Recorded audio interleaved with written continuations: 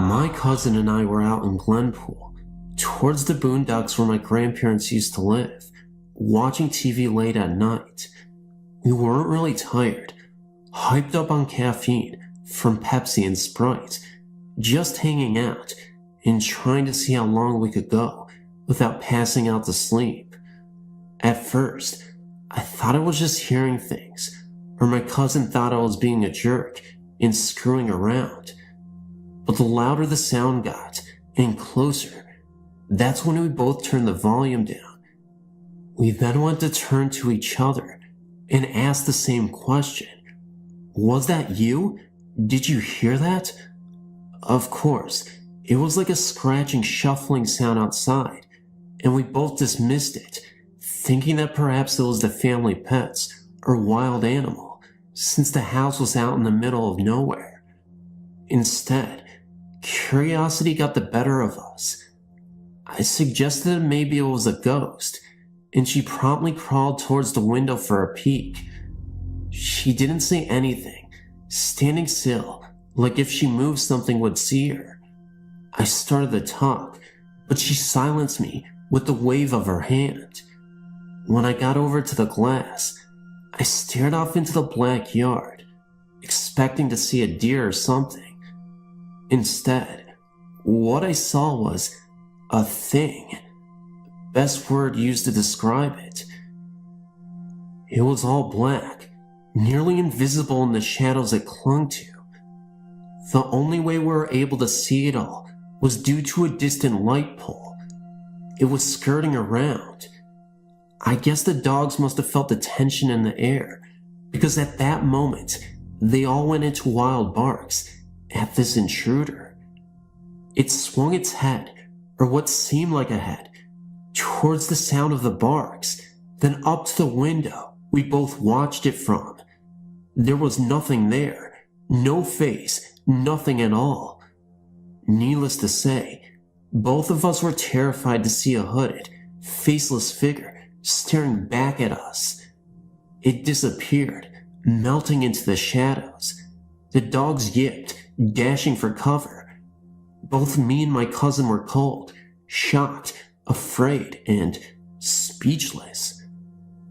We don't know what it was looking for in our yard, or what it was at all.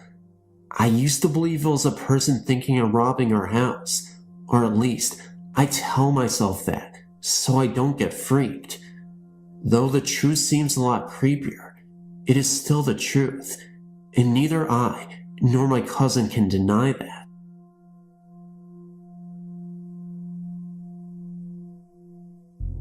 When I was 11 years old, at about 3 o'clock in the morning, I woke up to hear the sound of my dad plowing our driveway. He soon left for work, and I couldn't fall back asleep. After all was quiet, I got out of my bunk bed and climbed down my stairs and walked into the hallway. I went to the bathroom and then back to my room. I climbed into bed and crawled over towards my pillow. It was then that I turned around and was about to pull my blankets over me when I noticed two bright green lights in the corner of my room, directly in front of me. They were glowing and hovering in the same spot I just walked through. I was confused and tried to think of all the possible things they could be. Smoke alarm light? Glow-in-the-dark plastic stars? Anything? I started to get more scared as the time passed, because I tried to eliminate the fact that it could be a spirit. I tried to figure out if it was my eyes playing tricks on me. Perhaps I saw the lights from a clock, and my eyes just needed to adjust to the darkness. I didn't turn any lights on while I got up. I blinked my eyes in a different spot on my wall, and tried to see if the lights would follow my eyes. They didn't. At this point, I looked back to the spot and there they were. I was so scared. They were eyes, and they were staring at me. I was terrified. I couldn't move at all. I was laying down resting on my elbows, just staring at them. They moved forward a foot or so, very slowly. Then, they moved back, and just as slowly, vanished to the left through my wall. I was so scared they would come back, and that's the end of the story.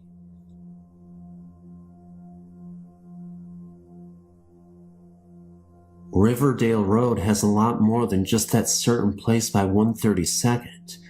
Riverdale Road is spooky throughout the entire road. It's weird. Sometimes the road stretches and shrinks. The bad side of the road actually starts on 104th, North Glen, and goes all the way to the end of the Highway 7, Boulder. But anyway, from 104th to Highway 7 is approximately 13 to 15 miles. I was paying attention to the mileage, and I was going about 35 to 40 the entire time.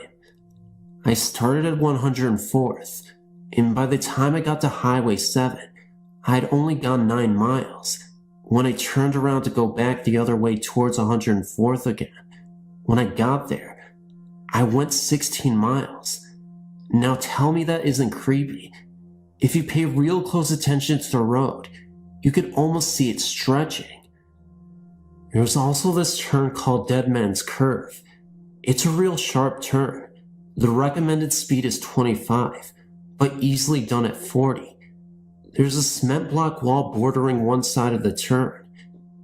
If you turn that corner around 2:30 a.m., you will see a woman in the middle of the road, holding her hands up, waving for you to stop. When I went around that corner, I didn't have time to stop, because she's right there, after you do a half 90-degree turn. I ended up hitting her. I got out of my car and looked all around. Absolutely no one was around, but there were handprints on the hood of the car. Also, if you turn onto Riverdale from 112th and turn left, there will be a huge line of trees on the either side, and it just looks like a dark cave of trees. And there's a very mean jogger spirit that hitchhikes and jogs around there. My sister and I were driving around on that road and went through that little cave of trees, and she said she first got a glimpse of the light on his shoes on the left side going away from 104th, and as you get closer you can see that it's a person, and he was holding out his hands for hitchhiking. Then all of a sudden knelt down in the running position, and as soon as we got close enough, he jetted out in front of us. My sister said that there were bodily fluids and body parts all over on the windshield, and she blinked, and it was all gone. She said as soon as he knelt down getting ready to run, she saw that his face was just a skull, and his hand was bones. So yeah, it's not just that spot right by 132nd. There are millions of ghost and spirit stories for that road, believe me. I've gone up and down that road billions of times. I used to do it about 5 to 7 times a day for about a year, so I know that road pretty well.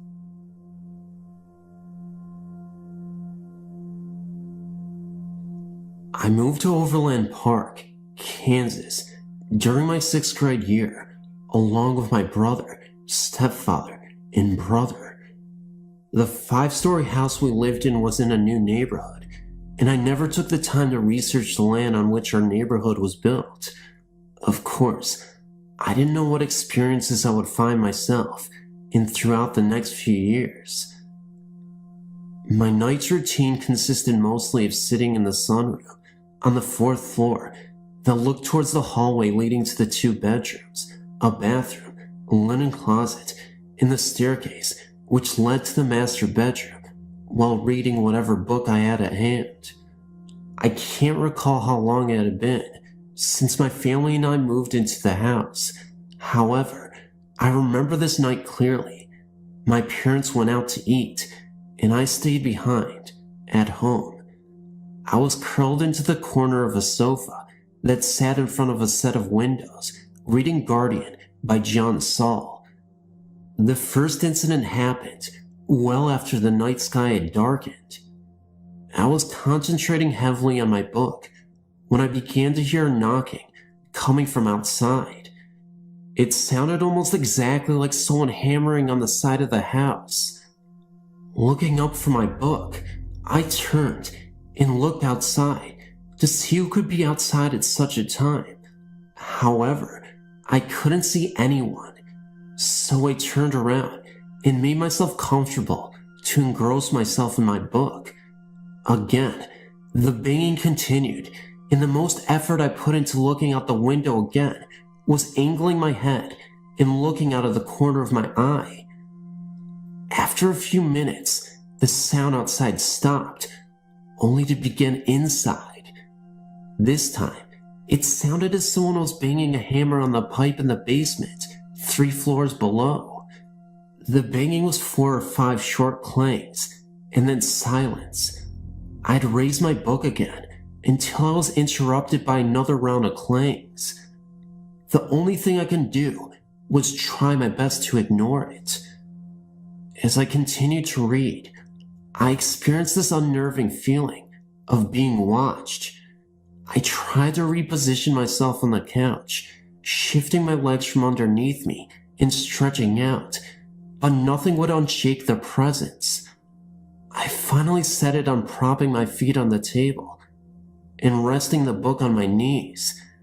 It was then where I could see in my peripheral vision a man standing on the top step of the staircase leading to my parents' bedroom.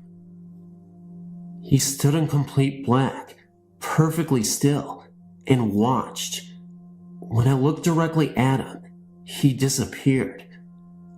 I figured all the noises in the man I saw were a result of reading the book, and because of this conclusion, I refused to look up at the staircase again, regardless of the fact that the man was still there.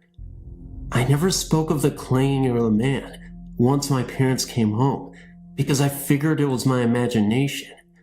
My parents were arguing when they came home anyway, so I tried my best not to get in their way. Most of my time was spent in my room when there were others in the house. You could blame it on adolescence and wanting to be by myself. It was there in my room where another strange incident occurred. I had my radio cranked to the highest decibel and was rocking out when I heard a knock on my door.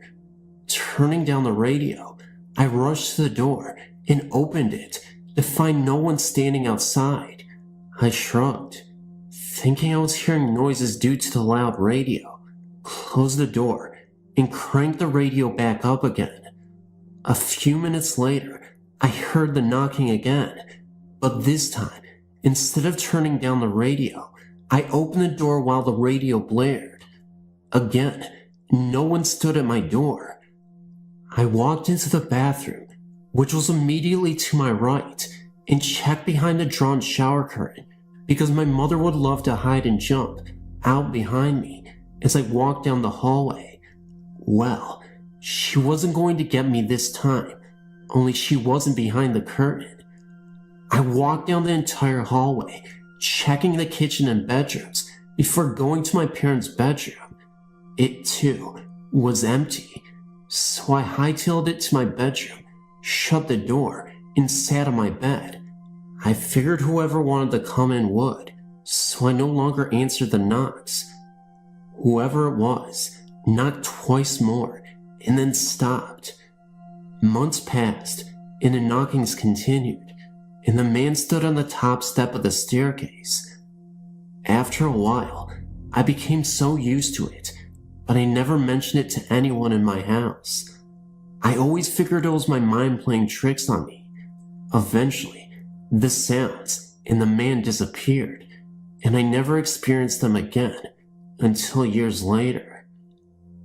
My mother and I were standing on the back porch one night while she smoked a cigarette. No one was allowed to smoke inside because my younger brother was asthmatic. While she smoked, she mentioned, "I see people in this house." I casually looked at her and replied, "You too?" I can't remember the look on her face, but the sound of her voice distinguished her fear. She told me that she continuously saw 3 people standing on the staircase leading to her bedroom. Only the people she saw were dressed in white. She said that the people she saw stood on the stairs day and night, whereas the person I saw was dressed in black and only stood at the top of the stairs at night. She told me of a night when she was smoking in the garage and she heard a knocking on the door. Figuring it was her husband, she knocked back in return. Moments later, another knock, and she returned it, and again, until the door opened, and her husband asked why she was knocking on the door. Her answer was, "Because you were knocking." He informed her that he had been downstairs watching television. A year or so after I shared our experiences, my mother and brother, and me, of course, moved out of the house and into an apartment across the street from the neighborhood. My mother and her husband were separated, but he continuously stayed at our apartment anyway. One night, my mother decided to drive back to the house to feed our dog that we left behind at the house, while my stepfather was inside our apartment sleeping. I remained behind as well, sitting outside in the back patio. My mother was gone for 10 or 15 minutes before rushing back through the front door. The hairs on her arm were standing on edge, and she couldn't seem to collect her thoughts. She finally asked, "Do you think I'm crazy?" I laughed and asked why. She explained. While the dog was eating out in the garage, she had gone inside to close the blinds in the formal living room. While her back was the rest of the room, she heard a distant voice saying, "Get out of the house." She said she shook it off and walked up to the sunroom to close more blinds, where she again heard, "Get out of the house." Finally, while closing the blinds in the kitchen, she said that the voice was so close that she ran out of the house without closing the remaining blinds, jerked the dog into the garage, and sped back to the apartment. A year later, we moved to Georgia, where there have been no experiences in any of the houses we've resided in. I've been debating with myself as to why she and I would see people standing on the same staircase, and if their different clothing represented anything. Maybe because that's where most of my parents' fights would take place, or what was trying to get our attention by knocking on the walls. What I do know is that now that my mother is no longer married to the same man, we haven't experienced anything of the like since. My ex-boyfriend lived in a very old part of town, in a house that was built in the 1800s. At one time, the home had been a stately and elegant one, with a long and gracefully curving stair as the focal point upon the entrance into the foyer. Through time, and with the coming of rough economic periods, the home grew into disrepair and was eventually sectioned off into a 2-family home. One side housed a family of bikers, whose moonshine sent many a folk into orbit. We didn't have any moonshine the night this happened. And then the other lived my boyfriend and his roommate.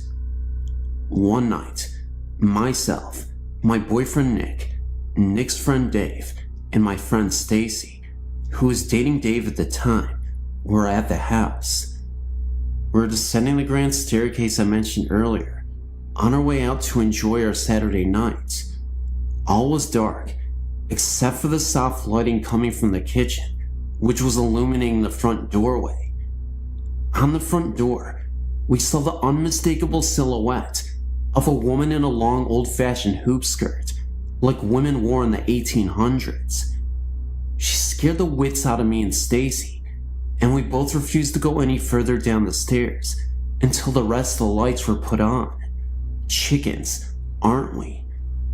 Although Nick and Dave were in a position to see the woman's shadow, for some strange reason, they were unable to see her. Maybe she only liked women, but I know this for a fact.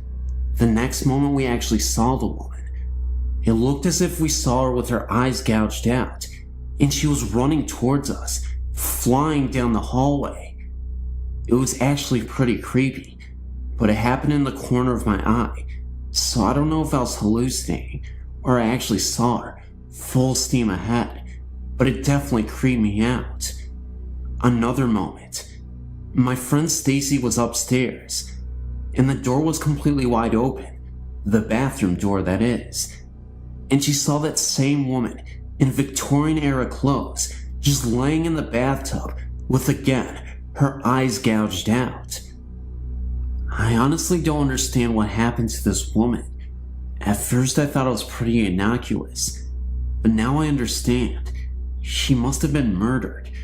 There's no other explanation I had than that. Thanks for reading, and I hope you enjoyed the story.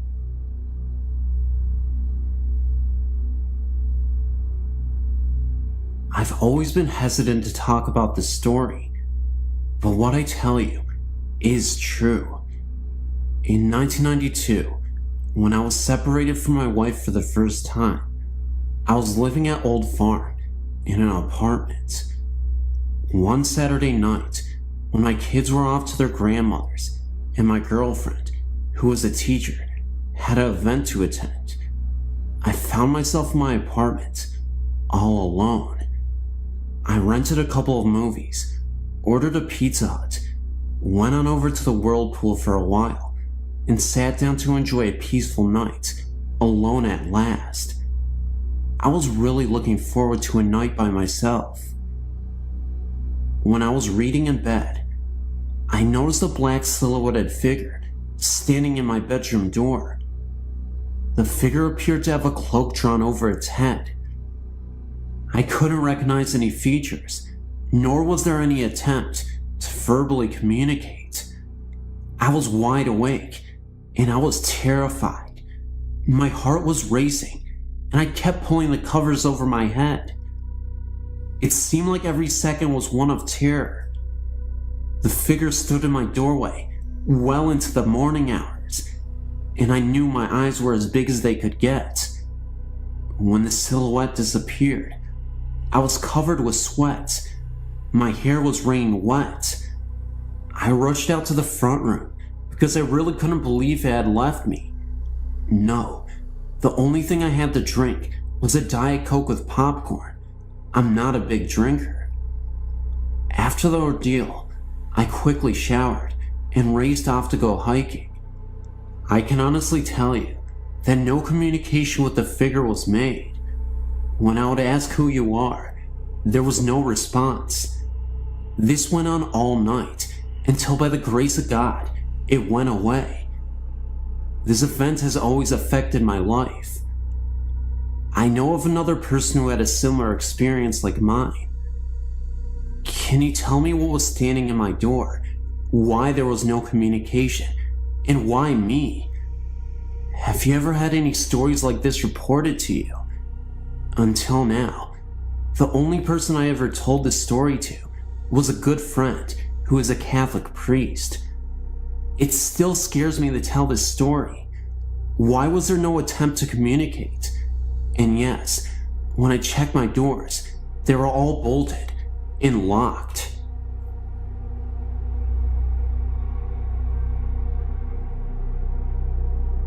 My father loved the state of Maine. Not enough, however, to give up his cush job in Boston to live on the going wage of a Downeaster. So every summer, from the mid-50s until I reached high school, we would vacation on the scenic Maine coast. Very seldom will we stay in the same place twice. Usually, it was some remote cottage located on the outskirts of some tiny coastal town. A 2-week ordeal was in store for me, with no TV or friends to speak of. To keep me sane, my mother would buy me comic books and play board games with me, long into the night. We'd been at this cottage now for about 10 days, and I was counting the hours until we would leave. It was a chilly August night, and dear old Dad had a few too many, and drifted off to bed. Our terrier, Joe, was snoozing on the carpet in front of the fireplace, and through the big picture window, the surf was something out of a South Pacific movie. The waves were gently breaking on the rocky shore, not 20 yards from the cottage. The only sound was the reverie coming from a cruise ship that was passing off the point. In summary, the night was calm. Suddenly, Joe jumped to his feet with his hackles up and growled at the door. I yelled at the dog to be quiet as he interrupted me over a card game. In an instant, the front door blew open, and with a bang, it hit the interior wall. Just then, a ghostly presence entered through the doorway. He looked as if he was from the colonial era, had a musket in his hand, and seemed as though only half his face was visible, even though the figure itself had a blur to it. This lasted a few seconds, then the figure disappeared, like a fog that evaporated. Joe cowered, and my mother's hair moved, like it had been ruffled by some invisible breeze. The playing cards scattered about, and before we could take a breath, the door slammed shut, and Joe went back to his sleeping position. We decided not to tell the old man, as he wouldn't believe it anyway. A few days later, we were filling up the old Plymouth for the return trip to Boston, and my father started gabbing with the local about his vacation. With the windows of the car down, we heard every word. So where did you stay? The man asked, with the Maine dialect. Oh, down on the point at the Jensen cottage, my old man answered. Folks around here know that place well, the man said flatly. They refer to it as the front door.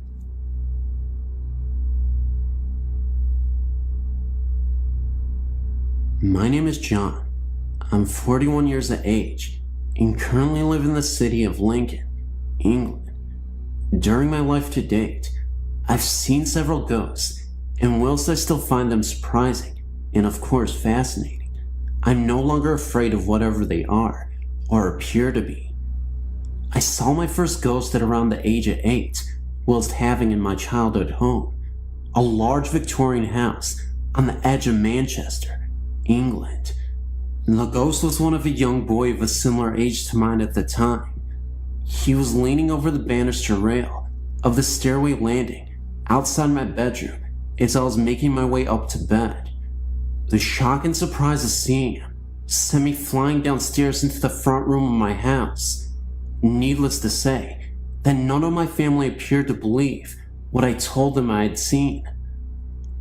Although over the years, I've experienced strong sensations of ghostly presences, my next positive encounter was not until I was 22, whilst living and working in the city of Newcastle. I'd obtained the keys to a vacant industrial building, which my firm was taking over. My job was to assess the work involved in converting the building for its future use. I'd locked myself in the building and was therefore sure that no other person was on the premises, and was proceeding up some steep and narrow stairs when I felt a hand touch me on the top of my head and give my hair a friendly ruffle, rather like an affectionate parent may give their child. I immediately turned around, only to find the stairway completely empty.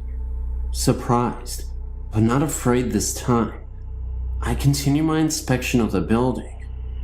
We moved into the premises, and although I had my office at the top of the stairs where I had my encounter, and worked there often late into the night, I never saw, heard, or felt anything unusual there again.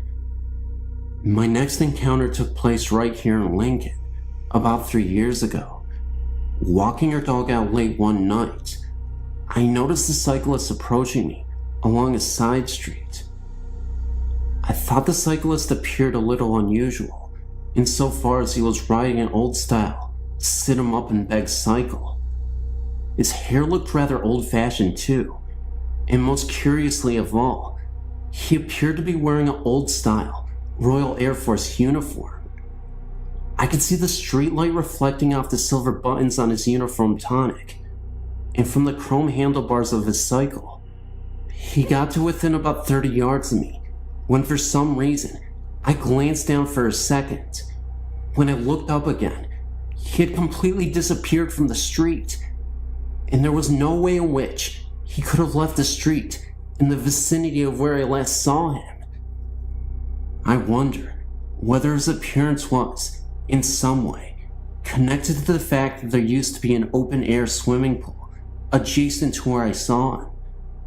This pool is very popular with air crews during World War II, and I can only assume he may have been on his way for a midnight swim. My most recent encounter was very brief, occurring during the first time I visited my mother's cottage in North Wales. Built around 200 years ago, the back room opens directly out into the rear garden, with the narrow stairs descending into the back room right beside the back door to the building. Whilst coming down the stairs, I saw an elderly woman walk through the back door and disappear. She was aged about 80, approximately 5 foot tall, wearing a gray dress with long sleeves, a white apron, and her straight gray hair was tied up in a sort of bun, which in turn was covered by a small handkerchief on the top of her head. She was followed immediately by a young girl, aged about 10 or 12, dressed in a long light colored smock. Her hair was very long, blonde and straight, falling down her back. She also disappeared straight away. I've no idea what ghosts are or why they appear. I do not see them as threatening. In fact, on more than one occasion, a curious sensation of contentment seems to fill the air after they have gone. I've noticed that my mind is not thinking about anything in particular at the times I've come across them. Thanks for reading.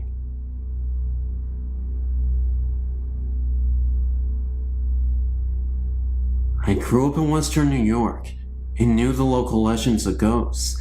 The Rochester Durant White Lady, for example.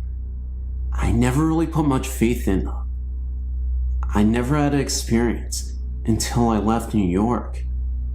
In October of '99, I was transferred to Elyria, Ohio. After a few weeks, I was asked to work in Sandusky. I accepted the promotion, but having just settled into a new apartment, I decided to commute rather than move again.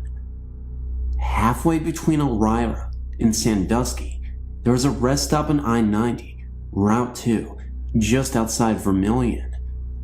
I would stop sometimes on the way home for a bathroom break, or rest a bit. It's a funny design. You drive around and park in back of the building, between the building and wooden walking trails. I usually got off work after about 11 p.m., but it was usually pretty busy, so I never gave much thought to stopping there late at night. One night, in March of this year, I'd stopped for a bathroom break. I noticed that there was only a few cars in the lot. It was a warm spring night. I wondered why more people weren't out. As I returned to my car, I had this urge to walk into the wooded area. A stupid thing to do, as it would be easy for a human assailant to hide on the trails. I walked in about 10 feet, and the path split to the left and straight ahead.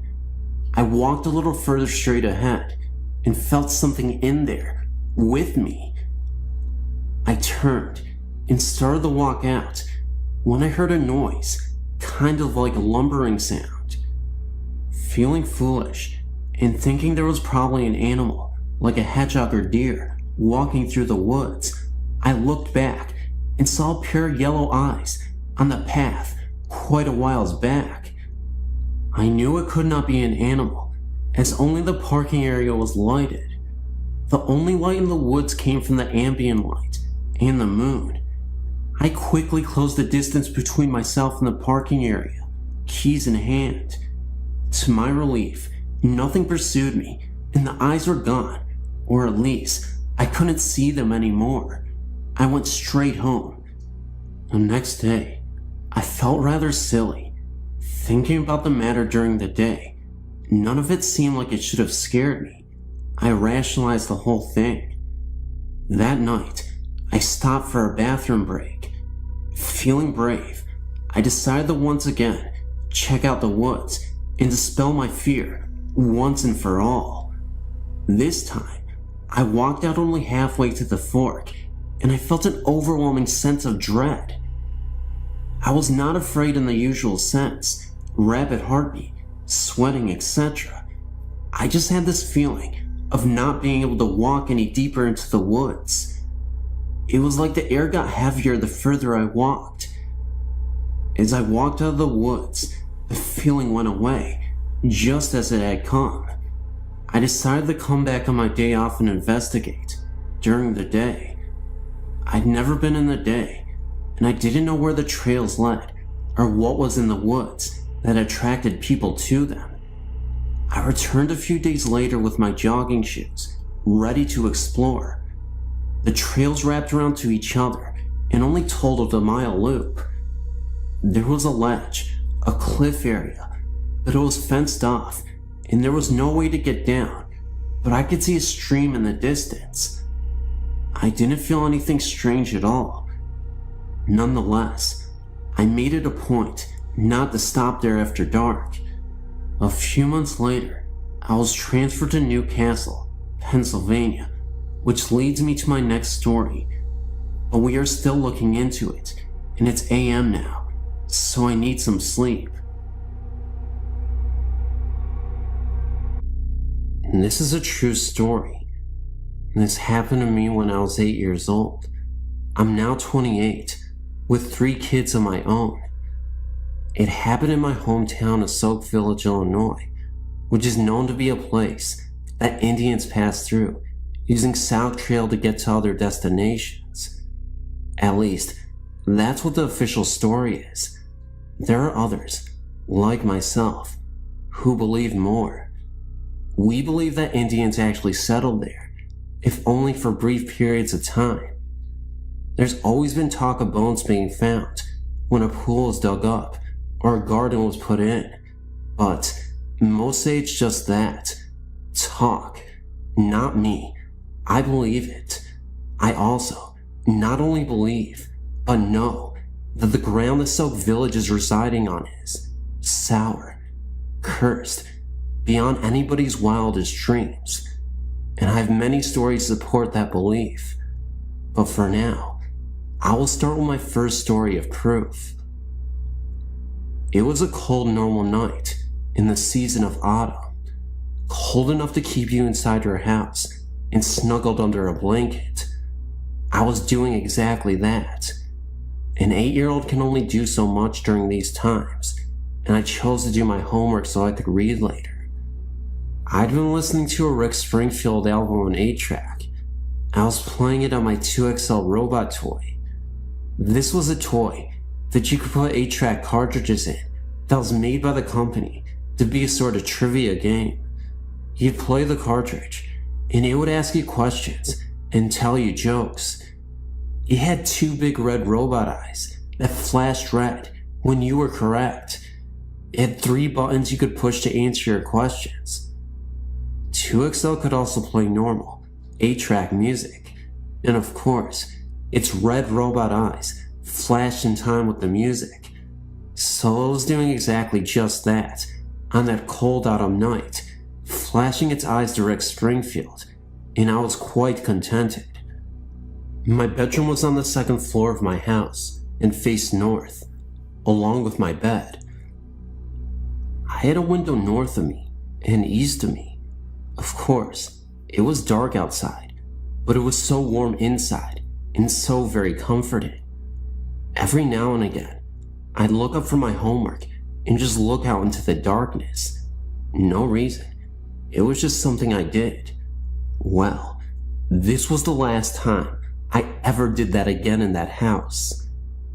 As I was sitting there, all of a sudden, I felt instantly cold, and every single hair in my body was raised. My blood felt like it had ran cold and decided to just stop pumping through my body. My heart was racing. I was perfectly terrified, and I didn't even know why. Yet, my 2XL was suddenly stuck, and it kept playing the same verse from Rick over and over. Hole in my heart. And its eyes weren't flashing anymore. No, they were just burning bright red. Blood red. Then I felt this magnetic pull, like something was pulling me to my right. I turned my right head and looked out the east window and saw something that haunted me for the rest of my life. Sitting just barely outside my window, levitating, was the most horrifying image I'll ever see in my life. A creature, about 2 feet tall, but sitting Indian style. His skin was snowy white, and you could see the outlines of his bones because he was that skinny. He wore some sort of white cloth draped sideways on his body. This is why I later named him Gandhi Monster. My young mind thought his skinny body and his white cloth looked like the real Gandhis did. This creature's head was too big for his body. His two horrible, big dark eyes were piercing my soul as he stared at me. He opened his mouth and grinned a grin at me that haunted my dreams for years. His mouth was full of long, snarly, razor-sharp looking teeth, dripping with blood. I don't know how a mouth could fit so many nasty teeth into it, but it did. I watched as the blood dripped from his teeth and slid down his chin and onto his white cloth diaper shorts. He raised his hands and reached for me. The fingernails were at least 4 inches long, gnarled looking, and sharpened to points, also dripping with blood. I wanted to scream. I wanted to run, but I was locked into place by his piercing eyes. I couldn't breathe. I felt as if my brain was being scrambled and my soul was being raped. His grin became larger, and he opened his mouth wider. He kept looking at me, as if he knew me, as if he had been waiting for me. He started to lift his arms, and it looked as if in seconds he would actually be inside my room and not just outside my window.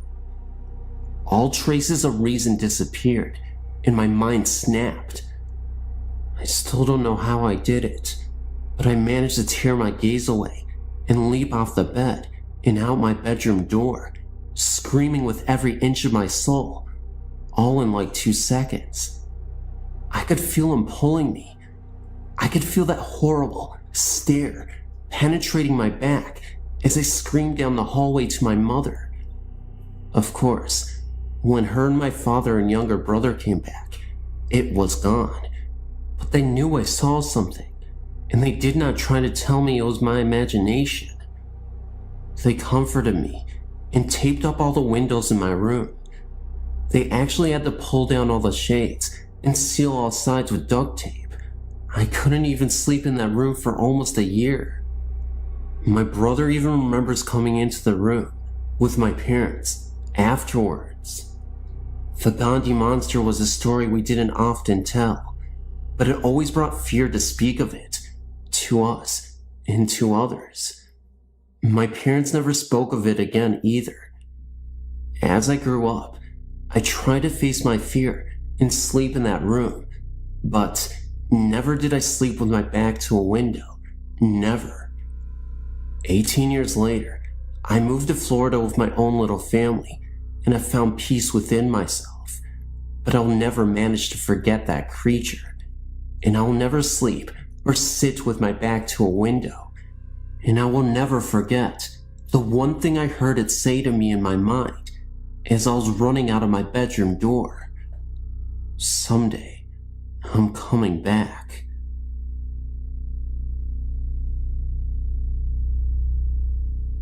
Hey, I'm in my mid-teens, and I've experienced ghostly encounters. The one that really freaked me out was when me and my family moved to Scotland. For a few months, we lived in chalets. Me and my older sister shared one on our own. A few weeks after we moved in, we began to feel uncomfortable and felt as if we were being watched there, and there was also a threatening atmosphere. We told our parents, and they said it was just because we were next to the graveyard. A few weeks later, I was lying in my bed with the door open when a tall, dark figure stood, leaning over me. I didn't think at that particular moment, but it wasn't until my sister asked me if I felt somebody was in my room the previous night. We started to talk, and she too felt as if somebody tall was leaning over her. I then started to sleep in my sister's room, and the figure didn't return, so I moved back into my own room. But then again, the figure returned this time. It was kneeling beside me. The next morning I told my sister, and again, she felt the presence of a tall man.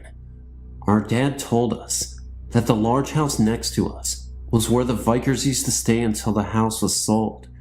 One night, my mom came in, and she was holding 2 necklaces with crosses on it. Me and my sister aren't religious, so her mom thought it had something to do with that. So we went to bed, holding the crosses. That night, it was very uncomfortable in both rooms. After that, we haven't felt the presence of the tall man. The figure that visited did so on a few occasions. Each time, it felt as though it was getting closer and more angry. When the crosses were given to us that night, the figure seemed very angry. Its face was literally pressed into mine, and it felt as if he was gritting his teeth at me. My sister also had this very uncomfortable, menacing figure who was pressed into her face. All you could do was hide under the guilt, closing your eyes really tight, and hope you'd fall asleep quick. Since that last visit, nothing has returned, and we've since moved then, and nothing. We don't even use the crosses anymore. Other things that we didn't think of as being connected at the time now do seem connected, such as the chalet that Mom and Dad were in, although the same, was different in feeling. Because Mom and Dad's chalets always had a comfy feeling, yet ours didn't. Whether it was because there was just me and my sister alone in there, and it was our imaginations or not, we don't know. Although in Mom's and Dad's chalet, there was only one more person over there. From the moment we stepped into the chalet, it was always cold, even with the heaters on. Plus, there was often a bad smell wafting around, a lot like fish, rotten. This was only in my bedroom, possibly me, my sister says. Also in my room, there was a strange noise of scratching, as if someone was sketching or writing. This noise accompanied the presence of another figure, smaller in stature and of the female sex. My sister also felt the smaller presence, but not the noise. She only came once, very different, not menacing, quiet in nature, and much older. She was almost a comfort, but it's still not nice to be watched over at night by ghostly figures. It's strange, because we didn't actually see anything, yet you get so much from these feelings, the sex, age, angry, happy, etc. Plus, we get almost exactly the same feelings. But is it just our imagination? Are we certifiably insane? Are we demented? No, we definitely feel we had a visitor.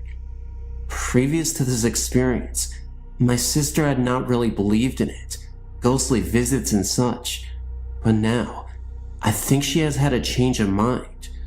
Me, myself, I've always believed. My mom's granddad often visits, a kind presence, bringing good luck, such as when she was having problems. He visits to let us know everything will be okay. He often visited when we were babies, watching over our cots. Our dad also saw what appeared to be him. Whenever he visits, we know him by the distinct smell of putty. He used to repair windows. So really, we are used to the visits, although my sister had never experienced any until now.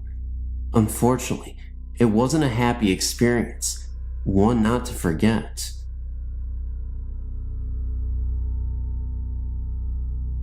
Happened to surf onto your website, and I just wanted to let you know that I saw Resurrection Mary in Justice, Illinois, back in October of '92. After getting off of work at 3 a.m. from a chemical plant, Whitco Corporation, near 51st and Central in Chicago, I was driving by that particular cemetery at about 3:30 a.m. on my way home from work.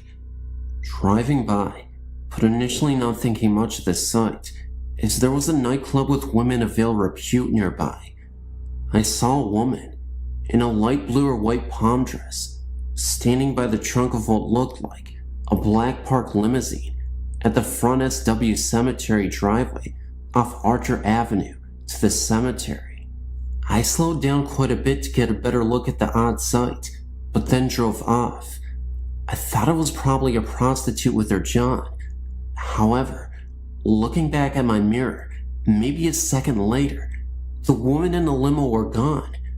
Let me reassure you that there was no way that I would have missed the limo driving off in that second that it took me to look back in the mirror. They weren't on the road or in the cemetery because I looked for taillights. The cemetery gates are pretty large, and it would have taken a great effort and time to open both of the cemetery gates for the car to get through. I did not think much of the incident until a few days later. I was talking with some of my employees that lived in the area near the cemetery. Two of my employees mentioned that I'd probably seen a ghost called Resurrection Mary. I didn't much believe in ghosts until that incident, and I'm still somewhat skeptical, but I cannot fully explain what I saw that night. That incident is still vivid in my memory, and kinda creepy to think about it to this day.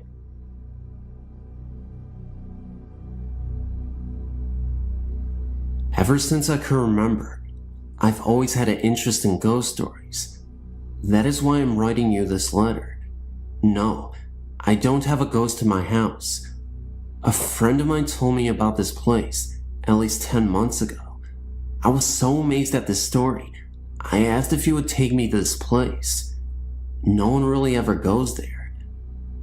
I guess because it's so creepy and dark looking at night, but during the day, it is okay. Nothing strange happens. Well, first, before I tell you more about this place, let me tell you the story of why it is so unusual.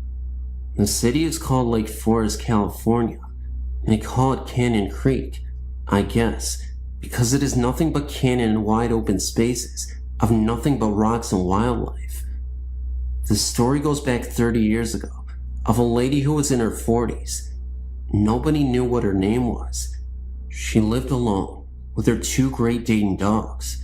She was very rich and owned all of the canyon, which is like miles and miles of land. This lady never married and had no children. It was just her dogs and herself. She lived in this trailer park home, and it was not a pretty house by any stretch of the imagination.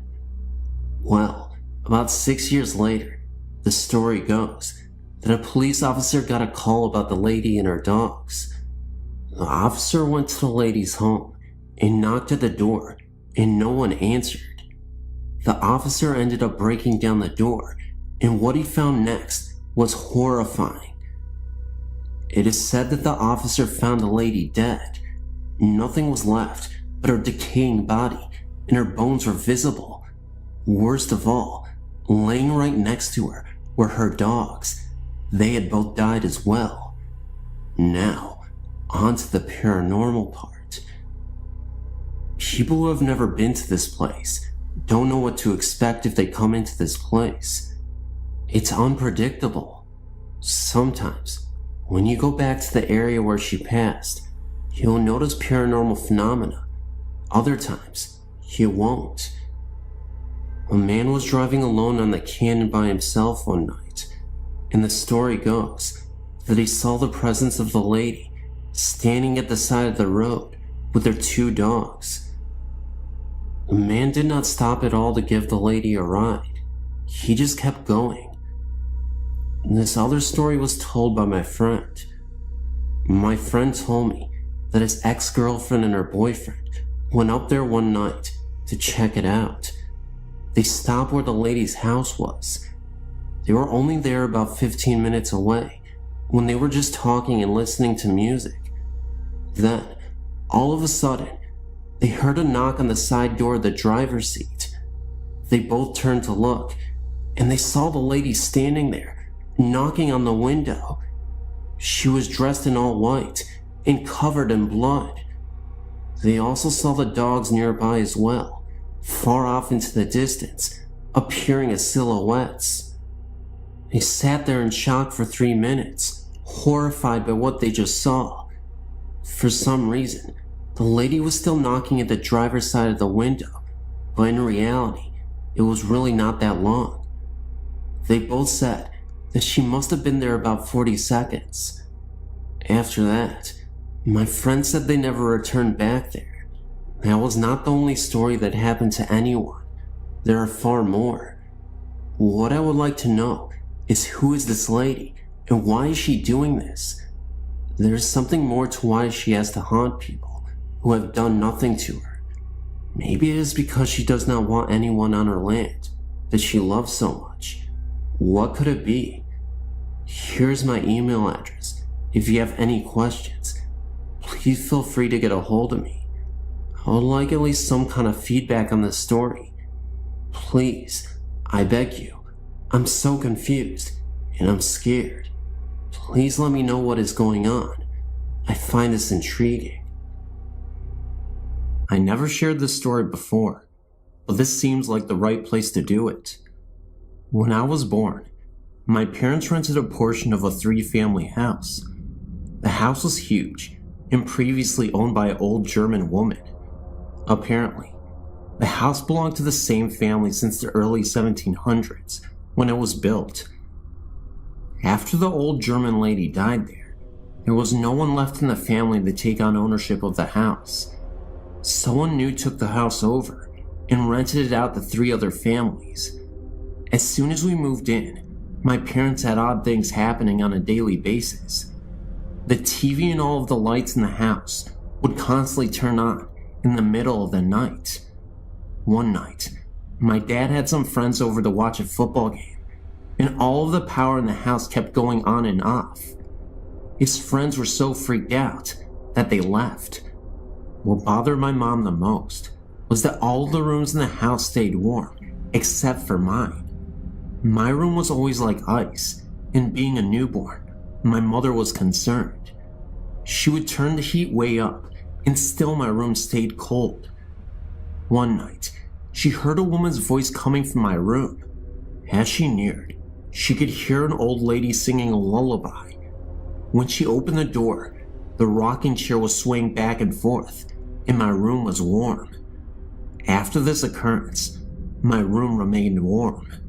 This became an ongoing thing in the house. The rocking chair would constantly rock, no matter where in the house my mom moved it to, and oftentimes she would hear a soft voice coming from my room. The lights continued to go on frequently in the middle of the night. As I got a little older, into the toddler years, I can still remember certain things happening. My parents found it odd that I am able to remember things so clearly. I can describe my bedroom in distinct detail, as well as the other rooms in the house. I only lived there from newborn to 2.5 years. One night, I woke up and felt absolutely terrified. I remember climbing out of my crib onto the little table and chair set and stepped onto the floor and dodged for my parents' room. As soon as I climbed into bed with my mom and dad, I heard my aunt, who was asleep on the couch, screaming. My mom woke up and ran into the living room to see what all the fuss was about. My aunt kept crying, I saw her, over there by the lamp." Apparently, My aunt says that she saw the old lady standing at the foot of the couch by the lamp. When my mom reached over to turn the lamp on, she disappeared. All of my parents' old friends remember the house, and everyone has a story of something that they experienced there. We know that the old lady died in the house, probably in the section where we lived. At first, I think she was angered that the house no longer belonged to anyone in her family. She was harmless and just wanted to make her presence known. We only lasted there for 2.5 years. Sometimes we drive by the house and contemplate stopping in to see how the current owners are making out, but I never had the courage to go back. Here's some spooky experiences that I remember from my childhood. The first one didn't happen to me. It's something that my mother told me about. Her mother died in 1959. A few years later, she remembers waking up in the middle of the night and hearing her mother calling her name. This always gave me the chills, especially if I thought about it at night. When I was maybe 6 or 7, something happened that scared the living daylights out of me. I can still picture it in my mind. A short time after I went to bed, I was lying there awake, and I looked up at my bedroom door, which was closed.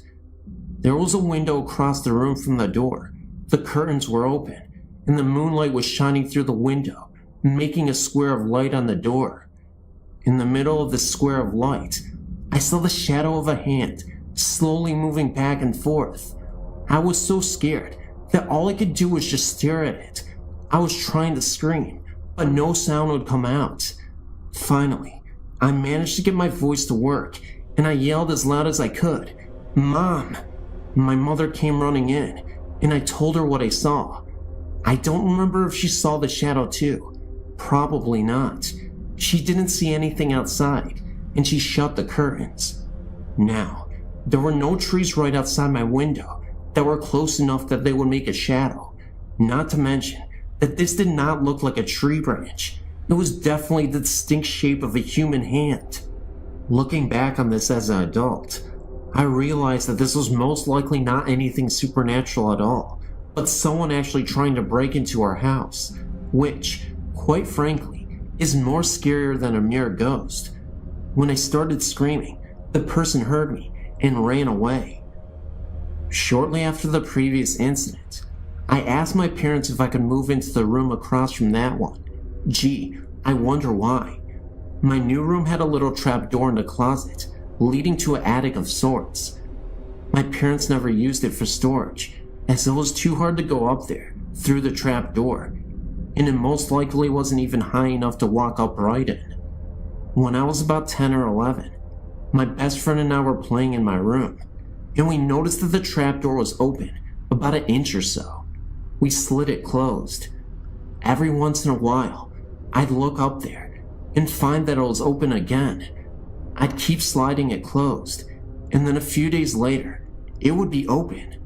My friend and I naturally assumed that we had a ghost in the attic. I really don't remember if I actually heard anything up there or not. Around the same time, this same friend would occasionally spend a night with me. Several times, we'd be lying in bed and hear the sound of a newspaper or some sort of paper being crumpled up in the living room when we knew no one else was up. We called this the newspaper ghost. Another time, I think I was about 7, I was riding my bike around in circles in the street. This was in a housing development where there was very little traffic. My aunt, uncle, and cousins were visiting, and I recall looking at the bathroom window on the side of our house and seeing my aunt's face looking out the window. Later, I mentioned it to my aunt, and she said she hadn't been looking out the bathroom window, and neither had anyone else. Now, I realized that this could have easily been a reflection of something in the window, but at the same time, it seemed pretty spooky to me. In the summer of '69, I was about 13. We had some relatives staying at our house for about a week. One evening, after everyone had gone to bed, I was still awake. As a child, it always took me a long time to get to sleep. I was always too wound up, I guess. Anyway, all of a sudden, there was this loud crash that came from my closet, like something metal or aluminum falling on the untiled floor. The thing that came to mind was a metal vacuum cleaner hose. There was no vacuum cleaner or any other large metal object in my closet that could have fallen and made such a noise, and even if there was, what would have made it fall off the shelf? I was too scared to get up and look in my closet or go and ask anyone if they'd heard it. Now, this was a small 3-bedroom house in Levittown, Pennsylvania. If anyone is familiar with the houses, if a loud noise occurs in any part of the house, it would be impossible not to hear it all over the house. The next morning, I asked my parents, aunt and uncle and cousins if they heard a loud crash in the night, and no one else had heard it.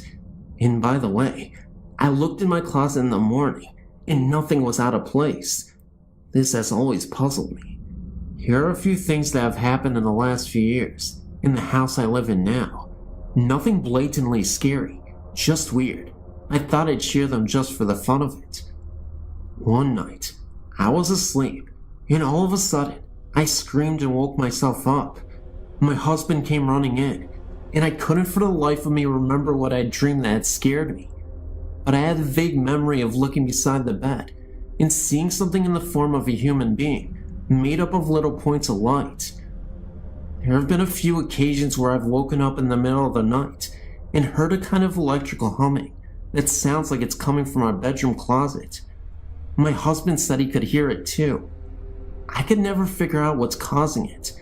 It sounds like it could be the refrigerator running, except that the kitchen is not right next to the bedroom. And if it was the fridge, wouldn't I hear the noise every night, since obviously the fridge runs all the time? I haven't heard it in over a year. Just as well, it gives me the willies.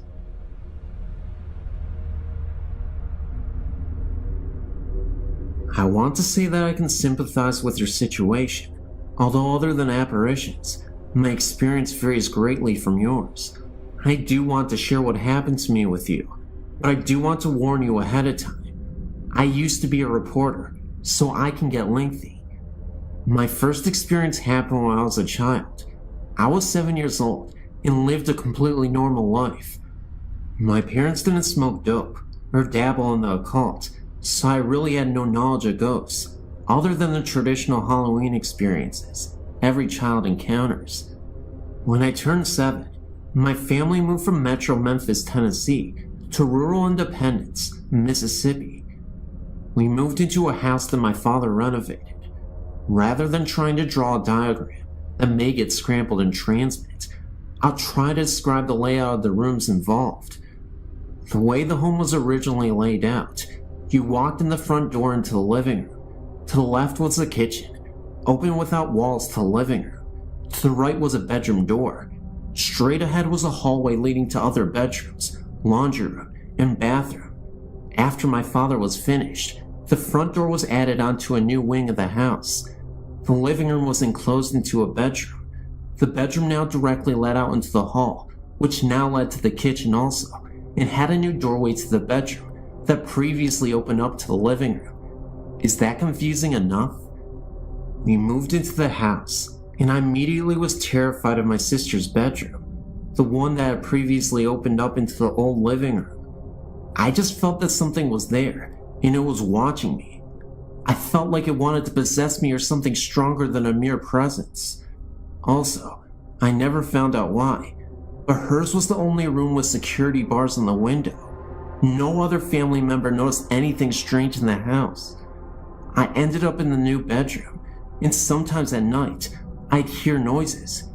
Being so small, I don't remember exactly what they were, but frequently, I'd see an incandescent, glowing form in the shape of a human walking across my room. What made me know that it had to be a previous occupant of the home was that it would walk from the bedroom I was so scared of, through my room, into the kitchen, the way the house used to be laid out. Once when my grandmother came to visit, my parents forced me to sleep in my sister's bedroom. I was so terrified, but I finally went to sleep. When I woke up, I saw what appeared to be an ectoplasm swirling above my head. I spent most of my childhood years terrified of sleeping. Being a middle child of an older sister and a younger brother, I'd hide my prized possessions, jewelry, money, whatever I thought I didn't want them to get a hold of.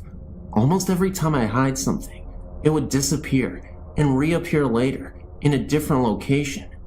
Thinking my siblings had discovered my hiding place, I'd find a new one, each time to have them disappear and reappear once again. The really strange part came later. We sold the house when I was 13 to another girl's family I went to school with. After she'd moved in, I'd asked her one day if she noticed anything weird in the house, and she said no, but her sister refused to go into the bedroom. That scared me. Sister's explanation was that someone was watching her, and she was a middle child also. I guess there must have been some connection to middle children. I said something years later about the house being haunted in front of my aunt. She said she'd always had a feeling that something was wrong with the house. I'd appreciate your input as to what you think my experience meant. I had a person tell me one time I was a demon that wanted me, but I'm not even sure. While I lived there, although I was the only family member that had strange experiences inside the house, I wasn't the only one who had strange experiences in the area. In the fall, between the hours of 10 p.m. and 12 a.m., my mother would see balls of light floating in the field and wooded areas across the road from my house. She would always ask me to come look, but I had enough terror inside the house, and as far as I was concerned, the woods were my only safe haven while at home. So I never looked and never witnessed the lights myself, but both my sister and my mom did. When I was 19, I started dating this guy who was friends with a neighbor from that house I'd lived in. Basically, he lived catty-corner from me, with their house backing up to the woods mine faced. My new boyfriend asked me if I ever saw anything strange in the woods. I said no.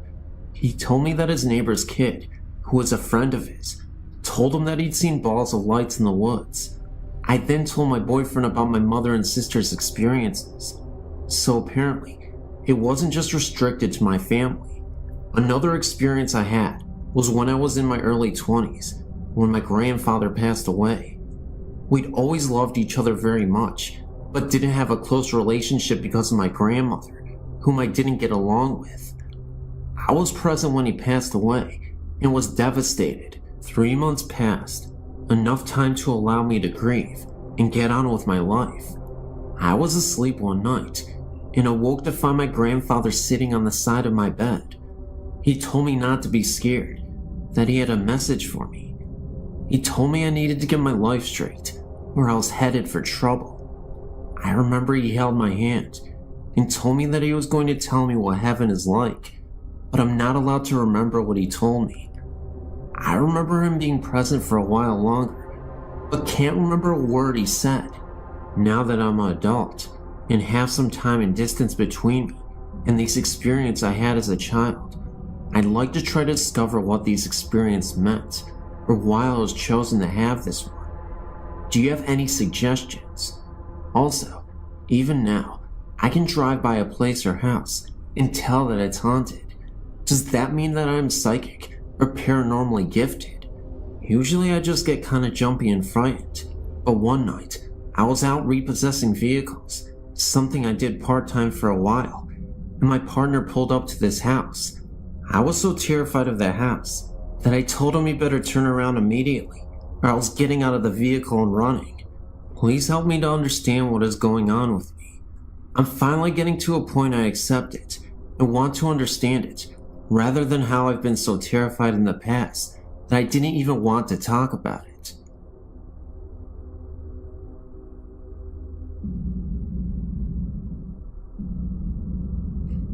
In 1983, when I was 18 years old, I was severely ill. I woke up one morning and my face was badly swollen. My mother took me to the emergency room. I was placed in the ICU the next day as I went unconscious.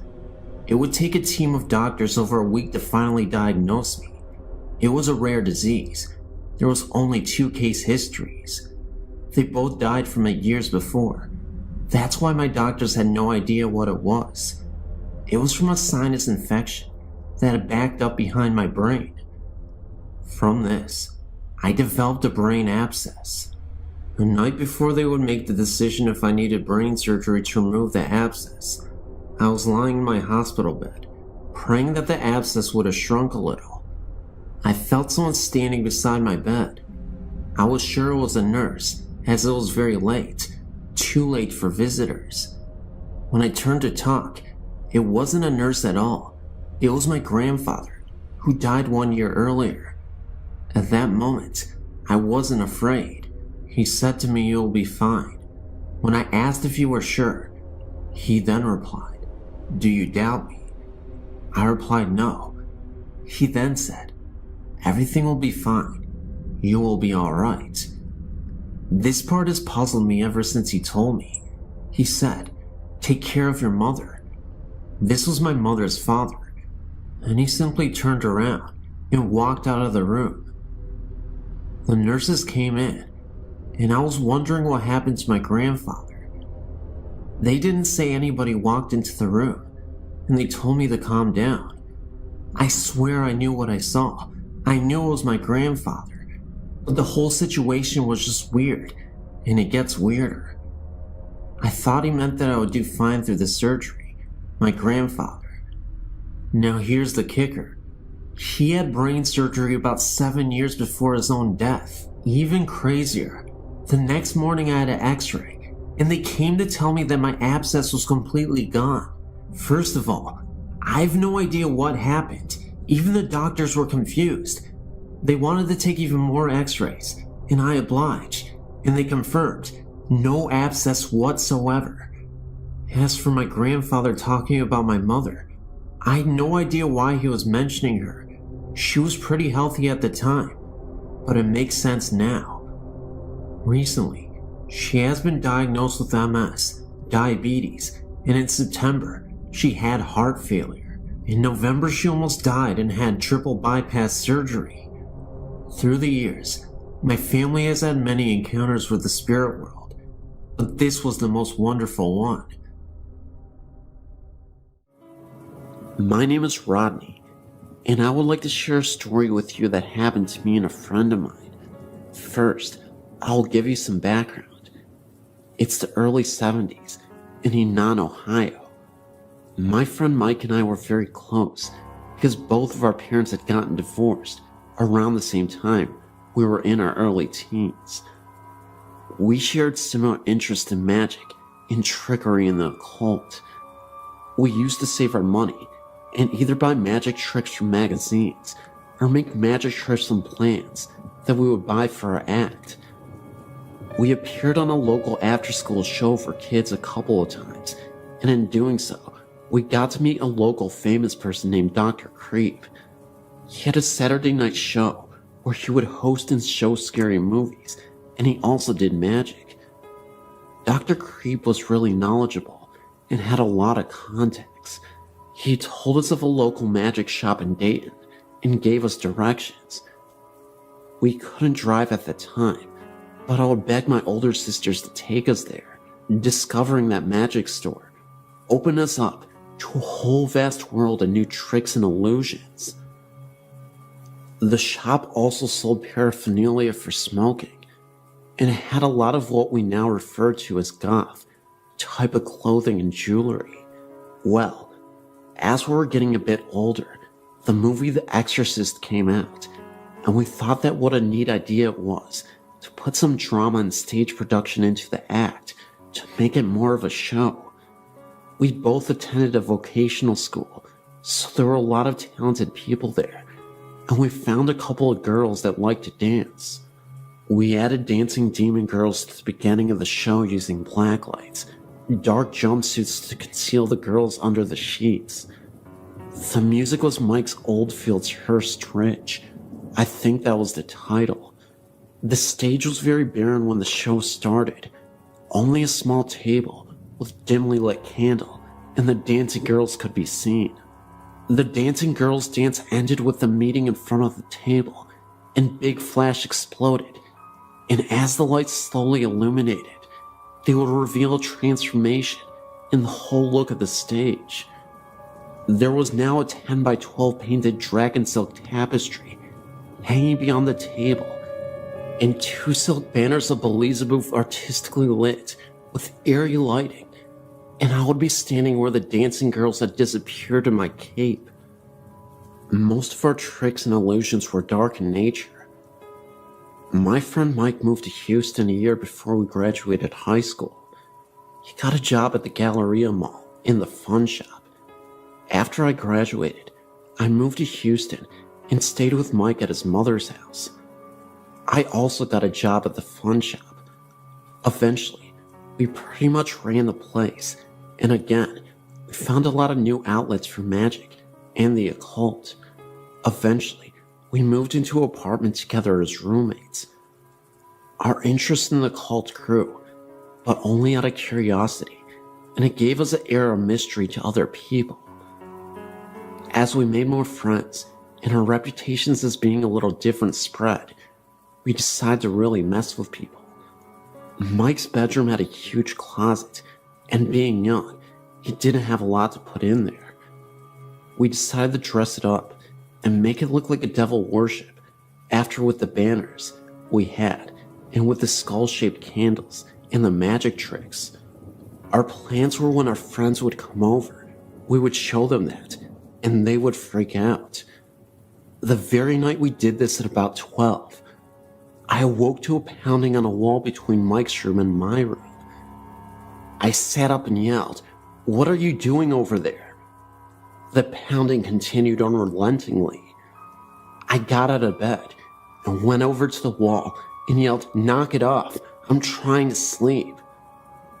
The knocking got louder and didn't show any signs of stopping, so I went over to Mike's bedroom door and knocked and said, "Mike, stop it." The pounding continued, so I opened the door to see Mike sitting up in his bed, looking at the closet.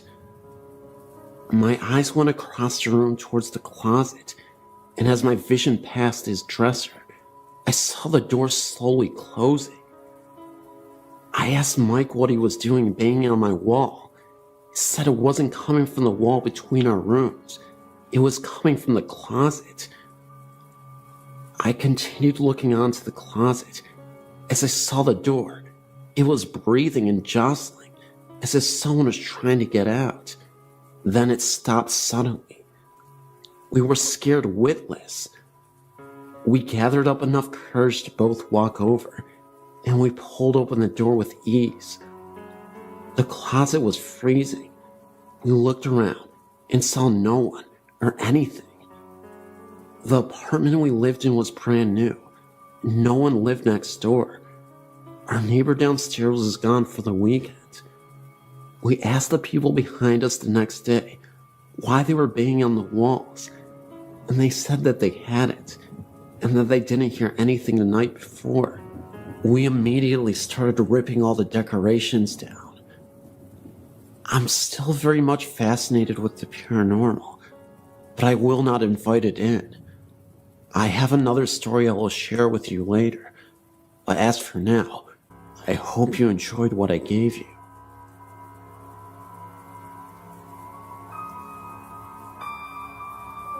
My parents own a lake house in northern Indiana, and we used to have a neighbor named Mr. Campbell. Sadly, Mr. Campbell was quite old and depressed, and one day he left a note and enough food and water to last his dogs at least a week. He said his body could be found in the lake. I couldn't remember if it was ever found though. This story has many parts, all leading to the same conclusion. Mr. Campbell's ghost haunts this property, but he seems to be quite calm and docile. The first instance, a rich man, Richard, bought his property, tore the home down, and built a $2.5 million house. Richard was extremely nice and was always coming over for dinner. One day, he told us that he thought his house was haunted. He had an entertainment system installed that requires him to climb a ladder to fully turn it on or off. For that reason, he always left it on and left the ladder in the garage. One day he had guests over and was going to put on the Indy 500, but the system was powered down. He said he watched TV the night before and no one had been in the house. At first he just assumed it was a power outage or something. He got the ladder and turned on the system. However, all of the settings were messed up. The volume was turned down very low and the radio was on and set to a 50s station. The TV was off because of the radio. When he turned on the TV, it was tuned static rather than the Discovery Channel Richard had been watching the night before. He said he played it off as an accident to his guests, but that it kinda spooked him. Later, after this happened, again Richard assumed Mr. Campbell wanted to listen to music, but didn't want to disturb anyone, because no one had heard the music. Richard also had a roommate named James. The thought is that they were lovers, but no one really asked. Richard would travel to Chicago a lot, and James would be home alone. One night, my sister and I were watching TV in our room, and saw lights shining outside, and heard men talking. We looked out our window, and saw about 3 police cars, and about 6 policemen, walking all over the house, looking at windows and knocking on the door.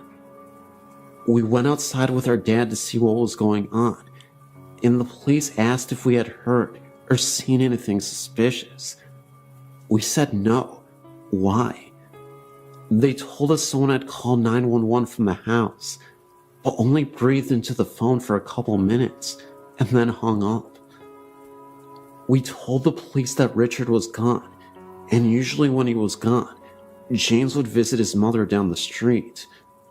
My dad called James' cell, and he was at his mom's for a dinner and a movie. He said he was planning on leaving soon anyways, and came to talk to the police. James let him in, and they searched the whole house, but no one was there. However, in the kitchen, a burner was left on high. James said he made pasta to bring to his mom's and must have forgotten to turn off the burner. After the police left, James said he sometimes got a strange feeling in the house, like he wasn't alone when he knew he was, but that he never got scared. It was more like being watched over than stalked. My sister and her friend were sitting on our screened-in porch one Friday night after we got to the lake house late. They saw a man walk from the pier to Richard's house, and my sister called out, "Hi, Richard," or James, whoever it is. But the figure didn't stop or reply. He just walked up to the house and disappeared. The girl said a light never came on, and he never heard a door open. The next day, Richard was doing yard work, and my sister mentioned the night before and jokingly accused him of ignoring her. He told her he had not been home last night, and that he had just gotten back from Chicago early that morning.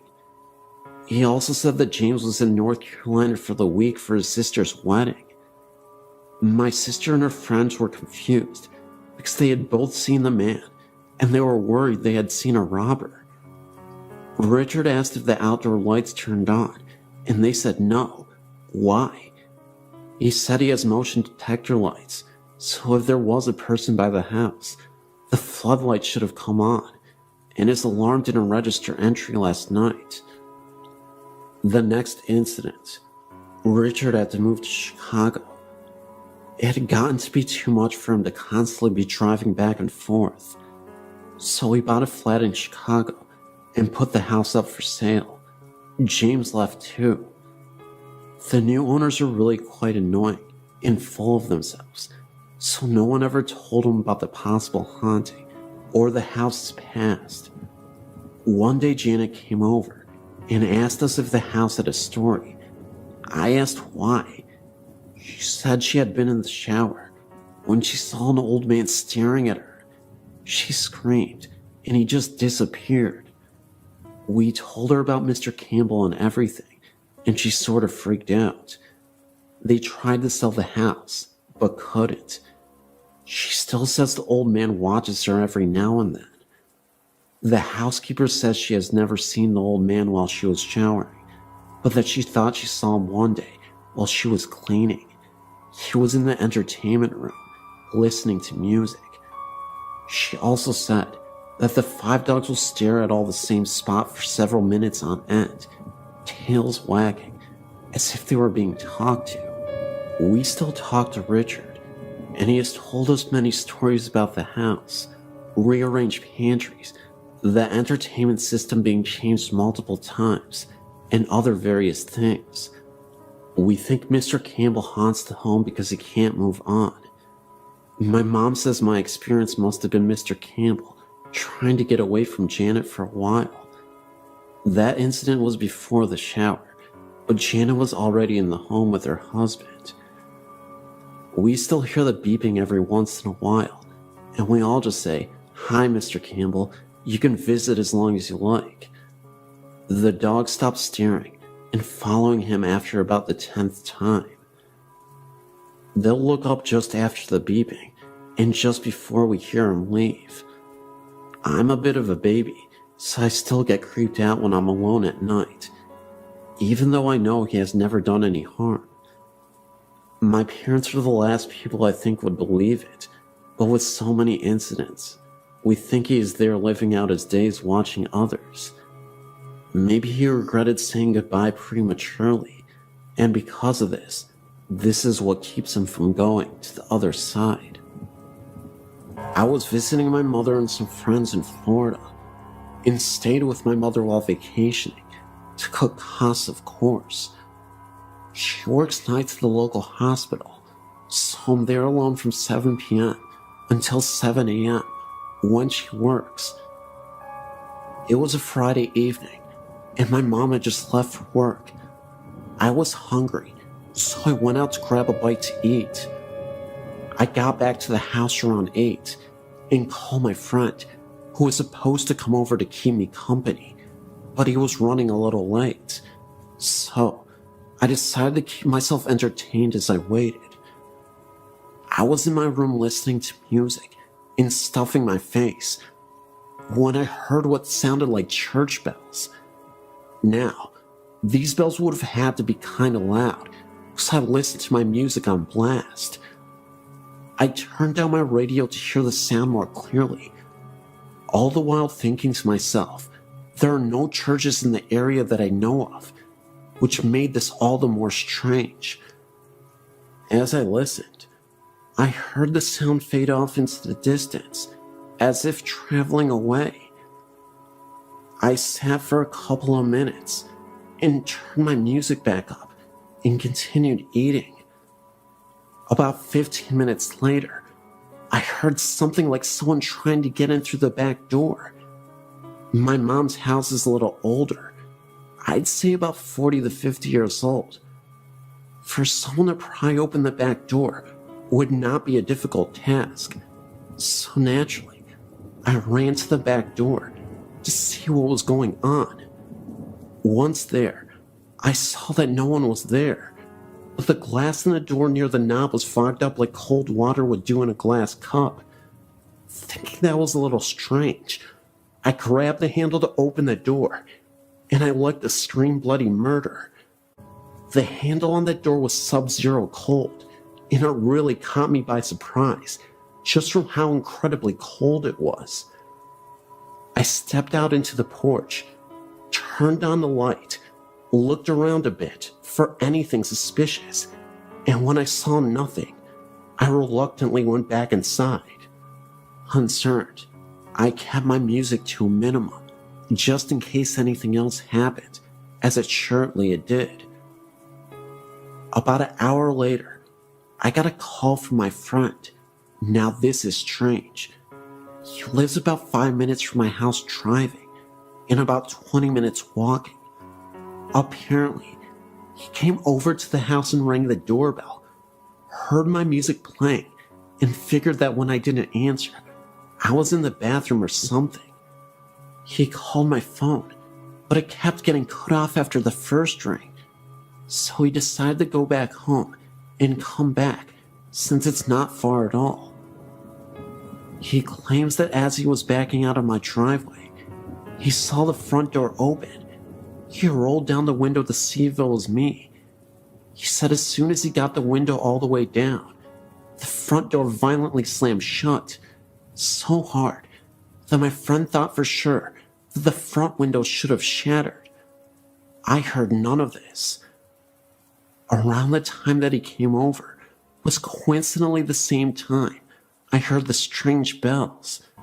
So, I was a little spooked and told him to come over. So he said give him about 15 minutes and he would be over. Well, a lot can happen in 15 minutes. I got off the phone with him and went to the bathroom to freshen up a bit. I washed my hands and face and dried them.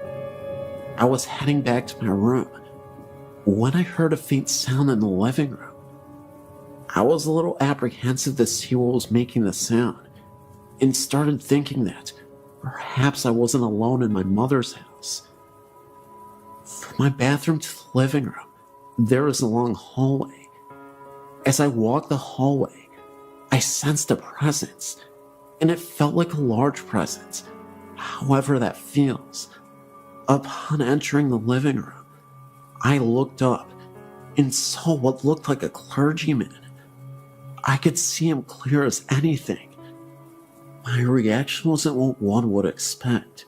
Looking back on the incident, it seems unusual to me as well. I began to cry, almost uncontrollably, and I still have no reason as to why.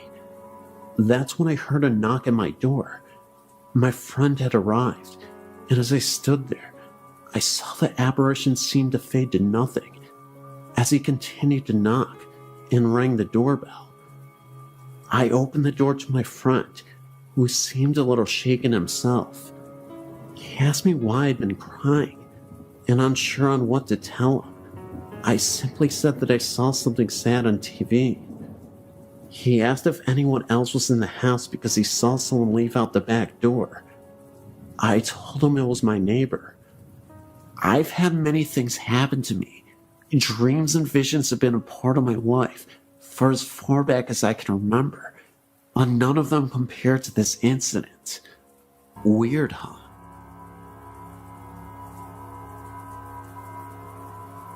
I was only about 3 years old when I first started seeing things in my old house.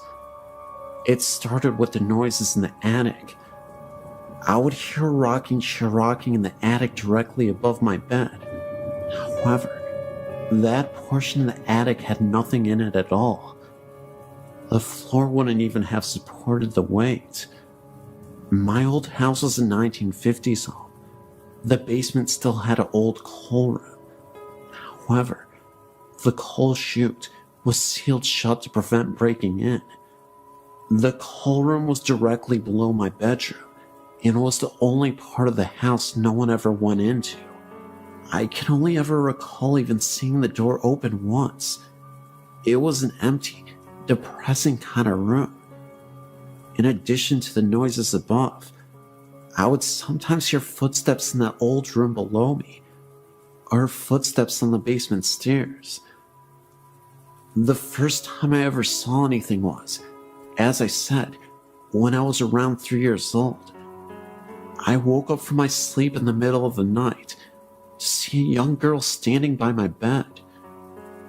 She had brown hair and green eyes and wore a 19th century style green nightgown. She looked to be about 8 years old.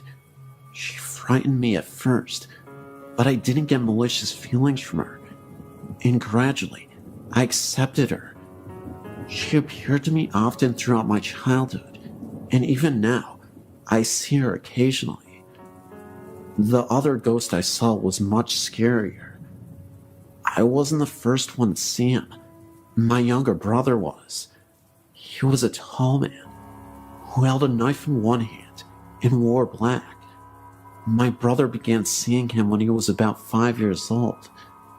The man would appear in his closet, began to walk towards him, and then my brother in his fear would scream, and the man would disappear when my parents came running.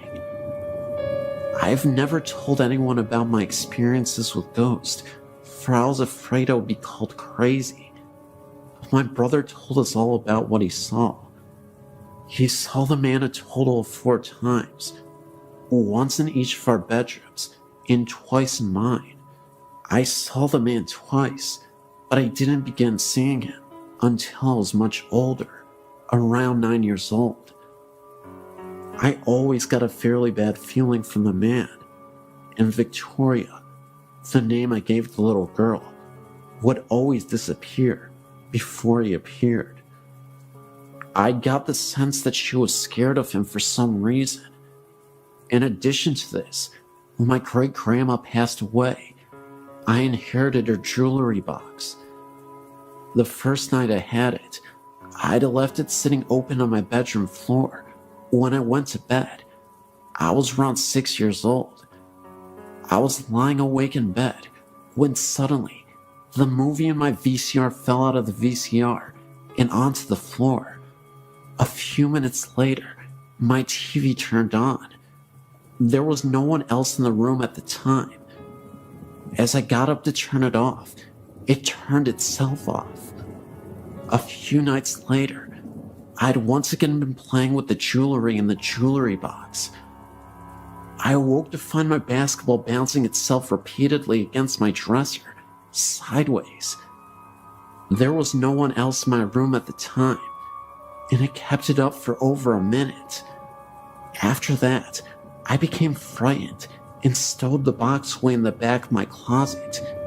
To this day, I will not open it, even though I'm now 16. The scariest thing of all happened when I was 11. I awoke in the middle of the night, unable to move the lower half of my legs. Terrified, I sat up to see a strange black shadow sitting on my feet. It was blurry. That may have been partly because my glasses were sitting on my bedside table. At first I thought it was my black cat, but quickly realized that it was much too big. It was transparent. It was about half the size of a small child. But the thing itself isn't what scared me. It's the feeling that I got from it. I felt terrified, like I've never felt before in my life, as if the strange shadow was pure evil. I struggled to move my legs, and then ran into my parents' room and woke them up. It's the only time I've ever told them of my paranormal happenings. My dad came into my room and turned my light on, but of course, the thing was gone. He insisted I was dreaming and tried to get me to go back to sleep, but I slept on their floor for a week straight after that. I've since moved into a new house. My grandma died here, and we moved in afterwards. Because she left it and everything else of hers to us, I don't have as many experiences here. But there is one that really stands out in my mind. I awoke in the middle of the night, and I could feel someone laying against my back, their knees curled under mine, and their arm around me. I freaked out and literally jumped onto my floorboard and flicked my light on, but nothing was there. My mom was woke up from the commotion, and I told her about it. She told me it was my grandma who was keeping me safe as I slept. And then a few days later we drove to the cemetery where my grandma is buried. We took my grandma's dog with us. Once we got to my grandma's grave, the dog went crazy. She began to bark and whine and paw at the windows frantically. We thought it must have been a squirrel or something, but there were no animals in sight, not even a bird. My mom thinks that the dog saw something we couldn't, and I have to say I agree. I've had many experiences, and these are just the ones I was reminded of by reading other stories on your website. I wrote a lot. I tried to narrow it down a bit. I've tried seances and things with my very good friend who has similar experiences to mine, and we've been successful at this. It really shocks me sometimes, because we'll both get an image in our head or see something, and we can finish each other's sentences. That's how precisely we see things. I definitely believe in the paranormal, and I hope to show other people the truth.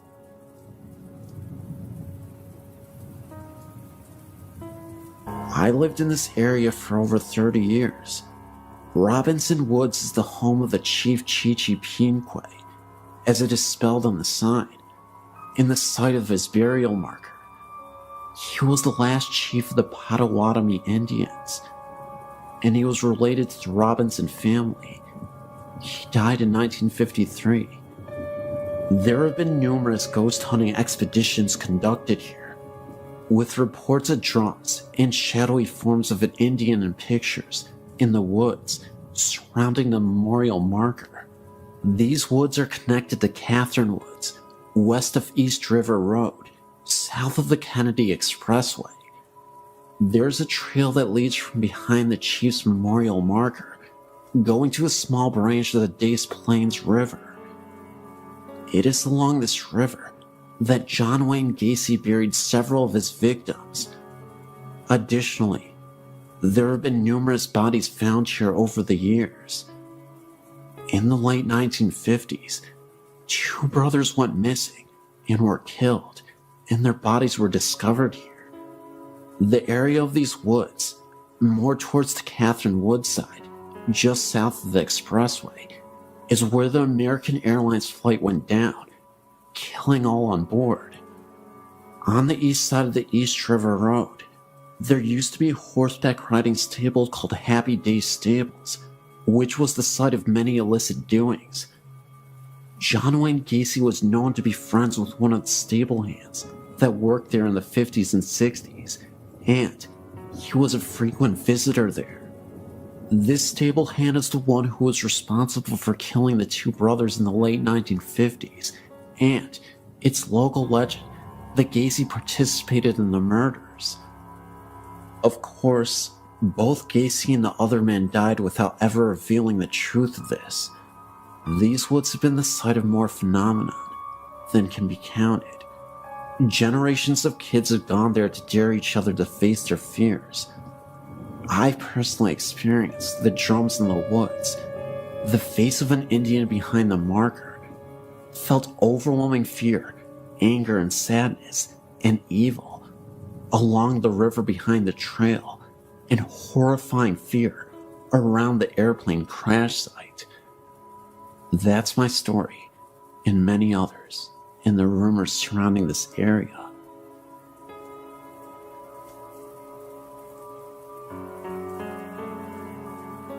When I was around 7 or 8 years old, I lived in Norwalk, California, with my mom and my soon-to-be stepfather in a 2-bedroom apartment.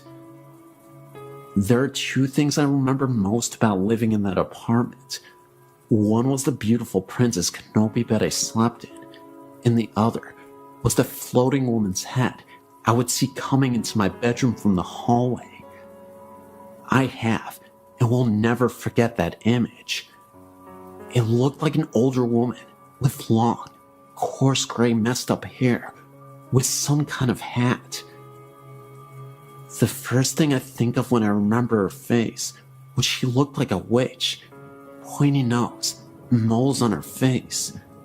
From the moment I started seeing her float in, she just stared directly at me, went around the poles of my bed, and coming right at me.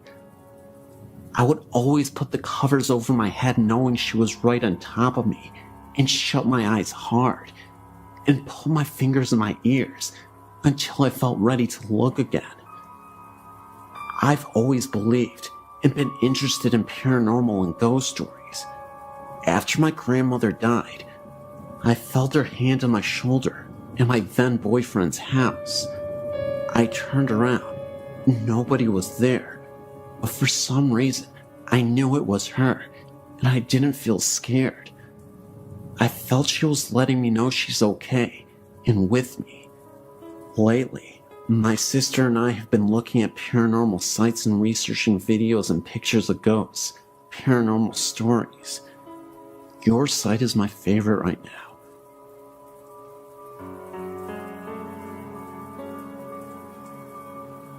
A few years back, I was at the White Horse Bar in Maloa and was doing a gig. When I was done, I left the back room and walked through the kitchen area, passed by a guy in a white outfit who was preparing food, or so I thought. I put my stuff out of my vehicle, came back in, and was going to get a bite to eat. I asked for a menu, and a barmaid gave me one. I ordered food, and the barmaid headed back to make me my food. After a while, she came back with my food. Her and I talked, and we started dating shortly after that. Well, a week or so later, I met the whole crew, 3 girls, and the owner. I asked where the chef was, and the owner told me they're right here. I laughed and said, "What about the guy?" They all gave me a funny look and said there is no guy. I had explained the guy I'd seen a week back that appeared to be a cook dressed in white clothing that's similar to a chef and was facing the kitchen stove that I walked by. They all gave me a weird look, and from there, the owner talked about seeing shadows going across the back room area late at night, and no one was there. He told me the owner prior said a ghostly head was said to appear down from above the bar one time in the past. There was a time that I had to change the light bulb, and it had to be replaced. The old one was loose and burned out. I tightened the new one in place and tightened down the fixture, and we were sitting down my girl at the time, and the owner and another of the bar ladies and I joked, the ghost will probably be here to flicker the lights, and the light will burn out. The crazy thing is, a couple seconds after that, the light flickered and went out. The owner got another light bulb, and I took the fixture enclosure off to find the bulb loose, but still good.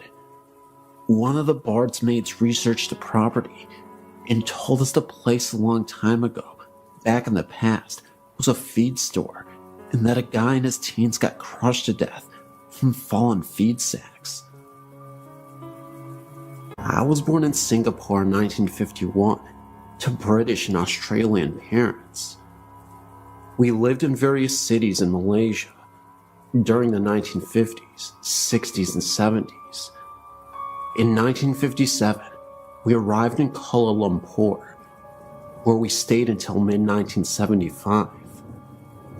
We moved into a company-owned house at Freeman Road, Kuala Lumpur, Malaysia. The history of the house is as follows. It and the house next door, number 17, were built just before World War II by the late Dato Gunlay Take, a then well-known architect, who became an early Malaysian High Commissioner to either Australia or Canada. He built them for his daughters. During World War II, the 2 houses, along with a large semi-detached house immediately behind, on what was then known as Gulfview Road, were taken over by the Japanese Army's secret police and known as the Kenta Pai, equivalent of the Nazi Gestapo. The 2 houses behind were used as Kampai Thai offices, and the 3 in jail in Freeman became senior military officers' brothels. The women in the brothels were both Asian and European, the latter being drawn from a pool of captured civilians and military nurses. Comfort women was the term used by the Japanese. Male military POWs were used as gardeners and cooks, etc. These staff, if they fell from favor, were executed, and some were obviously buried in the ground surrounding the houses, as some years later, we did find scattered human remains when excavating the gardens for our new orchid beds. On the advice of our doctor, who identified them as human in origin, we quietly reburied the remains. He said that if word got out as to what we had found, we would never get any Malay or Chinese domestic staff to work for us. After the war, the houses were returned to their owners who, knowing what the Japanese had used them for, promptly put them up for sale. They were all bought by large companies at bargain prices who used them to house senior expatriate staff. Gunlay Take was no different, and in 1947, sold his 2 houses to the company my father worked for. The 2 company houses were 3-bedroom houses of 2 stories, double brick construction. There was also a long narrow room, forming a roof over the carports at the front door. This room was to play a significant role in what we were to experience over the following 10 years. In our house, this room was turned into a large walk-in linen press and storage area. To enter it, one would take 1 step down. When we moved into the house in early 1957, the first thing my mother noticed was that this room was extremely cold, as if it was air-conditioned. In tropical Malaysia, a non-air-conditioned room this cold is not even practical. Our dogs would never go into this room, and when passing the entrance to that room, always hurried past with tails between their legs. Nobody would really stay in that room for very long. It had a very uncomfortable atmosphere. However, sometimes after running around and playing and getting very hot, I would go and sit on the step at the entrance to the room to cool off. I was 5 years old and knew nothing about ghosts at this time. The main bedroom, on the extreme right-hand side of the upstairs part of the house, as one faced out towards the main road, had its own full bathroom, and the other 2, also upstairs, shared a bathroom via separate doors leading from the bedrooms to the bathroom. These latter 2 were adjoining each other. One was on the extreme left-hand side of the house, and the other at the back, with windows looking out over the back lawn. This eventually became my room. All the doors were heavy solid, with solid brass latches. Windows were hinged teak framed and had a bamboo awning type blind that rolled down over the window to give shade from the sun. Downstairs was a separate formal dining room, lounge room, kitchen, toilet, and downstairs storage room, as well as a storage area under the staircase. The lounge room opened up onto a rear veranda area. Remember, the temperature was over 85 degrees Fahrenheit plus all year round. As per usual, European expatriate practices of the times in India, Malaysia, Indonesia, Hong Kong expats had domestic servants to look after the household chores. All expat houses built prior to the early 1960s had separate servants' quarters on the property.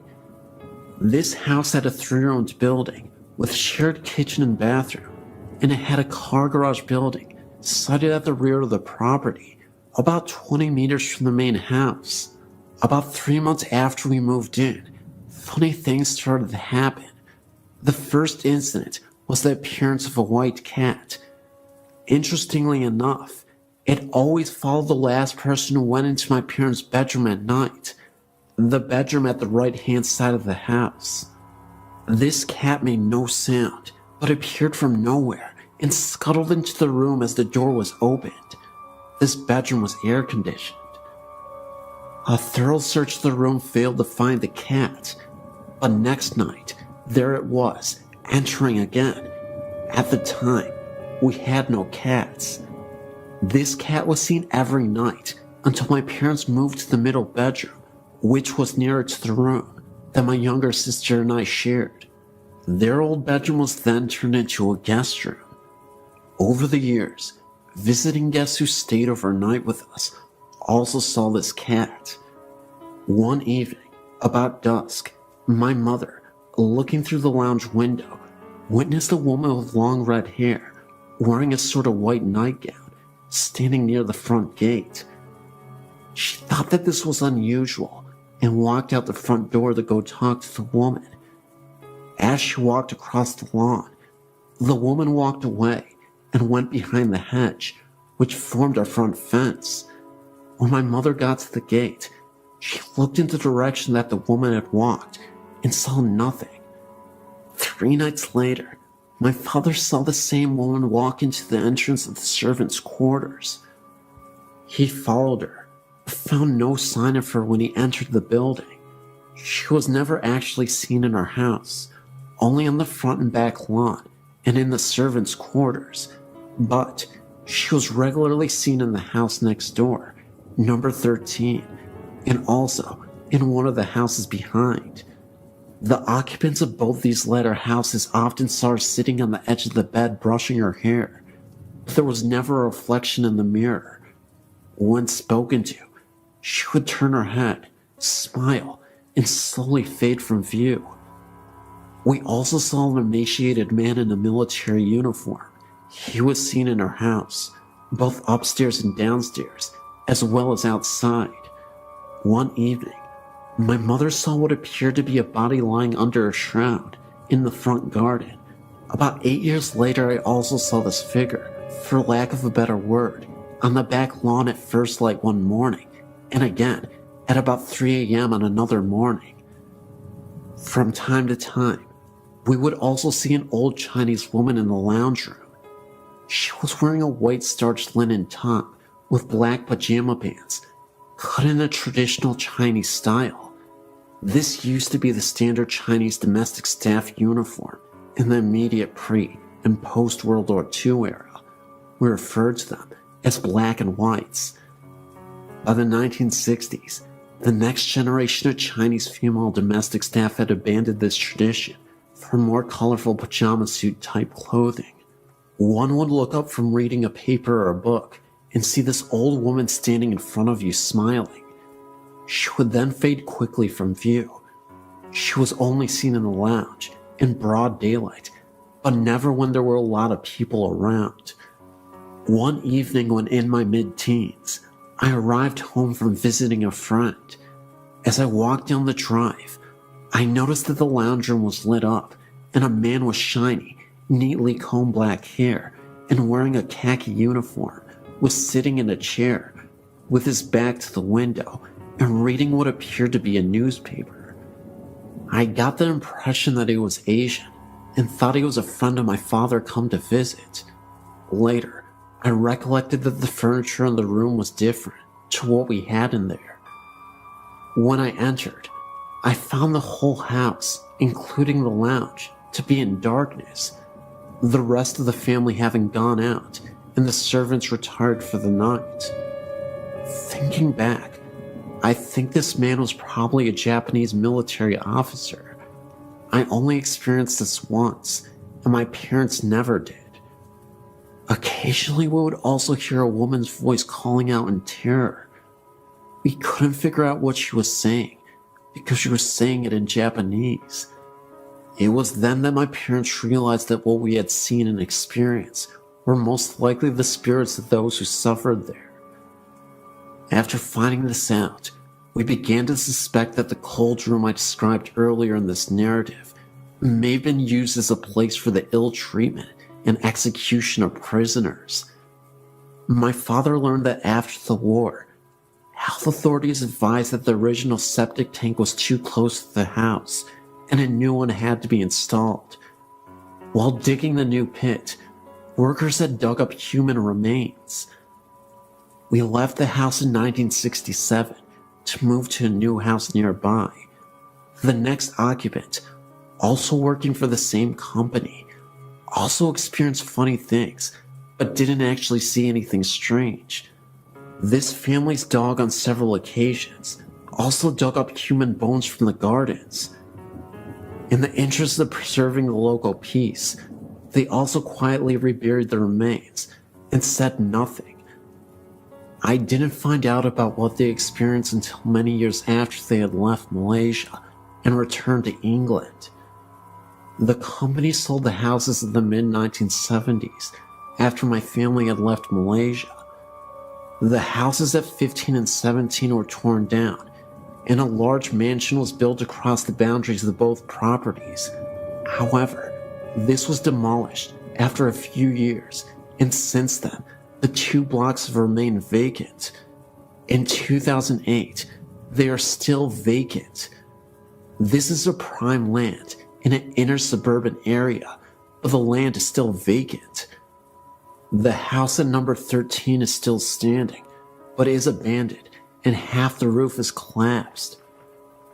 We wonder just what was found when the site was excavated for the new building. Also, the reason why the new mansion was also demolished and the blocks left vacant. Maybe the souls of those poor victims still occupy the site and are not at rest and reappeared in the new building.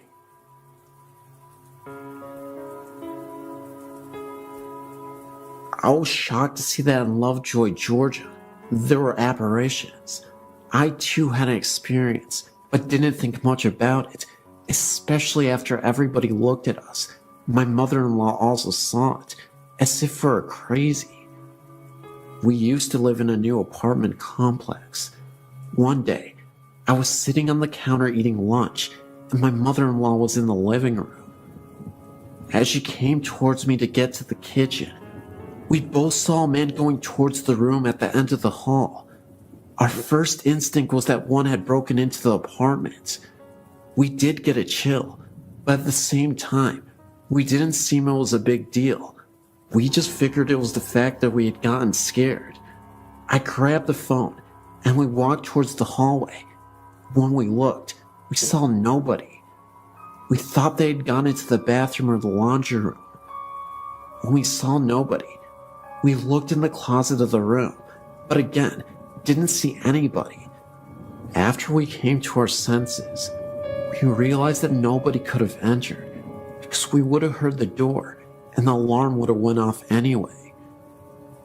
Two guys that slept in that room told us afterwards that they would have trouble sleeping for a long time. On occasion, they would hear the water running, but they thought it was the other one. After sharing these experiences, we have come to the conclusion that this was in fact paranormal.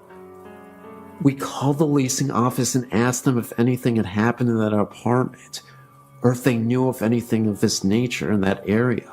They obviously thought we were crazy and replied that they didn't know anything. Now that I have found this, I feel relieved that now, thanks to this, my family believes us. I'm of course referring to your site. Thank you for letting me share my story.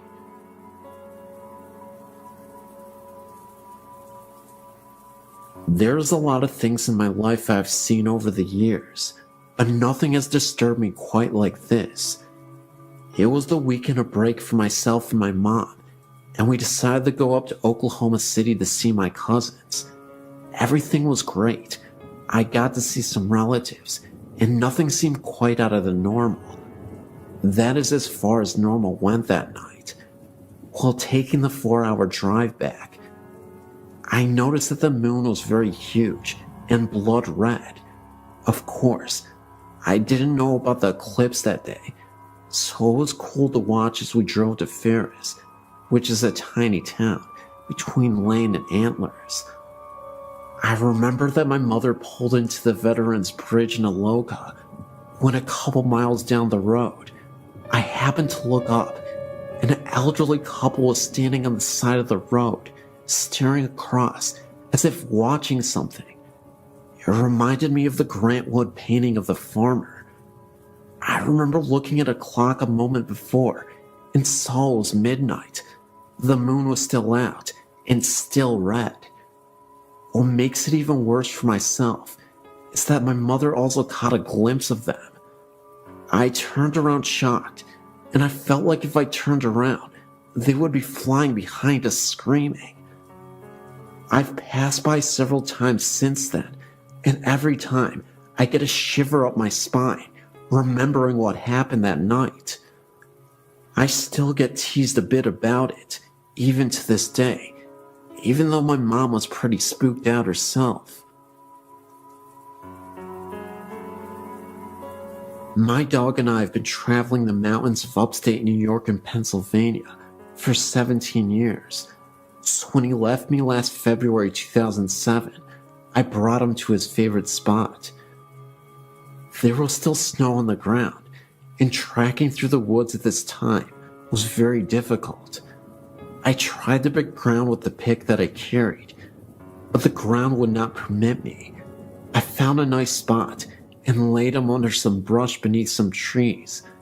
I told Dylan I would be back. 3 weeks passed before I was able to get back to him. When I was driving up the dirt road, all I could think about was how I was going to find him. Being where I'd laid him down, I thought I'd find him in pieces. Was getting sick to my stomach. He was my boy, and this had to be done. When I reached him, it was just like I had laid him down. Thought this was weird. He wasn't even stiff. It was like he was waiting for me to come back. It was nice being with him, even though he had passed. The rest of the afternoon off and on, I dug his grave, going very deep so the wild animals couldn't dig him up. I took off my coat and wrapped it around him and laid him in the grave. Dusk was setting in, and all of a sudden, I heard children moving all around me, laughing and giggling. I knew this wasn't natural for children to be where we were, for the closest house was at least 10 miles away. I still dismissed this in my mind, as the circle we were using around me kept getting smaller. I would stop every now and then and listen, but I would hear no breaking branches, which should have been happening. Thank God I already had a cross I made, for night was now upon me. When I was tracking up the mountain towards my car, these spirits were in a horseshoe behind me. Every now and then, I would turn around to keep them behind me. This still didn't stop the giggling. Never heard this type of laughter before. When I made the clearing where my car was, the noise finally stopped. I popped the trunk open to put the pick and the shovel in. Then I leaned over the hood of my car. There stood 5 solid white entities at the edge of the woods. They were not children.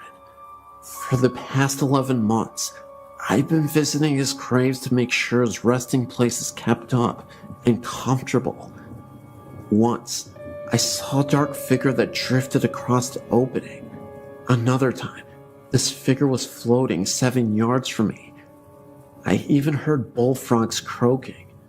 I'm an educated man. I'm not crazy. Can't talk to anyone about this without people thinking I'm weird or mentally disturbed. Either way, this was a tale that I thought you'd enjoy. It's 100% real. I swear my life on it. I know I may only have my word, but it's the best I can do.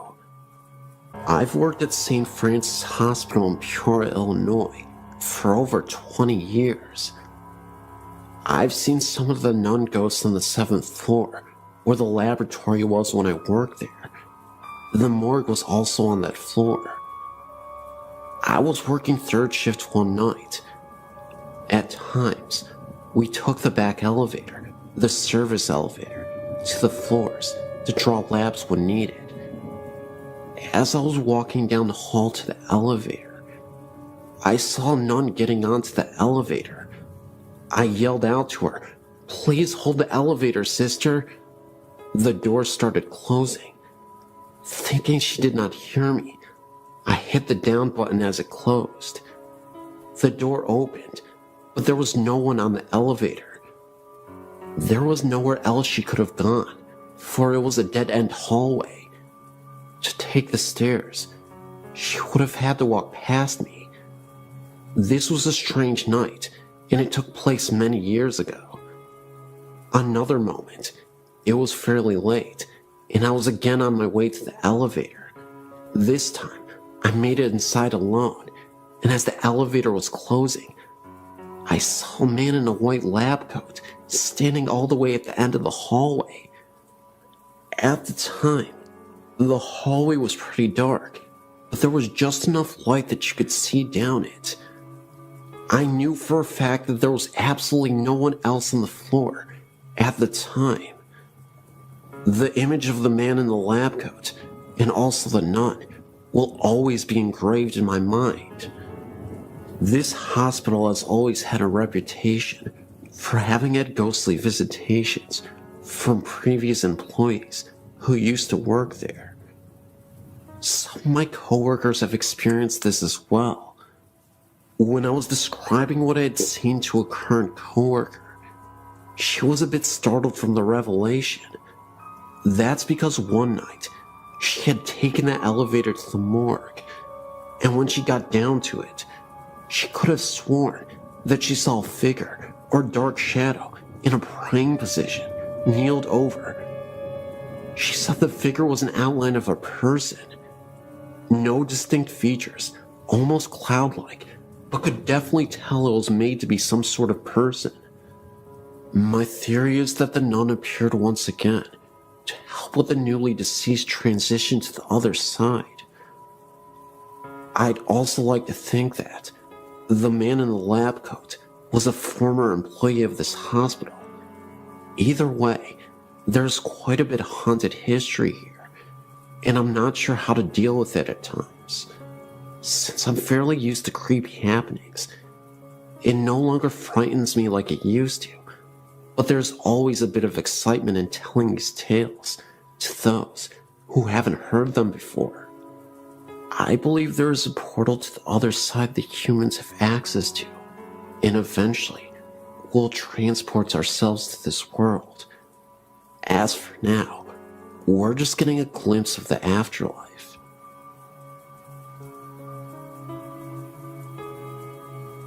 This is an authentic story, and it happened to me. I've already posted this on allaboutghosts.com, but I've not heard anything about this place other than my story. Maybe someone out there has had a similar experience, or even paranormal things happen at this place. What made me want to add my story here is when I read the story about Tacoma, Point Defiance Park, 5 Mile Drive. This story grabbed me and was almost disturbing to me because it is so closely related to mine about a little girl. However, this was no ordinary looking girl. She was looking real, of course, except she had no eyes and was smiling, and then all of a sudden she disappeared. I was searching here to see if there was anything from my spot at Eagle Falls. When I went to this favorite swimming hole of mine on Sequoia River. This is a very beautiful swimming hole, almost lagoon-like, where the river flows, which falls into a pool of deep colorful water, and under the water, on the side of the walls, there are huge giant flat rocks that drop off down where you cannot see the bottom. The rocks above have been carved into the star-like settings that have become flat, and then go down into where the river wall is. Across the river, which is only about 50 feet or so, there are rocks where people can climb to. There is a rope swing tied to a tree on this side also. It's a popular spot for people to swim in the summer. I really like this place for swimming and floating on my raft with flippers, so I can move faster to swim up the currents of the falls better and ride the river down. This brings me to my story. I was headed towards the place where I was going to do just that, and noticed there were two people to the right of me, a man and a woman, one sitting next to the rope swing, and the other climbing up the rocks. And to the left of me, there was this little girl, about 6 or 7 years old, and standing about 3 feet away from me, on the edge of the rock by the water with her head turned slightly, and just smiling at me. I am swimming still almost to passing her, and notice she's still smiling, so I smiled. I waved to her and said hi. She still smiles at me, but says nothing back. I looked at her again, this time into her eyes. We locked eyes for a second, and that is when I noticed her eyes were very dark, to the point where I couldn't see her eye color. They only looked like black holes, almost hollow-like. Everything about this girl seemed normal, except for her eyes. She had a cute little swimsuit that was lime green, with little white flowers on it, and a little ruffle around the waist. She was tan, and had golden blonde shiny hair that came down past her shoulders, and also had bare feet. She was alone. There was nobody above her or next to her. I was thinking that maybe she was standing there watching her mother swing from the rope swing or something, but as I swam a little bit past her, I suddenly turned to look back because I feared her being too close to the edge and wanted to let her to know to step back. But as I turned to do this, she was gone. Now, I was wondering how she could climb the rocks that quickly and how she could be completely out of sight when I only turned for a second, then looked back. Surely I would have noticed her walking away, at least if she did climb the rocks, or even if she had fallen in, I would have heard the sound of water splashing. I was only a few feet away from where she was standing, and I quickly went to the area where I saw her, and nothing. I looked above and further back where some people were sitting by some trees, and looked down along the banks where other people were sitting, and with kids, and no one looked like her, or had blonde golden hair, or the same bathing suit on. At this point of feeling very confused, I felt a cold chill come over me, and my hairs and my arms were standing up. I felt a sadness and chilling feeling, and had a vision of the same girl falling into the water and drowning. I even felt some pain and a little bit of anger type emotions right there where she stood while I was still trying to see if I could find her. I thought, where are her parents? Why is she all alone? So I swam back up to my spot by the river and told a friend I was with what happened, and I pointed to the rock she was on. He said it sounded and even looked like I saw a ghost from the way I was acting. I asked him if he would go back with me to look for her, and he said no way. That is way too creepy. I don't want to go over there with you. I'm thinking about how this situation is so crazy, and the fact that it's daylight even. I'm going back to see if I can see her, I said. Determined to find her, I swam back to the spot where it happened and looked all over the area where people were sitting, and still, no little girl in a green bathing suit. I started looking in the water to see if I could see anything from down there. Nothing. And the girl across the river that I thought was her mother was not. She was with the guy on the rock still. Then again, I get the chill, and I'm feeling sad, and start becoming afraid of the spot, and even swam away from it again, thinking this doesn't make any sense, then wondering if I'm the only one who saw her. Did the people across the river even see her? This is a wide visible area where you can see everyone around you. Am I losing it? Then I remember those eyes she had were actually hollow. The smile she made, and just kept smiling at me.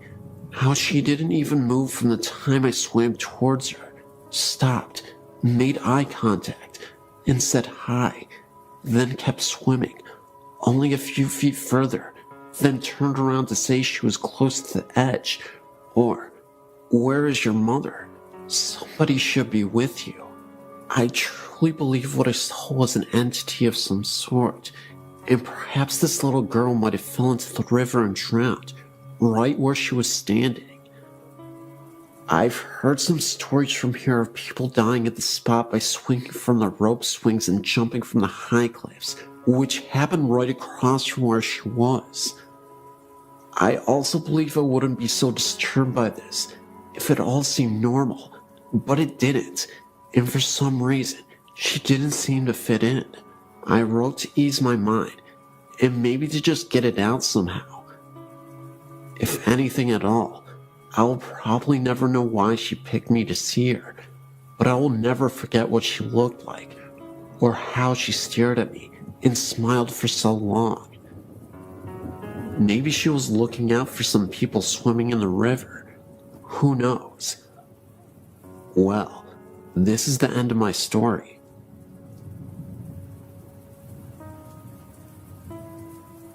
Up until I was around 10, My mom, sister, and dad and I lived in a house called Fielder's Green, which was in Lanark, Cornwall. The house must have been around 50 years old and was originally 2 cottages joined together, meaning it was fairly big. To begin, the only things that would happen would be the odd cold spot, and often I felt like I was being watched.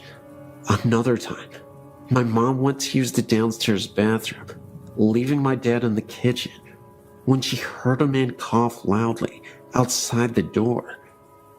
Thinking it was my dad using the study, she shouted something, only to hear no reply. She left the bathroom. There was no one outside or even in the study.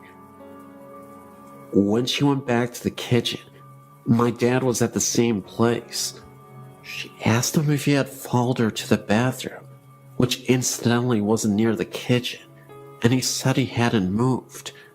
There was no one else at the house at the time, apart from me and my sister, and we were in bed. Another thing that happened was when my mom, my dad, and my dad's friend were sat in the kitchen late one night, when they suddenly heard an almighty crash from my bedroom upstairs. My mom said it sounded like a full-grown adult being thrown to the floor. Thinking maybe my wardrobe had toppled over or I'd fallen out of bed, they ran upstairs and found me fast asleep with nothing out of place. Later on, they even got someone to check the chimney in my room to see if a stone had fallen down it, but they found nothing. To this day, we don't know what the crash was, or indeed who made it. The most unexplained incident, however, was the sound of a singing lady.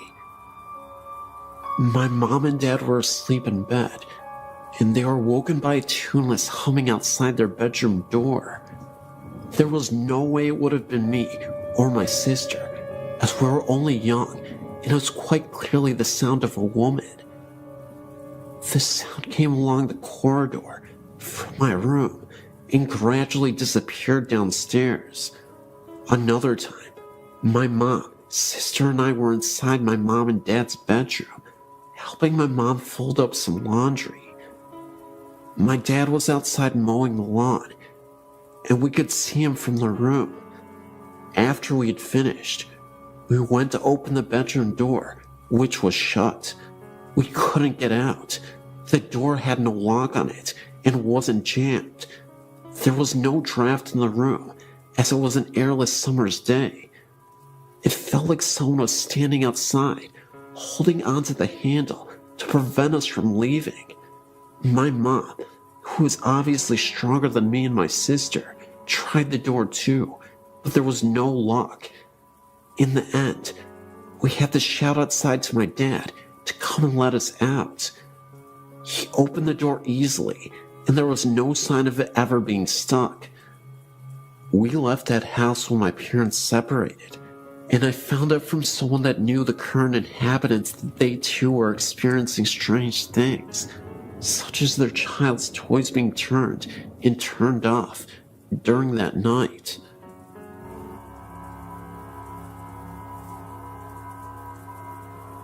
My friends and I went to Cypress Valley Cemetery in Villanova, Arkansas. We come to your site and have tried out some of the places and have gotten good responses. We parked our car out front and went into the gates around 3 in the morning. There were 4 of us. There were 2 guys, and then my best friends and I, who are girls. The guys went in first, and we followed them soon after. Immediately entering, we all had a very strange feeling come over us. My best friend and I decided to go back to the car and let the guys walk around and explore some more. We were alone in the car for nearly 20 minutes with the windows rolled down because we were smoking when we started hearing screams from the distance. They sounded like they were coming from a woman. We saw no one else there. Then a few minutes later, My best friend saw the outline of two men walking on one end of the cemetery. She assumed it was our guys, so she called their cells, which when they answered, the lights from the phone showed us that they were on the complete opposite end. There is no way that they could have made it over there that quick. When we finally decided to leave, they got in the car and we sat for a minute.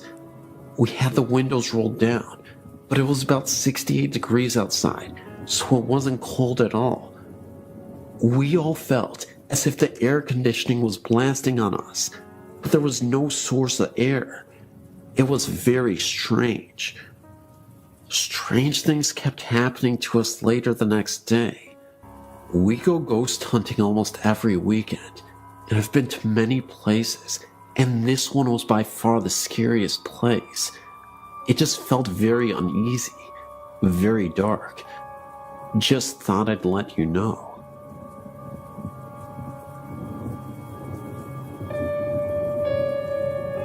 Here's one of my stories of paranormal activity. From being very young, my brother and I had always experienced things we knew were not normal. But of course, our grandparents, whom we had lived with since we can remember, brushed it off as childish imagination.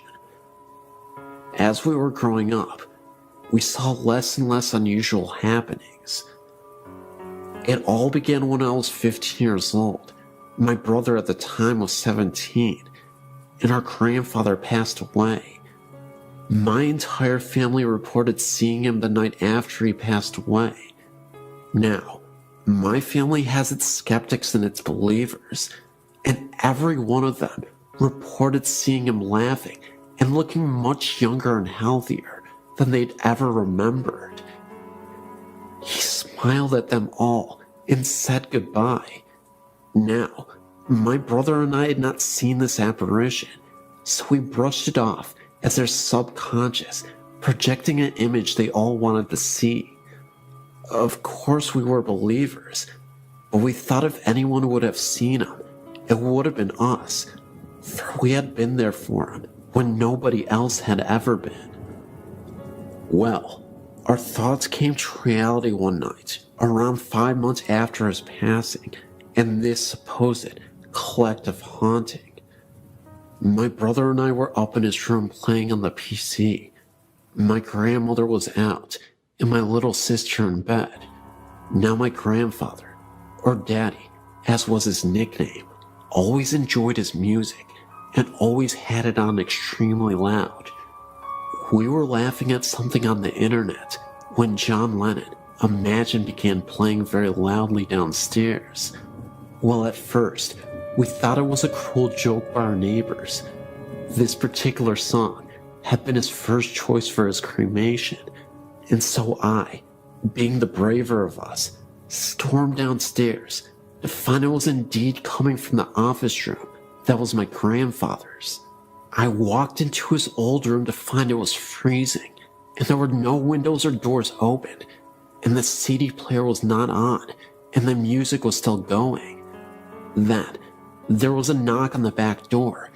Usually our neighbors used our back door, and the music stopped.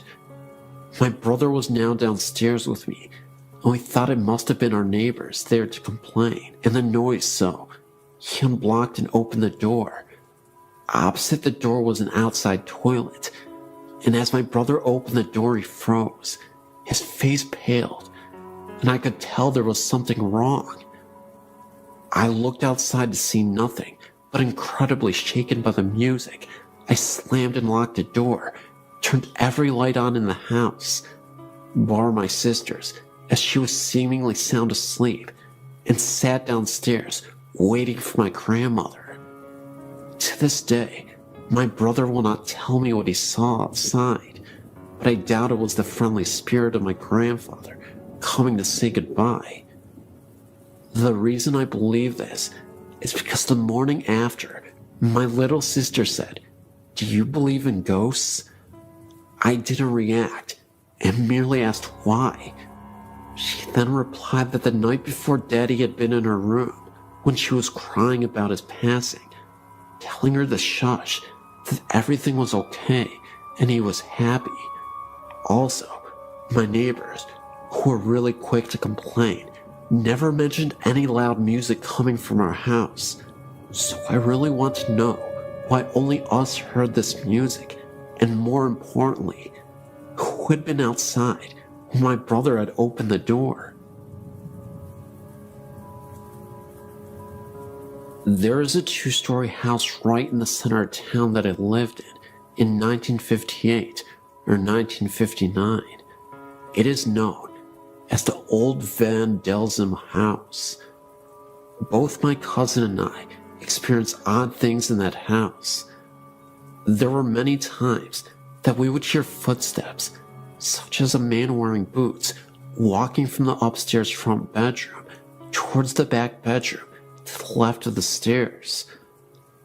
My cousin also said that she saw an old apparition in the backyard.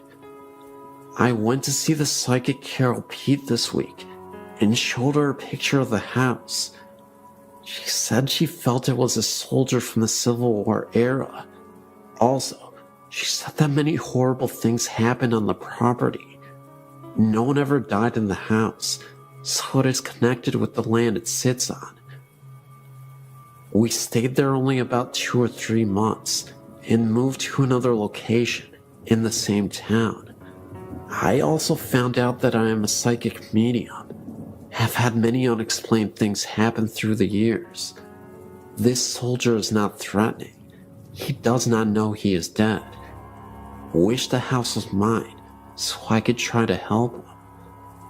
All this has been burned in my memory for nearly 50 years. Hi, my name is David. I'm a French student, and I wanted to share some eerie things that happened to me and to some of my friends with you readers. My grandfather died last year. He was a total atheist and believed that supernatural was just some bullcrap, and that people who got interested in it were pitiful fools. What's more, he was a convinced internationalist communist and often led some speeches against God and the church. I was the contrary of my grandfather, a conservative Christian loving God and fatherland, so the situation often led to arguments between my grandfather and me, as we're obviously on a different wavelength, but it didn't matter. He was my grandfather. I was his grandson. He loved me, and I loved him as well, and we would often laugh together. Well, as a Christian believer, I believe and still believe in hell, and I feared that my grandfather would go there after his death because of his resolute anti-God feelings. So I said a lot of rosaries so that God would put him on the right way. One day, as I went back from the university, I got a phone call from my mother. She told me that my grandfather had been sent to the hospital in order to cure a little pain in the knee. But when the doctors started to inspect his general state of health, they found out that my grandfather had a generalized cancer, and that is why he felt so tired. I got so upset hearing that I rushed to the church and put a candle to the Holy Virgin so that she would get the forgiveness to my godless, communist grandfather. I went to visit my grandfather in the hospital, where he was sadly ending his life, and I could notice no changes in his mind and moral, and his Calvary in the hospital bed lasted for months. Here's the moment when my story becomes interesting. In my prayers, I would always ask the Holy Virgin to save him and let me know by a sign that she had taken him to the right place, near the God and far from hell. It was an ordinary night. I was reading in my bed with my bedlight and listening to the outside noises as usual, and I closed my eyes to sleep afterwards. Oh God, I can never forget what I lived this night. It was about 5 a.m. because it happened just a moment before I woke up. I had a very powerful dream, and it looked so real that it is still sculpted in my memory. I dreamt about a giant curtain of red velvet with a portrait of my grandfather hanging on it. I looked at this picture, and my eyes looked leftwards and saw that the curtains were open like on a theater. Behind these velvet curtains, I could see the sky filled with orange clouds, lit like on a wonderful sunset, or dawn, I don't know. And suddenly, I saw a boy kneeling in the darkness in front of the scene, and I recognized myself. I can't figure out why, but I know that the boy in this dream kneeling was me in person. A short moment after, a young woman went out from behind the curtain, from the lit side. She had a blue dress and a blue veil. Both were blue, one dark, the other clear. She looked like Raphael's Holy Virgin in the painting. I remember her peaceful face that made me feel peaceful and tranquil. The lady sat in front of the kneeling boy, me, and started talking to him. I would see the lady's lips moving, but no sounds coming from her mouth. But I distinctly remember her beautiful eyebrows. After talking, she showed me something behind her.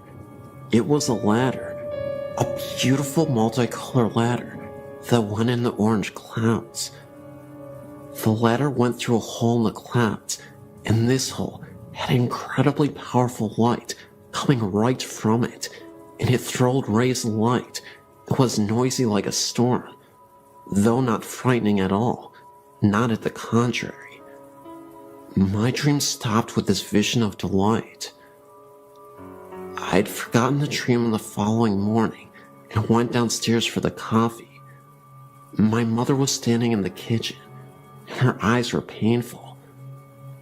As I held my cup, she told me that my sister called from the hospital and that my grandfather passed away. I was waiting for this event with pain, but I got psychologically ready. Anyway, tears began to go out from my eyes, and I began to cry and go in the garden to think.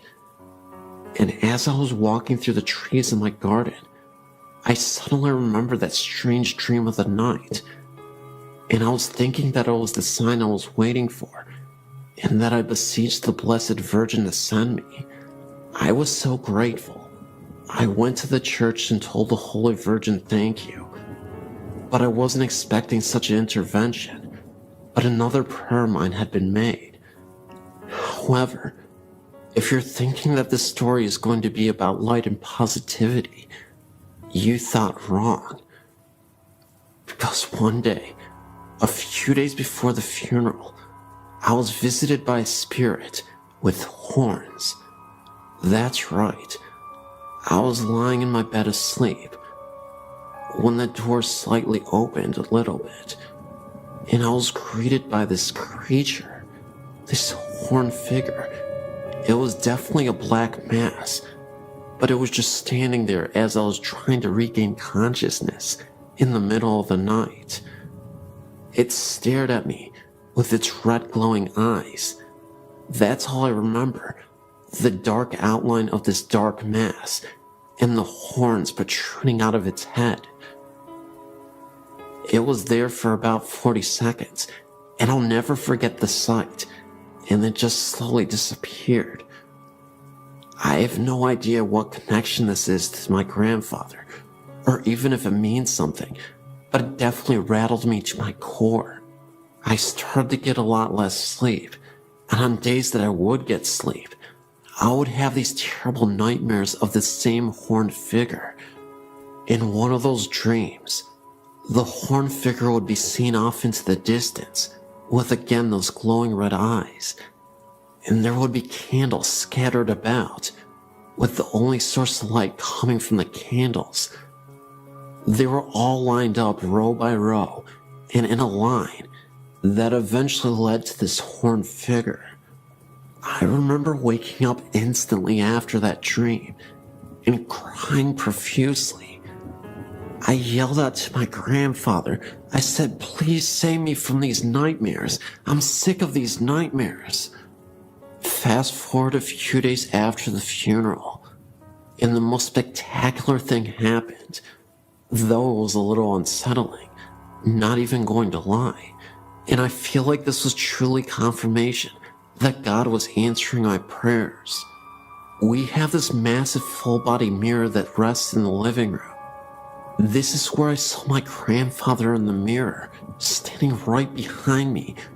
It happened so fast, and it disappeared so quickly, that I had to regain my composure and not freak myself out too much, because I knew deep down inside that my grandfather was here to tell me it was okay, and that I shouldn't fear evil.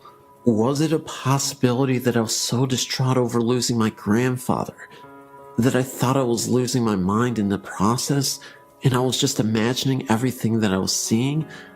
I don't know. I can see why people would think that after this story, but what I do know is that I contacted my grandfather and maybe some unruly spirits, maybe deep below the surface, that we can't always reach. And it's truly terrifying, but also comforting to know that my grandfather has my back, even in the afterlife. One early morning, I'd been sitting in my family room, reading the newspaper.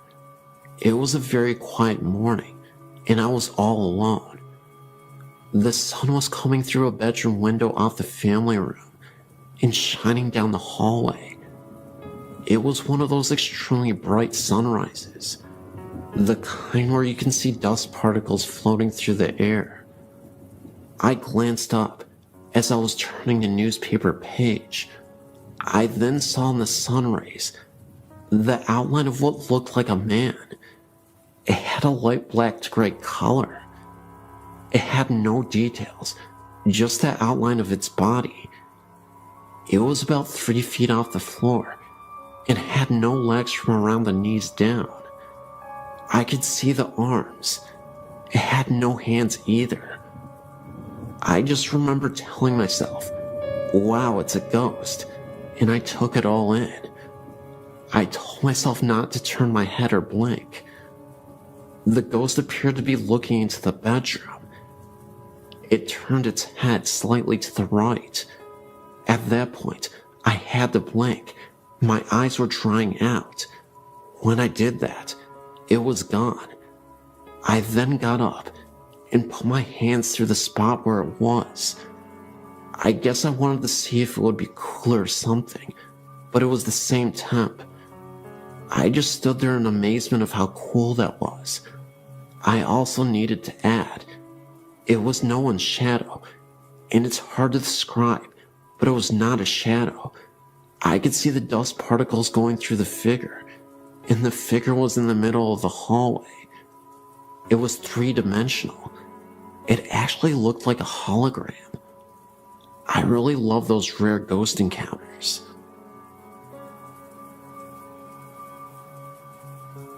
My parents bought a house in Newborn, North Carolina in 1970. It was a brand new home in a new neighborhood.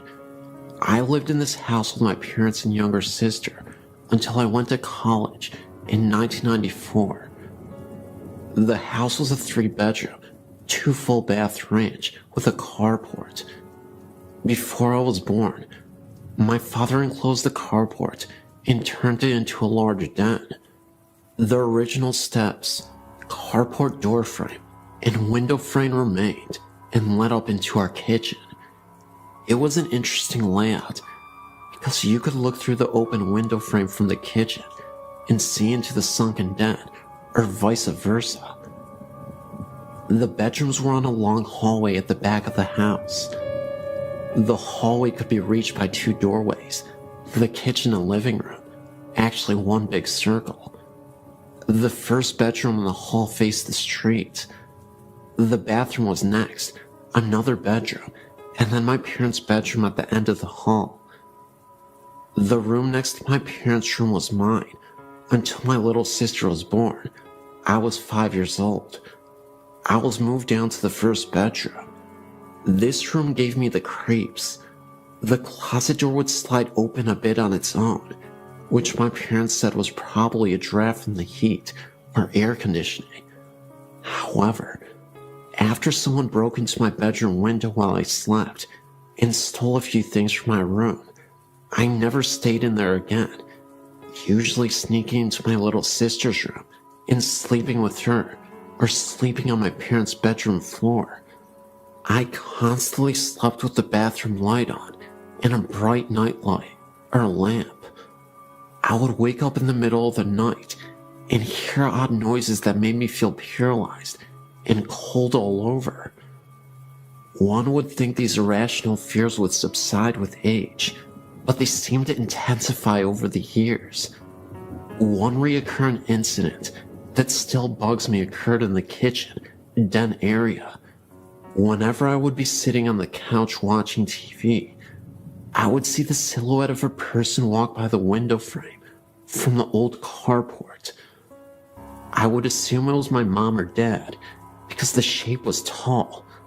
What would scare me to death was the fact that no one would appear at the door leading to the steps after I would see the shape walk by. Many times I would call out to my parents, thinking it was one of them, but no one would answer, and then I would walk up the steps and look into the kitchen. There was never anyone there. Most times, this would happen when I was home alone. On numerous occasions, my parents would come home to find me sitting on the front porch steps or sitting in my car with the doors locked. This went on for years, and I was very excited when I moved out to go to college. Years later, I went to visit my little sister and stayed with her in her college dorm room. We were telling ghost stories with some of her friends when I told her my accounts of the shadow. I was in mid-sentence when my sister finished my thought and described the incident in perfect detail. I had never told my sister about this because she was much younger and I didn't want to scare her. Needless to say, we were both shocked and had goosebumps. We compared stories, and it seems we had very similar experiences in that house. My parents eventually built a new house about 10 miles away and sold that house. I wonder to this day if the new owners have ever experienced any of the oddities that my sister and I did.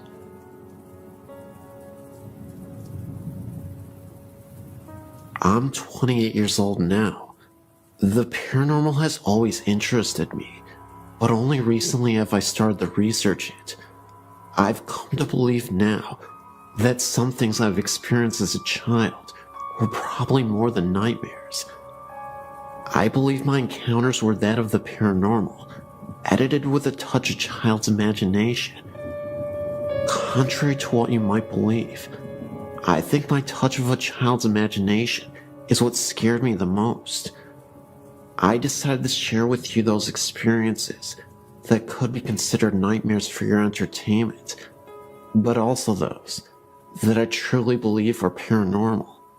At the age of 5 to 7, I can't recall for sure. One night, I was lying in my bed, asleep. I felt something moving at the bottom of my bed, and the next thing you know, I felt like I was being dragged out of my bed. My covers had tightly wrapped themselves around my legs, so tight that I couldn't move them. I yelled, "My bed is eating me! Help! Mommy, Daddy, help!" By the time it stopped and parents got into the room, half my body was hanging off the side of my bed, while the other half was hanging on for dear life. You know what my parents' response was? That's what happens when you don't fix your bed every day. Your bed eats you. No, really, I still never fixed my bed after that. I disproved that theory fast. It never happened again. I look back now and realize that whatever it was in that house had a weird and somewhat morbid sense of humor. Check it out. Several other times, I would wake up from a rather deep sleep, turn over, and open my eyes as if something told me Wake up, Steph. Sure enough, I would open my eyes, and one of two things would be sleeping next to me. A. Bo Duke. He was like a hero to me at the time. Or B. An orange mummified witch with a cone-shaped hat and empty eye sockets. Now, you would think waking up next to Bo Duke saying hi, Steph, would be cool as all heck, but no. I would freak out, jump so high I would fall off my bed, and thump, and run to my mom's room screaming, Bo Duke is in my bed, help. It was way more dramatic when I saw the witch. Now, here's what really makes me think it was actually a spirit playing games with me. As I got older, about 10 years old I would say, the occurrences were not so graphical. I would still hear a voice say, wake up, Steph. I would open my eyes and see a pitch black silhouette of a man standing in the far corner of my room, about 6 feet tall. I would blink my eyes a few times. He was still there. I would pull the cover over my head and then peep out. He was still there. Of course, I then freaked out and ran to Mommy's room screaming, the boogeyman is here to get me. Help, Mommy, the boogeyman is here. This would happen several times a month, for a good year or so it seemed. The last occurrence was years later, when what believed to be the same silhouette mentioned above ran across my room. First, I saw a blur run down the hall to my left and stop at the middle of the wall near the footboard of my bed. It took a moment for it to take shape, but it was definitely the silhouette of a human. I started to dart, and the moment I moved, it darted towards the other wall and vanished. I freaked out and flew to my dad and told him that there was someone in my room. Years later, when I was old enough to understand, my dad told me of the ghost of an old lady that dwelled in the house. She was a nice, but sometimes grumpy old gal. However, that doesn't explain the man that was in my room. I still can't figure out if the Bo Duke witch thing was truly a nightmare, or a spirit messing with my head, using the touch of a child's imagination.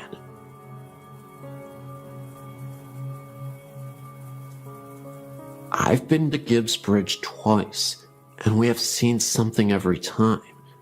The first time the signs kept changing. There would be a lot of writing on the signs, or none, every time we came around. I looked back and thought that someone was messing around with us, and I saw a figure standing alongside of the road, ran by the guardrail, and disappeared. Then, I kept seeing something black out of the corner of my eye. My cousin was with me, and she started to scream, and me and her both heard moaning over her screaming. Then, it was me and my sister and her friend. The signs again kept changing, but only a few, not at all like last time. We took pictures and got orbs. Then, we saw a figure again by the sign and disappeared. We went all the way down the street and turned around and saw a big bright light. I told my sister it was probably a car, so flash your lights to let them know that you're coming. She did that, and the light was gone. It kind of looked like a motorcycle light with handlebars. I know the whole story about it. Then, we turned around again and saw it again. It was not the street light at all, because we turned around going back to the bridge about 10 to 15 times. It only showed up about 3 times. The weirdest part of that night was we left, and my sister's phone was in the center console. Nobody was touching it. Somebody that we know called us and wondered why we called.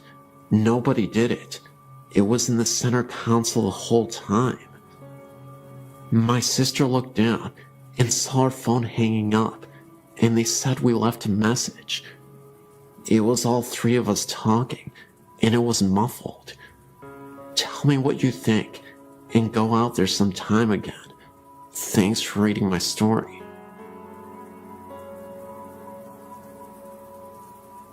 Back in the early 90s, a wealthy family who lived in Corona owned 2 homes. One large home they owned was on the south side of Corona, overlooking the 15 freeway. The other home, used later as an office, was the old in-town district on Corona's famous Grand Avenue. As the story goes, before the husband and wife met and got married, the husband lived in the large house on Grand Avenue. The house once been a funeral parlor, and almost nightly, the husband would hear talking and other noise coming from the room next to him. He would check the room, only to find it silent and nothing out of place. After he met his wife, they purchased the large house on the south side and turned the Grand Avenue mansion into an office. One of the children of the family went to my school, and he claimed that their family had experienced all kinds of strange phenomena in the old mansion. One instance, a soda can was completely knocked off of a nightstand right next to a bed that he was sleeping on, and constantly they would hear footsteps upstairs. And the mother once said she was in the bathroom and the door suddenly flew open. All of the windows were closed, eliminating any chance of a drift. Another night, the family drove past the mansion, as they often would, to make sure it was secure. Remember, nobody lived there at this time. It was only used as an office. As they drove past the house, they noticed every single light in the house was turned on. They went in, turned out the lights, and left. They checked with everyone who had a key to the house, and everyone assured them they had not turned on the lights. It is claimed that the atmospheric pressure in the backyard is different from the rest of the area. These stories were all interesting to me, but I still had some skepticism until one year, the family was going to go on vacation to visit relatives in Texas, and they asked my mother and me if we would watch the mansion for them while they were gone. Keep in mind, neither my mother nor I knew anything about the house, including the strange phenomena. So Monday morning, we got to the house and settled in. My mother, a school teacher at the time, was grading some homework assignments, and I, only about 5 at the time, was fast asleep on the couch. My mother got thirsty, so she stacked the homework assignments in a pile, went to the kitchen for some water, came back, only to find the papers strewn all over the table and on the floor. I was still fast asleep, and there were no open windows. Later on that day, she was in the kitchen again, and she heard me crying in the other room.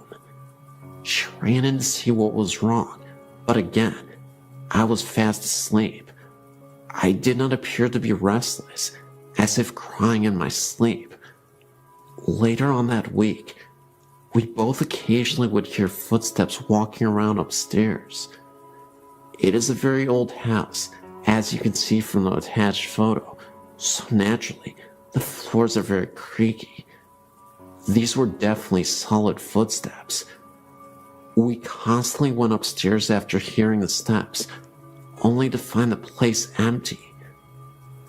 After the family returned from their vacation, my mother had mentioned to them the phenomena we experienced. They laughed and explained to us that it happens all of the time. They described the entity as a friendly ghost who likes to play pranks on people, hence the bathroom door flying open. The family eventually moved to Texas and sold the mansion to somebody else. I never returned to ask the new owners if they have experienced anything. Perhaps somebody around this area might want to. My name is Prenta. I lived in Hamtramck, a suburb of Detroit, Michigan, in a 2-story flat on Grayling Street. The apartment itself has a long and bloodied history of violence and death. Not only did I experience multiple ghostly apparitions, such as a man in a long beard that resembled Abraham Lincoln, but demonic possession, as well as poltergeist activity. The demonic possession was incredibly startling. It wasn't something that occurred inexplicably. I had a boyfriend who was connected to negative energies, and an evil spirit named Harold latched onto him. My boyfriend had never been once an aggressive or temperamental person. However, after staying together in that apartment for a lengthy period of time, our relationship began to sour. He would often talk in his sleep, which was something he had never done in the 7 years previous, and we had lived together for a long time. One night, he was sleeping right next to me. For some reason, I remember I had a difficult time trying to rest, so I was tossing and turning in bed. My boyfriend was dead asleep. Not a second later, he starts whispering. He keeps repeating, "Harold's here. Harold wants to play." Although it scared me half to death, what he said after that truly shook me to my core. He uttered some unnerving words, something about how he was going to take care of my suffering soul. At that point, I couldn't take it anymore, and I woke my boyfriend up. He was in a pure state of delirium. I told him he was talking in his sleep, and when I told him what he said, he looked at me as if he were terrified. That's because he said he had a dream about a man named Harold. My boyfriend told me that in his dream, he was in the mafia, and Harold was his mob boss. He wore a pure white suit and looked like a traditional mobster from the 1920s. Well, a couple days later, I was cleaning my apartment when I discovered a secret room that I never noticed before. It was basically a walk-in closet.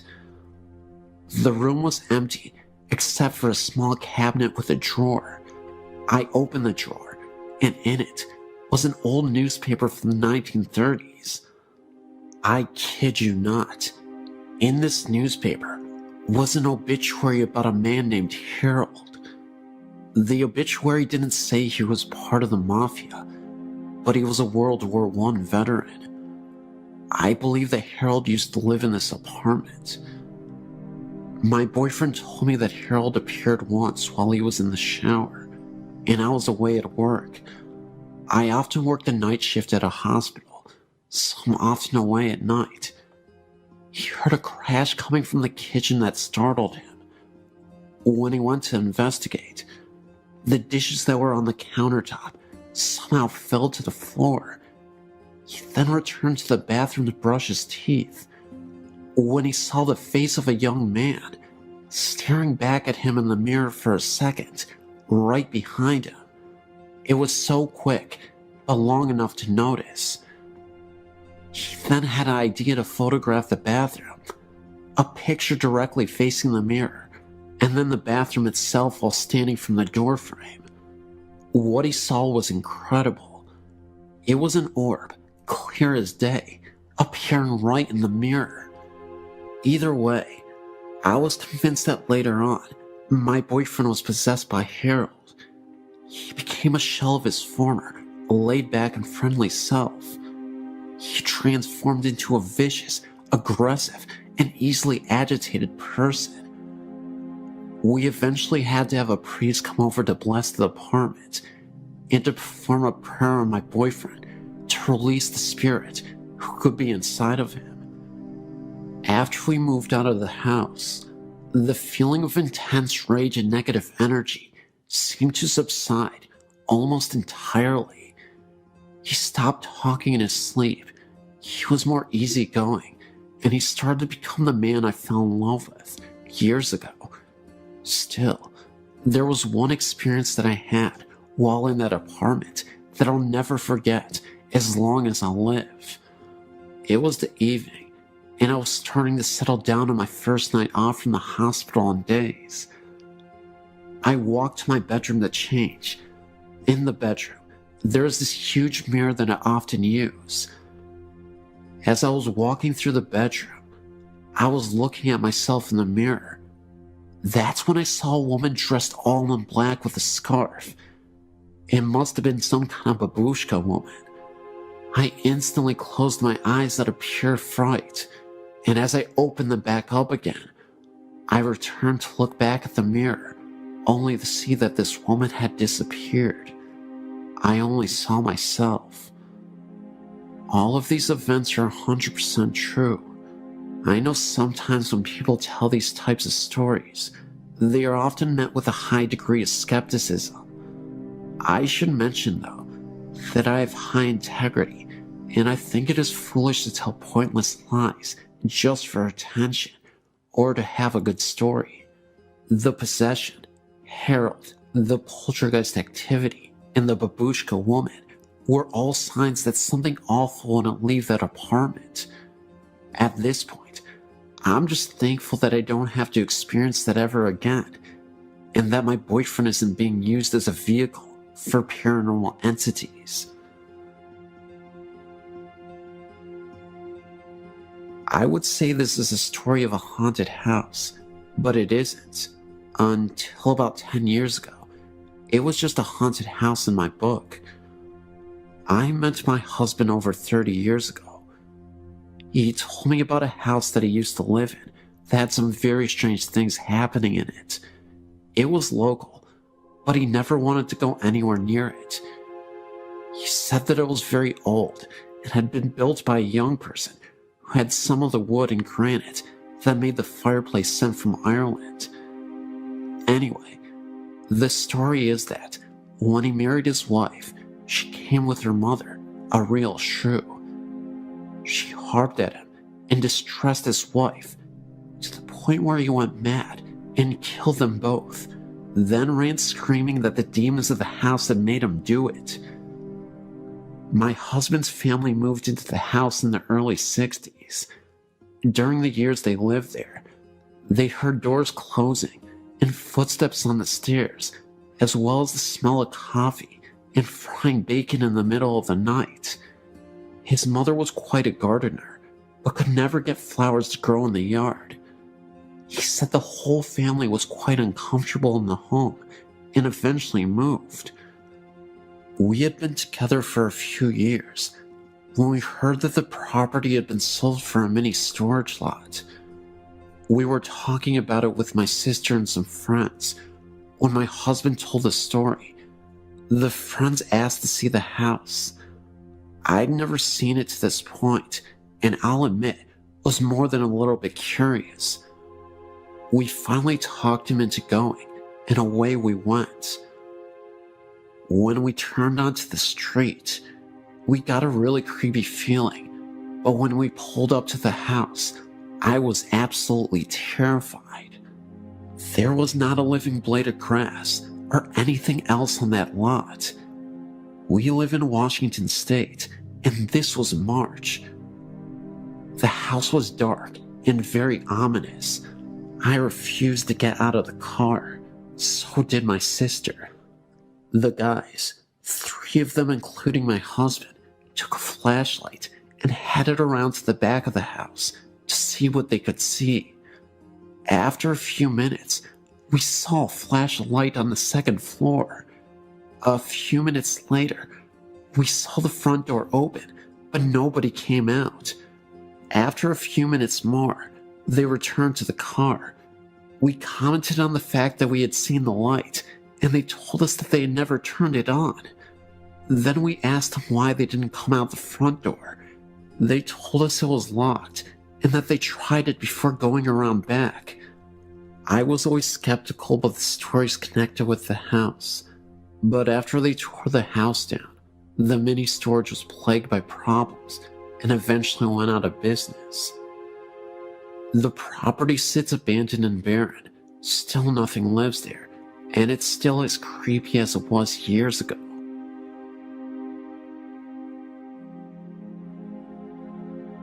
I've got a story to add to your website. I've gone back and forth about someone having come check it out. Just not sure I'm ready for it. But here goes my story. My husband and I moved into a new house built on a minor Civil War battlefield. We know there was another house in the vicinity. There was also a tree that was referred to as the hanging tree, not far from our backyard, on which about Union soldiers were hung. Soon after moving in, we noticed odd shadows and white lights that seemed to move across rooms with no apparent source. We tried to account for them by cars passing on the road, but never could pinpoint anything. One evening, we were watching TV when a shape ran past a door to what eventually would be our deck. The door was a good 4 feet off the ground, but the person running past ran level with the door itself. My husband and I ran for the door, flung it open, and my husband jumped down and ran in the same direction.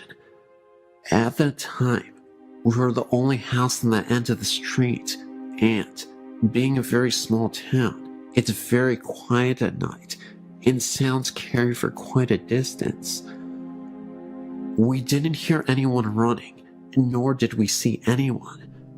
We were spooked, but figured it was a kid, and our eyes played tricks on us. Not long after that, my husband jumped off the couch and ran for the door again because he said someone was standing there looking in. Again, level with the door and no deck. There was no one we could see when we went outside. Some months later, I was up around midnight cleaning the kitchen.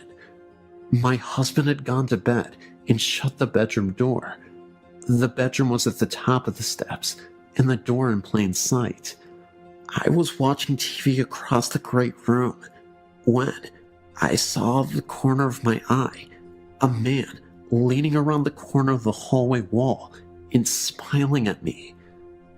As I turned my head, I was ready to yell at my husband for sneaking up on me when I realized the man's hair was long and blondish, and my husband's is dark brown and short.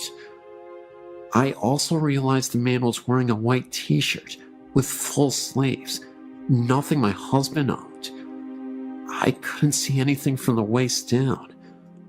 While I stood there staring, he simply vanished. I immediately ran to the hall and noticed that the bedroom door was still shut, and if anyone had gone out the front door, I would have heard it. There was nothing, no sign of anyone.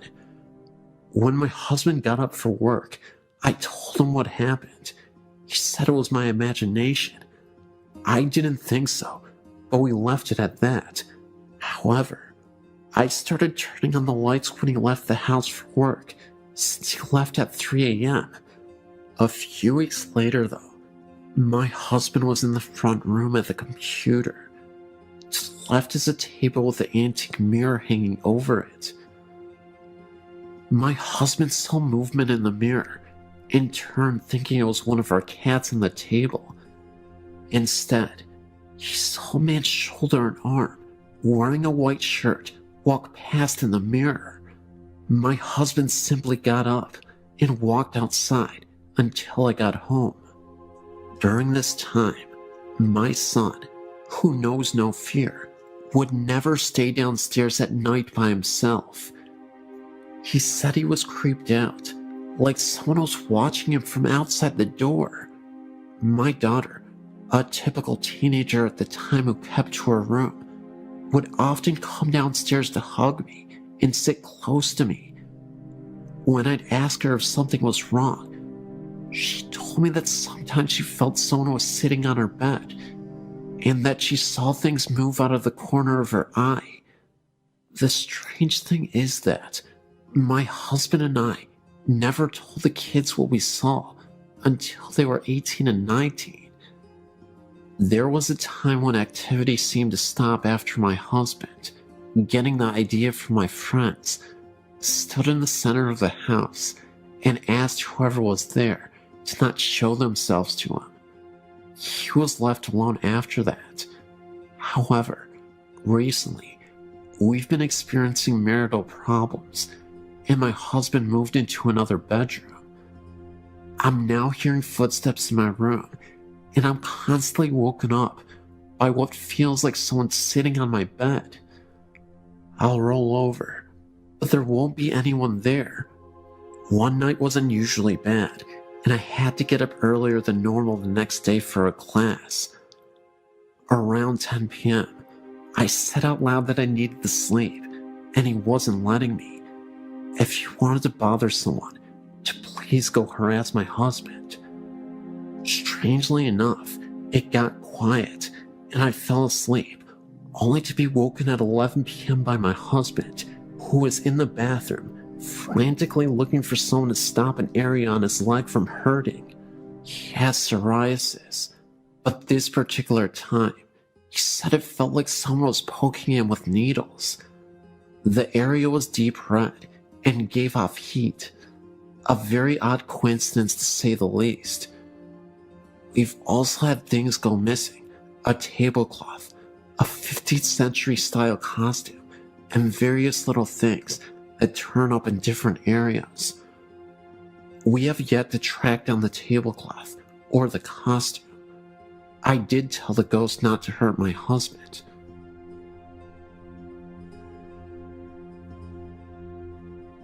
My uncle and aunt now live in a house near the bank in Auburntown. When I was a little girl, my best friend Stephen and his family lived there. They bought the house and were told that the previous owner, an elderly lady, still haunted the house. They put little faith in the story and never let it bother them. I remember playing in Stephen's room and smelling an old lady smell, like medicine and lilac perfume. We never felt threatened by a presence at all. The smell would usually fade away just as quickly as we smelled it. However, one night, after the family had gone to bed, Stephen's mother was awakened by the sound of toys making noise in Stephen's room. Stephen had one problem. He was highly susceptible to nosebleeds. The slightest bump would set off a massive flow of blood. Stephen's mother thought it was strange that he was awake and playing with so many noisy toys at once in the middle of the night. Also, the rocking chair in his room where she would often read him bedtime stories was rocking so hard that it was banging against the wall. She ran down the hall to his room, and when she opened the door, the toys went silent. The rocking chair slowed down. She looked at Stephen in his bed and saw that his nose was bleeding very badly, and it was going down his throat. He might have drowned in his own blood if the very sweet lady's ghost had not raised such a racket that night.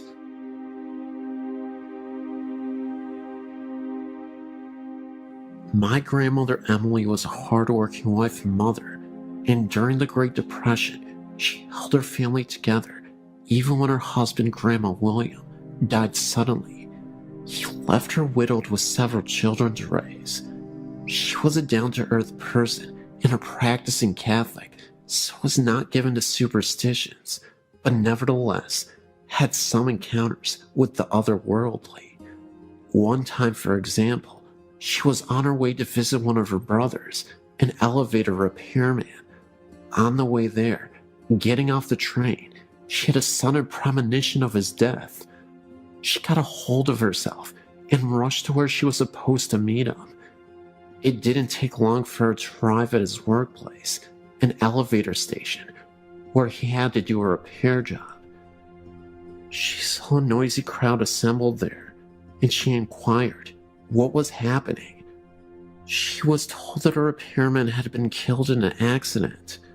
It was her brother, the very one whom she had gone to meet, and about whom she recently had a deathly premonition about. I explained this as a prelude to her ghost story. Among her other siblings, she had a brother who was a decent man and a barber by profession. Unfortunately, they had a disagreement. which escalated into a parting of ways. He uncharitably held a grudge against her all the while. Time passed, and one night, while she was asleep and her husband were asleep in bed, she was suddenly awakened out of a sound sleep and noticed a person kneeling near the side of the bed. It was her estranged brother, garbed in his brother's smock and weeping bitterly. He was apparently suffering.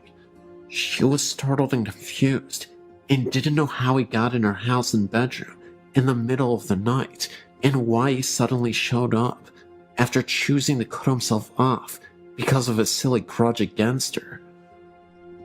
She began to speak to him and ask him what was wrong, but he interrupted his sobs to say, "I'm sorry, please forgive me."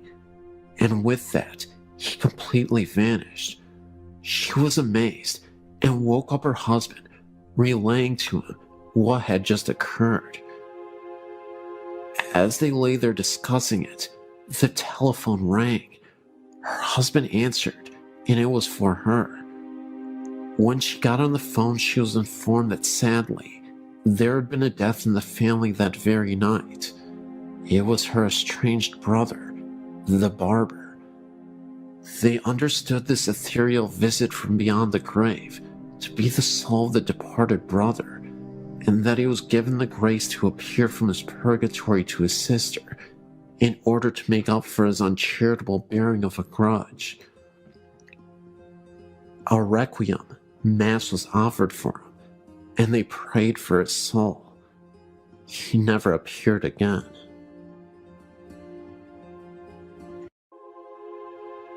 I come from a long line of psychics, and I must have been about 7 when during an afternoon nap, I woke up after a very frightening dream. At the time, we were living in Mount Butler in Hong Kong Island, and Mom's family lived in Capiz in the Philippines.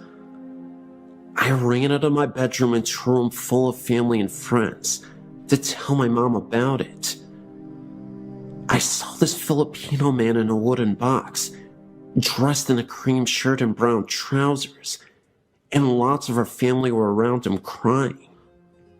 As a young child, I'd never seen a dead person before and was distraught by the experience. My family consoled me and told me not to worry, but it brought to their attention that I too had the gift.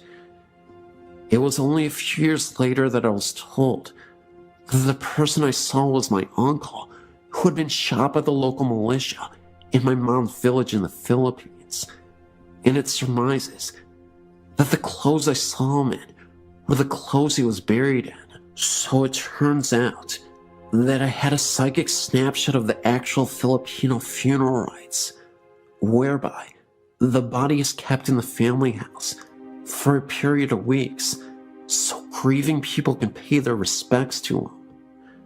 This brother of my mom's, she had been having prophetic dreams around the time, warning him to leave town because something bad was going to happen to him. He didn't believe her and was shot by the local militia after a dispute. It is Filipino superstition that during this period that the body was stored in the family house, the spirit visits the family on the 3rd, 5th, and 7th day after their death. This, as it turns out, was during this time that we both had these visitations. Mom was in the kitchen washing dishes when she heard who she thought was Daddy coming back from work. That's when she saw a man from the corner of her eye, standing in the doorway, wearing a light shirt and brown trousers. So she chatted to Daddy for about 5 minutes about his day and what he had been up to, when it occurred to her that he didn't answer her back once. She turned around to ask him a question, and then she realized that there was no one in the doorway at all. It was at this point she was a little bit spooked, as she remembered my description of Uncle Fred in his coffin, and hurriedly went to check on Daddy. He had come in when she had heard him come in, but had just fallen asleep on the bed, fully clothed, in knit-wearing brown trousers and a white shirt. So it was her brother's way of saying goodbye, and I guess to say sorry for not having listened to her when she warned him. A few years later, it was 1987, around about the time that Edward Yule, Hong Kong's governor at the time, passed away. We were still living in the same flat in Mount Butler, but my sister and I had moved from the room we were in, as that had been converted into Mom's nursery, where she looked after preschool children during the daytime. We were now in the room where I would have my bedroom, until we moved over to the new territories. I must have been about 9, so my sister would have been 4. We shared a bunk bed, and her being smaller stayed on the lower bunk. I awoke to pitch black and the sound of flip-flops walking up and down our corridor. I thought, this is strange, as it is custom to remove your shoes at the front door and to wear slippers around the house. As I heard these flip-flops getting closer and closer to my door, sheer terror took over. I whispered to my sister, "Chris, can you hear that?" No one answered back, so I was trapped on the top bunk with nowhere to go, with this noise coming closer and closer. I hid my head under my blanket, like most kids do, wishing it to go away. I said this time, more incessantly, "Chris, can you hear that?" And something hissed back at me, "Yes." That did not sound like my sister at all. At this point, I was terrified. I tried to gather all my strength to get out of the bed, but I was too scared. After what felt like a millennia, I eventually gathered enough courage to jump off the top of my bed, ensuring by no means that I touched the lower bunk and charged into my parents' room across the corridor from our room. I was so embarrassed being so old and being scared, I didn't actually get into their bed, but spent the rest of the night curled up in a ball at the foot of their bed. It turns out that my sister wasn't in our room at all that night. My question was, what was that in the corridor and in the bunk bed with me? The strange pink light. Around this time of the strange occurrences with the flip-flops, we were still living in flats in Mount Butler. My daddy, a complete atheist, had an experience of his own. Daddy does not believe in the supernatural, and if God actually spoke to him, he still wouldn't believe it. He was lying in bed one night when he woke up for no reason to this pink sphere to appear on the wall opposite their bed. It seemed to come out of the wall and sit there and go back into the wall again. He was puzzled by this and went to investigate. He checked out where the possible light source could be coming from. The curtains. No, we were on 3rd floor, so it couldn't have been vehicle lights. He went into the bathroom. All lights were off, and couldn't have come from there either. He got back into bed and tried to wake Mom up to show her. She was having none of it and kept her head under the sheets. Well, the sphere appeared again and came out of the wall, suspended somehow, then sunk back in and disappeared. He never did figure out what that was or where it came from. Running ghost. When he was working in the Royal Hong Kong Police, he had another experience. At this point, he was the superintendent and managed a section of the traffic police. They were doing their rounds when a speed camera on the road flashed for no reason. They went to investigate, and it flashed again, with no cars in the near vicinity. They thought nothing more of it until the pictures were developed, and on one of the photos, there is a distinct picture of a person, blurred, apparently running very fast, so fast it set off a speed camera. The ghost dog. When we were living in Mount Butler, I had one other experience that reaffirmed my belief in the supernatural, and two other people I was with experienced it also. I must have been about 14 when my sister and my best friend at the time decided to go for a walk in the countryside.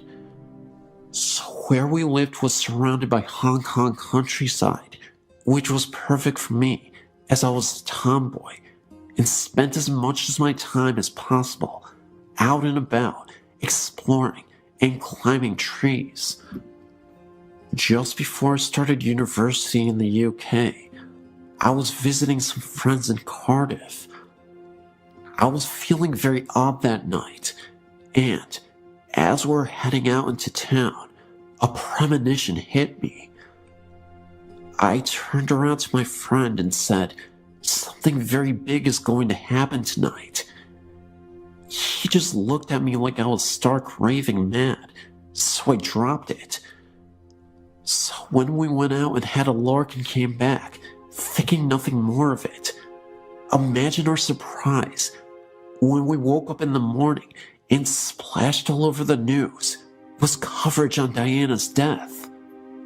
This, of course, being the famous Princess Diana of Wales, who died tragically in a car accident. But I predicted it the day before. At least I feel like I did. Could be a coincidence, but I don't think so. Udalexer Cemetery experience. So, I started uni in Derby in the Midlands, and where I was living was student digs on Udalexer New Road. I was heavily into my goth influence back then. Not so much now, but I still love old cemeteries and dramatic clothing. There was this beautiful one on our road that I used to visit regularly and read and draw, with many beautiful statues and old gravestones. One day, my ex-boyfriend and I went to visit it, as it was a lovely day turning to evening. So I wandered around looking at all the gravestones and the statues, trying to find the oldest tombstone we could find. It must have been coming up to winter time as the sun set quickly, and we realized in a panic that the gate had been closed, so we were locked in, and I had to find another way out. So we walked along the perimeter, looking for a likely tree to help us over the wall, when the sun just disappeared, and we were pitched into almost complete darkness. Then, for no reason at all, the mist appeared over the headstones, so it was hard to avoid the graves themselves. So it suddenly looked just like a horror movie set, trying to avoid broken tombstones and holes in graves and that danged mist in the dark. By this point, I was pretty panicked, frantically trying to get out, with this feeling of overwhelming dread descending over me, and all cells in my body telling me to leave right now. We eventually scrambled over a wall into the student bar, and that feeling just lifted, just like that. It's only a few months ago that I was looking online about ghosts in Derby that I found out that the very cemetery is haunted. Brilliant. My dreams. I thought that was the end of my experiences, but looking at the dreams section, I've remembered some more I want to share with you. I've always had very vivid dreams, some not necessarily all coming true, but all seem to have symbolic importance in the coming days, weeks, or even sometimes years. I more often than not have deja vu experiences, even if I haven't ever A, done this before, or B, seen places or people before, or C, really ever thought about these things when I am conscious. I haven't really wanted to tell people about them. As most people, I worry that most people think I'm quite mad. Haunted house. So this also happened just before I finished university in Derby, I think. It was just before my ex-boyfriend and I broke up. The importance of this dream is one that I've been able to break it down and understand it in its composite parts. So both of us were walking around this dark woods, and I was taking all that I had learned from watching horror movies into mind, and was very careful of not wandering off on my own. Made sure I had a weapon in hand in case anything happened. We eventually came to this clearing where this ominous house stood at the end of this garden. However, I needed the bathroom, and even though we knew it was a haunted house, I was not one of those people who would go to the loo in a haunted forest. So we walked in, and there were people there. Thankfully, none looking like psychopaths or zombies. Strangely enough, they were people we knew too. There was a feeling of dreaded sadness throughout the house though, and I refused to go anywhere by myself. We are directed to the bathroom, which was at the end of this corridor. He decided to sit and chat with people whilst I did my business. So, I started walking, but the corridor was like the one from the poltergeist. It just kept getting further and further away, until I had to break into a run, desperately needing to go and leave this house as soon as possible. I eventually made it and threw the door open and did what I needed to do. Then I woke up and realized that I still needed to go, so I ran for the loo. Luckily, I had the foresight to write this dream down once I had gotten back to bed and knew that we were doomed. The haunted house was a reflection of our relationship, being hounded by our mutual bad doings, and that the end was near. It was just a matter of time, and so it was.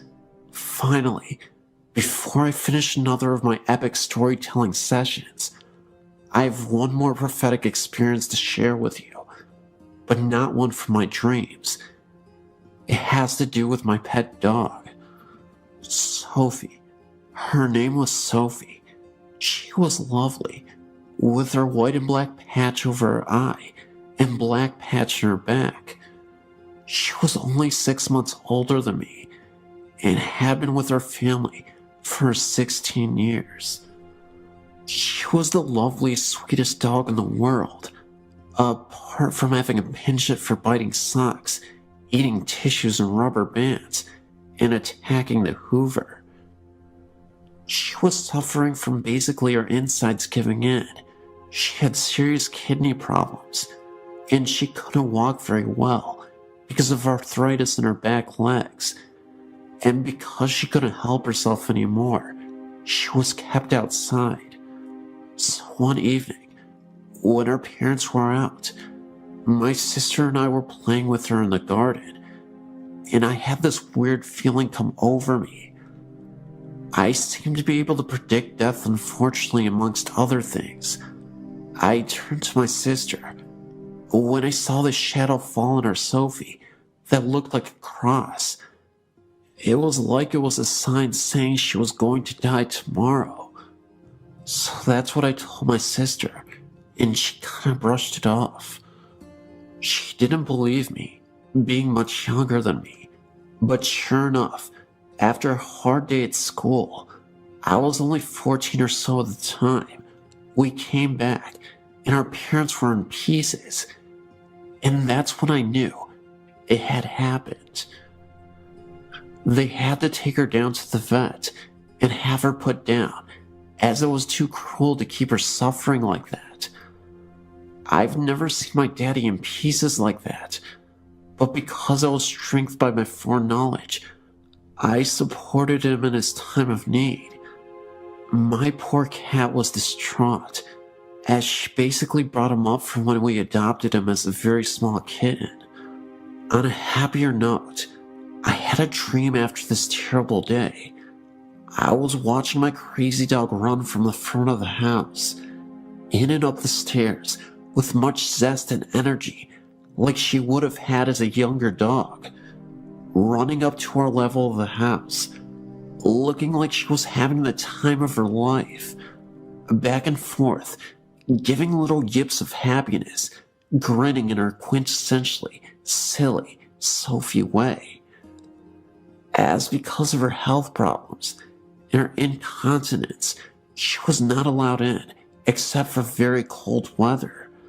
I think this was her way of saying that she was free and happy at last, and I knew she was in peace. She still does come and visit us occasionally when we walk by the front of the house, and you can, still after all these years, smell her, and we know she's still looking out for us. I keep meaning to write a dream diary. I'll do that this year, as these dreams seem to be too important to miss.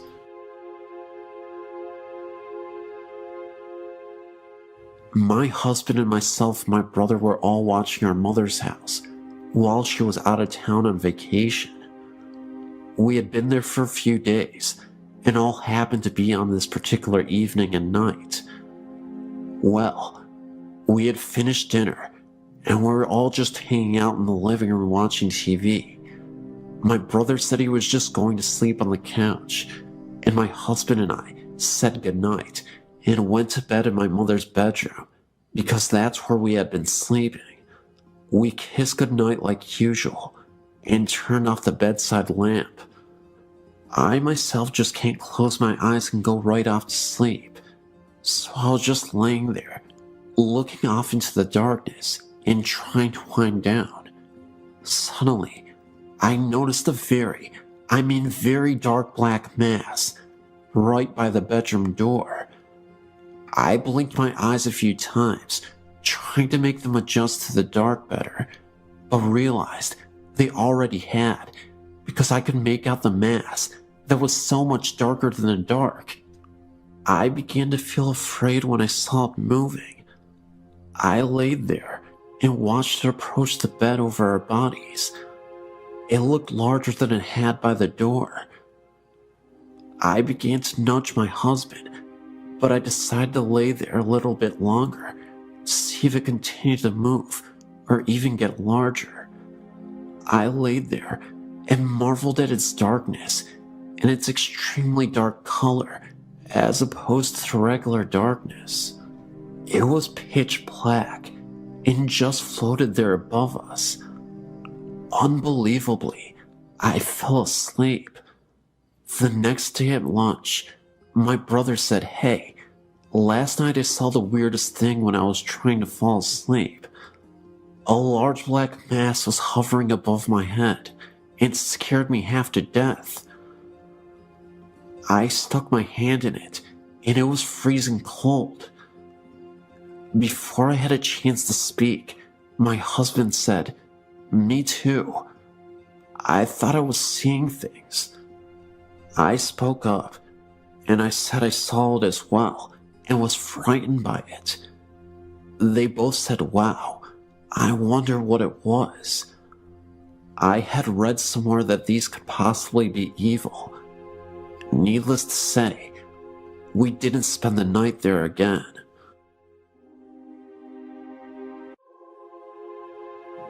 I'm a nurse and run our family's assisted living, and recently we had some strange things happen in our care home. I understand with caring for the elderly that sometimes strange things occur, and doing this for almost a decade.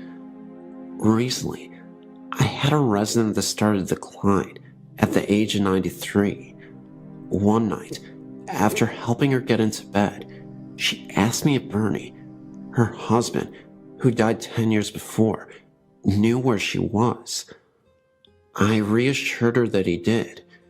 It caught me off guard, since her mind was intact and she was not forgetful.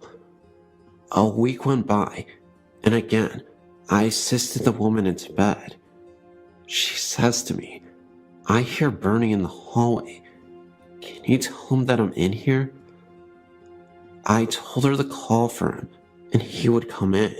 She refused and asked me to.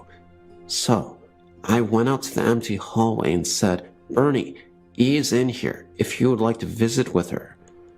As a nurse, sometimes you do things out of the better judgment for yourself, as long as it helps your patient.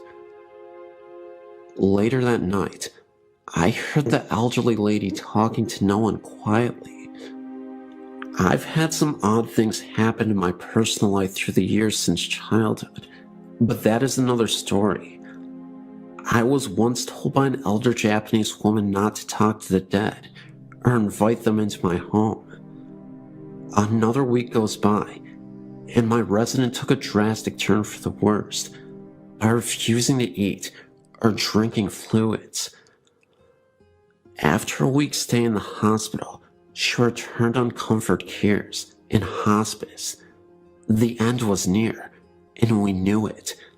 However, while she was in the hospital, I received a frantic call from one of her nursing assistants asking if I would please come back to work because she was really scared.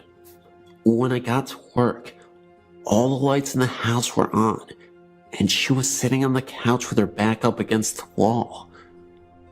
When I asked what was wrong, she told me wide-eyed and pale that she had seen a mist down at the end of the hallway and was hearing weird popping noises coming from the residence room that was in the hospital. After checking the entire house and silently saying the Lord's Prayer, the house felt calm.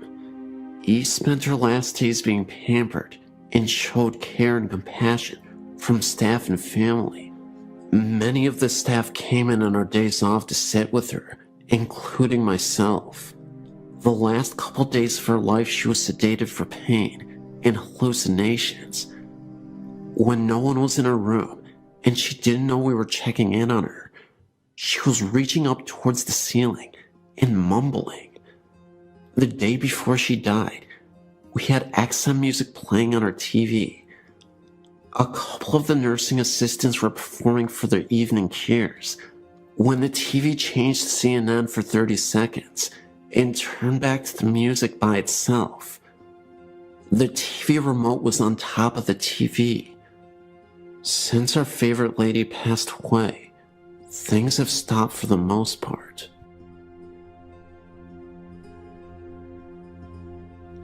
My mother passed away June 5th, 2007. Me and my husband were in New Jersey at the time, waiting to get unloaded. We drove an 18-wheeler for a living. My sister had called me the day before and told me that my mom was in a coma, and the home health care people said she only had about 24 hours to live and that I needed to come home. So I called our dispatcher and said we needed to be routed back to the Chattanooga terminal so that I could see my mom before she passed. He said no problem. After you and your husband have put tires on, go pick up that load and head for Chattanooga. Well, while they were putting tires on our trailer, we decided to get some sleep. The cell phone rang, and it was my sister. She told me that Mom had come out of it. It was sitting up and laughing and talking to everybody, and that she was okay. So I called my dispatcher and said we don't have to go home. We can do one more load out here. So it was late that night when they finally got the tires on the trailer, and we decided to just stay there in the parking lot till morning so we could get some much needed sleep. We get up that morning and pull out. As we're heading down the highway, my cell rings, and it's my sister. She's crying. She tells me that Mom passed away that morning early.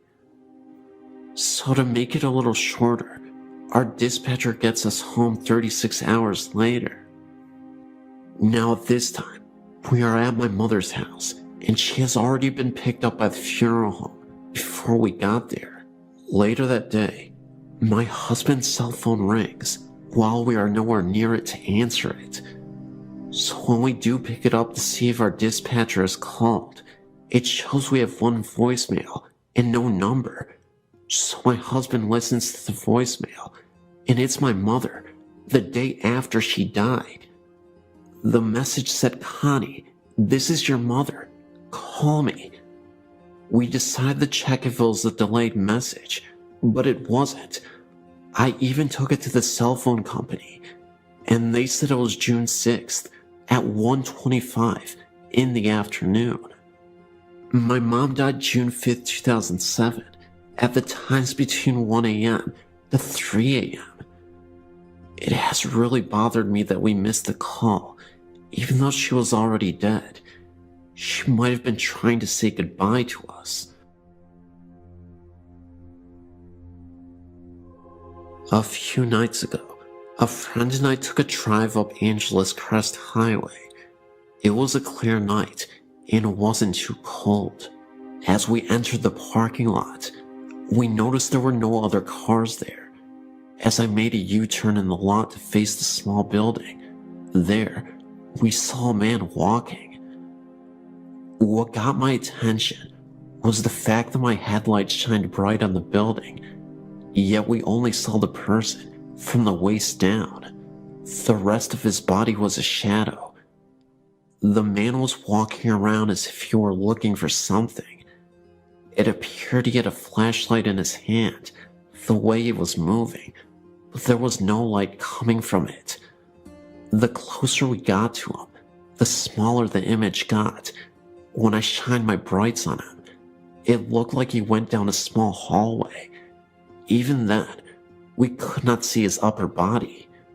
We went back the next day to see if we could find anything.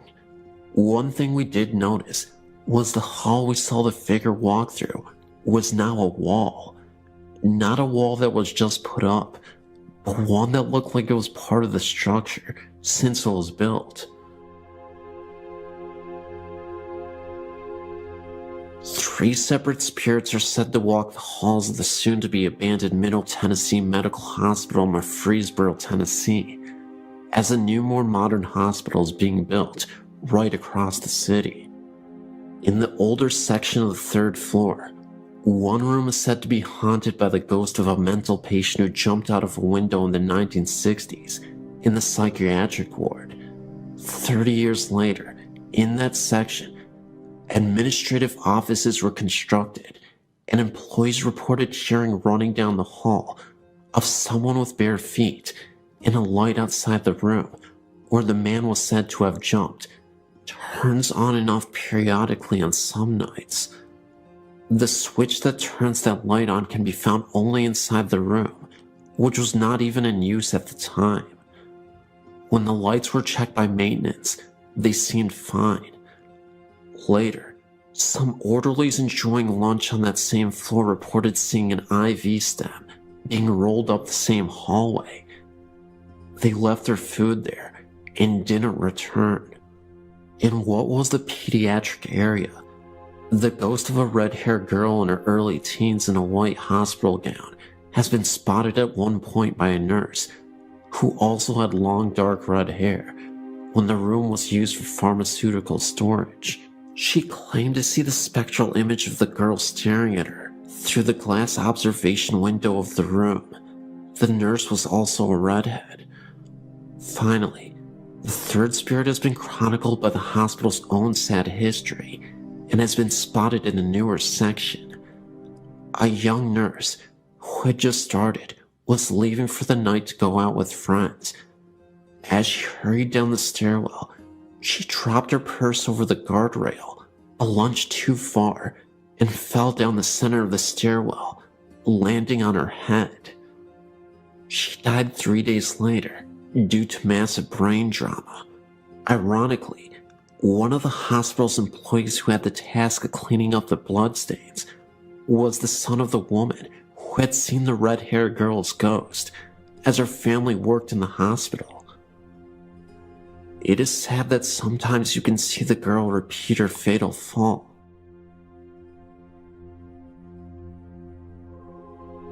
I have many stories to share with you, but I'm going to start at the beginning. I grew up in Lawrence Harbor, New Jersey. From the time I was a very young child, I knew that something was not right in our house.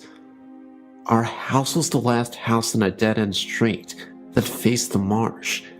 In the winter, you could see Highway 35. The surrounding woods were equally as disturbing. I was the only girl in our neighborhood. All my friends were guys. They were like brothers to me. I was a tough kid, and I did not scare easily. However, being alone in our house and going to sleep at night frightened me to death. My father died when I was a baby, and it was just my mother, brother, and myself.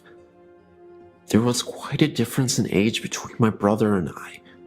For years, I kept my experiences to myself because I thought it was my imagination, and I also thought that if I told my mother and brother, that they would think I was crazy too.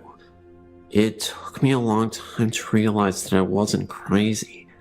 It was not my imagination, and the hard part was that I was a gifted child whose family could not relate to me on that particular level. These are my experiences while I lived there. My mother and father bought the house in 1962, and I was born in 1963. We owned the house right up until 2005. To this day, the events are burned into my memory. From the time I was about 5 years old, there hardly was a time that the house was at peace. I would lay awake in bed at night and watch orbs dance across the walls and ceiling. Then, I could feel someone sit on the corner of my bed. It was not a faint feeling either. In retrospect, as an adult, you could actually see the corner of the bed being pressed down. My heart would pound in my chest so loudly that I couldn't hear anyone else, and I could feel every hair stand up on my entire body. I would pull the covers and pillows over me in such a way that only my eyes and nose would stick out, even in the summer with no air conditioning. Shadows were commonplace everywhere in the house. You could smell flowers in the middle of the winter as well. Then, just as I would start to fall asleep, I would be jolted awake because something pulled the covers of me so violently that they were on the floor at the foot of the bed. That would send me screaming out of my room to my mother. There wasn't a time that you didn't feel as though you were being watched, or that you didn't feel that something was following you from room to room. If you came home and put your car keys down, turn your back for 2 seconds, they were gone, and then after searching the entire house, they would suddenly reappear where you originally put them in the first place, and you were the only one home the entire time. When I was in high school, I would come home and shower because I played sports. I always locked the bathroom door. Every time I would pull the curtain back when I was finished, the door would be wide open. Once again, no one was home, and our interior doors had no keys. Until now, I've been very vague with you about my experiences, but now I will tell you in detail my most frightening experience. I was engaged to Mitch. We were just both out of high school. My mom was out, and so was my brother. Mitch and I decided to go to my house to watch TV and eat some pizza. From the time we entered the house, I could feel that something was really wrong, really out of sync. The air seemed electrically charged. It was as though us being there had interrupted some unseen gathering. I ignored it, even though I was goose flesh from head to toe. Even with all the lights on, my mother's house always seemed dark. Mitch was sitting in the room watching television, and I went into the kitchen to heat some frozen pizza. We were having a conversation as I did so. My back was to the living room as we were talking, and I was placing the pizza on the baking sheet. I heard what I thought was Mitch leave the living room and walk into the kitchen. I became aware that he was standing directly behind me as I was still talking. I turned around to ask him something, but to my shock, it was not Mitch standing there. I felt all the blood drain from my face. My knees went to jello, and I gasped and screamed at the same time. Standing face to face with me was a huge black solid apparition. I could make out a head and shoulders, but the rest became more see-through as it went towards the knees and feet area. It felt like slow motion. I think that when I turned around and screamed, I scared it as much as it scared me. As I stood there screaming, the black figure literally whooshed through the kitchen wall. Mitch ran into the kitchen. I was shaking and white as a ghost. It took me a while to collect myself. I shut the oven off, and we left and went to the local pizza place, where I told them what happened. We didn't spend much time at my mother's house after that. This is just one story out of countless stories that I would be glad to share with you. I'm now 46 years old. My entire life has been one foot in this world and the other in the spirit world. Years ago, I'd contacted Sylvia Brown, who told me that my mother's house had many spirits in it, but two stood out. There's the ghost of a baby and its mother.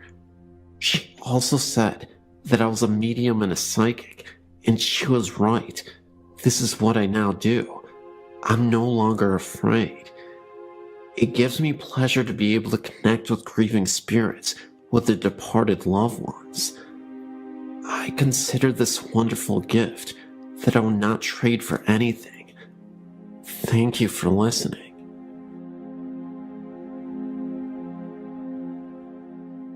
All of my life I had reoccurring experiences of the paranormal, starting at age 7, as far as I can remember, when my father died. I used to believe the experiences were dreams or imagination until recently. I was telling my fiancé of my experiences, voices, mists, noises, marks in my body, being touched, shirt tugged on, hair pulled, etc. His suggestion was that maybe I am a sensitive. So, I started thinking about this possibility and decided to explore it further. My fiancé and I previously tried going to paranormal meetings, which would go on ghost hunts. There was one in particular that appealed to me, and we signed up. The building the group was going to was in Newcastle, Pennsylvania, at an old building that was previously the Elka Club, built in 1914. This information was given to us by the leader of the hunt. When we arrived, we went into a room to get the speech about which rooms to be careful of. They would be marked by the yellow tape. Nothing else was told to us about the history of this building. But as I stood there, a name entered my mind, and it kept repeating itself. Sarah, Sarah, Sarah, over and over again. Well, as the group entered the basement, we divided into small groups of 2 or 3. My fiancé and I were in a small room in the back, and I felt nothing, so we decided to head out into the main part of the basement. And just as we stepped out of the room, a man that was on tour with us, who has been there before, said, "Sarah, if you are here with us, give us a sign." I was flabbergasted. I looked at my fiancé, and explained the utter shock on my face, and we continued in to other parts of the area. I had entered a room just off the entrance of the basement and instantly was bombarded with intense sadness, so much so that I got tears in my eyes. I informed the group leader, and they took pictures around me, but by this time, I already knew that what they were searching for in the building wasn't correct. I knew that what I was feeling was the past, and the child Sarah intended on proving just that to me. She, in what I would call it, attached herself to me. She started flashing images in my mind about what the building was before the Elks had been built there.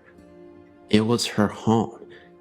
It was a beautiful Victorian with a large porch, parlors, a library, you name it, she showed me. She told me that she was sad because of the remodeling that was about to happen in the building. She got her point across by telling me certain rooms did not belong. I also picked up a persistent man in a room on the first floor. I was flashed an image of a podium and people sitting and listening intently to this man. In the ballroom, I was given images of people dancing, only black shadows of such. And at last, the third floor, I approached the end of the main hall and was shoved by something not seen. I took a moment and continued on into a grand circular room with benches attached to the circular walls, and had the feeling of being watched. And I kept saying, this feels like judge and jury. It was like you were being persecuted, watched, and the spirits were getting angry.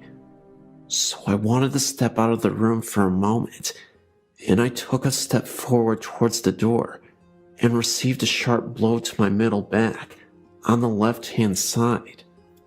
I went out of the room and was telling the group about the incident and decided to give it another try. And as I entered, I again got another blow to the right side of my back.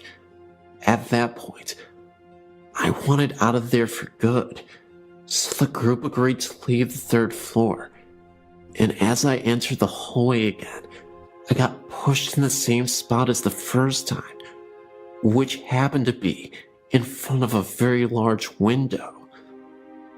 The interesting part was, I said before, I knew nothing of the place, but when we were leaving, I told the owner all the stuff Sarah had told me.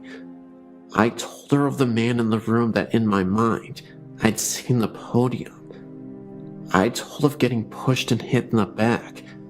Well, she surprised me, not only, but many in the group as well. Come to find out that this is where Sarah's home was.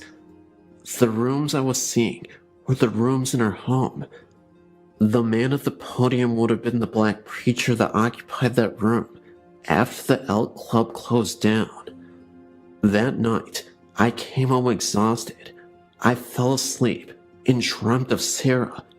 In the dream, she told me her last name, so I searched for her on the internet. I then found something more shocking. Not only did I find her, the year she was born, but I also found the names of her parents. Well, I'd spoken with someone that has been to the club and knows things about it, but they never knew her parents' names, which happened to be the same names I came across.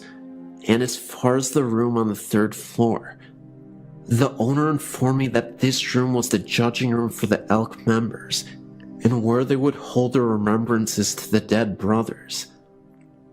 The interesting thing was, the women were not allowed in this room, and there was also an EVP that picked up stating, "You are being judged."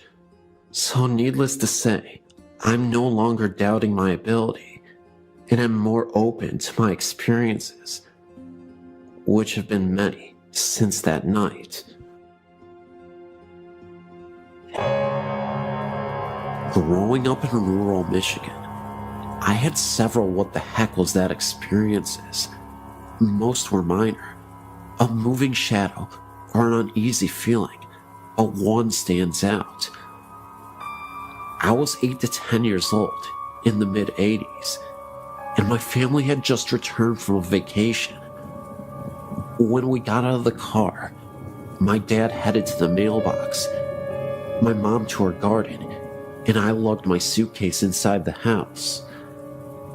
All of the windows were shut, and I pulled the garage door closed behind me. Walking through the house, I passed the bay window, from which I could see my dad still on the road, and my mom picking some vegetables. The house was silent, except for my footsteps on the carpet. I walked into my room and put my suitcase down in the corner. I heard a male voice laughing behind me, maybe in the doorway 8 feet away. It was a hearty laugh, loud and clear. I spun around, and there wasn't anyone in the doorway. I ran back to the garage, through the door, and outside. My father was just grabbing his suitcase from the car, and my mother was pulling weeds. I wasn't scared when I heard the voice, but not having a tangible body to put it with did unnerve me a bit. Following the event, I was able to forget and had no issues in the rest of the house. It was only after I got older and interested in the paranormal did I realize that I must have had a run-in with something. About 2 years ago, I bought a 126-year-old, 8,000 square foot mansion in Missouri, just outside of Kansas City where I grew up. My mother had owned and lived in the house for the previous 15 years, slowly maintaining it. She had done a great job maintaining its mid-1800s character, slowly bringing the woodwork back to life, adding insulation, and replacing all of the plumbing and wiring. I mention this because I've heard that a disturbance in the environment can cause spectral activity to begin. I'd seen the house only once, as I live over 2,000 miles away, but I fell in love with it immediately. The first night I stayed over, I woke in the middle of the night to huge blobs, about a dozen, from golf ball to basketball size, floating around the room I was sleeping in. This is the one and only time I've ever experienced anything like that. I closed my eyes, said a prayer, and fell back to sleep in time. I said nothing to my mother the next day until she asked me, "Well, did you see the blobs?" One of the workers stayed down there the other night and said he wouldn't stay in the house after dark because of the blobs floating around him. She had not seen them, and still hasn't. However, the previous owner told my mother a few years later that he loved what she had done to the front room, but he could never stay in there while the house was his because of the blobs. During the summer of 2007, I went back to see my family.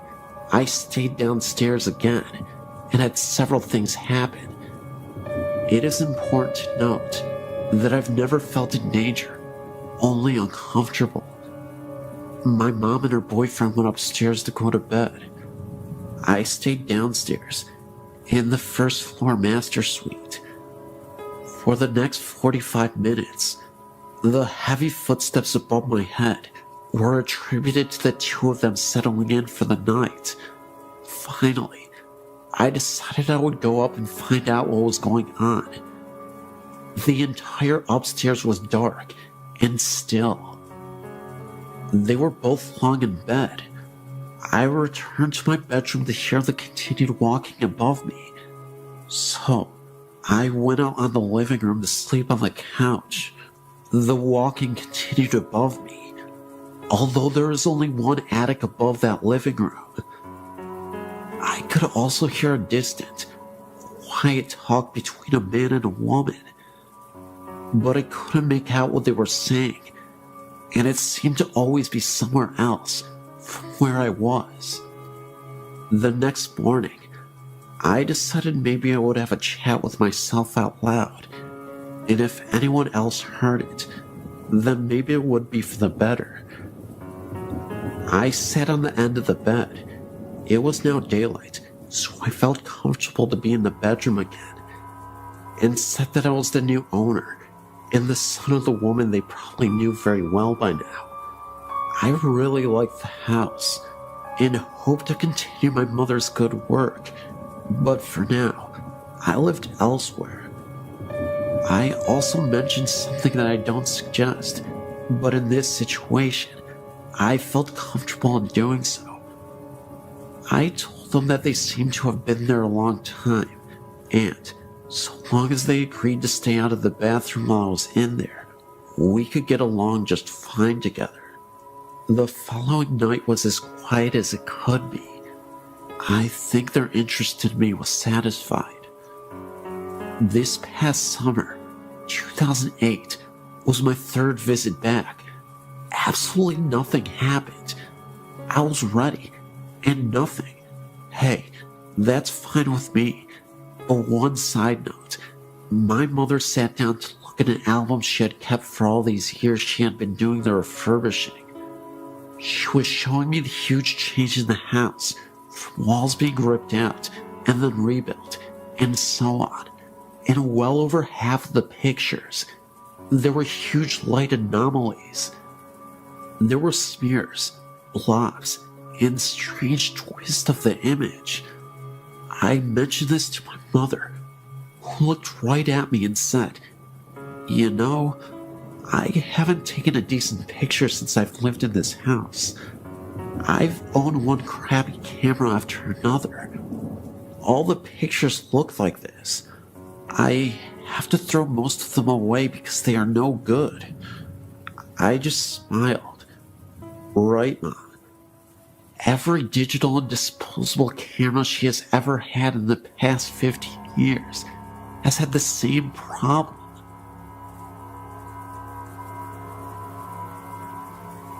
I grew up with a mom who is wicked, and she is very psychic. She has told me accurately if a lover and I will break up, when, if I'll meet someone new, and accurate descriptions of people I'll meet. My mother told my roommate that the child she was having would be a girl, and she was correct. My mom, to my amazement, is the real deal. On Halloween, our house is the most popular because the altar my mother sets up outside is very real. It's very fun, and I grew up with the easygoing view of the paranormal.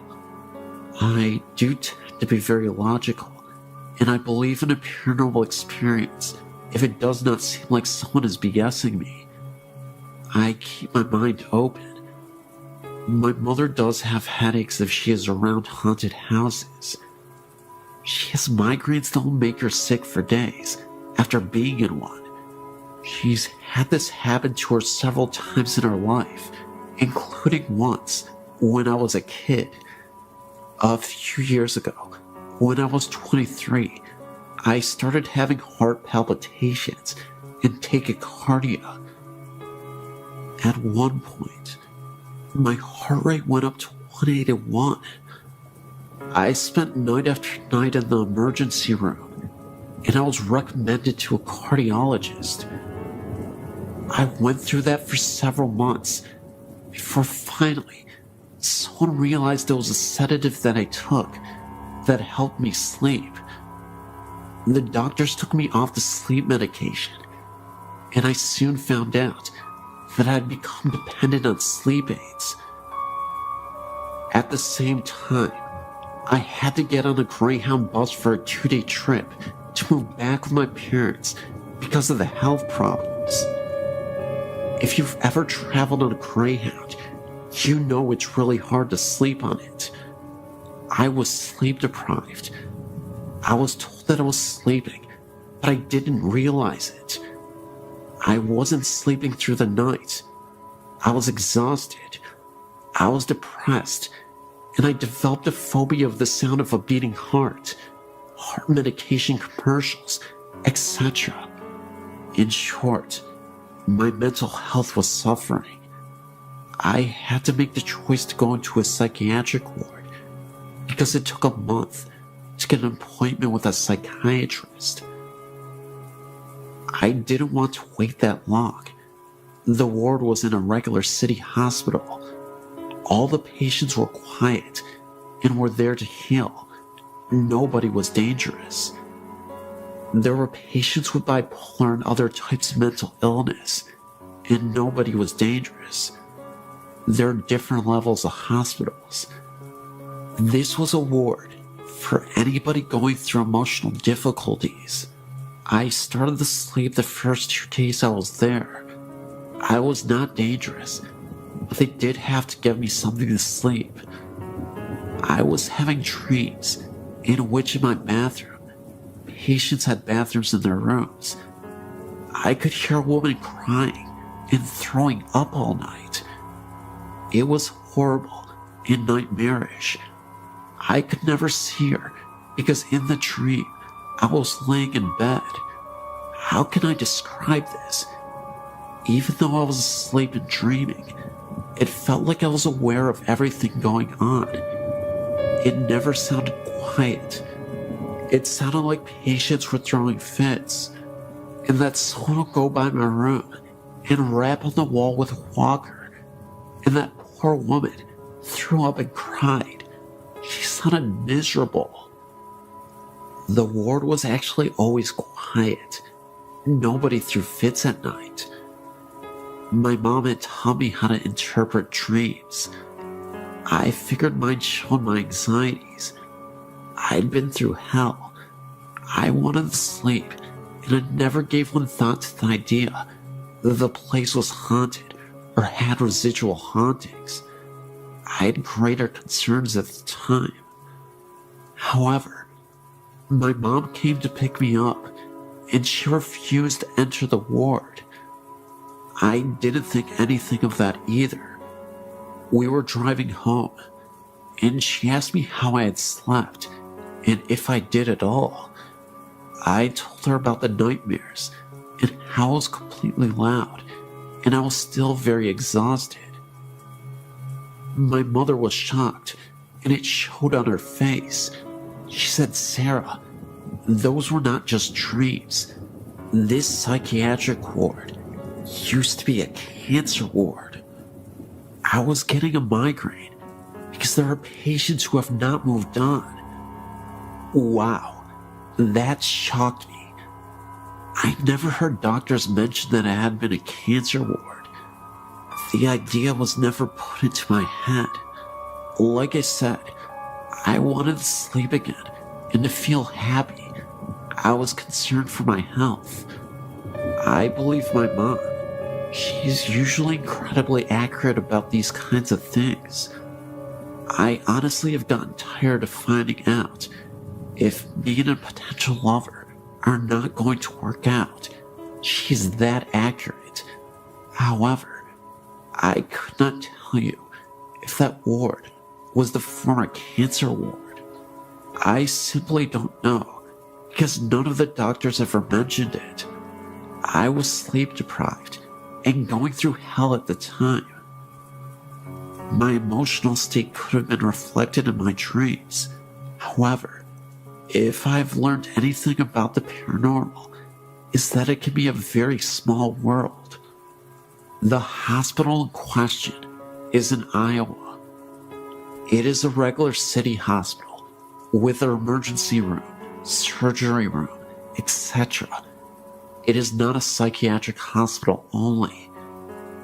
If a former nurse ever writes you, or even a former patient, I'm here to tell you that there may have been something to their experience. The ward in question is still open. This was a few years ago that I was there. This is just a quirky experience that I wanted to share.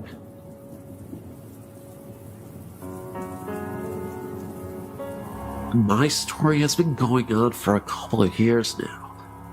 When I was 9, we moved into our house. It's a nice little place, backed by a large ditch. Behind the ditch is a large forest that I used to play in. The house itself is unremarkable. It's 3 bedrooms.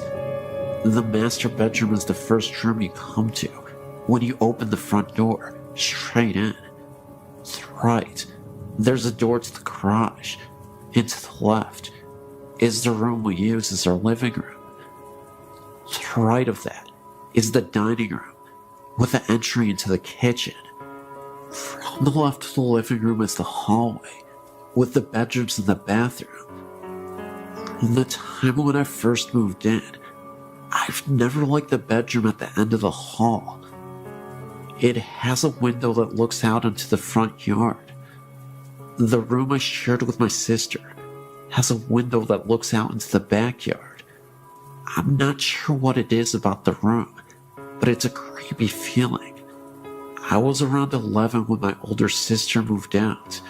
By that time, it had been a while since I'd gotten any creepy feelings in the second bedroom. I was pleased with the idea of having my own room.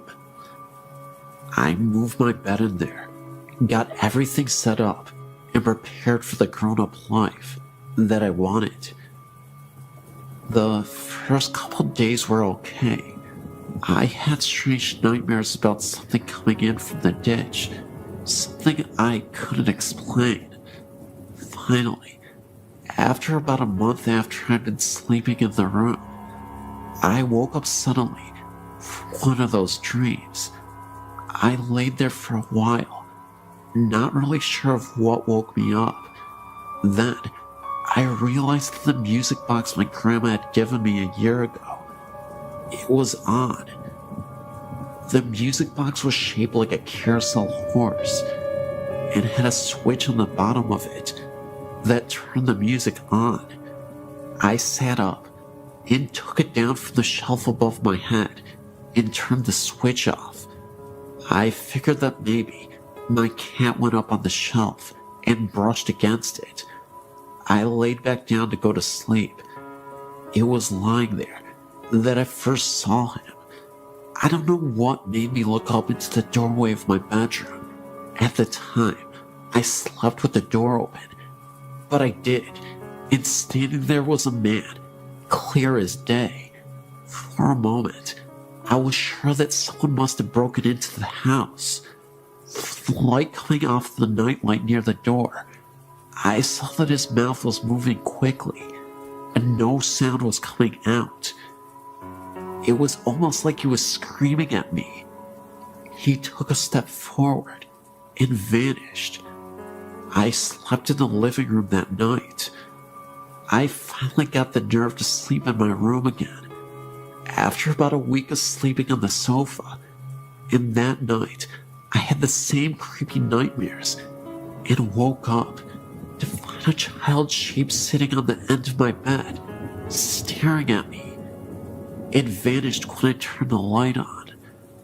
I ended up spending the next year sleeping on the floor in my sister's room, because my mom wouldn't let me move my stuff in with her.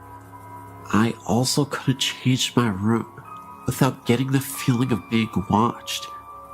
I would glance at the mirror, it's the type that sits on the dresser, and see a face staring at me, one that wasn't my own. My older sister finally moved back home, and I ended up back in the other bedroom with my sister.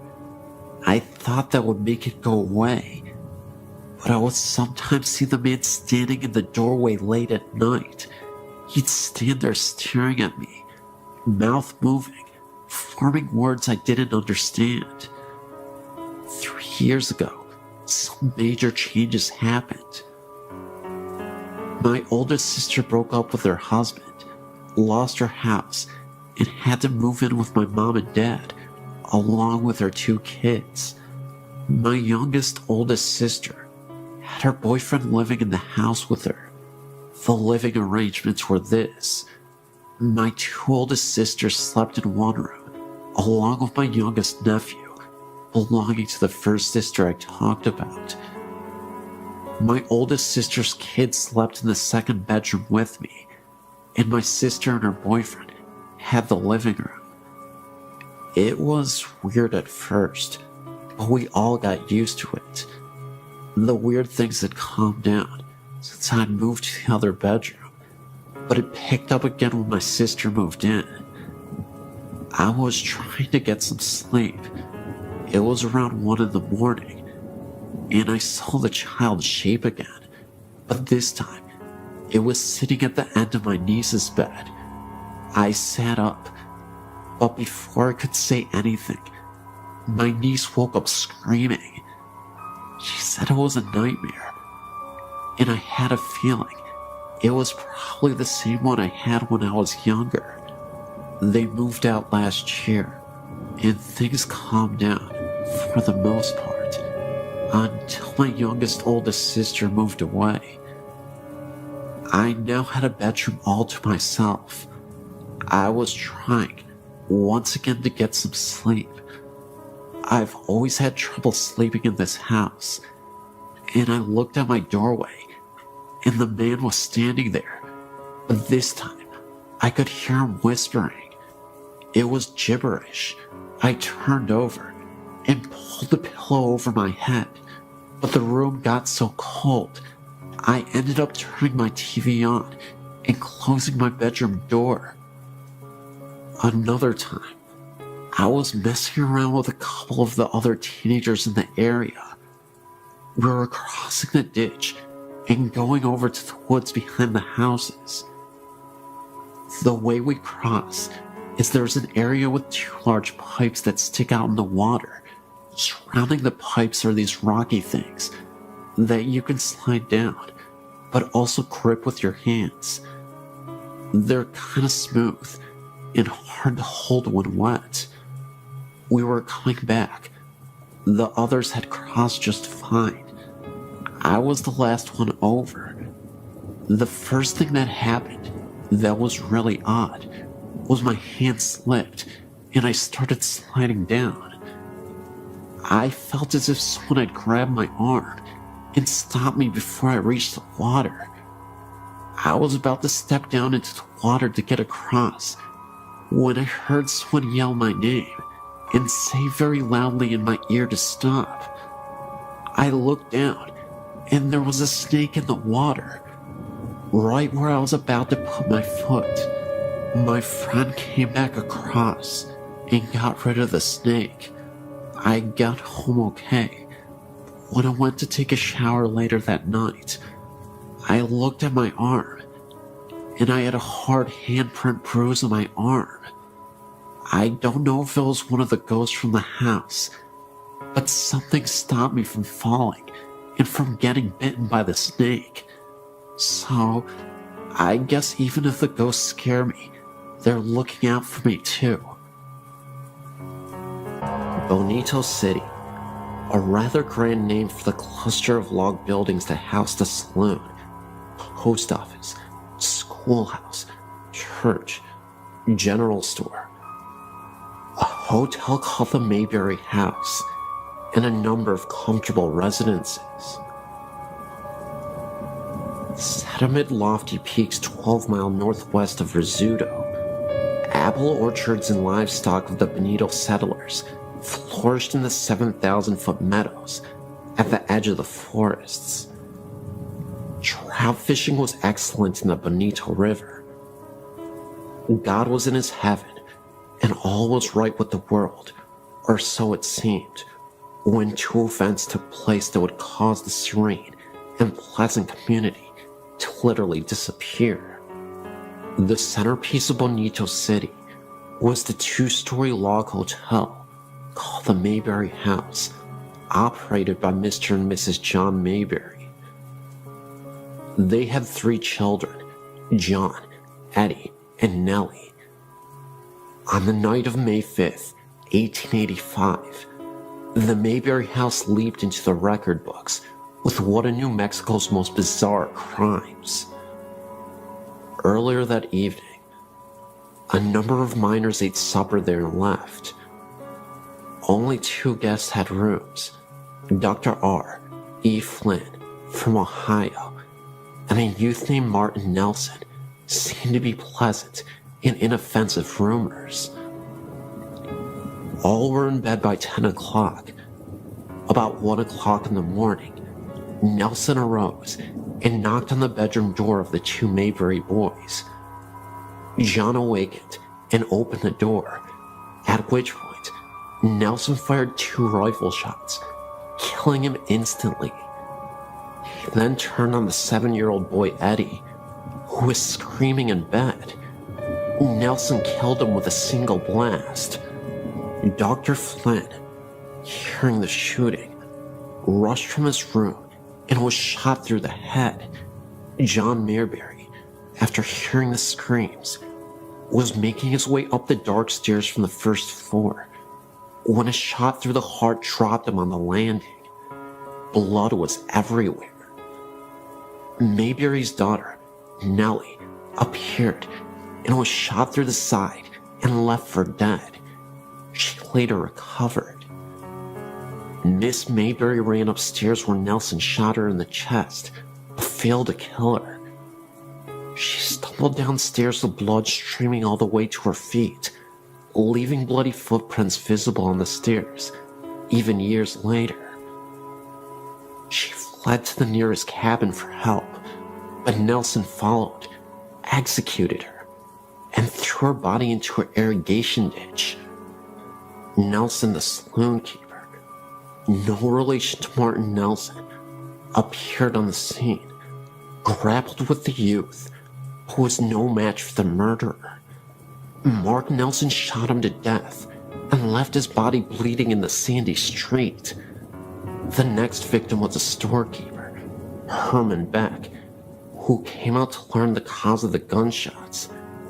Nelson killed him with 1 bullet. Bonito's terrified citizens locked themselves in their homes until morning, while Nelson roamed at large, finally climbing up a nearby mountain.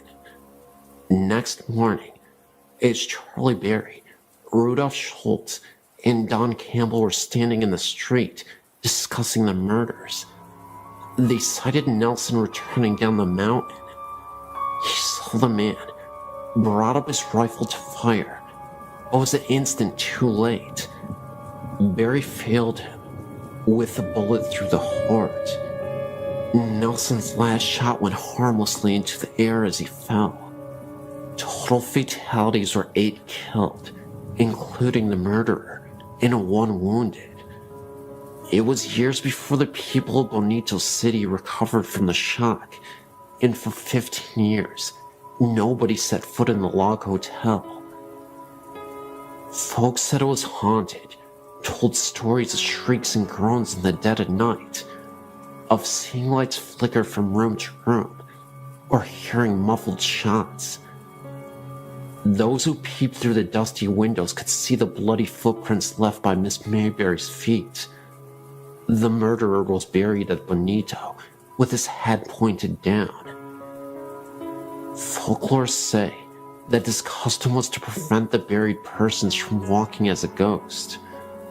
The victims were also buried in Bonito, side by side of each other, and a reasonable distance away from the murderer Martin Nelson.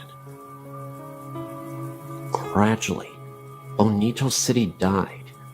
The final blow came when the railroad arrived in the desert below and took a business-like approach to acquiring water rights in the Bonito Valley, and later on, buying out the land in which the remaining residents of Bonito City lived.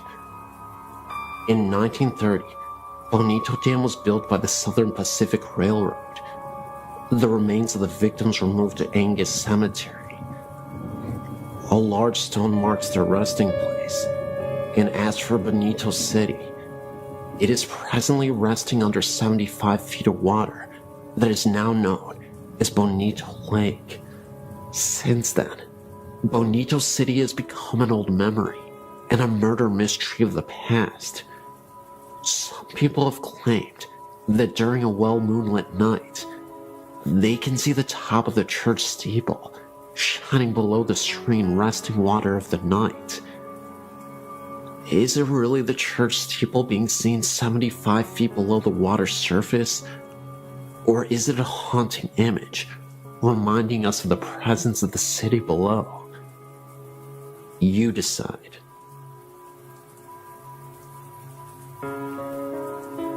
In early November 2006, I went over to visit my grandparents' house and my grandpa wasn't feeling well. He eventually went to visit the hospital. I thought he would just get out in a day or so, because he survived a heart attack before. For the first few days I wasn't worried at all. But after a week in the hospital, I was getting a little worried. About 2 weeks later, he passed away. I was absolutely devastated. Before his funeral, his brother and sister came down to visit. While they were sleeping in my grandparents' house, this is 2 days after he had died, my uncle was leaving. He looked back to see if things were all right, and saw a rather tall figure, wearing a hat, walking in our room. At first he thought it was my grandpa's brother Robert, but he was fast asleep in a different story of the house. He went looking in the room, and the ghostly figure was gone. We all think the figure was our grandpa. He was about 6'1", and always wore a hat. Every time my grandma went to go get food, or to pick up my little cousins, we would get a feeling someone was watching me, but in a good way. In early December, I was decorating the Christmas tree, and I saw a face peek out at the top of the stairs at me. It looked exactly like my grandpa a few years before he died. It kind of feels like a little bit of him follows every one of us.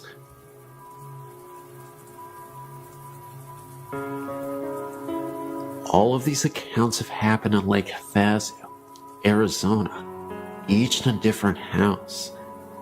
My mother and I were driving around town, looking for a house to rent, when we found a large house on Bayou Drive.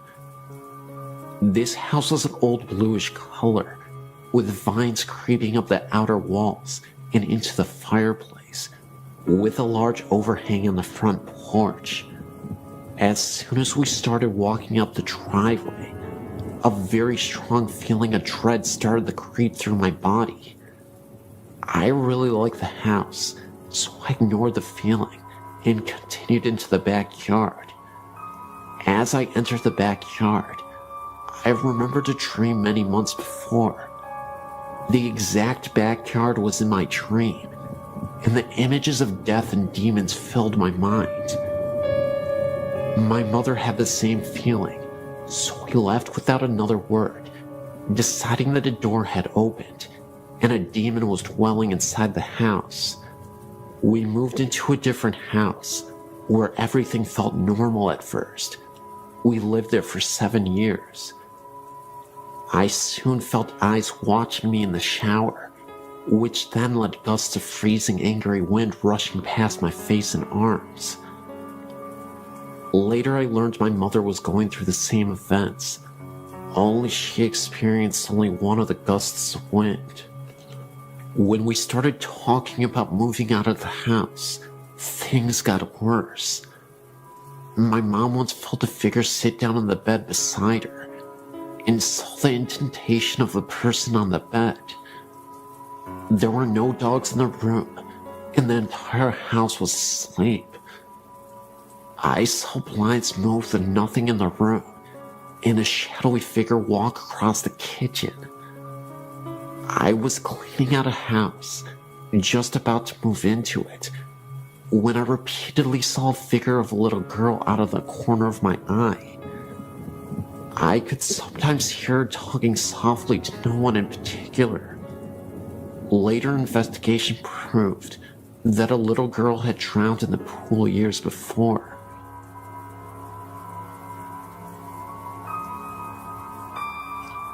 I've had a lot of things happen to me in my life, From seeing eyes in the corner of my room to being slapped by something I couldn't see.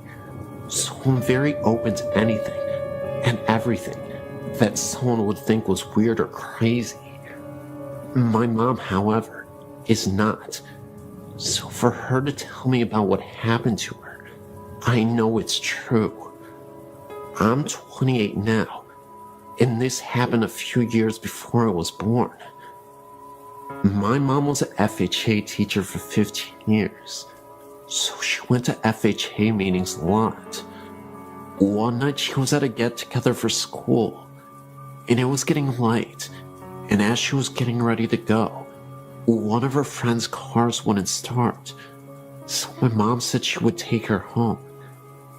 As they were driving, her friend and her were talking, not even thinking about how far out in the middle of nowhere they were. Finally, they got to her house, and my mom dropped her off and started home. It was a very calm night, and very dark, almost eerily calm. As she was driving down the road, she started to feel uneasy, so she tried to blow it off, until she turned down back road to the highway. I can't think of the name of the road right now, but I do know there was quite a few fatal accidents on that road because of how windy it is. So, as she was driving, she looked over and saw this thing running right beside her. It was as big as a cow, and its eyes glowed green. She got so scared, she stepped on the gas and was going 85 miles per hour. And the thing then disappeared.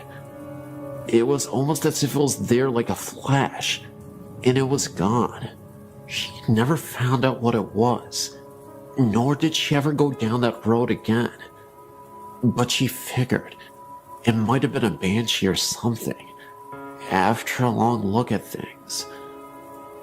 She has only had 2 things ever happen to her in her life that she definitely couldn't explain, and that was certainly one of them. The other was when she went to bed one night, when she was a teen.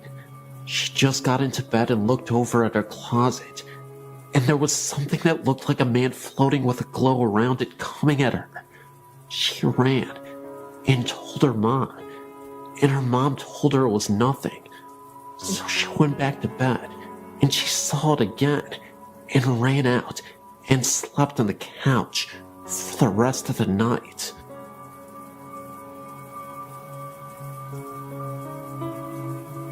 I'm a clairvoyant, and I'm used to not being alone. The last house I lived in had a number of distinctive entities, and will only share a couple of my experiences with you now.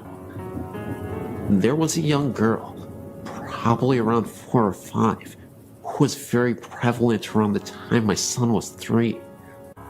One night, I had a contact dream. Usually my dreams are surreal and nonsense, but when I contact someone, they're usually set in whatever house I am in, and are more out-of-body experiences. I walked to the end of my hall, and looked through the dining room into the kitchen, and there was a small girl with waist-length dark brown, not black, wavy hair. She had a flowered white nightgown on, and she was pushing buttons on the microwave. When I asked her why she was here, she quickly, and I mean quickly, like Japanese horror across the room in a blink quickly, came up to me. I crouched down, but I couldn't see her face, and somehow I knew she had been badly injured. Think gunshot wounds to the eyes and cheek, so I didn't want to see her face.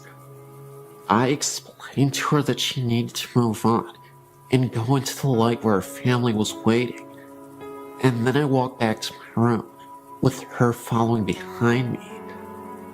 I woke up, then went back to sleep, and a while later my son woke me up, halfways anyway, enough to answer him and kinda remember. And he asked me to tell the girl that she was not his sister and to leave him alone.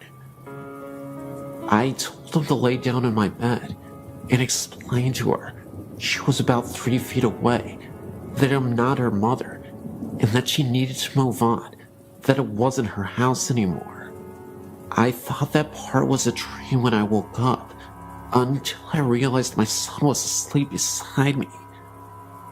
The other very noticeable energy in my house was that of a woman who was very straight-laced and controlling. She would often sit on a window seat in my bedroom at night. My husband, who is a very skeptical man, would sit up in his sleep staring with closed eyes towards her and ask over and over, "Who is that? Who the heck is that?" Until I would tell him it's okay. Then he would lay back down. Well, this house was in Oklahoma, and every time there was a tornado weather outside, she would panic and really become agitated and very distracting to those who could sense her. So I'd have to calm her down and watch the storm. When my alarm clock didn't go off, she would bang loudly on the window in time for you to get to work. The only nice thing she would do. But when we were moving out, she really flipped, stirring up whatever else was there. So in the middle of the night, I would hear floor shakings and bangs from completely empty rooms. Tape would be peeled off boxes and placed across the room. Things would be removed from boxes overnight and put in different rooms, like books stacked in the middle of the kitchen after they were packed, and sounds of the TV coming on after it had been unplugged and wrapped in protective sheeting. All in all, it was not a very fun move, especially when I was alone the last 4 weeks of packing, and she kept opening the valve on my air mattress at 2 a.m. My new house is nice, but I keep hearing a little boy talk to me from a corner of my bedroom. Oh well, I guess.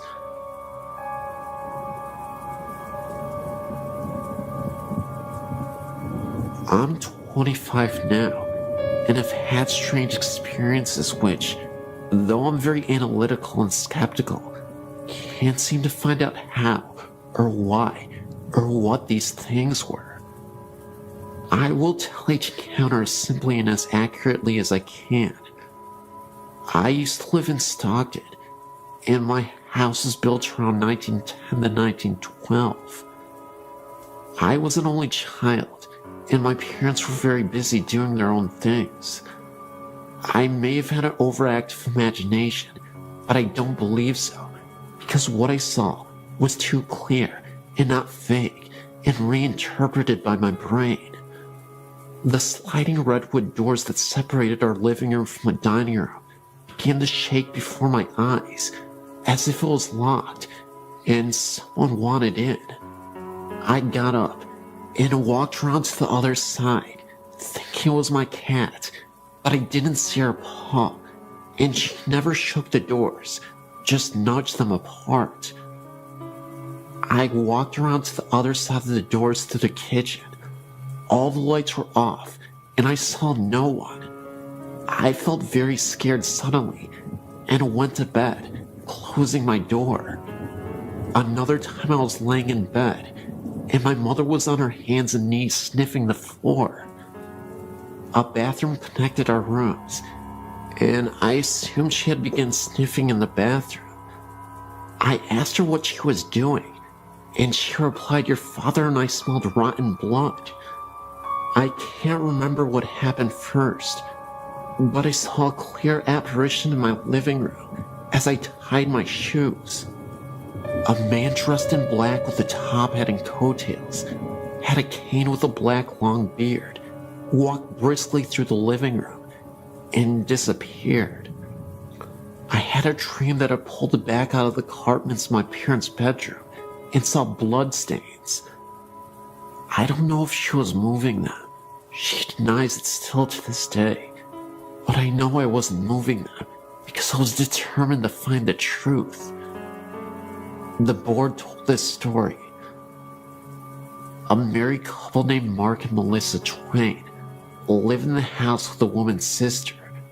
One day, in jealous outrage, she killed them both in the room with a shotgun. I thought it was very fishy the wife had my name, and the husband's name was Mark Twain. Like I said, my cousin says she didn't make the Ouija tell the story. I was under the house one day, bored and playing around, when I found a small handful of large blast bullet casings. Not as large as a shotgun casing bullet, I don't think. Other things have happened. I heard a knock on my door late at night. One huge knock, but I was too scared to open it. I told my father in the morning, and he got very angry and shouted at me that I was too stupid. I don't know why that angered him.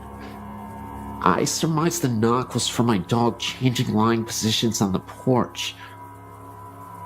Once a baby bottle just sitting on the counter just seemed to be thrown in the floor. My father said it was because I stomped into the kitchen. Perhaps. But the powerful way it fell, I doubted it. I was never able to tear my parents' carpet or find any information on the house that could point me in any direction. Though I did get all the paperwork on who owned the house, and no name Twain ever owned the house. My aunt, who claims to be a psychic, came over to the house and said that several ghosts live here. That was something I didn't hear myself. Another family member told me that. The house, which was always a bit odd, had a stained glass window on the front, not very large. It was of a cross. Later in life, I was in high school, living with a friend. I was trying to go to sleep and heard someone say my name very clearly right next to my ear. I got up and asked my friend what he wanted. He was in my grandmother's room, which they shared. I didn't call you, he said. The voice didn't sound like his voice. It had a lisp, as was very girlish sounding. We went to the house in the Delta, abandoned and run down, as well as vandalized. I walked ahead of everyone, always ready to take on whatever. As I walked past a bush, these birds just exploded from it. Before, I heard no bird song, and they surprised. The house was elevated with a basement that had openings for water to flow through. Everything was pretty much ruined. A door opened nowhere, as the staircase had been brought down. It felt like a cemetery, not in a morbid sense, just so quiet and hollow. We went to the basement, where trash was everywhere. On the door, which had been removed then, placed back up, was a crude black painting of a devil or satyr. Being mischievous, I took a wooden bed frame topper. It was painted brown with a carved flower on each side, and it was painted red as well. After I took it home, that's when I heard the voice. My room was cold, and I saw something in the garage, and I had a really weird nightmare. The kitchen was being renovated, so we had to wash and get dishes in the garage. I went out to get a cup and felt very nervous in there. As I was walking to leave, I heard a loud boom in the wall to my right.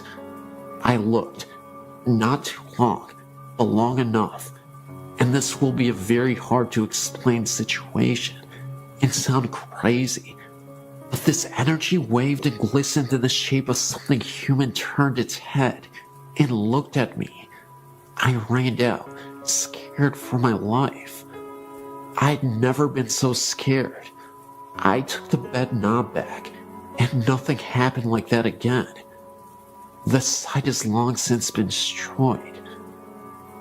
I'm not sure what any of this means, but I do know one thing for sure. I experienced it.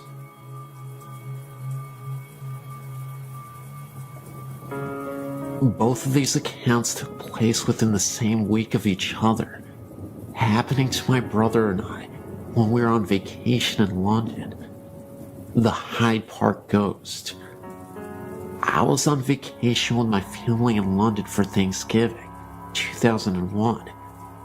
About 10 in the morning on Thanksgiving Day, we decided to go for a walk around London, starting with Hyde Park, which was about 3 blocks from the hotel.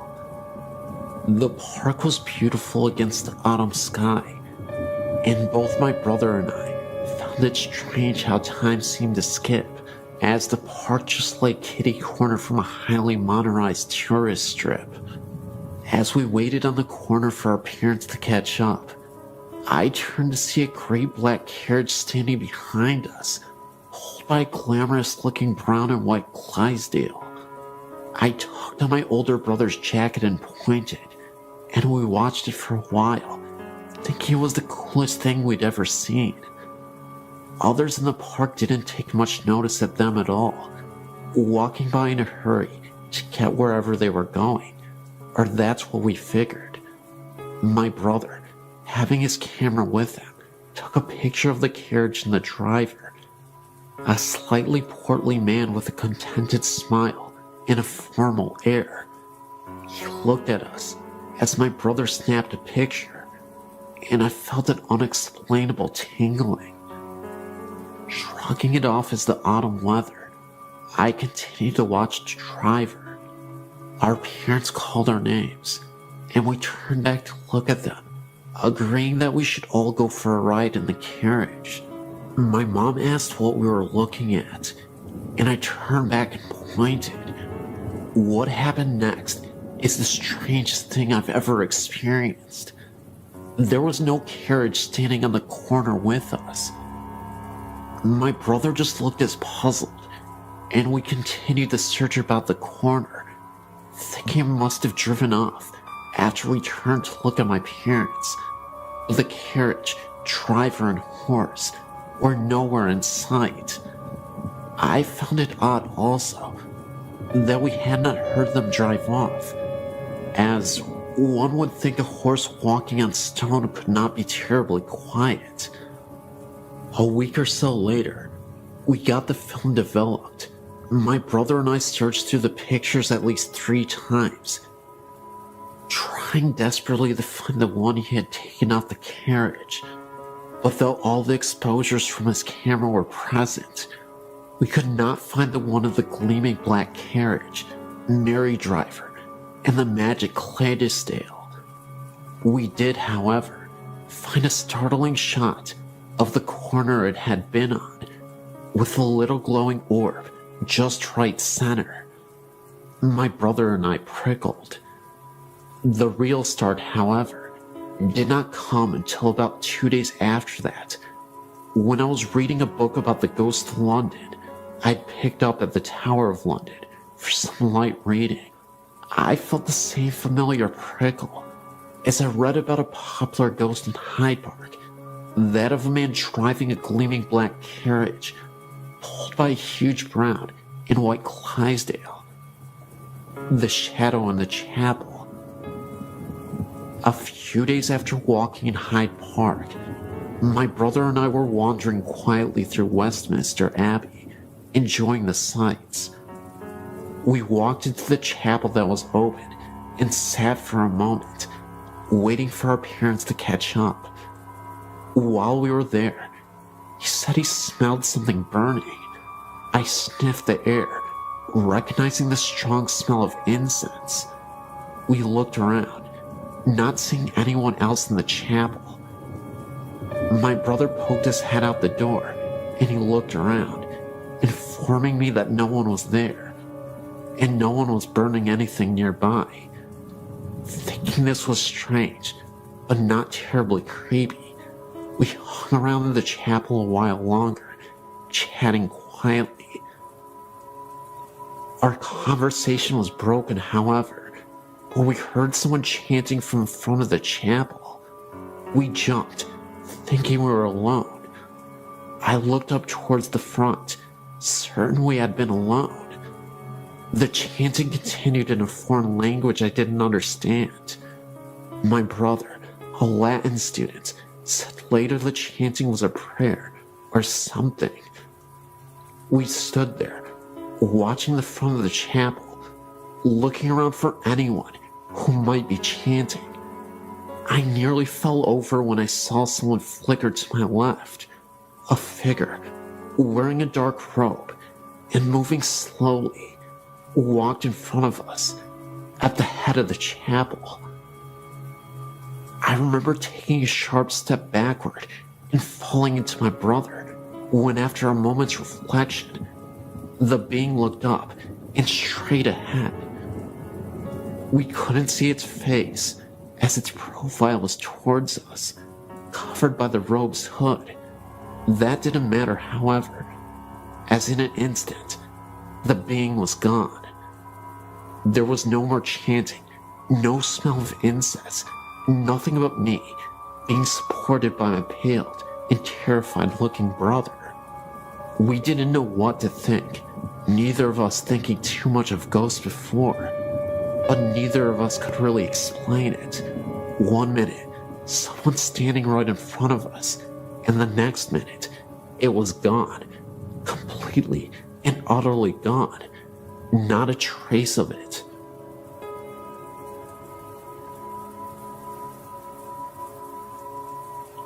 First story. I was 11 when this happened.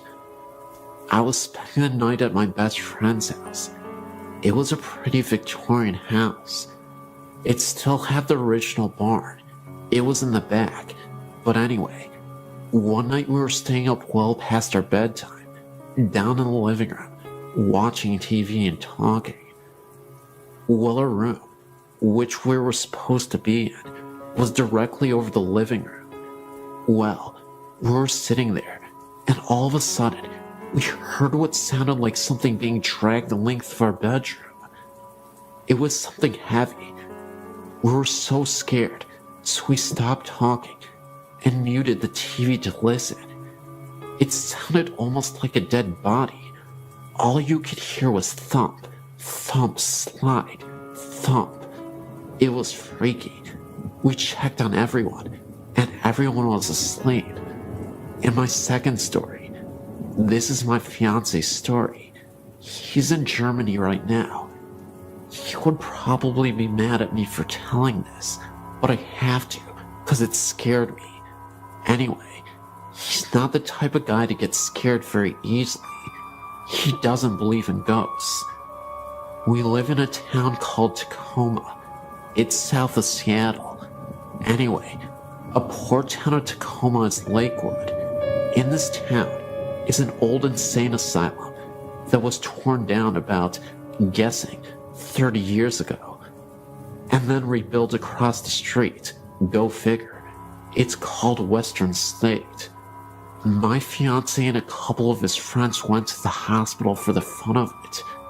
The ruins are still there. They were down in the basement, which also happens to be the boiler room. They were walking down there and came around a corner and saw a bunch of bugs and such. They figured a bum was staying down there. As they turned to leave, Dave is a pretty small guy, so he got pushed to the back. As he was about to leave himself out of the window, he felt someone tap him on his shoulder and heard someone whisper something to him. He figured it was the bum, so he turned around, but there was nothing there. He freaked out because it was a split second that he'd heard something and felt the tap. So he started screaming for his friends to come and get him. His friends had to pull him out of the window because he was freaking out the whole time. A third story. I was sleeping one time in my bedroom, and it was like 3 o'clock in the morning, and I suddenly woke up because I had the feeling that someone was in the room with me. I had my own room at the time, and it was pitch black in my room. But I looked in the corner where my door was, and I could just barely make out the outline of a man. He was just standing there and watching me. I couldn't breathe or think.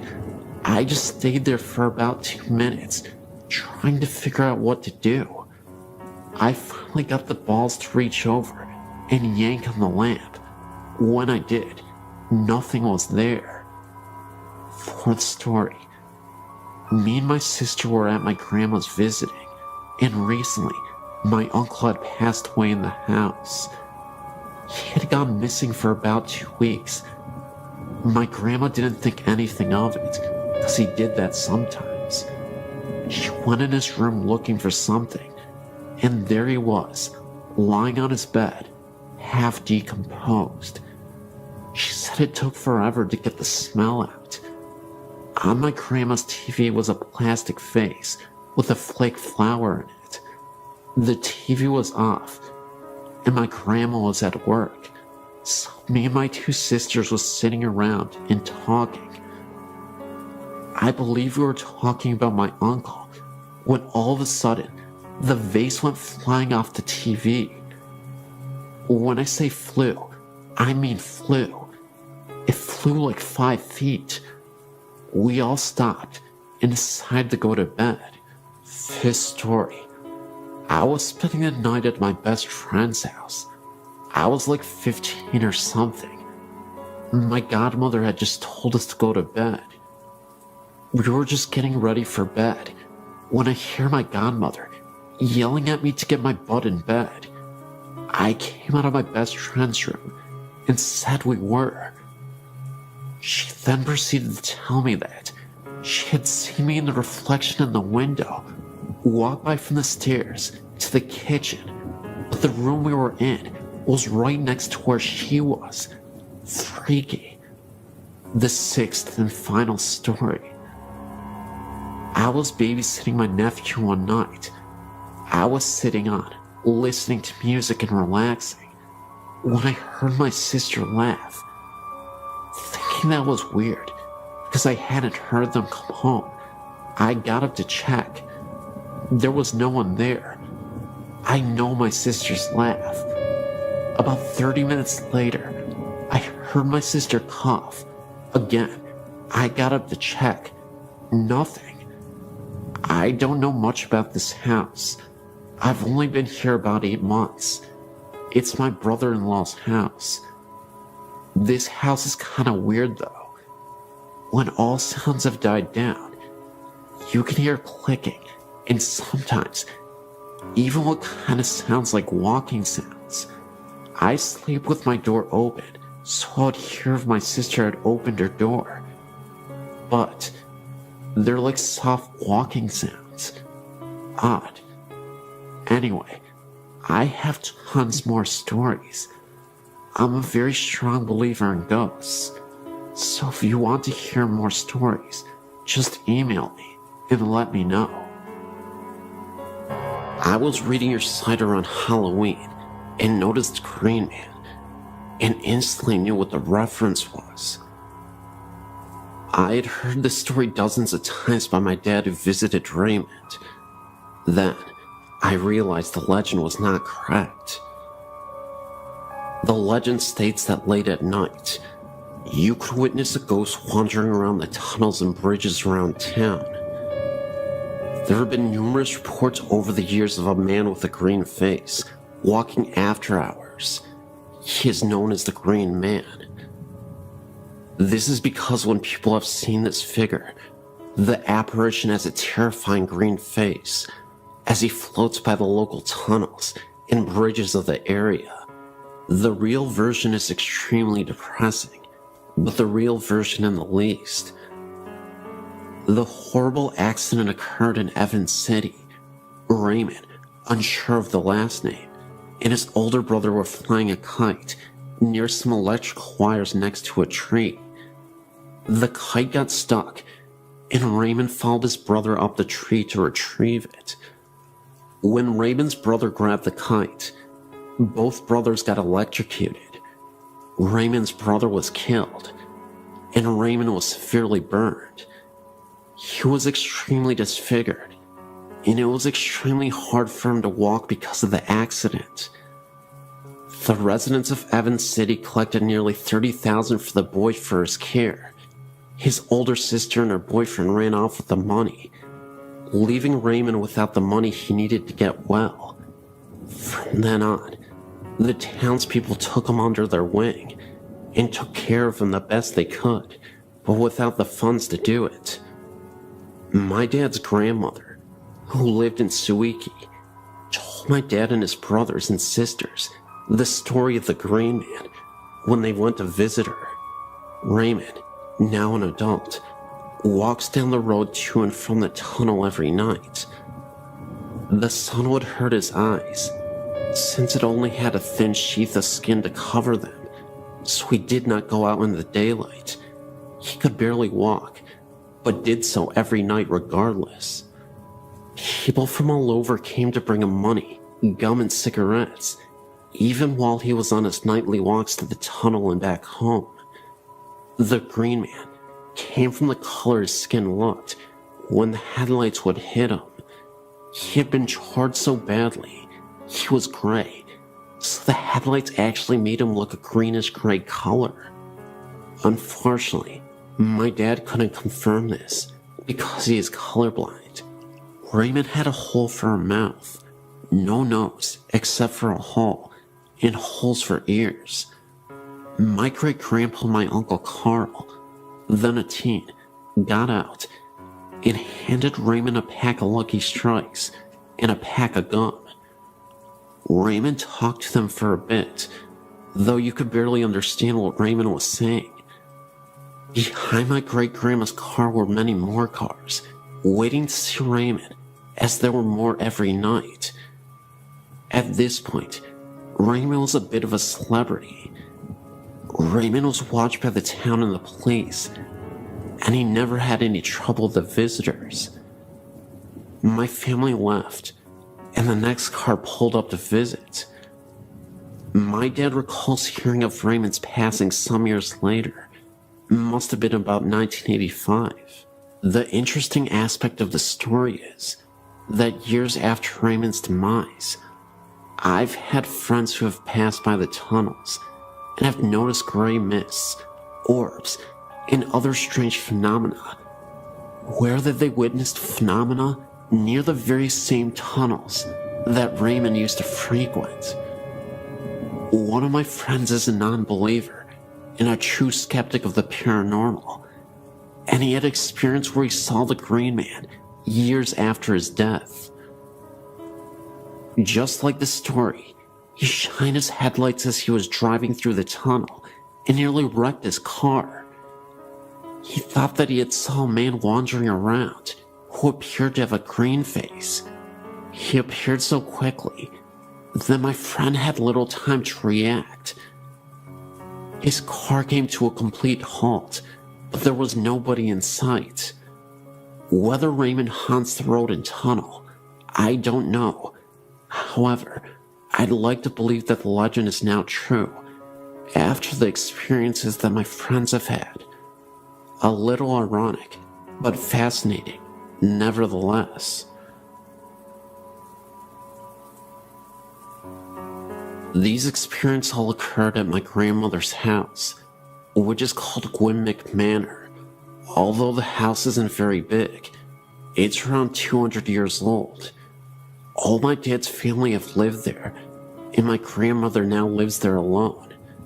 There have been many different events, things such as footsteps, dogs barking at something unseen, and the shower being turned on and off, or just a few minor things.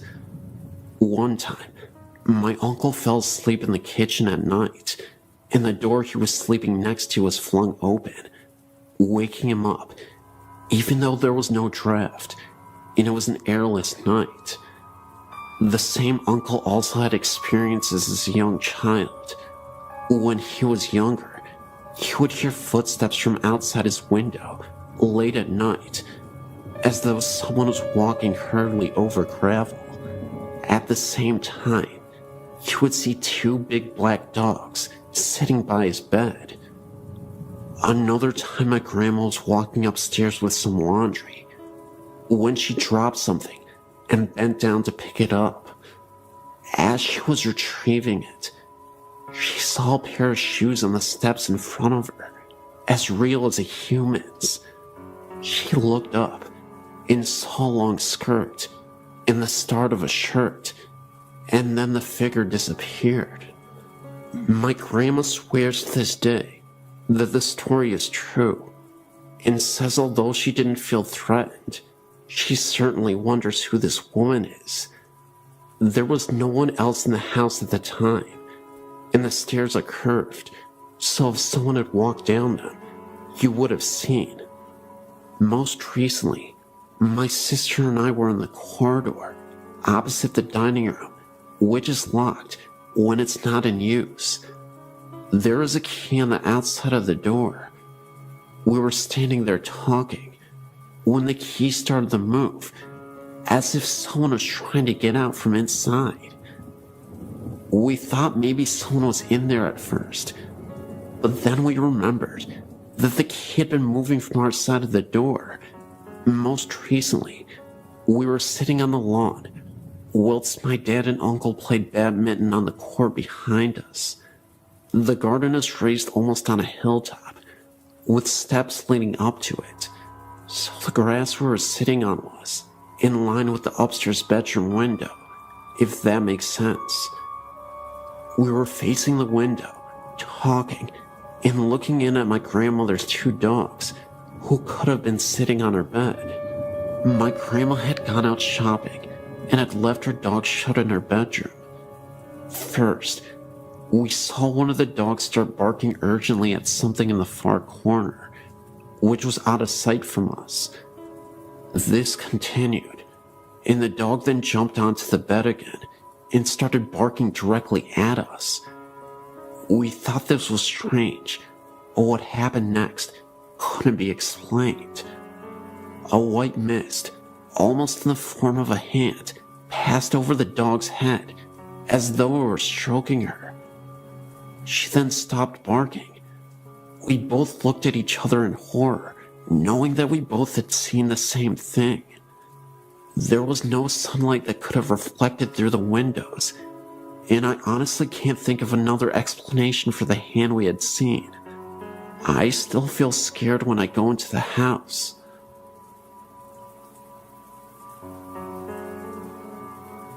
January 1999. I'd been working for an American company in Evesham in the UK. The company was based in a small industrial estate called Briar Close End East. On the edge of this estate is a small pub called the Oddfellow Arms. We all used to go to this pub now and then for a quick pint of a lunchtime. I personally used to have a pint, perhaps once or twice a week there. Anyway, as you go in on a fairly regular basis, you tend to get to know some of the locals. There was one couple in particular that the story is about. They were an old couple. He was an ex-counselor and had to use a frame to walk with. He was always with his wife. She used to drive him everywhere. Obviously, he couldn't get anywhere without her assistance. It was just after the Christmas break, first week back at work in January. I decided to go for a sandwich and a drink at the pub. Funny thing was, I noticed that this chap was on his own, sat in the corner. He tipped his glass to me as usual, to acknowledge me. I thought no more about it. Later that day, I spoke to my warehouse manager. He frequented the pub on a more frequent basis and knew all the regulars by name. So, I mentioned to him how odd it was that the old guy was on his own. Astonished, he replied, "That's impossible. The old guy had died over Christmas." I have never forgotten this, and some people, including my wife, have told me I must be mistaken, but I know what I saw, and I know when I saw him. For all those people who know the Oddfellows Arms Evesham, perhaps some of you may remember this chap and his wife that frequented the pub, or maybe someone else had seen him too. I'm recently going to a neighboring school by this house, and have visited it frequently. I never get a safe feeling while in there, and recently, we found a mutilated animal, not like it was feasted on, but just torn apart, and left in front of the house, maybe for some sort of omen, or a warning. The body was ripped to shreds, and its skin on the hands were ripped off, just showing its appendages. Later, we found the skull of the animal adjacent to it, and we noticed the jaw was removed, but the skull itself was in a very clean fashion. No blood or guts or any kind of fluids, not even dirt marks. The skull almost looked like it had been washed. That not being the strangest thing, I have a friend of mine who is a female, who is as well as extremely interested in the paranormal, and she has recently gone to the house, and the first encounter dealt with her and her best friend going into the house and just walking around. The problem was that they did not even get to enter into the house. Right before stepping on the yard, the house is surrounded by large bushes. They heard a sound coming from one. Other times that I've been with her, we swore we heard footsteps beside us in the bushes, as if being watched. Her best friend saw a shadow and became very frightened and began to flee. My friend was not as scared and refused, and her being the determined person that she is, continued to go forth. The sound was continuing this whole time. Her friend left sprinting, and so just to be a good friend, she decided to go catch up. She was not running so fast, and in her light jog, she turned around and noticed a woman with bright blonde hair, this being the only thing sticking out, chasing after them, and even got off the yard and continued in the pursuit. When seeing this, my friend began to run even faster and eventually ran to the church where they parked their car. She called me while this was happening, I guess to help us believe, and also she knew I was very interested, and I could hear the fear in her voice. When she returned, she told us the story, and one of the girls who was a local asked about what she had saw, and when she said the thing chasing them had long blonde hair, the local freaked and admitted that the woman who was murdered did in fact have long blonde hair. This scared and excited all of us because my friend who was chased had no idea how the woman looked or anything of that sort. Not being enough for us, we decided to go back with another group of kids who swear they know much about demons. We weren't allowed to go on because the demon group refused to get on because they swore they could just feel the evil. Well, they went back, and we ended up going another day with other friends. We just heard small sounds and footsteps. Other friends' stories deal with the chair in the living room that has two missing legs would be dragged across the living room. But one day, my friend, being the brave girl that she is, went into the house by herself one night, and she was walking around and really did not notice anything. She made a comment expressing how upset she was that nothing was happening, and a few minutes later, she heard a high-pitched shriek, and right then she was pushed, what she guessed to be about 4 feet, and pinned to the wall. She stumbled out of the house, and when she got home, her best friend noticed the scratches on her forehead. She still has them right now. This incident is very recent. That same night, her friend later called me saying that she had fallen asleep and was not responding, and that she was breathing normally, but her body was extremely cold. We haven't gone back yet, but we noticed that activity is much higher when fewer numbers are around. I look forward to giving you updates. Also, I'm from McAllen, Texas, and there's a building in that area that is rumored to be haunted. There's this building, and it is extremely haunted on the 3rd floor. I'll go ahead and check that out as well, and I'll give you an update as soon as possible.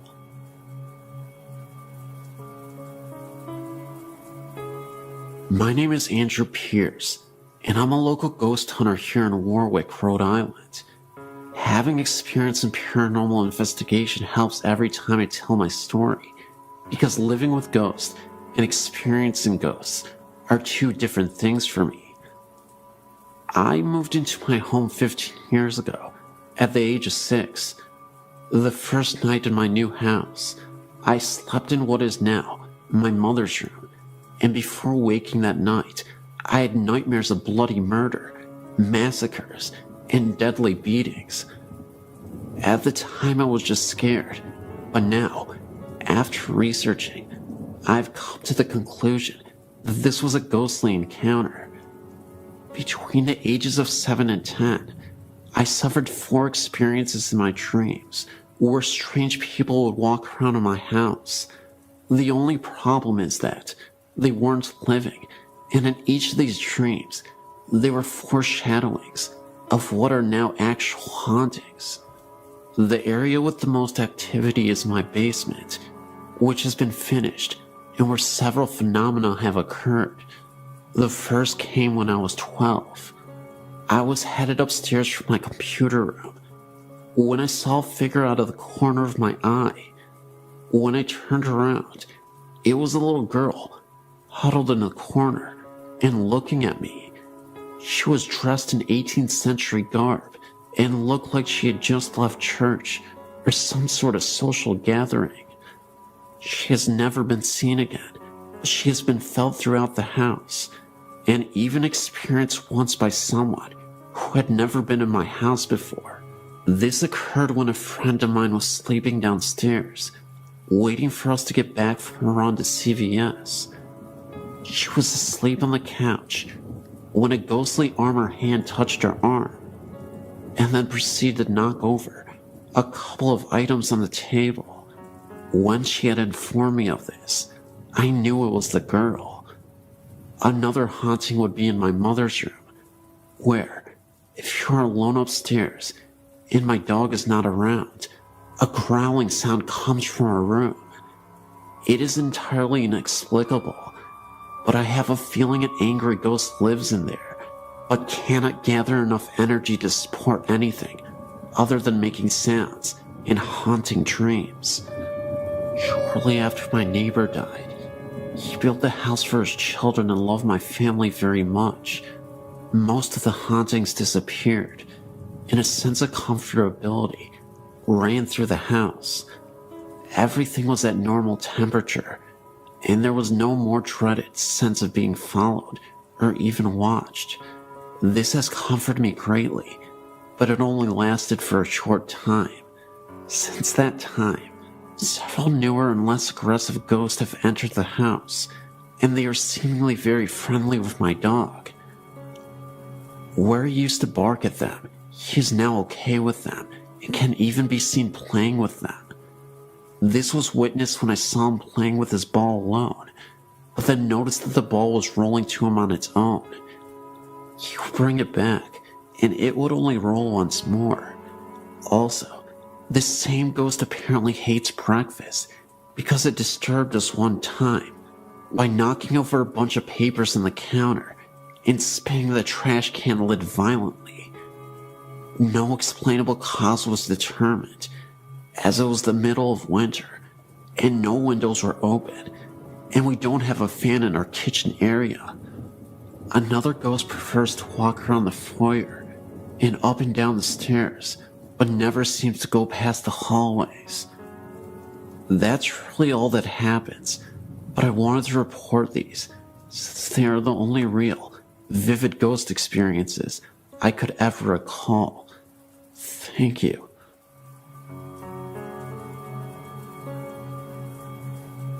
We bought a house in Yucca Valley in 1988, built during World War II, from what we were told, 2 bomb shelters. House added on to the years to come.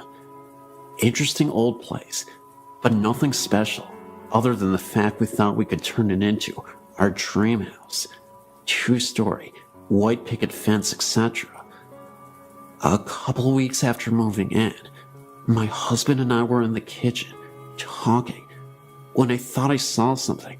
A fog, an image of a lady going through the dining room, not saying a word, thinking my husband would think I was nuts. He said to me, "Did you see that?" My husband and I choose to sleep in the downstairs bedroom, and the girls upstairs at that point. We were in a king-size waterbed, framed firmly on the floor, so it's not logically possible for something to be placed underneath it. After we began renovating the upstairs, we moved our bed up there, and the girls had the downstairs to sleep.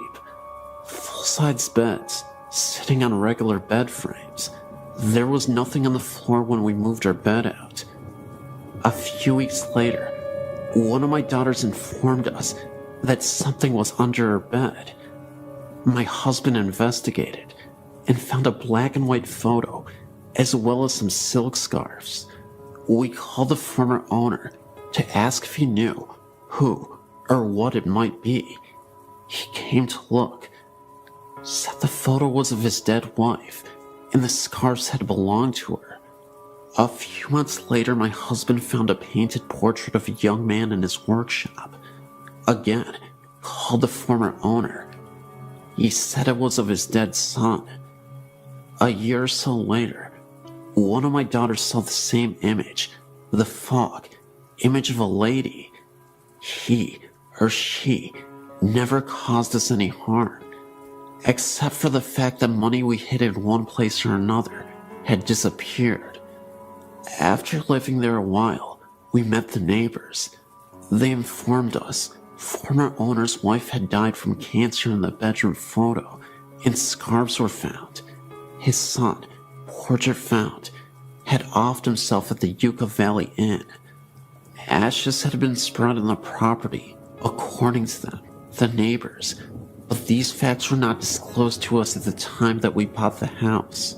After living there some 19 to 20 years, we decided to move, not because of spirits, just now that the kids have grown up and moved out on their own and wanted to downsize.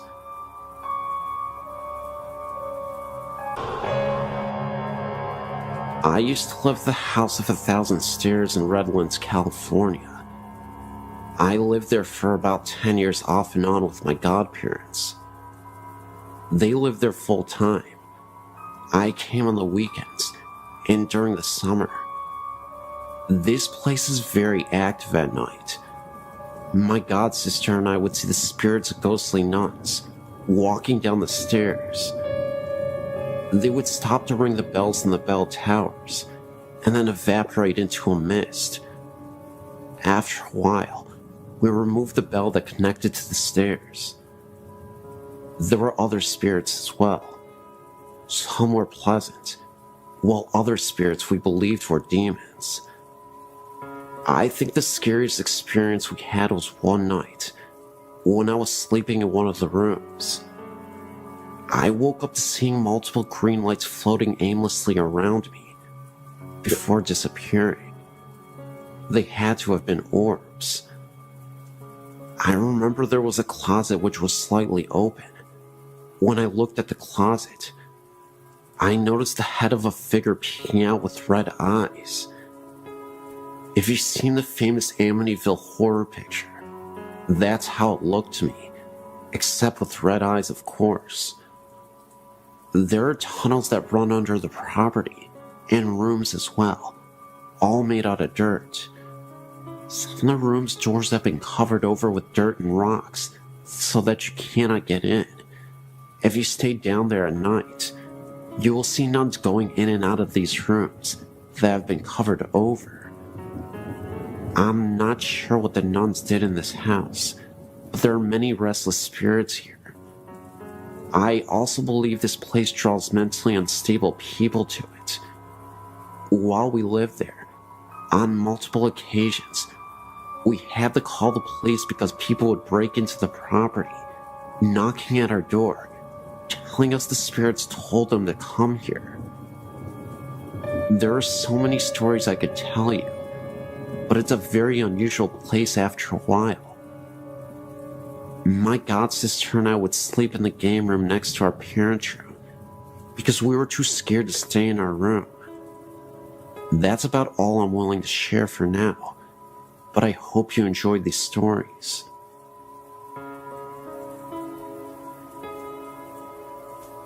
I know that most high schools claim to be haunted, but my old alma mater has everything from restless Indian spirits, students that died on campus, as well as the spirits of some priest that passed away at the campus. Its name is Bishop Olney High School. It's located immediately next to the San Fernando Mission Cemetery, and is directly across the street from Eden Memorial Park, a cemetery for Jewish believers. To make this easier, I will list the different stories I've heard and my own limited encounters. 1. Our school's built on what used to be an old orange grove. It was also used as a burial ground for Native Americans who built the mission. Several different faculty members have heard the sounds of an old woman crying right inside our alumni hall, and one claiming to have seen her pacing back and forth. I myself went there late with 3 friends one night in an attempt to see if we could prove anything for ourselves. We heard the same crying noises and saw a brief glimpse of a black silhouette through the all-glass walls of the building. Other faculty members have claimed to see an Indian chief in full ceremonial garb near the school's chapel and the hallways behind it. 3. Members of the water polo, swimming team, and marching band have heard a young boy crying from the old archives located underneath the buildings on the west side of campus. The water polo and swimming teams used to use the old showers that were built for the priests when the school was a seminary, and the band used to store its equipment in spare rooms down there. One story of an eyewitness who saw the spirit is one of the creepiest our school has. A few of the girls on the swim team went down to the showers after practice and found all the shower heads on and a little boy standing in the middle of the room. The boy didn't respond to any attempts at conversation. The girls left to get a coach to try and get the boy to talk. When they got back, all of the shower heads were off, and the boy was nowhere to be found. This part of the school is directly next to the graveyard. Only a chain-link fence separates the two properties. Our pool is technically rented space from the graveyard. In the new school archives, located on the second floor of the building over the old archives, there have been reported sightings of a priest in his uniform, reading or filing books. This same hallway, nicknamed the Forbidden Hallway by students, because it has all the permanent records in school's computer's mainframes and is off limits to any student without permission, was once the dorm rooms for the young priests in training when the site still served at the cemetery. A lot of men of God passed on at this location. 5. The hallway behind the school's chapel has had several sightings. The Indian chief, the little boy, and shadowy silhouette have all been seen here. The boys' bathroom is a hotspot for strange happenings late at night. I would be there late for extracurriculars or what have you, and one night when I was there, the door to this bathroom closed and opened twice. No one else was there to do this, trying to test the spirit. I said, "Is someone here?" And the stall door I was in flung open. It didn't feel like a bad spirit, but it was definitely wanting to make itself known. There are plenty of other stories at the school from all different sources. Those are just the ones I've heard the most, in my own little 2 encounters. I really hope this haunting hotspot gets a slot on this website, because I don't think spirits are going anywhere. Yes, great website.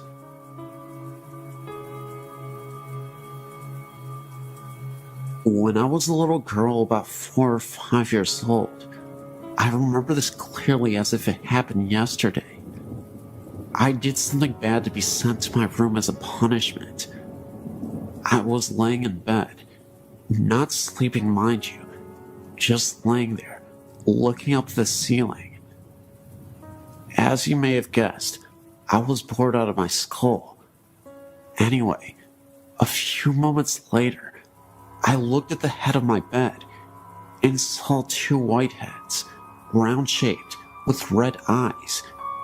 No teeth, or any body for that matter. They just kept staring at me.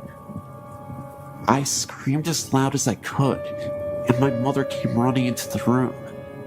As soon as she did, the image or ghostly figure, or whatever it was, had vanished. This house that this happened in was known to be haunted. I'm not sure by what. I asked my mother years afterwards if she had any odd experience in that house. After I told her what happened, she said yeah.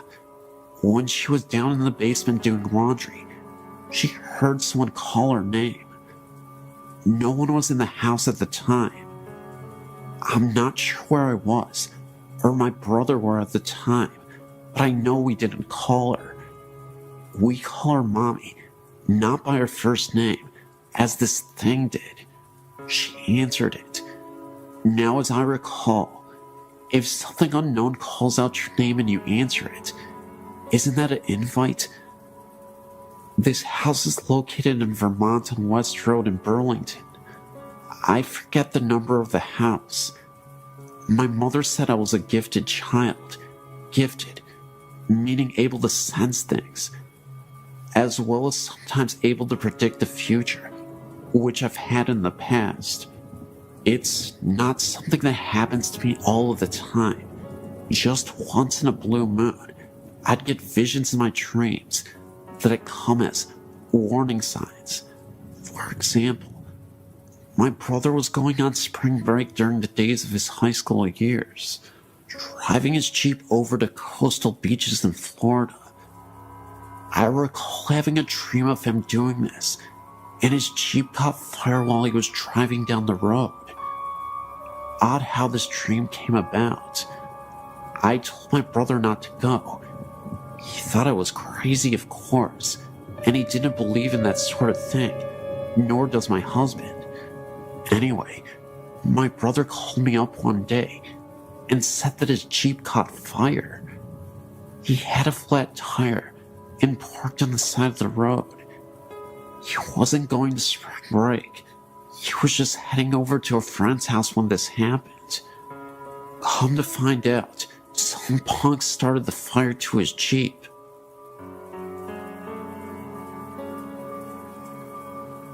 In 1977, my friend and I were driving on Old Pleasanton Road during the night. We were heading south when we came upon a woman wearing a black wedding dress. All she was doing was standing there, not moving an inch. We decided to pull over to see if she needed assistance, but didn't go too close, in case it could have been an ambush. No response from the woman. We didn't see that she had a vehicle anywhere around. It was beyond sketch, so we ended up not helping the woman out and continued to drive down the road. As we were driving down the road, we could have sworn we saw the lady through my rearview mirror. She was following us. The only difference was, she was not walking. She was floating towards us. This was after we had driven a mile from where we originally saw her, and there was no way she could have caught up with us in time. Within seconds, the lady disappeared, and she was nowhere in sight. We had to stop the car on the side of the road to gather ourselves, because it almost felt like something out of a movie. When I got home, I told my grandma what happened to us, and she was stunned just like I was. A week after this incident, around the same time period, I received a phone call that my friend was found murdered with a knife through his heart at the same location where we spotted the lady a week ago. My grandma told me that it could have been death coming for him. I still tremble at the thought of reliving all that happened that dark night in 1977.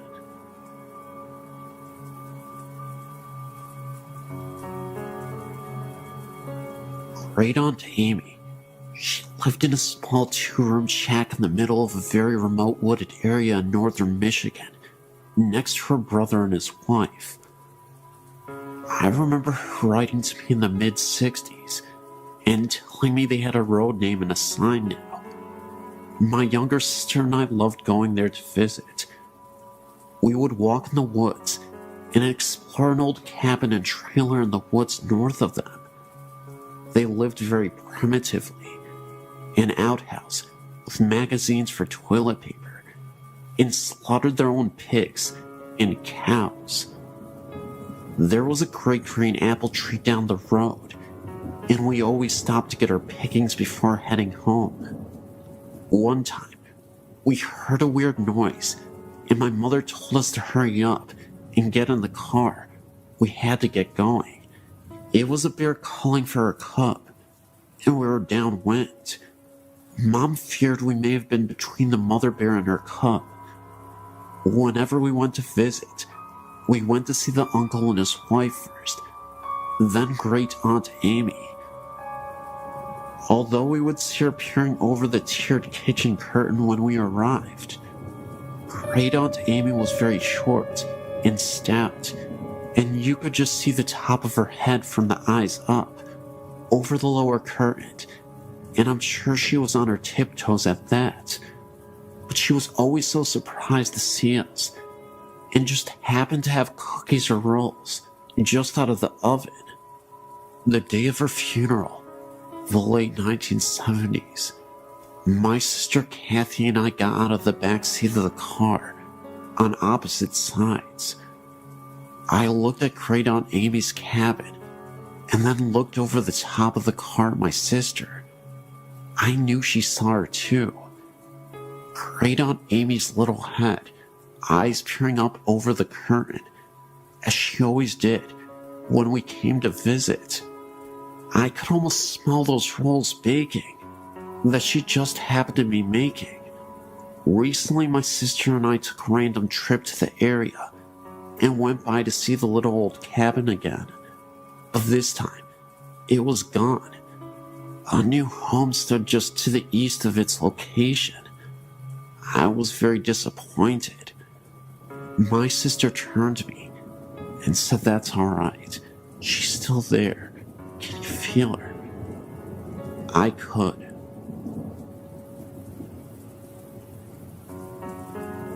My father remarried 3 years ago, and when we moved into his wife's house, I began experiencing paranormal things. I've experienced things ever since I was a child. My mom and siblings were always sensitive to the paranormal.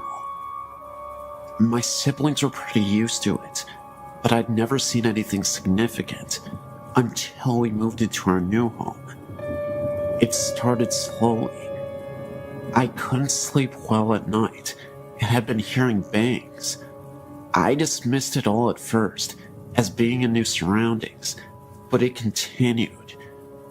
My sister moved in, and we began sharing stories about things we had heard in the house. They were matching up pretty well. One night I was laying in bed, and I heard hand slams against my window and slide down it. I freaked out because my window had a screen on it. So I went into my sister's room to sleep with her and kept hearing banging from my room. There was no one in there. I slept in my sister's room a couple of times before I could sleep in my room again. I began seeing black masses for brief moments after a while, and my sister had one in her room that was about 8 feet tall and human-shaped. We began doing all that we knew, which was praying. After a few years of this, I got a little used to it, but couldn't wander the halls at night without being terrified. One night, I was playing on the computer and heard a very loud bang like a door slamming, so I went to my room. I shut my door and leaned against it and heard running up and down the hallway. Things like this began happening on a regular basis, and at the time, I felt like my sister was the only one I could talk to. Then one day, something on a different level happened. I was in bed at night, and I had a bunch of glass carousels on my dresser.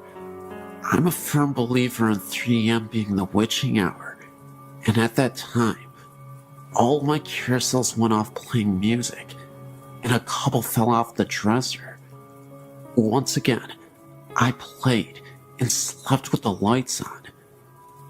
I had one final major experience before I moved out. My dad's room stayed locked during the day, so when we heard scratching on the walls, it sounded like something was scratching the walls and the ceiling. I ran to the bedroom door and it stopped, but could see a shadow moving around under the door. The scratching then continued, so I went outside. I moved and don't experience things like that anymore, but sometimes hear noises in my apartment. I just ignore it because I know my family and I are skeptical to these kinds of things. Just keep my faith and know that I know it's human in my apartment. Or my dad's house, I'm not so sure.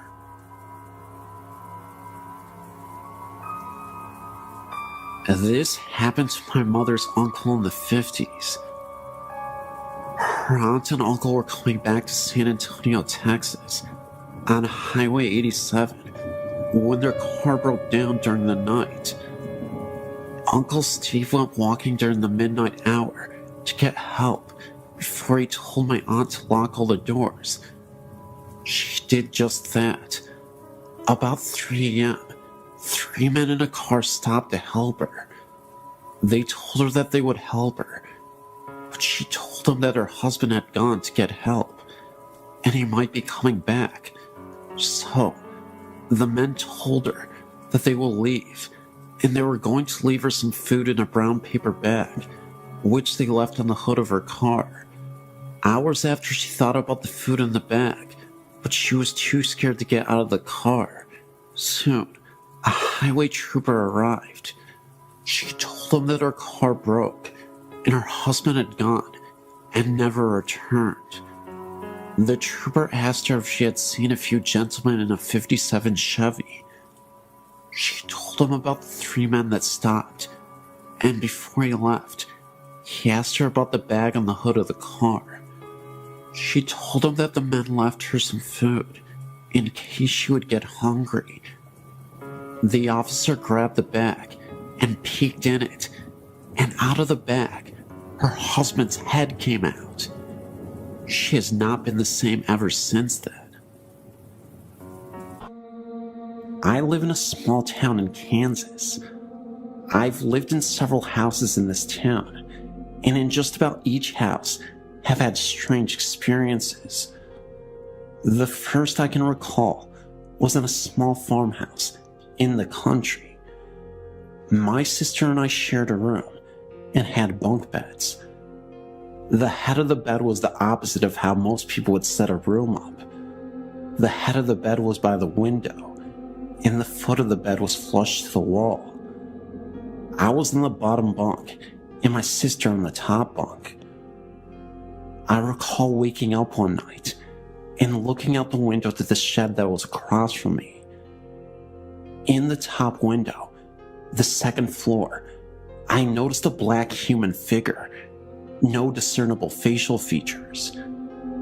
It had a pale yellow light glowing around it, just purely out of fear and not wanting to experience this alone. I asked my sister, who was supposedly asleep on the top bunk, if she was seeing what I was seeing, not expecting to hear her to really answer me, and she said yes. We still joke about our psychic connection. When I was in high school and living in a small town as I do, my friends and I would drive around the countryside, mostly because we heard that there was some scary haunted place outside of town, and we always liked to investigate. But one night, I was sitting in the front seat of my friend's car and noticed that there was a small boy running in the road ahead of us. It was rather late at night, at least sometime after midnight, a very strange hour for young boys to be running out in the country. I noticed that he had on a red and green striped shirt and brown pants. What was really creepy, though, was the way he just kept looking back at us, almost begging to be hit. I could only see this boy at the middle point of the curve in the road. Just as we were rounding the last corner, he would disappear. It would only last several seconds. I questioned whether or not I was losing my mind, or if I really saw it, because no one else did. Another story I have was when I bought the house I live in now, still the same town. I'd fallen asleep on the floor in my living room. My dog was sleeping next to me. I'm not even sure what exactly woke me up, but when I looked towards my bedroom, I could see a small girl in a white nightgown. She had blonde hair, and next to her was a white cat. I could see through them. They had a mist around them. And again, just as it registered what I was seeing, they vanished. A few months later, I was in my room, standing on the edge of my bed, which is right next to the bedroom door. I was reaching for the light fixture to change the light bulb, with my arms extended. I noticed a man, dark short hair, and in his 30s. He had dark-rimmed glasses, and he walked past me through the living room, into my room. As soon as he got past my arm, so he would be standing right in front of me, he disappeared. I've also noticed small dark figures, a possible dog, like roaming around me when I was walking in my house at night. I always try to jump over them, thinking that it was my dog, but she was in another room when this happened. In 1978, my parents purchased a relatively new house in Niceville, Florida. The land the house had been built on had previously been a swamp that was drained to make way for the housing subdivision. Nothing bad had ever happened in the house, yet, after living in the house for a short time, we all began to notice odd things. It started the night I broke up with my fiance. My parents had got out for the evening, and I was in my bedroom crying. Suddenly, I realized I was not alone. I looked up, and I saw a woman dressed in the turn-of-the-century clothing. She had a look of extreme empathy on her face. I did a double take. Never take your eyes off of them, I've learned, and my visitor was gone. My brother brought her engagement ring into my room so that I could take it to work the next day and have it sized. When I woke up from my nap, I got the ring off the dresser and noticed that it wasn't quite right. I got on my loupe and discovered that the ring had been squashed. I took the ring to my parents and showed it to them. Dad examined the ring. As a scientist, he was a little more observant than I was. He pointed out that the ring appeared to have been squashed from the right, beside the head that held the diamond, as if it had been sitting on the rear shank of the ring, and an incredible force put on it that literally broke the head from the shank without leaving a single scratch or gouge mark. That kind of spooked me, since I had been sleeping with the ring on the nightstand next to my head, and it had been fine prior to being placed by my bed. However, events would soon unfold that made us all realize that the house was indeed haunted by the lady, but she was a friendly ghost, provided you were nice to her family. After having moved to the house, my mom was in a terrible car accident, which almost killed her. She was in the hospital for over 6 weeks, and even after she got out, she was in and out of the hospital repeatedly. By this time, I was married and out of the house, but my middle sister's kids would stay over while my sister worked nights. My niece slept in my old room, which seemed to soon become the epicenter for activity, perhaps because of the pre-adolescent age. It started with her being awakened by the feeling that someone was sitting on the bed. She turned on the light and saw depression in the bed, as if someone were sitting there. As she watched, the depression slowly lifted out, as if the person sitting there had stood up. She was too frightened to sleep in the room after that, so her brother slept there for her. He was awakened every night by the sound of a dresser drawer being pulled out and rattled. At first he thought it was Granny, but then he turned the light on and there was no one there. The final straw for my sister's kids came when they were sleeping over one night. Mom had just been released from the hospital, yet again, and was sitting up in the den. Dad had gone to bed. Suddenly, Dad was awakened by the sound of the smoke alarms going off. He ran into the den and found Mom passed out. She had been in incredible pain since her accident and had begun stashing pills for a grand escape. That night, she had gotten so depressed that she ended up taking all the pills that she had been hoarding. There was no evidence of smoke in the house, not even Mom's usual cigarette smoke. By this time, the smoke alarms had stopped blaring their alarms, but Dad stood there, surveying the scene and thinking about how much pain Mom was in and how horrible her life had been since the accident, and even going as far as to whether it was even right for him to decide that Mom was not entitled to escape the horror her life had become. Then the smoke alarms went off again. Dad figured somebody was trying to tell him something, and he called 911. The next day, after we had all been to the hospital to make sure that Mom was going to be okay, we all gathered at my parents' house. I asked Dad why he had called the paramedics.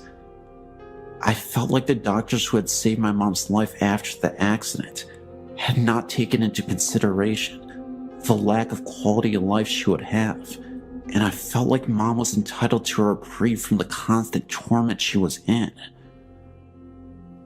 Dad looked at me kind of funny and explained about the smoke detectors. Then he said that when he had gotten home later that night, he had torn each of the smoke detectors apart, and there was nothing wrong with any of them, nor was there any reason they should have gone off in the first place. Once Dad told us this, we all sat there with odd looks on our faces and started talking about the lady. By this time, I'd seen her twice. My older sister had seen her once, and my skeptical scientist dad even admitted to having seen her. We began comparing notes and found us finishing each other's stories and descriptions. We had all seen the same lady dressed in the same clothing, and none of us had mentioned it to the others for fear of being ridiculed. As time went by, the lady continued to watch over her family. After my dad's death in 1998, my then husband and I were in the den of the house after we had cleaned out the possessions and cleaned the house up. I'd left a book on the counter and X went back to get it. Our marriage was on the rocks and he was becoming increasingly abusive to me. Something that the lady didn't seem to care for. He had always laughed at our family ghost stories, up till the day. But when he went back in the house to get my book, he came out of the house shaking and white. He had felt a cold hand brush across his face. Then, when he didn't leave fast enough, he felt the same cold hand pushing him in the back, propelling him to the door. The lady was trying to tell him that she did not appreciate the way she was treating one of her kids, nor was he welcome in her home. After that, the lady began dropping by my house. I always knew she was around because the stove timer would go off for no reason and the dresser drawers would rattle. After I left the abusive hubby and moved to the Midwest, the lady would come by and visit me there from time to time, always setting off the timer on the stove, rattling drawers, playing tricks with the blinds, anything she could do to let me know she was keeping an eye out for me. I realized that this is unusual for ghosts to leave their primary residence and to actually follow people from home to home, but I talked to some friends who all felt like the lady was probably a female ancestor who had died in childbirth, so she felt responsible for looking out for her family. After going through the family archives, we found a photo of my great-grandmother.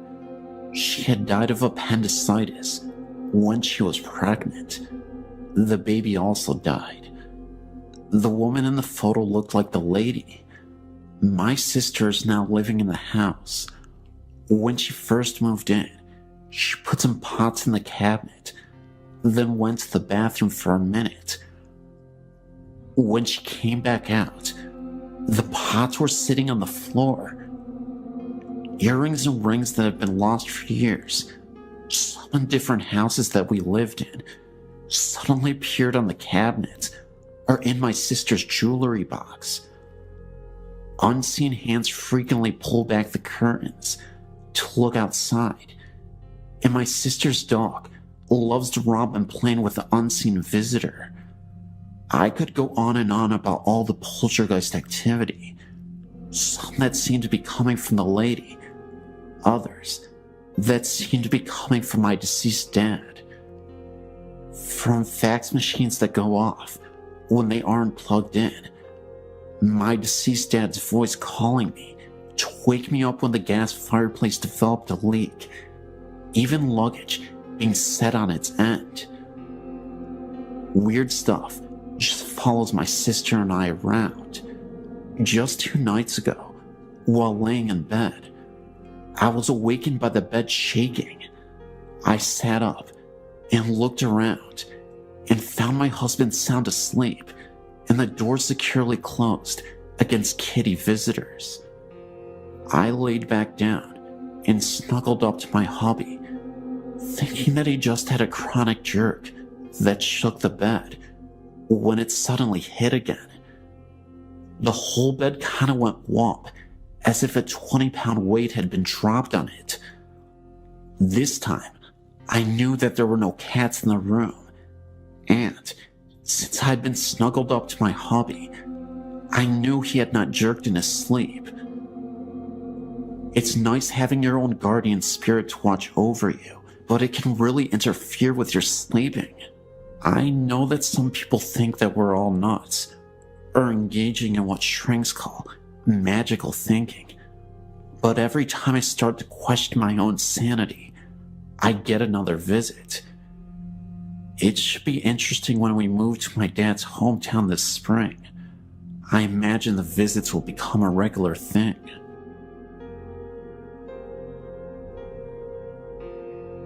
Growing up in rural northern Wisconsin, there were few opportunities for earning cash, aside from service positions and agricultural work. Coming from a farm family myself, as a youth, I would hire myself out to farmers to help with the work on their respective farms, mostly crops and dairy cattle. If you never had this experience, it may come as a surprise that these farms are usually isolated and could be quite unfriendly, creepy, and sometimes dangerous. Physical injuries like losing an eye or a limb or even a life are not uncommon. This is the setting for my story. One January, I was a hired boy at a dairy farm owned by an elderly couple with whom I was acquainted with through a parish church. The farmer's house was heated by a wood furnace in the basement, where I was lodged, and among my other jobs, I had to bring in the wood and tend the fire.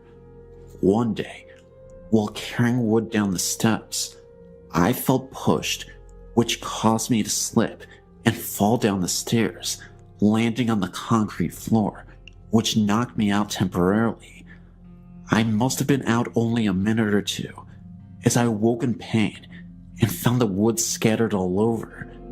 The farmer was very stern, and I feared how he would react to a mess and me not being busy with the work to which I had been assigned.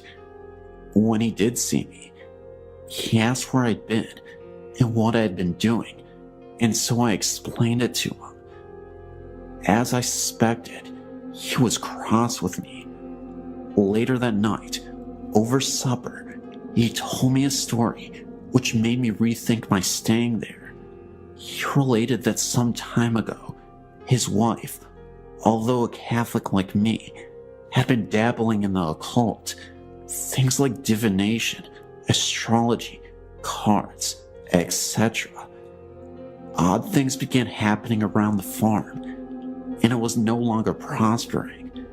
He told me that the last straw had been when he awoke to find her levitating above their bed in the middle of the night. They decided to call the parish priest. The priest, whom I will call Father X in the story, was a mature, spiritual, and virtuous man whom I knew and respected.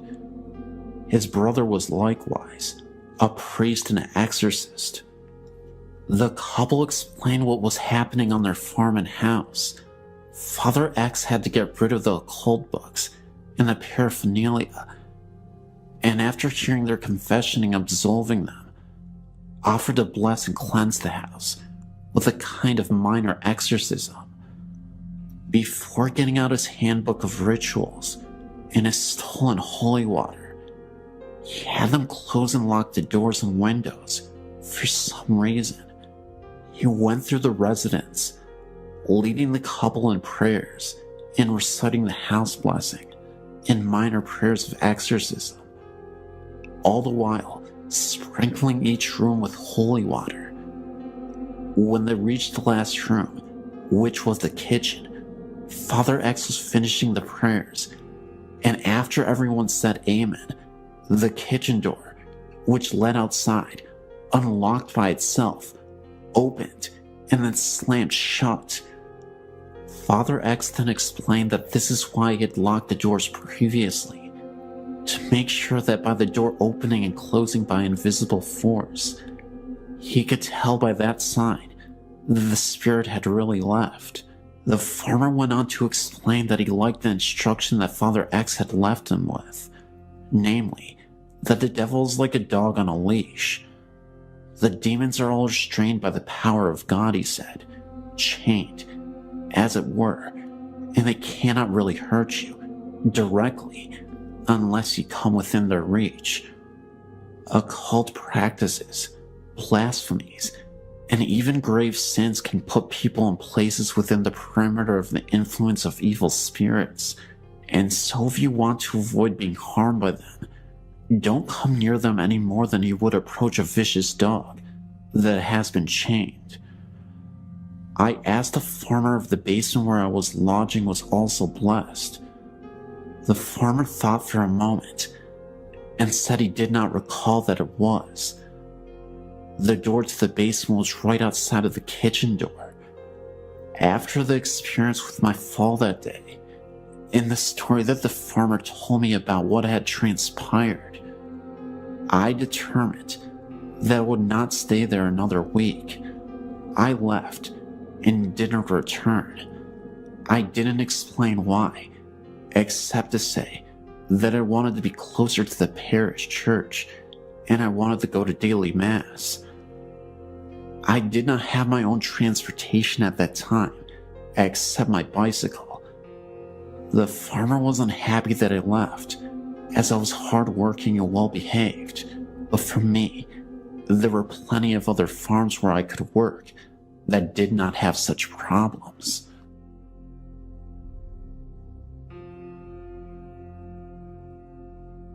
Throughout my life, I'd seen and experienced a few things that I can only describe as supernatural. Everything I'm about to tell you about actually happened, and I will describe each experience as I remember them. The first thing I can remember happened whenever I was only a young boy, growing up outside a village in Northern Ireland called Besbrook. It was during the winter because we had a heavy snowfall the previous night, and I was outside playing with my two brothers. After a while, I went inside to warm up because my hands were frozen. My mother told me to take off my boots so that I wouldn't tramp snow all over the house. I sat down at the table with a bowl of soup in front of me, and it was then that I noticed something out of the corner of my eye in the hall leading from the kitchen to the living room. I turned to see what it was, and what I saw absolutely terrified me. I saw the figure of a woman walking down the hall towards the kitchen. I just got up and ran out the door without putting on my boots and jacket into the snow, and refused to come back inside, even though my mother insisted that there was no woman in the house. Over the next number of years, nothing happened except what sounded like somebody walking around the house, even when the rest of the household was in bed or away. Everyone heard the noises, but chose to ignore them. Then one Saturday morning while I was still in bed, I was shook and awake and told to get up and come down to breakfast. Whenever I opened my eyes, there was no one in the room, so I assumed that they had already gone downstairs. While I was getting dressed, a voice was calling from downstairs for me to hurry up. When I did get down to the kitchen, there was no one around. Everyone else was still in bed. A few days after, my youngest brother claims to have saw a young boy standing in my parents' bedroom who just stood there looking at him. Shortly after this, someone unknown attacked my brother in his bed, leaving him with a black eye. The next few years were quiet, except for the noises. Nothing else that I know of has happened in that house, except for the noises. But I did tell you that I lived outside a village. The best way to get to the village is through a wooded area, and this place is a very strange place. I could distinctly remembering a moment when I had to walk through these woods to get to the village, and all of a sudden, in the middle of the night, I saw a circle of people in white robes just standing in a circle and holding hands. I was so scared about what was happening that I ran the other direction and no longer wanted to run through those woods ever again. I actually had a friend of mine who was walking through the woods, and he swears to this day that he saw a woman just flying from the distance from one side to the other. Looked like a witch, but she was floating, had really dark black hair, and it just looked like she faded out. These are the only things I've seen in my life, and with that last story, my friend has seen, but I've heard other stories by people I know. The shop at the bottom of the road is said to be haunted by the ghosts of the 7 British people killed there in the 80s, whenever the original patrol station was blown up. I mentioned earlier, I'm from Northern Ireland. There is a high viaduct in the area, which is used as a railway line. 18 people died constructing it, 1 for each arch, and numerous others have offed themselves off of it. The stories are that at times, you can see these people, and they all look sad. There's also the blood on one wall in a friend's house, and no matter how many times it is painted over, the blood still comes through. All this is true, and has happened within a square mile of where I live.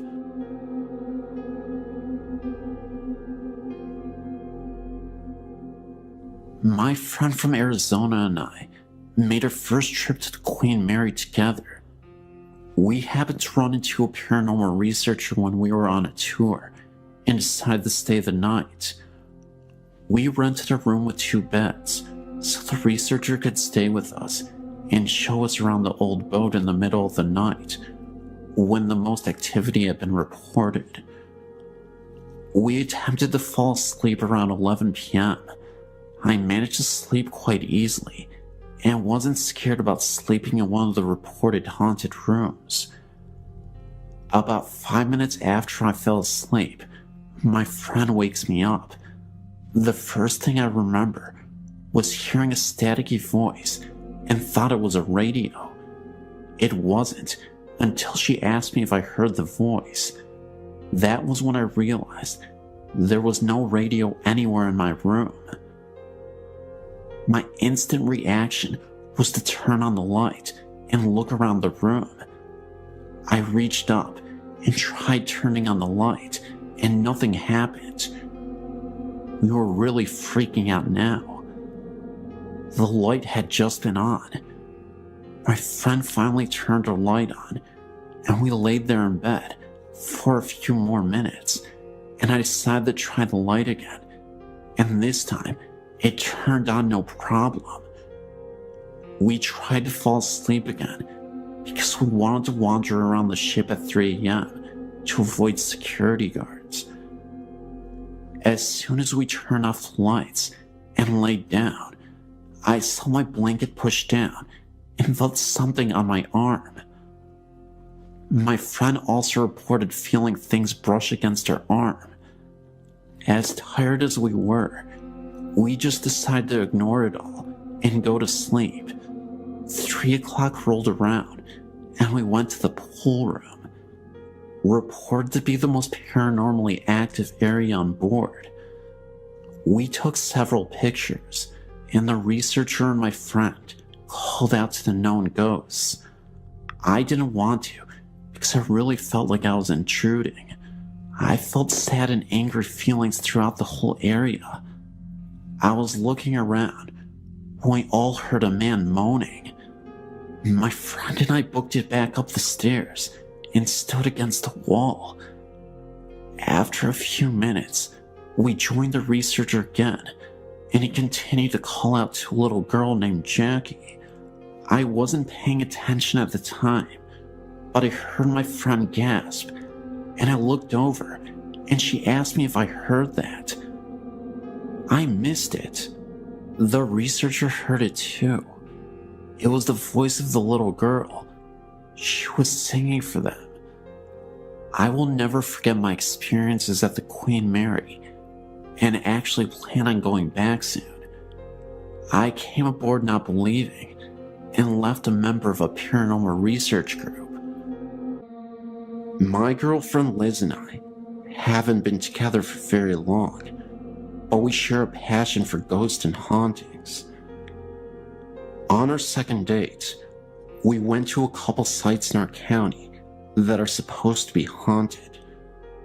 The scariest one has to be the Jericho-covered bridge, located in either Fallston or Jarrettsville, depending on who you ask. As Liz and I drove up to the bridge, a heavy fog rolled in, almost like the ones you see in the old movies, set in places like London. This was weird, because Liz and I have been driving around the county for the last 2 hours, and we had only encountered fog in this one place. Maryland was a neutral state during the Civil War, but racism ran deep here. The Jericho-covered bridge is a grim reminder of that. It is a well-known local legend that runaway slaves were hung from the rafters of the bridge and sometimes left there for days.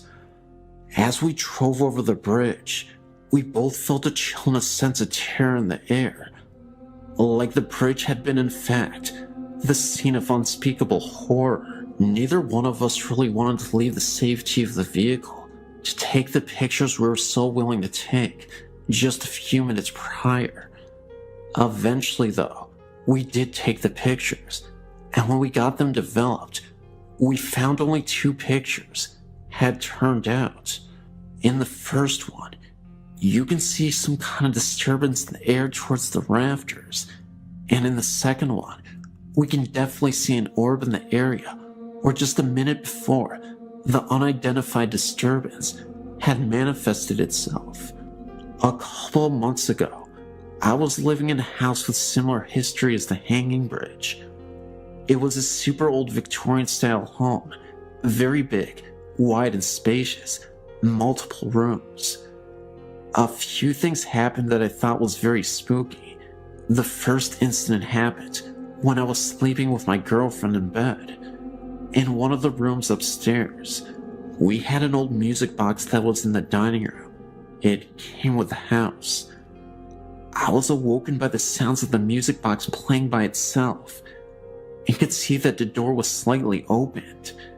Needing answers, I hopped out of bed to investigate, not understanding how the music box could play by itself.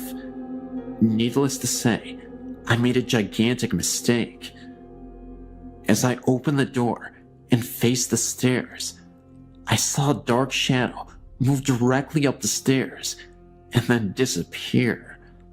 I froze for a second, almost chickened out, but decided to go downstairs anyway. To my surprise, there was nothing there, and all was silent. The music box had stopped playing. Another time, I was standing in the kitchen with one of my friends, and we were the only 2 people in the house at this time. We decided to use a spirit box and play with the Ouija board to conduct a session. I was fairly convinced that there was a spirit that needed guidance and was lost. We asked the spirit box multiple questions, but at first, no response was given to us. After nearly an hour, being frustrated, we nearly gave up. That was until we asked the spirit to give us a sign that they were still there. My back started to hurt, like some kind of pressure was being applied to it. I said to the ghost, "Is that you on my back?" Now get this. The spirit box sounded like it said death on the bridge. This immediately startled us, knowing that down the road was the Hanging Bridge. We tried asking it follow-up questions after that. The spirit didn't say anything, and just like that, the pressure on my back disappeared. I was starting to think that the ghost was trying to tell us that they were one of the ghosts that tragically passed on the bridge. The last incident happened in the kitchen. The kitchen door was slightly opened, and all of a sudden, I heard what sounded like a girl's whisper in my ear. As I looked towards the door, I saw a lady, I think, walk past the door. At first I thought it was my friend Laura, who always used to wear jeans. So I popped my head around the corner to try and scare her, but there was no one there. I wasn't scared because it was in the middle of the day. I actually found the experience quite exciting, but also unexplainable. To this day, I've always thought these incidents were all related to the hanging bridge. The Job Corps in Albuquerque, New Mexico. I was a student there in 1973. Since then, there's been a lot of renovation on the buildings, but when I was attending the Job Corps, it was pretty much the same as it was when it was an orphanage. One night, actually at 2 a.m. in the morning, when I came back to the dorms after babysitting, I had to walk across the campus to get to my room at the far end of the campus. While walking down to my room, all was very quiet in the dorms. Out of nowhere, I hear what sounded like children laughter in the distance. It was very faint, but I could definitely hear something.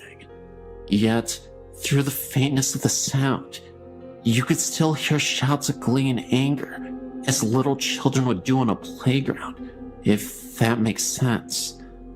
This happened behind the little chapel that was there, but the sounds came right there from behind the old chapel, and while I looked and squinted, I didn't see anybody there.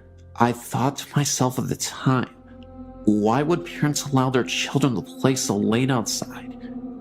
It was cold, and it was dark. Meanwhile, my hair was standing on end, and I tested the wind to see if the noise was carried from another place. Noises can carry long distances. There was no wind at all. At the time, I didn't know that the Job Corps used to be an orphanage until the next morning, when I was talking to my friend about hearing those children. This service worker told me that she used to work there as a service worker for the orphanage.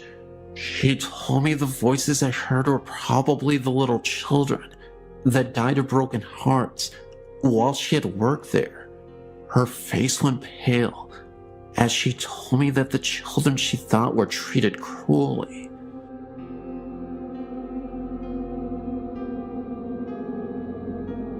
There are two versions of this legend that I know. It's called the Devil's Footprint. The first is about a construction worker that was aggravated with a boulder that would not budge. The man stepped on the boulder and said, "I will give my soul to the devil, this boulder will move." By the next day, the boulder had moved, and there was an imprint of a human foot and a hoof print of the devil. The man was never seen again. The other version is about a farmer that was having a terrible harvest. He then said, "I will give my soul to the devil if I had a bountiful harvest." Indeed, the farmer's harvest was bountiful, and he made plenty of money.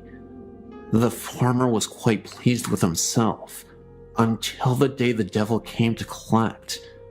The farmer refused to give the devil what he wanted, and a chase ensued.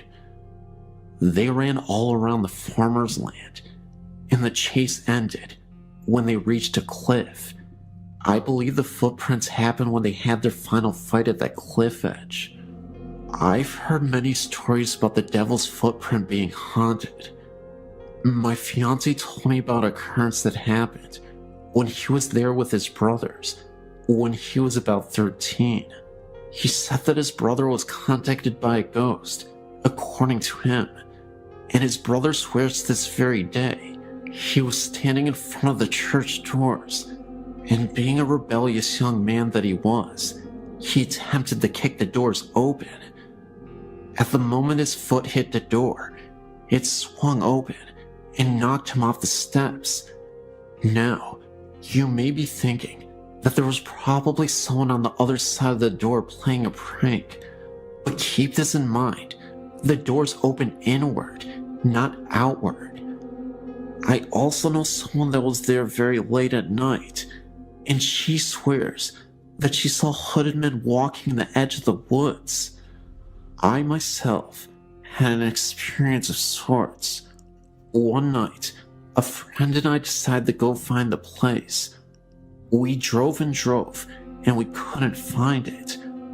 When my friend was so sure she had driven too far, she turned back.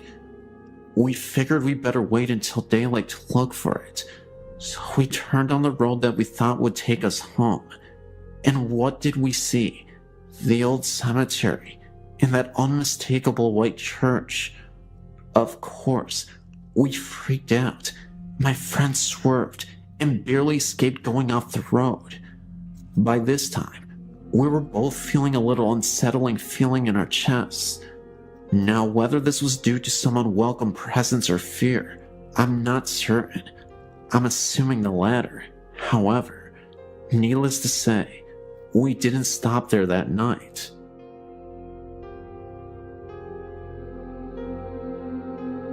My name is Bobby, and I was checking out your website, and I decided I should send in my own story. We live in Grosse Pointe Shores, Michigan. This event happened on Monday, August 15th, 2005.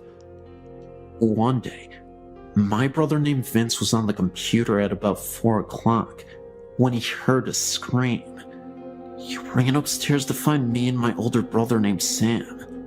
Vince asked what was wrong, and we asked him what he was talking about, and he said he heard a woman scream, and we said nobody screamed.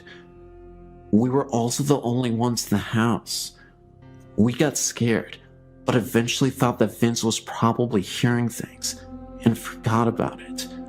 But a week later, me and Sam saw this website and decided to check if something was haunting our house. We checked everywhere, but found nothing. But just as we were about to give up, Sam said to me that we never checked the attic. This was the first time that anyone was up there in the attic in a very long time. We got to the attic door and opened up the hatch, and a ladder came unfolded from the top of the door.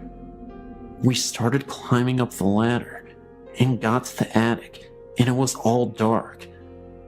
I felt the wall right behind me and found a light switch. I flipped the switch and a dim light turned on. There was this old rocking chair rocking back and forth, the one that my grandmother used to have before she died.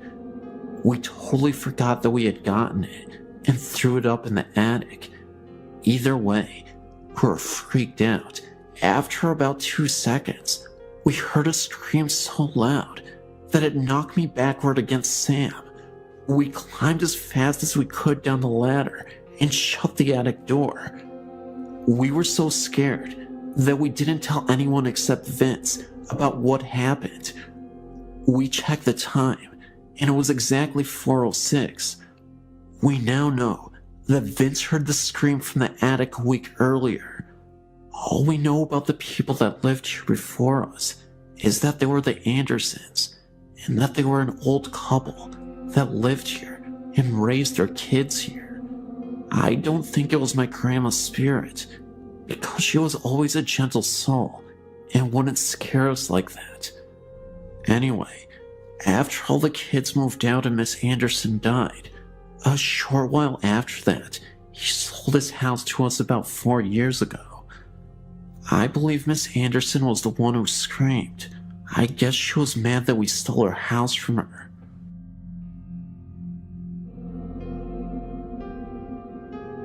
When I was a freshman in high school, my parents moved us from the city in central New York to a big, empty house in the country.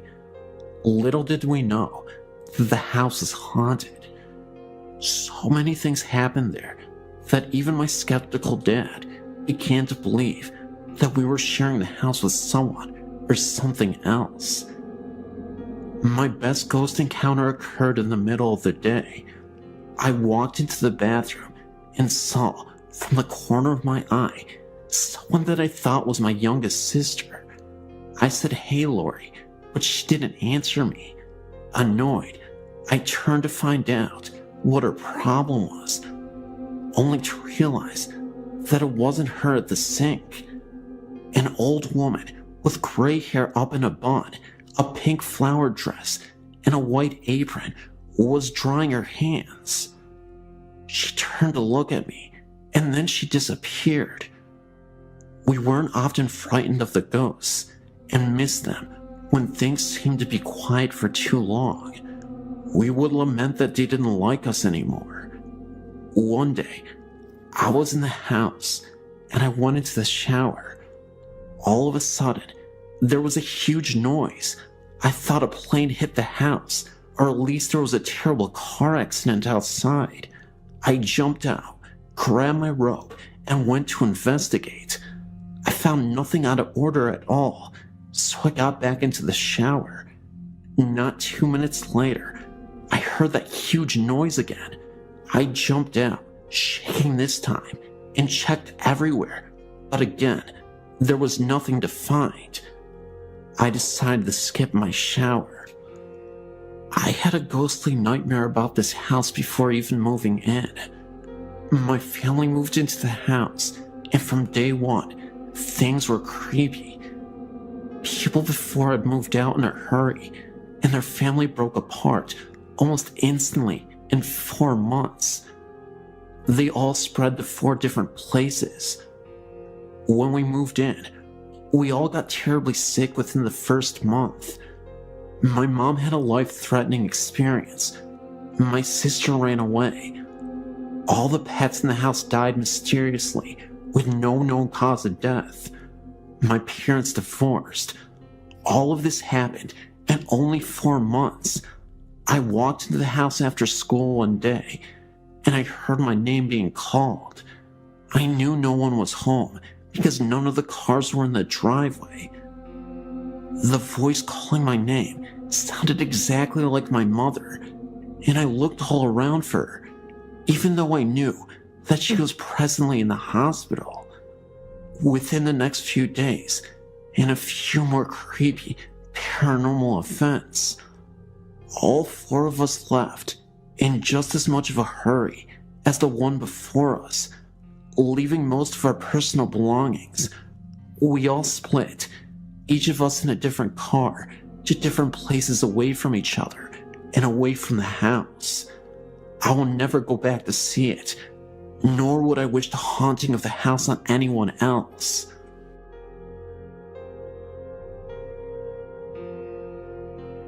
Hello. I lived at this house from 97 to 99. It was in Atlanta. My family and many of my friends were witnesses to the occurrences. Voices, electronics malfunctioning, dark figures. It happened day and night, but mostly at night. It is an older white home near the river, and for a while, we had a rat problem. The plumbers had left a hole under the bathroom sink. The rats, who were fond of shiny objects, left 2 human molars, complete with silver fillings, on the bathroom floor on 2 separate occasions. The back of the home had a foul odor, off and on, and the crawl space had been cemented over. I'm an investigator for the state, not a hysteric. But the place made a believer out of me, my family, and half a dozen friends. My then 4-year-old son complained of the man in the mirror with a string around his neck. Voices were male and female, also a small child. I've often felt the crawl space needed to be examined, just never could figure out a way to ask the officials to do such. I truly think that there is a body or bodies under that house. Myself and a girlfriend watched as a man-shaped shadow moved across the dining room wall into the kitchen where the light turned on. While we're checking out, if you can get the new owner's permission.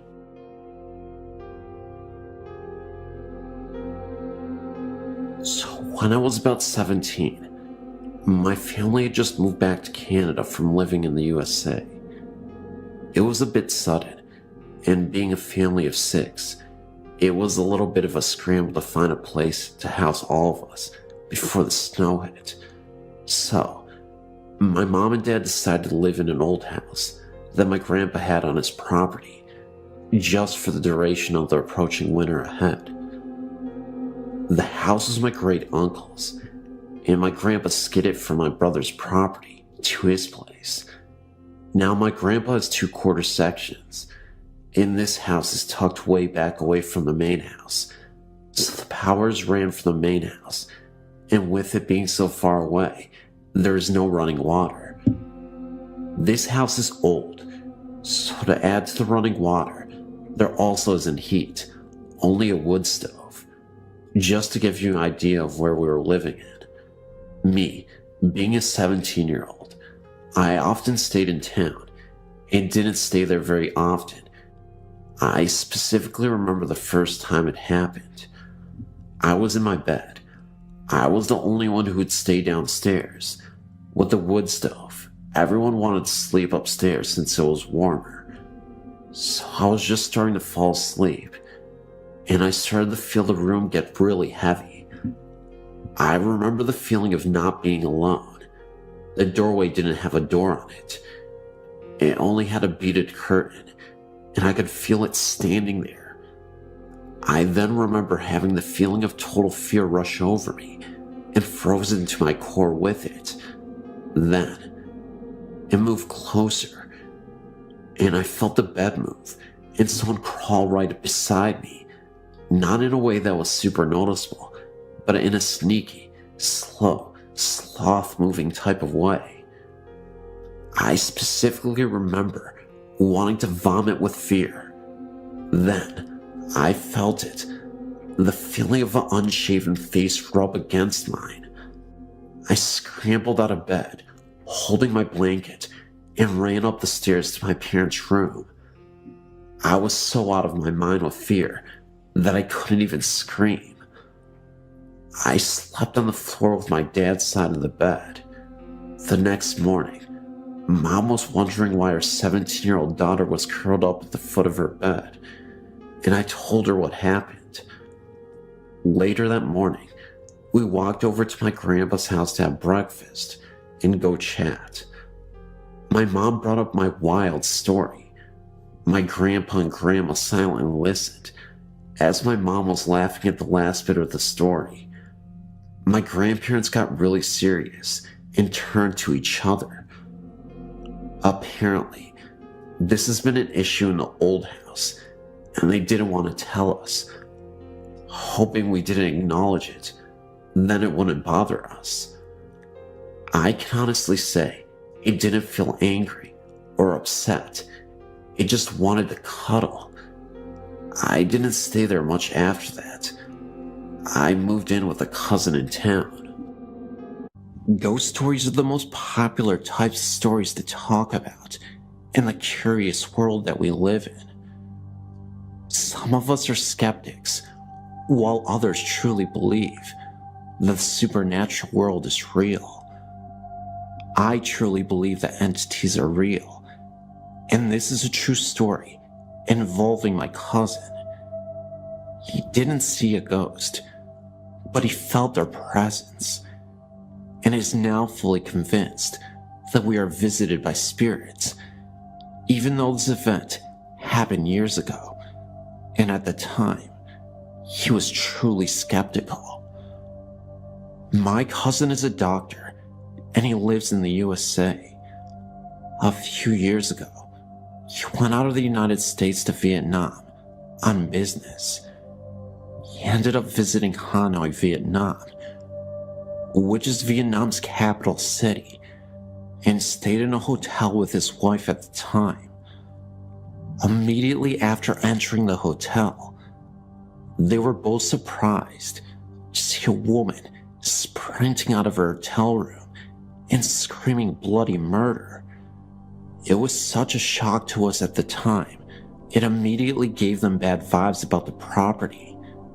Nobody knew what happened to her, and for a while, she refused to speak to any of the staff about why she felt so horrified or what happened.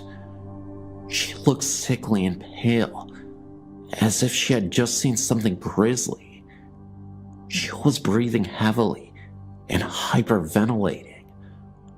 My cousin, out of curiosity, came up to the front desk and asked what happened. The staff said they weren't sure exactly what had happened, but my cousin mentioned that he was a doctor, and if they needed assistance, he would be happy to help. After a few minutes had passed, she collected herself. My cousin approached her and had a little chat. She swears that she wasn't just having a wild episode of hallucinations, and insisted what she witnessed was real. It was early morning, and the sun was barely starting to shine through the windows. The room was still dim, and the light was off. The woman had just woken up from her sleep. Again, still dark, but light enough to see the room. The hotel room she was staying in was massive, and she was in the kitchen making tea. From the kitchen, you can see into the living room. That's when she saw a man standing right next to the bed. It was the ghost of former president Nguyen Dim Dam. He was president of South Vietnam in the early 1960s, who passed away in a very terrible way. She also said that the night before, she saw a former Vietnam soldier staring at her from the window during the evening. My cousin, being a practical person, kinda dismissed it and advised her to just go home, take some medicine, and relax the rest of the night. Even after she had just calmed down a little, it was obvious she was still visibly shaken by this whole ordeal. My cousin and wife didn't take the room, but there was another couple that checked into the same room. When my cousin woke, he went down to the hotel lobby and noticed just outside the main entrance was an ambulance and a stretcher pulling two bodies into it. He asked the front desk attendant what happened. They said that the couple that checked in mysteriously passed away in their sleep, and nobody knew the cause. They suspected it was a heart attack. At this point, my cousin was starting to act a little apprehensive about staying the rest of the week there, but he continued to sleep at this hotel. His mind never let him believe that it was related to the last incident with the previous lady or tied to the paranormal. Until a couple nights later, all was silent. My cousin was a few doors down from the cursed room at the hotel. This is where it gets freaky.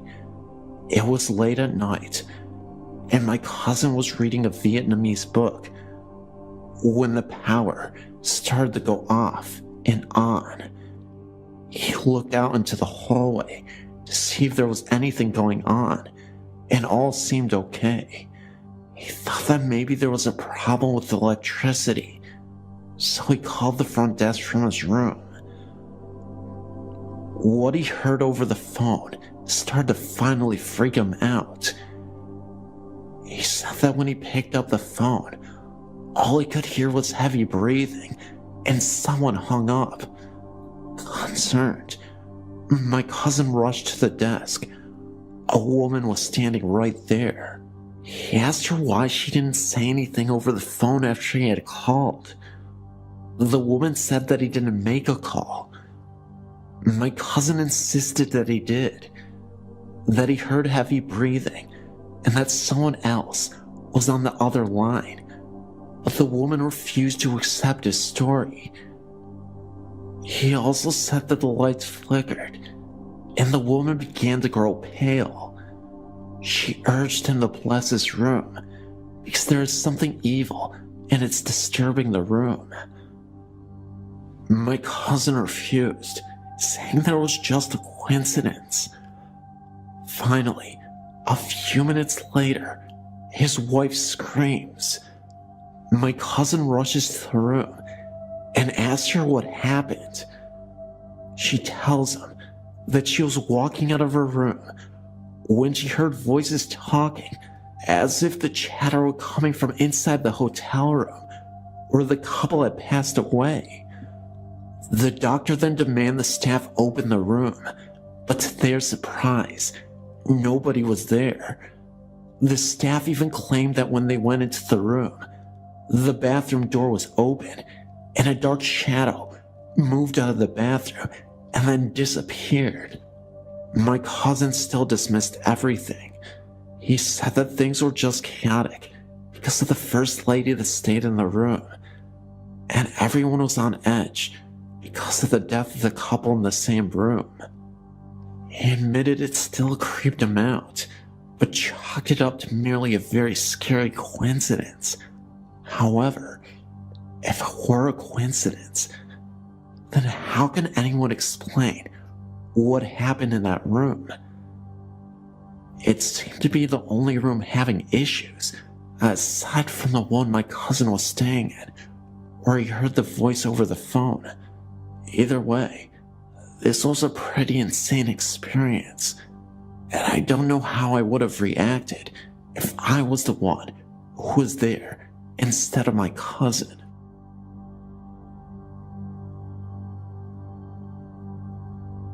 I don't remember the year that this happened, nor the age that I was. I still remember it though, as if it were yesterday. So, my aunt just got a new computer. She was never a technology ace or anything, so she had no idea how to get it started. When all else fails, call my mother. My mom was a whiz at computers, so my aunt asked her to come over and hook up the darn thing. My mother, being the lovely lady that she is, agreed to do it within the week. It was actually that weekend that she decided to do it. So, Mom decides she wants to go over my aunt's house, kinda late for some reason. I was very young and couldn't stay by myself, so she took me along, since calling a babysitter at the last minute would be very rude. We finally got there. I look up at the house, admiring its large size. I did think it looked pretty scary though. We struggled getting inside because my mom couldn't see the keys.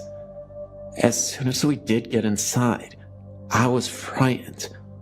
All of the lights were off and nobody was there. Or so I thought. My mom wanted to get started with her work since it was maybe 9 o'clock already.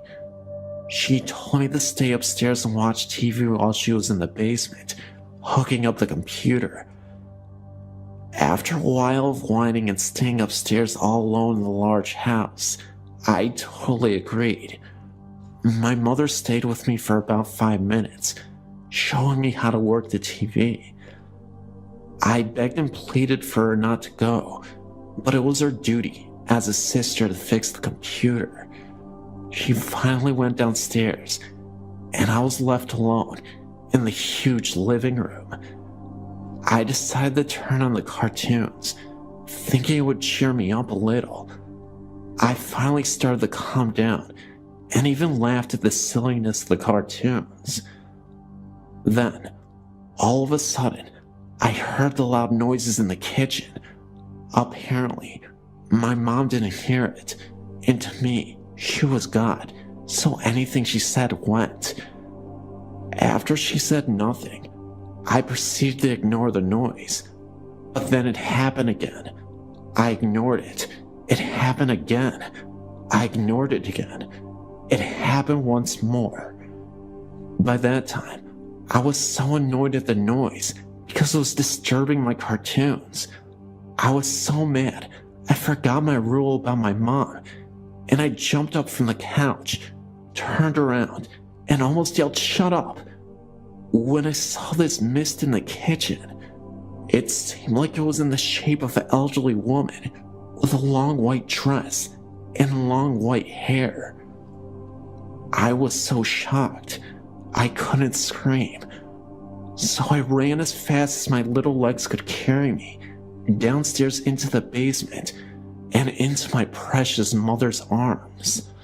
I didn't tell her what happened, as I was still in shock, awe, and amazement at the creature that had stood before me. I only explained about the noises. She said she was hearing little noises, not loud noises, around where she was. I stayed down there with her because she said I could, especially when she saw my little white face. As I was sitting on the couch, playing with numerous toys that were scattered about, I heard a soft bark. Then I heard a whimper, and then another soft bark. I knew it was coming from the room that held the water tank and such. I thought about the dog, Oreo. It must have been him. But then I remembered he died about a couple months before. My aunt and uncle at the time owned no animals, not even a bird, and it was way too late for someone to let their dog out. Besides, I don't think I would have hurt a dog, as I don't believe anyone in the community even owned one. What frightened me the most was that poor little Oreo, a dog that had been banished to live outside for no reason and was never fed, died on the ground right above where I had heard the noise. I told my mom about this. She said that she heard nothing. I told her to hurry up with the computer, which she did because she was hearing things too. We both ran up the steps and out the door. After we looked, we ran to the car and got in. I was scared because the car was not starting up. Then all of a sudden, it did. I was so happy to be out of there. My cousin had heard noises such as the one I had heard in the kitchen, except they were outside of the room. Also, my other cousin claims that he heard a noise in the oven, like something was in it. He opened the oven, and nothing was there, but he swears to this day he did hear something. Now, I mentioned in the title of this story that this was a traveling ghost. I say this because most, if not all, of that family's houses have had some sort of scariness to them. My cousin's current residence is just as haunted. Doors will open and close by themselves. One time, we were watching a movie. It was over, and I wanted to turn the lights on. When I turned them on, I heard a strange buzzing sound in the laundry room. It sounded like when the dryer is done drying clothes, only it was a steady, non-pausing sound. I walked over to the doors and started to put my ear up to make sure the sound was coming from that room. As I did so, all of the lights went off and the DVD player suddenly turned on, much louder than we had it on. But the thing was, the DVD player had been turned off the whole time. When everything came on, I jumped 5 feet into the air onto my poor cousin, where I proceeded to scratch her neck, holding on for dear life. I don't remember ever watching a movie down there ever again. Later, we asked his mom if she was doing laundry.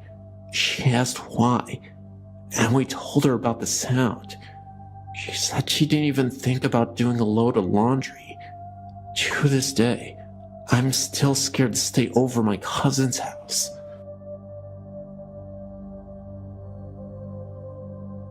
When my sister and I were young, we lived in a newer duplex in California. It was a small place with only 2 bedrooms, so my sister and I had to share a room. We had our beds on opposite walls, but they both faced the hall. On one side to the hall was my parents' bedroom, on the other was the bathroom, and in the middle of the ceiling was a big square fluorescent light. I think that's where it lived. I can't exactly remember when it started. All I remember is waking up in the middle of the night and seeing what I remember as the electricity man. It seemed to come out of the light, which my parents left on to help us sleep. It looked like a person, but seemed to be made from the light. This happened several times over the next few years we lived in the duplex. I never told anyone about what happened until about 15 years later. My sister and I had come to visit my parents. We're all sitting in the living room talking about our childhood when my sister had asked if I'd remembered anything strange about the duplex. I asked what she meant by strange. She asked if I had ever seen anyone in the wall. I then told her about my experience with the electric man. Turns out, she saw the same thing.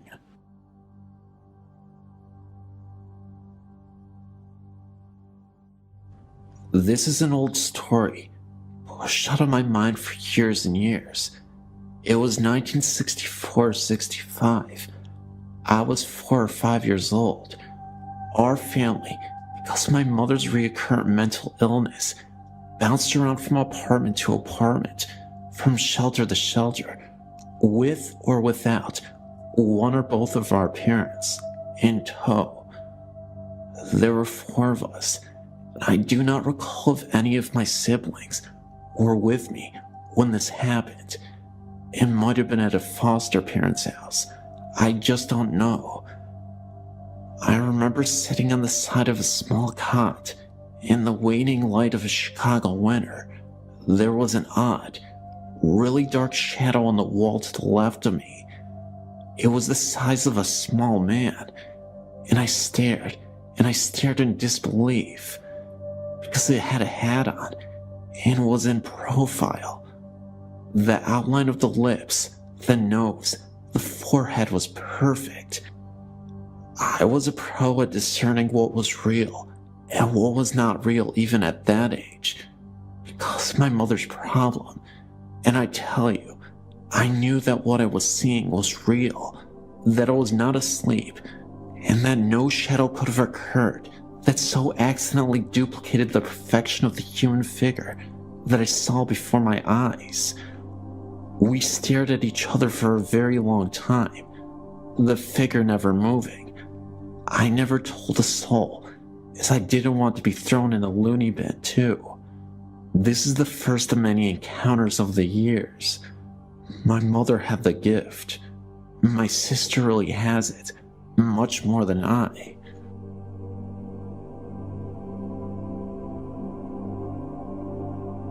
About 18 years ago, I was in the Jacksonville cemetery with my husband and 3-year-old son.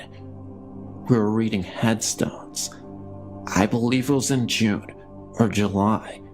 The sun was out, and there was not a cloud in the sky. As we were walking through the headstones, we saw a woman walk through the trees. Both my husband and I saw her. We thought there was something odd about her, but couldn't figure out what exactly though. We were walking towards her, and she was probably about 80 yards away. She was walking away from us and stepped behind a tree. Then, we didn't see her again. I said to my husband, "Where did that woman go?" He said, "She stepped behind the tree." We continued to walk towards the spot where we saw her. All of a sudden, rain poured down on our heads. We both looked up into the blue sky, and water continued to drench us. We ran back towards the car, and it was like the rain just disappeared. We got back to our car, and we were all soaking wet. The sky was still blue. We left right away.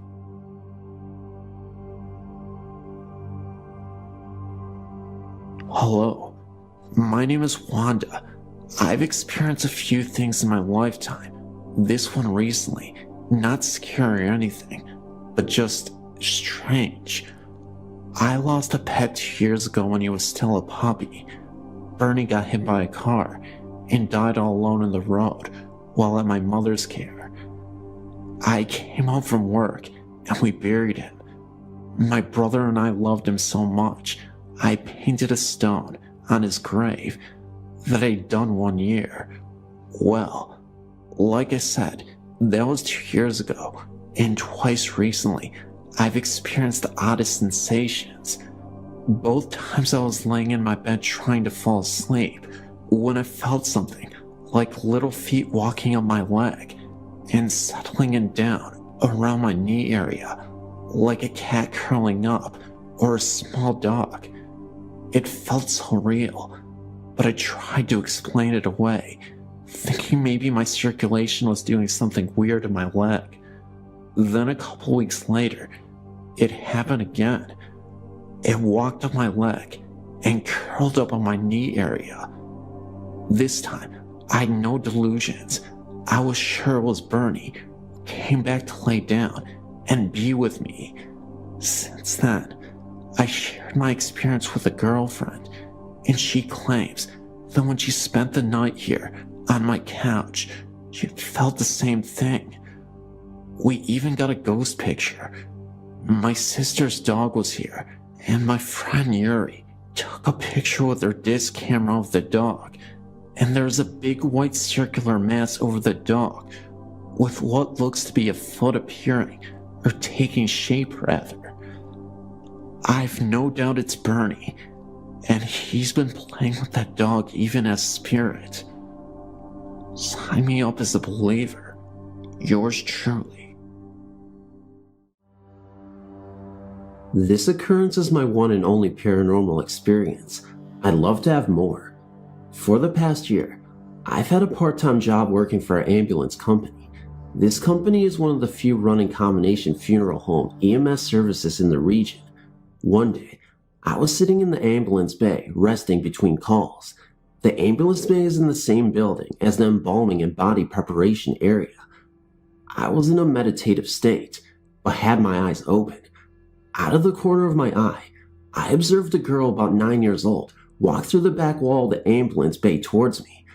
I remained motionless, and when she arrived at my side, she smiled and blew a puff of air onto my cheek. I could distinctly feel the breath, and at this point, I realized that day I was not daydreaming.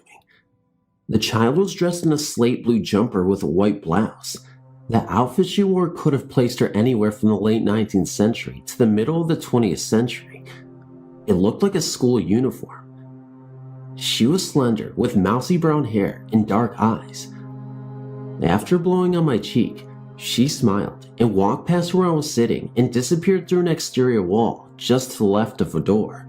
Later, I asked some of the other paramedics if this apparition was familiar to them. It was not. However, 2 of the medics stated that they have seen and or heard ghosts in the ambulance bay building and an adjacent former residence, now used as a dispatch center. Although I've tried sitting in the same place and being quiet and meditative, I've failed to see the little girl again, but I will keep trying. There was no fear involved with the paranormal event, only a sense of love and gentleness. Thanks for reading.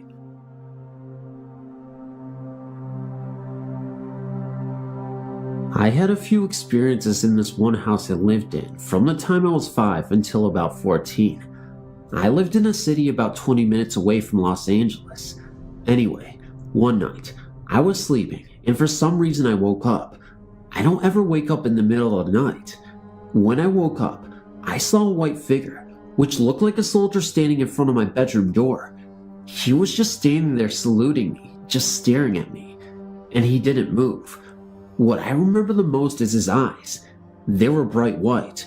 I was scared because yeah, it was a ghost, and it's not normal for me to see something like that, but at the time, I felt safe. I knew that he wasn't there to hurt me or he wasn't trying to scare me. What I wanted to do was run to my mom's room, but instead, I pulled a blanket over my head and prayed. The next morning, I told my mom about it, and I remember she got this weird look on her face, but then was like, "It must have been the lights from outside. You probably imagined it. Now stop scaring your sister." After that, everything was fine until about a year later, I had the worst experience. My mom had rearranged my room so that my bed was right in front of the door.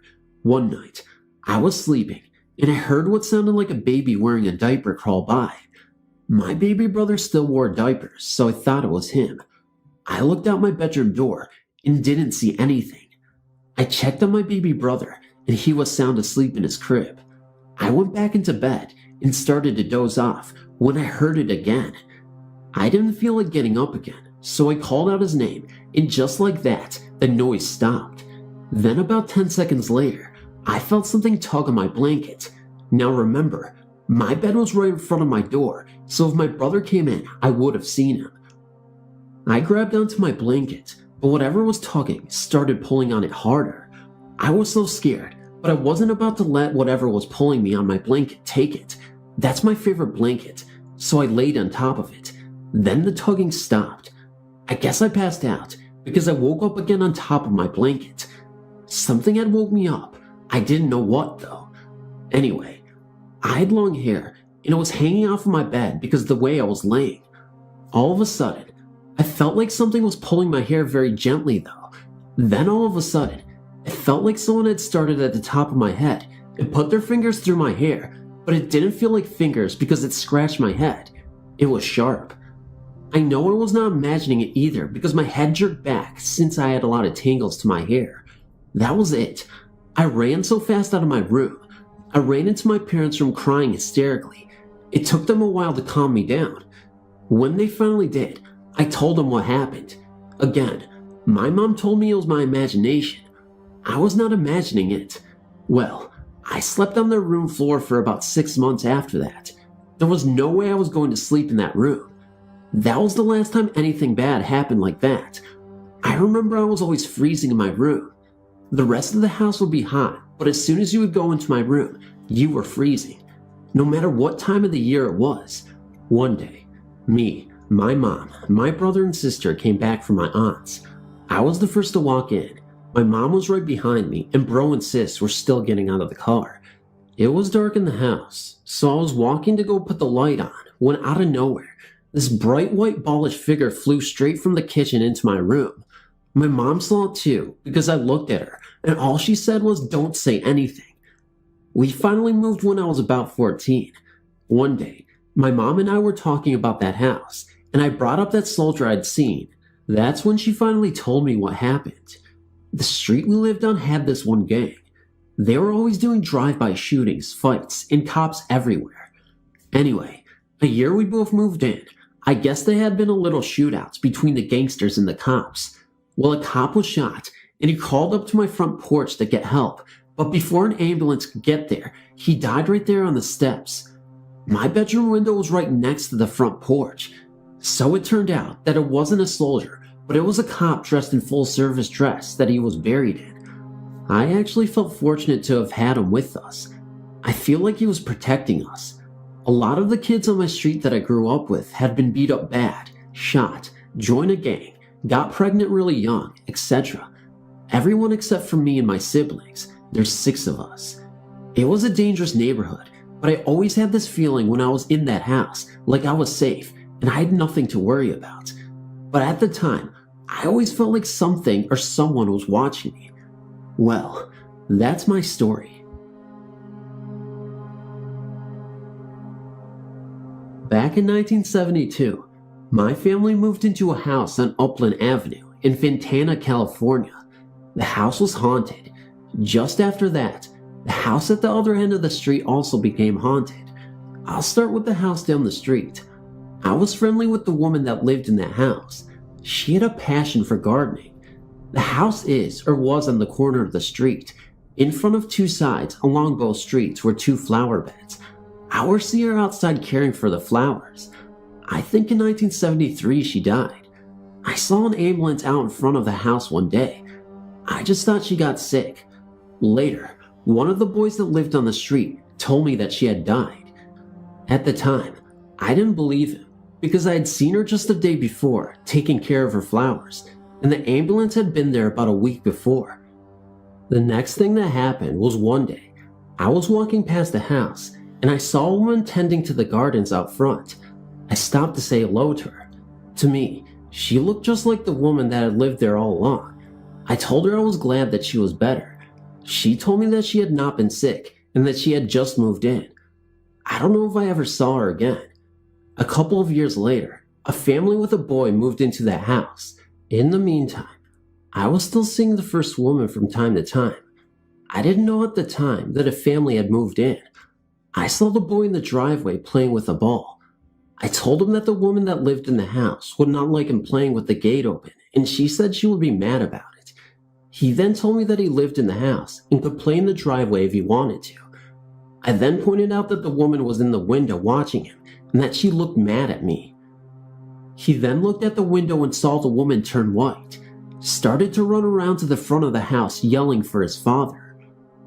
Later that year, the woman that lived next door stopped to talk to me about the house.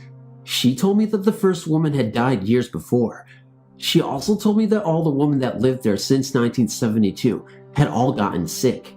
She told me that she had seen the woman in the window also, and she thought she was mad because the other woman kept taking out the flowers she put in. Also, the flowers were starting to grow into her yard.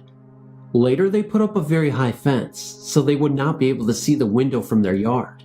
Her husband, the neighbor, told me later that his wife was sick. He also wanted to know if I knew of anything that could be done about what was happening next door, plus that they were moving. In 1979, I told my doctor that I thought the house my mother had lived in was what made her sick. He asked me where she had been living at the time. I told him on Upland Avenue. He then asked if the house was on the corner and why he was asking me. He said that the first woman that had lived there had died of cancer, and so did the next two women that lived there, of the same cancer. The young mother of the boy did not die of the cancer that she got, but she was still very sick because of the treatment for it. He also told me that the first owners of the house was not the first woman. He told me that the town didn't know what to do with the house, as they didn't want any more women to live there because they all were getting the same cancer. I told him about the first woman and that she didn't like anyone to mess with her flowers. He did say that the town might make it into a park. I said that might work, but she would probably not like it, and that others could still get sick. I have no idea what happened because I moved out of town not long after that. Even today when I still think about it, it always creeps me out.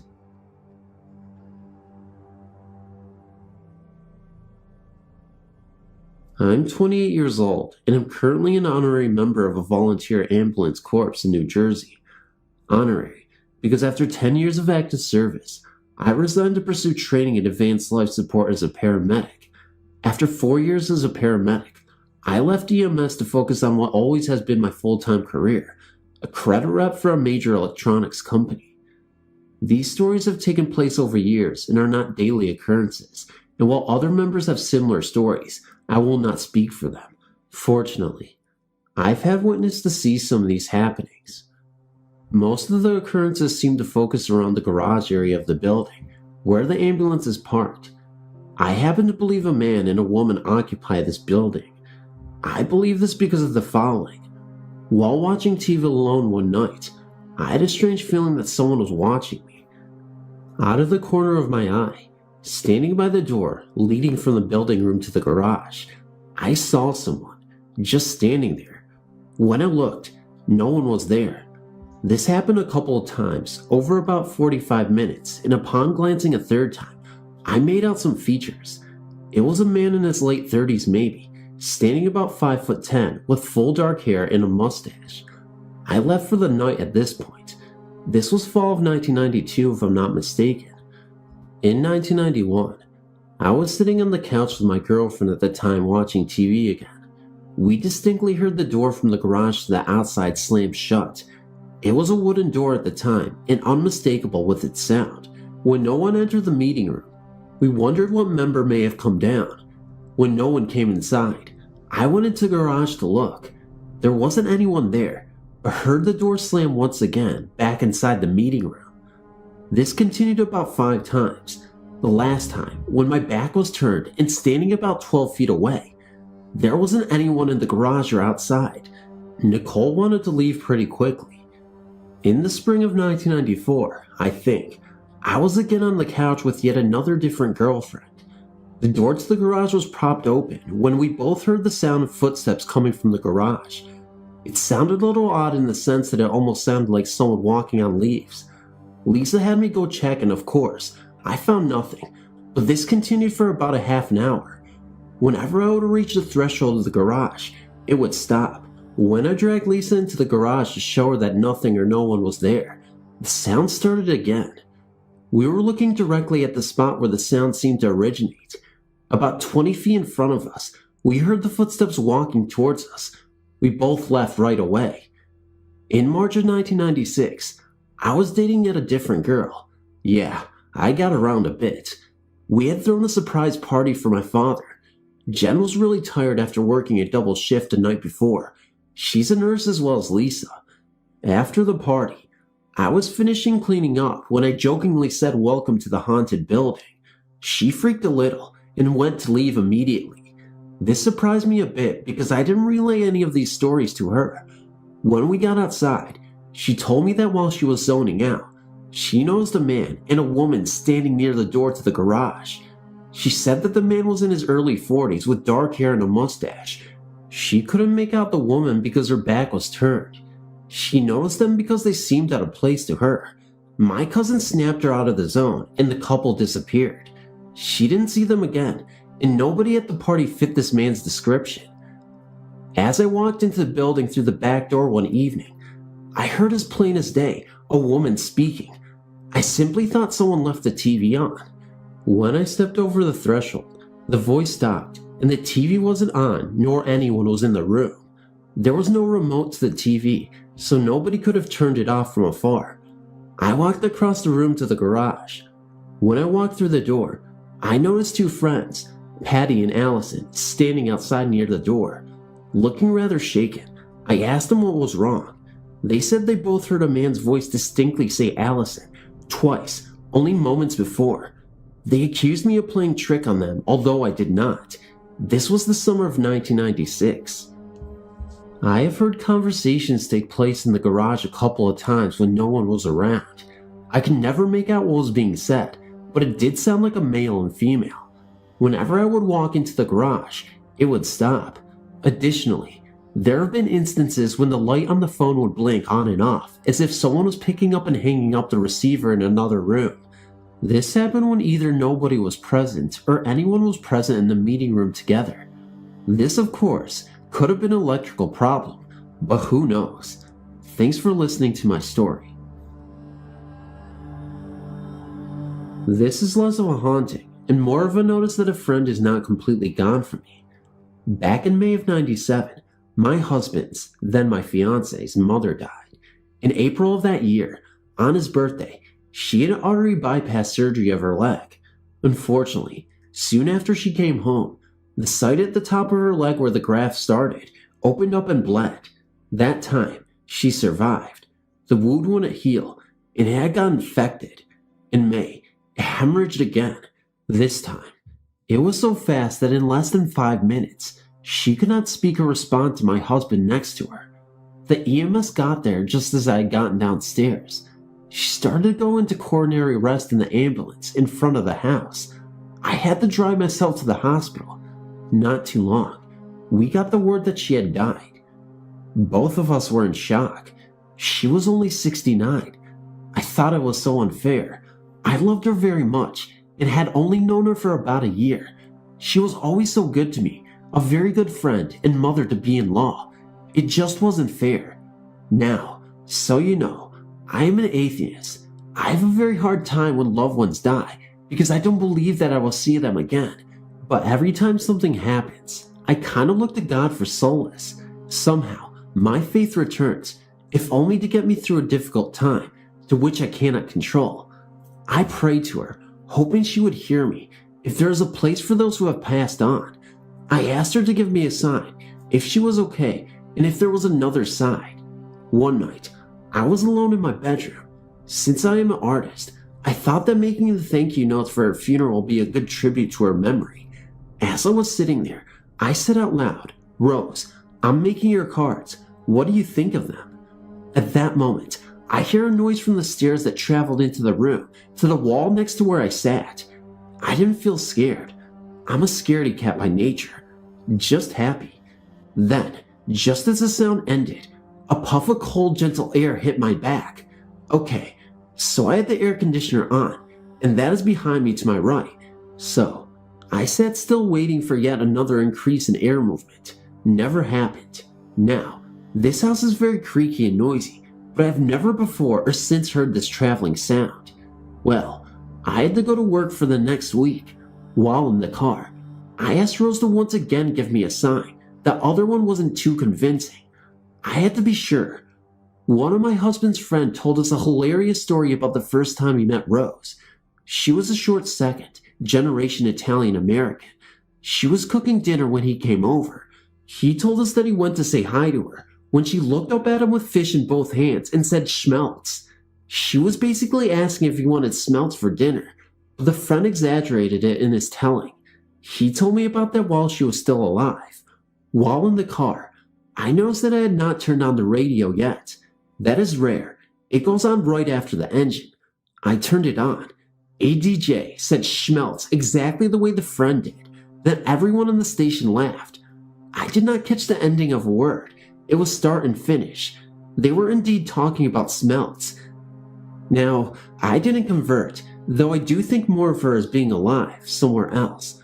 What I don't understand is why this is only with her, and not with my grandmother who died the year before, or my husband's father who died 2 weeks before our wedding. By the way, my wedding gown is cursed. The day before Rose died, I bought it and showed it to her. The day I tried it on for a fitting, after my bridal shower, Joe, my husband's dad, goes into the hospital, never to come home again. The day of my husband's bachelor party, Joe dies in a nursing home, close to my final fitting. Not too long after my wedding, my dear seamstress was battling cancer died. That was the last dress she worked on. I don't believe in curses, but this one takes the cake. Just so you know, I'm hearing a number of bumps that normally don't occur here, so maybe I'll stop now. I'm starting to get freaked out. I've been a reader of the Shadowlands for quite a while. This is a story that my people of the Cascadena First Nation in the southeastern part of the Yukon experienced. They experience spirits that can imitate people, animals, and even vehicles sometimes. These are called Frozen Voice, or Gitsi in the Casca language. As I was growing up, I've heard many stories concerning the Frozen Voice. These spirits can imitate a person that you know, or an animal, and even machinery.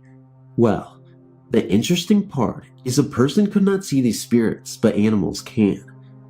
This story was a while back, and thinking about it again sends shivers up my spine.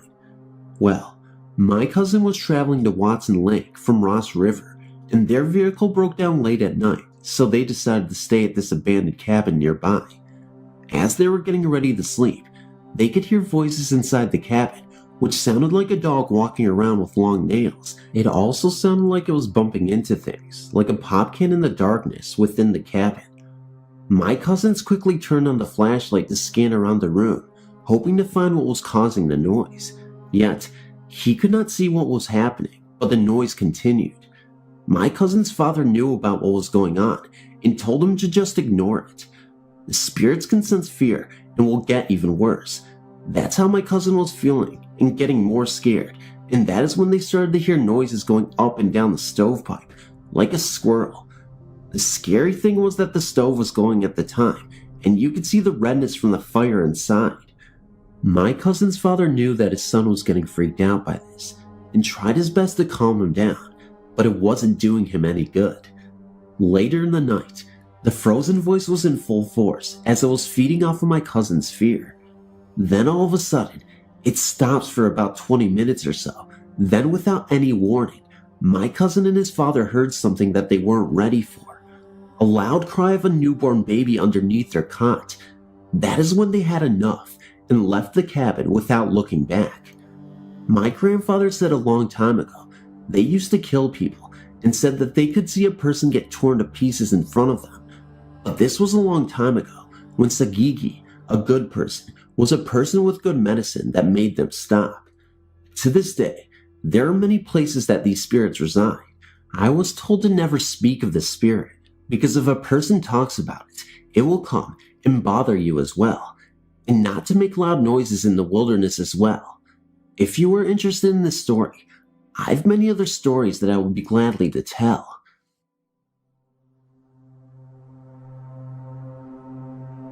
I've never seen a ghost, but I've felt the presence of one a few times.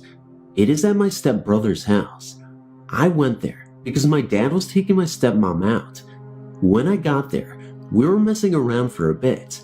Then we sat down to watch TV when we heard banging in the bedroom above like a ball bouncing. We experimented with the ball and found the sound was just like that. I was scared and the room was freezing cold, not because of the ghost, because she forgot gas and couldn't get it anywhere. The next time I went, it was worse.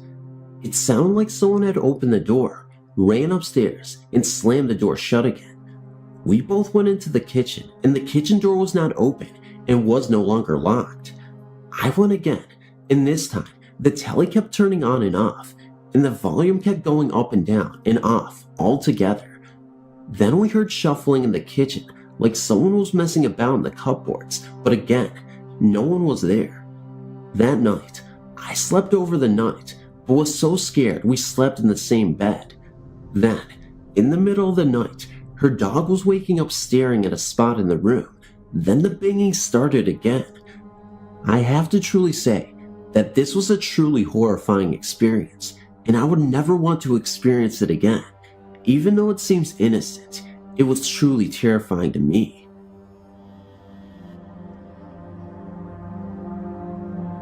Me and a group of friends went to a small college up in the mountains of Pennsylvania called Manfields University. At night, there was nothing to do, so we would sometimes drive a half hour or so to random graveyards in the middle of nowhere. One night, we drove up to a graveyard, which I think is west of Mansfield. We had been to that graveyard before, so we were familiar with the surroundings and the sounds and phenomena that could take place there. That night, there were a bunch of people who just went along because they were bored, and my friend Dan and Dave, the leaders of the group, believed in ghosts, but didn't really get scared about anything.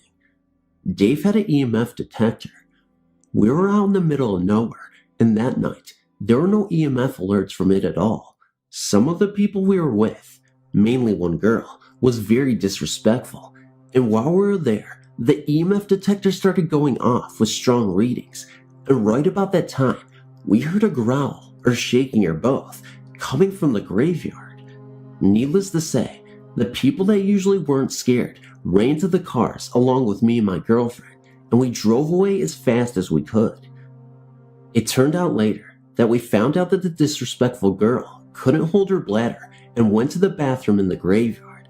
I think the spirits didn't like that, and that's why it happened. It was the freakiest night of our lives. We went back to that cemetery again, and nothing happened because unlike that girl, we are always respectful of the spirits. I just wanted to relate this story to you and see if you've encountered anything similar. Thanks for listening.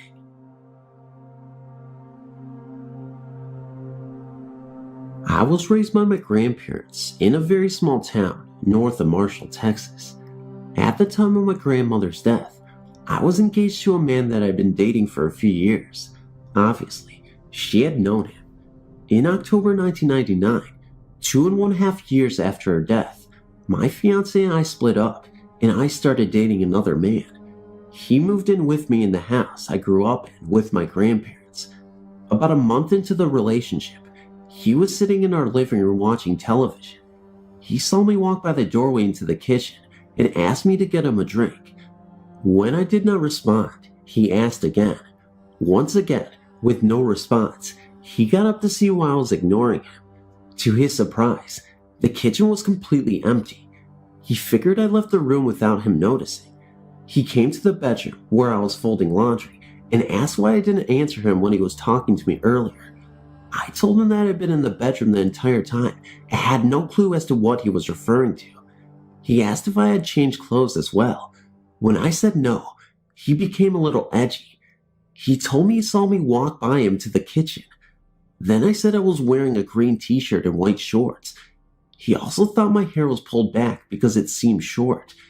What he was describing to me was how my grandmother usually dressed when she was alive. She had short hair, and she always sat at the kitchen table to read while my grandfather watched television in the living room. I told him this, and he got a little nervous. About a week later, he was coming out of the bathroom and heard his name being called from what used to be my grandmother's bedroom. I only used this room as storage. I couldn't yet bring myself to use the room. He opened the door, thinking I was in there going through the boxes and needing his help. Once again, there was no one in the room. He slammed the door and came running into the kitchen where I was. He told me he loved me, but my grandmother was really scaring him. There were instances of us misplacing the car keys and the like. I thought long and hard about the things that were happening and came to a conclusion. I figured that since my grandmother never got to meet my new boyfriend, this was her way of testing him to see if he was going to be a good match for me. I had experience with a friendly ghost for about 12 years. I grew up in a small city in Michigan. My parents bought their first house in the mid-1970s. It was a bungalow built in the 1950s. Sometime around 1979, may have been earlier than that, the ghost first appeared to my mom during the night in my parents' bedroom. The ghost was a man in his 30s. My mom was the only one who had ever seen the ghost. My dad and I did not believe her at first, although I would hear what sounded like someone walking around upstairs and going up and down the steps, but I never thought much of it. My mom would not tell anyone about the ghost because she thought people would think she was weird. The ghost would put different items in different places, or she would not be able to find an item for a long time, and then suddenly, it would pop up where it was supposed to be. The ghost would go to work with my mom. She owned a hair salon, and when she was there alone, the hangers on the coat rack in front of the salon would move, like someone was playing with them. When I got to be a teenager in the 80s, I began to realize the ghost was real. I would hear him walking around upstairs and going up and down the steps. I always felt the ghost was around. It was like I could feel his presence. I was never afraid of him. My mom was making cookies in the kitchen early one morning, and he appeared in the dining room, and she would ask him to go away, and he would leave. He came with us on vacation one year when we went to Niagara Falls. He would turn on the motel room lights in the middle of the night while we were sleeping and turn on the radio in the room. For the longest time though, my mom was the only one who had seen him. Finally, around 1991, when I was 21 years old, the ghost woke me up one morning. It was about 7:30 a.m., and I woke up to something touching my face. I opened my eyes, and the ghost was at the side of my bed, and he had touched my face. My bedroom was now in my parents' old room, where my mom had seen the first ghost. I was really excited that I finally got to see the ghost. He only stayed a few minutes, like he was just curious as to who I was. He was probably in his 30s, and he was wearing a hat and had a mustache. He was always with us the entire time we lived in that house. I moved out in 1993, and then my parents had a new home built in 1995. Since then, we have not experienced any more ghosts. I do not know who lived in the house before us, but I did hear that many years before we lived in that house, that a young man who lived in the house next door was working on his roof and fell off the ladder into what would be our backyard and died. So I'm thinking that maybe that is who the ghost is. He was never mean and never scared us on purpose. It was kind of like he was hanging around to be a part of the family or something. I always wonder if he is still in my old house.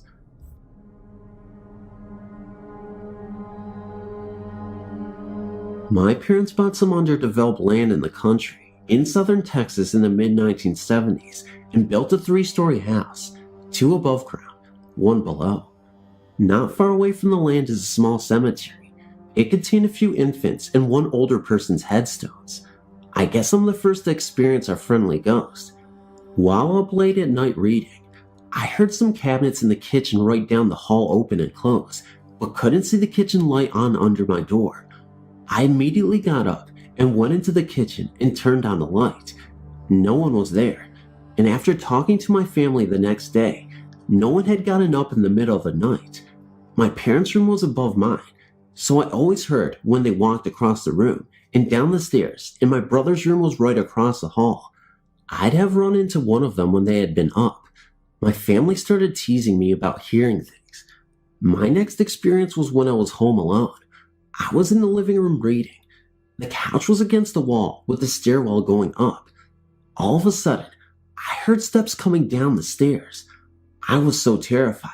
I slowly looked up, expecting to see a hand on the handrail. Getting up my nerve, I walked up to the front of the stairs and no one was there. My father claimed for years that I was just hearing the walls creak. I'd lived in the house for a long enough time to tell the difference in wall creaking and stair walking. My family continued to tease me until the day of my brother's experience. They were alone in the house, downstairs playing pool. They heard the front door open and close, and heard someone walking into the kitchen above them. They hollered at my dad, whom they thought it was. When he didn't respond, they looked at each other and walked upstairs to the first floor. The front door was still locked, and there was no one in the house. Since that time, my mother has heard several things. My father has heard a gonging in the house, something you just don't hear out there in many instances. My parents have both felt someone kneeling on the foot of their bed while they were in bed and not asleep. When the light was turned on, no one was there.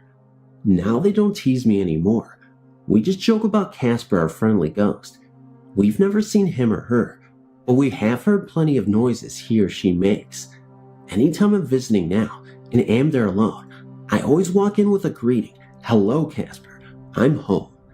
As the home was built by my parents, and we don't really know the history of the land, we've no idea who it could be.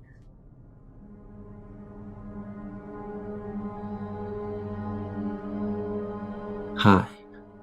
I have an experience I would like to share, and perhaps get some answers to my questions. 3 of us went to check out the Amity Hall Inn, listed in your Pennsylvania hauntings directory. 2 adults and 1 teen. We didn't intend to enter the building or take any photos. We just turned around in the parking lot and shined the car lights on it. We didn't see anything there, but we smelled a freshly opened can of coffee and an odd smell, like a decaying smell. We were only there for about 5 to 10 minutes and left. We proceeded back on the highway to Lewingstown, Pennsylvania. About 3 to 5 minutes after leaving the inn, we saw a bright light flash in the passenger side of the window, but there was no cars on the highway at that time. Almost immediately after that, I saw a hand appear from my rear bumper as if to grab something and tag along. I was startled and then saw an old man's face floating in my back seat. I was crying and closed my eyes in hopes it would all go away. I calmed down and we drove a little more. Another bright light directly in front of us zoomed up and flew over the top of the car. We heard something let loose from the car and sounded like a large rock hit the bottom rear end. We continued driving and felt like our hair was full of static, like after a balloon is rubbed on your head. There were tingly sensations all around. It lasted almost the whole trip home. We pulled in at our local 24-hour grocery store and checked out the rear end and passenger side of the car. My hubcap looked like someone put an auto-body grinder against it. We found some scratches on the paint and a small handprint on the rear passenger window. The handprint was made from the outside, so it was not made by the teen in the car because no one of us got out of the car until we got to the supermarket. I've had many ghostly experiences, like ghosts following you house to house, but never one that tagged along on a moving car. Can anyone please tell me what may have happened and why? Thanks for reading.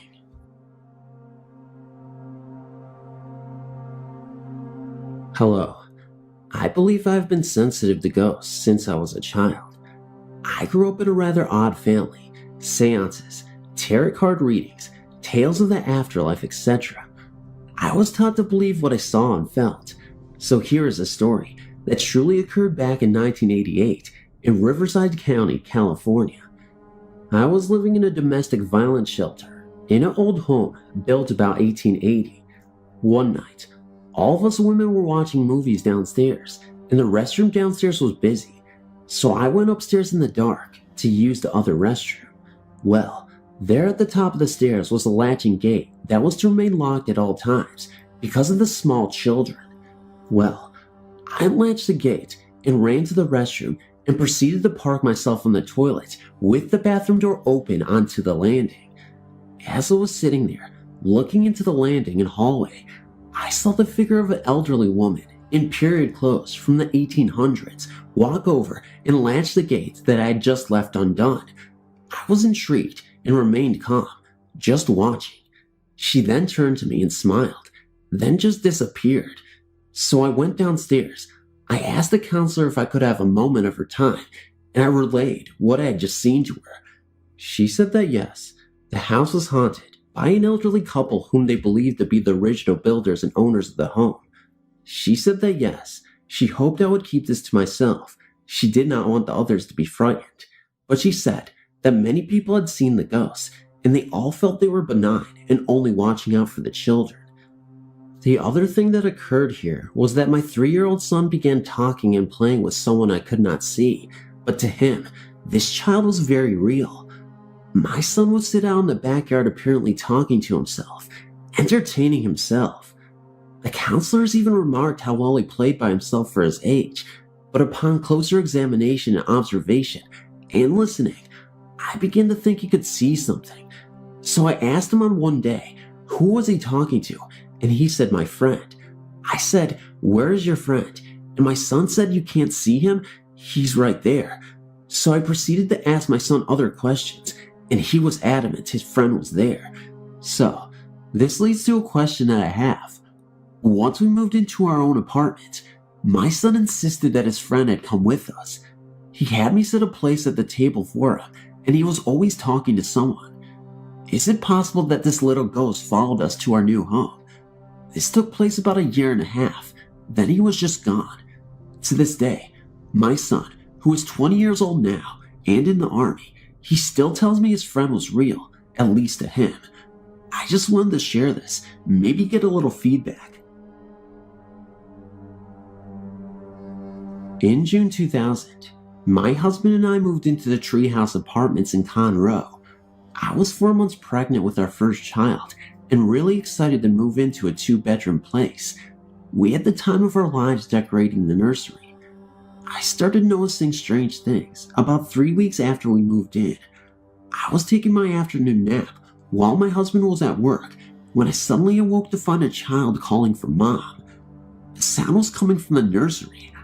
I opened the door to find nothing out of the ordinary and just dismissed it as our downstairs neighbors. The thing was, it happened at 1 p.m. The children downstairs were still in school. We had a kitten at the time, and he acted as cats do. After that incident, he began to act very strange. He would hide under the furniture of whichever room he was in. I had to start feeding him under our bed. We didn't have a washer and a dryer, so we took our laundry to my in-laws' house and stayed the night. When we returned the next day, our television was on. This was strange because the television was plugged into an outlet that was controlled by a switch. We left the switch off. When turned on, the TV automatically came on to channel 3. You had to turn it to channel 4 to get the cable box to work. Also, the channel on the cable box had been changed. No one else, older than the apartment complex, had a key to our apartment, so it was really strange that this had occurred. We never saw anything like a ghost in the apartment. It was just those 2 incidents. After that, I had to put the litter box under our bed as well. My poor kitty would not leave the security of under the bed. One night, while we were sleeping, my cat jumped up onto the bed with us, yowling loudly. We could not get him calm, and he refused to come out from under the covers. We moved by the end of the week. I've had a few encounters with what I considered to be ghosts, but this was by far the scariest. In June 2001, my husband, son, and I moved into Bay Harbor Apartments in Baytown. The week before we came, there was a shootout between the police and a resident, and that apartment was still boarded up and had many visible bullet holes in it. Our apartment was a few buildings over, closer to the back of the complex. A couple of months after we moved in, we started noticing things in our son's room.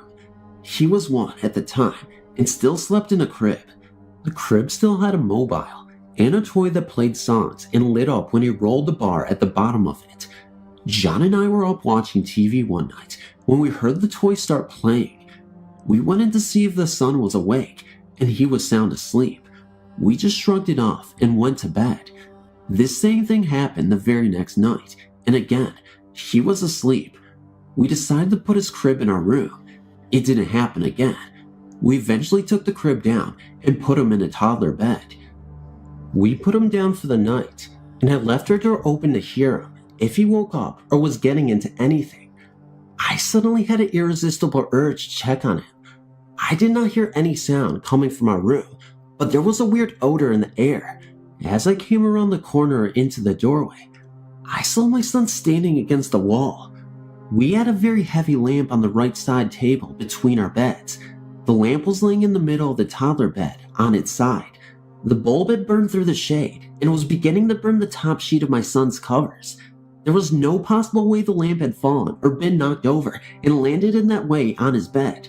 It was equally as impossible for him to have picked it up and put it there himself. I removed the lamp from the room, and our son began sleeping in bed with us. I had his old room set up as a playroom, and he would stay in there all day long. One morning, he fell asleep on the couch, and I left him there for his nap. I was making my rounds in the apartment, doing my daily cleaning. When I finished his playroom, I shut the door behind me. There was no person or animal in that room when I left. My son's great-grandfather bought him a toy that had a motion sensor in it. When it was activated, the toy would whistle and say, "I love you." As I was in the kitchen washing dishes, I heard it go off. Thinking my son was awake, I opened the bedroom door. I saw nothing. I shut the door again and went to check on my son. He was still asleep on the couch. During the course of his 1-hour nap, the toy continuously went off.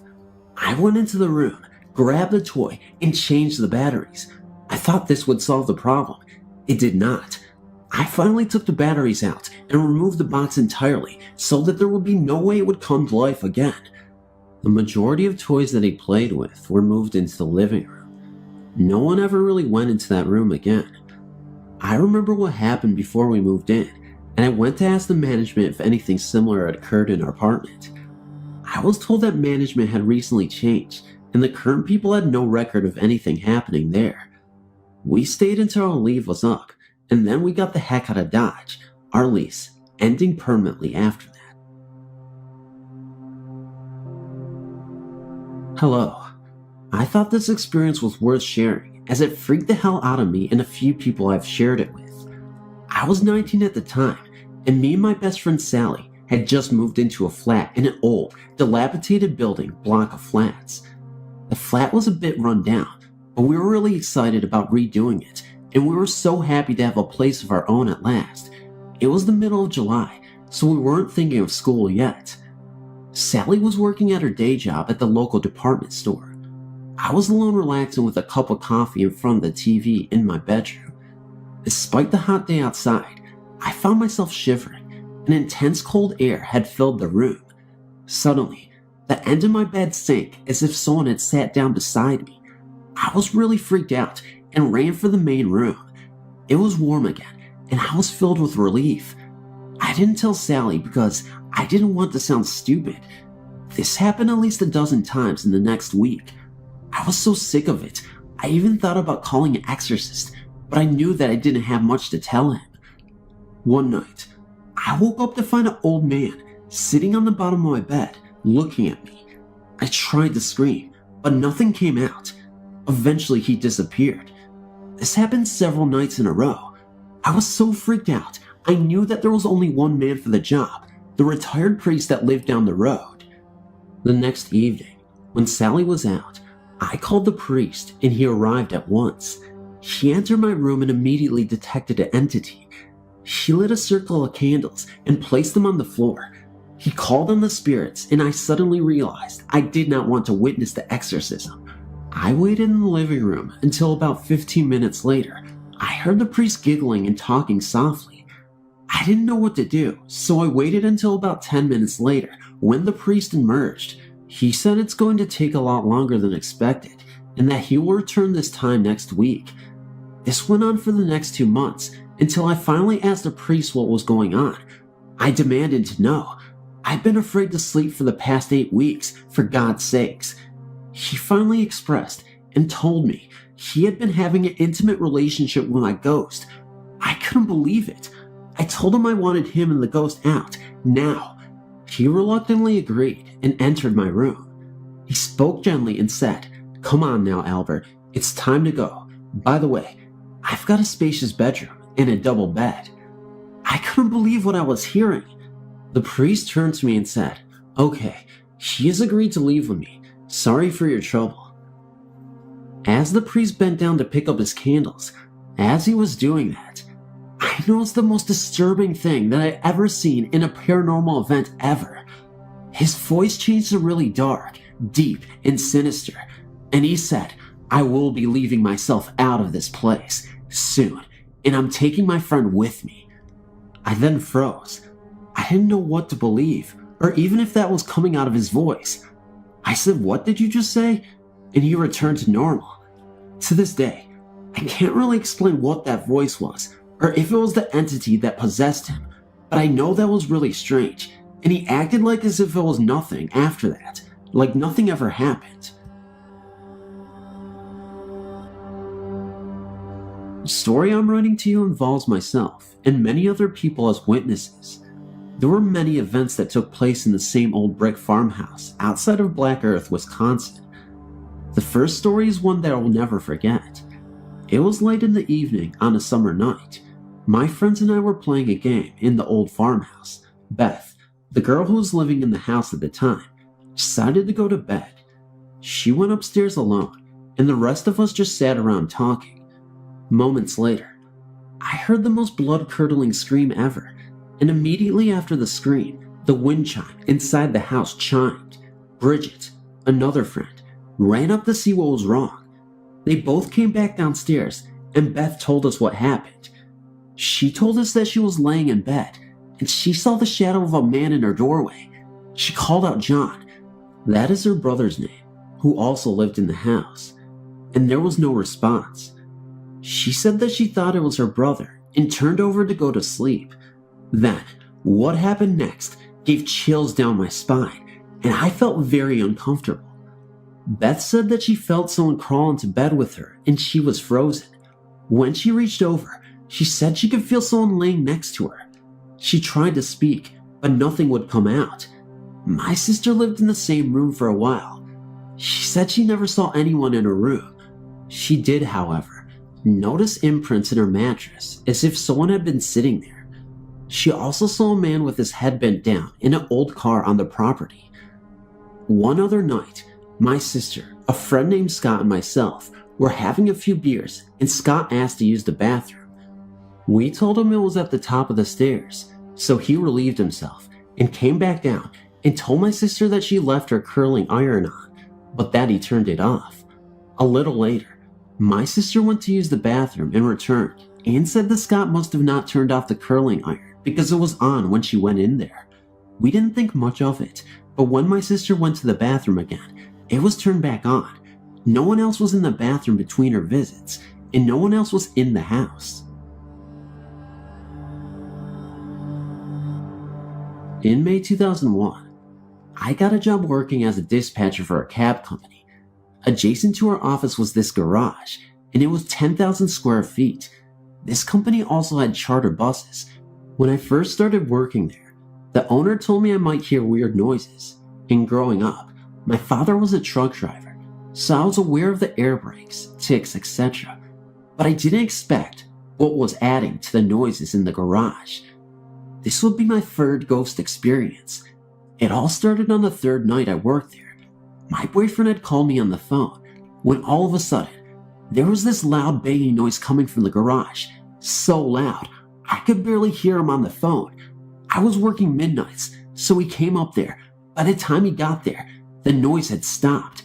We hung out there and about midnight, my boyfriend went to go lay down in the garage. There was a front bed just outside the office door. He was out there about 2 hours. Then he came into the office in a tad bit of a hurry and sat down. The look on his face was a Kodak moment. He asked if I had just tried to wake him up, and I told him no. He said he was lying there and someone kept saying hello. Then he said he sat up to put his shoes on, and the voice was right up in his face and sternly said hello. Also at that time, a driver had called me and asked if he had jumper cables. I asked my boyfriend to go look. He wouldn't go out into the garage till I went in and turned on the lights. Then he told me what happened, and I was just like, wow, too cool. Then in the days after this, I started experiencing my own little visits from now who we called Casper. It was weird. I could get out in the garage and sit by myself. I could actually feel the energy moving, like it's sweeping around the room. Then he would go and knock on things. His best one was turning on the air compressor. It was unplugged. Then one day Casper must have gotten upset about something. He started being on the garage overhead doors, and my boyfriend and my son and myself were in there. Between the two overhead doors was a regular door. When the beating started, my boyfriend went out the regular door because he really thought someone was out there, and he opened the door and no one was there, but the beating continued. After that, I was working one night, and one of the bus drivers came in. We were sitting in there talking and watching TV. Then all of a sudden, the channel changed. The driver asked why I changed it, and I said I didn't. The remote was next to the TV. I got up and changed the channel back. A few minutes later, it was changed once again. This went on for an hour. That's when the driver told me that he believed there was a ghost. I was convinced already. Me and my boyfriend used to sleep in the garage when things got quiet. Of course, as you guessed, Casper was there with us. Back in the corner of our garage was a portable basketball net, and we would go out and shoot hoops. Then one day, the basketball vanished. We couldn't find it anywhere. About 2 weeks later, at about 6:30 a.m., me, my boyfriend, and 2 other drivers were sitting in the office talking. The door from the office to the garage was open. We were sitting there, and we were starting to hear a basketball bouncing. Me and my boyfriend looked at each other, and we were like, what the fuck? So we ran out there, and the bouncing stopped, and no basketball was anywhere to be found. The other 2 drivers heard it too. Then one night, my boyfriend and I were sitting in the office. We were asked not to smoke in the office, so we would go out in the garage. I was on the phone. I saw my boyfriend grab a cigarette and go into the garage. When I got off the phone, I went out there to join him, but when I got out there, he wasn't there. Above the office was rafters used as a storage space. I sat in the chair. I heard someone walking around up there, and I kept calling for my boyfriend, but he didn't answer me. I thought he was trying to scare me. I kept calling up to him, and then he came walking out of the bathroom. I told him to listen. There was someone in the rafters. He started to go up there. He got about 2 stairs up, and Casper ran across the ceiling of the garage. I mean, we followed the sound with our eyes. Then we looked at each other and ran back in the office. There were so many other occurrences that I could be up all night here, but that's my story and I'm sticking to it. I quit that job at the end of summer. When I was born, I had a twin sister. She died shortly after we were born. My mom and dad didn't talk about her much, but I always knew that she was my sister and that she had died. In fact, I remember talking to her all the time. I don't remember talking back, but my mother told me a story that suggests that she did. I think I was 3 or 4 at the time. Mom heard me talking to someone in the bedroom, so she came in and asked me who I was talking with, and I said Mindy, my twin. Mom wanted to know what we were talking about, so she asked what we had been talking about. I guess it was around our birthday, because I told Mom that Mindy wanted a birthday present. As long as I can remember, we had plastic toys put on our grave on our birthday, but I never knew why. When Mom told me the story, it explained quite a bit. Just over 2 years ago, my darling dad died from 2 cancers. When he finally died, my sister, mother, and I were there holding him as he left his life. The hospital window was filled with sunlight. The radio was playing a classical piece, and my father died the way he should, with family holding him close and not leaving him to die in the sterile hospital environments where most die unseen and alone. Dad was a Roman Catholic, but one who had lost his faith and truly believed that after death there was nothing. My family of 3 had spent 4 days and nights in Southend Hospital, Essex, England, hearing the rasping breathing and waiting for my dad to go. When we finally returned to my mother's house, we were, naturally, talking of what had occurred. Exhausted and drained, my sister joked about how Dad may come back as an angel. We didn't believe in those. We're British after all. At that moment, a large, white feather came floating past the French windows and landed, oh so gently, upon the patio. We just looked at each other and said, oh. Since then, my non-believing father has come through to my ex-partner in a dream for his treatment of my daughter and myself. He has been seen walking in South High Street. He has held me above my shoulders after my heart attack. I was only 41 at the time, and when I was recovering, asked him to be there if I died. At the anniversary of his death, my daughter saw a white feather and felt the presence of her granddad. This was only after she realized the significance of the date. My most previous partner heard my dad telling him to lay off, even though he had never met him. This man was a total non-believer, just like my dad. As a woman who has the shadow of the Grim Reaper's blade above her head, it has strengthened my belief that there is life after death. That when I do have that massive heart attack and leave this earth, there will be someone waiting for me. I might be in trouble with my dad, but at least it will pass the time to be lectured and hugged while I make my way to the next place. Thank you for reading. One of the haunted places I've experienced is Route 24, between Jacksonville, North Carolina and Swansboro, North Carolina. On Christmas Day of 1997, my buddy, Roger, and I were driving back to our motel room in Jacksonville after spending Christmas Day with his parents in Swansboro. It was 10 p.m., and Route 26 had light traffic. As we approached the area around Hubbard, we both heard the sound of a two-stroke engine coming up from behind us. We assumed it was a motorcycle. I looked in the rearview mirror and saw no headlight for a cycle behind me. The buzz of the two-stroke engine became louder and louder and seemed to be overhead. We both looked and saw nothing. Soon the buzz seemed to be on top of the cab of the truck, causing it to vibrate fiercely. We were both sure something was going to crash down in the cab of the truck. The roar of the mystery engine was deafening. Suddenly, the sound seemed to pass in front of the truck and vanish. We saw nothing at all. The sound was from outside the truck and not inside the truck or from the engine area. Another strange encounter on Route 26 in the vicinity of Hubbard happened in July of 1998.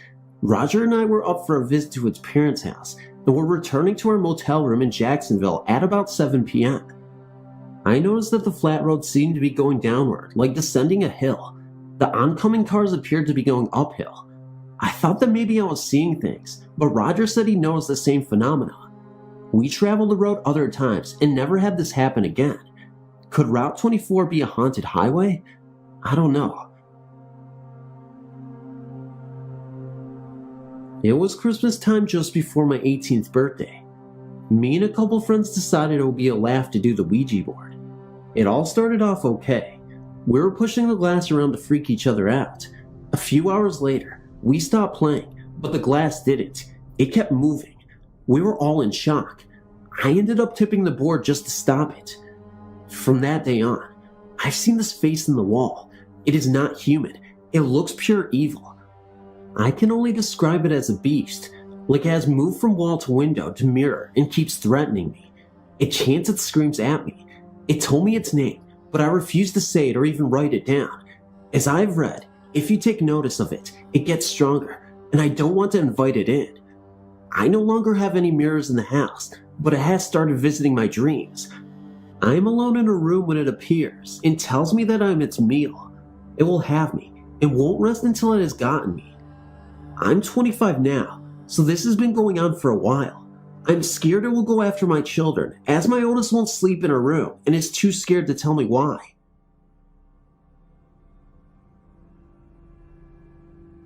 I've always had an obsession with the strange and paranormal, and also a fear with some.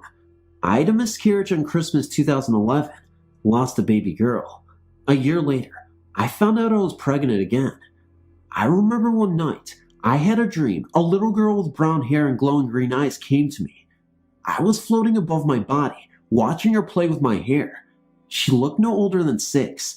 She then whispered in my ear, "I'm ready to be born, Mommy." Then she looked up at myself floating. Then I woke up. This past July 5th, I gave birth to a baby girl. At birth, she had bright green eyes. Then, they went yellow and looked like a cat.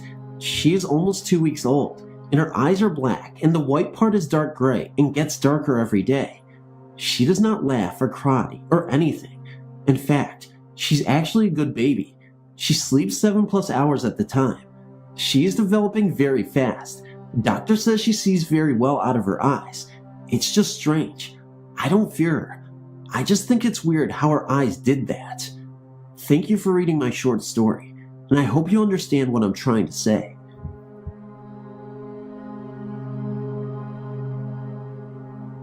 I'm not one of those whose beliefs are for or against the paranormal. During the time of the event I will tell you about, I was your normal freshman in college in Oklahoma. Anyway, myself and 3 other fraternity brothers were looking for a house to rent in Ada, Oklahoma, when we found this great house not far from the college, but still pretty isolated. It was a 2-story brick house with 4 large bedrooms. It had been empty for several years, which should have been our first clue that something is wrong. But we were young, and cash is cash. We asked the retailer if there was something wrong with the property, and why was the rent so cheap in College Town, but got no straight answer. Regardless, we took the deal and moved in. I and Skip took the rooms upstairs while Randy and Alvin moved downstairs. Nothing much happened at first. Nothing that we took as remarkable. For one thing, the front door, made of heavy wood and very difficult to open or close, would sometimes just stand open for a moment, then close. We would laugh it off, even though one of our roommates worked as a carpenter and would examine the door and say that it was not possible to do that on its own. After one of these incidents, he went over to the door and tried to open it and had a difficult time opening it like always. He looked it over very close, as it said he had warped with time and would always be hard to open and close without planing the ends off. Soon after, some other things began to occur. All of us, at one time or another, had seen a small ball of light go from the bottom of the stairs to the second floor. Still, we thought this was odd, but not something to be concerned about.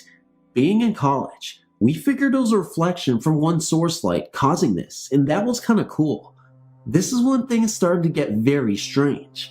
One night, we were all in the living room watching a football game on TV when a loud noise started coming from the wall, separating the living room from the kitchen. It was a banging noise, like someone was hitting the wall. The strikes were so strong that our flat crest hanging on that wall was bouncing off of the wall. We all got up and ran to the kitchen, figuring we would find someone playing a trick on us, but when we got there, found no one. The banging continued for only a few minutes, then stopped. Alvin, the carpenter, said it was from some pipes in the wall causing it, and we had better all tell the landlord. The next day we called them and we were told that there were no pipes in the walls. This still was nothing more than a strange event to us, but we did start to compare notes about things that happened in the house. One thing was that in my room upstairs, you could not keep the window closed. These were old wooden windows, hard to open or close. My window was open about 1 inch the day I moved in, and with great effort, I closed it, only to find the next morning it would be back open to the same place. This got a bit uncomfortable because it was winter. Each night, I would close the window, and the next morning, it would be open. I got very angry with my roommates about this and asked them to stay out of my room, but they each denied opening the windows or even being in my room. Finally, I figured the window was warping during the night. That is why it opens, so I put a cut-off broom handle wedged at the top. The next morning, the window was open again, and the broom handle was sitting propped up near the door, 12 feet away. It gave me chills, but decided just to leave it be. As I told my story, my upstairs roommate reminded me about his room. Although exactly the same as mine, no matter how many lights or stronger watt bulbs we put in there, it would never lose the darkness. Not enough to be able to see, but not enough to read. Our other roommates told me some other stories, but you get the gist. As things progressed, we noticed some other changes in the house. For one thing, some girls would not even go into our house. Now I know what you're thinking. No, we were popular and had girlfriends and such, plus had some great parties. Yet, some girls would not even go into the house. As soon as they got to the door, they said they just could not go in. A couple even broke into tears at the thought of entering the house. When asked why, they could not give any answers. All they could say was that they were not going to the house ever. This is getting a bit longer than I expected, so I guess I'll cut to the chase. Have not thought about this in 30 years, and it's still going to give me the creeps. Anyway, things were happening, and Alvin and Randy were ready to move out. Randy's girlfriend was one of those that could not come into the house. It was Christmas time, and our house was pretty dressed up for a bunch of guys. Big tree with too much decorations, and the Xmas presents would be taken home to our families in a few days under the tree. Nothing remarkable happened this night. As a matter of fact, It was particularly quiet.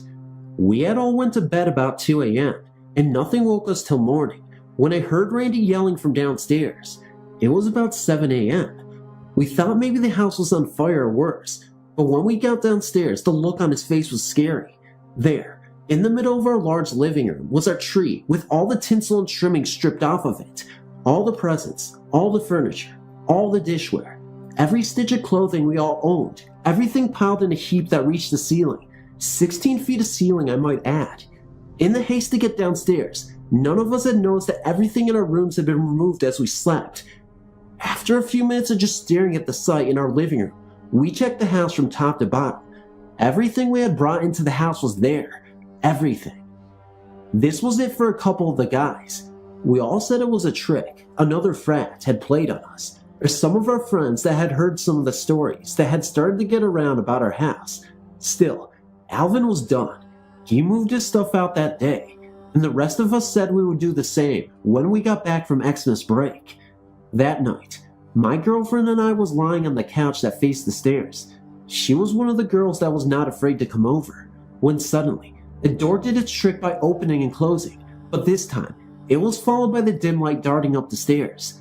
I could feel her body tense, and she was trembling, and I told her not to be scared. She is highly aware of what goes on in this house, and this was no different. But she let out a scream that I'll never forget. She pointed to the top of the stairs, where steps joined with the ceiling, and there, in plain sight, was a face looking straight at us. No body, no expression, just a face between the top rug, stair, and ceiling. No one could have contorted themselves to a point to get into that position, but there it was. I remember my muscles were tense so much, I had a black bruise for weeks.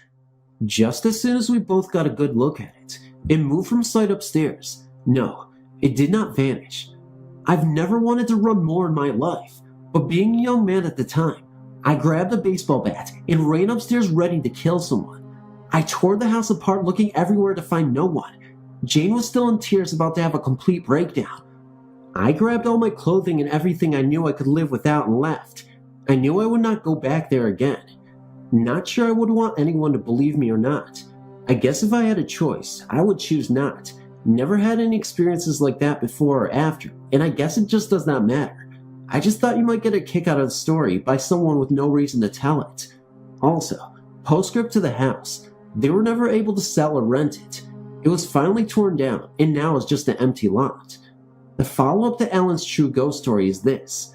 Several years ago, our frat had a reunion, and I and a couple of the guys from the story were having a few when Skip brought up the house. We had never talked about it afterwards, as if it never happened. Way too proud to admit we were scared, you know? Funny how difficult the conversation was. Maybe not difficult, but guarded. Anyway, after a few more drinks, we opened up a bit, and Alvin told a few events that he never revealed before. Said he thought we'd think him nuts. He said that one night, he was in bed asleep. This guy sleeps like a rock, when suddenly, he woke up.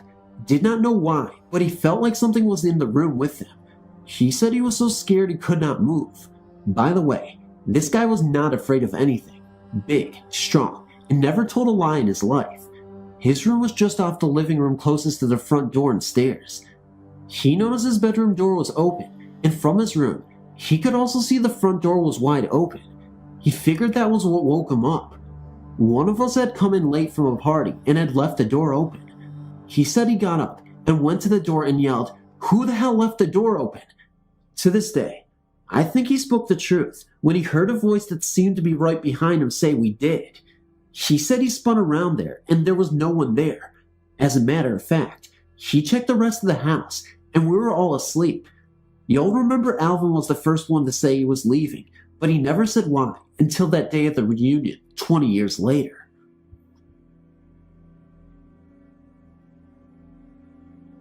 I've always believed in ghosts, and if anyone says I'm crazy, well, that's just their opinion.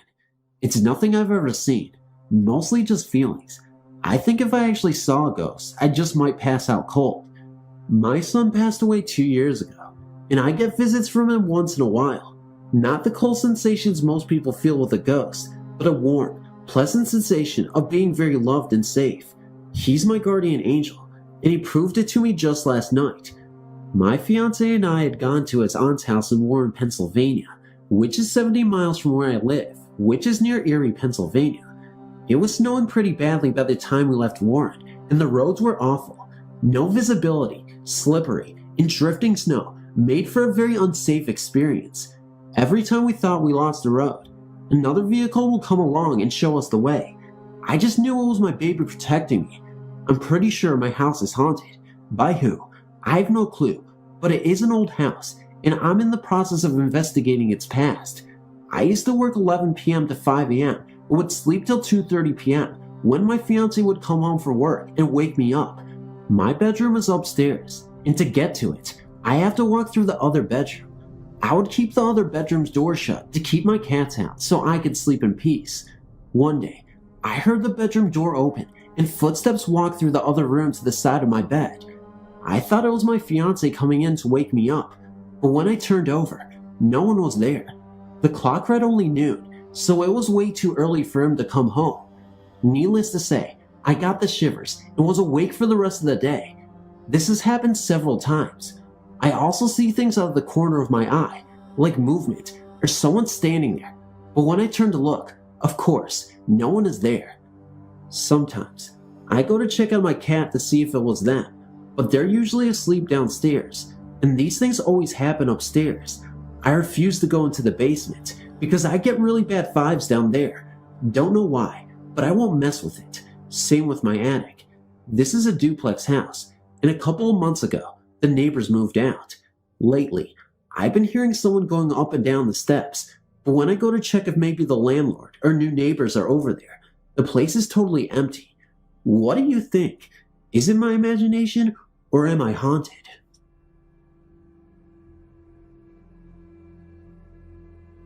I was living with my grandmother and mom and two sisters while we were looking for a new house in a different state. I was in the 4th grade when this happened. It was snowing outside, and the school bell rang as I left the building and headed towards the bike racks. I got a very sickening feeling in my stomach, and immediately, I knew that something bad was going to happen. As I rode my bike out into the middle of nowhere and on the long dirt road that led out to my grandmother's house, the feeling got worse. I was really freaked out by the time I got to her house, and I discovered that I was at the house alone. I had a million things running through my mind as I entered the house. The main thing that was running through my mind was, when will Grandma get home? I picked up the telephone and called my grandma at her store. She said that she would not be home until the 2 hours after the store was closed, which would be around 8 or 9 o'clock in the evening. My mom and baby sis were with her, and they had to wait to go home with her. My uncle and other sis were spending the night at the friend's house. My grandpa at the time was at his job, and he wouldn't be arriving home until 8:30 that evening. So I asked my grandma if my friend Nikki could come over. She said it was okay, so I hung up and called her.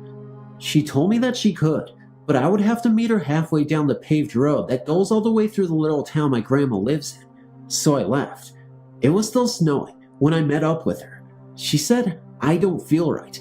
I feel like something bad is going to happen. Do you feel that way too?" And I said, "Yes, I'm really scared." We rode up the long dirt road to my grandma's. As we pulled into the driveway, the snow got thicker. We propped our bikes against the tree next to the doorway to my grandma's doorway. We went into the garage and gave my uncle's dog Blondie a doggy treat. When we came out, we shut the garage door behind us. My grandma's garage door is temperamental and it will come up again, so we stood there freezing cold waiting for 5 minutes to see if it was going to go up again. After 5 minutes, we went inside because it wasn't going to go up again. We put in that movie Grumpy Old Men to get that ill feeling of danger to go away. At the funniest part of the movie, I got this sudden funny feeling, which isn't unusual for me, so I asked my friend what flavor of Crystal Light she wanted. I went into the kitchen and got out the lime flavor and started making it.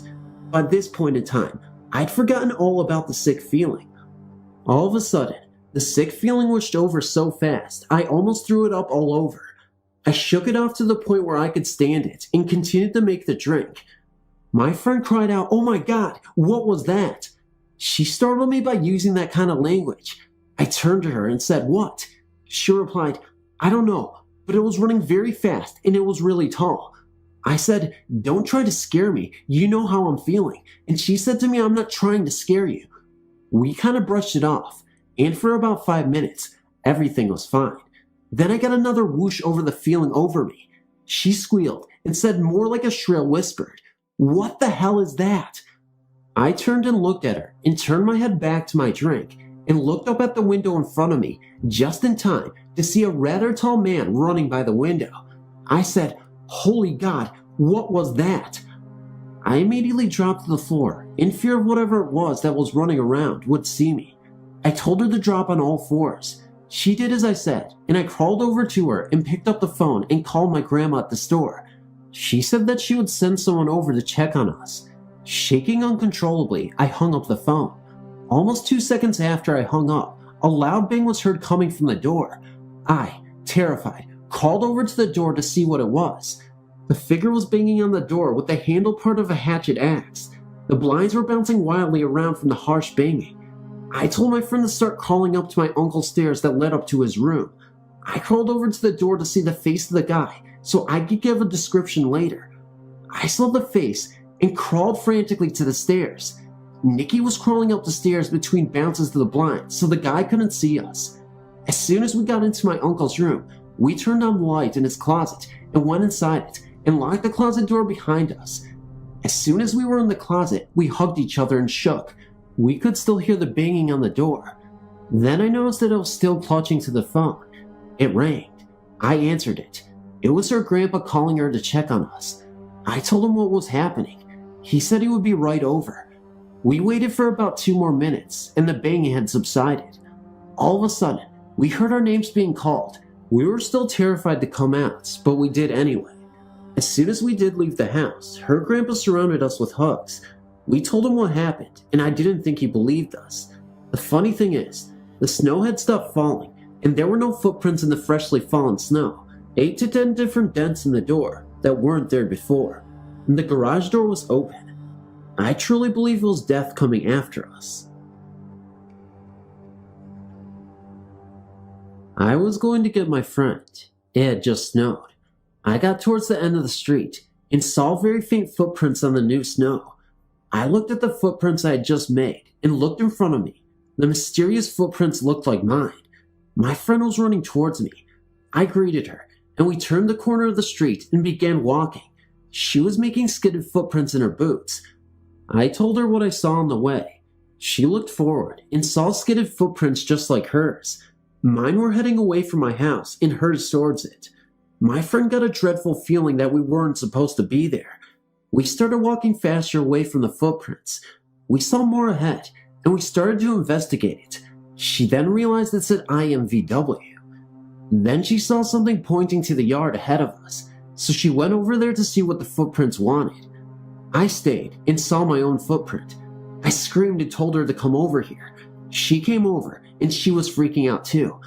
"I never walked here at all," I said, half crying. She said she saw something on the grass which looked like a young girl's body.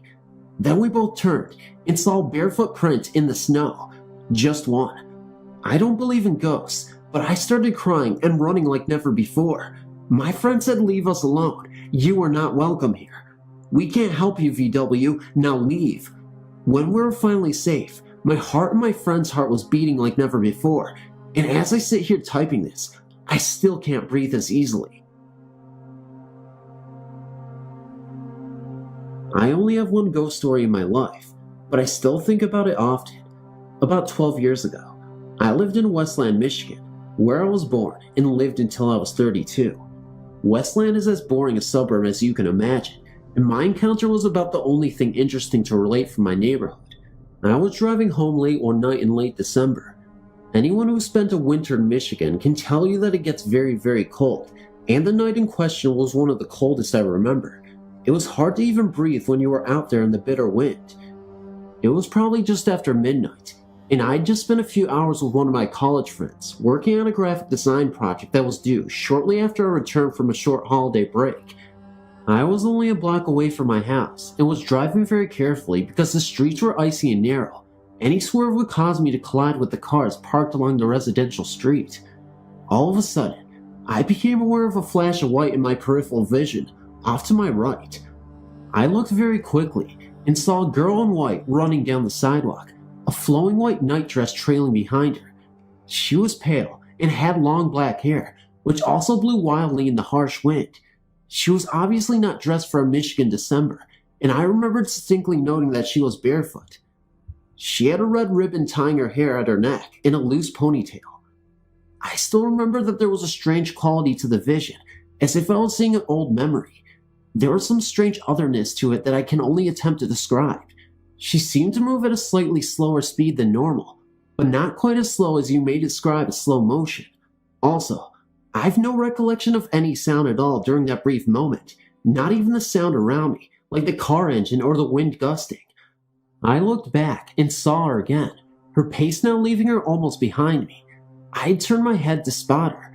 Again, I couldn't look for long without risking an accident, so I slowed the car down and tried to spot her a third time. She was gone. I did not see any doors closing on any of the nearby houses or any persons in the immediate vicinity. I stopped the car near the corner and, after pondering for a few seconds, got out to investigate. I went to the area where I'd seen her. It had been snowing pretty steadily since sunset, and the sidewalks were covered with about 3 inches of fresh snow. There was absolutely no tracks, either on the sidewalk or on the lawns nearby. I stood there for a minute and then walked around the perimeter in a circle covering about 40 feet. This was definitely the spot I had seen her, but there was no tracks but my own. In the weeks and months after this first happened, I tried to write the experience off as a trick of my mind, but I've never had any visions since, and I've now accepted that this was a ghost. I didn't know the people on the street and never investigated who this girl might have been, but thank you for reading. My story starts in 1969. I was 5 years old. My brother and I shared a bedroom. Our twin beds were arranged side by side with the foot of the beds facing our door, which entered into the upstairs hallway.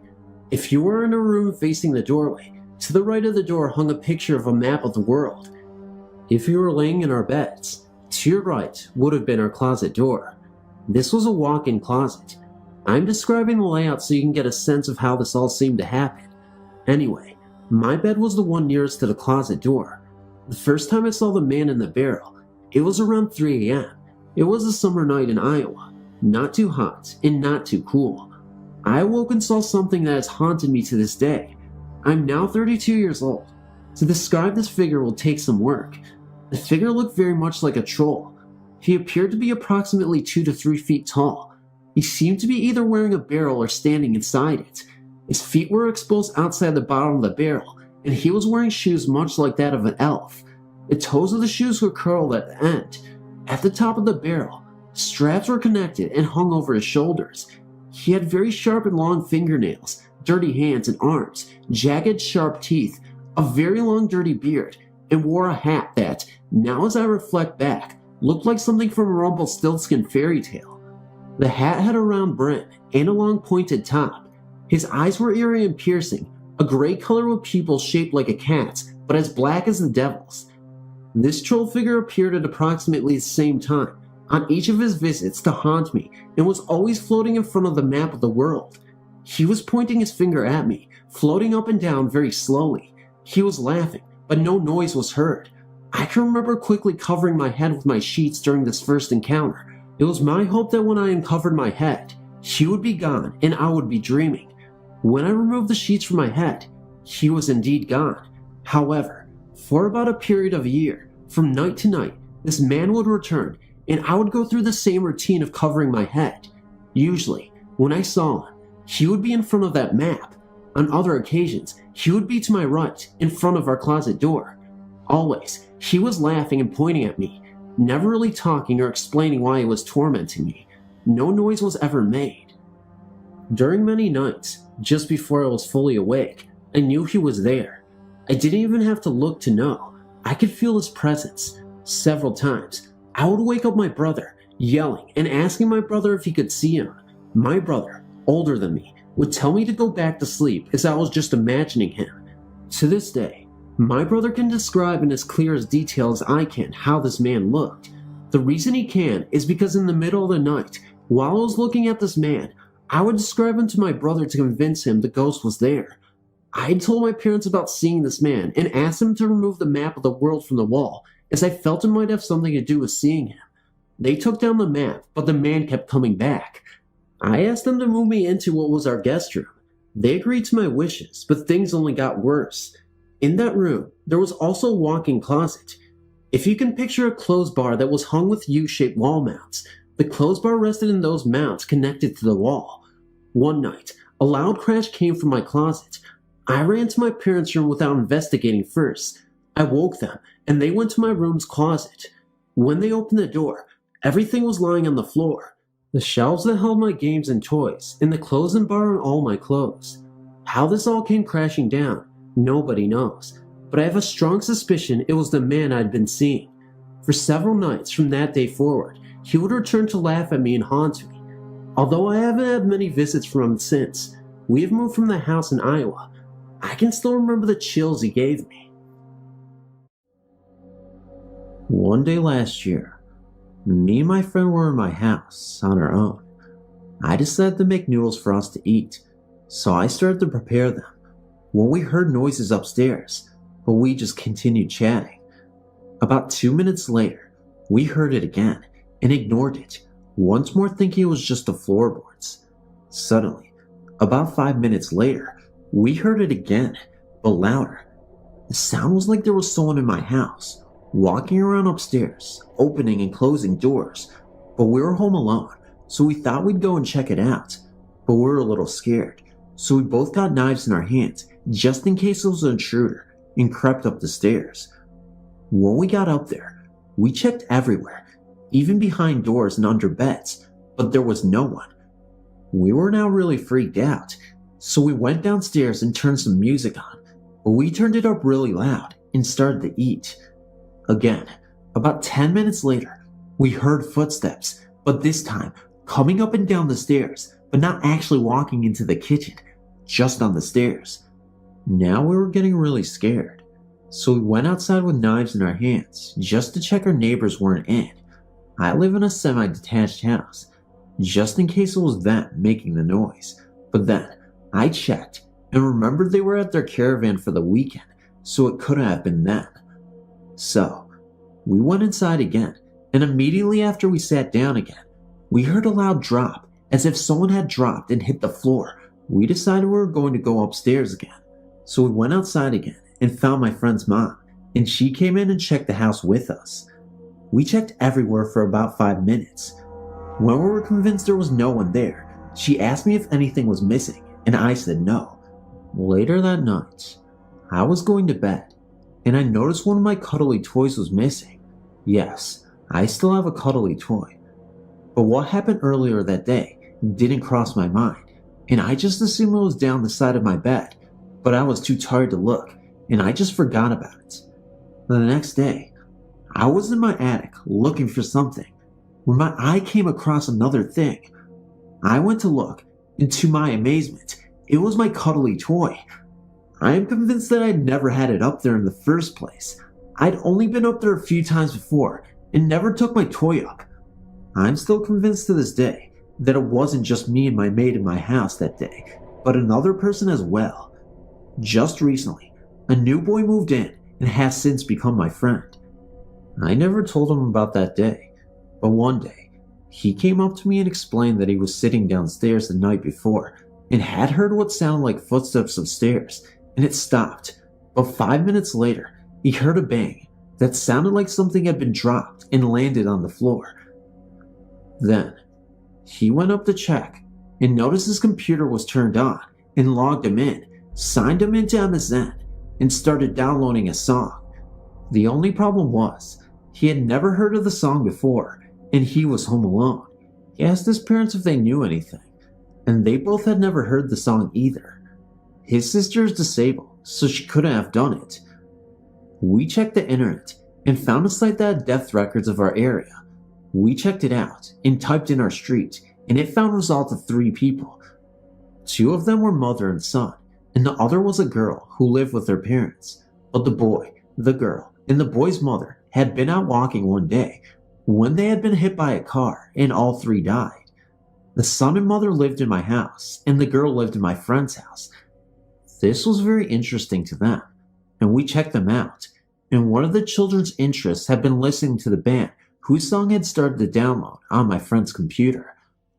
We now believe our homes were haunted, but now the spirits have moved on, and they only stayed because they wanted to have one last look at what used to be their childhood house. Thanks for reading.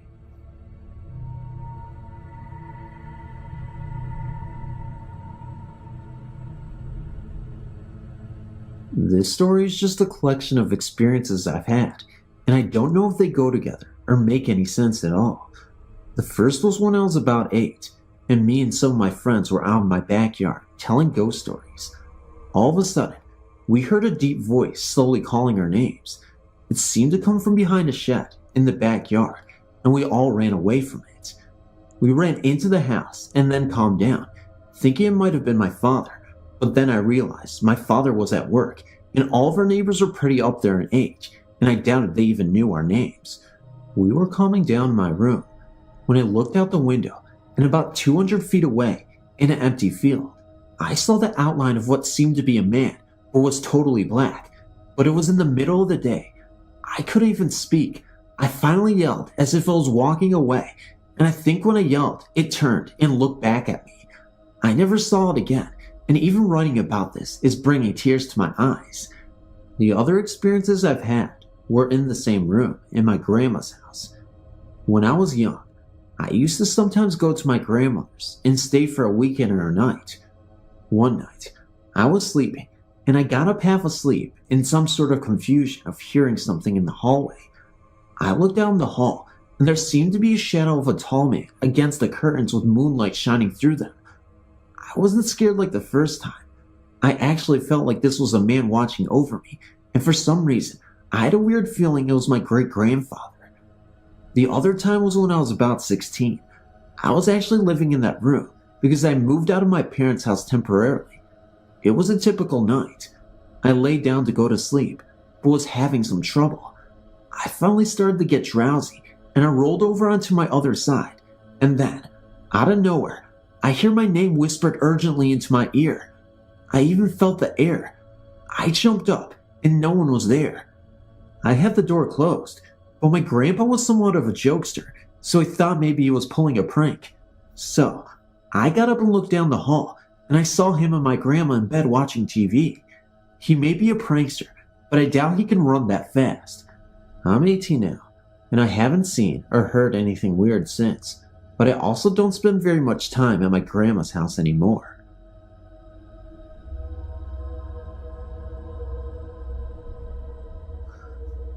I know that many of you may be skeptical about the appearances of ghosts, apparitions, etc. And so was I, until one year, when I went to spend the summer with my father in Grand Coulee, Washington. I didn't ever think about ghosts until I had to babysit for our neighbors in an apartment complex that my father managed. I put the kids to bed. One was 3, the other 2, and there was also an infant child I was looking after. I put the 3 and 2-year-olds in their beds for the night, and the infant's crib was down in the living room with me. I just laid him in the crib when I heard a loud bang and then footsteps running across the 3-year-old's room. Now, she had a tendency to not do as she was told, but she normally stayed in her bed at night. But when I heard the footsteps, I assumed it was one of her cries for attention.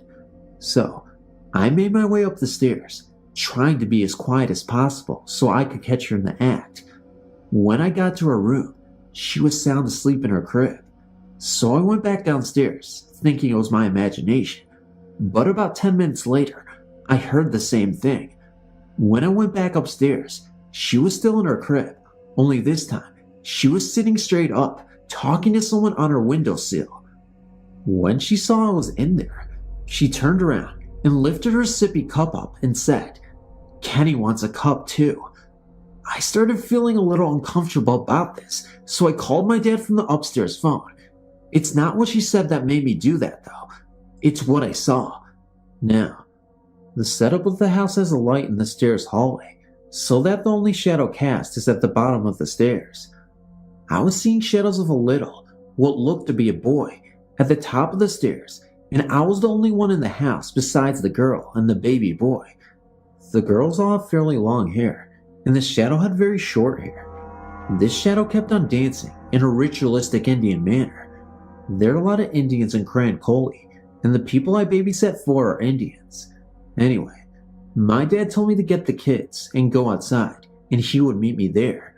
He was skeptical as he might be, but as soon as he stepped foot in the house, he heard what I was hearing. He checked things out, and when he and my stepmom got upstairs, she admittedly noticed something that made all of this a little scarier. You see, Roma, the lady I babysat for, was Catholic and hung crosses above each bedroom door. When I was up there, they were fine, but when they got up there, all the crosses were turned upside down. Now, what many don't know is that an upside down cross is a sign of the devil or his demons. Later, when she got home, she informed us that she had been trying to get rid of the spirit for years. She tried moving, but the ghost must have attached itself to something in the house, or maybe to even one of the children. So, she finally had a priest come bless her home. That only made it angrier than it already was, I guess, because about a year later, her new house caught on fire, killing the infants I once babysat, who we like to call Puddles, and her newborn child. The police could not find the cause of the fire, but the only thing that survived were the crosses above each door. The two girls in Roman doorway crosses were fine, but the crosses above the infant's room were turned upside down once again. Perhaps the first time was a warning, or maybe he was just playing games with us. I'll never understand. The only thing I know is that I won't ever tamper with the other side again.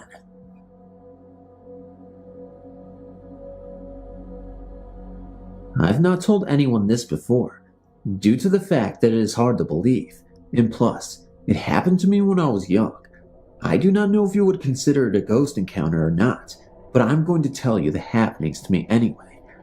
I live in West Virginia, and when I was 9 years old, my brother and I shared a room. We had 2 beds in the room, separated by a window in the middle of them. We had settled down for bed this particular night to go to sleep. I could not have been asleep long when I woke to a rapping-like sound at our window. I laid in my bed, not moving a muscle for some reason, and I just could not move. I tried my best to move, and even scream my brother's name, but could not. And the weird thing is, what was going to happen had not even happened yet.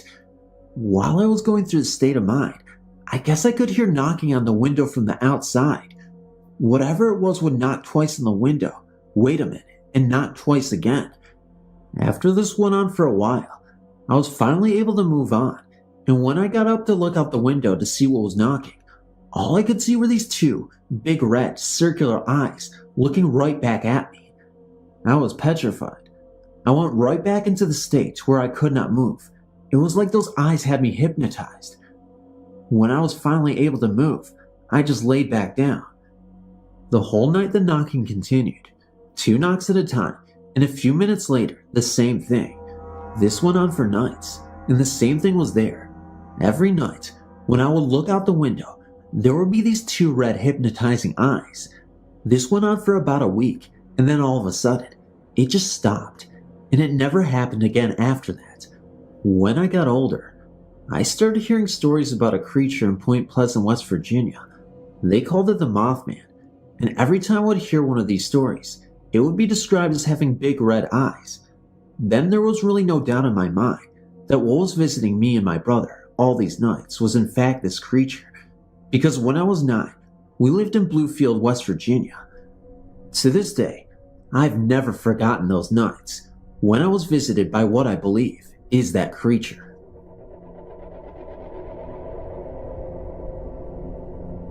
A lot of weird things go on around our home. My grandparents' house is also a little strange. I've experienced many things numerous times at both my house and my grandparents' house. First of all, when I was 6 years old, I was awakened by a raspy humming sound. I sat up in my bed, wiped my eyes, and looked to the left of my bed. Sitting there in a rocking chair with a baby was a woman dressed in an old-fashioned type gown. She was also wearing a bonnet and had her face turned towards the baby.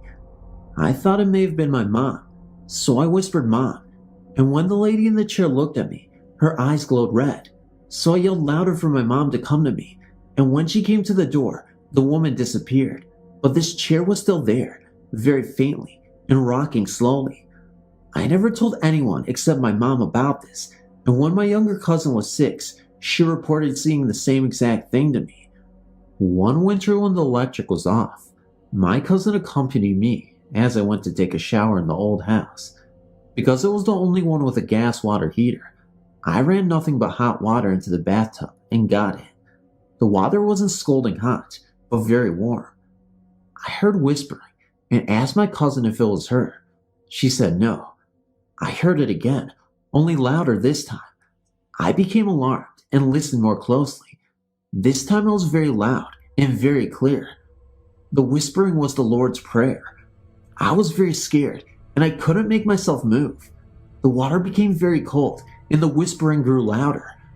I told my grandparents and parents what happened, and they shrugged it off. My grandparents reported hearing gospel music, preaching, the Lord's Prayer, in the old house. My papa was going to take a nap one day and felt the bed move and saw an indentation as if someone were sitting beside him on the bed. Many other things happened, but these are only a few. If anyone is interested, I'll post more later.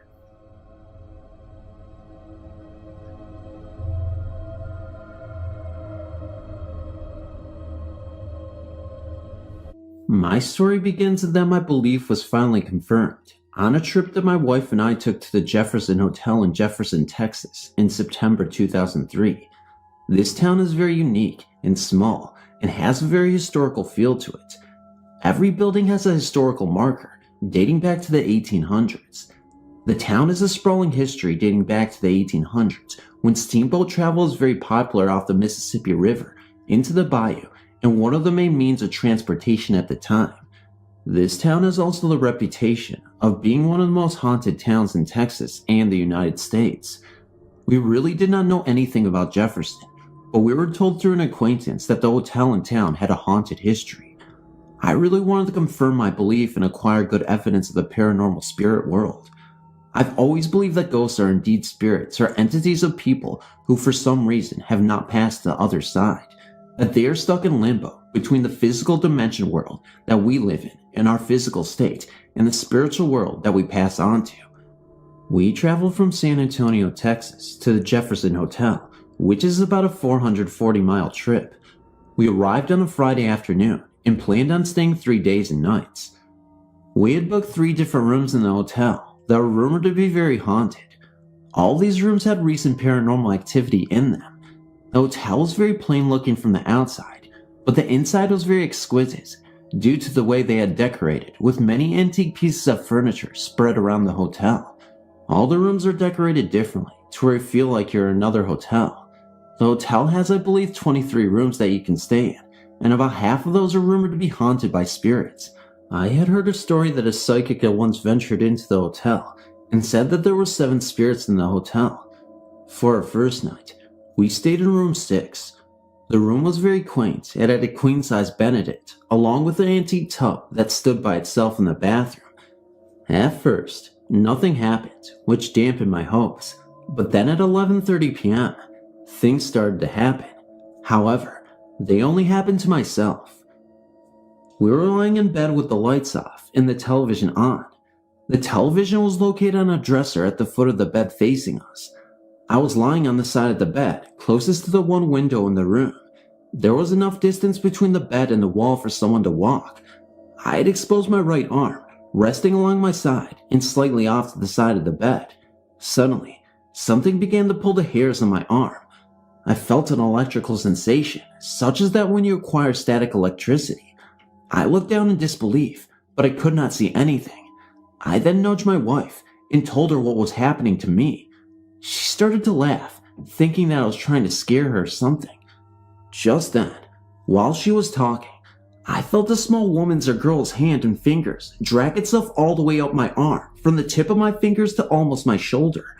It felt like a woman because it was a small hand. This really got my attention. I then jumped out of bed, telling my wife what had just happened. She of course could not feel or see anything, and thought I was making up the whole situation. I then had the feeling that someone was standing in the corner, between the bed and the wall, staring at us. I had the distinct feeling that the ghost was a woman or girl, because it seemed to be small and unobtrusive. This lasted for about 5 minutes, and then it stopped with me no longer having the feeling that the ghost was in the room with us. I remember it upset me that my wife was not encountering anything. Nothing else happened that night, even though I had expected it to. The next morning we moved across the hall to room 12, which had a very grandiose king-side poster bed in it. The room was also quite larger than room 6. I really was waiting for the opportunity for something to happen so that I could look at researching it more. I have to admit that I'd been slightly alarmed from my experience in room 6. Well, nothing happened in room 12, but something did later happen that night in the hallway just outside. I had become bored watching television with my wife and decided to go out into the hallway around 1 a.m. that night. I ended up sitting in an antique couch that is at the end of the hallway, pushed up against a door that goes out into the front balcony. The hotel was working on the balcony, and I locked the door and pushed the couch up against it to block the door.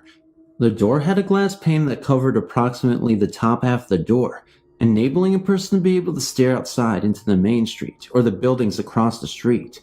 Well, the street was very dark, and there was no activity at all in the street. It was very quiet at the time. I kept hearing noises in the hallway every time I looked down or away. It was strange that noises would happen only if I was not directly staring down at the hallway at the time. The hotel is very long, front to back, and narrower in width. At one point, I heard a noise down the hallway and looked down with nothing happening or being seen. Then I heard a noise outside and looked again to see nothing. I then heard the noise down the hallway again and turned to look. When I did this, something then knocked the glass behind me with 3 taps suddenly. I admit that I jumped about 3 feet because it startled me so badly. When I turned around to look, there was nothing there. I walked back to the window and the door and looked out again. Again, I did not see anything at all. I then went to get my wife and told her to sit on the couch a few minutes to see if anything would happen. Of course, she came back in after 10 minutes and told me that nothing had happened to her. This again was very frustrating to me because I began to think that the spirits were only trying to communicate with me. Nothing else happened that night, and we went to bed. The next day we moved into room 19, which is rumored to be one of the most haunted rooms in the hotel. The maids were in the hallway as I walked down to put our bags in the room. Room 19 sits in the upstairs hallway, all the way to the rear on the left side of the hallway. The maids began to tell the story of room 19. They said that a blonde lady spirit haunts the room, and that the bathroom is haunted. When a person goes into the bathroom, you are supposed to run the hot water in the bathtub and the sink at the same time, and then close the door and turn out the light. The spirits are supposed to turn off the water sometimes, and you are supposed to be able to see the words in the mirror when you go back in and turn on the light. As the maids were telling me the story in the hallway, a woman suddenly stepped out of one of the rooms adjacent to room 19. This woman began to tell me that her friend had stayed in room 19 the previous night, and that they had brought a Ouija board with them. She told me that they had been trying to summon the spirits of the hotel. They had asked the board if there was a spirit that haunts the room, and what the spirit's name was. She said that the board had told them that yes, there was a spirit, and the spirit's name was Laura, which I had spelled out. When the board had stopped, the woman's friend had been lying on her stomach on the bed, watching the other 2 people on the floor do the board, when something suddenly grabbed her exposed legs from behind and pinned her down to the bed for a few seconds. The woman had not been able to move and was terrified by this. Later that night, the woman had grabbed her pillow and blanket and went downstairs to spend the rest of the night with the desk clerk that was there all night. Apparently, other things happened to the woman in the room to make her want to do this from what the woman explained to me. This really got my attention, and I could not wait to conduct our research of room 19. We also were the only guests in the hotel that night, and the desk clerk went home around 9 p.m. My wife and I ended up doing the bathroom thing right away. When we first went into the bathroom, there was nothing in the mirror over the sink, and the bathroom was very clean. I then turned on the hot water in the bathtub and sink, turned off the light, and closed the door. Well, the water never quit running, and after about 3 or 4 minutes, I went back into the bathroom and turned on the light. My eyes were in amazement at the words that had suddenly appeared in the mirror. The mirror had been steamed up by the hot water, but the words were very clear in a sort of film on the mirror. The words read "Help, Judy, help," and the word "murder" was written backwards in the mirror on the bottom. At first, I thought this was a joke, and I had my wife come in and smear the film on the mirror with her fingernails to where it was literally smeared all over the mirror. I felt that if there was some kind of chemical on the mirror, that it would be smeared the next time we did the experiment. Again, I went through the process, and again, the water never shut off or anything while we waited. When I went back in, I was truly amazed. The words had appeared in the mirror, exactly as they appeared before, without any distortion at all. This really freaked us out, and I really had the feeling something paranormal was taking place there in that room. We had decided to stay up late into the night, since we would be alone in the hotel that night. We asked the desk clerk to unlock most of the rooms in the hotel, so that we could walk into any of them should we hear or see something.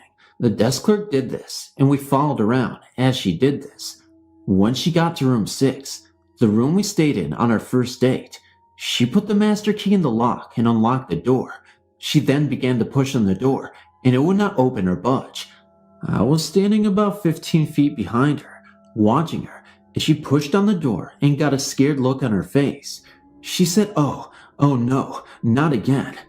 I then began to walk towards her and asked what was wrong. When I got up to her, the door suddenly opened. We all stared at the open door in disbelief. I then walked into the room, but I saw nothing or felt anything out of the normal. The desk clerk then left shortly after that. My wife and I decided around 1 a.m. to sit in a couch in the middle of the upstairs hallway and wait for things to happen. Of course, nothing did, since we were sitting there prepared for anything. I then got up and decided to go downstairs to the lobby. When I was in the lobby, I had the distinct impression of being watched by more than one person, and I kept turning around to look, expecting someone to be standing there. I got this really weird feeling, and I decided to go back upstairs. When I got upstairs, I decided to go into room 14, which has a bed rumored to be haunted in it. This is a queen-size bed with an ornate, sculpture wood headboard that goes almost to the ceiling. The bed is actually kind of spooky the more you kind of look at it. I did not turn on the light when I went in, because the hallway light was bright enough under the door for me to see. When I got into the room, I immediately got a chill from the room. Something then seemed to draw me to the bed. For some reason, I went and sat down on the edge of the bed. Nothing at first happened, but then the bed suddenly began going up and down, as if someone were pushing on the mattress underneath me. It felt like the mattress were breathing, as if a person were lying on the bed, breathing heavily. This really alarmed me, because beds are not supposed to do this, per the realm of science. I asked that my wife come in the room and sit on the bed. I remember my wife saying when she entered the room how cold it was. She did lie down on the bed and said that it was really cold on the bed, but she did not feel anything. She did not lie there that long. We both went back outside in the hallway. I had the feeling that spirits were around us, watching us, even though nothing else happened that night. The next morning, I got up around 9 a.m. before my wife did. I ended up sitting in the rocking chair in the room. I started to read a journal of other people's experiences in the room of the hotel. The hotel lends itself to patrons if you're interested in seeing what other people have seen. I decided to do the bathroom test one more time, for old time's sake, to see if anything else would happen. I went in and did the same thing. At first, nothing happened, but then, when I sat back in the rocking chair, I could hear physically the water faucets turn off slowly on both the bathtub and sink. I then waited to see if I could hear anything else. There was this very eerie silence in the room, except for the breathing of my wife sleeping in bed. Suddenly, a woman's voice began to moan over and over the words "oh," which sounded like a broken record, repeating itself over and over. This did not sound sexual either, as some people may think in reading this. It actually sounded very sad, and it was not very fast. This sound, or voice, was kinda loud, but it did not wake my wife. I was too startled at the time to wake my wife. My curiosity was in trying to figure out exactly where the sound was originating. I looked around the room in all directions, and finally decided the noise was coming from behind the window shade by the window. I walked over, and the noise did seem to get louder there. As I stood by the window, the sound seemed to be coming from behind the shade, between the shade and the closed window. The sun was shining outside, but since we had the shade pulled down, the room was kind of dark and gloomy with only one light on. I then reached for the shade and pulled it back. When I did this, the sun then entered the room. As this happened, the water faucet suddenly turned again, and the water came back on in the bathroom. The woman's voice also suddenly stopped. I then walked over to the bathroom in disbelief at what just happened. I looked in the bathroom, and it was very cold in there, with the same steamy words in the mirror. I then went back to my wife and woke her up screaming and told her what just happened. Again, she looked at me in shock and disbelief. I was indeed very frustrated that I had not woken her up to hear what I had heard. It definitely would have gotten her attention. About a half hour later, we were putting our stuff together to leave. My wife was in the bathroom, and I was putting my contact lenses in, using the mirror in the room. I remember having all sorts of problems trying to do this because something kept knocking the lens off my finger. My wife screamed, "Look," and I turned around. The light was swinging back and forth from the ceiling as if someone had grabbed it and swung it. My wife was so happy that she had finally experienced something. My wife had also asked the spirit earlier when we got into room 19 if it would swing the light at some time to acknowledge its presence in the room and that the female spirit knew we were there. Spirit had answered our request.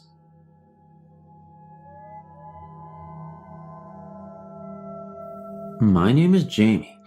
It was late May, and I was at my friend's, Anna's birthday party. It was a sleepover. Around 5 or 6 giggling girls showed up for a night of pizza and movies. Although we were all excited and jumpy from eating pizza and consuming vast amounts of pop and ice cream, I decided I would turn in, as I was really tired, and they were watching a movie I didn't really enjoy much. They were all in the TV room, just down the hall, and to the right, from where I had set my sleeping bag in the family room. The floor was hard, and I was uncomfortable, but I tried my best to drift off. I was closest to the dining room, which was an extension to the family room, and ended in a dead end. I'd stretched myself right in front of the entrance, so there was no possible way anyone could get into or out of the dining room without stepping over me. Also, once they had stepped past me, there was no way out again without stepping over me a second time. I sat up for a moment because I thought I heard someone breathing. I looked around the room, but it was empty. Across the hall, the basement door was slightly ajar, and I heard my friends laughing and talking in the TV room. I sighed and lay back down, finally able to close my eyes. I awoke only minutes later to a thud in the room. It sounded as though someone with heavy boots was deliberately stomping on the floor towards me. I assumed it was Anna or one of the other girls trying to scare me. I heard them stomp to the edge of my sleeping bag and step over me. Whoever it was, they were clumsy because they stepped on my arm and a few strands of my hair, causing me to wince in pain. I heard the boots stomp to the corner of the dead-end dining room and stop. As I said before, there was no way a person could go into the dining room and then step back out without having to walk over me. And, judging by the person's boots, they would make a lot of noise doing so. I opened my eyes and was startled. No one was in the dining room, behind the table, or under the chairs. In fact, the whole living room area was empty and silent, except for my heavy breathing. At that, I picked up my pillow and bolted towards the TV room, where my friends had fallen fast asleep, the movie credits rolling by, lighting the room a faint blue. I laid down, far as I could from the hallway, and after stealing a blanket from a sleeping Anna, fell asleep.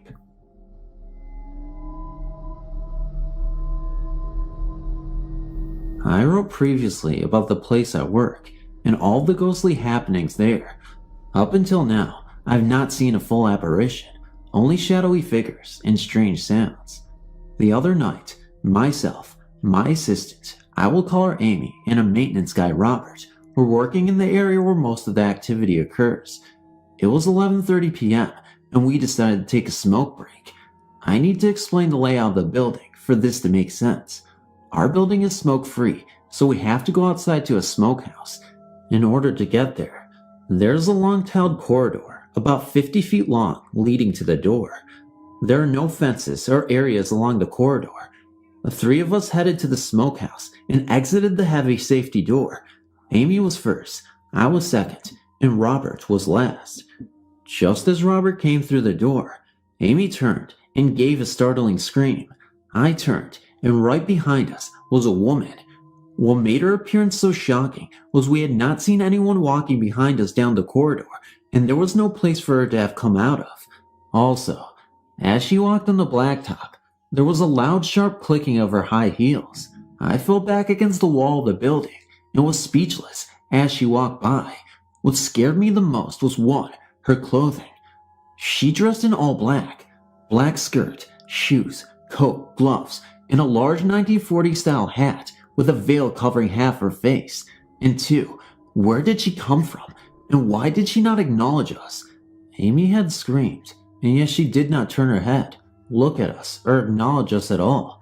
After she had walked by us to the parking lot, I told Robert to see if she got into a car. I ran after her, but within 10 seconds of us seeing her, she was gone. Needless to say, we were all pretty shaken up that night. The next day we scouted the building for a woman who matched that build and asked people if they knew of someone who wore that style of hat. Everyone said no. This is not the first supernatural occurrence in this building, but it is the most intense to date. I should add that one of our old employees said our description of this woman sounds like the founder's wife. She died in 1957. I've posted to this website before and have something else I would like to share. It was 1986 and I was 18 years old when this occurred. My sister and I were on our way home from a Bruce Springsteen concert and I'd fallen asleep in the car. I had a very vivid dream that my boyfriend at the time was involved in a car accident. So vivid, as a matter of fact, that I dreamt that there were 4 people in the car. Him and his friend Sean and 2 girls that I did not know. I woke up and said out loud, "Bobby's been in an accident." I didn't get the impression that it was fatal, but that they were hurt. My sister said that it was just a dream and to not be upset, but I knew in my heart that it wasn't. When I got home, it was pretty late, probably about 1:30 a.m. I went into my bedroom to get changed, all the while resisting the urge to call Bobby and confirm what I already knew. I felt that if it was indeed just a dream, it was too late to call though. As I was wrestling with this, my phone rang and it was Bobby telling me that he and Sean had been in a car accident. That in and of itself was strange, but he had also been cheating on me, and there were 2 girls in the car with them. No one was hurt too badly, just as I had thought, but there were injuries. Just thought I'd share. Thanks for listening. Hi. My story is very personal, as it was not a haunted house I lived in as a child, but a visit from my deceased granddad. Just to outline why I believe it came to me was that I was raised by both him and my grandmother in England from 9 days old till 10 years old. For all intents and purposes, they were my parents. I was 14 in 1976, and my granddad had been slowly going downhill from his battle with sclerosis of the liver. He had been in a hospital for a couple of months, and we knew he wouldn't be spending that Xmas with us. He died at 3:58 a.m. on October 7th, 1976, with my grandmother by his bedside. She had all the monitors, IVs, tubes, pumps, and everything else that was keeping him alive removed, so that he may die with dignity in a side room, privately, without the impersonal ambience of intensive care. I was devastated about this loss and automatically went into a crying fit. This went on for about 2 weeks. I didn't eat, sleep much, stayed out of school, and in general became very ill and depressed. I vaguely recall the funeral, but was very overcome with emotion. I was a 14-year-old girl who had lost the most important man in my life, and it was killing me. One day, I recall getting up to go to the bathroom and hearing my mom telling my dad that they should take me to a psychiatrist due to my emotional state. I went back to bed and cried, telling my granddad that I wish he was here, eventually crying myself to sleep. Now, most nights before going to bed, my dad would check up on me, and in the half asleep, half awake state, I was aware of his visits. This particular night, I was turning over, but found that I was stuck on my bed, on my right side and totally unable to move. It was that dead weight type of feeling one gets with a tingling sensation, like when your leg falls asleep, but this had no sensation, just weight. I was scared, and this caused me to look across directly at my bedroom door. In the doorway, dimly lit by my nightlight, I saw the dark gray, not black figure of a heavy-set man outlined, but yet I could see through it, kind of. The left arm was outstretched towards me, but I dare not to move. After what now seems roughly 30 seconds to a minute, the shape disappeared, and I felt a sense of calm. I was hungry and fixed a cheese and pickle sandwich for myself. I went back to bed, but oddly enough, this incident didn't bother me really. I woke up the next day, showered, dressed, put a little makeup on to hide the bug eyes I had, and went downstairs. My mom was washing dishes, and my dad was reading the paper, and they both commented on my presence, and more so, state of apparent well-being. I knew, I guess, deep down, that it was my granddad who had visited me, but although I had no proof or words to back it up from granddad, I still wanted to test my feeling. I asked my dad if he had come in my room, and he said no. He said, "We didn't hear any noises, crying, etc., so we thought we would let you sleep in peace." I said, well, in that case, it was granddad who came to see me. With that remark, my mom threw the dish towel into the sink and said, "That's it, we're taking her to a doctor." Fortunately, my dad stepped in and suggested they hear me out. He believed me, or at least looking back, pacified me, as it obviously made me feel better, so we went along with my visit from granddad's story. My mom didn't believe me, but it didn't matter. I believed it. This isn't the end. Although I only had one visit, granddad did appear to my grandmother. Ironically, when I called her up to tell her, she went very quiet and said that the very same night, he came to her too. She said she couldn't sleep and went to his study to sort papers, approximately 4 a.m., roughly the same hour he had died. I don't know what time my visit occurred. She said she felt someone was behind her. She was sitting at his desk, crying, when she felt a gentle touch on her shoulder. She said she brushed it off sharply as it scared her and she turned around. Nothing was there, but she said she felt something. She said she stopped crying and felt better. These were only the 2 incidents. No one else had a visit from granddad, but we both know, Gran and I, that he came to visit us for comfort. We loved him more than anything, and he reciprocated us. My mom fell out with my grandparents, so the closeness was not between them. We both were hit the hardest, and he knew it. He came to let us know to go on, I feel, without the suffering that we were both enduring since his death. My grandmother lived until 1995, ironically, dying on her 83rd birthday. My grandmother promised me that if she could, she would visit me after she died. She didn't. I lit 2 white candles in her apartment. After I had packed it all up and sat there in silence, awaiting her visit, nothing happened, but I know she's okay. She was buried, as per her wish, with her granddad, and they finally were together again. That made me happy. They had been married and in love since 1932, school sweethearts, survived wars and hard times, and now eternally peaceful. Love is very powerful, and although it's hit and miss amongst those whom I tell this to in regards to belief, I know it happened and why.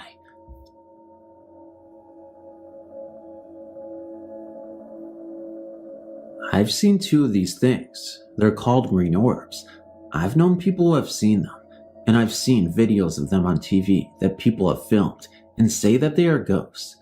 First time, I was at my grandparents' house, which they seem to think is haunted. They joke about it because they are very religious and have trouble incorporating their beliefs with their senses. I was going to bed and was having to share a bed with my grandfather, who was already long since asleep.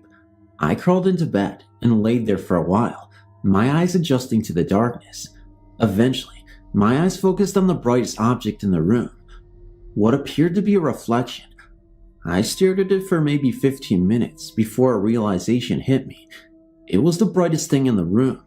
I considered maybe there's something outside brighter that it's shining off of, but my grandparents live in the sticks and have only one light outside, and it's quite some ways from the house. I had originally thought that it was a reflection from the brass hinges on a door. After deducing that the light was of its own source, I investigated.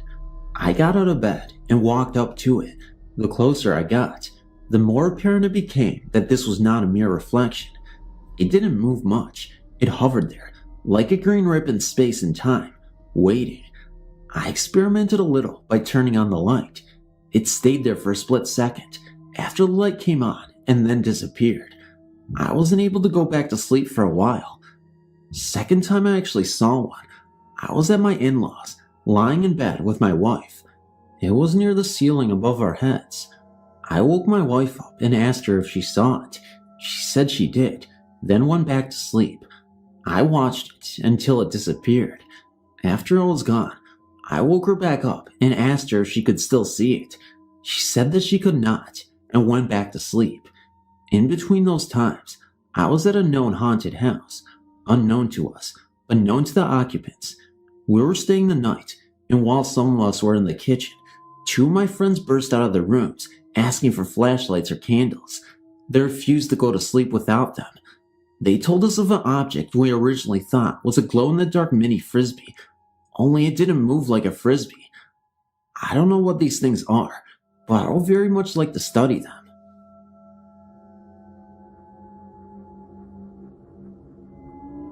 I was around 10 or 11 years old, growing up in Georgia when this started to take place. I lived with my parents, two brothers and two sisters, in a rather nice ranch-style brick home. My father had built this home when I was around 4 or 5 years old, and no one had ever passed away in it. My two brothers were 5 and 6 years older than I. One sister was 7 years older, and the other sister was around 1 or 2 years old when this happened. This all started very suddenly. Me and my two brothers slept in one room, in custom-made bunk beds that my father had built into the room. They were built in an upside-down L shape, with the main bunks on the right and a single bed coming off the main bunks from the head of the beds going towards the left. My oldest brother slept in the single bed, my other brother slept in the bottom bunk, and I slept on the top bunk. There were 2 windows over the single bed that my oldest brother slept in, and during the summer, these were kept open so that the attic fan will pull cool air in. Sorry for so much detail. It helps one to understand the rest of the story. One night we had gone to bed, and around 2 to 3 in the morning, my oldest brother was jarred awake by a tremendous pounding on the other side of the brick wall, where he slept, outside. He woke both of us up very quietly, and we listened as the pounding went across the wall, as if someone was walking the length of the house and back, pounding on the brick wall as they went. Now, this wasn't like someone was pounding with their fists or even kicking the house. We probably couldn't have even heard someone who was hitting the wall with their fists or feet. No. This sounded as someone had a 15 or 20 pound rock or something very heavy and solid, and was pounding the wall with it as they walked back and forth, with the impacts coming approximately 1 to 2 seconds apart. After some very frightening few minutes had passed, my older brother slipped into our father and mother's room and awakened our father, telling him about what was going on. My father, not pleased with being awake at this hour, didn't really believe him at first, but quietly made his way to our room and where the pounding was still going on. As this was summer, he looked out the open window through the screen, but couldn't see anyone. He then proceeded to collect his 20 gauge pump shotgun and slipped out the door on the opposite side of the house from the pounding to try to sneak up on whoever was doing it. As Daddy turned the corner of the house with the shotgun at the ready, the pounding suddenly stopped. Daddy had a flashlight, of course, and there was nothing to hide behind for at least 30 to 40 feet, where a cornfield started. He searched around for a bit, but couldn't find anything and came back in. As soon as he came in the house, the pounding started again. He went out immediately. Whenever he turned the corner, it stopped again. This was repeated several times, always with the same results. These happenings then continued for the next 2 to 3 months, almost every night. My father did not find anything or anyone that could account for it. There are also no marks or any kind of evidence to show where the pounding was being done on the bricks. One night my brother that slept underneath me was having a dream about playing basketball in a tournament at school when the pounding started. As the pounding was going up and down the wall, he was dreaming that he had missed a shot and that the coach had called him to the sideline. He dreamed that the coach was mad at him, and while asleep, he was moaning and making some kind of noise. My oldest brother, who slept under the windows, was trying to listen to the pounding to figure out where it was at during that time, and when my other brother started moaning, he reached over and grabbed him by the hair of the head and started pulling his hair to try to shut him up. At this time in the dream, my other brother was dreaming that the coach had grabbed his hair and was pulling it for him, missing the shot. We had always laughed about this happening. Anyway, my father never did catch anyone or anything pounding on the wall, and we still wonder to this day what it could have been. If anyone out there has had anything similar happening with pounding on the walls and moving back and forth, I would appreciate hearing from them.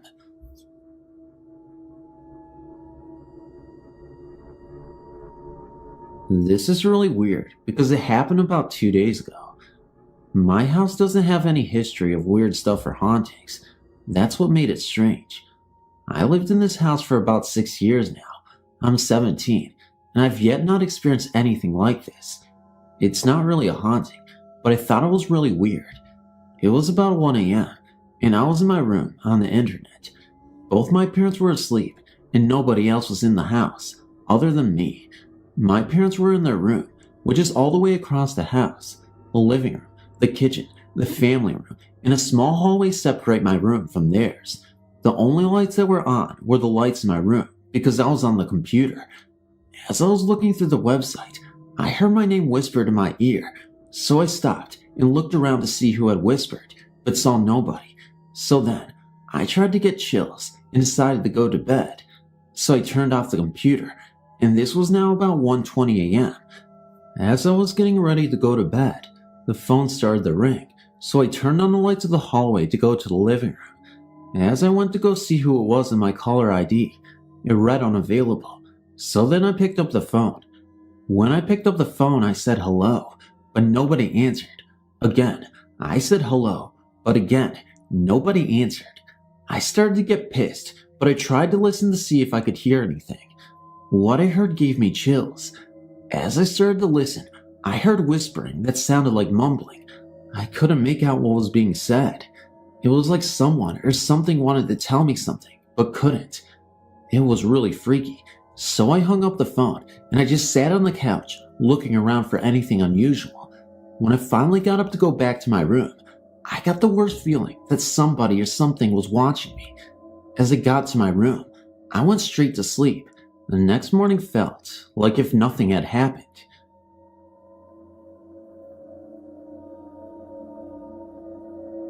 This is the house of many tenants. The house is well over 200 years old and has many tenants over the years. I was 18 when we first moved in. It was a 4-bedroom house with high ceilings, an attic, and basement. My parents and nephew had the 2 downstairs bedrooms, which left me to the upstairs rooms. The first night we moved in, my friend and I were setting up the upstairs rooms as my bedroom. As we were standing in the hall by the bathroom, a little boy ran out of the other bedroom, ran down the hall towards us, peeked out around the corner, and ran into the bathroom. We went into the bathroom and saw that no one was there. Let me explain. This couldn't have been my nephew because he wasn't even in there at the time, and there was no other small boys in the house. Also, sometimes I've seen a man who dressed in what I can only call colonial walked up the stairs and walk into the attic. The weird thing is, I've never seen him walk up the old wooden stairs. Sometimes you could hear someone moving boxes and stuff around in the attic as if they were looking for something. All the people who had stayed in the house in the span of 6 years that had lived there would never sleep upstairs by themselves, and many reported the feeling as if someone was going to push them down the staircase as they stood at the top of the staircase. On more than one occasion, you could hear a woman crying, the toilet flushing, and doors slamming. My older sister stayed with us for a short while. During her stay, she had the shower doors cave in on her, pinning her to the wall, and a fan cord lightly wrapped around her neck during her sleep, in which she had found the following morning. Foul smells and shadows were a constant reminder of the ghost's presences. I was glad when we moved from the house because I found it very unnerving and somewhat frightening. I don't think I've ever had a sound night's sleep.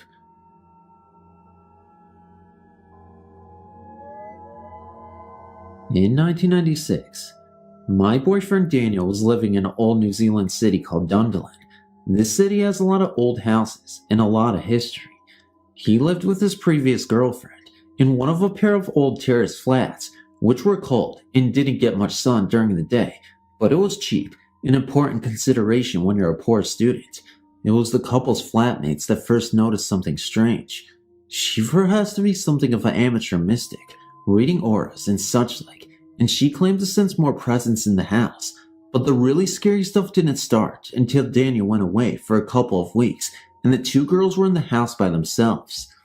They noticed the cats were frequently taking fright and chasing something, which the girls could not see. It got worse, and once the presence pushed one of the girls down the stairs from behind. Finally, as Daniel's girlfriend lay in bed one night, she felt something get into bed with her, a cold presence which touched her thigh. While Daniel was still away, the two girls had the place exorcised and the incident stopped, but not for long. Shortly after Daniel's return, the strange occurrences started again, the cats freaking out and other weirdnesses. The flatmate moved out, leaving Daniel and his girlfriend to deal with it alone. In an attempt to exorcise the ghost a second time, the couple burned incense around the house, especially near a certain doorway which seemed to be central to the occurrences. But as the two watched the circling smoke, they noticed it cut off, just disappeared into nowhere, a few inches away from the wall, as if the smoke were traveling through some kind of invisible doorway. In the end, they moved out, unable to handle the atmosphere of the house any longer. I don't know who moved in afterwards, nor what became of the ghost. This happened while I was visiting the city of Guadalajara. When I was about 11, I'd gone on vacation with my grandparents. They didn't have a phone installed at their house because it was only a vacation home, not where they lived. So, one morning, my grandmother and I left to the phone central, where you can pay to make long-distance phone calls. Anyway, while we were waiting, an old lady approached us and began conversing with my grandmother. She would put her hands on mine and my grandmother's, and we both would pull our hands from underneath hers because she was so cold. She also had a very beautiful necklace with the Virgin of Guadalupe on the side. The image itself looked so real, like if it could move. Well, she was asking us to go to a church not far from our house to donate some food for a church carnival to raise money to repair a huge hole that had taken part of the main aisle. So, we agreed, and she asked us to ask for her by name. The old woman had also told my grandmother exactly what to prepare. So, when the day came that we had to go, we set off to the church, and once we arrived, we asked the priest for this woman. The priest went silent for a moment, and then said in a very low voice, "She is no longer with us." I didn't understand until he asked us to go into the office where he could explain. This old woman had promised many years before to take a certain food to the carnival. She fell ill and never was able to attend because she had passed away. Interestingly enough, the priest had also stated that we were not the first one this had happened to. Interesting story, and I'm glad you guys were able to read it. Thanks for your time.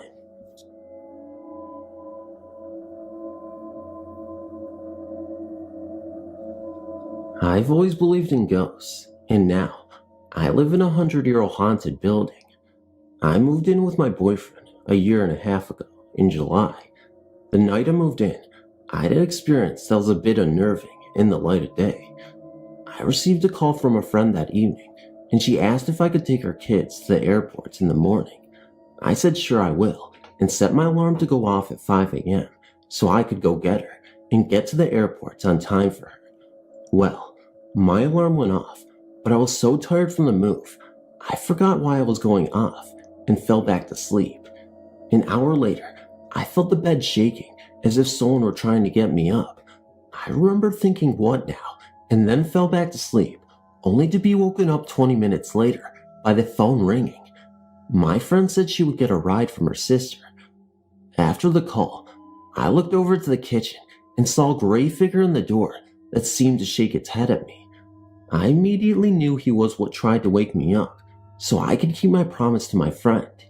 He seemed to have the best intentions, and I didn't see him again after that.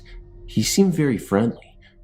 We then moved down to the second floor, and I soon found out we have a ghost here too. This one likes to pace up and down a short hallway between the door and the living room. He also paces along the southwest wall of the living room sometimes. I get the impression that he's a man in a brown pinstripe suit and bowler hat and has a mustache and deep-set eyes. He stands about my height, around 5'8". When we first moved in, he would pace the hallway, coming further and further out into the living room and bedroom. It's a studio apartment. He seemed highly agitated. My boyfriend saw him more than me, and a few times he would arrive home from work and the top deadbolt would be locked. We never used that lock, as it is very difficult to open with the key from the outside. My boyfriend works graveyard at a 24-hour store, and I am alone here at night for 4 nights a week. One night, I noticed that he was coming further and further out into the living room, and he was giving off vibes that were not friendly. I've had enough of this now, and looked at the hallway and said, listen, the year is 2001, not 1903 or whatever year you think it is. Times have changed, and it's okay for people to live together without being married, so lay off of it. I felt a feeling of surprise from the hallway, and have not had a problem from him since. I related this to the apartment manager, with whom we had become good friends with, and she said that she had seen him too, and I was right in my impressions of what he looks like, as that is who she had seen in our place when her son lived in the studio. She has also seen him in the hallway outside her apartment door. She said that there are several ghosts in the building, and she is not surprised to hear stories about them, as she has also had experiences with them when she first moved into the building before she was manager. It's an interesting place to say the least.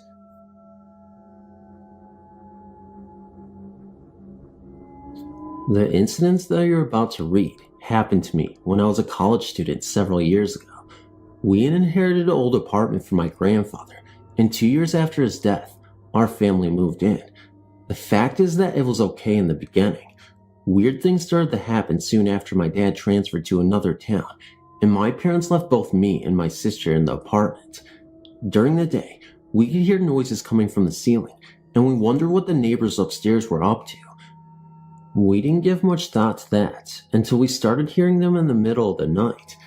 It sounded as someone was dragging chairs and tables around the apartment. We knew our neighbors upstairs.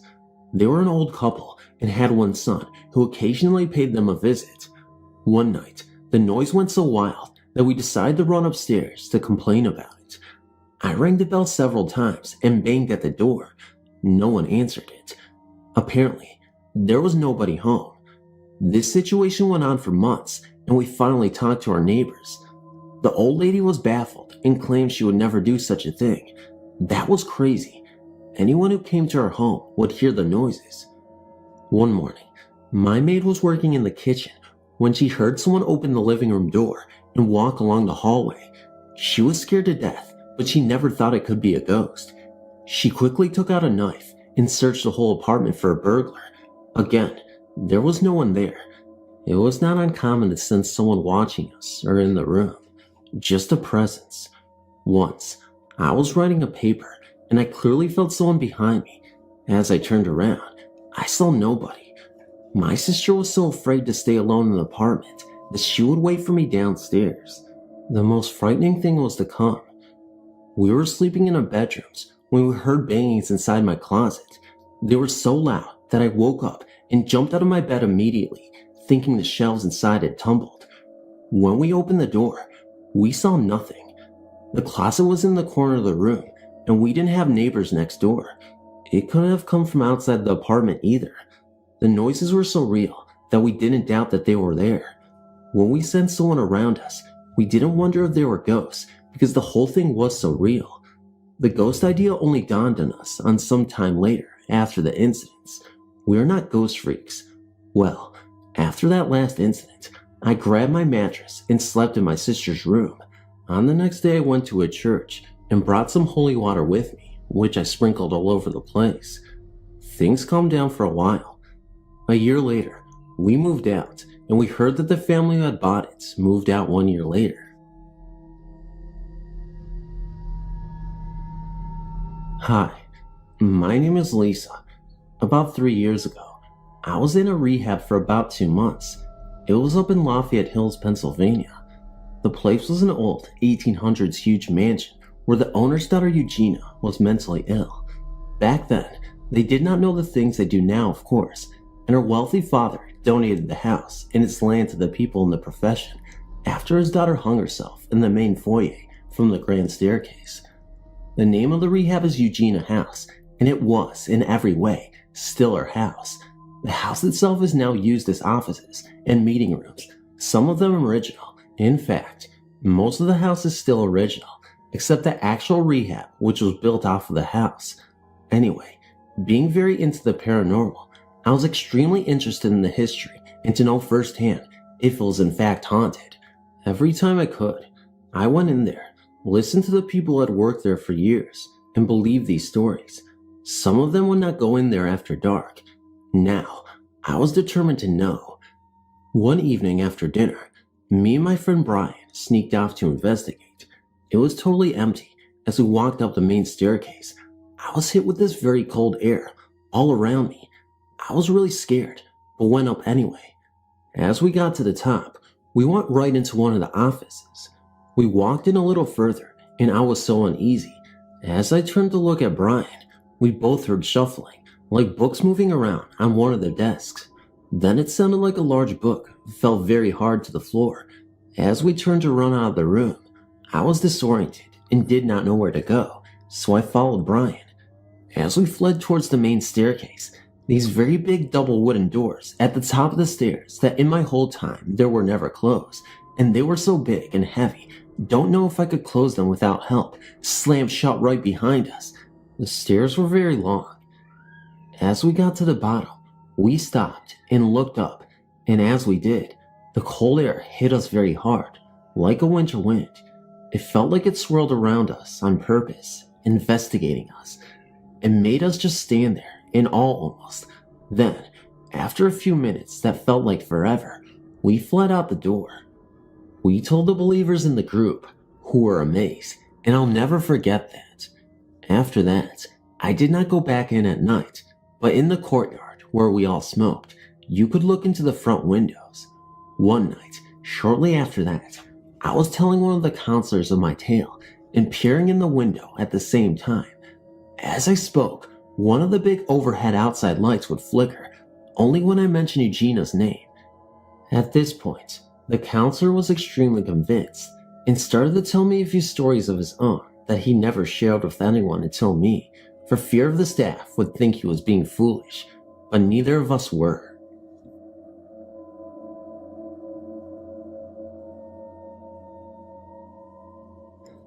Hello, my name is Rob, and a few years ago, I lived in St. John's, Michigan. While I was there, strange things would happen, all centered around the very old school called Paranormal. I think there was more than one ghost involved in these hauntings, and they weren't benign. It all started with hearing strange music near these old mobile units. It all came from a small group of them, and I could always hear it after school, and everyone else could too. No one was there at the time, not even the janitor. So one day, my friend and I decided to investigate. When we looked inside one mobile unit, we saw a black cat with glowing red eyes. We ran and never looked back. About a year later, the school demolished and a new one was built. Whatever was haunting this school didn't like having its home destroyed. Oh yeah, did I mention the entire school used to hear a train whistle, and no train has run in the town for 100 years. There are no trains within 20 miles of the town. When we were first at Gateway North, the new school, we thought we could get rid of the ghost, but we didn't. At first, all it was sightings of black cats around the premises of the school, but then more harmful things began to happen. One morning I woke up to deep scratches on my arm. It was like a cat had scathed my arm. Then, on a swing at school, a kid fell while in mid-swing. The kid was pushed. She didn't slip. 10 witnesses saw her fall, and it wasn't an accident. No kid pushed her. She sprained her arm. 2 weeks later, another kid under the same circumstances broke his arm. 4 more kids were pushed from the same swing, under the same circumstances. Balls were swerving to hit kids on the playground. I left the next year. I haven't been in contact with my friends since. I don't know if it's continuing. I hope not. About 10 years ago, when I was stationed in Japan, I had an experience that still makes the hairs on my arms stand on end. I was sleeping one week at night about midnight. I lived in a dormitory with other military members, and this particular night, I woke up from my sleep to see a dark figure standing in my room. At first, it didn't bother me because my friends would frequently come into my room at all hours of the day without knocking, and I thought it was one of them just messing with me. So I called out to them to let them know that I saw them and the joke was over. However, at that time, the figure laid down on its belly and started to crawl towards my bed. Still, I thought it was a friend playing a joke on me, so I let them know the joke wasn't funny. However, each time I would call out to the figure, it would stop and stay very still, and then start crawling towards me when I stopped speaking.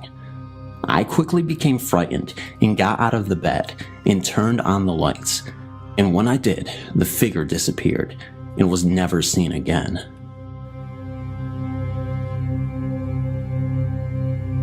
I'm currently a student studying in Japan, and I was invited to my friend's house in the Fuki Prefecture, on the western coast of Japan, one of the most haunted prefectures in the nation.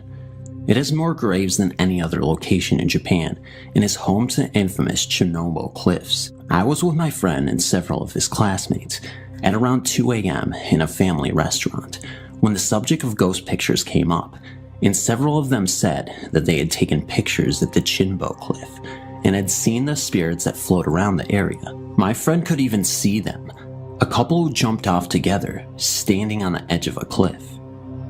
I did not believe him, and I challenged them to accompany me up the cliffs. There was 8 of us in all. About 5 of them refused to go, but the others managed to convince 3 of them. The other 2 that had refused to go had very bad experiences there. One of them was a victim's cousin, and the other took a picture, only to have the ghost cling to his shoulder, and was plagued with nightmares.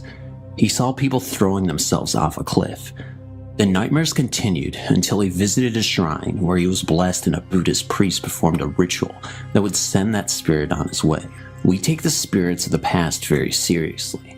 On the 13th, 14th, and 15th of August, there's a national holiday called Oban where we could go to the family grave and light a fire of barley to lead them back to the family house so they can protect us. Many elderly Japanese pray in the morning, offering fruit, rice, sake, rice wine to their family shrine. Anyway, please forgive me for the detour. I shall continue with my story. The Chinbo cliffs can be separated into 4 main parts: the cliffs itself, a red bridge where the bodies wash up, an island that the red bridge connects to the mainland, and it is said to be the resting place of spirits of the deceased, and a statue of Shinto god in a tunnel, which is said to show displeasure in his face if something bad will happen. We arrived at the cliffs around 3 a.m. and went directly to them. There is a total of about 10 of them, and we stood at the end of them and looked out. I saw nothing, as did several other people, but a member of our group seemed to be losing his strength in his legs, and we had to help him walk. Then we headed over to arguably the most haunted area of the cliffs, the telephone box where many suicide victims make their last calls to their loved ones. We took a video on one of the guy's cell phones.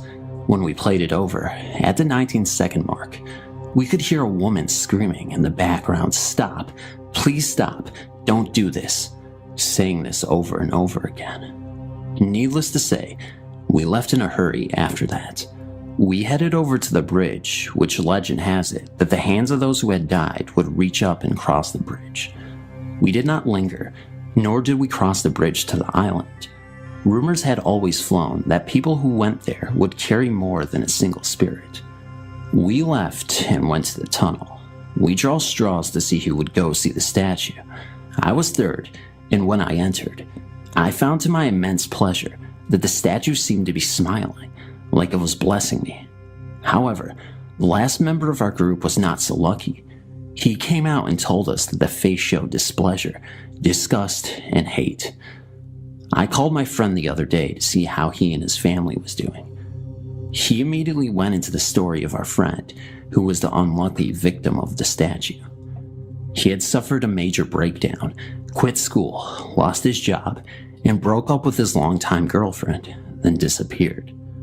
They found him on the island, under a shrine, sobbing. My first experience was when I went to Japan for a family visit over the summer. It's been a long time since I visited them. I was only 15, and that's when it happened. Before I went to Japan, some of my friends would tell me ghost stories about Japan. I thought they were just teasing me, so I ignored them.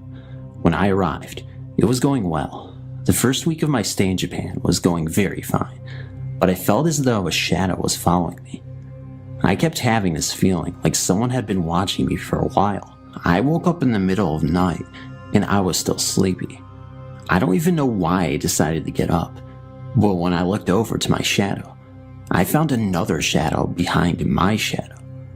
I quickly turned around, but no one was there. I was freaked out, so I went to talk to Mom and Dad, but they wouldn't listen to me. I went back to sleep, but felt a warm hand touch my forehead.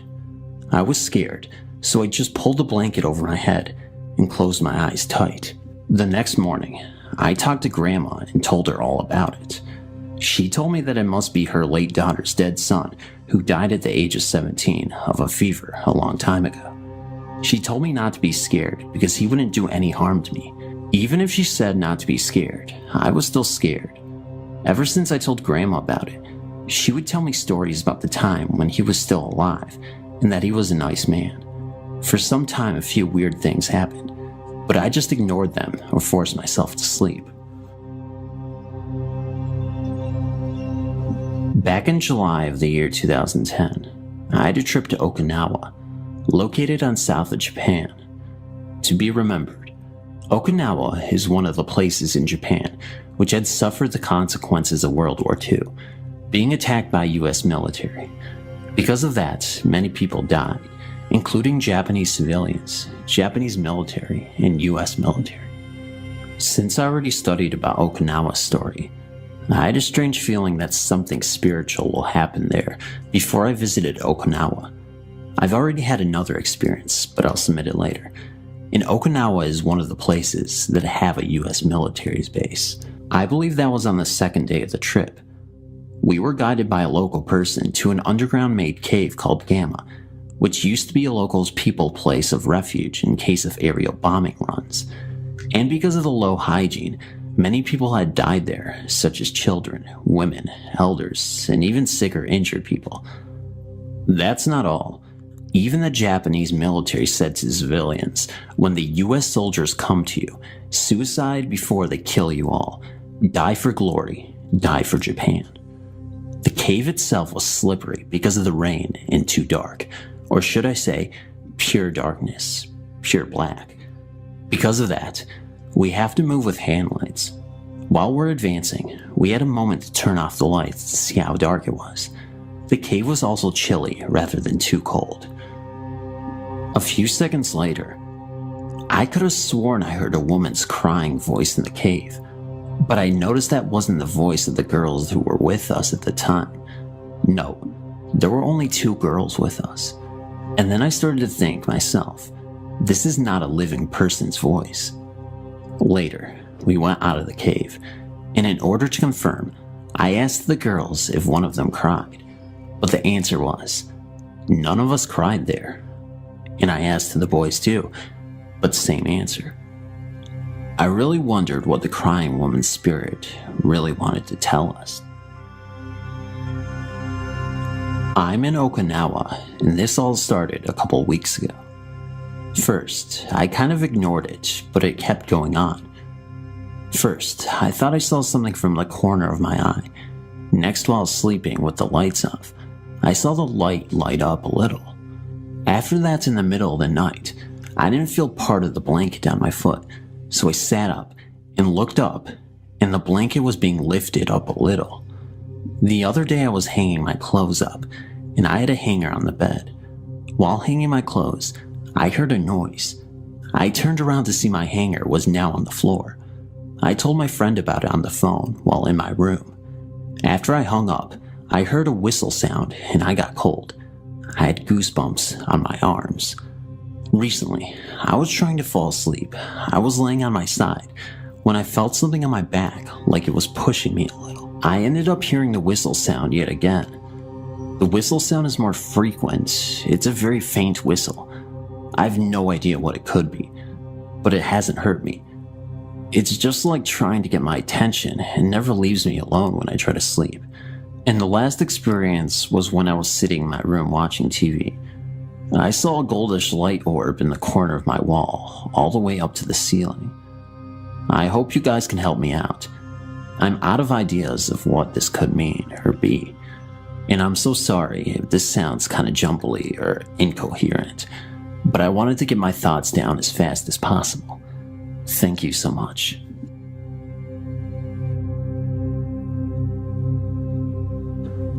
To make things a little more clear, I want to give a little background detail of the house that I lived in.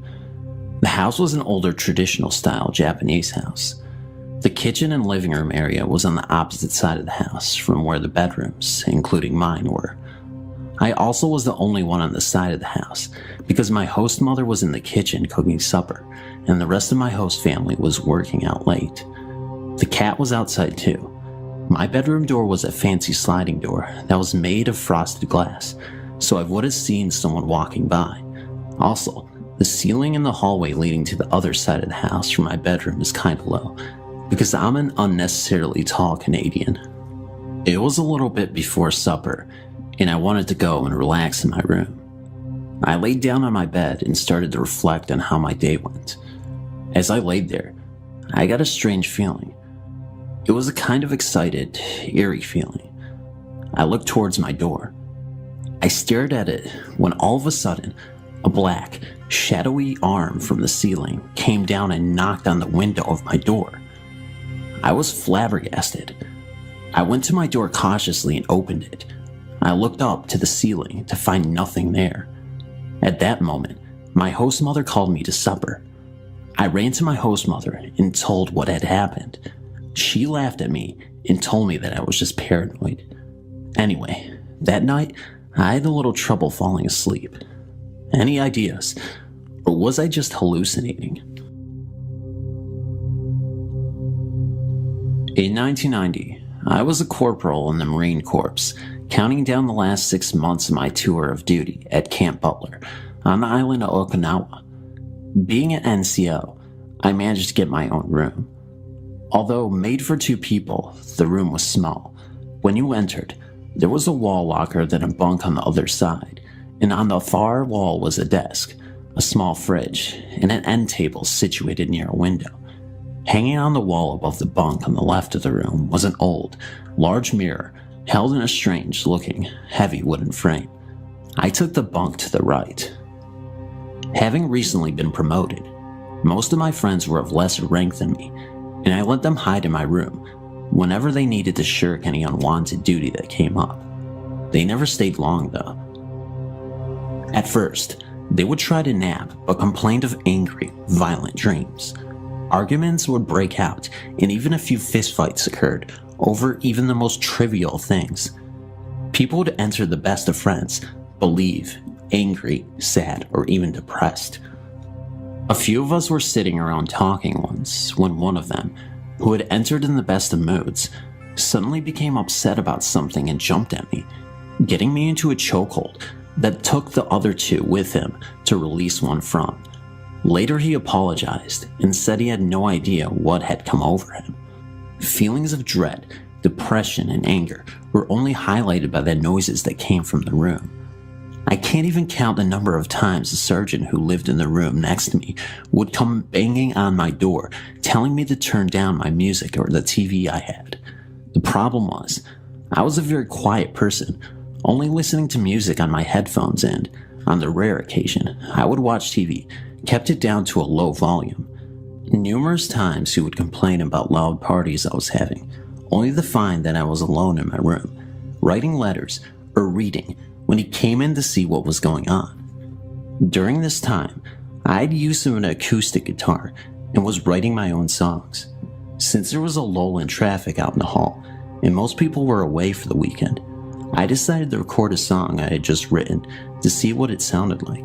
I'm a horrible singer, but wanted to hear how the words flowed with the song, so I turned on the recorder and very quietly strummed out my tune and sang along. I did this a few times until I had the way I wanted it, then listened to what I had. On the recording, I could hear the soft notes of the guitar in my horrible, whispery voice. Suddenly, I began to hear people howling like dogs. I shut the machine off and rewound it. Again, I could hear my feeble attempt at singing and then a chorus of people howling. It sounded as if they were making fun of my lack of musical talent. I was completely embarrassed and decided to wait until later to record my songs when I was completely alone.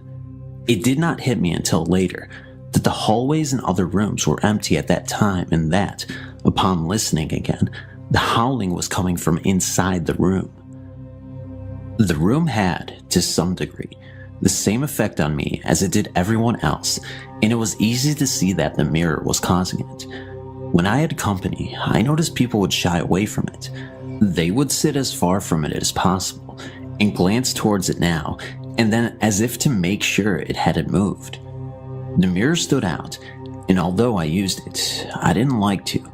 I tried to avoid looking at it whenever I came or went, which was nearly impossible since it was so big. Once, after work was over for the day, with the sun still shining bright, I was getting ready to go out. It was the weekend, and I was to meet some friends nearby. I had showered and dressed and was about to leave when I remembered something I had left on the desk. Retrieving it, I went towards the door, quickly checking myself in the mirror. I stopped and looked again. I still have a hard time believing what I saw. There, in front of my own reflection, was the clear image of a human arm. It was tan and slightly dirty looking, stretched out as if to shake someone's hand. There was no body or blood or anything, just an arm from the shoulder to the fingers. I am unsure as to how long I stood there staring at it. A full 30 seconds at least, before it quickly faded away. It seemed as if I was in a trance the whole time, just looking at what should not be there. I couldn't move, or really even comprehend what I was seeing. Once it was gone though, I came to feeling cold, as if I were going to faint. I bolted for the door. Not quite sure what to make of all this. I met my friends feeling strange and confused, but said nothing. I needed more time to think about it. Soon after, the friend who had me in the chokehold was promoted and moved in with me. It took a week, but he finally said what everyone else had been thinking. He told me he couldn't stand the mirror and refused to stay another night in the room if it was not removed from the wall. He couldn't pinpoint one exact thing, but he said that the mirror was really strange to him, like it had a strong sense of, well, evil. Hearing this, I blurted out my own story about what I had seen, and we both agreed to do something. There really wasn't any place to store the thing, and when we tried to toss it out, we were told by an anal superior we couldn't dispose of government property without proper permission and to put it back in the room. Yes, he kept checking to see if we did. So we took it off the wall, wrapped it in a heavy blanket, and placed it behind the refrigerator with the glass facing the wall. This sounds silly, but it worked. After that, there were no bad dreams or fights to deal with, and things were noticeably better. It felt like someone had turned on a switch, and all the darkness fell away just like that. We had one more room inspection before leaving Okinawa and returning to the States, so we cleaned everything up, but forgot to place the mirror back on the wall. The officer giving the inspection was a friendly, easygoing lieutenant, and he gave us only one bad mark: the wrapped-up mirror behind our fridge. When he asked why it was like that, my roommate, much to my embarrassment, told him the whole story. The lieutenant listened, nodded, and then ordered us to unwrap the mirror. He looked at it, nodded again, crossed off the one bad mark he had written down, and said, "Wrap it back up, it looks better that way." We did just that, leaving it covered up for the next tenants to find.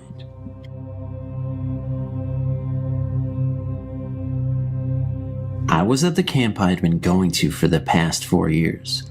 I had heard many stories over the years, but never encountered anything as I had heard many others have. There was this story about a shadowy figure that haunted the rafters of an old recreation hall there. So me and a group decided to take a group picture up in the rafters just for kicks.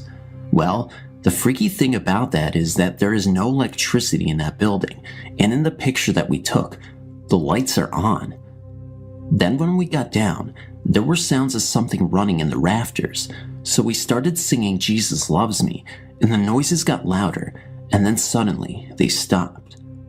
The next night, a lot of groups all slept in the Holland building, which is just an old building for sports and stuff. My cabin mates and I were all sleeping in a starlight formation, and after everyone had turned the lights out and laid down for the night, that is when it all took place. The only thing that lit up the room were exit signs.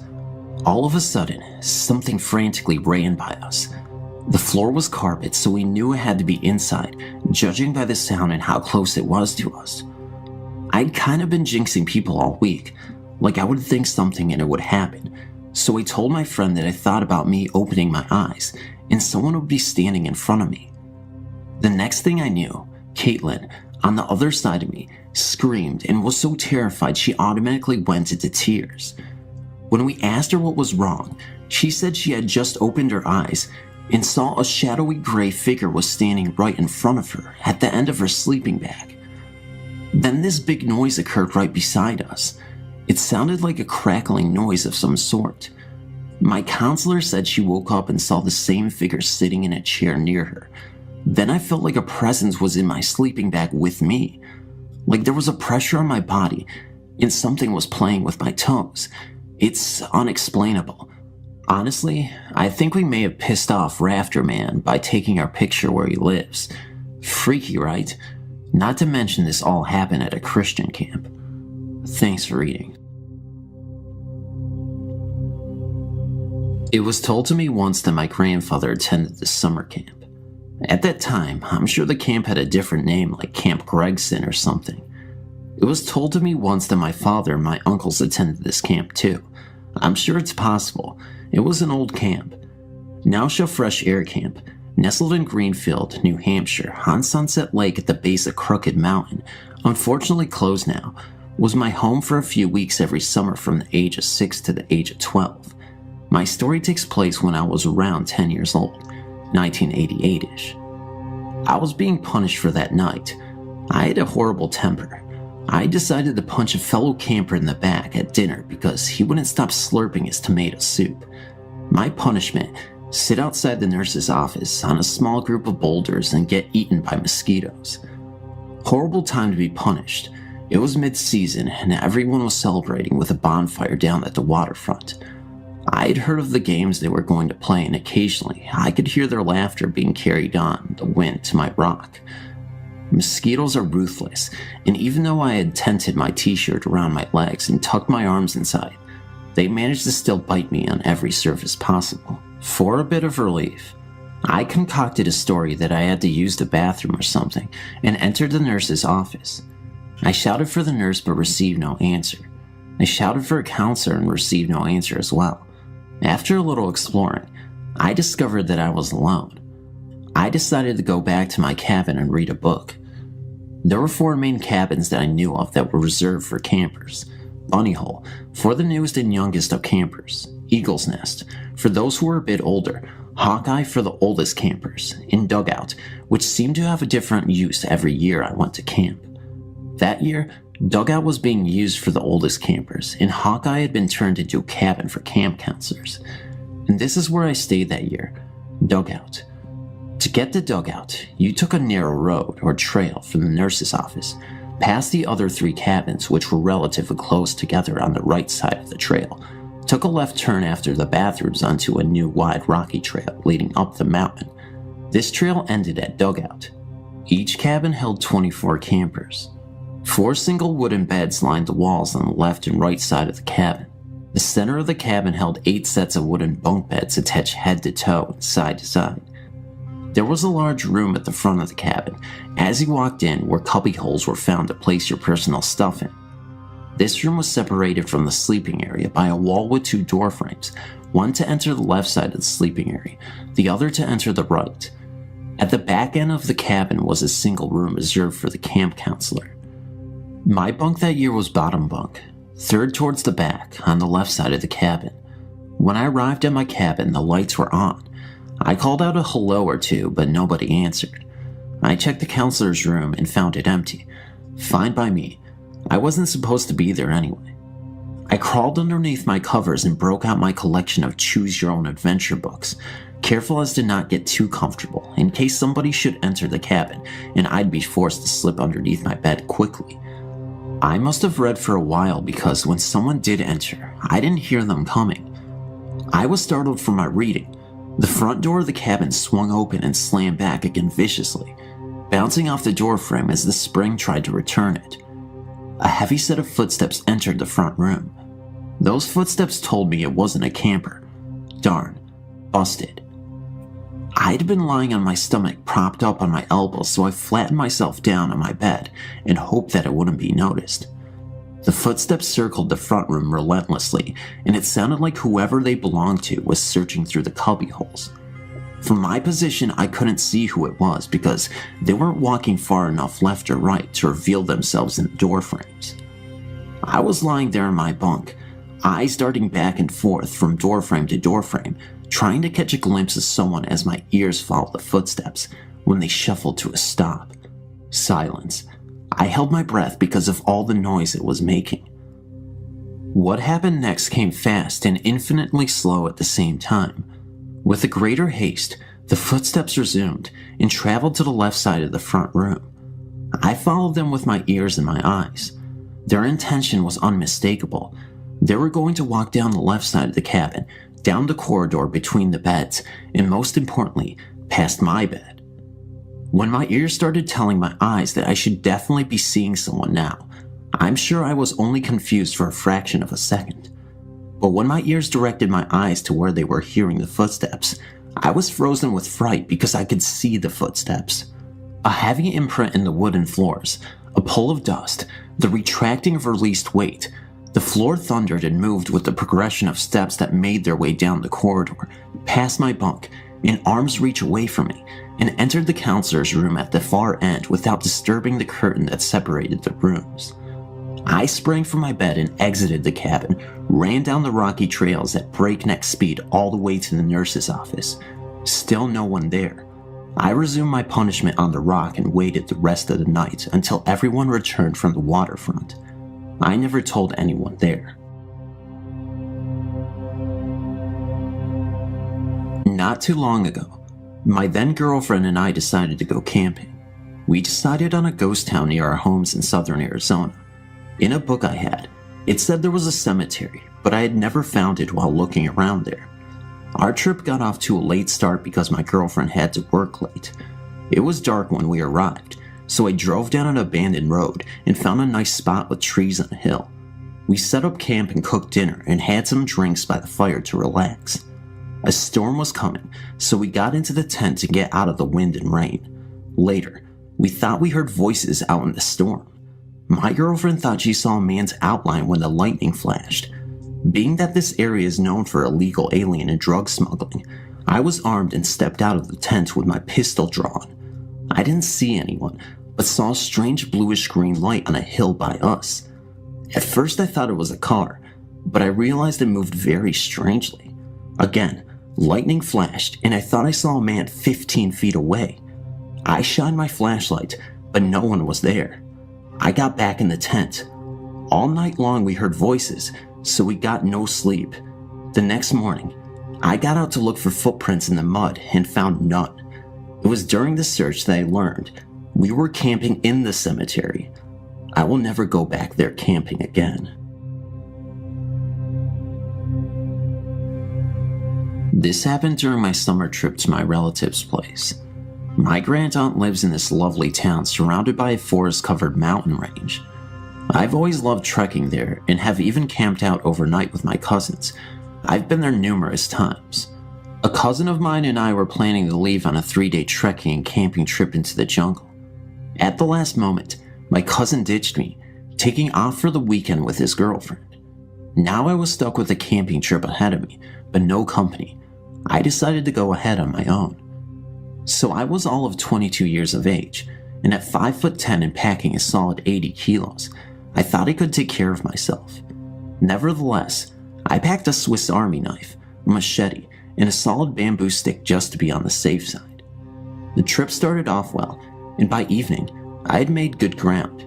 But then, with the failing light, my nerves started giving out, and I realized I was in the middle of a jungle all by myself. But being a brave, young, and foolish lad, I went on. I camped after a while in this natural clearing in the midst of the thickly wooded area. Soon I had a roaring campfire going and settled down, leaning against my backpack, helping myself to tinned pineapple slices. The fire and the ambiance soon drove the fear away. Sometime later, I thought I saw something unusual on the other side of the fire. Not being able to get a clear view because of the heat haze, I got up. I got the scare of my life when I saw a boy, must have been 7 to 8 years of age, clad just in a white loincloth, sitting very still on a rock on the other side. He was staring straight into the fire. I called out to him in a variety of languages, but just didn't get a response. The rock he was sitting on was in the midst of a muddy and slimy patch, and so I couldn't approach him either. So I settled down myself. The boy just didn't move and went on looking into the fire. I was really spooked and just sat there smoking one cigarette after another. This went on for more than a couple of hours. Finally, feeling the fatigue of the day catching up with me, I cuddled up with my machete and went to sleep. The morning scene was predictable: smoking ashes, dew on the grass, etc. And of course, the kid had disappeared. I went close up to the rock and examined the surroundings. Not a single footstep or mark. Spooky experience.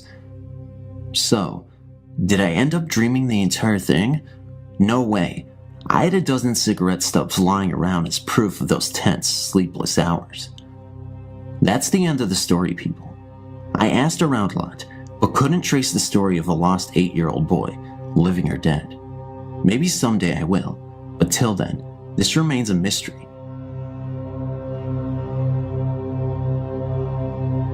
I am a complete skeptic on all matters spiritual. I try to keep an open mind and enjoy stories of anything that smacks of the Twilight Zone, but I don't believe a word of it. I don't believe in an afterlife or UFOs. That said, I've had one encounter that I can't explain. The way it happened was so spontaneous that I think I can rule out a practical joke, but any other explanation fails me. I know that everyone always says this, but this is really true. I was camping with a friend in the Coast Range in northern Oregon. We were riding dirt bikes and were out after dark for one last ride. My bike was equipped with a very bright aftermarket headlight, and I could see what I saw quite clearly. As I rounded a corner on the way back to camp, my headlight shone on what seemed to be an incredibly white, incredibly skinny person. I seemed to be looking at a literal human skeleton. It was definitely masculine looking and standing on the bank, about 10 feet above the road. I saw it so briefly that it just didn't compute.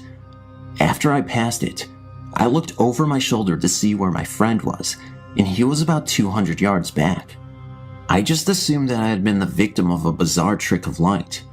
I was sure that what I saw was an artifact of lighting and human perception. When my friend pulled into camp a few seconds after me, he said that he was feeling awful and wanted to go pack up and go home. He then began picking up camp like a scared rabbit. I thought, he saw the ghostly light trick and he's gone completely to water. What a scaredy cat, or something no less juvenile. I began to rib him. I said, "What's the matter? You look like you've seen a ghost." I was making fun of him. He said, "You saw it too?" I told him that I had, and that it was a trick of light, and that he was acting about 30 years too young. We did pack up and leave camp afterwards.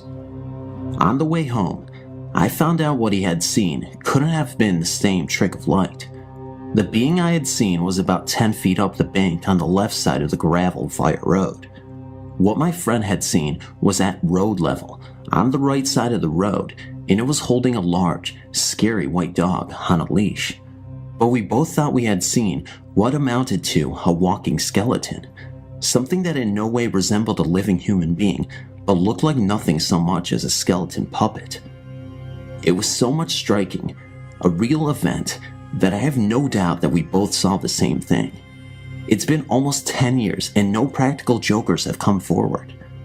I've camped and ridden there dozens of times since that night, and have never seen anything else that was so strange. Thanks for reading. Forest Park Cemetery was the place. I will never forget it. There has been so much said about the spooky, forgotten graveyard. Many stories that don't make any real sense. On a dare by my classmates, I went there with my friends and sister, after religious class no less. I figured that no spirit would bother me after religion, right? When we got there, it was desolate, and the only thing we heard were the dry leaves rustling along the grass and weeds. It was a very windy day. Things are quite overgrown there. As we made around the iron gate, we started to walk towards the mausoleum. Through the overgrown brush, my friend Marissa fell and cut her knee on some broken glass. It must have been from a previous party, no doubt. As we approached, we noticed that the wind had stopped completely, and it was very quiet. That scared my sister, Tony. She was saying that we must have walked through a time gate and into another world or something. She was saying things like, "We can't get back now unless we find the time gate." I yelled at her to shut up and said to her she must stop staying up late watching those freak shows. I had to practically drag her along.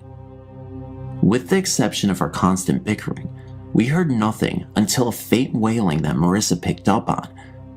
I said it was a cat or something, and the other two were telling me that it was the sound of a baby's cry that everyone told us about. As we came up to the building, we noticed torn clothing scattered about. I picked up a dirty red t-shirt, and it had 4 tears along its back.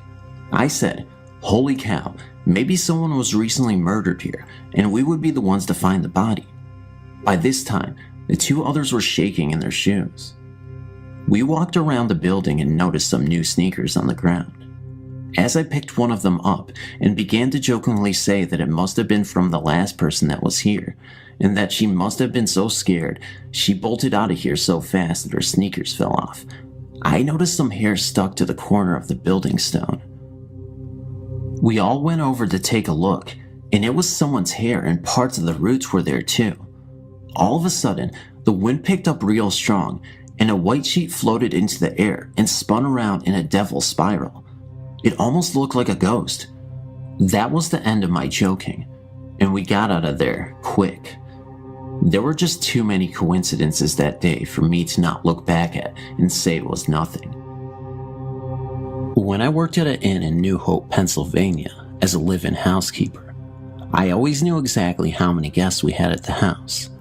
I always took time out to talk to each guest, trying to remember who they were and their names for the next morning when I served breakfast. That night I knew we only had 1 room left unoccupied, and I always felt relieved to have even 1 less room to clean in the 8-room inn.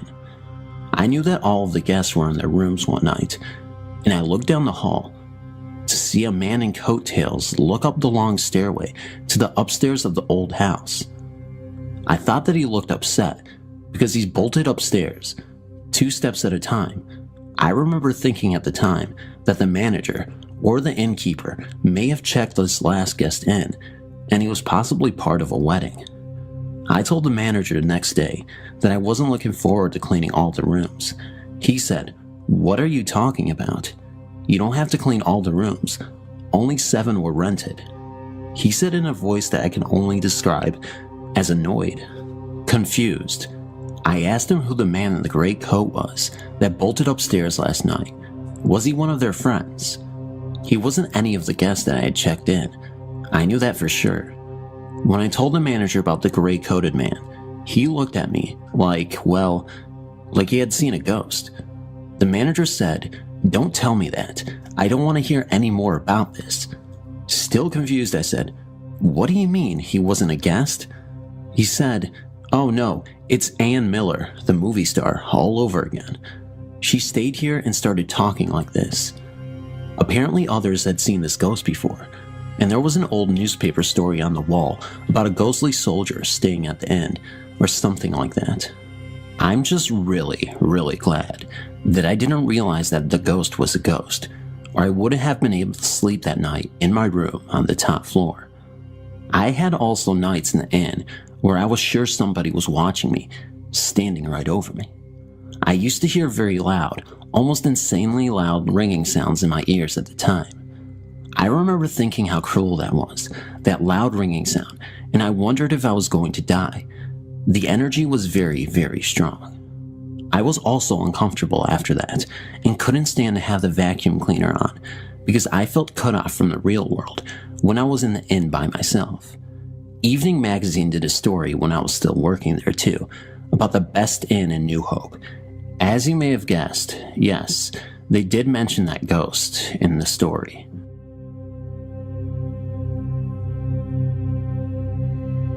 Me and a couple of my other friends were at a slumber party at my friend's house. All of a sudden, my friend starts talking about these people that went into the cemetery and never came out. So I automatically yell out, "Let's go check it out." So we did. We didn't go in the cemetery, but we saw some really freaky things, and I think you deserve to know what we saw. At first, I did not believe her, but then I saw this strange figure sitting on a pole on top of the fence. So I'm like, "You guys see that silver pole?" And they said, "Yeah." Then I said, "Look up." We all saw it. It was a faint sight of a woman, her head facing downward at first. Then she looked up. I screamed. We all did. Then we ran inside the house. After we were calm enough to talk, we started dancing around to the music. When we had come in, we closed the shades. But then something strange started happening. The blinds started to sway back and forth, faster and faster each time. By then, we were so scared we jumped on the couch, but none of us had the guts to get up to turn the television off. But another strange thing started happening. The TV started turning on and off and changing channels slowly. It was about 3 o'clock in the morning. We were tired and freaked out, but me and one of my friends were still up, so we look out the window. We didn't get up, but sure enough, we looked out a crack in the window and saw a ghost looking straight at us. We screamed and woke the other girls up. They saw it too. We went up to wake my friend's parents up to show them, but when they got downstairs, the ghost was gone.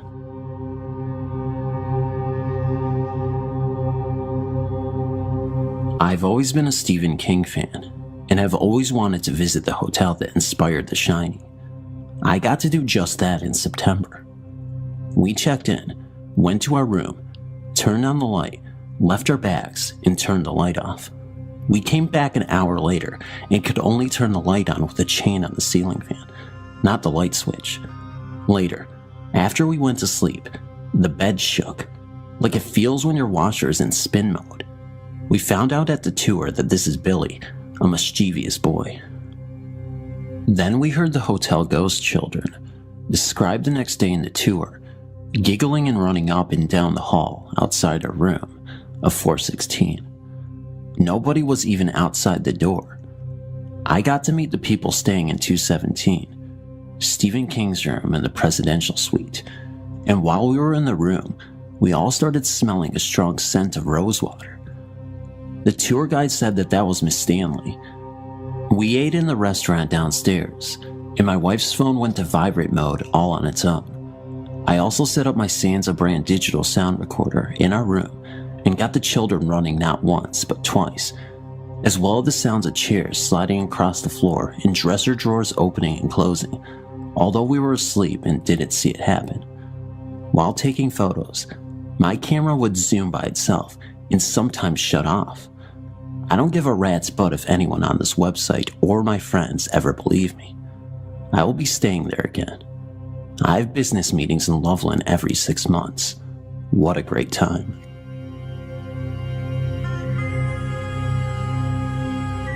My daughter had just passed away. She was only 31 years old. She had a grand mal seizure, so it was sudden. After the funeral, I took some of the cut flowers and used twine to hold them together. I then hung them from a pipe in the basement to let them dry. A few days later, I was in the basement doing laundry when I got a really uneasy feeling, and it was getting worse. It got so bad that I started to feel that someone was in the room with me, but I was also too scared to turn around and look. I then turned to my right as slow as I could to walk towards the stairs.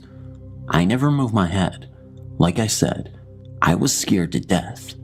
I knew someone was there. I started up the stairs very slowly. I was afraid if I moved too fast, it would hurt, grab, touch, or do something to me. When I got to the top and turned the corner, the feeling left.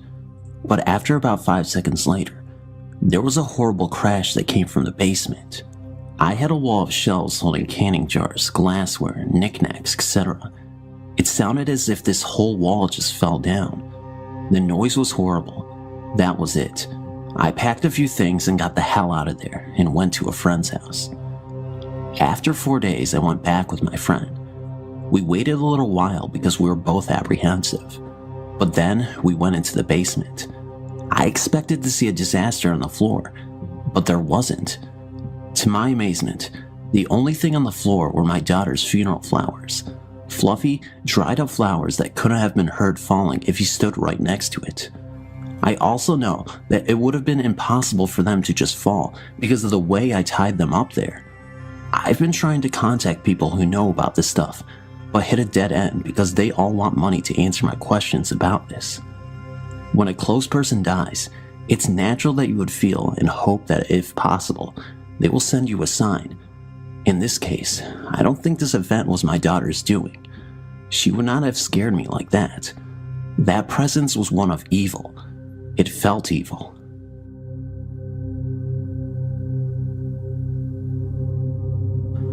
If I never was a believer before, I wasn't that day. I was 15 years old and was home from Arizona for the summer. I more or less grew up on our family farm. The house there is an older style 2-story farmhouse. I play guitar and like to play in the stairwell because the acoustics sound good there. It was early one afternoon in the month of June, and I was taking some time to play, sitting on the middle landing. It was a warm day out. As I was playing, I had noticed the air leading upstairs had gotten cooler. It was weird. Appearing from the north bedroom was an apparition of an older woman with short dark hair, wearing an older style dress, apron, glasses, and holding a rag. She had no feet, but moved to the south bedroom across the hall. Then she came back and looked at me and smiled. She then went back to the south bedroom. The air by this time was noticeably cooler. My first reaction was to get out of there, but I really did not feel scared. I talked to my father a few days later about it, and that was when I found out my then grandmother was not my real grandmother, but my grandfather's second wife. My father told me his real mother died from a fall down those stairs, resulting in a blood clot to her brain. My father was 14 years old when she died. Her funeral was also in the house. She was a lover of music, as all her children played from one form of instrument or other. I, of course, had never seen her. My father just stared at me when I described her to him. Then he took me to visit my grandfather, and I was shown a picture of her. That was her. For some reason, when I go back to the house, I still feel a presence there. I can remember my first experience with a spirit, and it frightened me to the point where I was almost petrified to get out of bed. Okay, let me back up. I was quite a few years younger, probably 8 or 9, when the usual bedtime routines would begin. My younger brother, age 4 at the time, was making his commonly nightly advance for the light switch on the wall. He'd always switch it on right before bed because he was afraid of the dark, to a point where he would scream like the uncanny themselves. The light switch was at the top of the stairs, in our room, and to scan down the stairs without the lights on, you were almost never able to see the bottom. I believe there was at least 18 stairs, and at the very bottom, another light switch. Above the switches were the light fixtures themselves, just two tiny fixtures lighting a long staircase, which would leak beams of light right into the bedroom and keep it well lit. The night continued like any other. Our parents tucked us into our beds, gave us each a kiss on the forehead, told us they loved us, and we'd sleep content knowing they were there. No more than an hour or two passed and the light bulbs went out, one after the other. I thought nothing of it until my brother began to toss and turn in his bed as if he were very ill. He sat up in his bed and buried his head into his hands, looked up, and cried for our parents to fix it. Some time ticked by. It turned out the light bulbs blew, which I also thought nothing of until I realized the next morning that we just put new bulbs in that afternoon. After the small, bothersome fiasco, I finally managed to get back to sleep. Many hours later, I regained consciousness, keeping my eyes closed, hoping to get back to sleep. No lights on, which meant nothing would burn my eyes, and I thought I'd be back out in seconds, until I was disturbed by a long, chilling wind that swept up from the flooring. Immediately, I realized I had the chills and opened my eyes, seeing nothing more than a long, flowing, white fabric float over my entire body. Almost too afraid to move, I slowly jerked my head to look at the staircase, seeing how it was almost perfectly adjacent to the foot of my bed. I saw a woman. She seemed so peaceful, content, without a care. Standing at the top of the stairs, she reached for the handrail and dropped her right foot down one step. At this time, I realized there was something amiss with her beautiful, fluttering, chestnut brown hair. I was curious as to how her hair was flowing, as if in the wind, when she caught me glancing at her. She seemed so startled and afraid to see me, as if she did something terribly wrong. She began to become transparent as her head hung lower in shame and came back up in a gasp, as if she meant to say something or became even more frightened, and then she was gone. The breeze that filled my room as this event transpired died down, and my alarm clock read 3 a.m.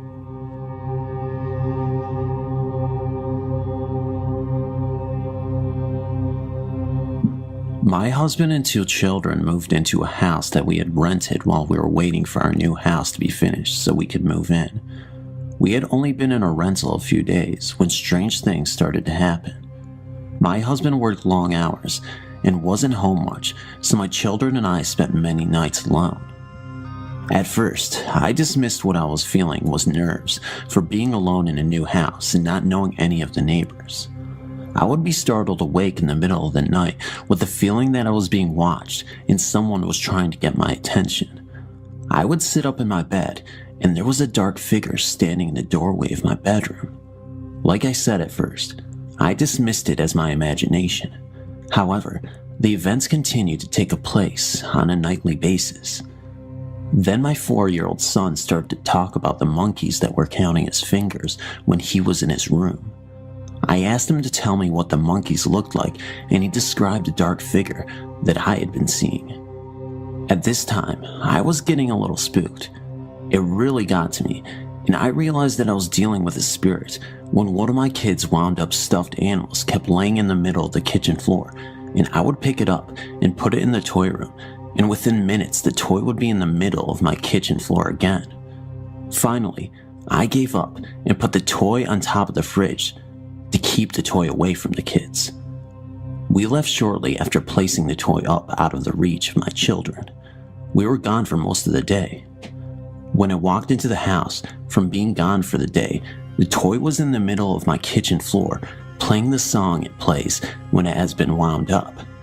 This made the hair on my back of my neck stand up.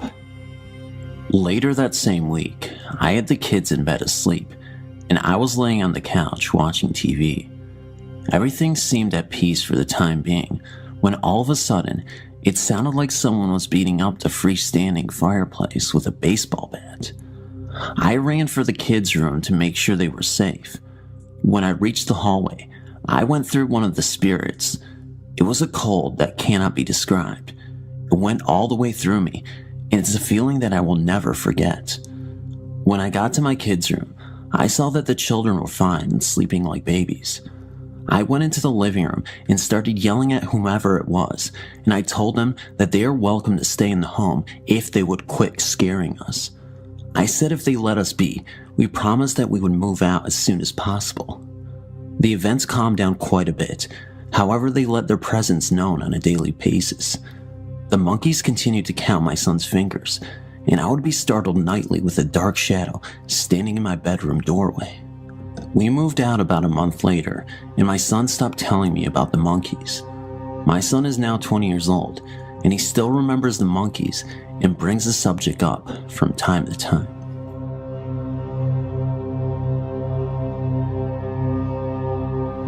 I would like to share with you one of my own true experiences, which happened right here in Dayton, Tennessee, approximately 20 years ago. This story is true. I don't have a witness and I can't prove it, but it happened. When I was about 25 years old, I was hired on at the city of Dayton as a laborer. Due to medical problems, I requested a transfer and wound up working at the water plant. This is where water is sucked in through huge pipes from the Tennessee River and treated with chemicals to make it safe for drinking. Since it had to be located near the river, the water plant was rather secluded and far away from any houses. It was a lonesome place on the graveyard shift, from 11 p.m. until 7 a.m. Nobody there but me and sometimes my little dog, Rustus. But it wasn't really scary either. It was spotlessly clean and well lit. There were no cobwebs or dark corners, and best of all, it was easy. The only place in the plant that made me nervous was the basement. That's where the huge pipes from the river entered into the building, and the atmosphere down there was just creepy. Anyway, I've always been sensitive to spirits, somewhat psychic, and I know my way around a deck of tarot cards, and that intuitive voice, that gut feeling, told me that I should stay on the upper floors, at least above ground level. So I did, and everything was cool for a long time, but then, things changed. I went into work that night at 11, same as usual. Nothing out of the ordinary was going on, and after saying goodnight to the guy that worked the evening shift, I started the filters, checked all the chemicals, and then settled into the chair behind the desk in the office with a book. It's kind of strange, the little things that we remember. The name of the book was One Flew Over the Cuckoo's Nest by Ken Kesey. Why do I remember that? Oh, well, that's not important. I was really getting into the story. You know how sometimes you can get so absorbed into something like that? You forget about everything except the book, and the next thing you know, a couple of hours have slipped away without a whisper. Well, that's what happened.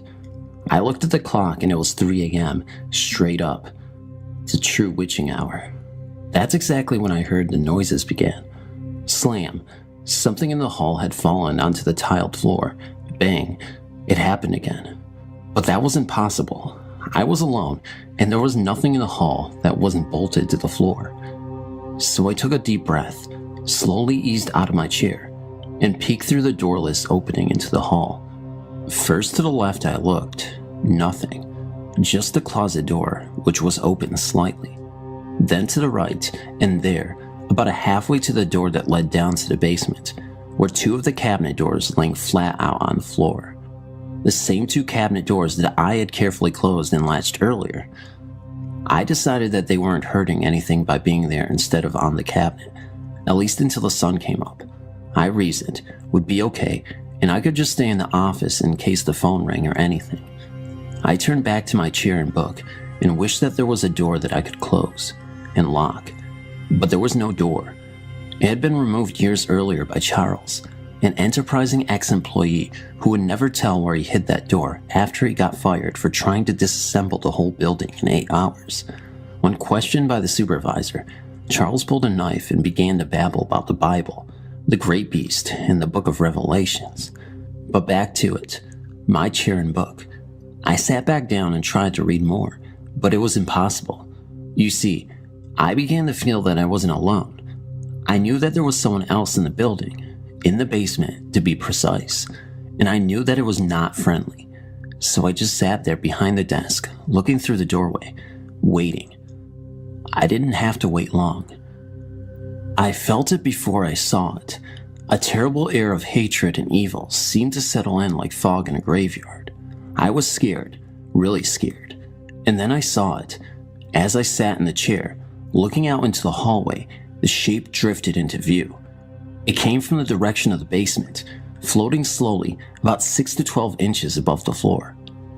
It was the shape of a man, solid, but at the same time not solid, and it was totally black, like a human body dipped in tar.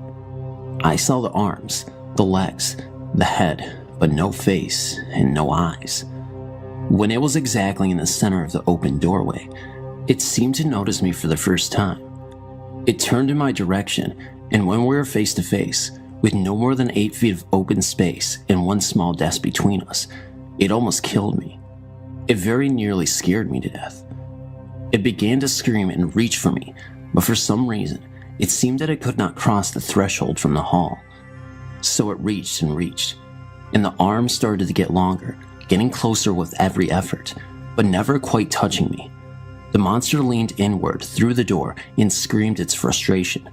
Now let me explain that it never made a sound that I could actually hear. It had no mouth. When I say screamed, I mean that it sent wave after wave of negative energy towards me and through me. Hate and fear of such intensity that I had never felt before and never want to feel again pulsed through my body with every lunge of that black demon. I truly thought that I was going to die from the fear, but I didn't want to die in the presence of such a creature. So I sat there for the duration of the attack, at least 30 seconds. I know that 30 seconds is not usually thought to be a very long time, but in my situation, it seemed to be considerably longer. Finally, after my half minute of terror was up, the thing turned its head to its left, as if it heard something. It then looked eyelessly back at me for just a moment, then turned away and floated back towards the basement. It was several seconds before I could breathe again. When I regained my senses, I was in a fetal position in the chair, with my legs in front of me for protection. Only my bugged out eyes were above my knees as I watched for any reappearance of the spirit, but thankfully, it did not return. As soon as I was able to speak again, I was on the telephone, calling everybody, anybody. I didn't care who, just to hear a human voice. I finished my shift that night, and I didn't say anything to the day shift guy when he got there at 7 a.m. I immediately applied for a transfer back to the chain gang and soon received it. I never went back to the water plant. I now know the reason that Charles lost his mind. He thought his religion would protect him, but somehow the evil got through. And I know why the people that work there now, 20 years later, carry handguns at all times. They're scared, but they don't know what is scaring them. And you and I both know that if a monster ever returns, their bullets will not protect them. I still don't know what protected me, but I'm glad that it did. In the 20 years since this happened, I've done a little research and talked to several psychics, and I've learned that other people have seen these black spirits in various places and that they are indeed dangerous. So, if you ever go out ghost hunting, and I still do, watch yourself. These spirits are real, and they are nothing to play with. The first time I had a supernatural experience, I was asleep in my room at my parents' house. Now, I knew this house was haunted because in the middle of the night, I would hear something banging on my walls or my doors, and our dog, who slept inside, would bark on and off during one night, and the next night be completely quiet. But on this particular night, I saw an angel. I later found out that there is an old refrigerator under our house. Ask me why, and I couldn't tell you. Anyway, about a month after we moved in, we bought a 6-year-old Shih Tzu puppy. About 2 days after we bought her, my fiance and I were sleeping when he woke me up and told me the dog was on the bed. This, of course, was impossible since she was only 6 weeks old, had short legs, and our bed was tall with nothing around it for her to jump on. He told me that he felt something tugging at the covers around his neck and growling, and when he rolled over it, ran and jumped off the bed. I just passed it off as him dreaming. But about a week later, while he was at work, he works night shift. I was asleep, and I woke up because it felt like something was running from one end of the bed to the other, and back and forth. When I rolled over, it stopped. That kind of freaked me out. Then about 3 months later, I woke up and saw a hand coming out of our closet door with what seemed to be a letter or a piece of paper in its fingers. The hand was small and white. When I gasped, it disappeared. Then, about a week after that, the bed would periodically shake while I was asleep. I later asked my fiance if he ever felt the bed shake, and he told me he did. And when he described how it felt, I knew we were both feeling the same thing. It's a subtle shaking as if we're an earthquake, except we live in Virginia, where we don't have earthquakes, at least not the kind you can feel. It was almost as if there was a big dog on the bed, scratching furiously at a flea, and he also described it the way I would have, which is when you wake up, your first thought is, man, my heart beating that hard? And then you realize that it isn't your heart at all. And just last week, I saw a young woman with brown curly hair and brown eyes peering at me from a crack in the closet door. And last night, the downstairs bathroom door slammed by itself, and the bed shook with both of us on it. Usually, it only shakes with one of us on it. Anywho, that's my story. If you have any insight, please give it to me, and you can put the stories on your site.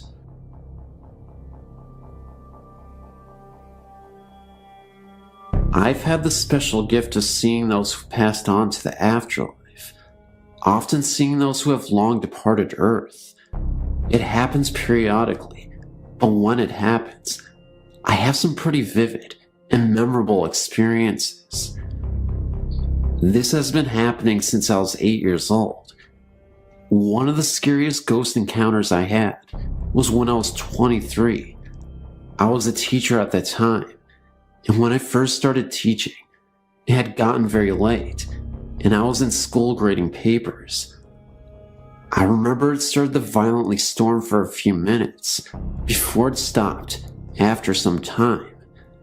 At this point, it was so quiet. I was the only one in the school at the time. I had left the classroom door open when I heard a loud banging on the school lockers right outside the door.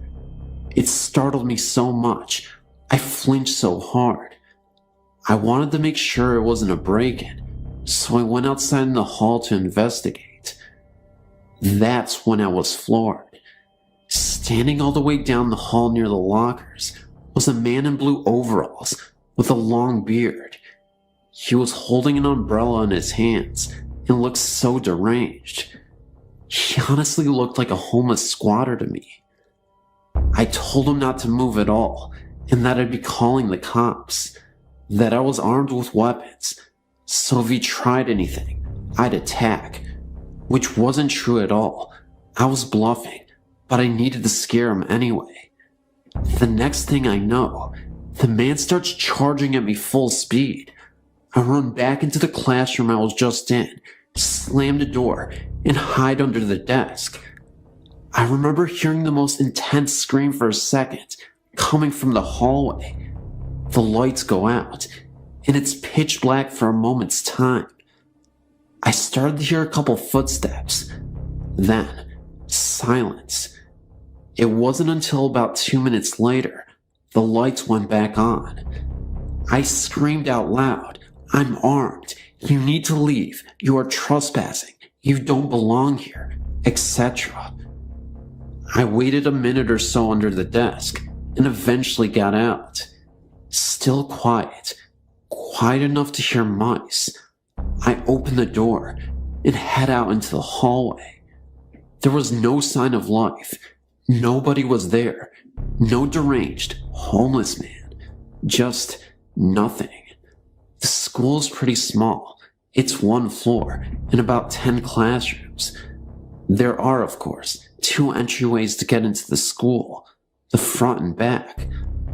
I went to check the doors, and to my utter surprise, they had been both locked the entire time. I thought to myself, how could anyone break in? The doors are locked, no windows are open, and all of them are locked as well. Was I hallucinating? No, not at all, because the man looked as real as any person I could see. So, I made sure to check all the classrooms, even opened the lockers, to make sure this man wasn't hiding in there. But there was no sight of this guy. I did end up calling the police. They checked out the school as well, and saw absolutely nothing.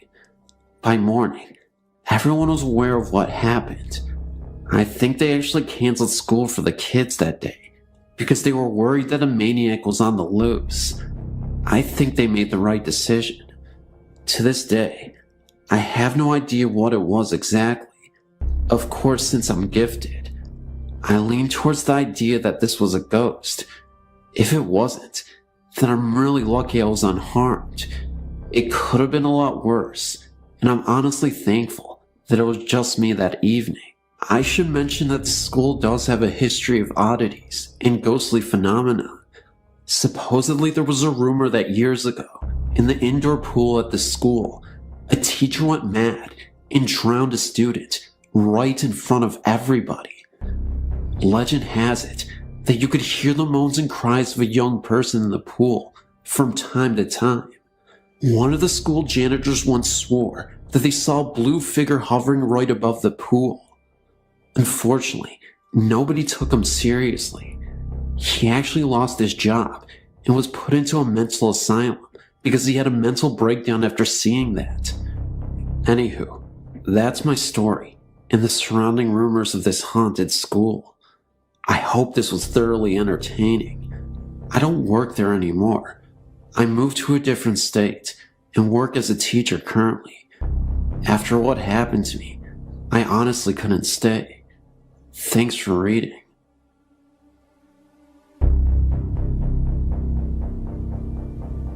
I'm from Dublin, Ireland, and when I was a boy, I forget how old I was, maybe about 14 or 15, I was staying with my parents with my old aunt at my family's ancestral home. There's a very old church just up the road from the house. It's so close that you can take a shortcut across just one field, and you're there.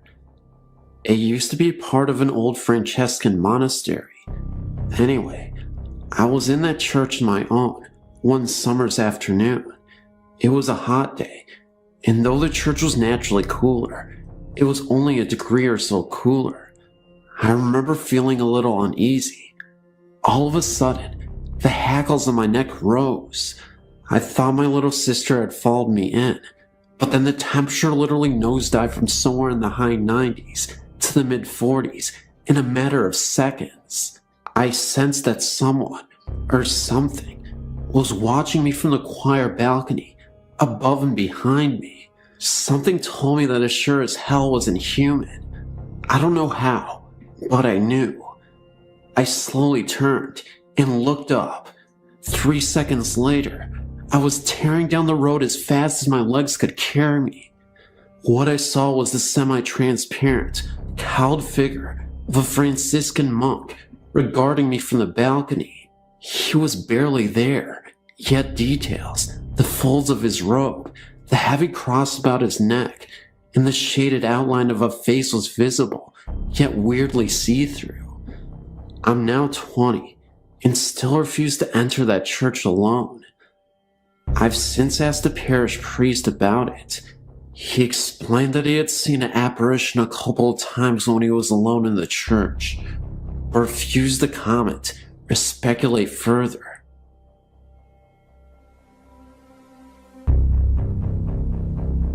I still feel funny talking about this because the only people that seem to believe me are the children around here.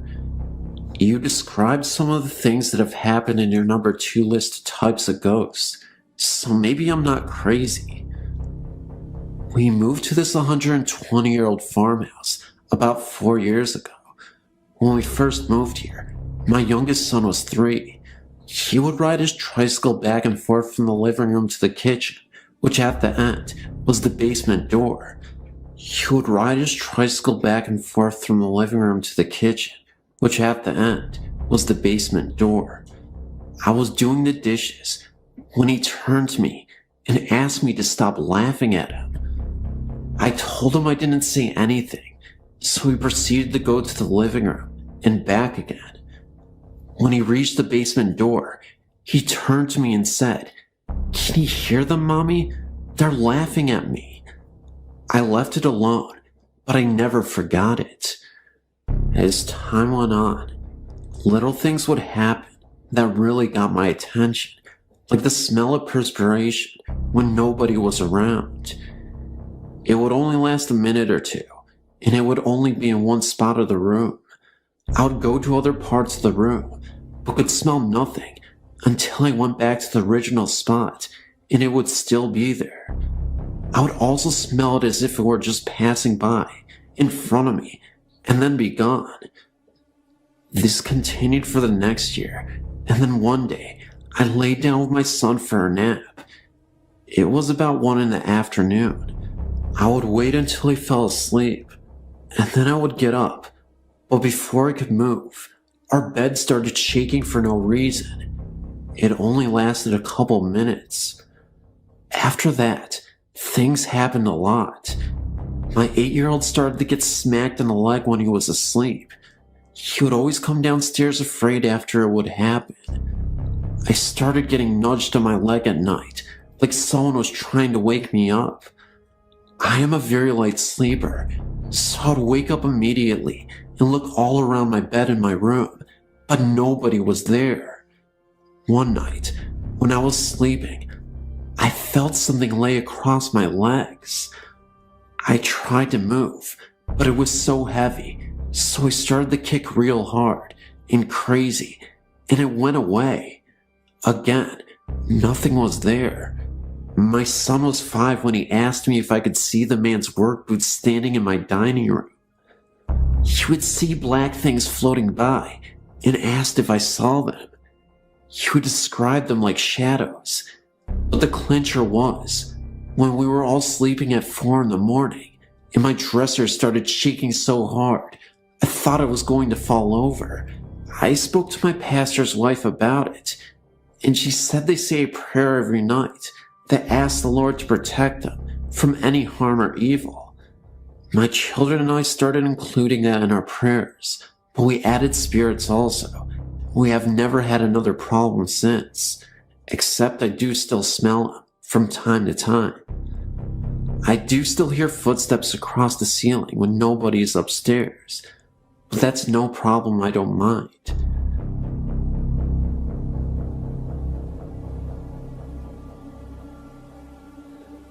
My mother, brother, sister, and I moved into an old house in Cambridge, New York in 1995. They had the intentions of refinishing parts of the house to make it more modern. To give you an idea of the house, it was built in 1884, had 4 floors, which consisted of a basement, first floor, second floor, and a full attic. Above the attic there was a window's peak, and access was through the attic by a flight of stairs. Strange things started happening that everyone just brushed off the first week. Every night at 7 p.m. on the dot, the house would fill with the smell of cigar smoke. Nobody in the house smoked cigars. We'd hear voices of adults upstairs and people running around. When we went up, no one was there. We heard knocking on the walls all hours of the day. People were heard whispering. It would get so intensely cold in the kitchen, and appliances would randomly turn on and off. My sister was coming down the stairs when she looked to be pushed from behind, and luckily my mother was at the bottom and saw the whole thing. My mother was never bothered at all. It seemed to target only the children, which were my sister, 11, my brother, 13, and me, who was 15. She did hear things, and she also felt things, but never scared out of her mind. One day, my mother came to me and said she had to show me something. She took me to the basement door and said, "Watch." She opened the door and turned a light switch off. Then she shut the door, waited for a few seconds, then opened the door, and the light was back on, and the switch was up. We then proceeded to do this over and over again, and the same thing occurred, so we duct taped the switch off. We left that night to visit family friends, and when we returned, every light in the house was on, even the basement, where it looked like someone tore the duct tape from the wall. We left the light on. From then on, everyone in the house had seen shadows and felt presences, but my brother was the one who saw and felt the most. One day, he was home alone and said he saw 3 men in the backyard digging by the garden. He watched them for a few moments when one of them looked up at him and all 3 of them disappeared. He said the men looked as real as he did. He woke up one morning with 3 scratch marks down the front of his chest, and he said he didn't feel it, nor did he wake up during the night. My closet doors in my bedroom one night rattled uncontrollably while I was trying to sleep. This creeped me out so bad, I refused to sleep or even go into the room. The room became a used office, and me and my sisters opted to share a room. My sister said she felt something watch her whenever she was in the bathroom, and on one occasion, she said the shower curtain whipped open. I do believe her, because she ran out of the shower screaming and straight onto the front porch. We found out that the house was part of the Underground Railroad. When research was done on the house, it was found that it was also an underground bar during Prohibition. Many people lived in that house and also passed away in the house. A woman by the name of Ann Douglas hung herself in what was my bedroom. And we also know that there was also a shooting outside of the house, around where my brother saw the 3 men. There were so many incidences, but too long to tell all of them. We lived in the house for 5 months before selling it and moving out. We have heard that people have lived there a stayed a short time before moving out. The house is currently vacant. I wonder why.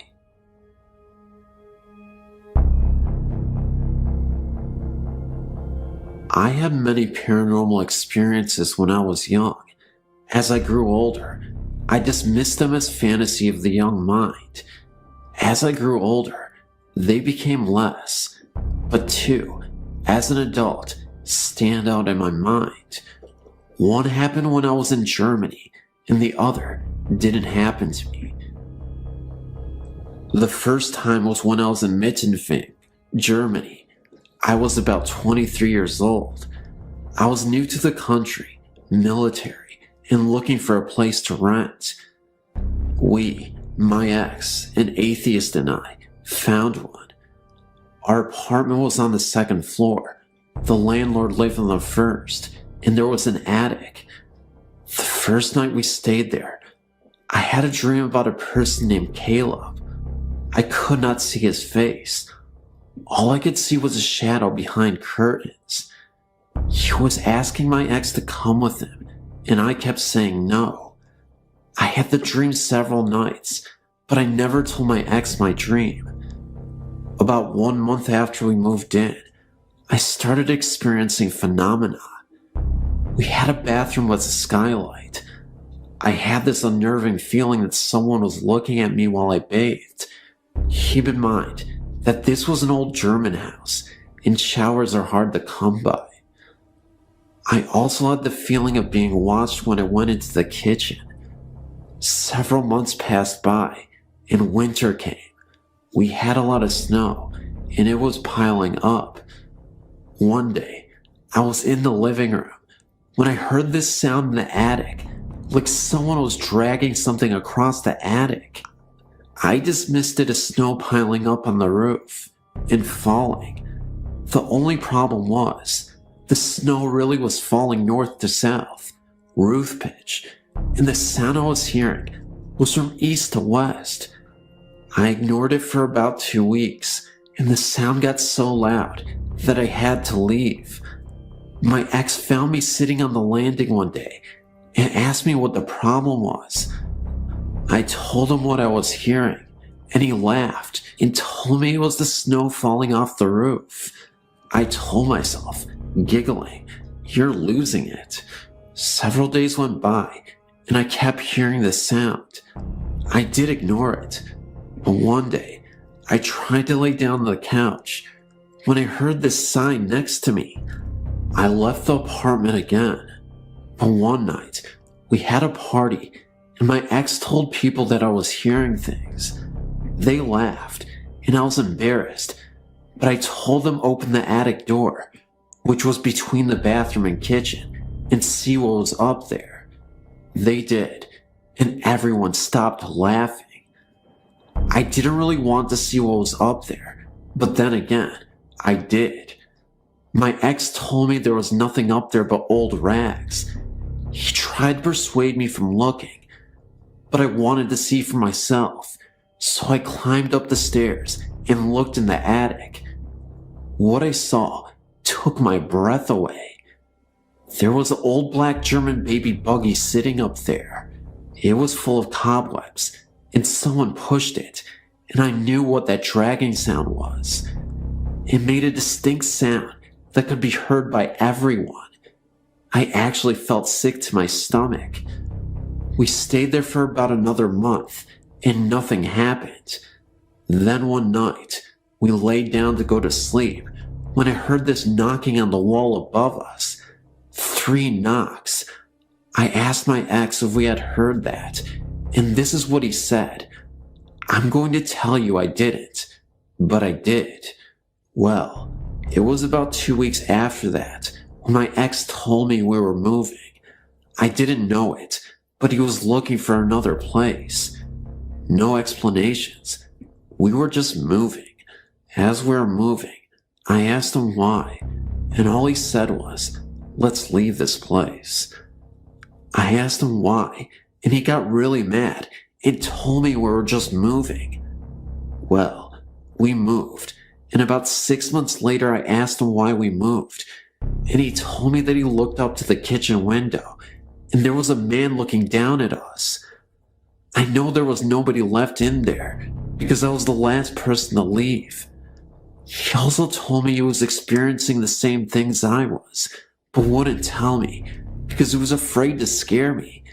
Keep in mind, my ex was an atheist.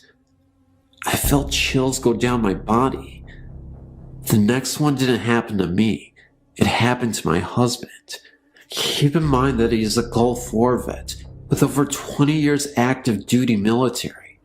Brooke Army Medical Hospital in San Antonio, Texas. Where it stands now is not where it used to be. You actually have to go on post to see the real hospital. It was abandoned many years ago. It is barricaded off, but I would like to hear more about this building. My husband went for training last year. He's a reservist now. He stayed in a hotel across from the abandoned building.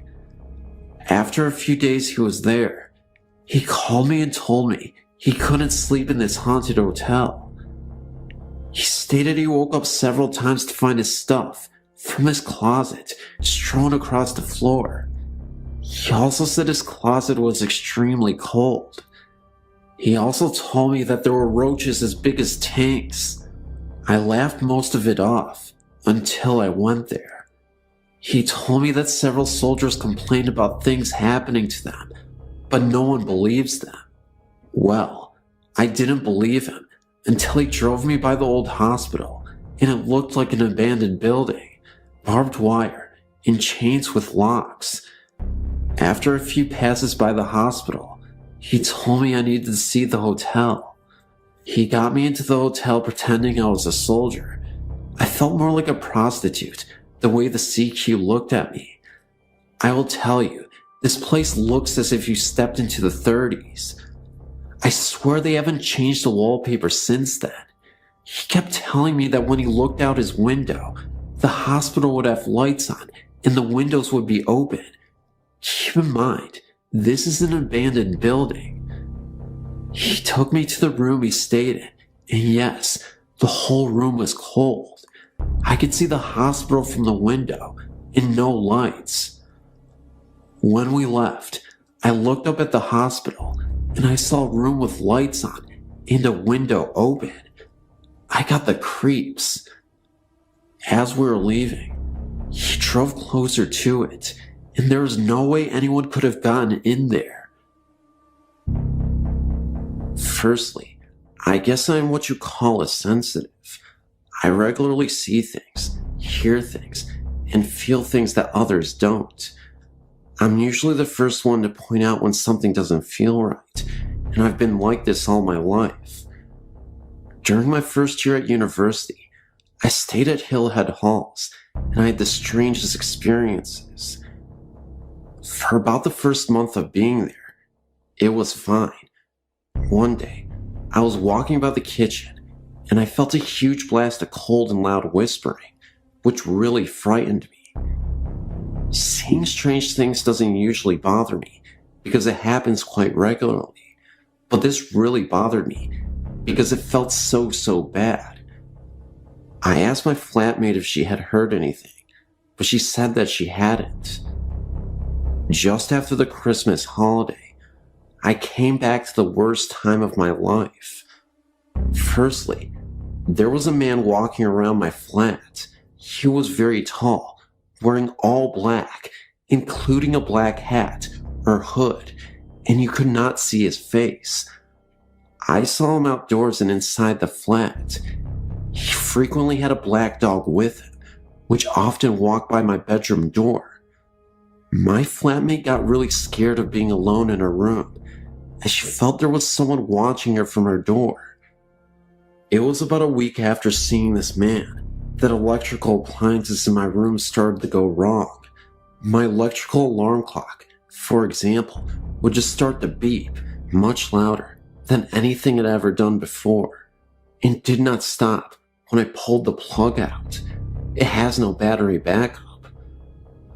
My printer would just print out random rubbish, even if it was not switched on, and light bulbs would blow if you looked at them for a long time. The electrical stuff would only happen in my room. Objects would disappear from my room, reappearing elsewhere in the flat. An example of this is that we lost a bread knife out in the kitchen. Bearing in mind that I don't eat bread much, especially not in my bedroom, we found it on top of my wardrobe at the back about 3 or 4 months after it got lost. At night was the worst.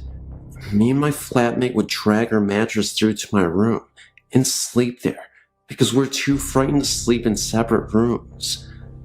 I would have the most horrendous nightmares, which I never got before and have never got since. At night there would be constant bangings, tappings, and scrapings, which sounded like they were coming from the space between the walls. I think about the worst thing that I experienced while living there was getting up one morning and walking to the window at the end of the landing and looking out at the trees that are above the river dawn. On the larger branches, there were hanged people, as in dead, with a rope around their neck, swinging in the wind. They weren't dressed in modern clothing. I wanted to run away and stop seeing it, but maybe I was too frightened because my feet wouldn't move and I found it really difficult to breathe. After this, my flatmate found staying in her room, which overlooked the river dawn, unbearable, and moved into the room next to mine. As soon as that room was locked, everything was fine, until it came to the end of the year, and she moved out. She moved out about a fortnight earlier than me, but I was spending most of my time in the flat above mine. After her moving out, I came downstairs from upstairs to find her door open and light shining through onto the landing carpet. Very bravely, I went to shut the door and switch the lights off, but just as I got there, the door slammed in my face and locked, and I heard the light switch off. I phoned my flatmate to make sure she was home, which she was. I then phoned the people from upstairs and asked them to come down, and when they got to my flat, the room wasn't locked again, but was totally empty and freezing cold. It was the summer, but you could see her breath was white. The next day when I got out of the shower, I found that the bathroom door was wide open, despite the fact that I'd locked the door, and there was no way that the lock could open itself. Also, the bathroom door was very creaky, and I hadn't heard a creak. I went to my room and got dressed as quickly as possible, but I couldn't find the key to my room so I could lock up and leave. I'd left the key in the lock on the outside of the door, but it was gone.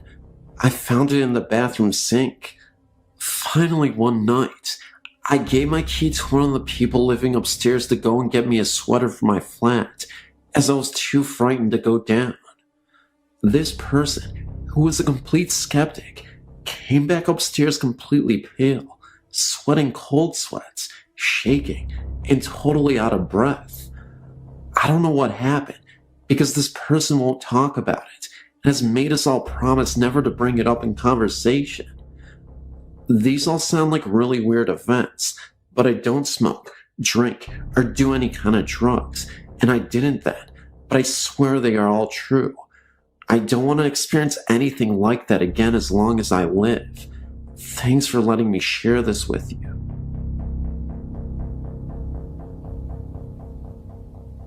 My friend and I went to Alabama during our senior year in high school to visit my grandparents. Now, my grandparents lived in the middle of nowhere, little town. You blink, you miss it. Anyway, there wasn't much to do, so one day we went exploring. Down about a half mile from my grandparents' house, at the end of the road, was a huge pasture. It hadn't been inhabited or cared for years. There was a large gate with a no trespassing sign. This made us curious to see what was hiding back there, in the middle of nowhere. We crawled under the gate and started walking. There was a gravel path and nothing else but trees, grass, and insects. We kept going for about a mile until we were in a fully wooded area. This is where the strangeness happened. First off, we stumbled across an old graveyard with only about 3 graves in it. Looked like a family.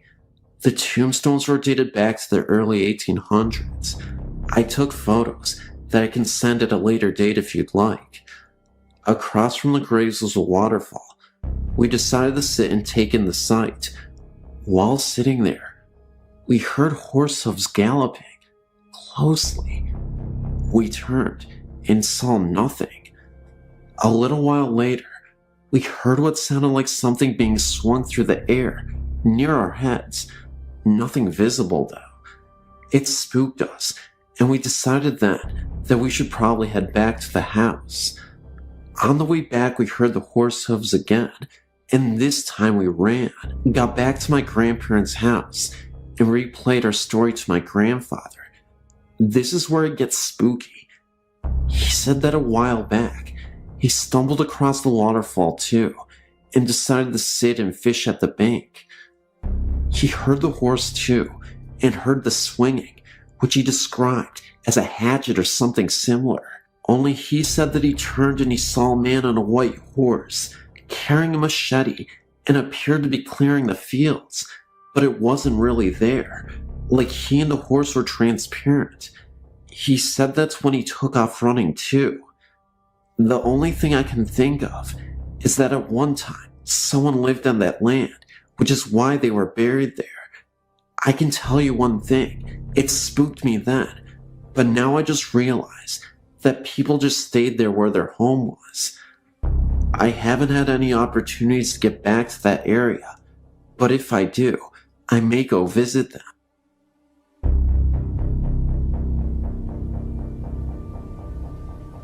I moved to Indiana in 1986. I befriended a woman who sold real estate and said she knew of this huge house that was for rent in a small town called Lamb, Indiana. It sits directly across the river from Carrollton, Kentucky, and is halfway between Vevey and Madison, Indiana. The house was absolutely fabulous, made of stone and built circa 1800. It is told that the Native Americans taught a white man how to build the house. It became part of the Underground Railroad during the Civil War. There was a tunnel built from the Ohio River up to the basement wall where they had knocked a hole in the wall for slaves to enter. My story starts in the fall of 1987 when my mother, my dog, and I were on the first floor in the living room watching television. My little dog ran upstairs and was running around in circles. I could hear little toenails on the wooden planks. I felt a cold chill, like a burst of cold air, and became puzzled by it. There were no doors or windows open in the house. It was cold out, and we had built a fire in the wood stove. I went up to check on my little dog to see what she was doing, and there it was. My room had a door that led out to nothing.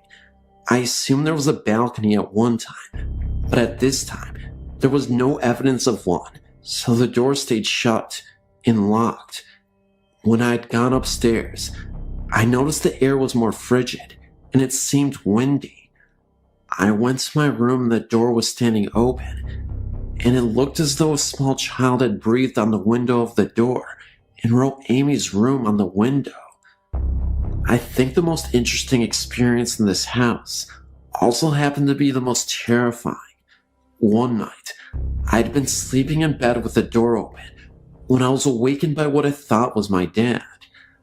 I remember the door squeaked open slowly, and I heard a whisper. I couldn't hear it too clearly. All I knew was that it was some sort of talking.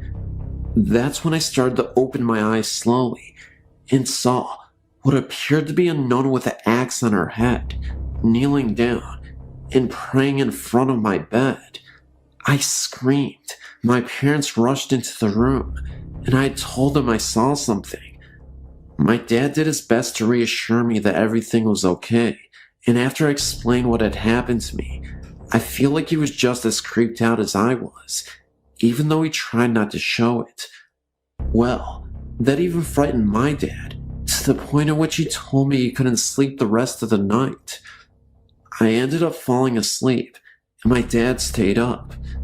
He told me he went to the bathroom and turned on the light, when all of a sudden it went out. Needing to use the bathroom, he grabbed one of the flashlights we had. When he shined the flashlights towards the mirror to wash his hands, he looked at the mirror for a second, only to notice the old man's face right behind him. He only saw this for a few seconds, but he couldn't forget the man's face. He had 3 large gashes on the side of his face, like he had been mauled by a tiger. Claw marks.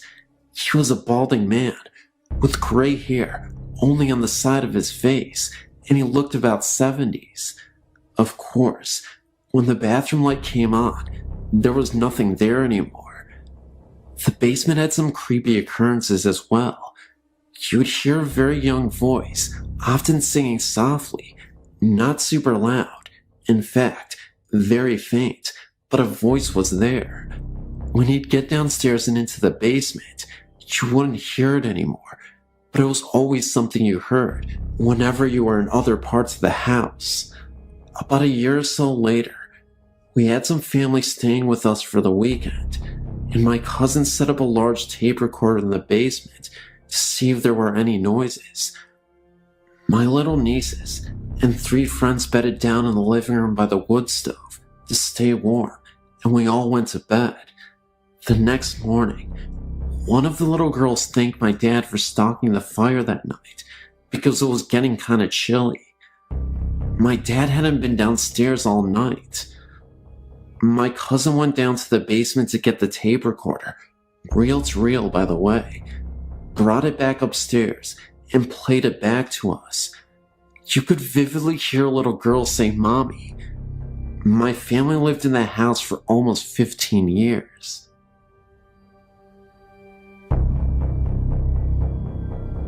This is a wonderfully chilling and rather classic, if that can be said, Scottish tale ghost experience.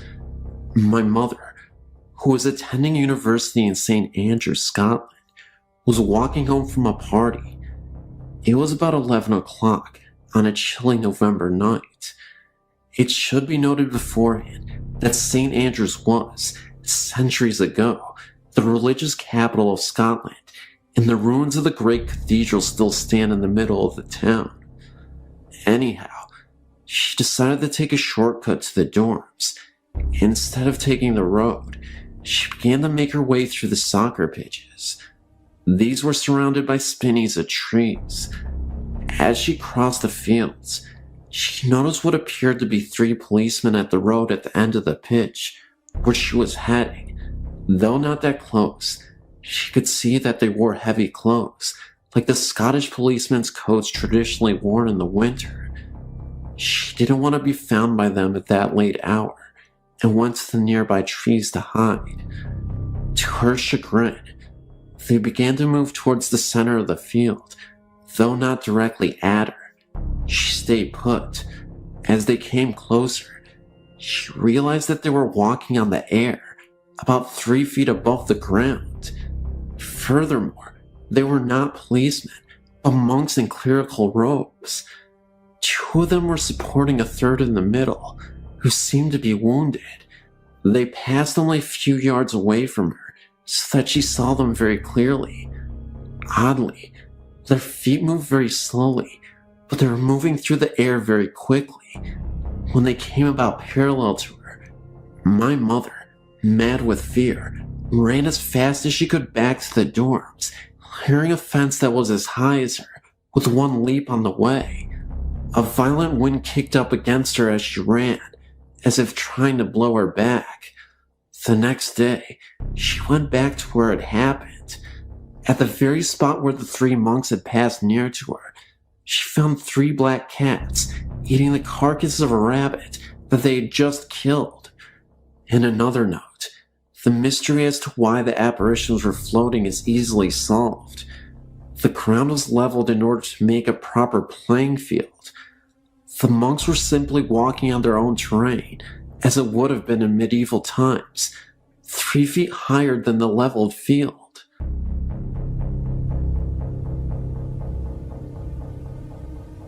My family has had many paranormal experiences. When my mother was a child, they purchased a house near Martins Ferry, Ohio, that had some strange occurrences there. My uncle was in his room asleep, and woke up in the middle of the night to find an old woman in a rocking chair sitting in the corner of his room. He said she told him to get out of her house.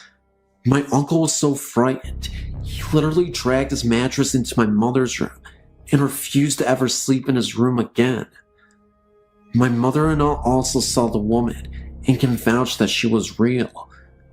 My great-grandmother would also see a small black devil-like creature with glowing red eyes outside her window at night. None of my family's pets lived very long in that house either. Their fish were found dead in their tank one morning. All of them. Here's the thing though. The water was somehow boiling hot.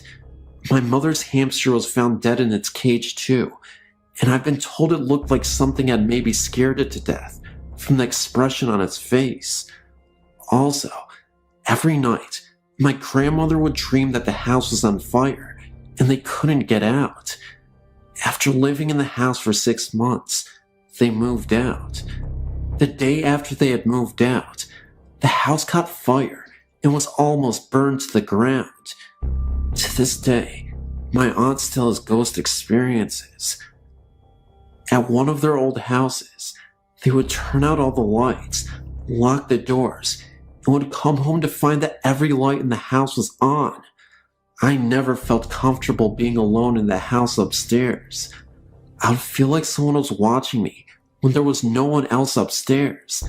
And in the house they live in now, they were in bed one night when they heard a blood-curdling scream coming from their living room. They ran into the living room to find nobody there, and all the doors in the house were unlocked when they knew that they had been locked before they went to bed. Also, my aunt was in bed, and someone told her that her baby's daughter's face was covered by her blanket but no one else was home. I was recently staying at a youth hostel in Cornwall, England. The manager warned me jovially when I arrived that there were 3 ghosts in the hostel, all linked to different areas in the building. He added with a mischievous grin that one of them had a particular dislike for the new computer that had been installed and seemed to keep switching it off. He chose to tell me this because the reason I was there was to do some work with that very computer. After an evening of unproductive work on the computer that obviously wasn't working properly, I retired to the small private room I had been given. I dropped off to sleep fairly quickly, but woke up after about an hour feeling cold, the reason for which became clear very quickly. The duvet from my bed was lying in a heap on the floor around my feet. I picked it up and covered myself, but then had trouble getting back to sleep as the couple in the next room were being very noisy. Eventually, they quieted down and I started to relax, but before I managed to fall asleep again, the duvet began to slowly slide down the bed as if pulled from the bottom. I let it move about 6 inches to see what was happening, then got hold and pulled back. Whatever was pulling gave up with relative ease, and I was soon covered again. At this stage, I can remember that rather than being frightened, I felt as if some silly game was going on, and I was almost giggling about the fact that some impish ghost had chosen me for an adversary in its little game. As a result, after a half hour or so, I had no trouble getting back to sleep. It seemed, however, that I hadn't taken things seriously enough and had managed to cause offense. The next time I woke up, it was with a startle, as the duvet began to quickly slide off the bed, again, in the same direction towards my feet. This time, I decided that enough was enough and started to feel very afraid. You know what it's like in the dark at night. A simple duvet can seem to offer so much protection and security, and the potential lack of it made me feel very vulnerable. I think I managed to move about an inch before I found myself suddenly unable to move anymore. I couldn't actually feel any force or weight holding me or pressing down on me, but I was totally unable to move my arms or any part of my upper body except for my head. In fact, it felt like it was suddenly made from lead. I was then greeted by an old man's laugh. I had literally heard a very slow guttural sounding laugh, and it sounded far from pleasant. I fought and eventually managed to get my fingers to move slightly. As soon as I achieved this one small movement, everything was fine. The inability to move evaporated quickly, and I was left back in full control of my body. I stood right side up, surveying the entire room, and what I saw next terrified me. There were a pair of red eyes looking at me by the door for about 30 seconds before fading away. Just then, the door opened, and there was a light mist that moved through the door and then evaporated.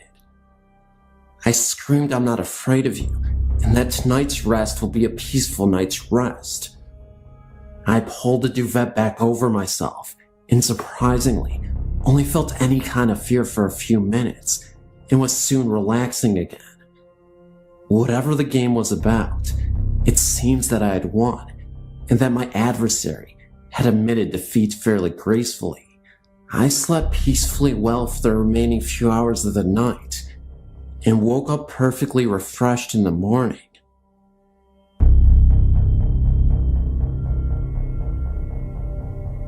Since I was a little girl, my sisters and I have had frightening experiences with spirits. When I was 6, my family and I moved to a fairly new house, only 8 years old at the time, in West Texas. As far back as I can remember, we had strange things going on in that house. First off, at night, if you were to go through the hallway to get to my parents' room, you would always hear what sounded like a TV. You could hear voices and sometimes music. Most of the time, my parents' TV was off. If you left the room and stood in the hallway again, the sounds would be gone. Secondly, when I would try to go to sleep at night, I would always have that classic someone's watching me feeling. I always blamed it on me being a young child. The house was a very scary place to be at night. Wherever you went, someone was watching you. Friends who have spent the night rarely stayed twice. The areas of the house that scared everyone the worst were the hallway to my parents' room and my older sister's closet. The closet always had a feeling of hate radiating from it. I tried to spend a night in there with my scared sister, and it didn't last. I was sleeping on the floor with my head next to the closet, and that just wasn't a good feeling. I went back to my room after she fell asleep. A couple years after we moved in, my younger sister had a frightening experience. Her and I shared a bedroom with our beds parallel to each other, with a nightstand in between us. We were about 3 feet apart. One night, I woke up to her screaming my name. I woke up and asked what was wrong. She told me that, for no reason at all, she woke up and looked over at my bed. Laying at the foot of my bed was a light blue glowing figure of a woman. Her eyes were gone, and her mouth hung open. My sister described her as looking dead. My sister also added that she couldn't see me anywhere on the bed, so she started screaming my name and closed her eyes. When she opened them, I was awake, asking her what was wrong. She told me, and I looked down at the foot of my bed, and my huge stuffed animal that I had there every night was sparking like it had really bad static electricity. I took it off my bed and threw it in my bathroom sink and ran water over it. Being young, I thought it would help. Years later, my family and I moved to southern Louisiana and moved into a gated subdivision. One night, my 2 sisters were mad at me and left the house to go on a walk. I followed them without them knowing. I followed them up to the front gate of the subdivision and talked to them for a minute. They quickly left in a huff, being that they were still angry with me. For what? I don't remember now. I stayed by the gate for a couple of minutes afterwards, and then decided to run to the end of the main street and hide behind some bushes that faced the gate. I waited for my sisters to walk by, and when they did, unaware where I was hiding, stopped remotely in front of the bushes. I heard a younger sister say, "What is Jenny, me, doing, sitting on top of that stop sign?" The stop sign is located next to the gate. After that, they walked on. I was a bit confused and was about to chase after them, but then, through the leaves, I saw a shadow of someone running past the bushes I was behind. I could also hear the sound of footsteps. I stood up quickly to see who was there. No one was in sight. After this, I ran to my sisters and told them what I had seen. They then told me that they saw me, or what looked like me, sitting on top of the stop sign. They said I had a very angry, disfiguring grin. After we traded stories, we ran home quickly. Later, my younger sister told me that the ghost she saw in my bed and the ghost she saw on the sign both looked exactly like me.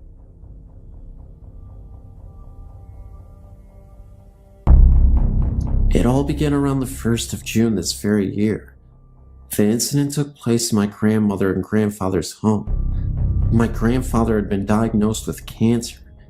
In the summer of 1998, I didn't know that those last few months would be the last time I would ever see him alive. During that period of time, I had spent a whole lot of time with my grandparents, and it felt like I had actually gotten a little closer to them both, but particularly my grandfather. At the end of the summer, I left and went back home. Subsequently, about 5 months later, our family received a disturbing phone call. It was from my grandmother, informing us about the passing of our grandfather. He had passed away in the hospital, which was the very last place that our grandfather lived in before his passing. A month and a half after we had been staying there, I noticed that something just didn't feel right. The whole atmosphere had changed. I decided to take the guest room. For some reason, I always got the feeling that I was being watched in the guest room. Then, other little occurrences started to evolve. The very first was, I always felt like somebody was standing over my shoulder. I started to notice scars on my back after I would awake in the mornings. I would feel like touches on my back. My mom and brother both complained about the door handles being rattling and opening and closing really fast. Cabinet doors would fly open, and the pots and pans would all fall out. My hair would get pulled in the night.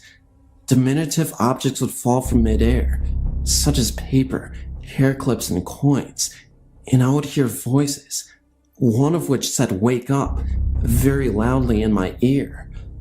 I would see mists and rays of light shoot past me extremely fast. So fast, in fact, I would hear a whoosh of air. I would notice some of my belongings missing, such as my CDs, jewelry, money, to name a few, usually belongings that I would use around the house.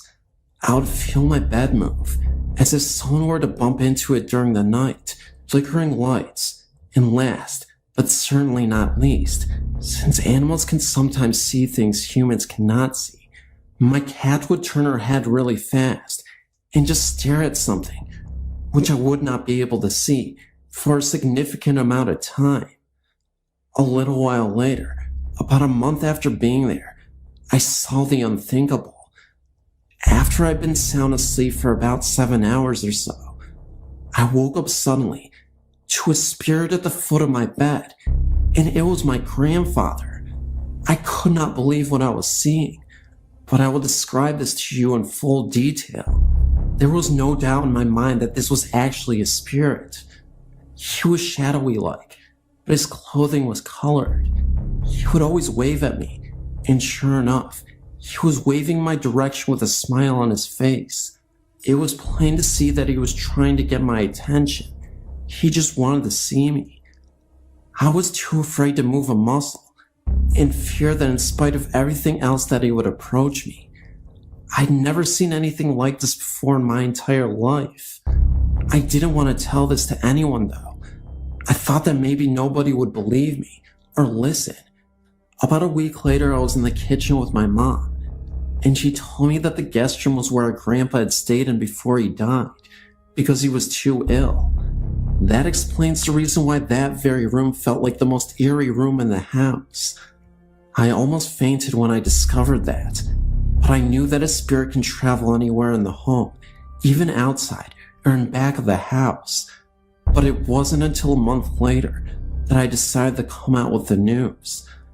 I first confided in my mom and my brother, and my mother believed me, because she said that before I brought up anything that I'd said.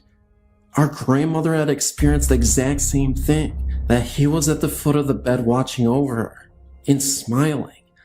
I had a phone conversation with her, and I let her do all the talking first, and everything that she told me measured up with my experience, and it only happened to my grandmother and I, whom he was the closest with before he passed away. Everyone was wondering why I didn't scream or attempt to run out of the guest room as soon as I saw him, but I was too afraid. Whenever you're that close to something like that, it just takes your breath away completely. I was in my own little calm. It felt very uncomfortable. It wasn't until I started sleeping on the living room sofa that I felt appeased, albeit this has not been my first experience. Ever since the age of 5, My family and I started traveling around a lot, and we would move here and there. I've went to 9 different schools total. I'm 17 now. In previous homes, I've experienced a whole lot. I lived in a haunted house for a total of 3 years. Not only by all of the experiences that I've endured, I've been doing many researches involving the paranormal. I'm really good at picking up on things too, which I've found out. There was this one house that we went into that we were thinking about purchasing, but I felt like something was wrong. There were several rooms in the home that I could just not stop venturing off into. The main ones were the master bedroom and the study. After I left the house, I told my parents that someone from the house must have passed away. So my mom went to go look up the history of the house, and sure enough, the owner and his wife on a trip to California got killed in a car wreck, and they lived in the master bedroom, and the owner spent most of his time in the study. After I was enlightened with that information, I was in disbelief. I still am to this day too. My mom told me that it goes back to her being Jewish and Indian. She said that she can pick up on and see things too. She claims that it's an Indian thing, but I don't know. Maybe it is. Anyways, God bless everyone, and thank you for your time. Great website, by the way. I'm a current visitor. When I was in high school, my family lived in a rented farmhouse in the country. I was 17 and dating a very nice gentleman who had come to visit me for the evening. My mother worked nights and usually got home around 11 p.m. or so. My boyfriend and I were sitting on the floor in the living room, leaned up against the couch watching TV, when the kitchen door opened and the light came on. We both heard a thump like my mother had put her purse on the table, and then the bathroom door opened and closed. We both thought that was odd, because usually my mother would not have turned on the light, because my dad is a light sleeper, and the light would have woke him up, and my mother would have at least said hi to us anyway. My boyfriend noticed that it was getting late, and he needed to get home. We had expected snow, and he didn't want to be caught in a storm. I got his coat, and we walked to the door together, and stood on the back porch watching the snowfall. As my mother pulled in, my boyfriend made us both wait on the porch as he searched the house from one end to the other. No one was in there other than my sister, upstairs asleep, and my dad, who was sound asleep in the back bedroom. Many other things happened there. One night, me and my boyfriend decided to play the Ouija board to summon the spirit that was residing in the house. I remember it was a blizzard that day, and my entire family except for me were in another state visiting my extended family. We were asking questions about the spirit. At first we asked its name. Nothing happened. Then we asked if we were bothering him. Still nothing. After nearly 20 minutes of continuously trying to get in touch with someone, my boyfriend angrily grabbed the planchette and Ouija board and threw it out of the window. He said he had enough of this make-believe and that he was really starting to get tested. I told him he shouldn't have done that he could really upset whatever was living in the house. My boyfriend mockingly says, "Sure, why doesn't this stupid spirit just possess me if it even exists? Make some real noise." My boyfriend gets frustrated and ends up sleeping on the couch because he was tired of playing games. Later that night, around 3 a.m., I was awakened in the middle of the night to hear my telephone landline ringing.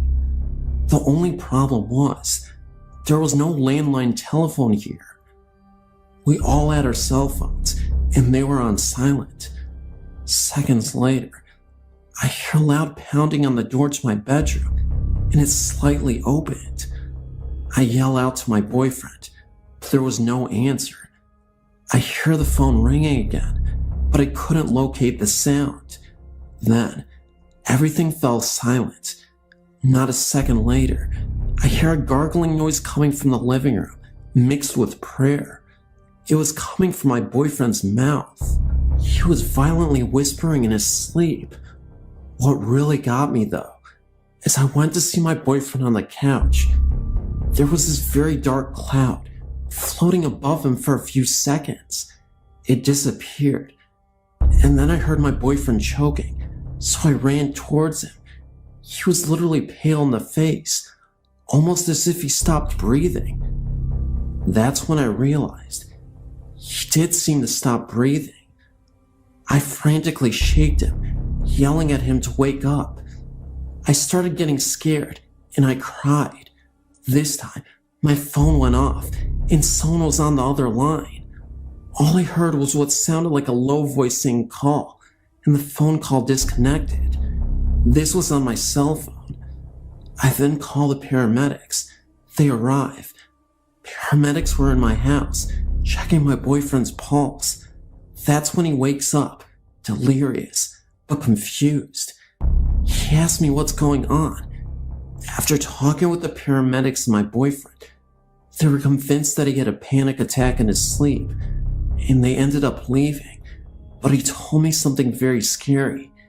He said that while he was asleep, he had this odd dream that someone was trying to get him to go to the afterlife with them. There was this hooded figure who said nothing to him. He was just motioning towards the sky, and then all of a sudden, he was in a cemetery and saw himself in a coffin dead. I told him, this all makes sense because you threaten the spirits. This is 100% true, and all I have is my word. But believe me, these events happened. I can't explain the mysterious phone call. I'm sure that my boyfriend challenged the spirit to make some noise, because it certainly made some noise. I'm 14 years old. Even though I may be a teenager, and some may not believe me, please listen to my experience.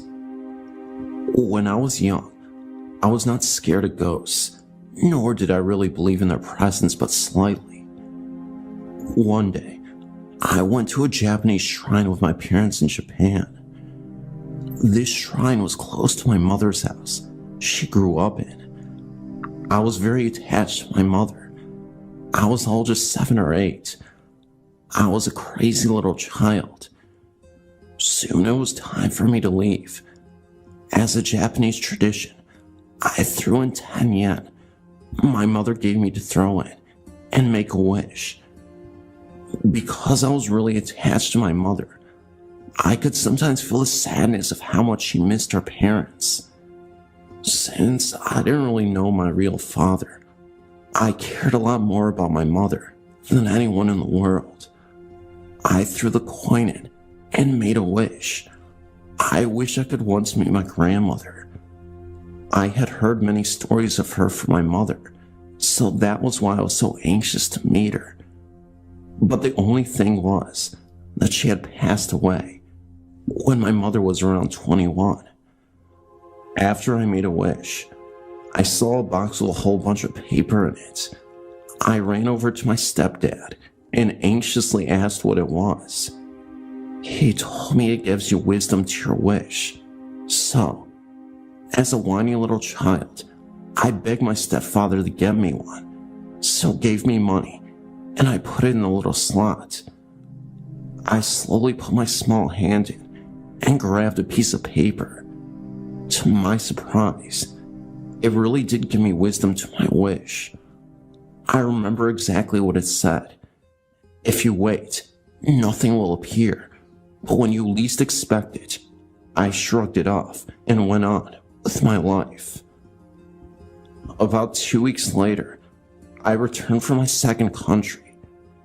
I went to the washroom in the middle of the night. Normally my wishes never come true, but I was in for a big surprise. There, I saw an old lady who looked exactly like my grandmother in the picture my mom had stood there. She was smiling at me. She had a long white dress, and she was all white. Well, obviously, since I was small, I ran at a speed that could make me the fastest person alive, or at least it felt like it. I didn't have to go to the washroom after that, but that's when it all started. After that, I've been having strange experiences. I've seen my future self twice, once in grade 4, and the other I forget. In grade 4, I innocently walked to the washroom, and that's when the weirdest thing happened. That's when I saw the 12 to 13-year-old version of myself. I would say that maybe it's a doppelganger, but I'm not sure. And I know this sounds a little far-fetched, but it did happen. I told my mother, but she said it was probably my imagination. Many years passed, and many odd experiences had gone by. I'd moved during those years to Japan and back. This time, I was in a different building. It was in 6th grade. It was about 11:30 p.m. I went to the bathroom and washed my hands. I'd grown up a bit. I'd opened the door to only see a younger me.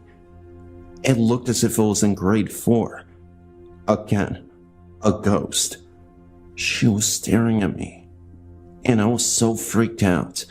I stood there in shock, unable to move. The only thing was, I was able to stare my younger self in the eye. Finally, I had the guts to run off. I couldn't help but notice that the younger me was wearing normal clothing. Then it hit me. When I saw a young woman, my grandmother, the very old version of me, they were all wearing a white dress. That must have represented that they had died.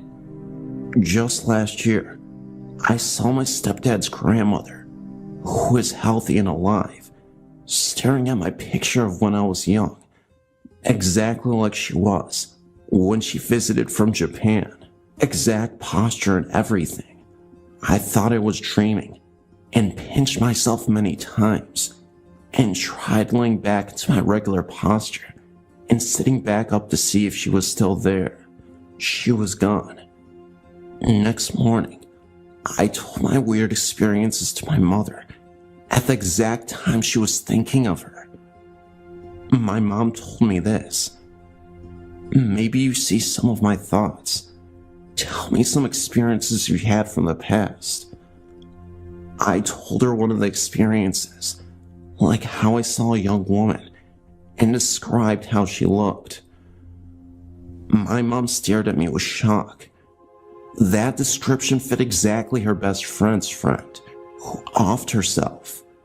In fact, a couple of months ago, I saw a faceless figure standing over my bed watching me.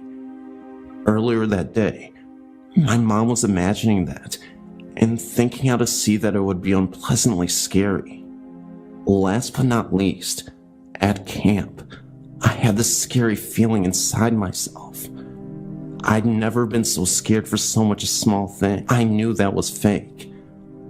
I fell asleep that night, having a dream that was extremely mysterious.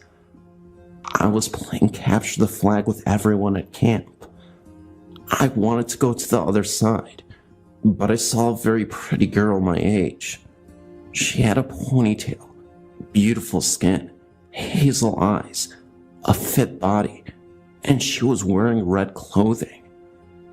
She was blocking my way, so I decided I should run past her. I tried, but she was after me, so I decided to run back to my side.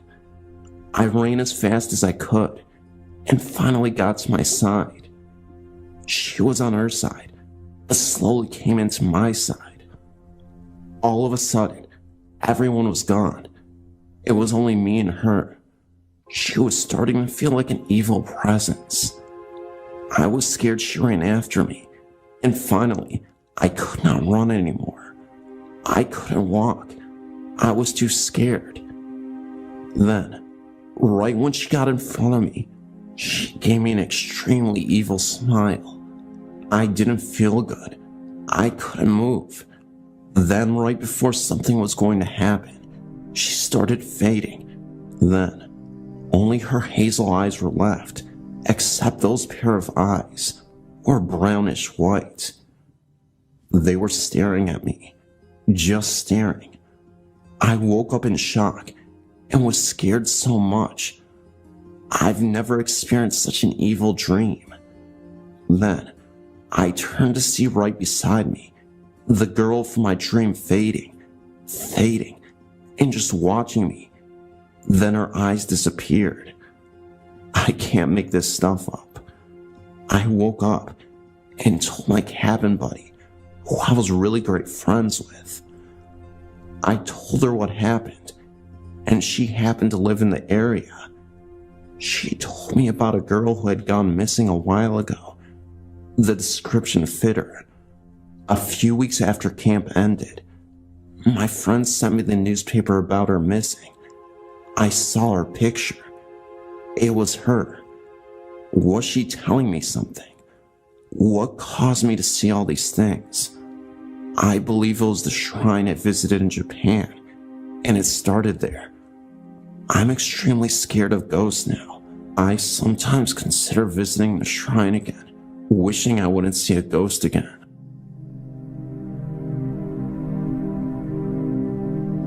I will try my best to try to make a long story short, which is something I've never been good at.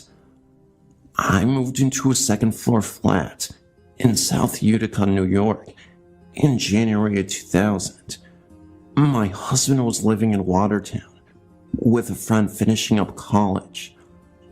I always had an uncomfortable feeling in that house. When I would come home from work, it would occasionally feel as if someone had been there. You know that feeling. I thought maybe the psycho downstairs neighbor, Maria, had a key. One night, I think in March, I woke up to what sounded like someone walking up in the attic. I thought maybe it was Maria, the psycho downstairs neighbor. But she had a bad knee and was morbidly obese, and I would have heard her climbing the stairs to the attic. I shrugged it off. My husband moved in for good in May. There were always those little things that we shrugged off. For instance, the cupboard doors would all be open in the pantry. We would just figure it was the other person, mentally get mad at them, not wanting to waste the time or energy to discuss how irritating this was. In the winter of 2001, we had come home from partying all night.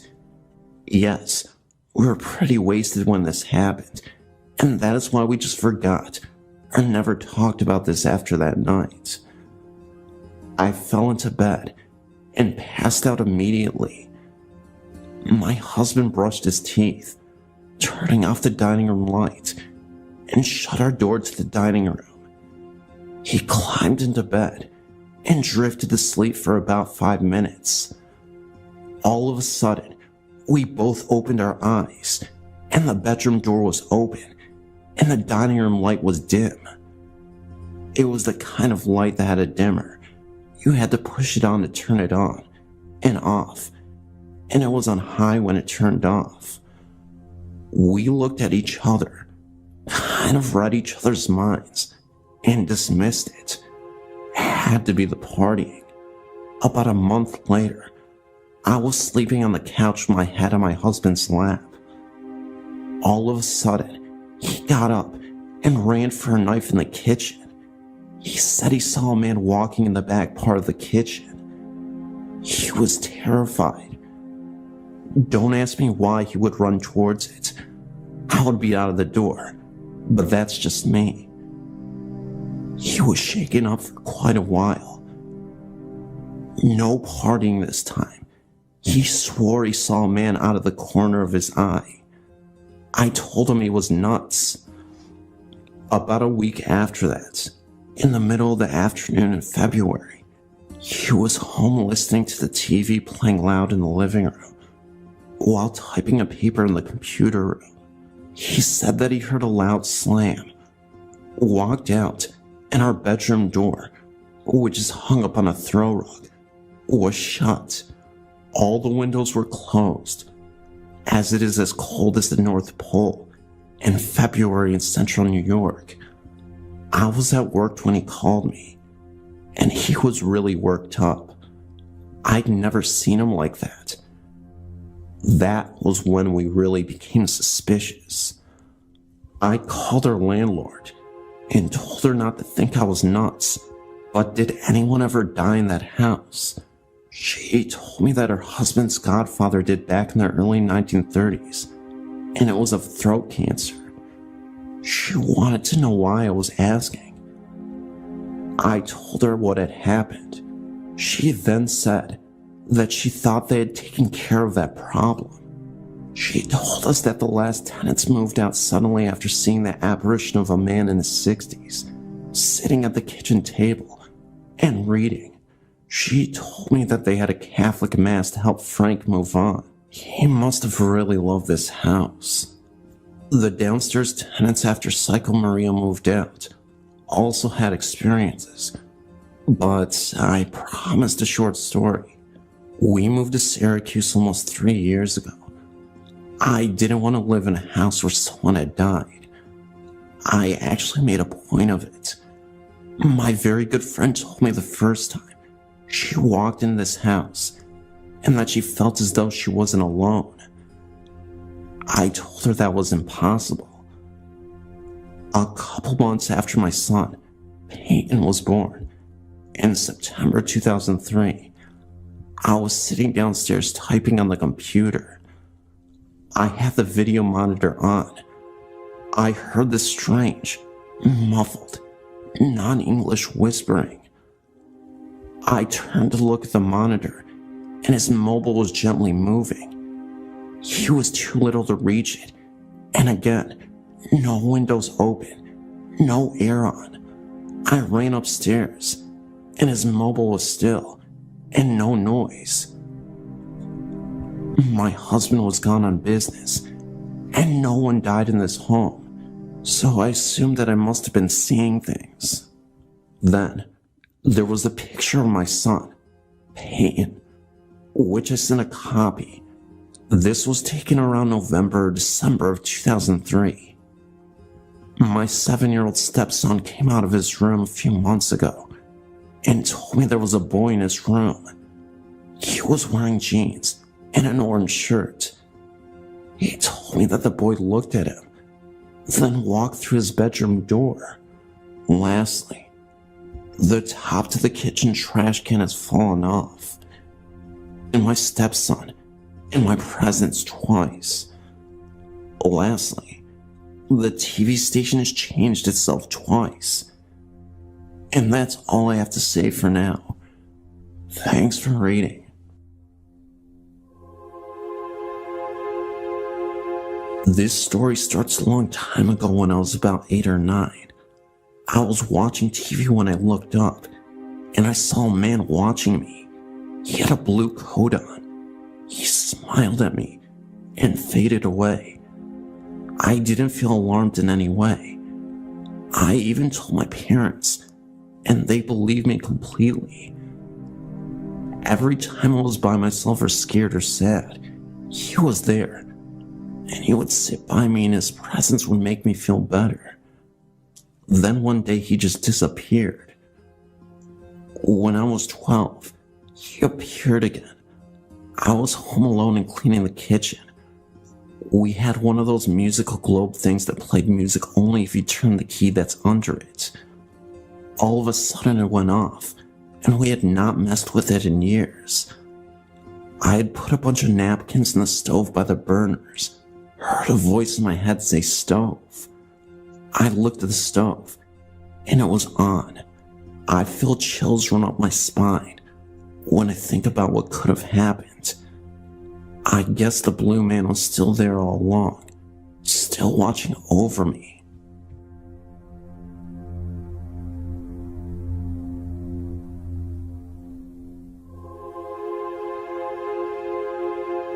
The year was 1947, and the place, Isle of Wight.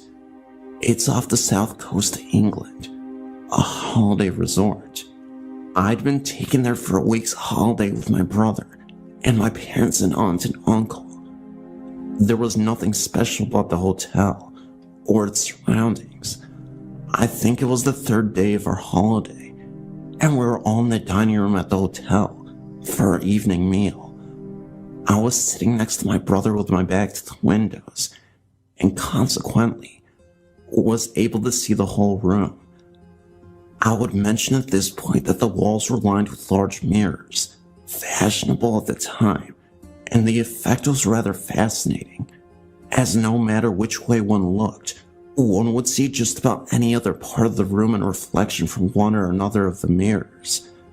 As far as I know, this place is still the same now as it was then, except the owners have changed. In those days, especially when there are 4 adults with you, children were seen and not heard. So as far as I was concerned, any conversation around me was ignored. During our meal, several guests came and went, as one would expect to happen. At some point, I looked up, and a man entered the room and sat down for his meal. There was nothing special about him, and my alarm bells were ringing. I didn't and couldn't see why he looked so ordinary. Eventually, it really dawned on me what was wrong. I couldn't see him anywhere in the mirrors. Impossible in that situation. I tried to whisper to my brother about this, but was told to be quiet and eat. I watched this man until he left and checked as we went out that no one could see his image in the mirrors. At the time, all this left in my mind was a question mark. How? The next day we were down at the beach, enjoying a rare warm sunny day. My brother had gone in for a swim, and I was lying on the sand watching him and others, simply enjoying the sunshine.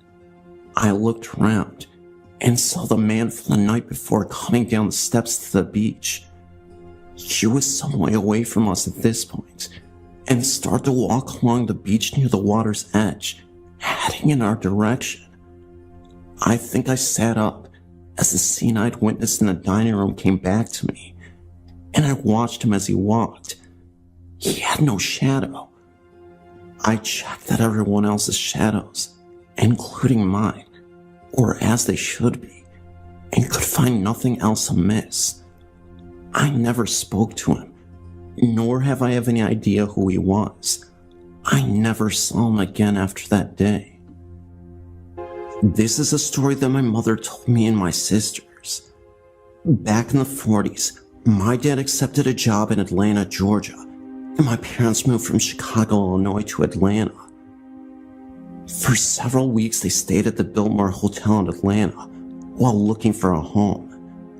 One night, my mother, who was 8 months pregnant at the time, was alone in the room by herself because my dad was on a business trip.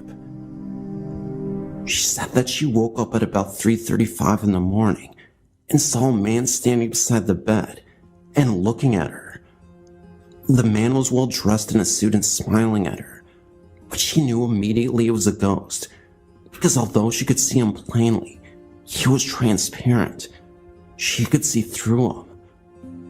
When she was growing up, the woman who had raised her told her if she ever saw a ghost, say the Lord's Prayer, and it would go away. She pulled the sheet over her head and said the Lord's Prayer, but when she looked again, he was still there. She would close her eyes and open them again, but he did not go away. She fell asleep with the sheets pulled over her head, and the next day she found out at the front desk that a man had died in that room at that exact time she saw the ghost. She described the man she saw to the clerk to ask if she knew him. She felt like the ghost meant her no harm and was there to make himself known and protect her. Her and her sister lived in an old house in Champaign, Illinois, and they both told me that they encountered ghosts several times in that home, and one time they both woke up and saw one standing in their room. So far, I've never seen a ghost, but I'm convinced that they do exist.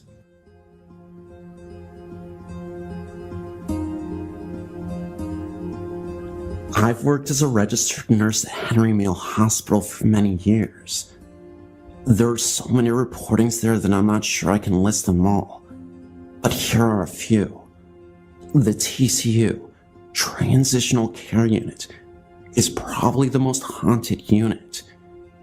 It serves patients who are not acutely ill, but are also not quite well enough to return home, so consequently, a lot of our elderly patients have spent a great deal of time there, including one that never quite made it home and died on the unit. There have been reports of a walker moving by itself down the hall at night. One room in particular, don't know the number as I didn't work there regularly, has a reputation for the call light repeatedly going off at night when it is empty of patients. So much so that the engineering has refused to come fix the bell when the nurses plead to have it silenced. I only worked there one night and had a heavy fire door slowly swing open in front of me and another nurse, as if someone was going into the room. No windows or doors were open as they were bolted shut, and the door is extremely heavy. The other nurse, terrified, screamed at me, "Close the door, close the door." That same night, I had a female patient who had been in her room for a few months and said she felt like she was going batty and that she was so thankful for her TV. Shortly after, it went to static, and I couldn't turn it off with the remote, nor by pushing the power on and off button on the set itself, and finally had to get a chair to flat out pull out the cord from the outlet that was situated near the ceiling. One night, one of the nurses was working a very late shift at night, and she went to go grab a mop after she spilled her drink all over the lobby floor. She went down to the storage area where she knew nobody was there at the time. As she opened the door to the storage closet, in the darkness, she swore she saw what looked to be the face of an elderly woman from the other side of the room, and two glowing eyes, barely lit. It was all just bright enough to be seen with the naked eye.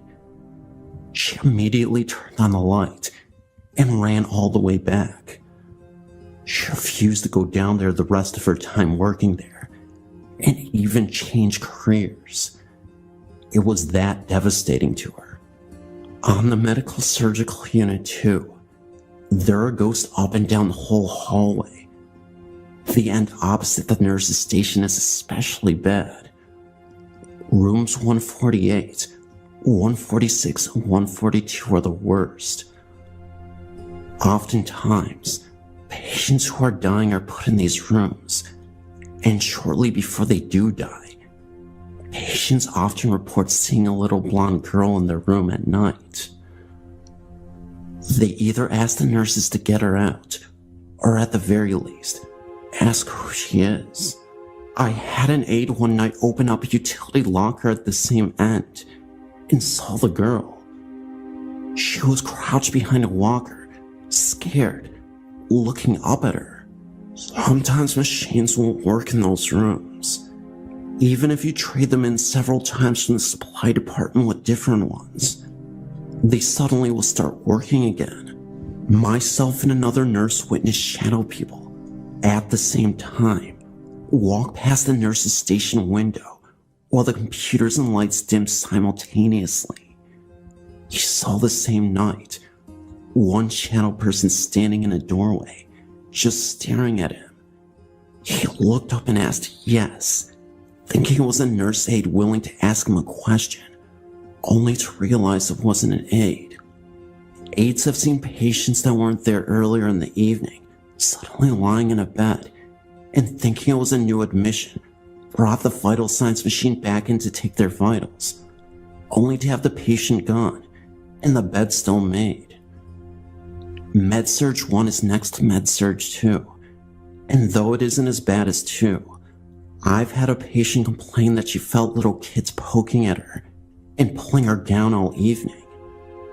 MedSearch 1 was a pediatric unit for 1 year when the hospital was first built, but was shut down as it wasn't financially sustainable. The elevators near the cafeteria that lead down to the morgue are just plain creepy at night. I've known people that have had them slam open and shut closed several times before finally shutting and going down to the morgue. I personally would have had them open for me almost 100% of the time if I was pushing a gurney and didn't have a free hand to hit the button, saying thanks to stay on whatever's good side. Besides, it is kinda nice, except for the creepy part. These are only a few of the stories off the top of my head. I myself have only worked on a few of the units, so I'm sure there are many more. I made a dark joke one day to one of the old-time doctors that the hospital was built in an old Indian burial ground, as it has so much activity there.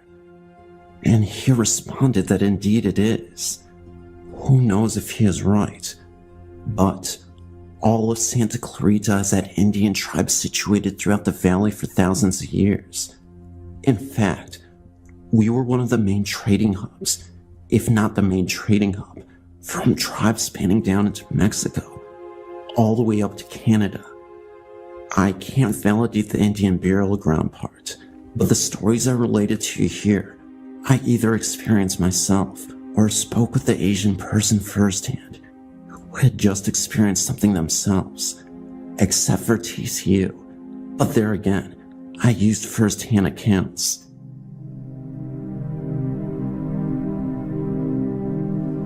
I grew up in the great state of Utah. As many know, this state has a rich and glorified history of Native Americans who have lived on the North American soil for generations. I'm going to tell you about my experiences with a ghostly apparition, a series of unusual chants I heard while camping at the famous Uneta National Forest, and even a ghost dog. The climate of Utah is more diverse than you would think. We have areas of lush vegetation, forests, and other greener parts of the state in the north, and in the south, we have dry, barren deserts. This first story is about what my grandfather witnessed when he was driving late at night on the road. This was in St. George, Utah.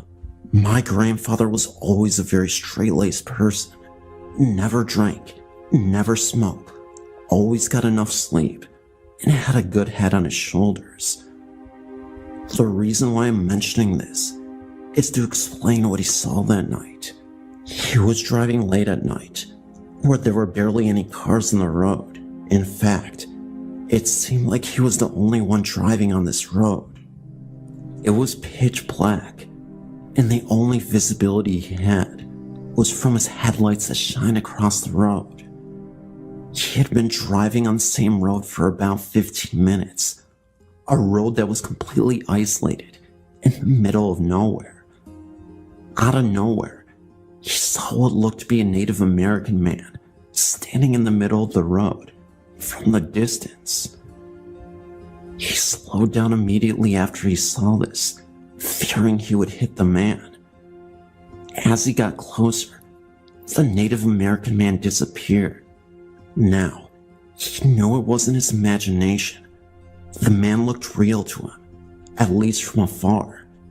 His mind wasn't playing tricks on him, and he swore to this day he wasn't tired. He knew what he saw.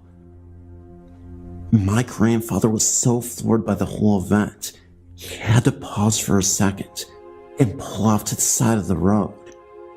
Where he stopped was where he saw the man. There was absolutely nothing, and no one there. No homes in the area, just desert, and a long winding road at night. There was no way he could explain it.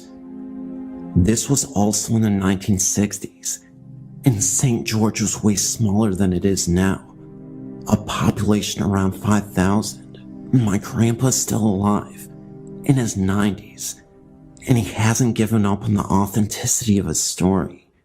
He swears he saw a real ghost, and I'm convinced he will take his story to his grave.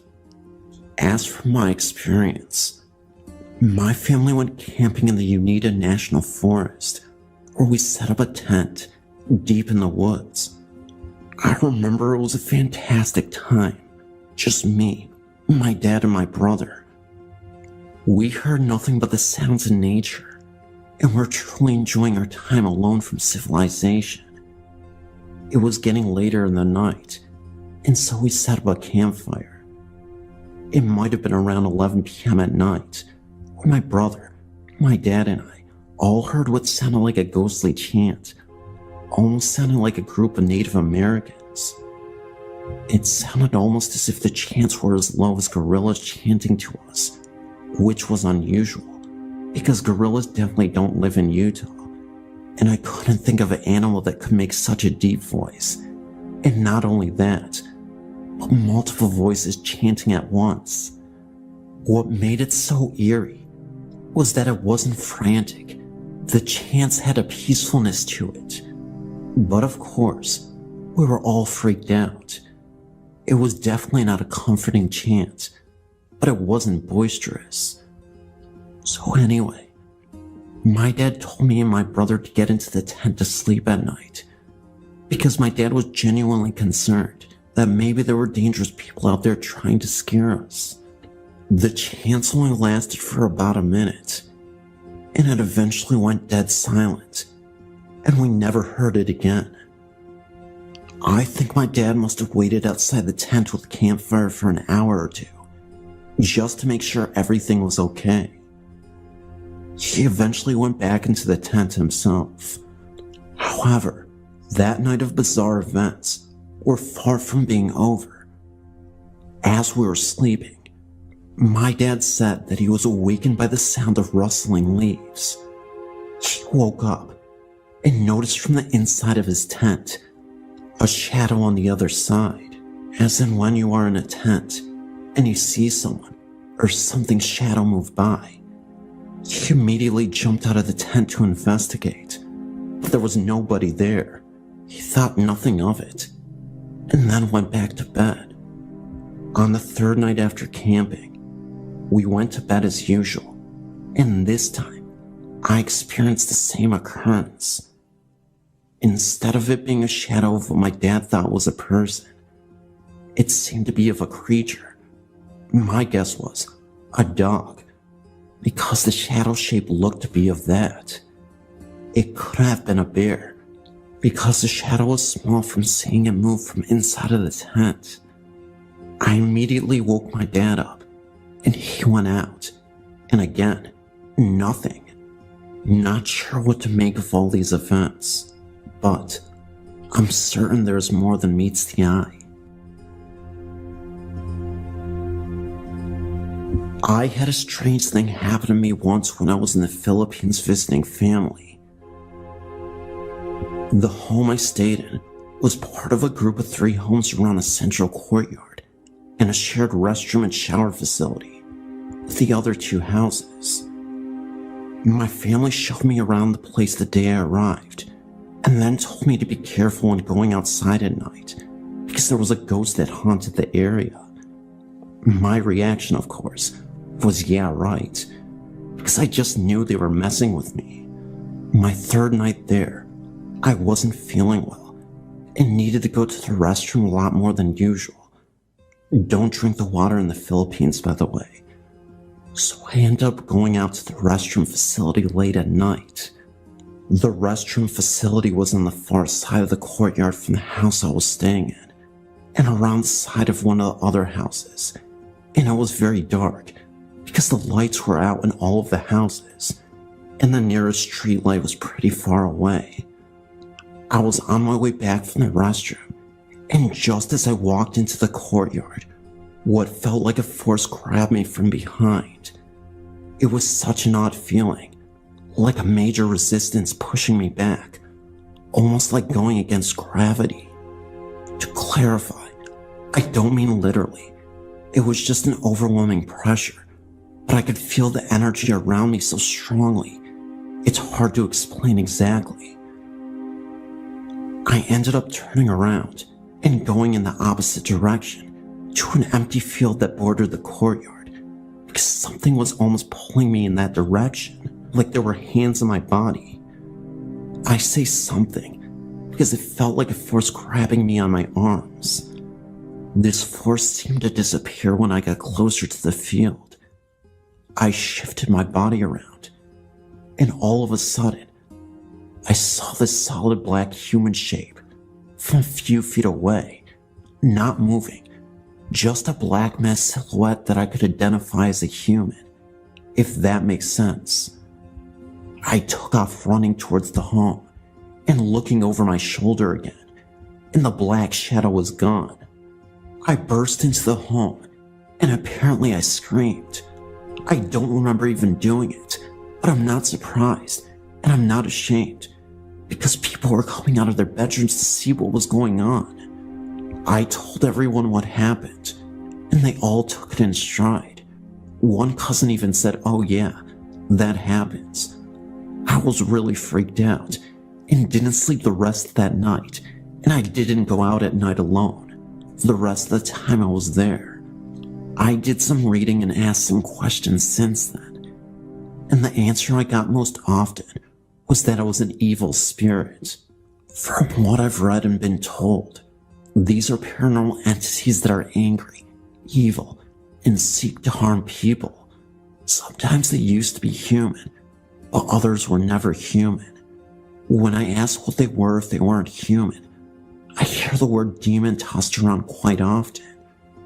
Regardless, there are many stories similar to mine where a black shadow or human shape has grabbed a person, and I just wanted to tell you about my experience. Maybe someone else has had this kind of experience as well.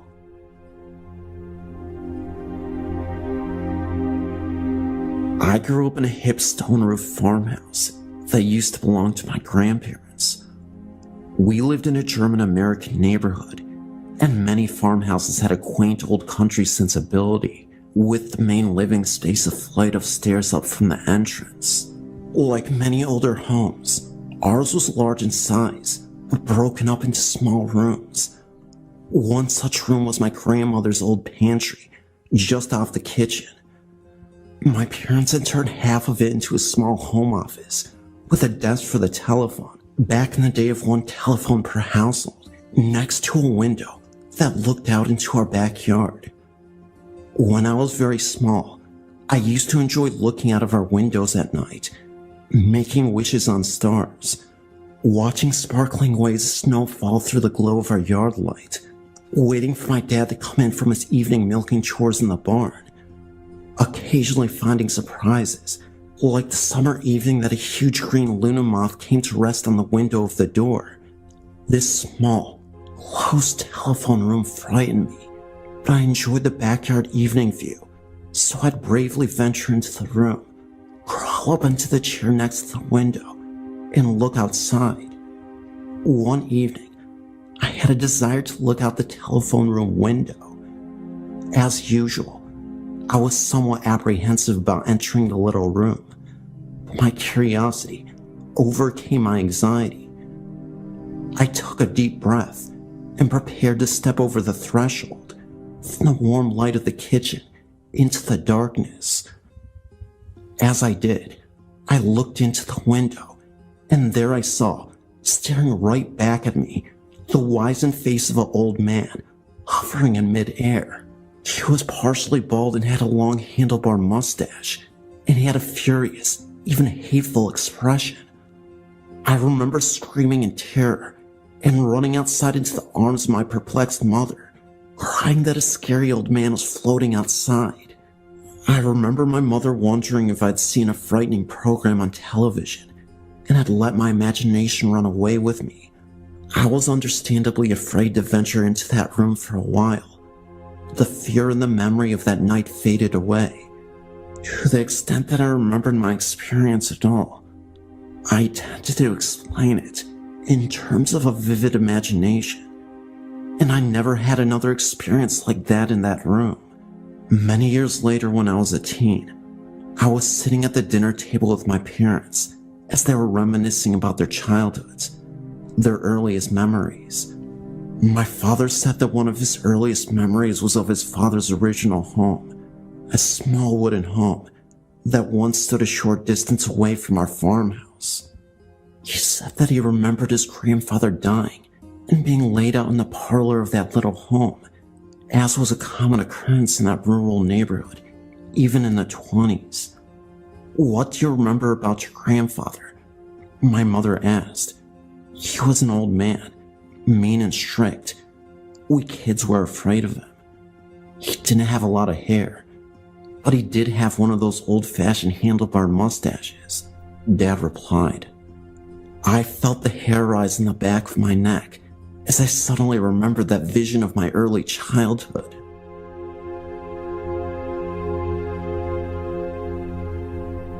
My name is Lena, and I'm from Malta. I was looking at your site because I have a ghost story I wanted to share with you. About 8 years ago, I was living with my ex-boyfriend, who had recently changed the house at the time. The home was about 50 years old, and as we were fast asleep, maybe it was between 2:30 and 3 in the morning, I began to slightly wake up, because although I was not fully awake in my head, I was hearing some noises like I had a metal bucket in my yard, which was near the bedroom, like someone was dragging it. Then the wardrobe doors began like someone was shutting and opening them. The wardrobe was by the wall on the side where I was sleeping. I want to remind you that by then, I was still not fully awake. And then I could hear near my ear like people talking. Remember, I was half awake until all of a sudden, I was fully awake. And at the end of the bed, I saw 2 figures of 2 men. And although it was dark in the room, I saw them clearly. When I saw this, I was in awe, and I rose on my ankles. And these 2 figures, as I already told you, were of 2 men. One was young, and the other was older, and they were wearing white robes, and on their heads they had these white turbans, and they had no feet. They half turned and looked at me, and then they went forward like in a slow motion, and began to fade, until they vanished through the wall. I was not frightened at all. I swear that I was fully awake when I saw them, and in the morning, I told my ex-boyfriend, who did not see nothing, because only me they had woken up, and he didn't believe me, but I know for sure that it happened. To this day, I don't know who they were. Excuse me for my poor English.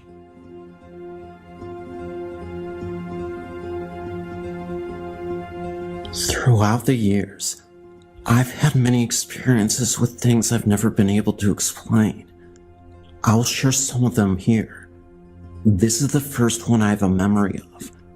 When I was very small, about 5 years old, we lived with my grandmother while our house was being built. I always felt warm and protected in that home. I never was afraid. Even though my room was at the top of very narrow stairs and was under the eaves of the attic, I never feared anything in that room. One night, there was a terrible thunderstorm, and I remember dreaming that there was a fire under my parents' bed. I woke up screaming and ran into their room. I kept telling my father that there was a fire under the bed. They did their best to explain that it was only a nightmare, and that there was no fire. My father even got out of bed, pulled up the covers, looked under the bed, and promised that there was no fire. I eventually fell back to sleep in the bed with them. An hour or so later, I had the dream again, but the fire was bigger. I started screaming again and woke my parents. This time, however, there was the distinct smell of burning wiring, and indeed, the floorboards under the bed had started to smolder. Luckily for all of us, my father was able to shut off the electricity and stop the fire before it truly started. The only damage was replacing some wiring and a few floorboards. From that point on, though, my parents always listened to me when I had an unusual dream or saw something out of the ordinary. This, though, was the scariest thing my parents witnessed when I just turned 5 years old. We always had the attic stairs open. Apparently, I'd sneaked into our attic for multiple days, and when my parents would catch me playing in the attic, they would ask me why I kept going up there.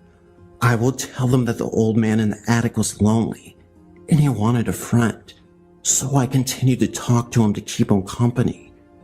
This clearly startled my parents, and after the fire incident and the dreams that I had, they wanted to get to the bottom of this. They continuously asked me, "Where is this man?" So I would point at the corner in the attic and say, "He's staring at you. He's very mad you ignored him." It was at this point we had a priest come bless the home because it really seemed like a massive negative energy was in the home. I even remember getting a witch psychic to come and investigate, to talk to whoever the man was and get an idea. So we did get a spirit session, and she talked with the spirits. The psychic said she felt a man named Jim was burned to death in this home. With what I said about having dreams of the home burning, it was a man in his early 60s.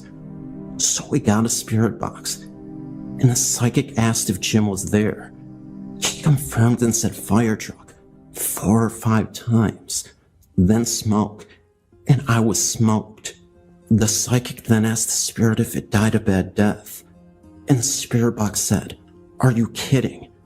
She asked again. He said yes. You can't make this stuff up. If you ever played with a spirit box before, you know that spirits communicate with their energy to create statements through radio frequencies and whatnot. What we were able to discern was that there was probably a fire in this home, and that this old man was caught in it.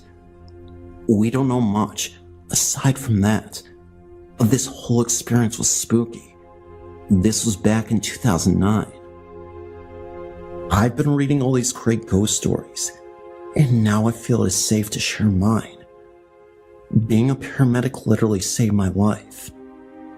Before becoming one at age 34, I was always a troublemaker, getting into physical fights as a kid and early adult, rebelling against parents, doing lots of hard drugs, and ultimately doing a stint as a drug dealer. I was a real pain in the rear. I'm 44 now, and have completely turned my life around. Eventually, I got arrested for possession and spent 6 years in prison at the age of 24. Prison life was a lot worse than I could have ever imagined. It's not like they say it is in the movies. Ironically enough, though, I had a prison mate who ended up becoming one of my best friends, Sam. Sam was about 8 years older than me and did time for attempted murder. He once walked in on his sister getting abused by her boyfriend, grabbed a bat, and beat the man in the face until he became severely deformed. He ended up surviving, both permanent injuries sustained. Sam was a good guy, but he had a bit of a temper issue, and it only really came out when he felt like he or his loved ones were in true danger. So, Sam was always a bit of a protector, even to a fault. Sam and I would always have these profound conversations, as my cell was next to his. The last conversation we ever had, he told me that the stuff that I was doing was too petty, and he didn't want to see me throw my life away. I remember him distinctly asking me who I wanted to be, and I always just said I don't know. He suggested a paramedic because he saw me as a healer, figuratively and literally. He made me promise him that when I got out, I would straighten my life out.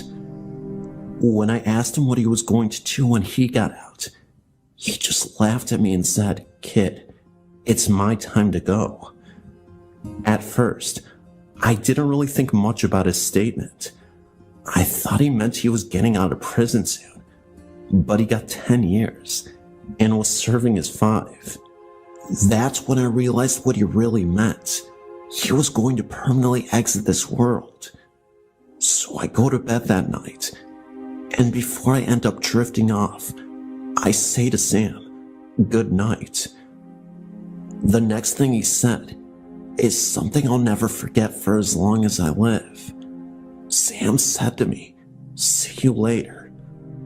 The next morning I called for Sam, but he wasn't responding. A prison guard came by and noticed that he wasn't breathing. Before I knew it, my best friend, Sam, was gone. Little did I know, though, that Sam would reappear in my dreams and as an apparition in jail. Yes, my jail cell. So, in my dream, I'm a free man. I'm in this empty, narrow white hallway, sorta hard to describe, but the entire hallway looked like it had clouds surrounding it. At the end of the hallway, I see Sam.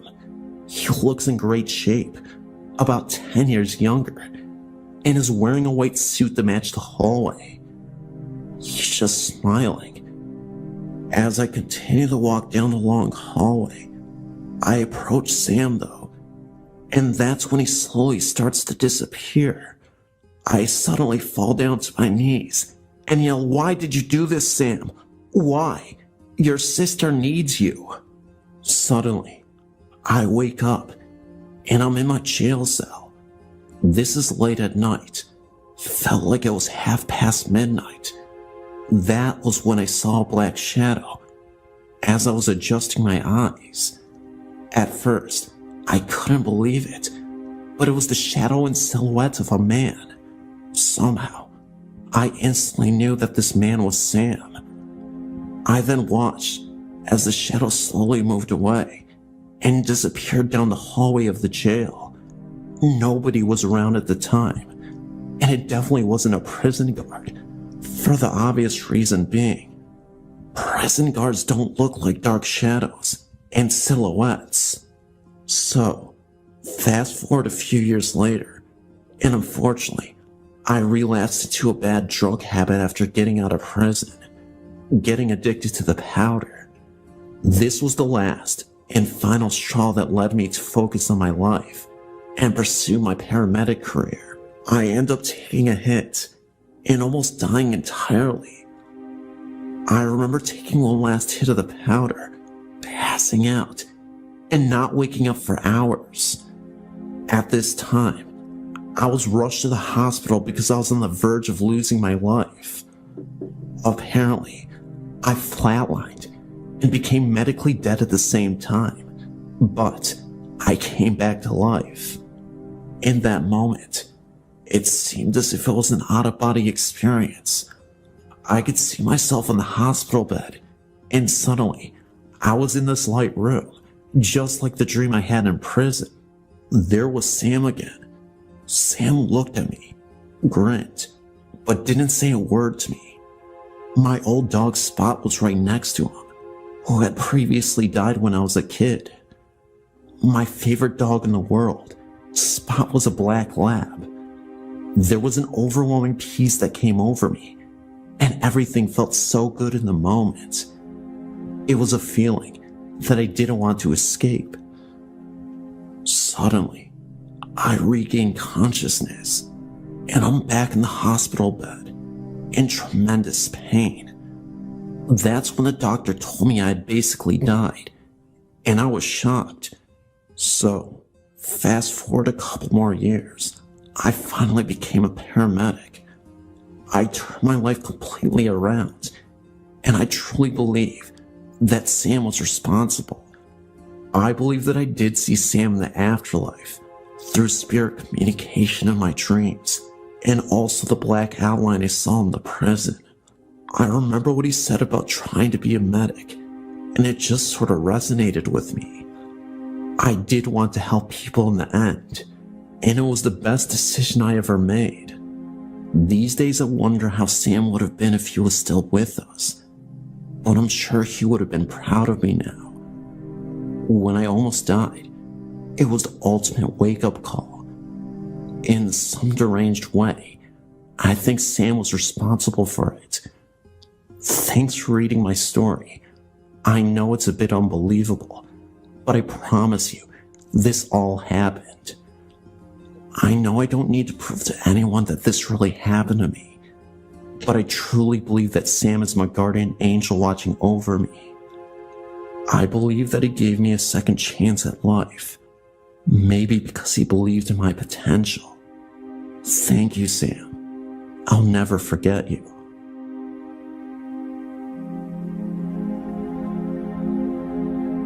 I have one last story for now to tell you.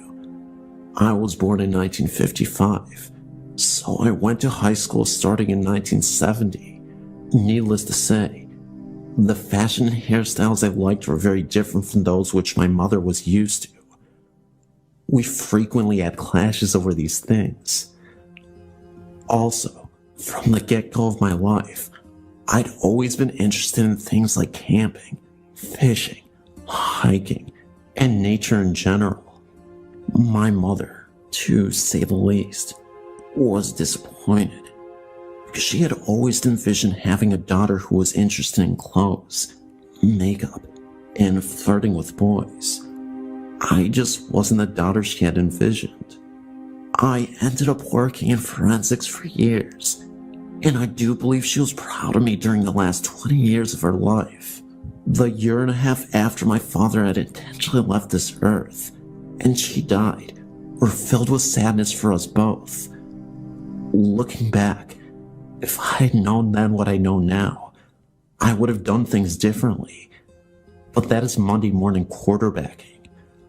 I did the best I could to take care of us both during that time, but I feel like I could have done better, and I regretted it after she had passed on. First, I distinctly remember seeing my dad's ghost sitting in his favorite chair of the old house that we lived in, and the one that I own today. One day, I was in the kitchen and looked over to the chair. That was when I saw a gray cloud literally sitting in the chair for a few seconds, then slowly disappear. I tried to blink my eyes to see if I was just imagining things, but then something crazy happened right after. The picture of my dad that I had hanging on the wall somehow fell to the ground without explanation. I was shocked, and that's when I instantly put two and two together. I took it as a comforting sign that my dad was making sure I was okay, even if at the time, it still terrified me. Things weren't always so pleasant with the hauntings, though.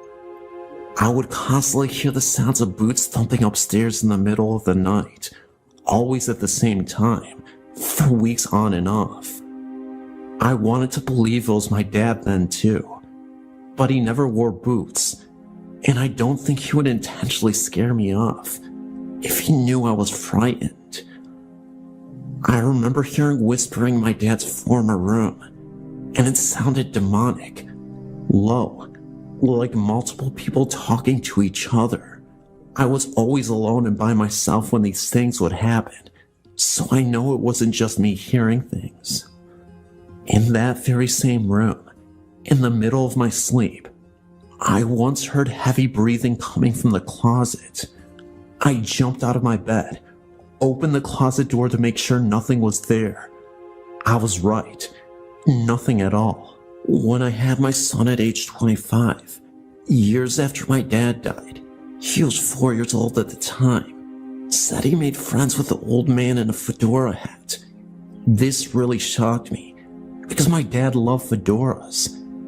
He would wear them constantly during life, and even collected them as a hobby. My dad also smoked cigars a lot, and sometimes a light fog, would mysteriously appear in his room without the windows open. At times I would get paranoid and think that the house was smoking. Honestly though, I'm not sure if this was paranormal fog, but everything else was 100% paranormal to me. Now on to my mother. Unfortunately, I never had any obvious hauntings from my mother that were as obvious as my dad's. Sometimes I could swear I saw her face looking into the window of the front door, but but because it wasn't clear, I wasn't sure if that was just my mind. One night, not too many months after she had died, I dreamt of her. Framing this photo in my dream were white and red lacy strands, as in a Valentine's Day card. As I viewed this picture in my dream, I heard her tell me I love you. Her voice radiated nothing but 100% love. It was as if she was saying to me, I know we had our differences when I was with you, but I can see things so much more clearly from where I am now, and so I want to tell you now I love you. This was a very intense dream, and I do believe it was a message from my mother. The memory of this dream has been a great comfort to me.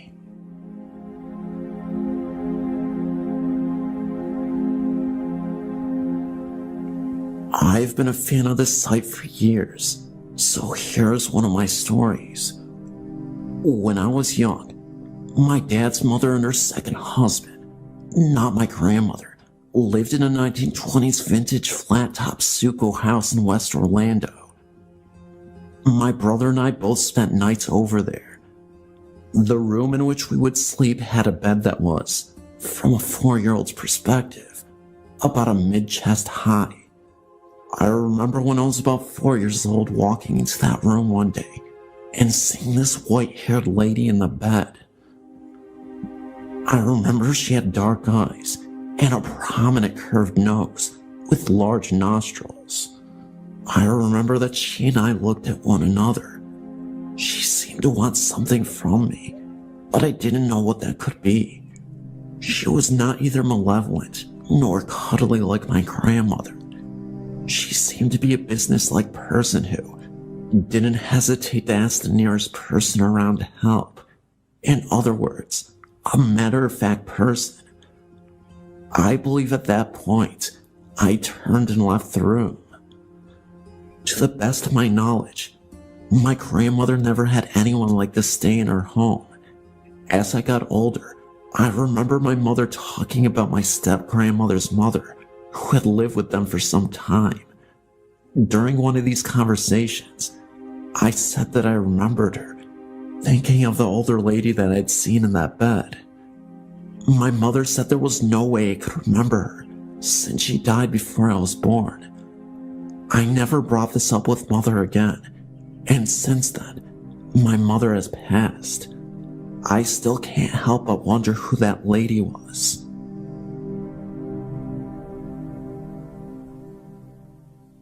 I've been to Church Road with a group of my friends. It's located at Church Street and Burt Road in Michigan. It is haunted. Where the house used to be has been torn down. The temperature would change about 10 to 20 degrees. We tried to test the ghost, so we put my friend's Jeep in neutral, and it was pushed uphill by something. The red eyes are true. And if you walk outside your car, he will follow behind you. We also had handprints down the side of our vehicle. We went out there every night for a week and experienced something every night. I've lived in Hillsdale County all my life, and my friend lives right down the road from the cemetery on Burt Road. The truth, it's haunted. I've never seen the sign change, but I will agree that the people who are buried there are not at rest. There are a lot of people who died there of murder, offing themselves, and accidents. I've seen people walk through there at night, and you just get an angry, uneasy feeling about the whole place. You also have to remember that right behind the cemetery is a gravel pit, where a woman drowned while swimming out there with her friends. I love the ghost hunt, and I've seen spirits since I was little. I also know that the one on Church Road is not a nice man. I've watched him make one of the people that were in my car very sick, and she didn't get better until we got off the road. The legend is that you have to enter from Holcomb Road, and you have to exit from Holcomb Road. If you don't, he will follow you home. We tried that one night, and he didn't follow us home, but something did. because we woke up to a little girl singing one day, like legit singing. And then we went back. I can't make this stuff up. And I promise you, this is 100% factual. There is a ghostly presence that many have reported as a man who just lingers in that area. I haven't been out there in years, but I'm planning to go back there in a few weeks to see if things have changed since they started building a home on the old foundation where the house used to be.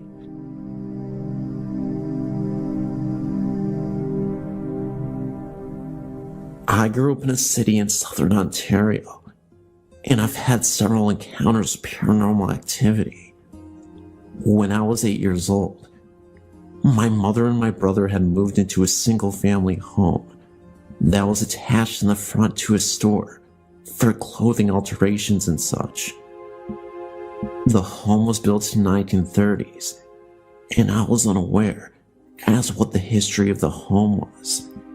However, there was always the strong feeling on the back of my neck that I was being watched in a way that made me feel horrid and vulnerable. There were certain parts of the home that had felt more evil than the whole house felt. The first part was the stairs going to the basement, and the upstairs bathroom made my stomach turn. I always felt eyes of anger on my neck. My little brother, who was 6 years old at the time, and I were rollerblading in the basement that was not developed enough to be a problem with the rollerblades.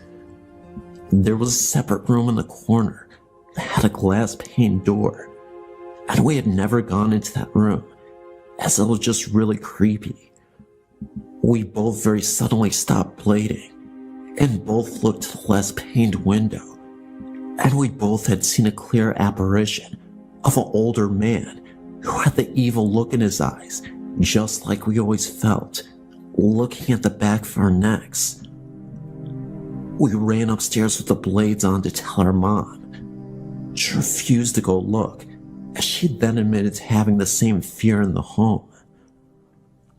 We did move out within 6 months, as it seemed to be getting worse with things going missing, and my Barbie dolls going missing for weeks, and then re-showing itself mutilated. It just felt horrid to be there for all of us. As an adult, I'd share that story with a woman that I had met, and she knew exactly which house I'd spoken of. I showed her the exact home, and she said that the home had been a funeral parlor. The home was evil, and I could never go into it again. I live in a 2-story townhome. It was the middle of July, and it was very hot in Kansas City. I was sleeping on the couch downstairs, as the upstairs is hot in the summer months. I was sleeping, and I remember a low, heavy, dark voice saying I must help Laura, my cousin, understand. I woke up startled by the deepness of the voice. You could even say a little bit scared. My dog, which hardly ever barks, was looking into the kitchen and growling, and then slowly he started to bark. He was watching something, and when I looked in the direction he was looking, of course I couldn't see anything. The light from the outside street lamp was beaming through the window, so it was somewhat light.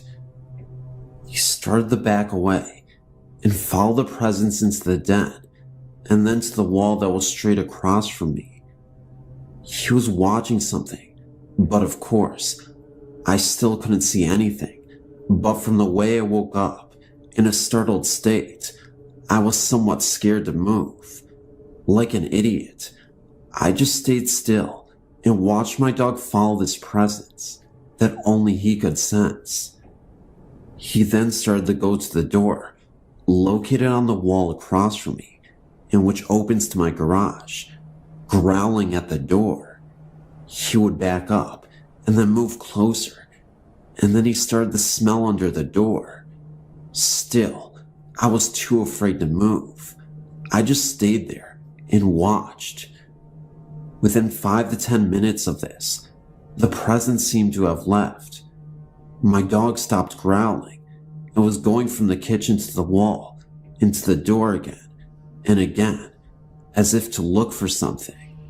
Finally, he gave up and just curled up at my feet, which have not moved an inch this whole time, and fell asleep.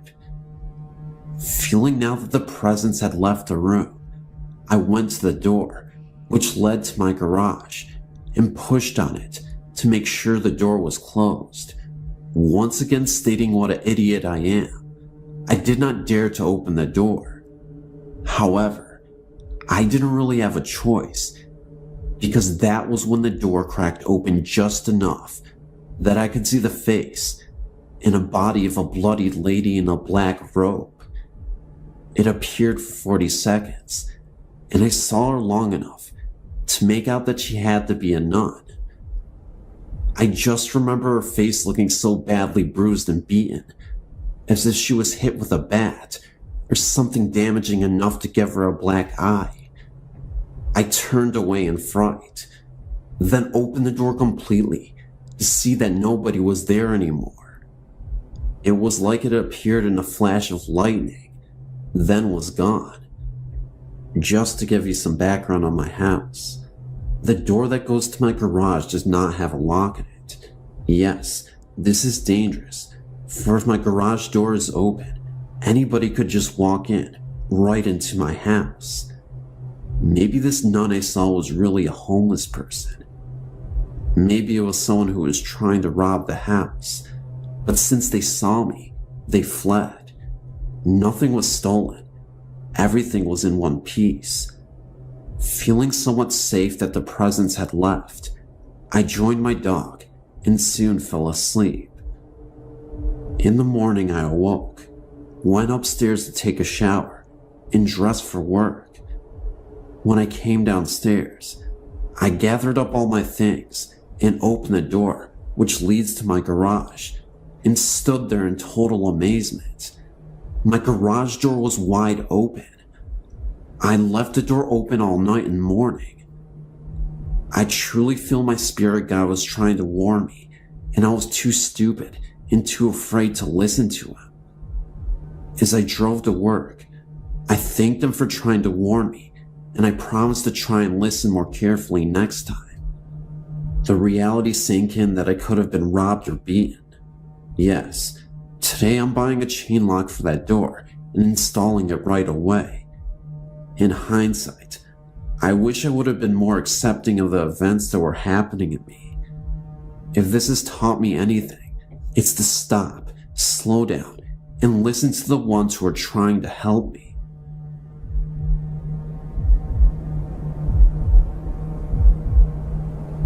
As a youngster, I was playing with my toys in the lounge, and suddenly, I had this great feeling of fright around me.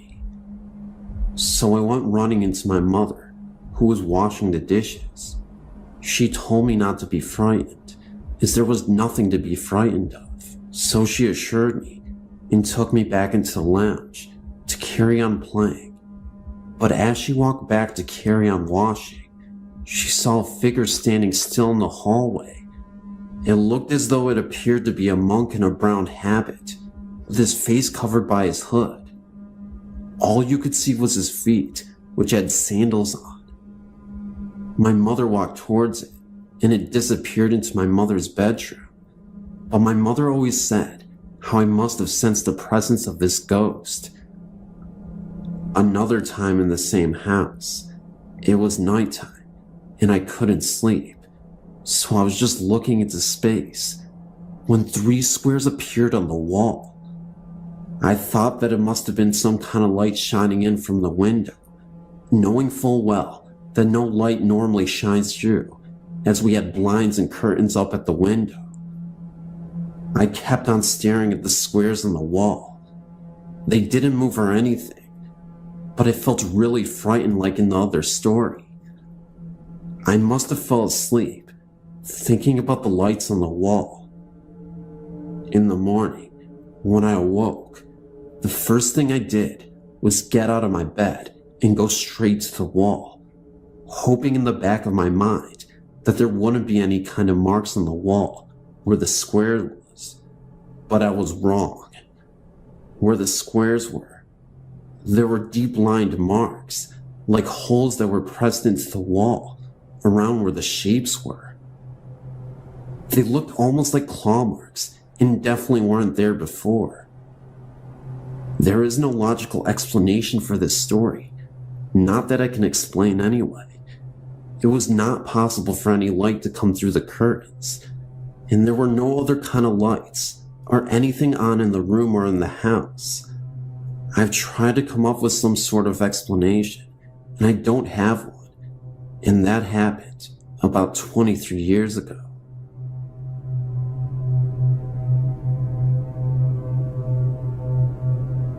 I've had some strange and incredible experiences over the years.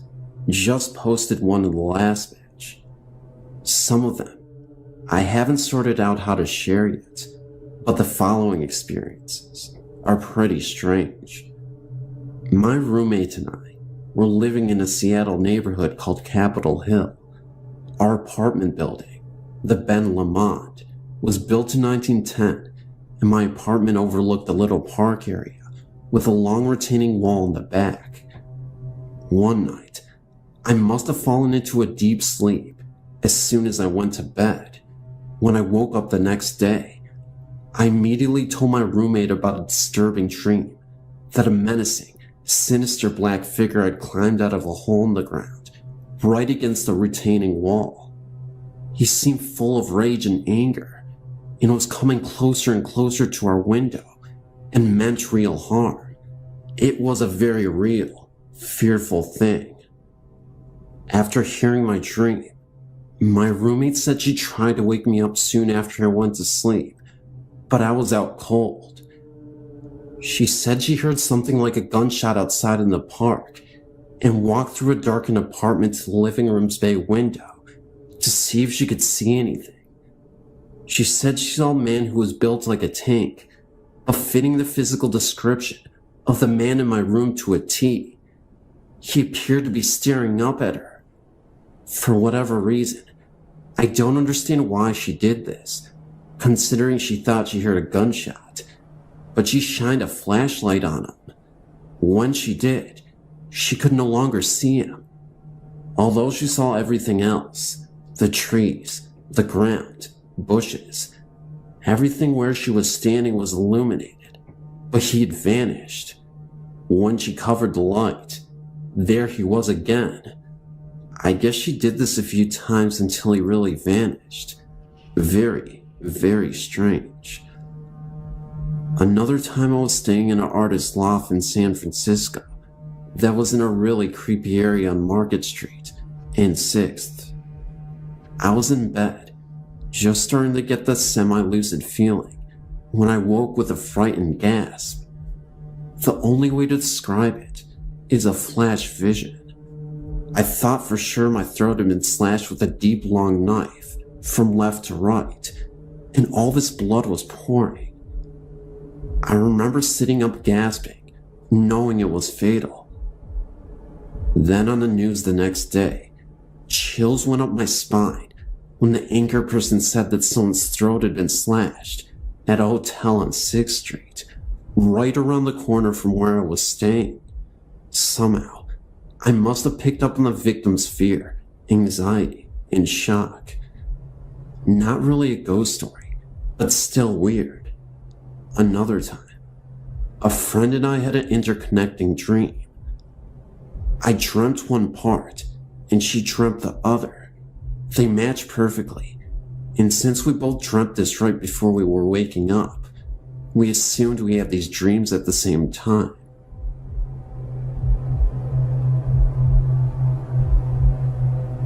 I think I was about 7 when I first started seeing things in my house and around my neighborhood.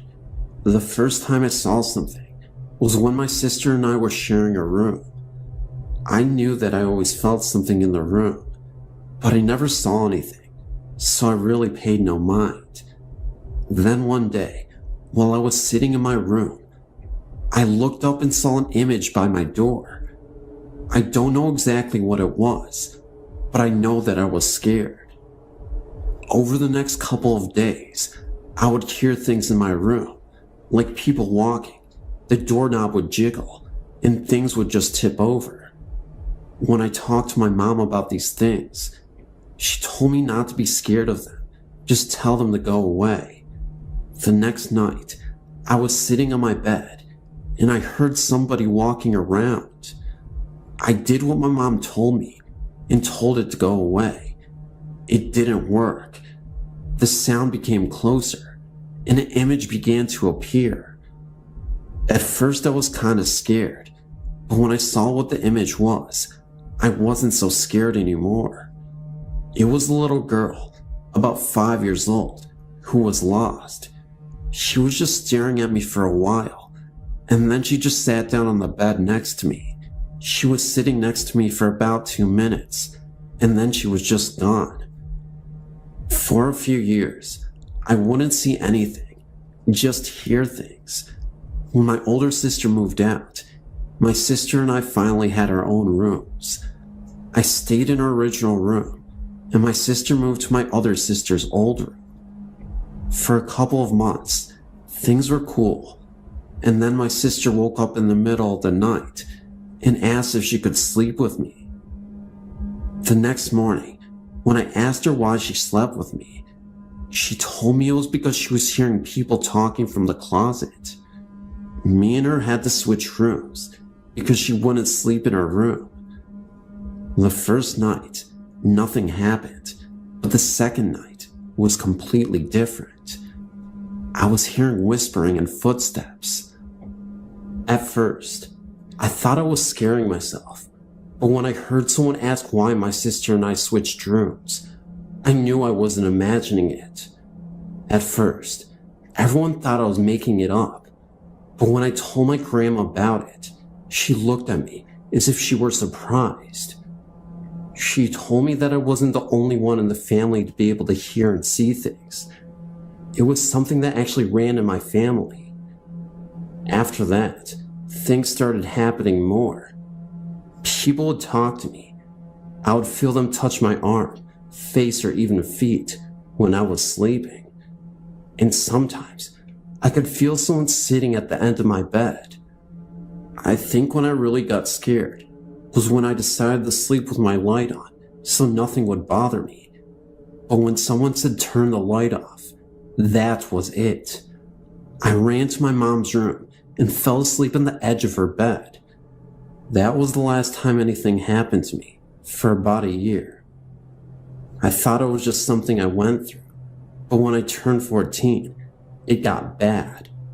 Not only was I seeing things at home, but I was seeing them outside occasionally. I learned not to say anything, because when I would, people would just laugh at me.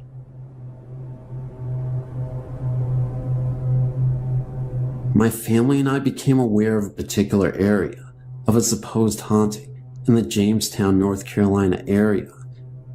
We were intrigued by the article and wanted to investigate, even though we are people of faith. The article, which made us aware of the haunting, was in a local magazine and caught my two sons' attention after my wife read the article in a restaurant. The article described the following. In the 1920s, there was an accident in Jamestown near a certain bridge underpass involving two high school students returning from the local prom. From time to time, locals have reported driving by the area where the accident occurred and spotting a young woman dressed nicely standing by the roadside, needing a lift. The stories tell of a young woman named Linda entering the car and describing where she needed to be dropped. Upon nearing the destination, she vanishes. Of course, my wife and I are skeptical, to say the least. So, unaware of any peril, or should I say for lack of knowledge or fear, we thought we would investigate with our two young sons of 5 and 8 years. We arrived at the location, which is off the main road into the woods, about 100 yards. There is an old stone-blocked railroad underpass located next to the now regularly used underpass. Both of the underpasses have been covered with graffiti in tribute to the stories of Lydia. The old underpass, however, has been overgrown with ivy and weeds and is relatively secluded to say the least. Nevertheless, we were determined to investigate despite the spooky nature of the claims. As we entered the underpass, the air became distinctly colder, which we all noticed. We all felt frightened and left after only a few moments. We got in our car and drove home. We thought nothing of the event until that evening. Strange things began to occur at about 2 a.m. Of all things, an old woody doll with a pull string began to speak in a toy box and would not stop. The electric van door opened and closed several times without any provocation. My boys thought someone was in their room. We thought we were frightened from our prior experiences and let our logical minds control. The house still seemed strange to me, and I had difficulty sleeping, even though my male ego would not let me admit my fear.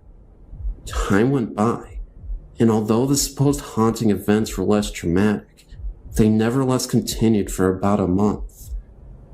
It came time for the van to have a regular tune-up, and we took it to the dealership. When my wife returned with the van, the trouble ceased. I don't know what we experienced exactly over that period in 2001, but it seemed real. My wife and I still question the validity of our haunting, but our youngest son still maintains that Megan, as he refers to her, often talked to him and was very nice. Anyway, it's a nice little story we often tell family members who don't think we're lost on cozy evenings. Hope you will enjoy.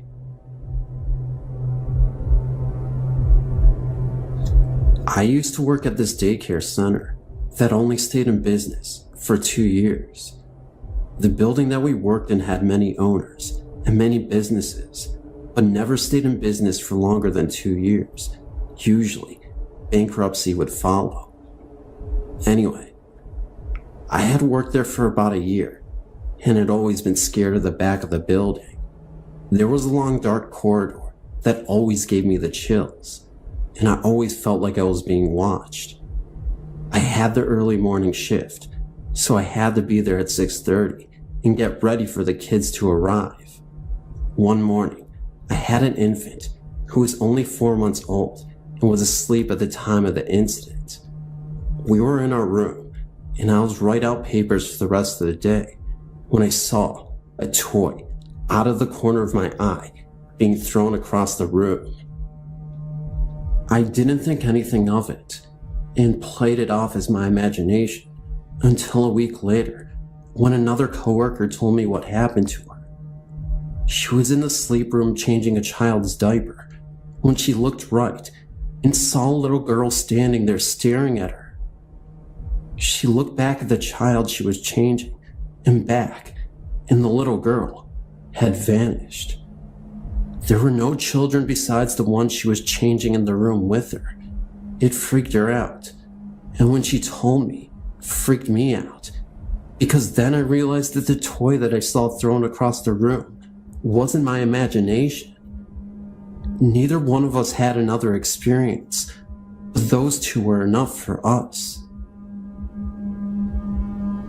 I was a staff assistant in my sophomore year at St. Michael's.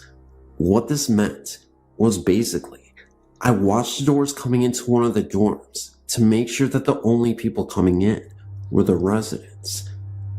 I sat at a desk from 11 p.m. to 4 a.m. a couple of nights a week. One night, I was making the rounds from floor to floor to make sure all was relatively quiet. I got to the top floor of the building, and that is, of course, when the proverbial strange things started to happen. I began walking down the hall, and I heard the wind howling through the recycling room on the floor. It had been a quiet night weather-wise, so this was a little odd. I passed it off as some random New England weather patterns and continued to walk on.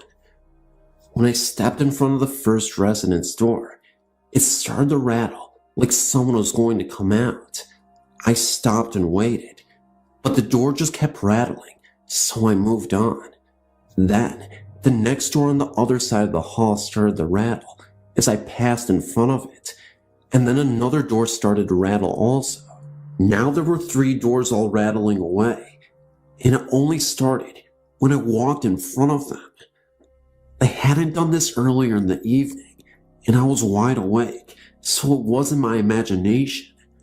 What really startled me was all of a sudden, in the midst of all this door action, I had a feeling that someone was right behind me. I turned around me, and from the distance, I could have sworn I saw the fading image of a priest in all black slowly fade, but the doors kept on shaking, and the wind was screaming. So I ran the rest of the way down the hall and back downstairs to my desk. A check of the outside revealed that the weather was perfectly calm. I believe this is the oldest dorm on campus, so who knows what otherworldly beings reside there. The other thing that happened to me while I was there was sort of a strange religious experience, and I'm probably one of the last people something like this would happen to. I was driving home from my then boyfriend's, now husband's house, and heading back to my dorm at St. Mike's. I was at a stoplight, alone in the car, when I heard this deep, low, and gravelly male voice tell me that the second coming was going to happen soon. The voice filled me with dread and danger. It sounded a lot like a voice that had been altered to sound lower, like when documentaries try to disguise voices of the people they interview. The light turned green, and I drove off. I then looked into the mirror without thinking, and I could have sworn I saw the same priest from the hall, sitting in the back seat of the car. I stopped the car immediately, looked back, and nobody was there. I felt like I was going crazy, because I knew I saw someone in the back seat of my car. About 2 minutes later, I started to think about what just happened, and got very scared. I talked to one of the priests at school the next day, and he felt this was a normal experience within the realm of St. Michael's. Partially because it was getting near Christmas time, and partially because he felt the campus was a center for both good and evil, the good being the chapel on campus, and the bad being the portal that was never shot in the boys' dormitory. He confirmed the story about the pentagram and my location discretion without me bringing it up. I've heard this godly voice once or twice since the original incident, but not to the degree that I heard that night. I once heard of an experience my boyfriend had in that same chapel. He told me that on one occasion he was alone. He walked into the chapel, and under the huge statue, he saw 2 figures in cloaks praying silently under the statue. He's a complete skeptic when it comes to hauntings, and he insisted that there was nobody there at the time.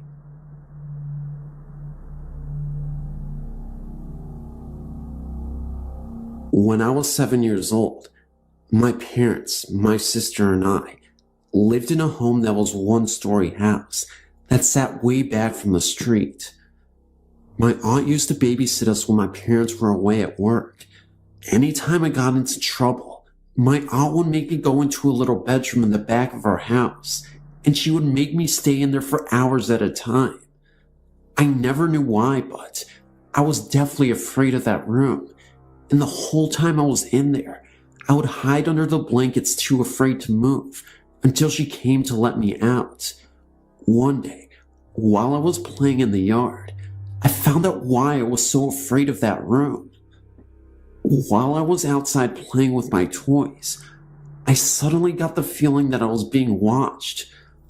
I looked around me, but I didn't see anybody. I went back to playing, but I just couldn't shake that watched feeling. I turned to look at the house to see if maybe my aunt or sister was around, and I saw a woman in the bathroom window watching me. I know it wasn't my aunt or sister because they both have very dark hair, and the woman in the window had very light colored hair. I don't know what to do. I was afraid to move. I stayed outside for the rest of the afternoon because I didn't want to go into the house. When my mom came home that day, I finally went inside. I didn't say anything to my mom or anyone about what I had seen. I was worried that they wouldn't believe me, so I kept quiet. My sister and I shared a bedroom, and that night, I woke up to the sounds of cupboards opening and closing, like someone was looking for something, and I heard glasses being moved around and the water being turned off and on. Well, being a little kid, I figured I was just imagining it, and as I lay there listening to this, I looked over at my sister, who was sleeping through this whole thing. The next morning, I asked my mom if she was up last night getting a drink, and she said no, but she looked at me kind of funny. That night, my mom had some friends over, and she sent my sister and I to bed early. My sister fell right to sleep, but I just kept thinking about what I saw in the window and what I had heard the night before. My mom and her friends started talking about a lady who had hung herself in the back bedroom of our house. I could not believe what I was hearing. My mom then went on to tell her friends that she hears noises in the kitchen at night. The next day, as I was playing in the yard, I saw the woman in the bathroom window again. I started to cry, and my aunt got mad at me, so she tried to lock me in the back room again. I was kicking and screaming that I did not want to go back in there, but she wouldn't listen to me. As I sat on the bed, under the covers, I heard the door swing open. I thought it was my aunt to come let me out, so I uncovered my head, but nobody was there. I then started to hear a squeaking noise, kinda like something heavy hanging from a window bar. It sounded like it was coming from the closet. The closet was a really big walk-in one. There was no way I was going to look in there. I just sat on the bed, listening to this noise, until my aunt came to get me. I later found out that the lady hung herself in the closet of that back room. I'm just wondering if anyone knows why she did this, and when it took place. Well, that's my story, and believe me, it is all completely true.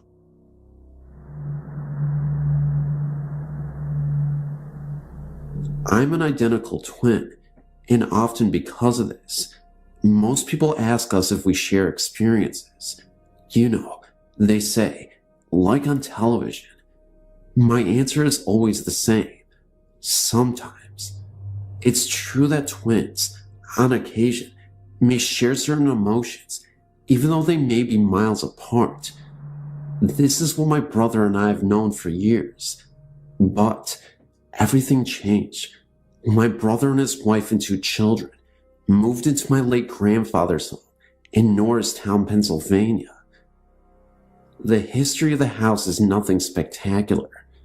The only event of any importance occurred when my grandfather, who had been diagnosed with colon cancer in 1987, decided to spend his final days at home before the cancer took him. He died in a hospital bed, which had been set up in the living room of his house later that year.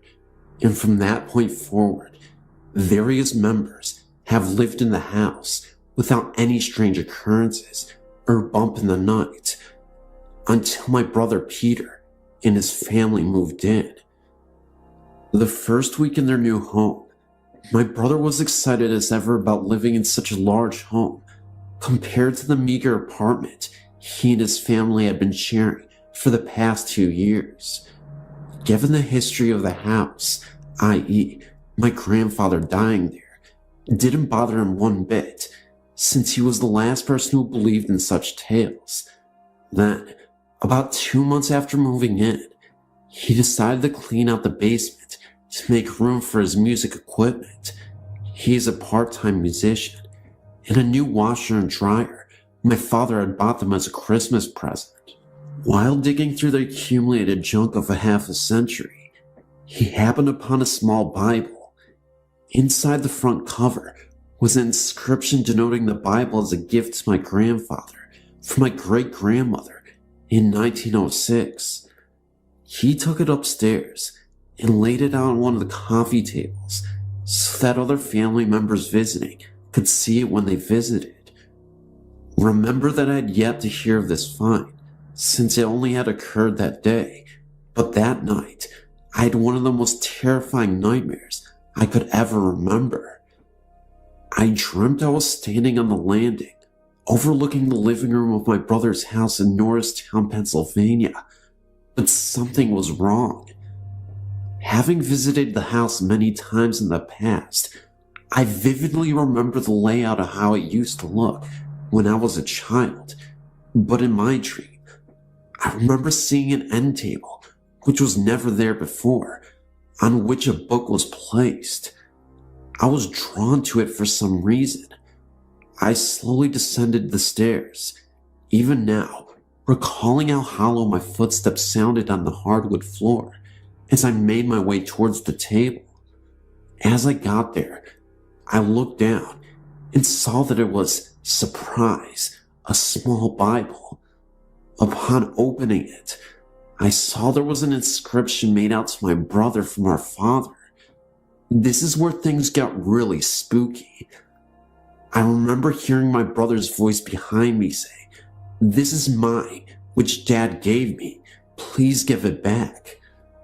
I was too terrified to look around, because even though it sounded like my brother, there was something otherworldly about the whole thing. I finally succumbed to curiosity and turned around. This was, of course, when I woke up screaming something. I don't remember what. I startled my wife, who was then yelling at me to keep it down. The neighbors will think we're fighting or something. Later that morning, I spoke to Peter to tell him the strange dream I had, and that's when he told me about what he had found and who it really belonged to. I was startled beyond words. I told him I would be down in an hour. I live in Parksea, Pennsylvania, approximately an hour north of Norristown, to see the book. Too late, he said. Why? I asked. It's gone, he replied. The conversation went on from there about how he had placed it on the end table, an end table that he just picked up at a yard sale that day, but when he woke up, it was gone. I asked if his wife had taken it, but he said that it was impossible. They had flown back to Texas 2 days earlier to visit her folks and took the kids with her for the short vacation. After going around and around about what could have happened to it, as well as the strange dream I had and what the voice had said to me, in the end, we just didn't know what to say. I guess it was one of those things that will never really be explained. 2 weeks later, his wife and 2 children arrived back home and were in the process of unpacking when she went down to the basement to see how the cleanup had gone. That's when she asked him about the small Bible. What Bible? He asked his wife. Oh, the one in the basement near the keyboard you put there. Looking confused, I'm sure, my brother ran down to the basement, and sure enough, there it was on the door, right where he had originally found it. Picking it up, he read the inside cover again, only this time, there was no inscription at all. Did he imagine the writing to begin with? Did my weird dream that night have anything to do with it disappearing again? I don't know. Neither does Peter, but there's definitely activity in that basement, because what I saw next in the basement a few days later almost explains some things, although it was incredibly scary. I had another bizarre dream. I ended up going back to the basement to retrieve the Bible, only this time, there was a red humanoid-looking creature sitting on a chair reading a book. He had horns protruding from his head, and he looked like an ape crossed with Bigfoot. His face very human-looking at the same time. Frozen in shock, I approached him. He pointed to the book, and there was an image of a car on fire. I woke up in a cold sweat and screamed. A few days later, I got a call from a guy who sounded like my grandfather. I kid you not, it sounded identical to him. All this man said to me on the phone was, "Check on your father, something's wrong with him." I later found out that my dad had been in a car wreck. The car caught on fire. He managed to escape alive. The most shocking thing, my twin brother had the exact same dream on the same night, same exact creature. I guess they say twins are inseparable.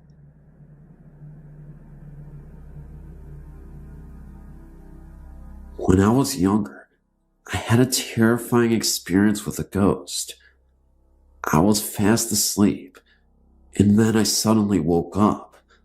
Something told me to wake up, and I just did. I looked at the clock, and it said somewhere around 3:28 a.m. I turned my head slightly to the left, and I saw this girl.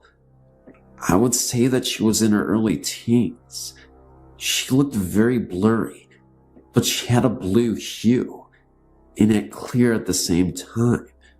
She was moving in slow motion.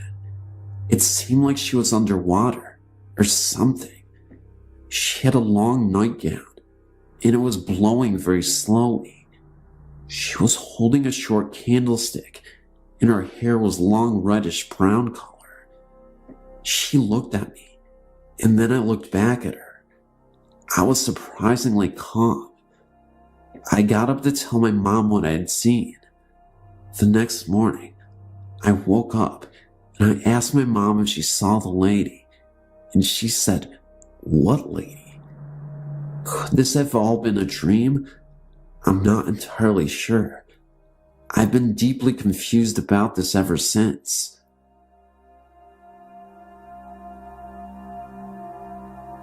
My house has always had extra company.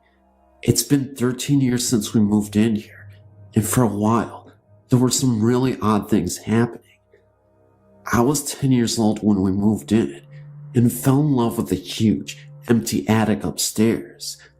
I would bring my toys and little sister up there to play with. She was around 8 at the time, so we had a lot of fun together. We brought our dollhouse up there, and would spend hours making up stories and having fun. I would go up there and read by myself a lot because it was quieter than the rest of the house. Nothing out of the ordinary ever happened while my sister and I played up there, and I felt very comfortable. In the far end of the room were little racks where clothing must have hung before. One day, I was up there alone playing when I discovered this old-fashioned looking gold purse with a painting of a deer and a medal on it, and being a lover of old things, I was psyched. I brought it to my mother, and she said it looked like a pocketbook from the 1920s that her grandmother used to have, sort of a flapper type style. We hung the pocketbook in the back of the closet to keep it out of harm's way.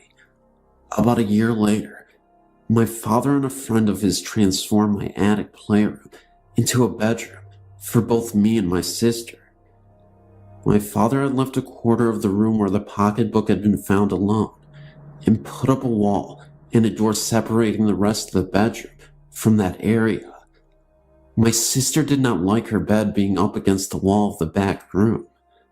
Then, what I felt next was unexpected and unbelievable.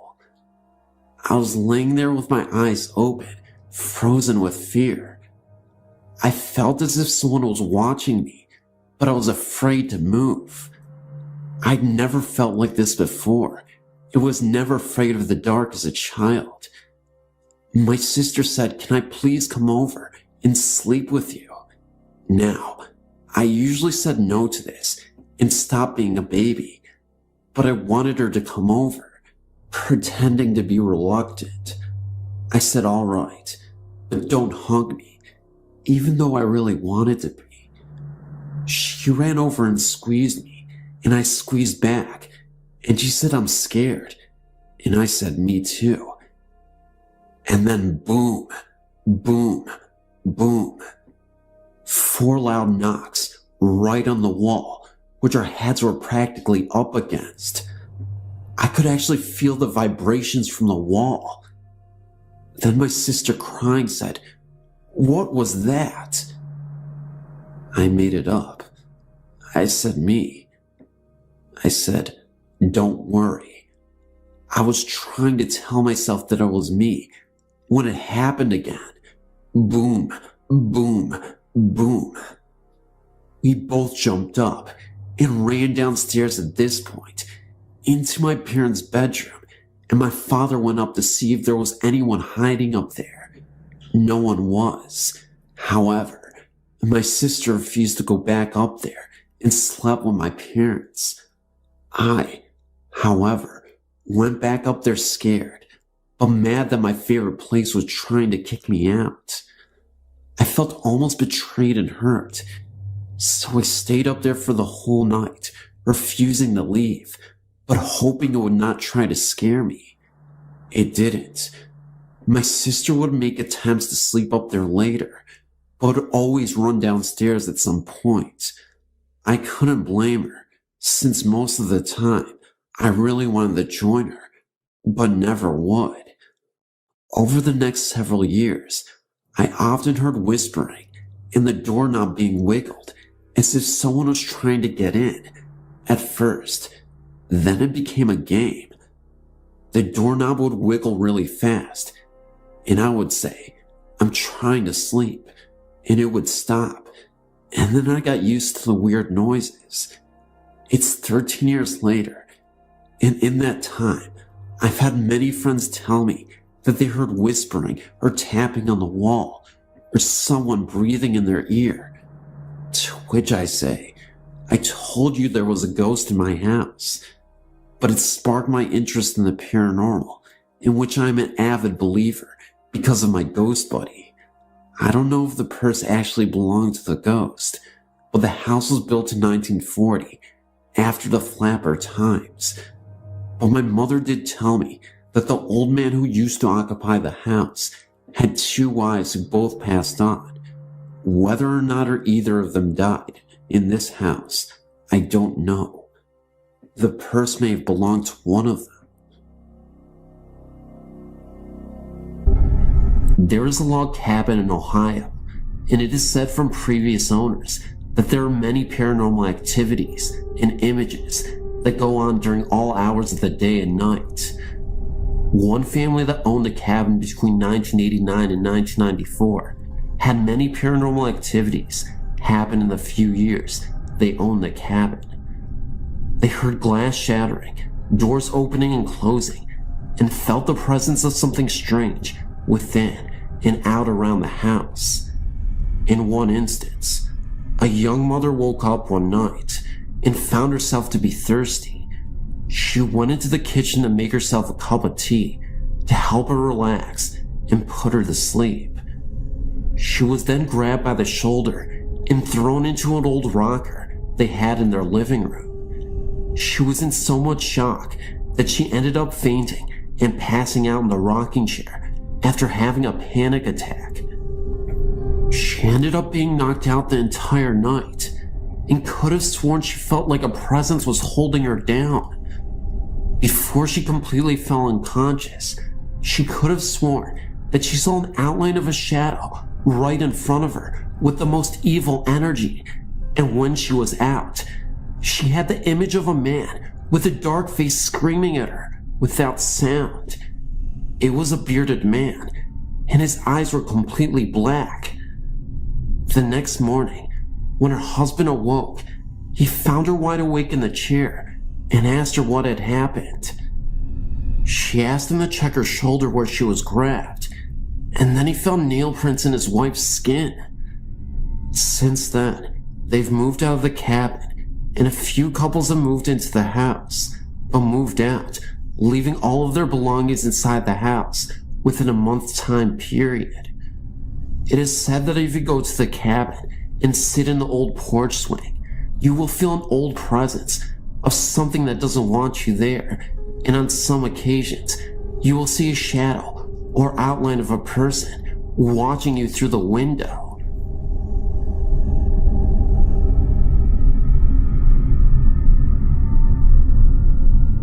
I want to share an experience I had when I was a child. I grew up in Newcastle, Australia, about 2 hours north of Sydney. As a child, I was very scared of anything supernatural, ghosts, monsters, skeletons, anything. When I was 7 years old, my bedroom was at the end of a long hall. On the other end was the top of a staircase that led to the basement of the house. One night, I was woken by strong winds outside. My bedroom door was open. I always slept with the door closed. I looked down the end of the hall and saw my mother dressed in her nightgown, holding a hurricane gas lamp. She was walking down the stairs. Her robe was white, and her hair was up in sort of a reddish color. I thought that the power had gone out, and my mother was going downstairs to get other lamps for us to use. Our house was high on a hill and was often damaged by storms. Often, we would get up and check the house for damage during bad weather. As a child, this was quite exciting. I quickly jumped out of my bed and went into my parents' bedroom. To my surprise, my father was still in bed, and I woke him. I asked him why my mother was going to get the lamps. He looked at me like I was on drugs, told me to go back to sleep. I then asked if he was going to help my mother. He replied, "What are you talking about? Your mother is in bed." I noticed my mother in bed and was totally confused. I went back to my room, closed the door, and never thought of it again until 7 years later. I do not know why I did not think of it again until I was 14. I thought back and realized that my mother didn't own a white nightgown. My mother's gown for purple velvet. It was in the 70s, and my mother had short black hair, not long red hair. I told my mother about this, and the woman I described was her mother, who had died before I was born. It seems like she was checking up on me, I guess.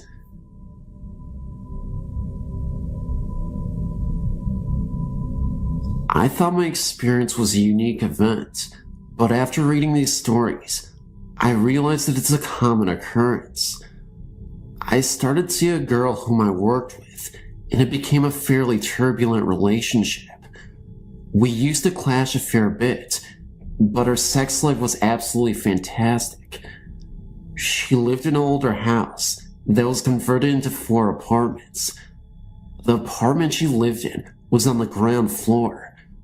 I have no exact idea of the age of the building, but it is in a Sydney suburb of Kimberley, very close to the Sydney Harbour Bridge.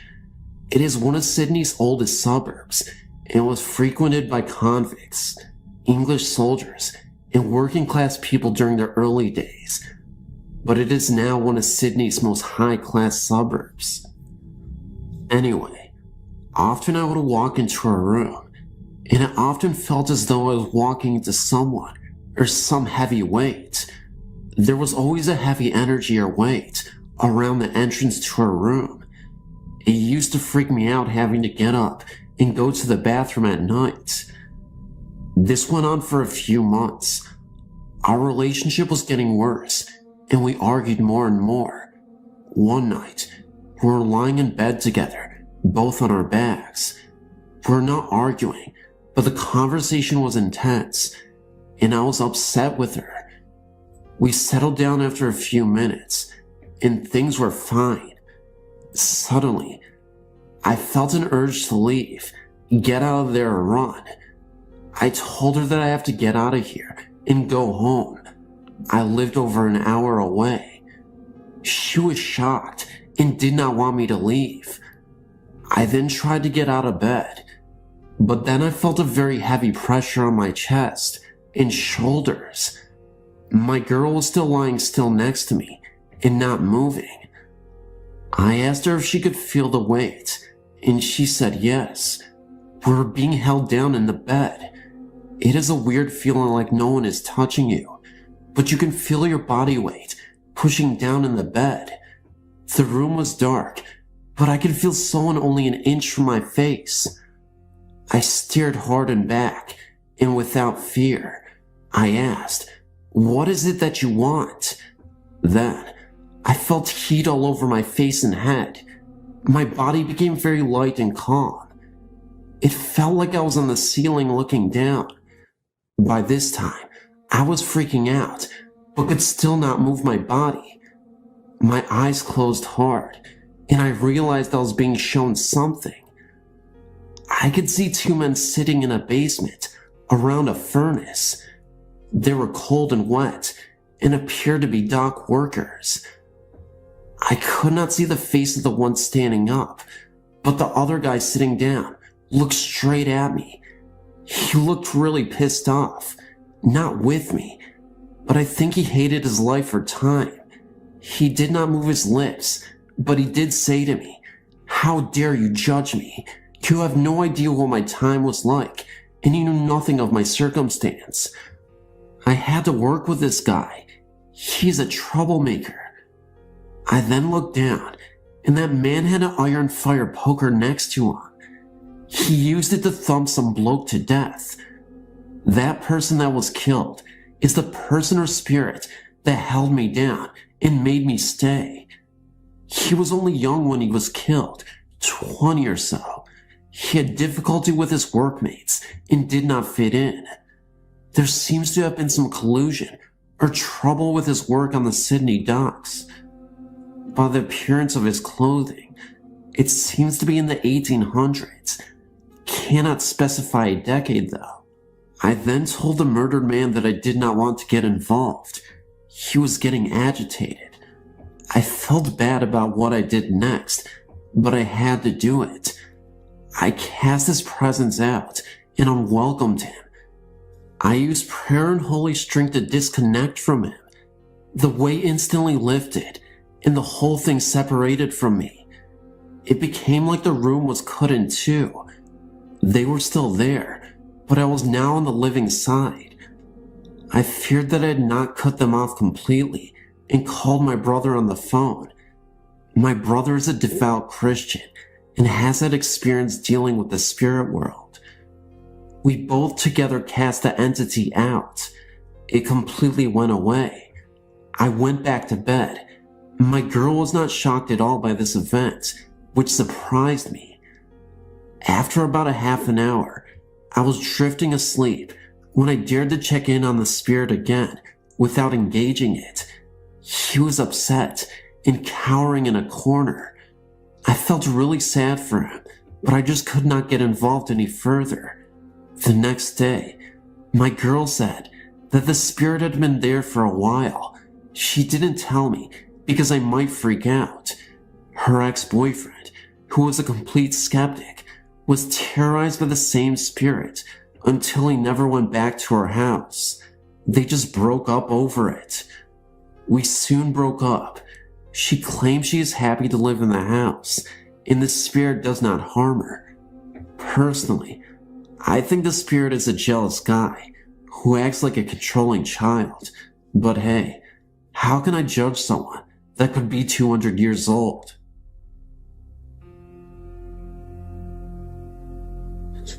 In 1986, I was a sophomore at Berea College in Berea, Kentucky, and lived in Pearson's female dormitory on the first floor. The dorm room was small, with a loft reached by a ladder. Underneath, we had a love couch and a couple desks. My roommate was a long-haired Pentecostal holiness church girl named Becky. Becky went to church every Wednesday and Friday, as well as Sunday mornings. She had been raised to wear only dresses and skirts and to never cut her hair. A Vietnamese-born man named Keoli, who was a foreign student photographer, went to her church.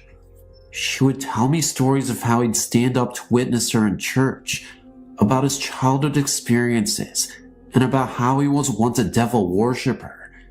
He would go on and on about how he wanted to be saved by Christ and such. He had a very obsessive crush on Becky. She sort of was flattered at first, but he began to follow her around campus with his camera, and he'd tell her that she was going to be his wife. He wouldn't take no for an answer. She began to avoid him and eventually became frightened. This guy was stalking her big time. I remember once running into him on campus and trying to reason with him. A few minutes into the conversation, I realized that he was really disturbed and crazy. There was not a rational way to tell him he would understand that Becky didn't want him. She eventually told the school counselor, and the campus security was alerted to the stalking problem. He wasn't allowed around our dorm. She also avoided church for a while until she heard he'd stopped going. Meanwhile, I began having strange experiences in the dorm room. I often took an afternoon nap in the loft, and my dreams began to get creepy. I had a recruiting dream that I discovered a satanic cult under our dorm's front porch, and the group noticed me looking at them and began to chase me. One day during my nap, I dreamt I was in my own dorm room, and I stood looking at Becky, who sat on the love seat. Around my neck was a huge snake, like a boa, hanging down. I said, "Becky, there's a huge snake here in my neck. Quick, get it off me." Suddenly, the snake broke up into 20 or so different snakes, hissing and moving, and they all began to slither away from me and around us in the dorm room. Becky disappeared, and I noticed I was alone. Next, the room began to swell inward around me and became alive with an evil presence. I countered this by yelling at the room, "I love you," thinking that since this was my dream, I could change it around to lightness and God. But the room responded by swelling closer around me with hate and regurgitated my words straight back. "I love you," in both a deep, guttural, and hideous voice, which vibrated in several low tones at once. I was horrified and ran out of the room, only to be chased once again by the reoccurring group of satanic people from other nightmares. A few days later, I was once again sleeping on my loft in broad daylight between classes. I began a nightmare again, this time of being surrounded by negative energy shadows who wanted to harm or steal my soul away from me somehow. Suddenly, my loft was full of stuffed animals, all floating around my head, just floating in the air alive and looking at me. A lion floated before me, smiling, right in front of my face. He just smiled this horrible, hateful, ghostly grin directly at me. I could feel the daggers of his attention. It was eerie. I raised my arm up and knocked this thing away from me, off the loft towards the floor at the base of the ladder. I looked at the floor below, and he was still there, his mangled head smiling up at me, still with that evil grin. I jumped down the ladder hard, knowing my feet would stomp him. I didn't look, but ran away, out of my dorm, without looking back. I opened my eyes, wide awake. The sound of a blood-curdling female scream rang loud in my ears, even with my eyes open and thoughts focused on being awake. I mean, this scream continued loud inside my head as I looked around me, wide awake. Never before or since I've ever experienced this phenomenon. About a week later, my roommate Becky sat talking to me in the rocking chair. We were just gossiping about people, classes, and such, when suddenly she fell to the floor in a fetal position. She was in so much pain, she couldn't move or talk. I rushed her to the hospital.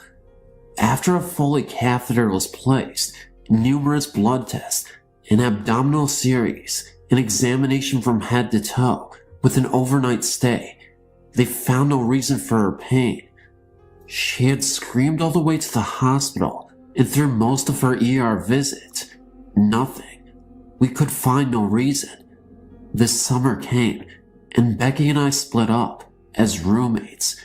We both went to different towns during summer months and returned to school with separate roommates in different dormitories. This year is when something really wild occurred. Coley didn't know that Becky had moved from Pearson's Hall, so when our school semester started again, he began to stalk our old room again. The new girls who lived there were in for a big surprise when one day he wandered into the locked female portion of Pearson's dorm and entered their room. Luckily, both were in class and the room was empty. He locked himself in that old room of ours and wouldn't open the deadbolt for several hours. He began to flip out, cursing and calling out satanic spells, cursing the room and calling out to Becky and just mumbling evil spells. Security, police, and all sorts of folk were called to the dorm room. An interpreter came to get him out of there. He was actually taken away in a straitjacket, expelled, and sent back to his country. I've wondered if all along, that years before, if all of his focused energy on our room and on Becky had caused my nightmares and her sudden unknown pain. We're being attacked by God knows what at all times. Thank God Becky, or I, or anyone were out of that room when he finally came to collect.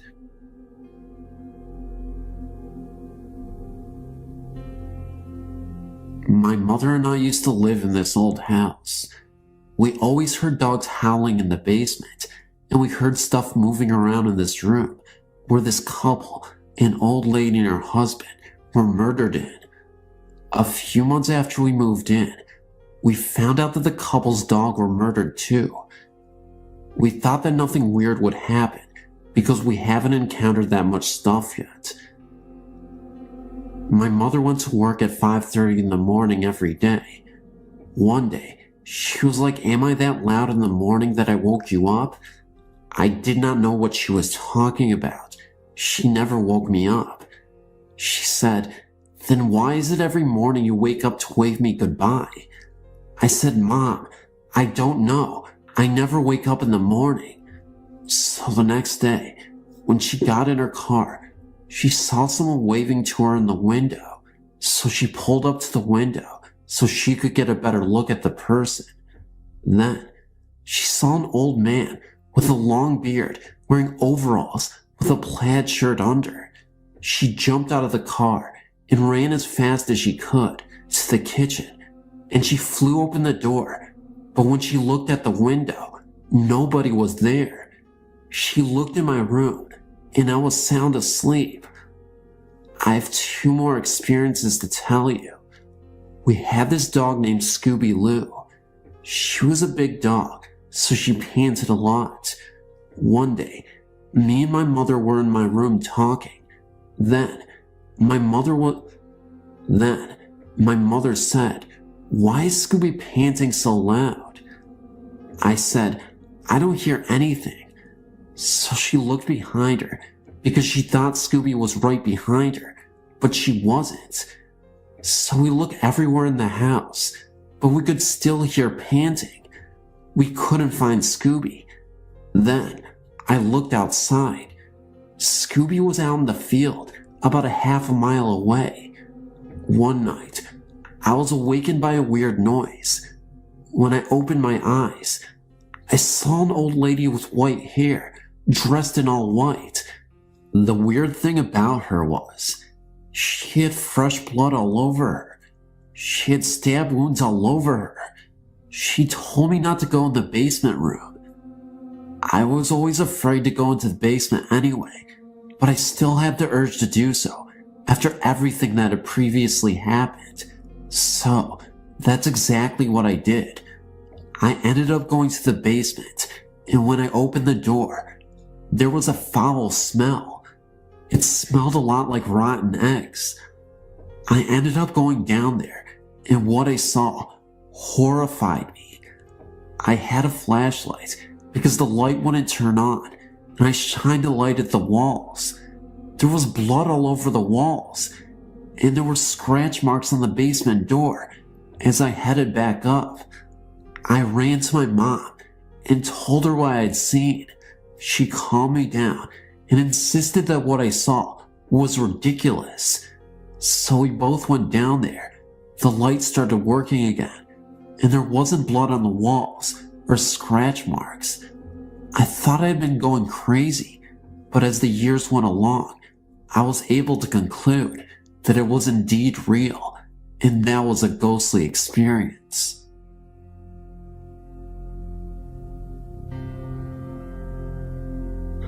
I lived in Indianapolis, Indiana, for over 9 years.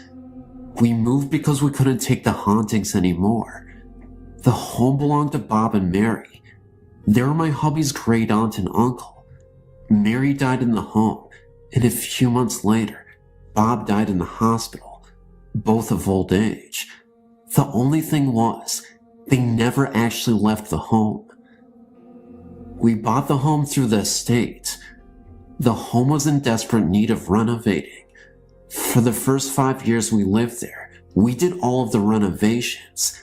Needless to say, all hell broke loose. In the room where Mary died, it was always cold, freezing cold. Though the room was small, it had 2 large windows, but never seemed to let much light in. On the door, in the wood grain, a face could be visibly seen of a man screaming. Also, a skeleton's head could be seen at night on the door. One night, my oldest son, who was 7 at the time, started screaming and running out of that room. He told me he saw a shadow inside of his room walk past both of the windows. He thought a burglar broke into his room. The TV and VCR would go off and on by themselves, even when we unplugged them.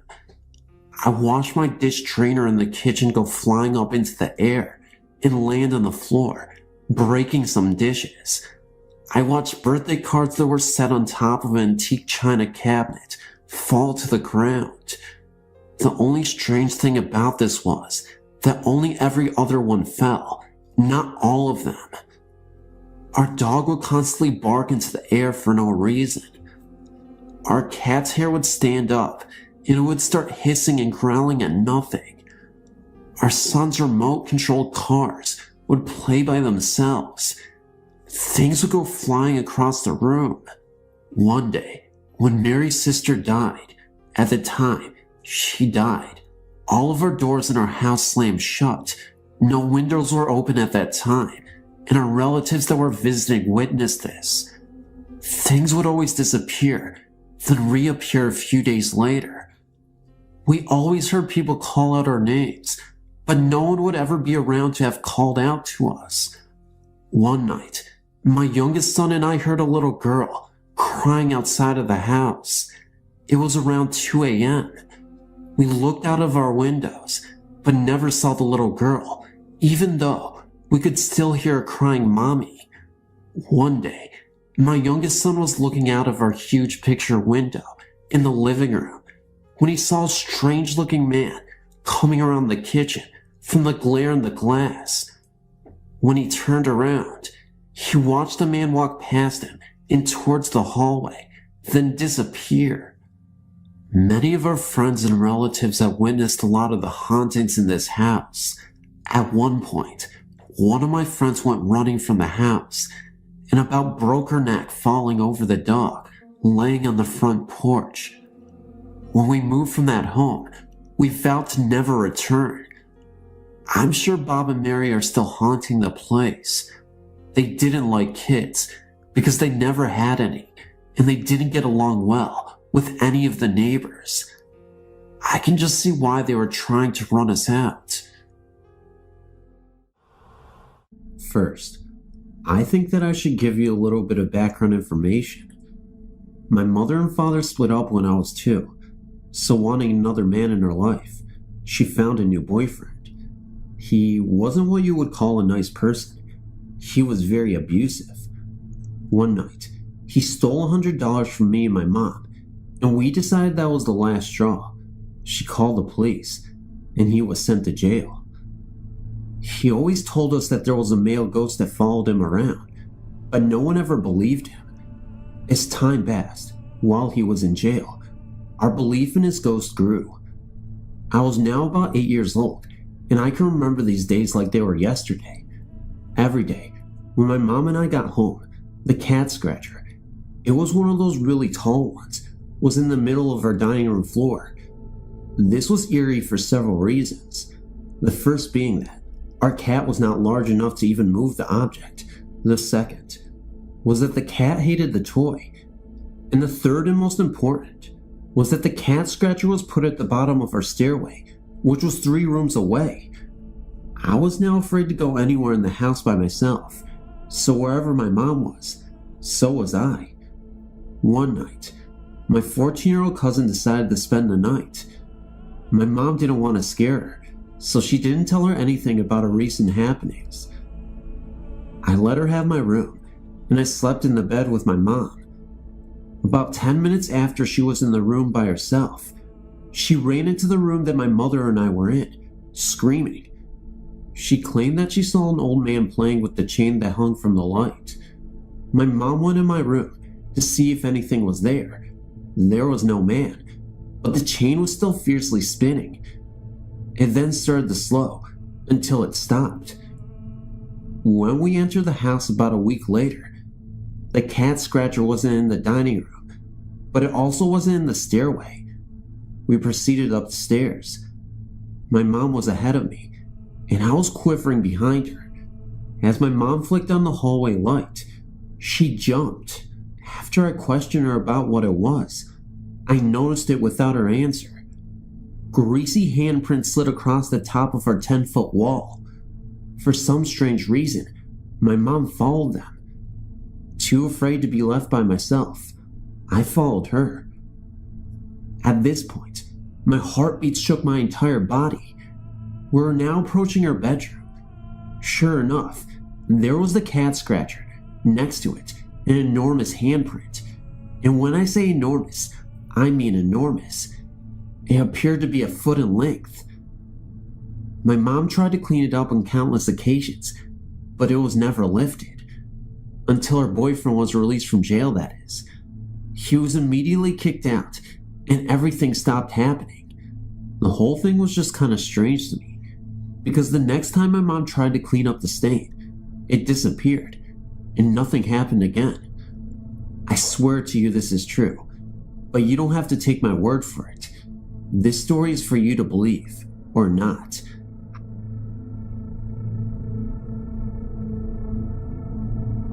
The story is about my grandma Ruth, that passed away in 2002. I loved her so much. Things have been happening up until this day, ever since she passed. The strange occurrences that happened to me was that at the time, I was living in Portsmouth, Virginia, with my father. My grandma said that I could have her bed when she passed, so now I have it. This happened on a Sunday. Me and my other grandma was going to church, but at the last minute, decided not to go. I went back in my room and lay down on my grandma's bed. That's when I thought I heard someone call my name. I knew it sounded like my grandma, but I dismissed it kind of. When I didn't respond to her calling me, I heard her calling me again. That's when I looked up, and she was sitting at the foot of my bed, dressed like she would always be, not how she was at the funeral. Now, this part I don't understand why she said this. She asked if she wanted to fix me something to eat. I was so startled, I screamed, and started to kick my feet like a child that was having a tantrum. With me doing that, she just started to fade off and disappeared. A lot of things happened to my mom, but she will have to write up here for herself. Other things that have happened to me. When I was about 10 years old, one night, I wasn't feeling good and I was laying in bed. I went to sleep, but when I woke up, I felt someone tucking me in. I thought it was my mom, so I turned over to see her, but it wasn't her. I just saw this large dark shadow at the end of my bed. I was so scared and just put the covers over my head. Now, this next thing that happened to me, I've been looking on all sorts of sites to see if anyone has ever had this happen to them. Whoever reads this, if this has happened to you, or you know someone that it did happen to, would you write it down to the site? I would gladly appreciate it. Here goes. When I was 7 or 8, I was in bed at night, and all of a sudden, I felt like someone was in bed with me. I turned to my side, and I saw this man that looked like a troll. He had no color to him. He was just straight white. He was so scary to look at that I turned away and just stayed in bed. I was terrified to move. I didn't go to sleep. I could still feel him near. When light came into my room, from it being morning, I got the courage to look back to see if he was still in the bed, and he was gone. What was that? Growing up after that incident always had me putting teddy bears in the bed with me so that he wouldn't come back.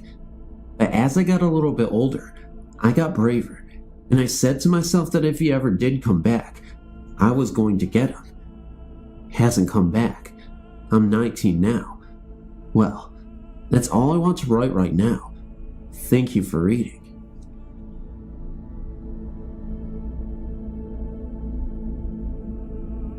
I would like you to hear about my horrible encounter with a ghost, or unseen being.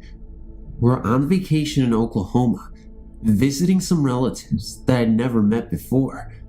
They lived in a thickly wooded area. That evening after supper, and the sun had started settling, my mother and I decided to go for a walk and enjoy the beautiful new scenery we were in. We had been hiking for 20 to 30 minutes, so we were several miles from the house. Suddenly, a breeze swept over us, and before us was a small pond. I looked over into the water and saw a bright face staring back at me. I know that it was not my reflection. I jumped back and turned around, and my mother was nowhere around. I began yelling and calling out to my mother, but got no response. I finally got back to my relative's house and ran in. I asked everyone if they had seen my mother, and no one said they had seen her. This alerted my relatives because they had 100 acres of wooded area, and there were snakes and other dangerous animals, and the sun had already set. Me, my uncle and his wife, and 2 of my older cousins headed into the dark woods, all carrying flashlights. We walked towards the pond and hoped she'd still be nearby. I looked up, and behind 2 trees was a bright shining light. I walked towards the light and looked behind the tree. There was the same person I had seen in the water, but he wasn't easy to see. It was almost like you could see right through him. I freaked out and screamed, yelling for my relatives to come see. When they arrived, they stopped to watch the ghost float away over the water and into the darkness. Everyone stood in shock of what they saw. After several hours, the woods became draped with heavy fog. We could hardly see what was in front of us. We decided to head back towards the house and call for help. We called the sheriff, and he arrived with 3 other police. All night long, we spent looking and scanning the dark pond water. No sign of my mother. I was so worried. Oddly, no one mentioned to the police what we had seen earlier. I didn't know whether or not to say anything. I did not want to seem crazy to the police, but I wanted to do anything to find my mother. I asked my older cousin Charles if we should say anything about the sighting. He shook his head and said, "Come on, we didn't see anything. That was probably a firefly." I was totally confused. I knew I'd seen a person's face in the water, and then again behind the trees. I knew that everyone else had seen it too. I finally said, "Sheriff, I think there is someone or something in these woods." Then he asked me to explain what I'd seen. At sunrise, the family decided to go back to the house and let the police continue their search. I was hesitant, but my family talked me into coming home with them. We walked into the house, and I sat down at the table. My aunt made me hot chocolate and asked me if I was alright. I couldn't believe what I had seen, and everyone else had seen, and no one was talking about it. I was confused and started hoping that this was all a nightmare. I drew myself a bath and climbed in. I cleared the vapor off the window and just stared. I didn't even know what to do. I wanted to feel hopeful, but the demonic stare of the ghost haunted me. I didn't have a good feeling. I kept imagining horrible things happening to my mother. I cried and rubbed water over my face. I prayed that God would help us find her. Several days has passed, and no sign of my mother. A missing persons report was made. I was starting to lose all hope. I felt like I had lost the most important person in my life. I wanted to go look for her myself, but the police refused to let anyone else into the woods. Late that night, I heard some footsteps. It kept coming closer. And then I saw a bright light at my door. The door slowly opened, and the same face was standing there. It scared me, and I screamed.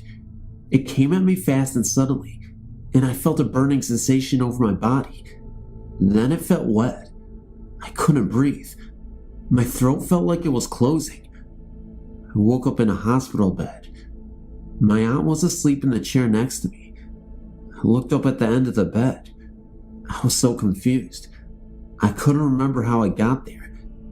My aunt awoke and told me that I passed out the night before and they couldn't wake me. They said I had bruises all over my body and hand marks on my throat, like I had been strangled. Oh my God, it was the ghost from the pond. My aunt looked at me strangely, then ran to hit the nurse button. She looked down at me and said, "Honey, you have been through a lot of stress. You need to relax. We found your mother. She can't remember anything, but we found her lying next to you. She's here in the hospital too, only 3 rooms away." What? I want to see her now. I got up and ran to the hall, but was stopped by 2 nurses. "You have to stay in bed, honey," they explained. I sat down and told them that I needed to see her. They began injecting me into the arm with a shot. I started to panic and asked my aunt what was wrong with me. Then I got very dizzy and relaxed.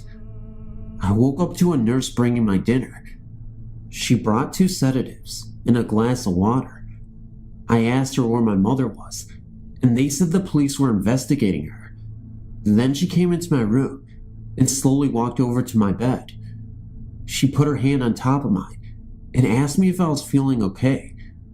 I asked her if she was okay, and she told me she was fine.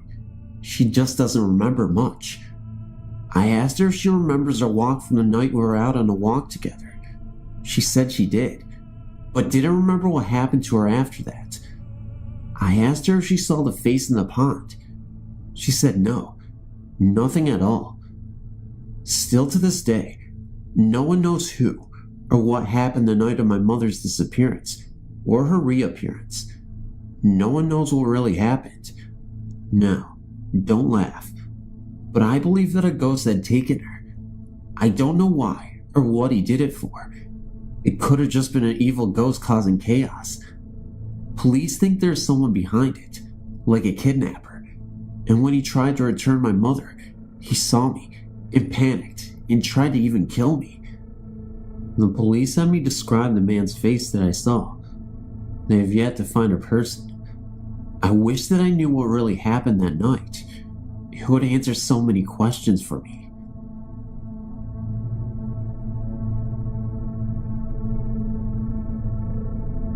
I wasn't going to share the story because I didn't think it was an actual ghost story, but I thought about it, and I guess it could be, and if not, it's still kind of a weird and interesting incident. When I graduated high school in 1998, I went up to Ohio to visit a friend who graduated a year ahead of me and went up there to go to college. I graduated on the 6th and left on the 8th and stayed there for 10 days. Well, about 3 nights before I came back, which would have been the night of the 15th, morning of the 16th, I had a dream. In this dream, I woke up in my bed back home, and there was this man sitting on my bed. He had dark brown long hair and was clean shaven, wearing a white robe. I was kind of startled at first, then it turned to curiosity. I asked who he was. He says something like, "You know of me, but don't know me," and then goes on saying how we are alike and that he would be the same, and just a bunch of stuff like that. I was still confused because he never said who he was. He was telling me not to worry, that everything will be okay, and just a bunch of stuff that I couldn't figure out. Well, to make a long story short, I just passed off the dream as a weird dream. That was until I got home.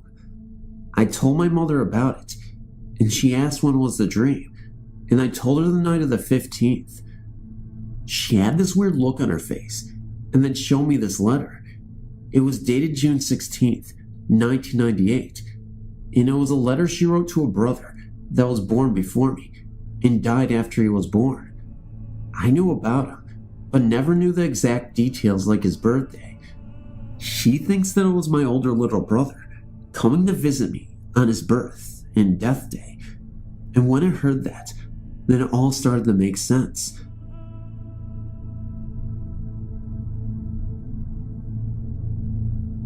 This is my story. After all the stories I read, I wanted to tell my own. It was 1990. We moved from one small town in southeast Kansas to another. To tell you the layout of the house, so you know what I'm talking about, on the front of the house was a large screen and porch. That's where the front door was to the house. When you walked into that door, there were stairs that led up to the second story. That's where my story begins. When we first looked at the house, my sister, who was 2 years older than me, went upstairs to look at the bedrooms where we would sleep. As we walked through the second door, we saw someone go through the wall. That's where it all started. After we moved in, things started to happen. At night, my dad would hear someone open in the front door and walk across the hardwood floor that had carpet on it. He would get up and look. The front door was still dead bolted. I would hear someone walk up and down the stairs all night long. I mainly slept with my sister after that. After about a month, my dad ended up in the hospital, so me and my sister were home alone for a while, without our mother there. That's when strange things really started to happen. The entity would start scaring us. It would knock on the back door, open, and slam the cabinets closed. Walked across the upstairs floor, slamming doors. Our poor dog would not even go upstairs. It would sit at the foot and bark and whine. To make a long story short, after my dad got home from the hospital, the thing tried to smother my mom to death. My mom always slept on her stomach. It was from that moment that we decided to move. Someone bought the house and remodeled it. I wonder if they had the same problem as we did.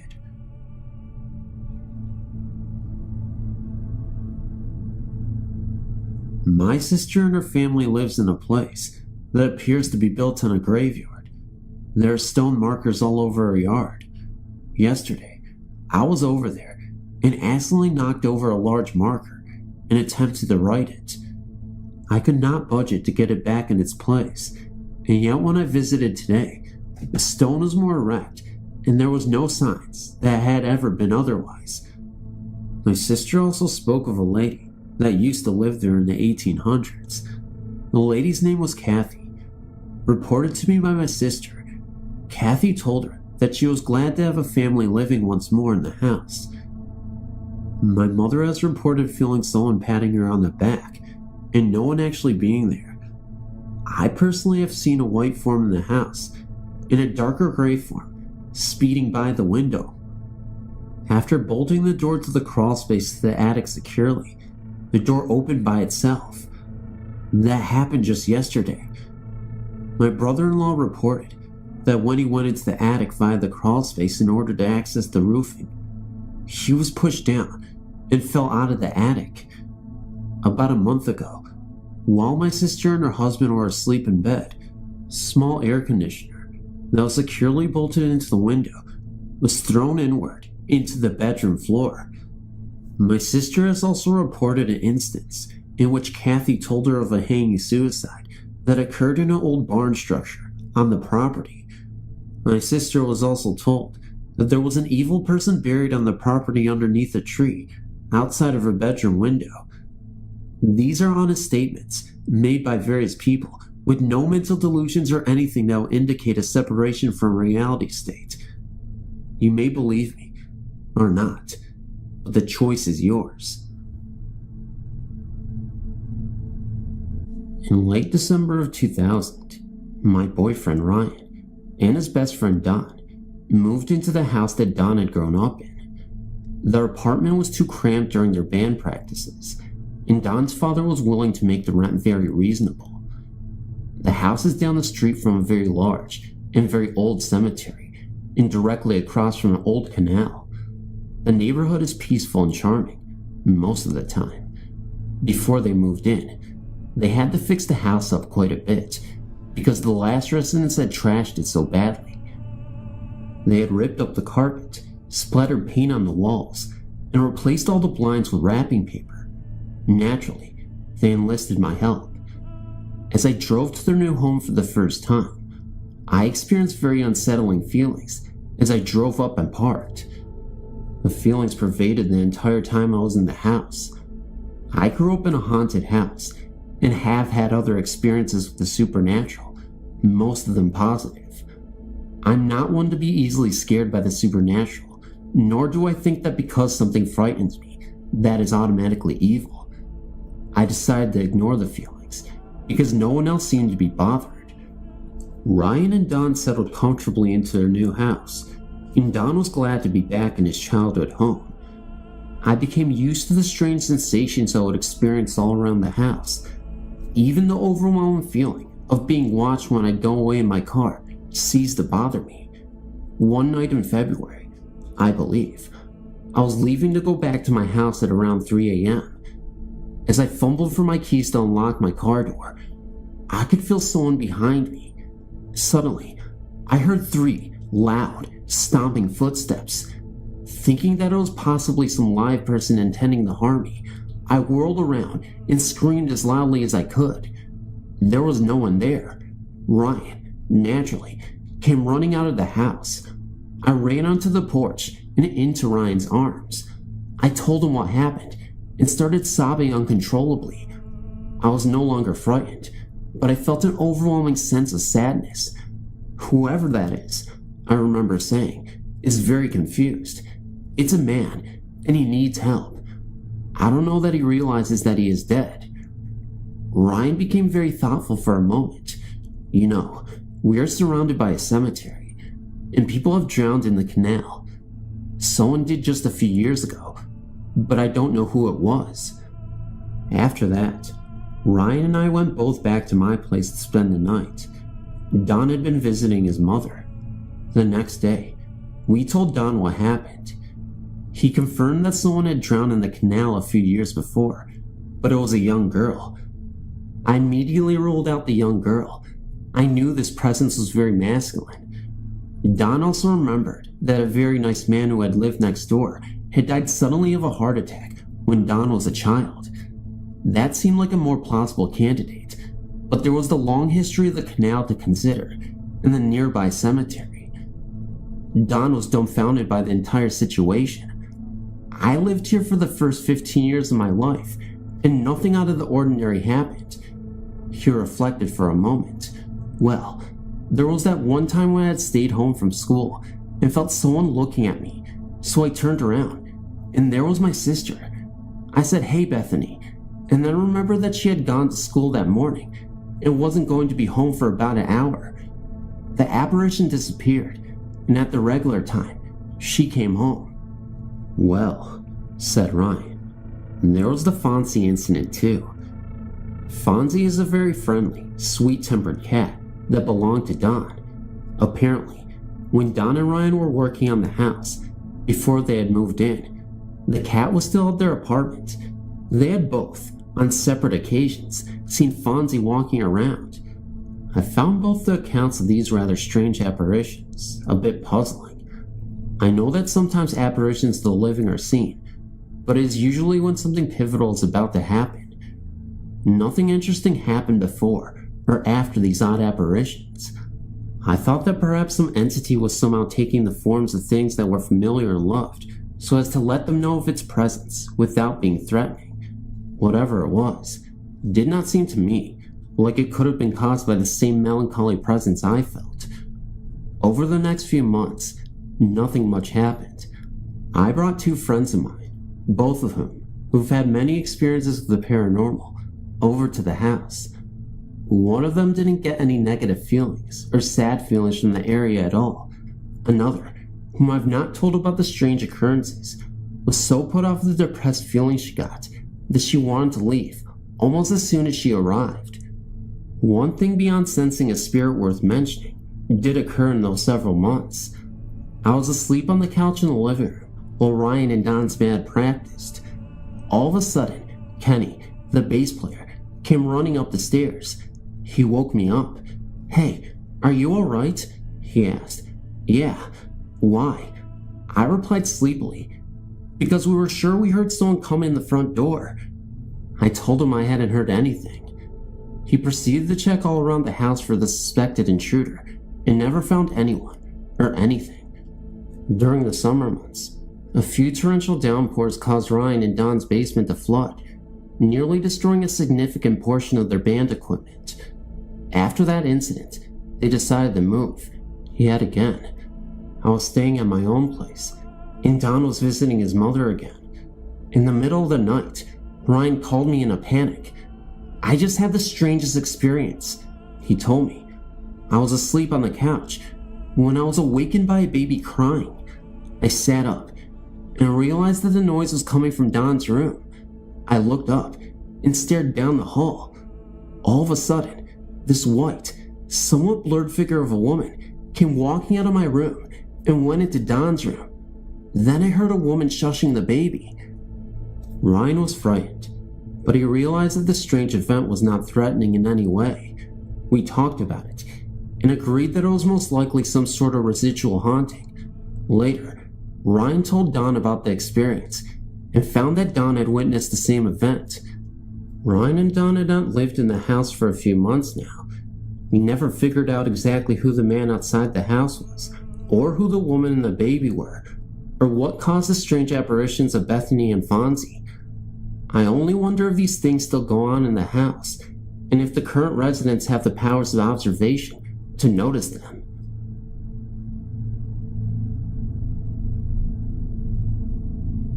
This happened in February 2000, during my junior year of high school. I was in my bed one night, just staring at the ceiling, waiting to fall asleep. That night, for some odd reason, I was lying on the opposite end of the bed. I remember seeing the yellow digital numbers on my TV say 12:40 a.m. I remember this detail because I know for sure that I was not sleeping. I was fully awake and conscious. Suddenly, I felt this eerie chill just start to permeate the room. So cold, so freezing. A wind that was coming from seemingly nowhere because my window was closed tight, as was my door. I had about 3 layers of blankets and sheets on me, but the cold just seemed to be going right under them. Immediately, just every hair on the back of my neck was standing on end. People use the terms chills going down their spines figuratively, but the real thing is not the most pleasant sensation in the world. Then, I heard this male voice, very sinister in tone, start laughing. It just echoed and surrounded me. I was terror-stricken at this point. I could feel my heart beating. I closed my eyes, praying to God frantically that whatever it was would leave. When the voice subsided, the room returned to normal temperature. I just bolted out of my room. I have no idea what it was that visited me that night, but several times after that, when I was in bed, I had this feeling that someone or something intangible was watching me. Since then, I've had several psychic and numerology readings, which indicate that I'm sensitive to the psychic and supernatural. I've had dreams throughout my life, which served as a precursor of good tidings in the future, including my acceptance into the school I am attending today. I am a college freshman. When I visit home, I refuse to sleep without the hall light on. Call me chicken, but I don't think I'm quite ready to encounter what lies in the darkness again.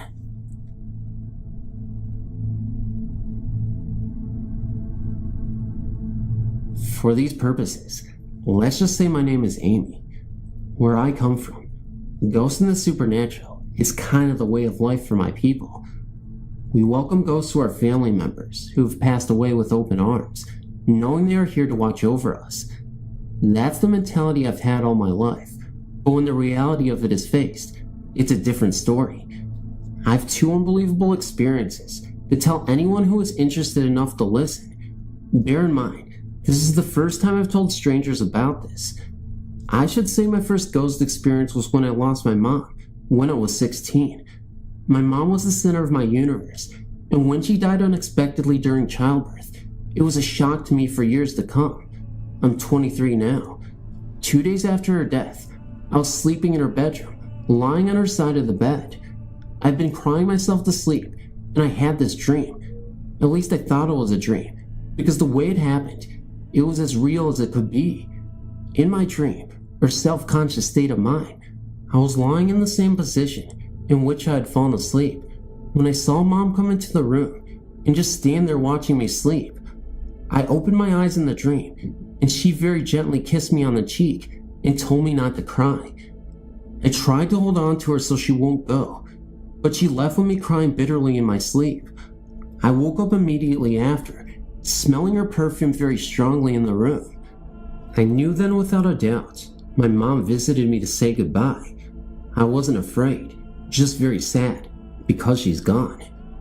My second and very terrifying ghost experience happened a couple years later when my grandfather became violently ill with severe heart problems.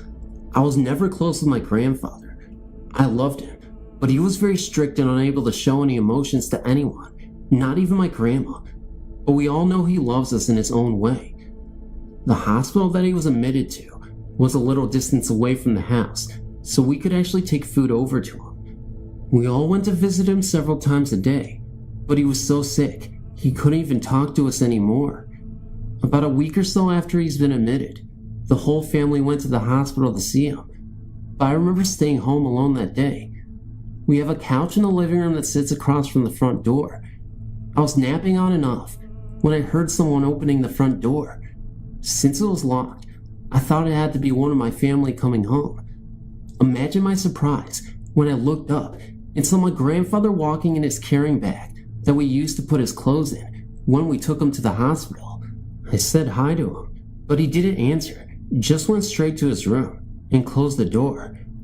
I didn't know what to think at this point, but I remember expecting my family to burst through the door any second, telling me they brought him home because he was feeling better. After about 3 minutes, I could hear him moving about in his room, so I went to knock on the door to ask him if he needed help with something, but no one even answered, though I could hear things moving. It didn't surprise me, because he could never talk much.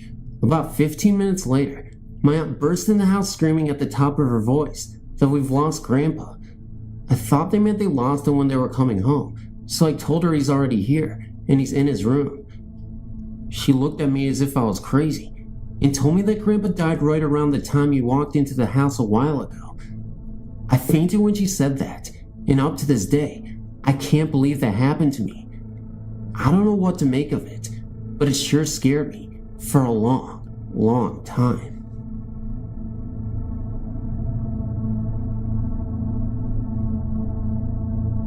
We had just gotten done playing video games and decided to go to bed, myself and 3 others.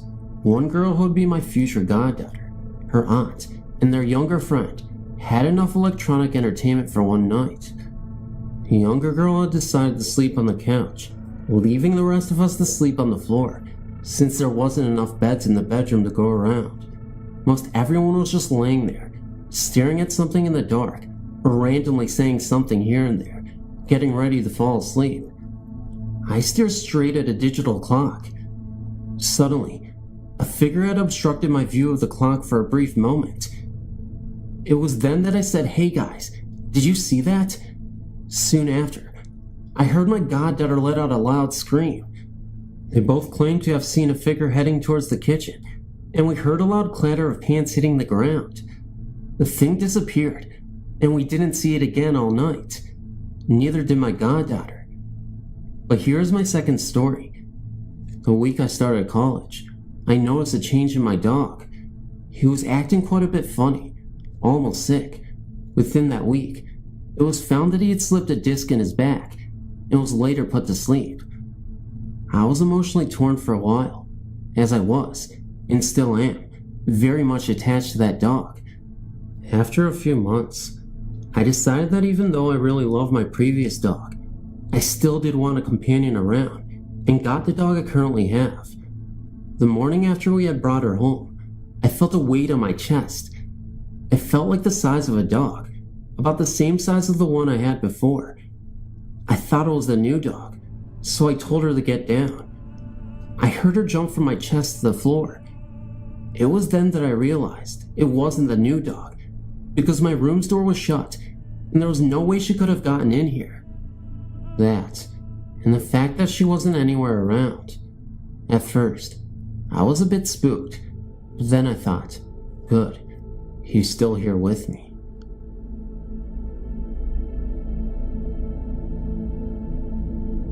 The summer I turned 18 and headed off to college, my family moved to Martinsville, New Jersey.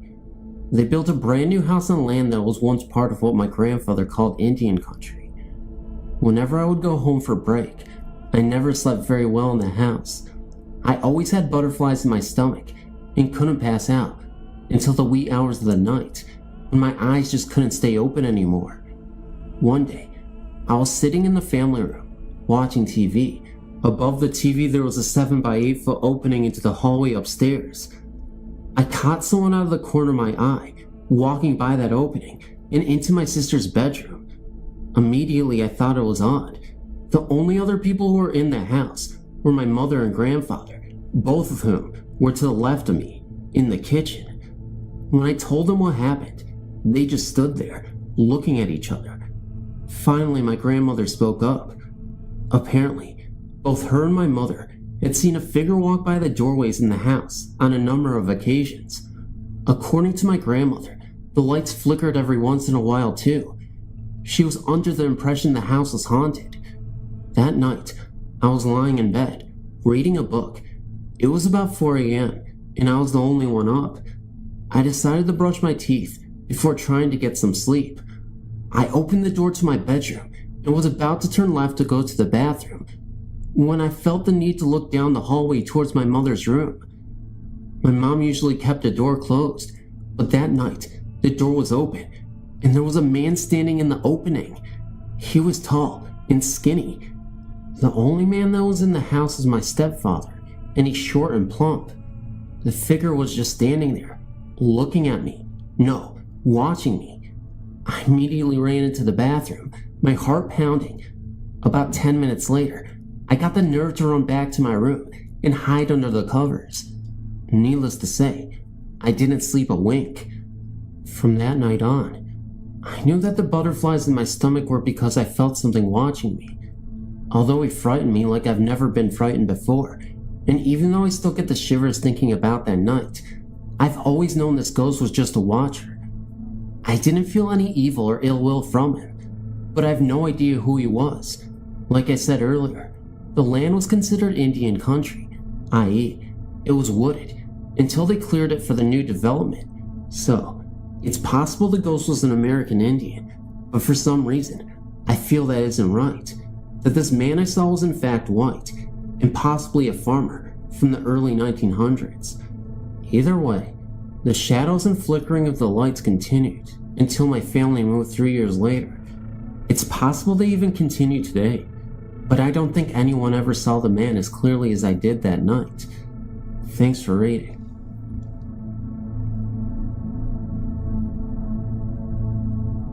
I've been reading through your website and found it very interesting. but I never thought that I had a story to relay until I read a story that sounded extremely like something happened to me a few years ago. I live in Toronto, Canada, and in 1991, my third child was just a baby and would wake up nightly around 2 a.m. for feeding. At the time, we lived in a condo, which we had lived in since 1988. We had some minor incidents, like things moving around and shadows seen out of the corner of one's eye, but nothing to speak of really. Just things that could be chalked up to imagination. On one particular night, my son wakened for his feeding. I sat in my rocking chair in the baby's room, feeding him. The nightlight was on, and I was wide awake, when all of a sudden, I heard what sounded like a lion roar or a tiger roar, loud and clear. I jumped up, turned on all the lights in the house, and was convinced that a tiger was in the closet. Woke up my husband and had him search the entire apartment, including the balcony, which was 6 stories up. Of course, it would have been impossible for an animal to have gone into the apartment, but the roar had sounded so real, I had to be sure. After that, I tried to convince myself that it was my imagination, but I never forgot about it. I wonder if you know what this could be, and if there's any explanation for it. This just happened the night before last. For the past 3 days, my husband, my 2 little girls of preschool age, my mother-in-law and I had been camping at beachside campgrounds in Oregon, a beautiful place caught between Highway 101 and the beach itself, just north of Yahutz.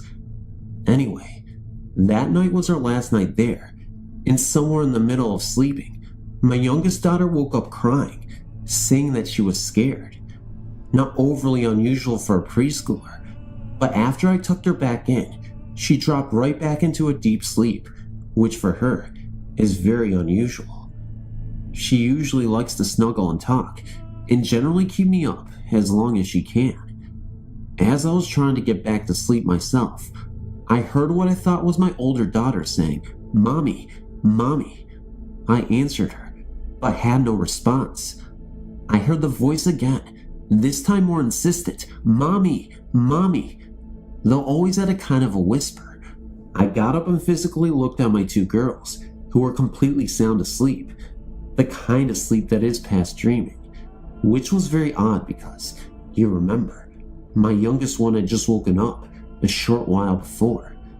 Then, as I laid down for a second time, I heard the voice again, only it seemed to come from all the way around me and in a constant stream. "Mommy, Mommy, Mommy," and it wouldn't stop. It just kind of kept reverberating around my head and seemed to have no specific point of origin. My husband got up, not hearing a thing, mind you, to relieve himself, and came back a few moments later. While he was gone, I said out loud, "Whoever you are, go away. We're trying to sleep." And the voice kind of faded away, but always saying "Mommy." I'd asked my husband if he'd heard or seen anything outside the tent when he was out there, but he said he hadn't. This gave me the creeps in a serious way. The voice didn't come back, and we were leaving the next morning anyway. That was yesterday.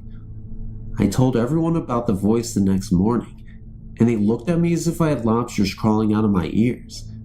But I still wonder if something happened at the campsite. I feel it was a small child who had gotten lost and never found its way back to its tent, and I feel it was a small boy, but I know nothing for certain. If anybody knows about any ghostly happenings at the beachside campgrounds in Oregon State, I'd surely like to hear back from you.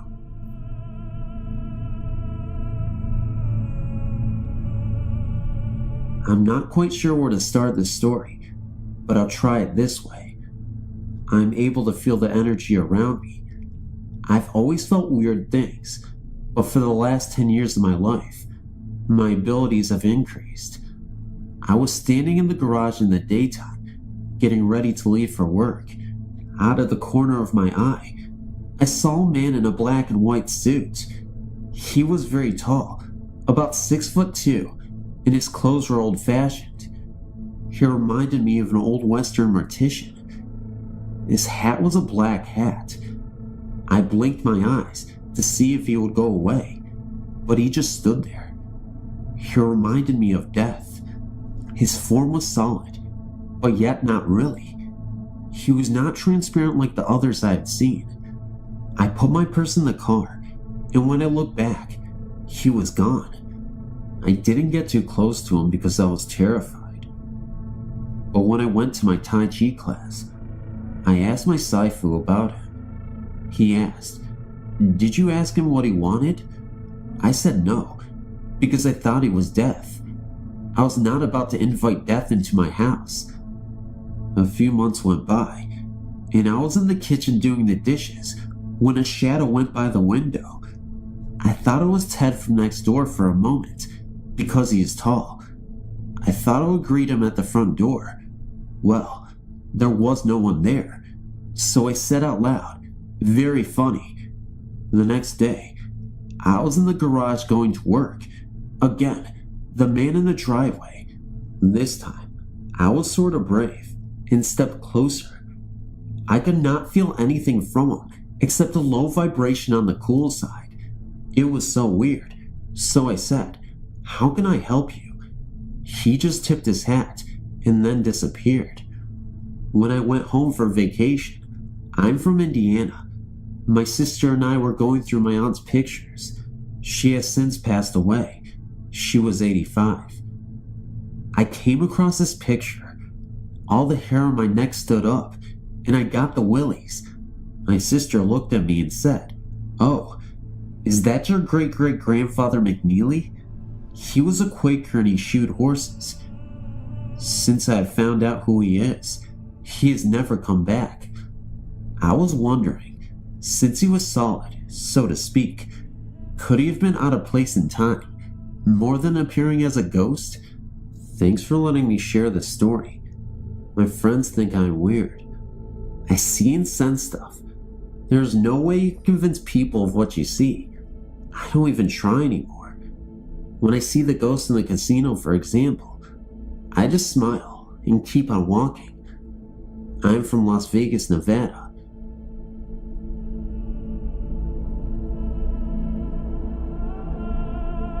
Hi, this is a great site. I'd like to share my experiences of the paranormal with you.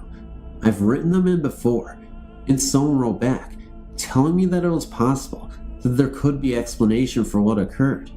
Right now I'm 18, but I remember the events as if they happened yesterday. I've only ever had to move house once, which was nearly 2 years ago. My parents and I used to live in East Anglia, UK, which has its fair share of haunted old homes, but all that is totally unrelated. We had a semi-detached house. My dad told me I was about 30 years old. I always remember the evil presence in the house, although I didn't notice it much back then. First experience I had was when I was about 6, and it was late one night, after my parents had gone to sleep. Our neighbors were away on holiday at the time. I had the smallest room, which was situated above the garage and the stairwell. I was just falling asleep when I heard a loud knocking noise, like someone rapping against a wall, and it was a rhythmic rapping. I ignored it, or at least tried to at first, but then a few seconds later, I heard it again. It was coming from downstairs, and every time it happened, it seemed to be moving up the stairs and eventually onto the landing. By this time, I was creeped out and turned my lamp on, which flickered weirdly. Eventually, the knocking was right inside my room, in the far corner, and I was surprised my mom or dad didn't hear it. I called out a few times for my mom, because I was too scared to get out of bed, and she came in. I asked her to stay with me and hear the noise for herself. She waited with me and heard it too, but naturally, she didn't believe me and told me it was probably the heating. Why would the heating make noises, which sounded as though they were coming from downstairs, into my room? Another incident happened just after one of my brothers left for university. He was the last one to go. I was about 10 when this happened, and I'd swapped rooms with him anyway, so I was now in the back room and was a lot bigger than the one I had before. This incident terrified me the most, and I'll never forget it. I used to sleep with my feet out, the blanket at the bottom of the bed. obviously, and I woke up after feeling cold fingers on my foot.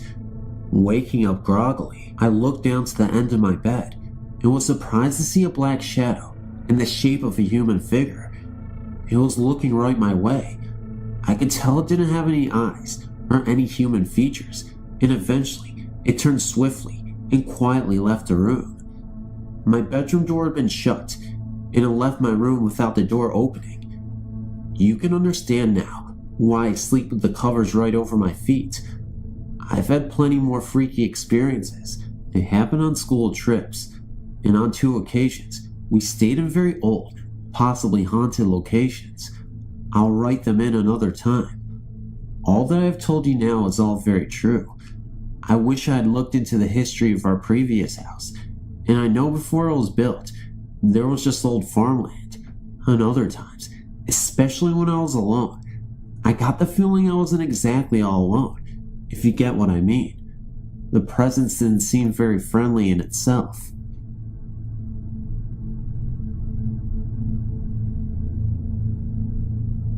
This happened about 4 years ago, while I was a senior in high school.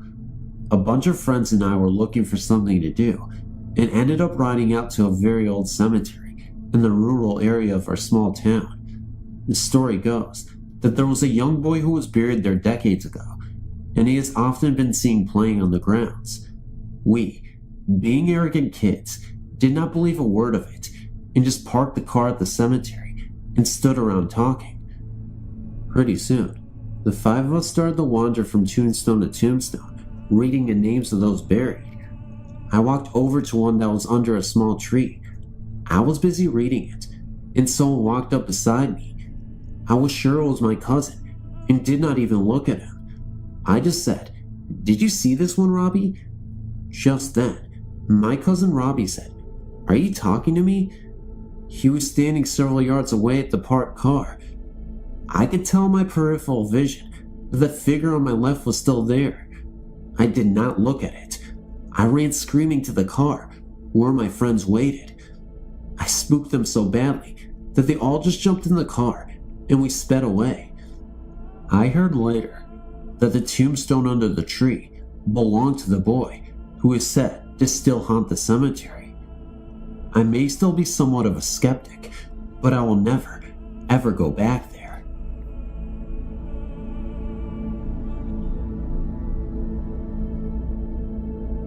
In May of '99, my favorite uncle, Brian, died of cancer. It was a big surprise. He had always seemed to be so fit and healthy for his age. He was 61. The day he died was strange for me. I'd gone down to his house to see him and found his sister, my Auntie Ann, standing at the door of his house, talking to one of his neighbors. My mom looked worried. She had a right to. That morning, he had been taken to Worksome Hospital in North Wales, UK. He had been complaining that he had a pain in his back for months.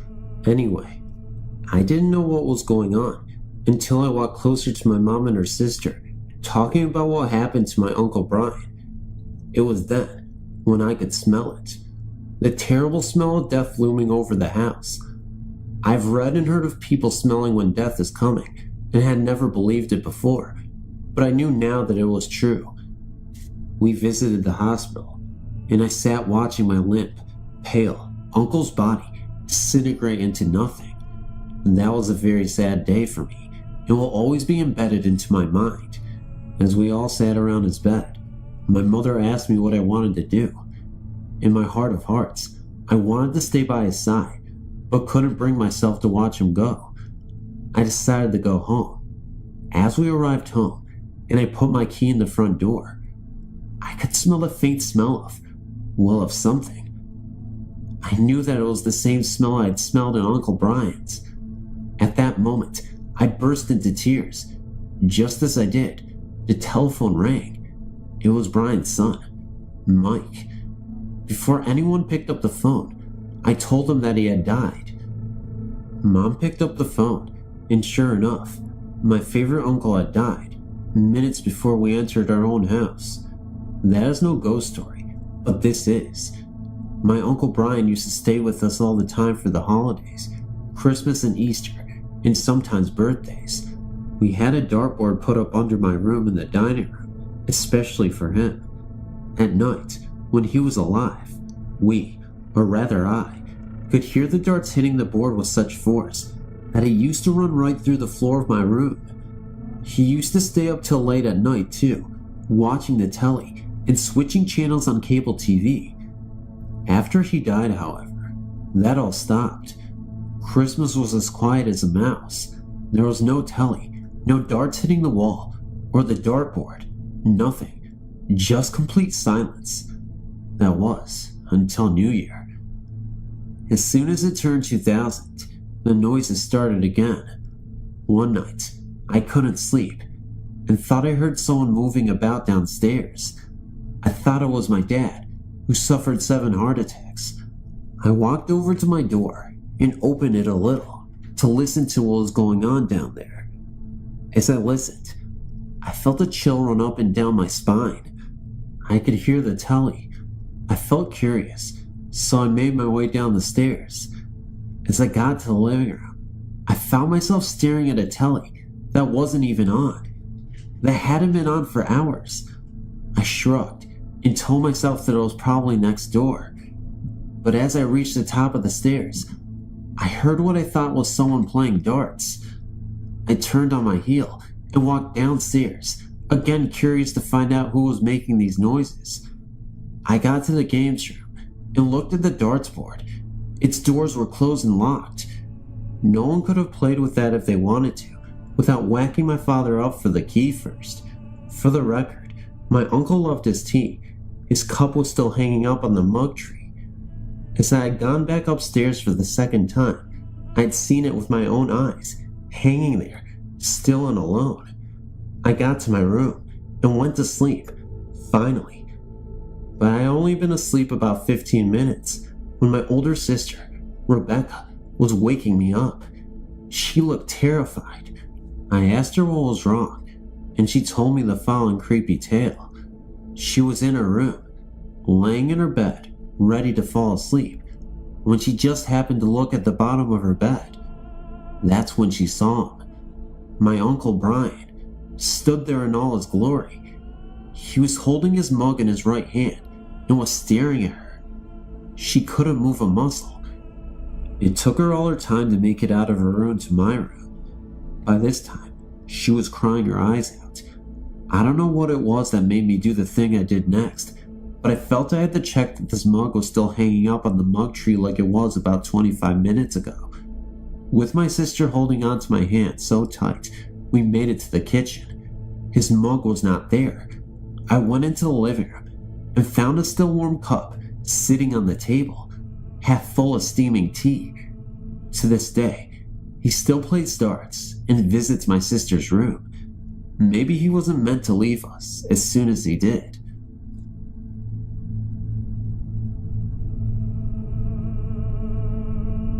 Back in 1990, I was 18 years old and staying with a host family in Veracruz, Mexico, as an exchange student.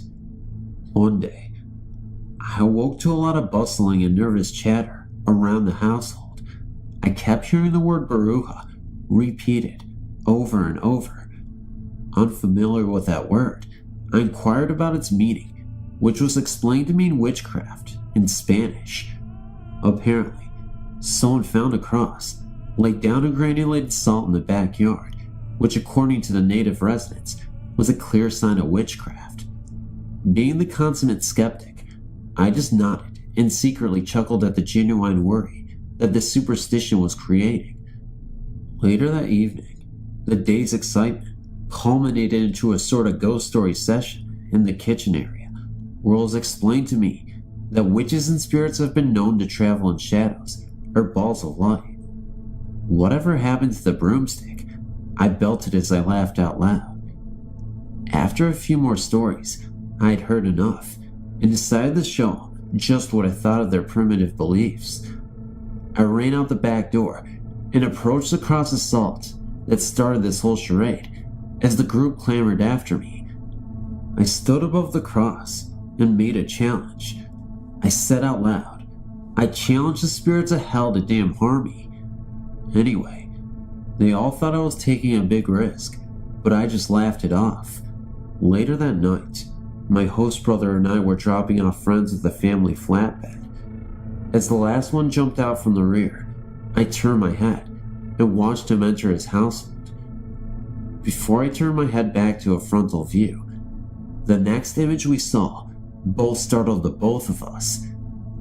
Materializing from the upper window, there seemed to be an entity of some sort. It was an old lady, but a really disfigured looking old lady. You could see the detail in her face, but she had red glowing eyes at the same time. Besides the red glowing eyes, she had scars all over her face, and it looked like she was almost on fire at the same time. I don't even know how to describe it, but it looked very off-putting.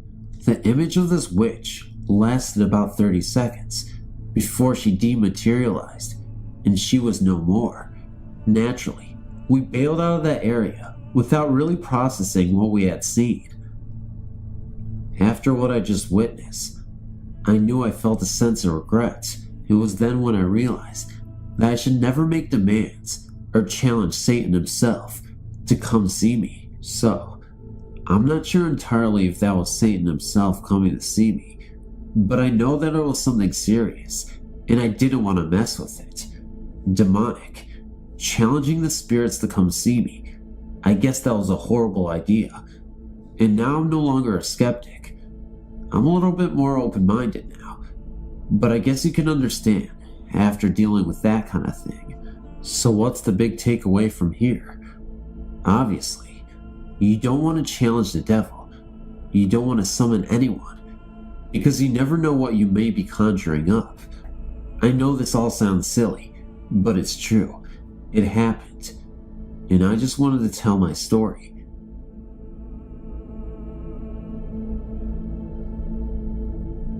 My first ghost story experience started happening to me about 2 days after my mom and stepdad bought this house. We have a child-proof door to keep my little sister and the dogs from going downstairs. It only comes to about 3 feet high, and it can be opened from the other side. Since we had just moved in, and hadn't got any of the bedroom furniture into the house yet, I'd slept out on a cot in our living room, where you can see the child-proof door that leads to the staircase. Anyway, as soon as I drifted off, I felt as though someone was watching me, and so I rolled over to face the door, only to discover what seemed to be a solid shadow, with one arm over the door and head peering over at me. It soon disappeared, and since it was dark, I just convinced myself that my eyes were playing tricks on me, so I went back to sleep. But it kept happening, and my mother soon started telling me she's seen it too, wherever she goes to get some water or go to the bathroom, and I hadn't told her I'd seen anything. We could both swear to God that there's someone there looking at us. Then after we finally got settled in, I started sleeping in my room instead of the living room. Since I can't sleep without a little light, and my bedroom is in the basement, I have a dull green light in my walk-in closet, which you can clearly see into from my bed. So one night, I'd been reading my book, and over the top of my book, I saw a solid shadowy figure in the shape of a man just walk through my closet. I was so scared, I ran upstairs as fast as I could. My mom and stepdad came out and asked me what was wrong, and so I told them. They looked irritated and said that it was just my imagination and I should go back downstairs and get some sleep. So I did, until 1:30 in the morning. I woke up because I heard someone calling my name, and I thought maybe it was time to go to school. Then when I was fully awake, I realized school wouldn't start for another week, and that the voice was calling my name, and it was unfamiliar to me. So I froze in my bed, but I kept hearing my name, until it was like a whisper in my ear, and I felt something that was almost like a cold finger running down my back. I almost ran back upstairs to wake my parents again, but remember what their reaction had been the last time, and decided that maybe, if I just laid in bed, it would go away. Then the TV turned on to channel 60. At the time we didn't have cable, and on the TV, was a televised ad about contacting the dead that had shut off. I screamed and ran up the stairs as fast as I could and slept on the couch for the rest of the night.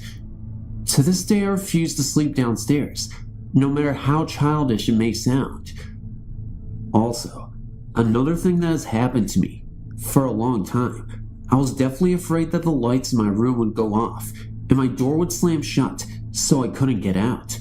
And one night, when I went downstairs to get something, my door creaked and slowly started closing, and then my lights flickered. I went upstairs as fast as I could and asked everyone if the lights had flickered upstairs, and they all responded no. Various other things still happened in my house. Like one time, when I was wrapping Christmas presents, I put down the tape and went to pick it up again, and it wasn't there. I asked my mother, who was in the room with me, if she had taken it, and she said no. We searched all over the house, and finally, we found it on the kitchen counter. CD players go on and off.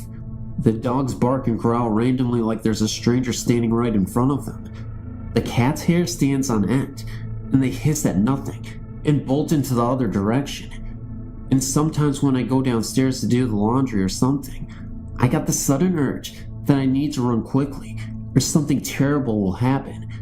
And believe me, I do.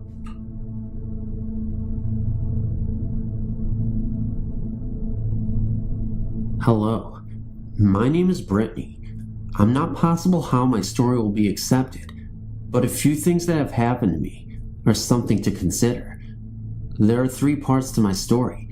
The first part is my parents' personal encounters. The second part is an encounter my parents and I both shared. And the third is my own personal encounters. Part 1, the noisy spirit. When my parents first bought out the house, it was very small. Only a kitchen, dining room, and living room. Upstairs, there were 2 bedrooms and a bathroom. My parents had been inspecting every room one at a time to see exactly what they needed to fix up. My parents were upstairs in one of the bedrooms when they heard noises downstairs in the kitchen. When they got downstairs, according to their story, to investigate, the cupboard doors were swinging back and forth wildly. They walked over to shut them, and voices yelled at them to just leave immediately. They didn't listen. 5 years later, I was born. By then, they had built on 2 family rooms, 2 porches, a laundry room, pantry, and they even built on a shop where they conducted their own business. They normally heard music playing and voices yelling at them, but they ignored it for whatever reason. In the second story, the attacks, when I was 10 years old, a lot of very dangerous attacks started happening. My dad started being ferociously attacked during the night by invisible forces. Now, my dad slept upstairs in his bedroom alone because the bed hurt my mom's back, so she always slept downstairs on the couch. My bedroom is directly beside theirs, so I could hear everything going on in there. Normally, my dad will wake up to feel as if he was being held down, strangled, bit, scratched, cut with a knife, carried around the room, etc. When he would wake up in the morning, he would have bite marks in impossible places on his body, cuts, scratches, red bruises around his neck and wrists, and long deep gashes across his chest. Now, this didn't happen all the time, all in one night, but things happen frequently. I was really starting to get worried. My grandma and Aunt Phil taught me an Italian prayer to keep the evil away. I would pronounce it right now, but I'm not entirely sure if I even did it right, so I'll refrain from doing so right now. But the prayer is the prayer to the Virgin Mary, and its purpose is to keep all the evil out. They told me to say that 3 times every night, and it would keep the evil out. I said it 3 times in dedication to my father, and things slowly started to get better. It was still very scary, because I never expected the entities to be so violent. But in my 3rd paranormal experience, these are my personal encounters. Well, now that I'm 16, certain things have happened to me. They aren't violent or even frightening, more so reassuring.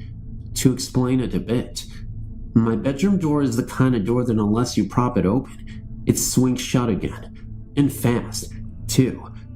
Well, for the past year and a couple months, I've noticed that there might be a spirit that is checking in on me. When I sleep, or late at night, my door will swing open, wide enough for a head to look in, to check in on me, to make sure I'm okay. I'll look because it creaks, and see nothing there. It will stay open at that width for 2 minutes, as if someone is checking in on me. Then it will slowly shut, the doorknob will turn, and it will close all the way. Like I said, it was reassuring, because I felt as if someone, whoever it was checking in on me to make sure I'm okay, and they're just trying to tell me they're here for me. I'm glad I have it. I look at it as my spirit guide. I'm pagan, so on my website, you will understand my belief as spirit guides.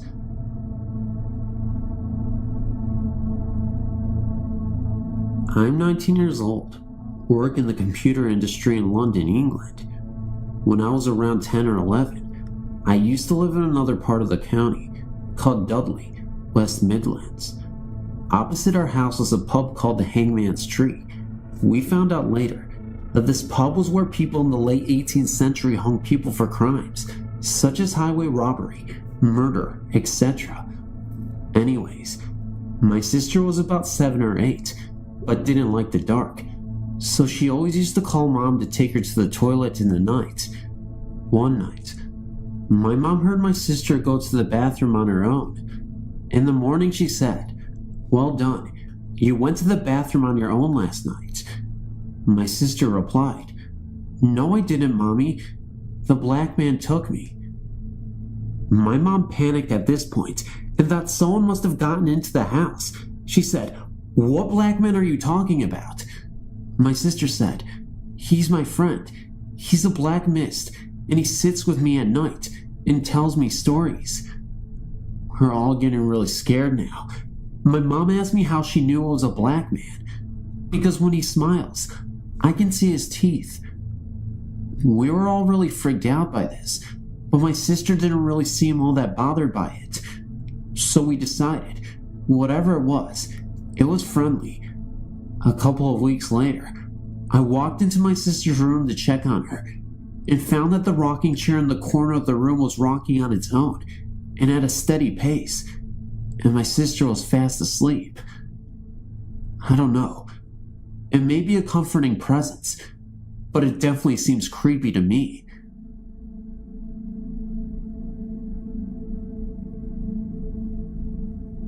My name is Alex, and I live in Colorado. I've always been in tune with the supernatural. My first experience that I can remember was at my grandmother's house, and I think I was about 5 years old. My grandfather had died long before I was born, and when my mother was about 6 months old, I remember him coming into my room and telling me goodnight, and that he loved me, and telling us a bedtime story of the 3 bears. I asked my grandmother who the man was, and she said no one was in the house but her, my mother, my brother, and I. I told her the man's name, and she laughed, and said my mother probably told me to tell her this. I said my mother was asleep. It was about 20 feet from me, in another room, and I don't think she could have heard him.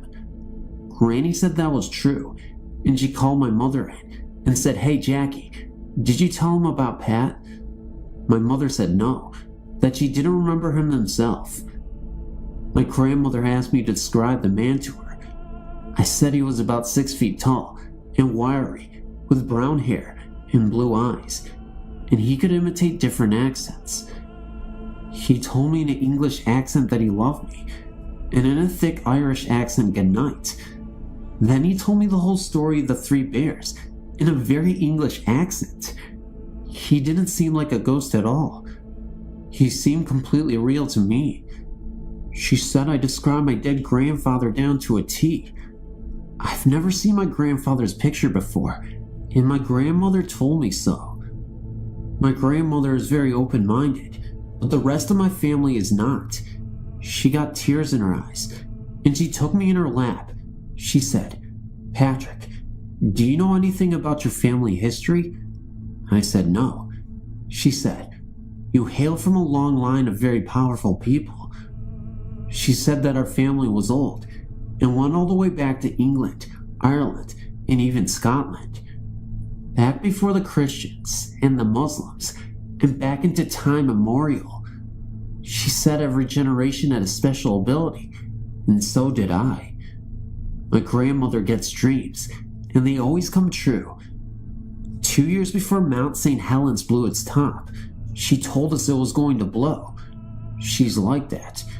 She told me our family practiced the old religion. I said, "What? Christians?" She said, "No." She said Druidry and Wicca. I was like, "What's that?" And she said she'd explain it to me when I was older. She told me to tell Pat she still loved him after all these years.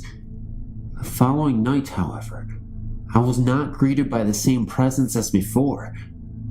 The really crazy thing was, it was something entirely different.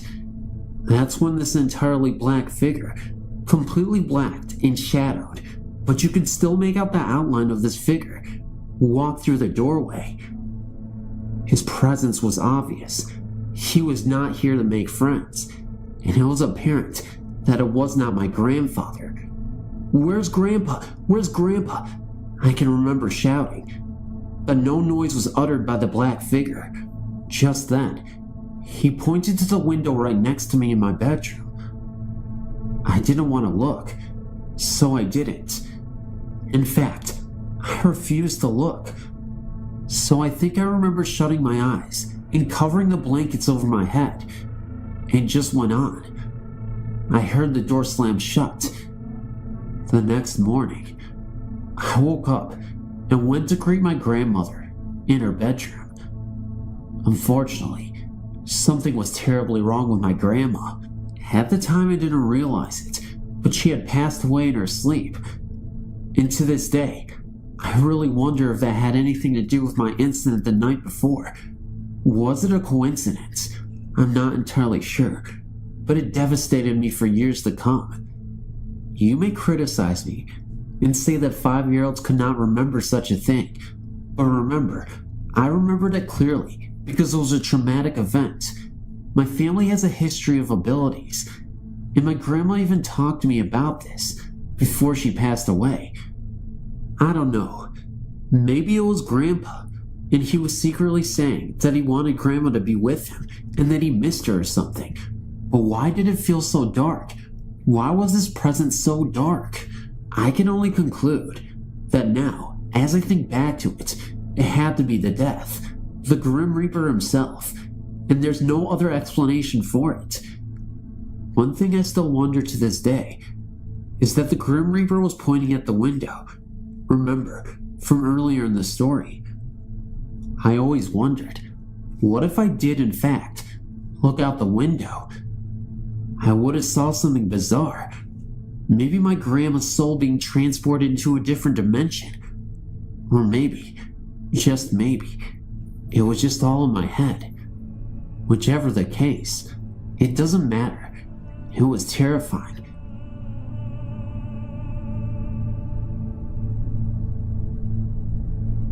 Well, here we go. I'm not sure if what I'm experiencing is an actual haunting, or if everything can be easily explained. I live in South Texas, not in the sticks. I'm 17 years old, and currently attend high school. I'll be graduating this year. Our house is very new. It is only 4 years old, and built by us, so nothing has happened in the house. However, we live directly on the banks of the San Antonio River. In fact, we're situated on a 75-foot cliff. On our property stands another house, where we also used to live while our house was being built.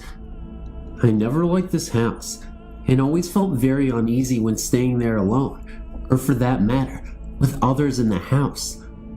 I do not know exactly how old this house is, but I do know now that when they were adding new boards to the siding, they found old newspapers dating back to the late 30s and early 40s in the sides of the house.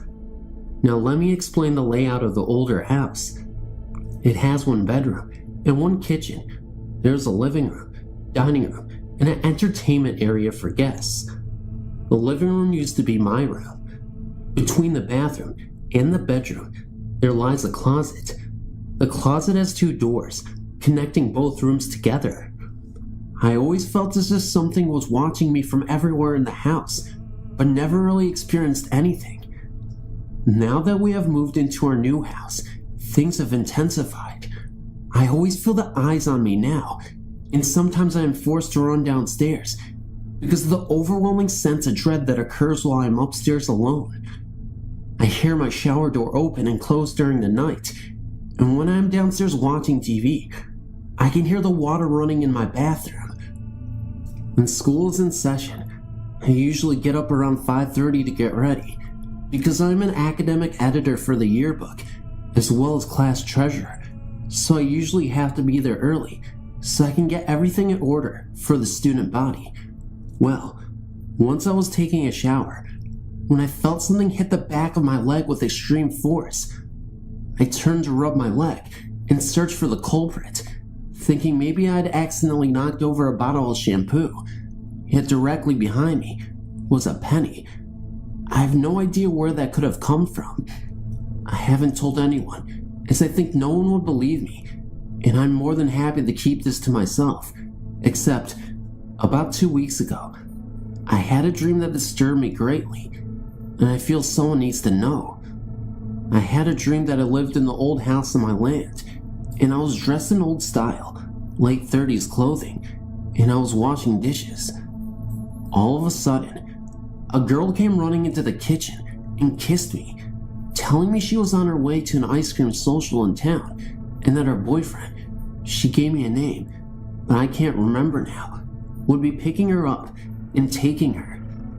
She appeared to be my age now, and I'm supposing I was her mother, because I told her to take care and to wait to say goodbye to her father, something I would never say.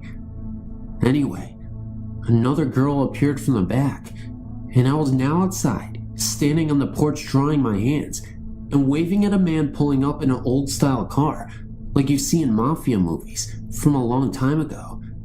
I kissed him, and he appeared to be my husband. He was explaining to me about his recent business venture, when I suddenly realized who I was.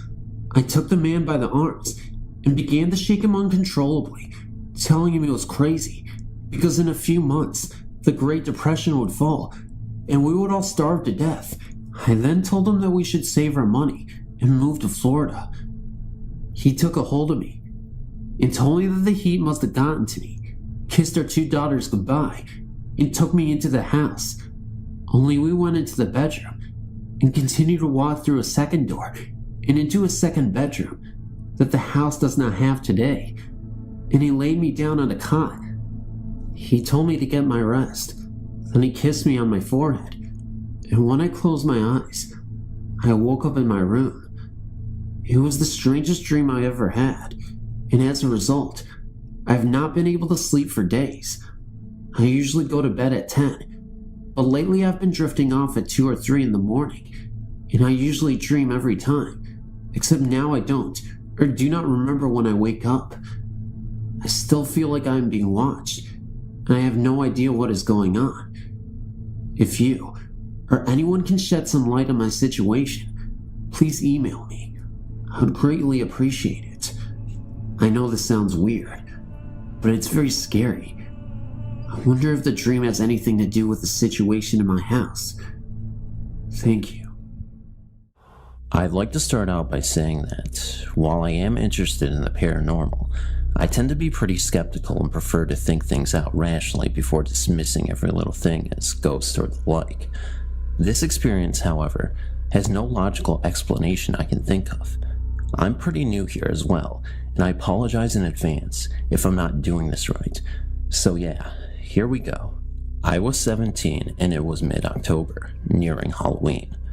My family and I had gone to a really small, fairly rural town to meet a group of family friends for dinner and catching up for old time's sake, as my siblings and I had grown up with the children of the other families. After dinner, The parents stayed at the bar drinking, and those of us that weren't of legal drinking age were starting to get a little bored.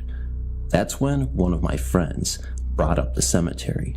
Apparently, there's a cemetery in this town that's said to be haunted.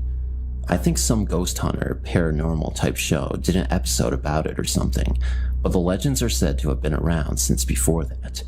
The story goes that a group of teenage boys wandered into the graveyard one Halloween night with the intention of causing trouble and maybe stirring up some spooky ghost action in celebration of Halloween.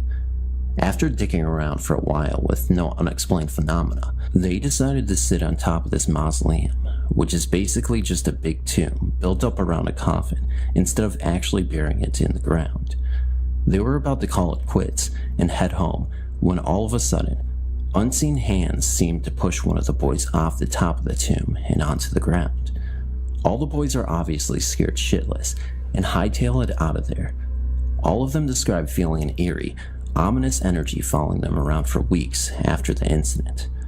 There have also been numerous reports of orbs, headstones inexplicably moving or disappearing, ghostly apparitions, inscriptions being changed, flashes of lights, strange noises, the whole works. We arrived at the cemetery well after dark, and one of my girlfriends, we'll call her Emma, and I were the only two brave enough to go in. We hopped out of the car, careful to be as inconspicuous as we could since we didn't want the police showing up and ruining our ghost hunting experience, and headed towards the entrance. It was chilly and a bit windy, as autumn in Wisconsin tends to be. We gripped each other's hands and started down the gravel path. As soon as we passed the fence that surrounded the plot of land, everything seemed to get very still and quiet. We couldn't even hear the wind anymore, which was strange as it had definitely been breezy as we got out of the car. It was so silent that even whispering and our steps in the gravel seemed, pun absolutely intended, loud enough to wake the dead. Though there were no lights in or near the cemetery, there was enough moonlight filtering through the clouds to allow us to see pretty well. We soon realized we had no idea where the fabled haunted mausoleum was, but we kept walking anyway. We made a random left turn and, lo and behold, there it was, about 30 yards in front of us. Pretty good luck, right? As we approached, I began to feel almost an electric sort of energy in my fingers and hands, but I wrote this off as just nerves or something due to breaking the law. We reached the tomb, and this thing is huge. It was twice my height and at least made of weathered gray stone with moss growing sparsely on it. We stare for a moment and Emma whispers, "You should touch it." Being the badass ghost hunter I am, I oblige. There's nothing really remarkable about the cool roughness of the stone, so I decided to take it a step further and hop up to sit on the lip of the curved top of the thing. Again, nothing happens, so I jokingly shout, "If there's anyone here, any spirits or anything, come on out." After listening in silence for a second, I think, fuck it, and make my way to the very top where that kid is rumored to have been pushed off by ghostly hands. I have Emma snap a photo or two before climbing back down. Slightly disappointed by the lack of spooky encounters, we agree to head out and are about to do just that when we see a pair of headlights slowly creeping down the road that borders one side of the graveyard. We immediately assumed someone noticed us and called the cops, so we crouched down behind some bushes with the mausoleum directly to our left to hide. Both of us are completely silent except our breathing as we watch the vehicle slowly make its way down the street. I'm watching its taillights turn the corner when I hear a low, creepy, menacing laugh coming from my back right. It sounded so strange, like it was a few feet away but also right in my ear. I'm freaked out, and I'm about to chalk it up to some kind of adrenaline-induced hallucination when Emma, who is standing to my left, whispers, "Hey, did you hear that?" My blood ran cold as I slowly nod a silent yes I did. I cautiously turn my head to the direction I heard it come from and, I shit you not, see a dark figure stand up from one of the headstones not 10 feet away from us. I scream bloody murder and somehow end up on the ground as the next thing I know, Emma is pulling at my arm shouting, "We have to run, we have to get out of here. Come on, we have to go." I let her pull me to my feet and led me blindly by the hand. We're full out sprinting, tripping over gravestones and plants and who knows what else in the dark, and we can't even find the exit in our panic. We finally reach a gap in the fence, and I can feel tears streaming down my face as I run for my life down the middle of the road, not even paying attention to the oncoming headlights until I nearly run into them. Luckily, it was the car containing the rest of our friends, and we rip the door open and throw ourselves inside screaming, "Go, go, please just drive," before we even bothered to sit in an actual seat or shut the door. I can't remember who was driving, but I think our panic and terror shook them enough that they did what was asked of them and sped away back to the bar. They kept asking us what happened and if we were okay, but we couldn't calm down enough to answer until we were back inside the bar and sat down. Still shaking and out of breath, we recounted our story to all of them, drunk parents included. I think a lot of them were pretty skeptical, and honestly, I would have been too if I hadn't experienced it myself. In the weeks that followed, I felt that same eerie energy the boys in the legend described hanging over my head. Personally, I attribute it more to paranoia after being scared out of my mind by something I couldn't actually see than some kind of curse, but it made me uneasy nonetheless. It's been a few years since this happened, and I still cannot think of a single logical explanation for what happened that night. While I have no idea how credible anyone else's reported experience with this place are, I know we were without a doubt the only people in that graveyard, or even on the streets for that matter, and we would have heard someone trying to sneak up on us. This sound of that laugh was so unnatural too. I can't get it out of my head, even now. I've never even been more scared than what I was that night. And I know now that people mean when they talk about not being able to fully believe in the paranormal until you've experienced it firsthand. Anyway, just thought I'd share this experience with you guys, as it was my first and most memorable ghost experience.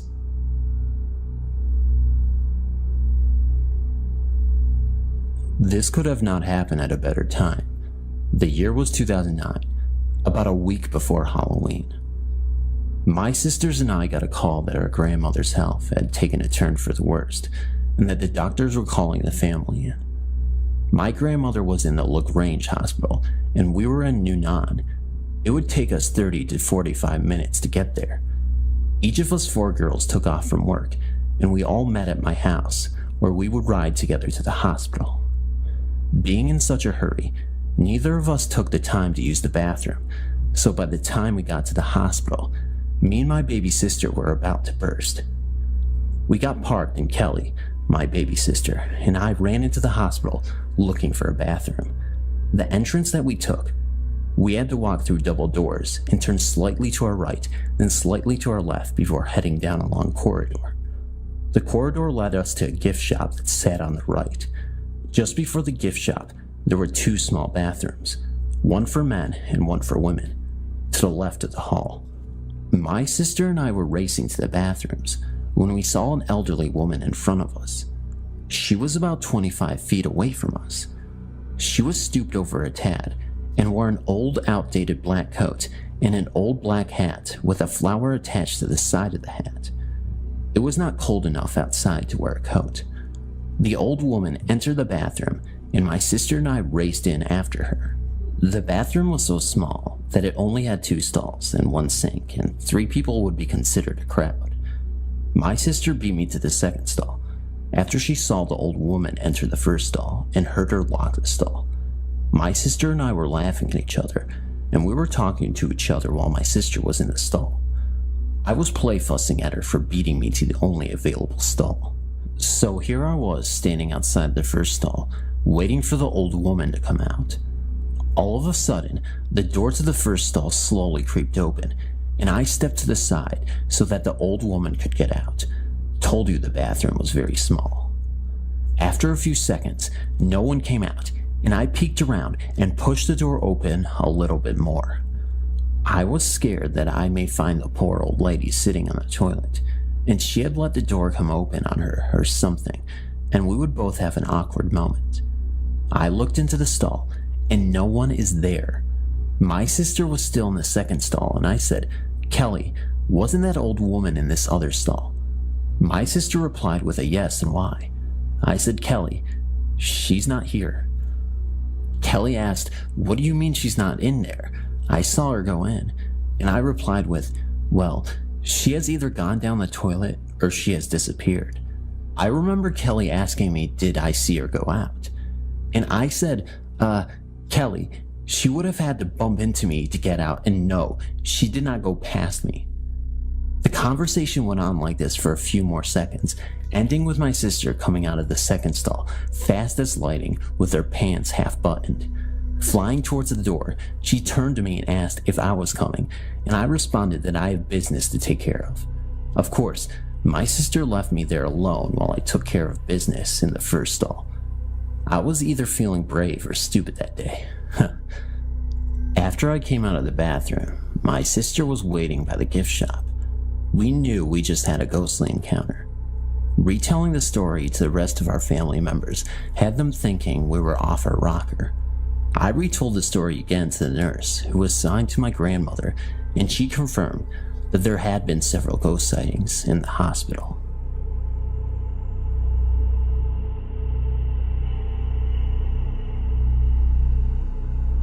One day, I had an appointment at Clark at noon.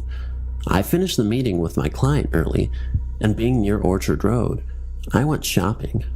By the evening, I got ready to go back to the flat. The same flat which is in my story, an invisible housemate. I was filled with dread due to the previous experiences there, and as I boarded the train for NS from Orchard Station, my friend Louise called me on my cell phone. We talked for a while, and she invited me over for a movie and dinner at her house. As we were longtime childhood friends, I was delighted to spend some time with her, and with that, I changed the train. Earlier, I was going in the opposite direction in the NS line, and now I boarded the train to Semabwag on the same NS line. I reached Toapeo station, and loads of people rushed to catch a seat. While the train started, I could see from the window a middle-aged woman standing at the platform, just looking inside the compartment. She was wearing a kemba, kind of a bluish grayish white clothing. She had unkempt but jet black hair. I kept on staring at her because she looked pale white, as if she had severe anemia. I think her face looked almost the same as her blouse. I kept staring at her, as I thought it was very unusual for any woman to be so pale. And then the train sped away, and I got back to playing Subway Surf on my cell phone. I was distracted by the people getting up to get out at Bishan Station. As the train halted, I saw the same woman on the platform. I got shocked as I clearly saw her on Toapeo platform, and she was here again at Bishan at the speed of the train. It was highly unlikely that she reached Bishan Station so fast, and I kept looking at her. But she just stood on the platform without fidgeting when people passed her by. The train doors closed, and she didn't board the train again. And I wondered why she traveled from Toapeo to Bishan without any intention to board the train and just stand at the platform. I kept staring at her.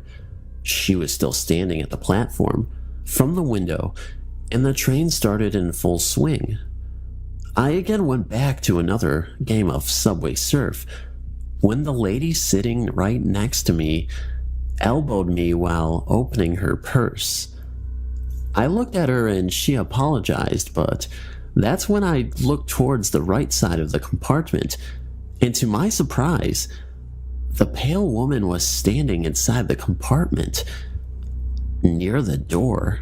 Now, at this moment, I still can't explain to myself how that woman defied the laws of physics, as last time I saw her, she was outside on the platform. The train doors are obviously closed shut before the train starts to speed away. Then how on earth is it possible for her to board the train? And she was clearly standing outside on the platform and no way in the train. And I could see her outside, except when she disappeared from my view from the window's edge, while I sat there in total shock, rethinking what I am seeing. I still kept staring at her. The passengers near her seemed indifferent about her presence, and she had the same expression throughout the time she was standing there. And her hair, which seemed unkempt from the front, was nicely tied in a loose hanging bun, which came until the center of her shoulder blades at the back. But from the thickness of her hair bun, it seemed like she had long hair. Except for when she caught me staring at her, she moved her head to left to look at me. Her movement seemed as if someone was turning a puppet's head on its neck.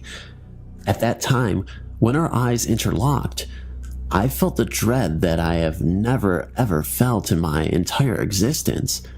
Her eyes' color were the lightest shades of gray. It was like the meanest of all the eyes I had ever come in contact with.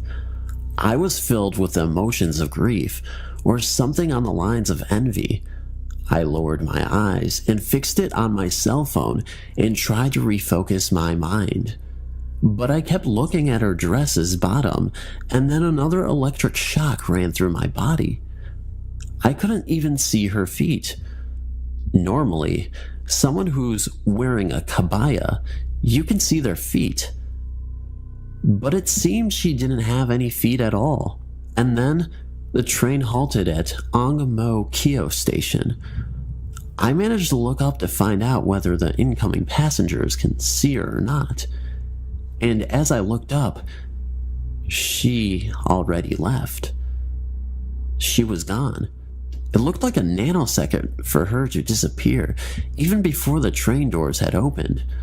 At that moment, realizing that it's impossible to get out without the train doors opening, and that she vanished in the moment, I rolled my eyes up to look at her. I just froze in terror. I looked around to see if anyone else also saw that or not, but nobody seemed to be influenced by the woman. Or maybe they couldn't see her. At this point, I was horribly scared. This was the second incident for me in which something, in this case someone, vanished in thin air. Though I didn't see her vanish, but she was there at one moment, and like a microsecond later, she wasn't there. It wasn't even humanly possible to get out of the train or get into the train in that moment. So I put on my headphones and music and closed my eyes shut so as to not see anything else.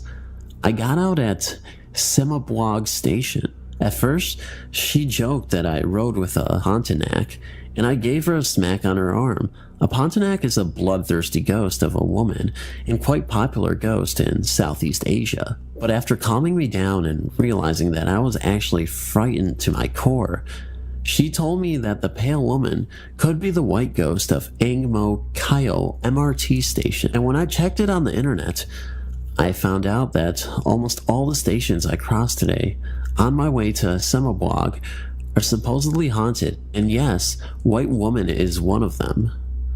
It was rather amusing, as how can ghosts haunt a train and station for that matter, but it was written that white ghosts targets lonely people. But I was in a filled compartment, so why did I only see her? Paranormal is a part of everyone's life, but not everyone noticed it. My first encounter was around 18 years ago, when I was 10. It was Christmas morning when I lost my father. It was a devastating loss for all of us. Since then, I don't want to celebrate Christmas. Anyway, let's get to the point. The day after the funeral, I was sitting in my room. I was bummed. I didn't want to accept the truth. And then it happened. I heard my father's voice, calling my name not once, not twice, but 3 times. I couldn't believe my ears, and I raced out of my room into the kitchen. My eyes were starting to water because I didn't see him. I started to cry, and headed back into my room. Then I realized that it was very bright winter's day. I mean, it was freaking December 26th, and then I saw him. My dad was standing before me, smiling, surrounded by that light. I stared at him for what seemed to be hours.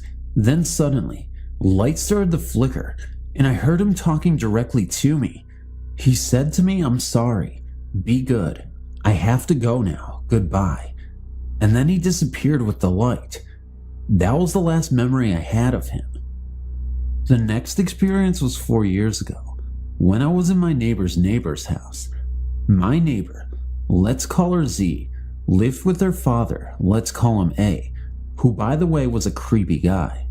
However, Z was gifted. She could see the future through cards. I was stunned when she told me things known only by me. I went there often times, but every time I took even the slightest look to A, my head started to hurt like hell. When I shared that to Z, she told me that I was sensitive. Every time, when I get a headache, I was in a way cleansing the negative energy. I shook it off because that couldn't be true. After the seance, you know the cards. She told me that I have a big hole in my heart, a hole full of pain and sorrow. She started to cry and told me that soon, very soon, I will lose someone very close to me, and I needed to be strong at that moment. After that, I stopped going there, and a week later, she died, leaving behind her awful father. I know it's a terrible thing to say, but he was evil. I can't explain how I know. I just do. 10 days after Z's death, A got ill and died. I know my stories aren't as exciting as the others, but they are true. Just letting you know that the person who I was supposed to lose was my mother, who died a year after Z and A. You may say it's a coincidence, but it's not.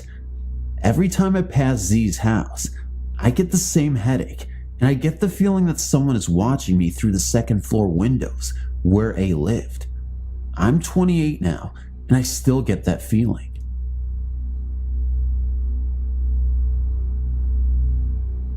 About 20 years ago, when we lived in Navy housing on Oahu, Hawaii, my daughter and I experienced something that still haunts me. Honestly, I'm not sure what it was, and that I'm not sure if it was a ghost. At the time, we, my husband, our 2 daughters and I were living in Navy housing.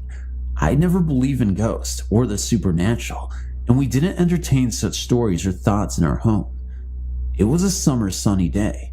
My husband was at work, my oldest daughter was out surfing with her friend, and my youngest was at home with me. We had just finished lunch and decided to watch some TV. The TV room was just off the living room, dining room, and filled with windows and 2 doors, one to the kitchen and one to the backyard. There was a wall composed of 2 large sliding doors that separated the living and dining room from the TV room. Against that makeshift sliding door wall was a love seat that my daughter was sitting on. I was sitting on a chair opposite the love seat. The TV was to the side of us, on a low bookcase below a bank of windows.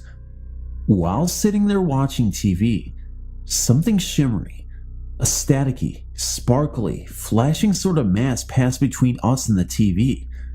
It had entered from the living room into the TV room and then moved across the room and out the back door.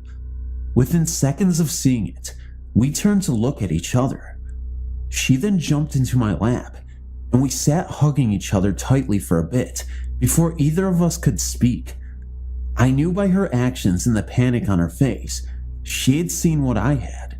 With fear in her voice, she asked me, "What was that?" I had no idea what it was, but I tried to reason it away.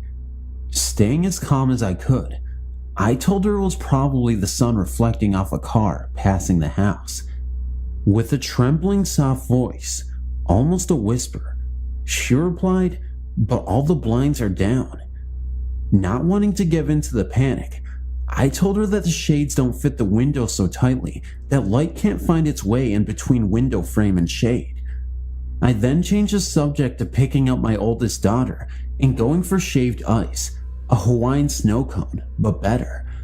Other than telling family and friends for the next few weeks, we didn't and haven't talked about it since. We put it behind us. Fast forward 2 years later, my husband, reassigned back to Rhode Island, had moved back to the mainland to open our old home and get it ready while the girls and I were still in Hawaii. The girls still had a few months of school to finish, so he went ahead without us. The last few days on the island, I spent alone, cleaning our base housing. All our household belongings had been moved out the day before, and we were on our way back to Rhode Island. While I cleaned the house, readying it for inspection, my girls enjoyed their last few days with friends on the beach. I had cleaned the kitchen and laundry the day before and was now cleaning the bedrooms, bathrooms, and on into the living room and dining room. The whole house was floored with floor covering, which I had to sweep and mop spotless. I was mopping the living room and dining room area. The only thought in my mind was how warm it was now that the air conditioner was gone. Then, out of nowhere, appeared that same shimmering, sparkling, wild flashing mass. It crossed the room right in front of me. Being all alone and startled by what I was seeing, I packed up and left. I still hadn't mopped the TV room, nor finished the living or dining room. I didn't care. I was out of there. I grabbed my cleaning supplies, my purse, and locked the door. I left the mop and bucket with the curbside trash and got in the car and didn't look back. I have never ever seen anything like this before or after Hawaii. I've also since become more open-minded to ghosts. Once back in Rhode Island, I started watching the many supernatural and ghost hunting shows that had since started appearing on TV, and although I am open-minded now, I haven't seen any real proof. I say that because I'm still not sure what I saw in Hawaii. I still feel like there might have been a logical explanation. I'm still waiting to come across someone, somewhere, who has experienced the same thing. Someone who can tell me what it was that my daughter and I saw.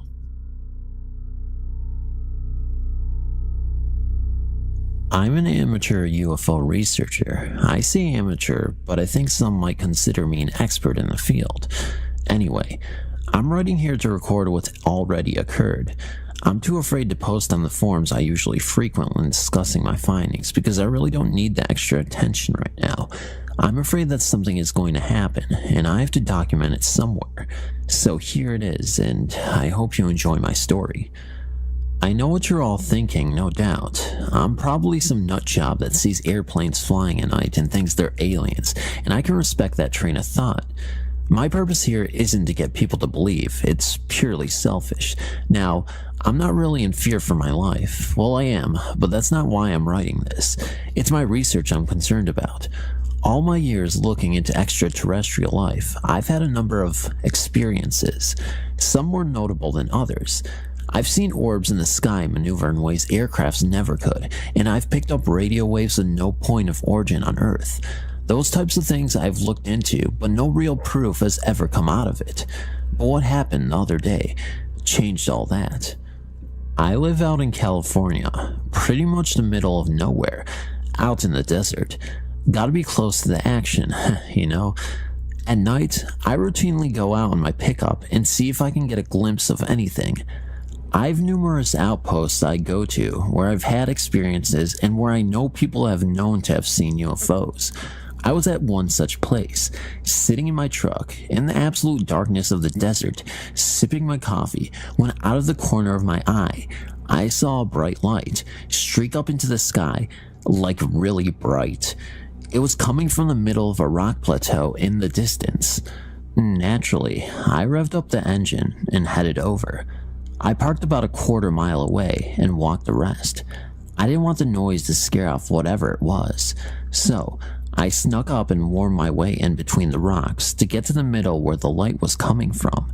I peeked in, and in an instant, everything I've ever believed was validated. I saw two creatures, pretty short but humanoid, no doubt. They had big eyes with no pupils, pure white, and I could see that their flesh was moist and scaly. I could hear them speak to one another. Their language is difficult to describe. I can't really put into words what it sounded like. It was high-pitched and echoed, though that was more their voices and not the language itself. Hearing an alien language sent chills up my spine. I was so excited. Anyway, sorry, I'm getting sidetracked. There were 2 pods behind them, and they were both standing around some sort of metallic rod stuck in the sand. That's where the light was coming from.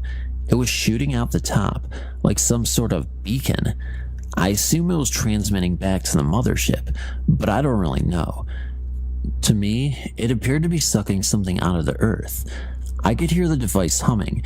I inched closer for a better look, but I cracked the rock, and they both turned to me in unison. I froze, their eyes cut through me, and my excitement turned to terror. I was so scared, but in that same moment, I could see in them the same thing: fear. One of them reached out and touched something on the rod, and the light exploded out, blinding me for a moment. As my eyes adjusted back to normal, all I saw were the 2 pods jet straight back up into the air. There was no noise made, only the sound of the sphere ripping through the air. Now, as much as I'd like you people to believe what I've just told you, that's not really my concern. Because when they left, lying on the ground was the rod. They'd forgotten it or dropped it. I don't know. All that matters is that I have it. Actual proof of intelligent life. And if you looked at this thing, held it in your hand, you know it came from another world. I mean, with how bright the light on top can get, there's nothing on Earth that could power something like that. You'd think I'd be on top of the world, and believe me, I was. Until the next day. I woke up to a knock on my door. It was early that afternoon, but naturally I was sleeping in. The knocking was persistent. It didn't stop, just a slow-paced knock, over and over, until I finally got to the door. I opened it to see 2 large men standing in front of me. They were both bald and pale, with no eyebrows or eyelashes, and they were wearing crisp black suits. Everything from their ties to their shoes appeared to be brand new, like it was the first time they'd been worn. The man on the left was the only one who spoke. He introduced himself as Agent Quinn and his associate as Agent Reed. Then he addressed me by name, my full name. I didn't think it was odd at first. I mean, he was at my house. I'd buy he knew who I was. But then he asked me the question that almost made my blood freeze. Where's the rod you procured last night? There was no emotion in his words at all, almost robotic in tone. I immediately looked at both their sides and noticed they didn't have guns. I thought it was strange for government agents not to carry weapons, but I was also sort of relieved. I denied knowing anything, saying I'd been at home all night. Agent Quinn, however, didn't seem to have any interest in talking about whether or not I had what he wanted. As far as he was concerned, I had it. It is your best interest if you simply oblige us and gave us the item we have come for. I can assure you it would make life much easier for you. But I stuck to my guns and told them to leave. I stood firm and raised my voice, getting upset with them. But when I said leave, Agent Reed reached out his hand and grabbed me by the arm. Now, I'm not a strong man. I don't work out or anything like that, but the strength in his grip was inhuman. I've no doubt about that. He held me in place while Agent Quinn got in my face, our noses almost touching. I was staring in his eyes, and I could see how lifeless they were, like what made him human had been stripped away. It is unfortunate that you have chosen to lie to us, he said. My sincerest hope is that you will reconsider, and soon. Agent Reed then released me, and the 2 of them walked back to a black van that was parked out on the street. That was the other day. I'm freaking out. How could they know that I have it? How do they know about it in the first place?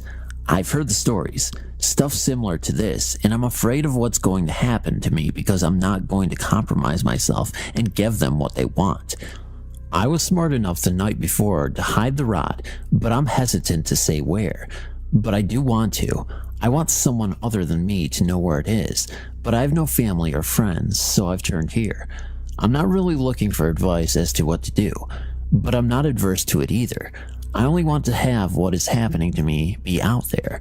I can't let them cover this up too.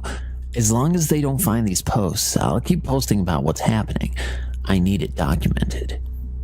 Alright, things have gotten pretty crazy. I'm not much of a drinker, but I've since took up the habit. I'm 2 drinks in as I write this. I appreciate the comments and advice I've been getting, but I don't really have any intention of handing the rod over. I've dedicated years and years to investigating UFOs and extraterrestrial life, so to finally have something and just hand it over just isn't an option for me.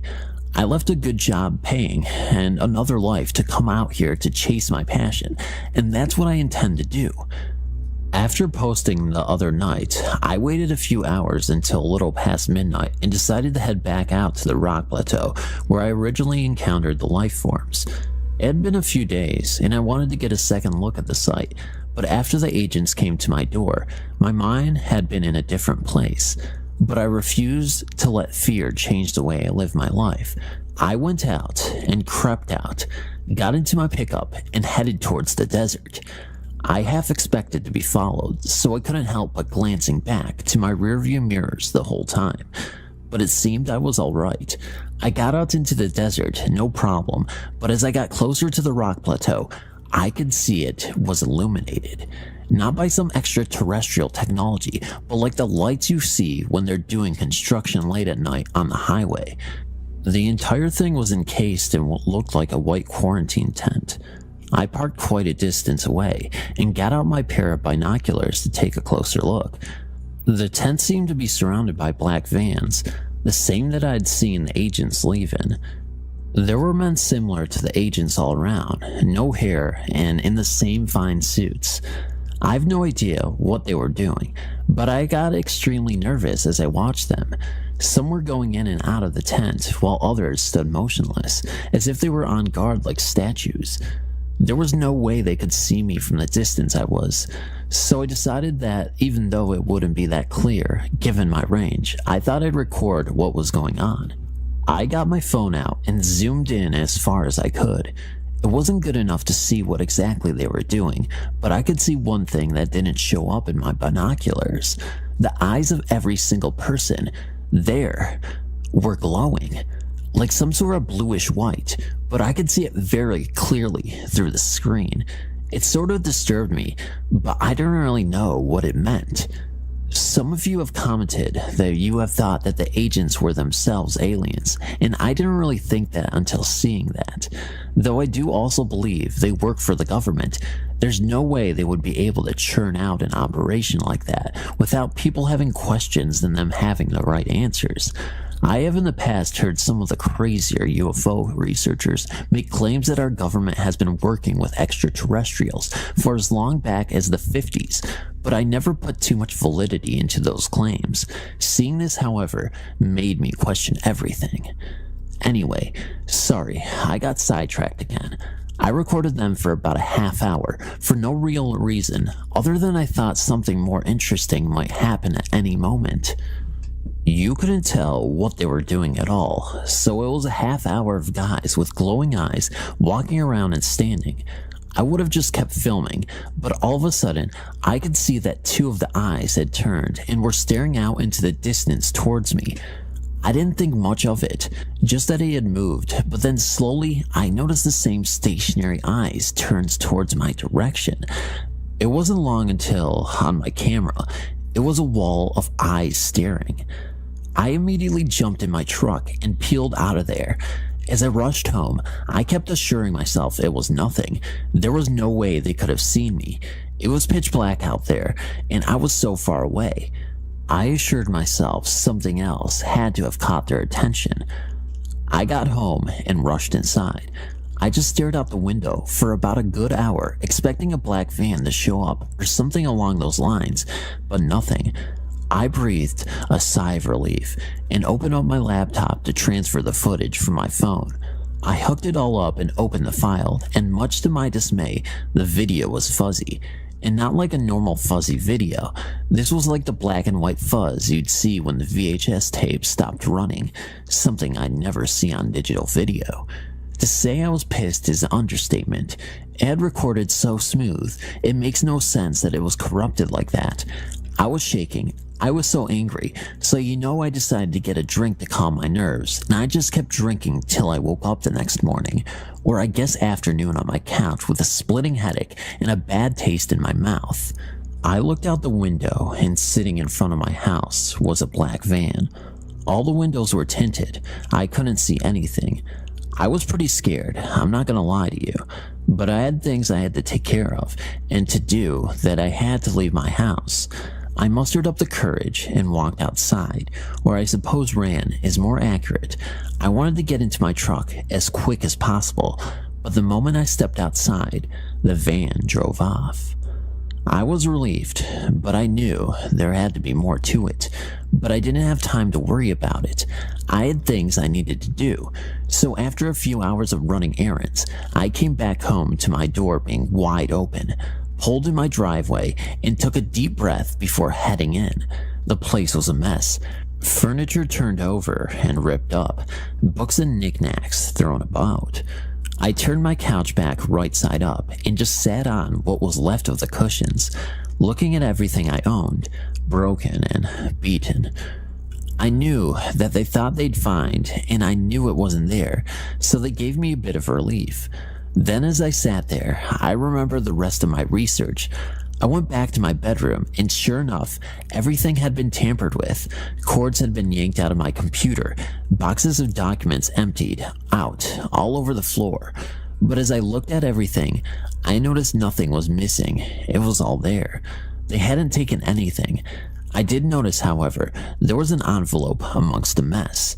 I didn't have anything that I kept in an envelope, so I knew whatever it was, it must have been them who left it.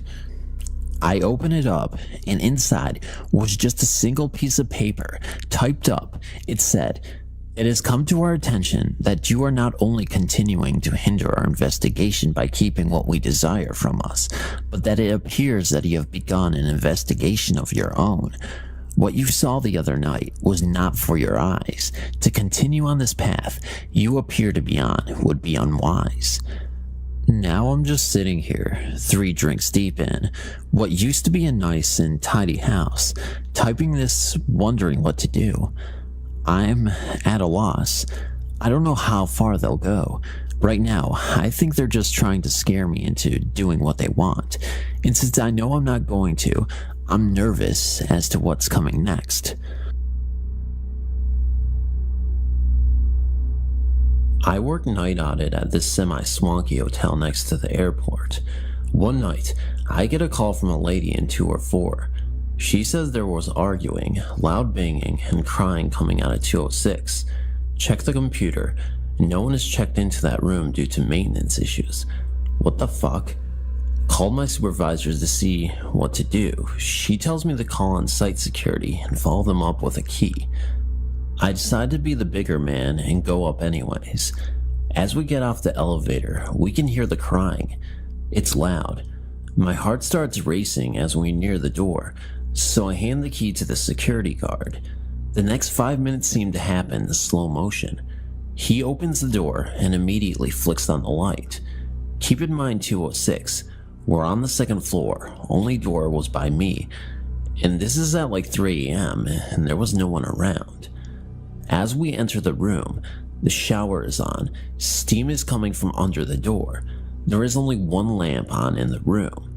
It's super cold, and there's a lady in red, lacy bra, black panties, with super red hair curled up crying in the bed. She was facing away from us. As Frank approached her, he asked if everything was okay. She sorta just stopped crying and rolled over.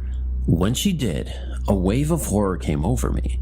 She was super pale, covered in blood, and was just staring behind us.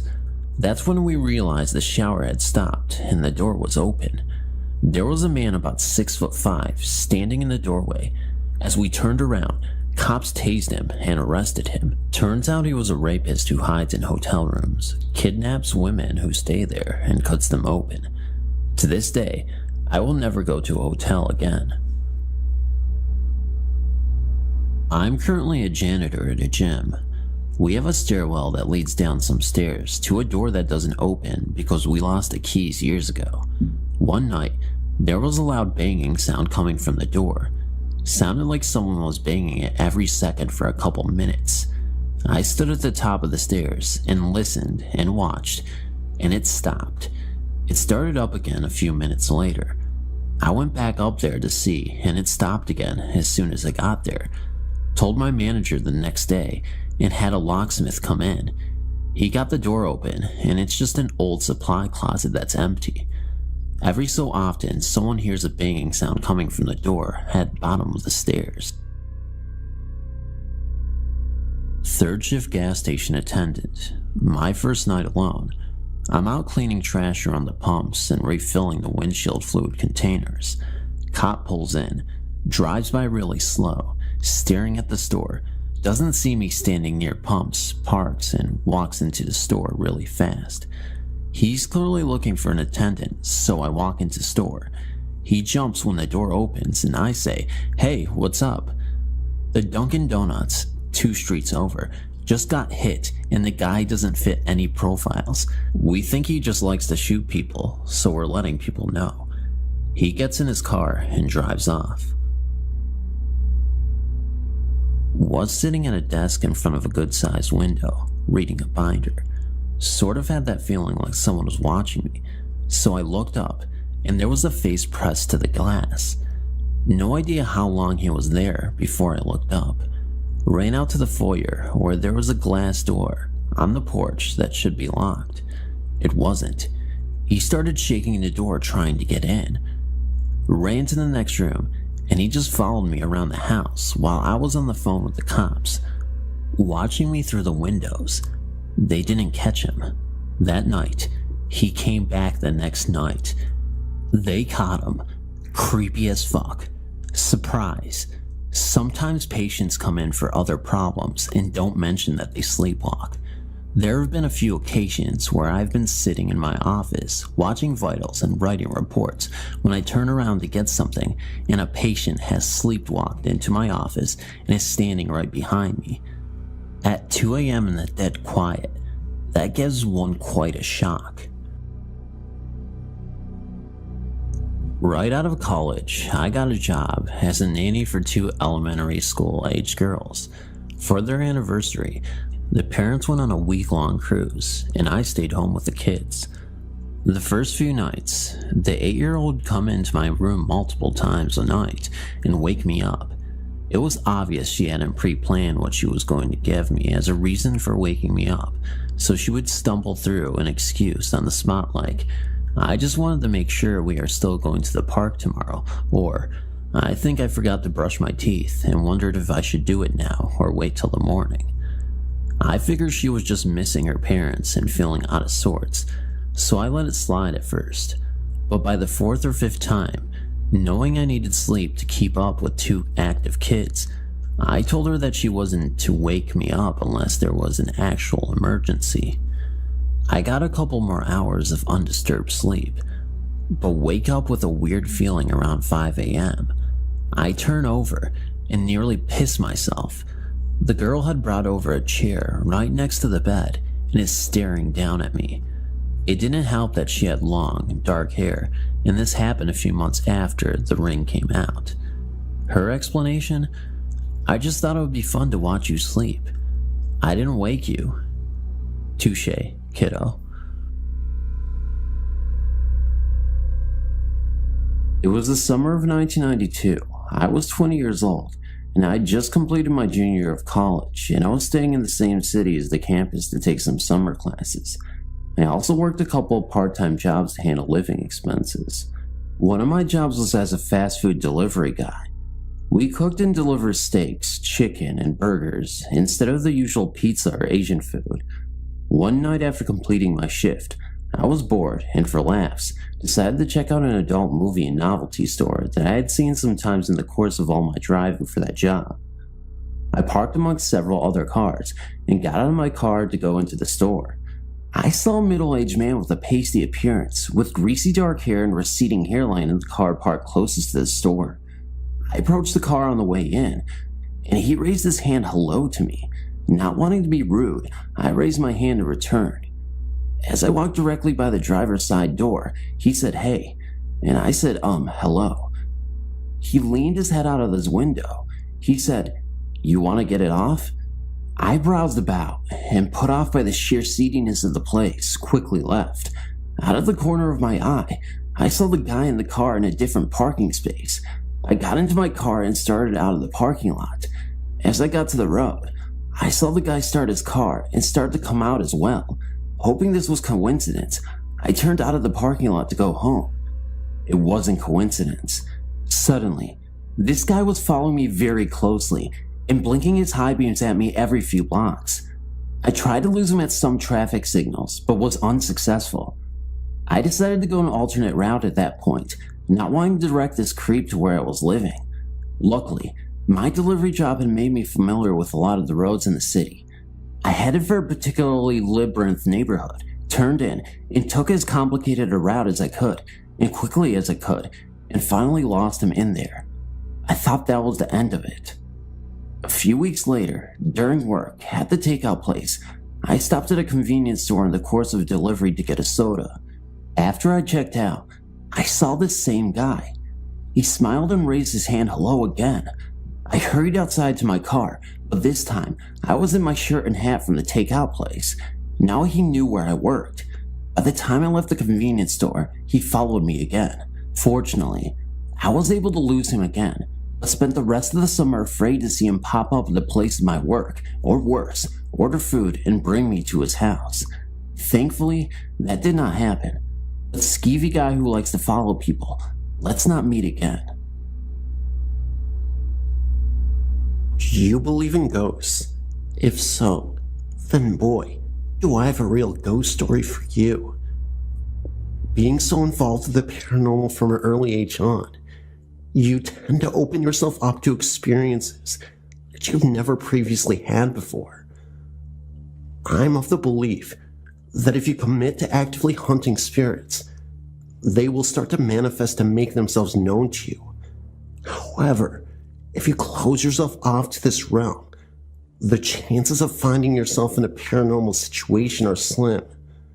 A lack of commitment will result in most spirits ignoring you. Just think about it for a second.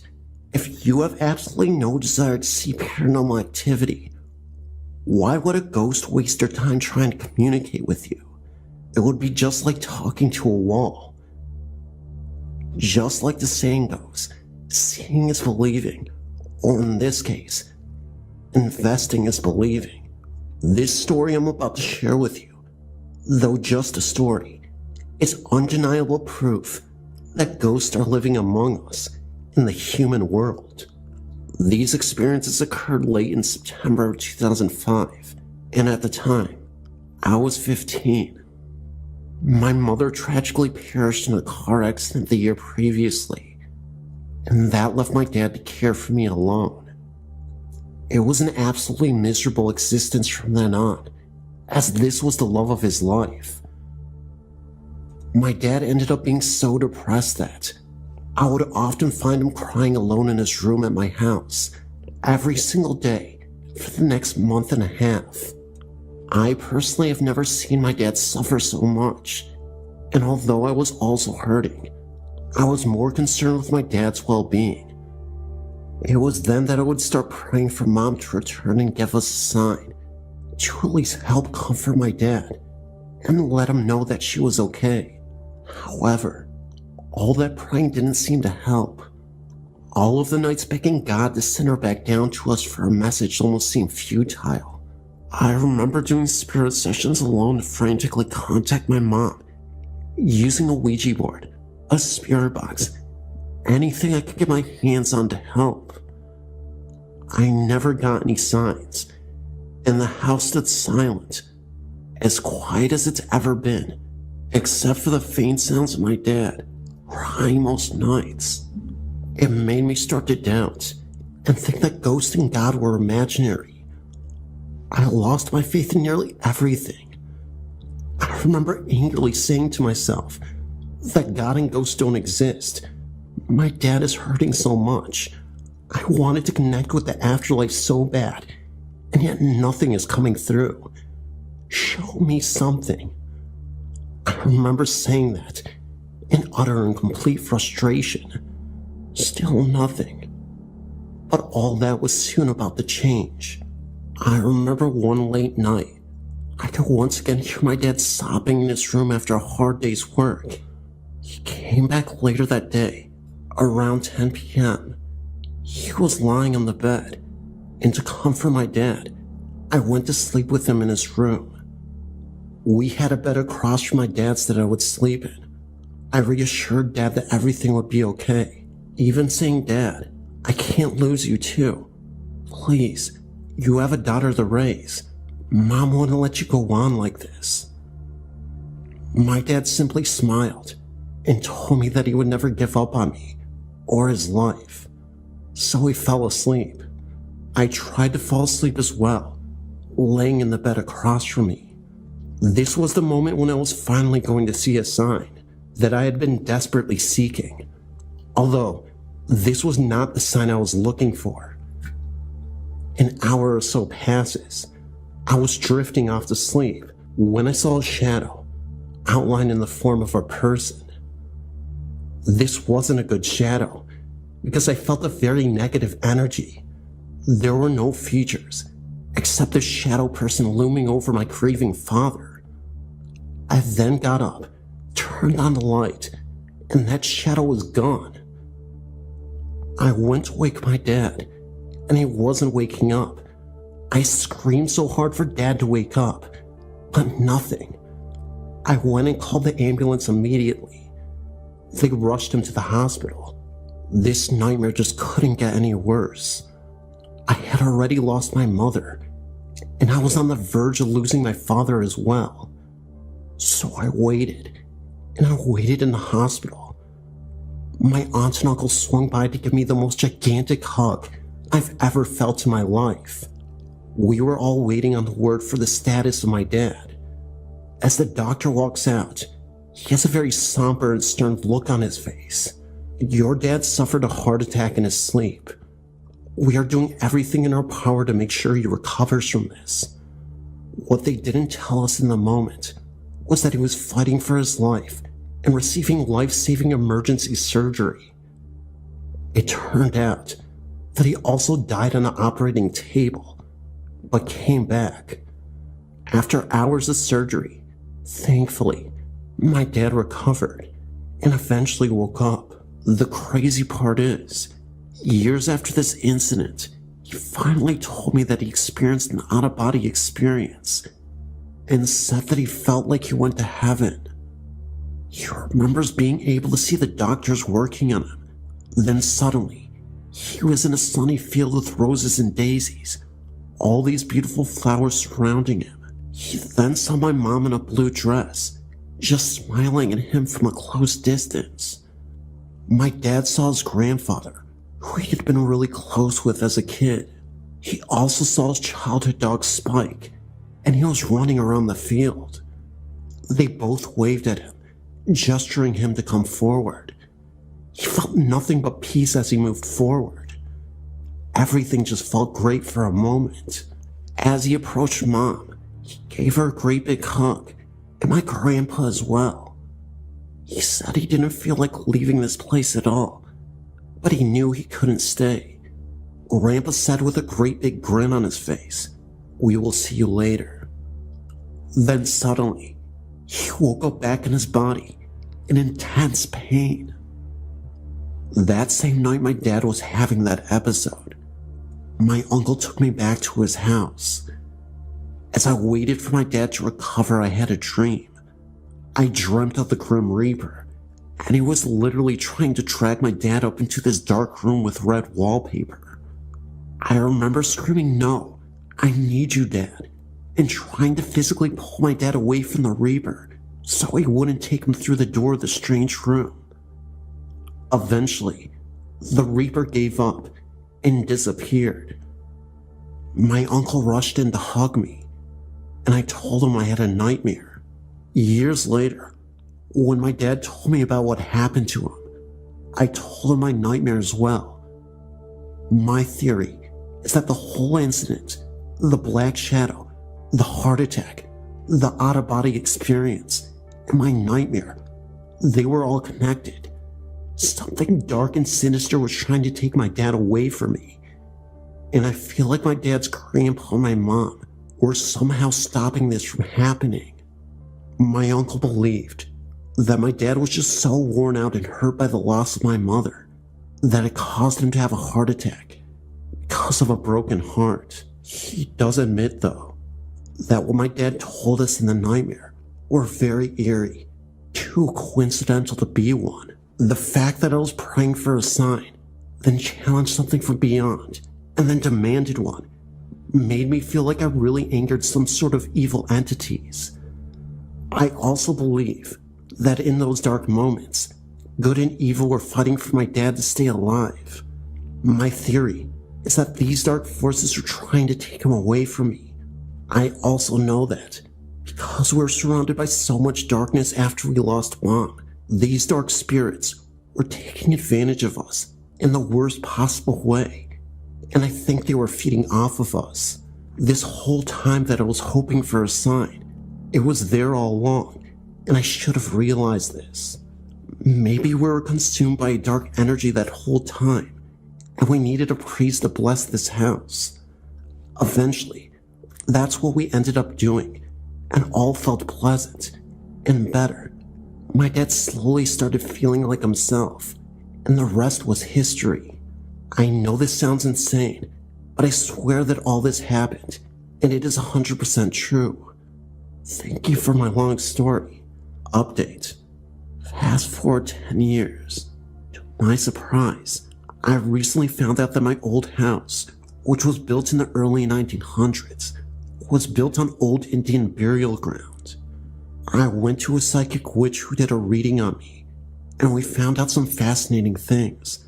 That I could be surrounded and attached by spirit guides, one that represents good benevolence, and the other which is bad. She said that these two clash with one another, and when the bad spirits get through, they have the power to influence the entire mood of life and the events occurring. All this could have played a factor into what happened to my dad. She said this, plus the entities that are living in our home, including that dark forest cloud that I told you about, seemed to have a spiritual clash where the good could be fighting evil. Now, I know this sounds wild, and maybe the witch was just making educated guesses, but after what had happened, I truly believe that there was something going on there. She suggested that she come to the house to perform positive rituals with her group of witches as sort of a good omen, to ward off the bad spirits, even though we seemed to get rid of them. The psychic also stressed that, because I still have these attachments, it is very possible that these things could continue and come back. She also suggested that the road my mom was driving on when she passed may have been cursed. She told me that just in case, they could go to the area of the accident to perform a positive healing ritual for the road. We also invited a group of witches to visit my dad in our old home, so we could defeat whatever darkness looms in our home. Well, they ended up showing up to our house late at night. 3 of the witches showed up, and me and my dad participated in the seance as well. We also used a Ouija board. First, we gathered around the kitchen table and held hands as the witches channeled for the spirits. They encouraged them to appear. They stated that they didn't mean any harm, and they wanted to figure out who exactly lives in this house. The main witch, Cynthia, who gave me a psychic reading and told me about the clashing spirits, told me that she felt a tightness in her chest as soon as she walked into the kitchen. She did not sense any good vibes from the kitchen at all, even though the entire first floor, living room, felt more comfortable and at ease. She called out, "Who is the spirit that is choking me and making it hard to breathe?" That's when the kitchen cupboard opened by itself and slammed shut so hard that it startled all of us. That gave us the confirmation that there wasn't a positive ghost that resided in the home, or at least one of them. It was only seconds later that I heard a voice say go away in a very low and guttural tone. It was more of a whisper, but it immediately sent shivers down my spine. I turned to the psychic, who was sitting right next to me, and I asked her if she heard that. She said no, but that she could feel the presence of a dark shadow standing between us both. Cynthia then told us that she was getting messages in her mind that the spirit was named Tim, and that he used to be a very angry man, about middle-aged. What we were able to confirm next was crazy. We used a Ouija board and asked about Tim, and the Ouija board both confirmed that it was exactly him. Cynthia was right. She then said that Tim was a very lonely man after his entire family died in a house fire. We later found out that the house we lived in had been rebuilt shortly after. We asked the Ouija board to confirm, and to our surprise, the Ouija board spelled out yes. We then asked about Mom, if she was still okay, and if she passed on.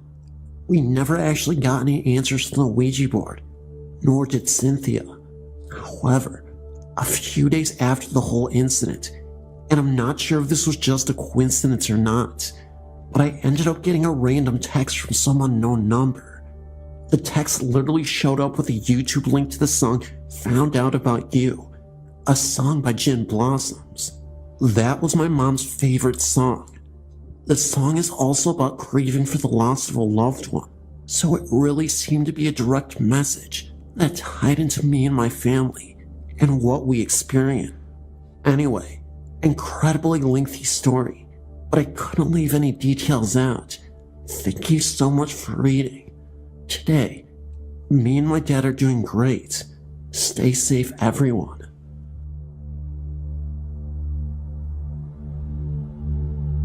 This is my first, not my last experience.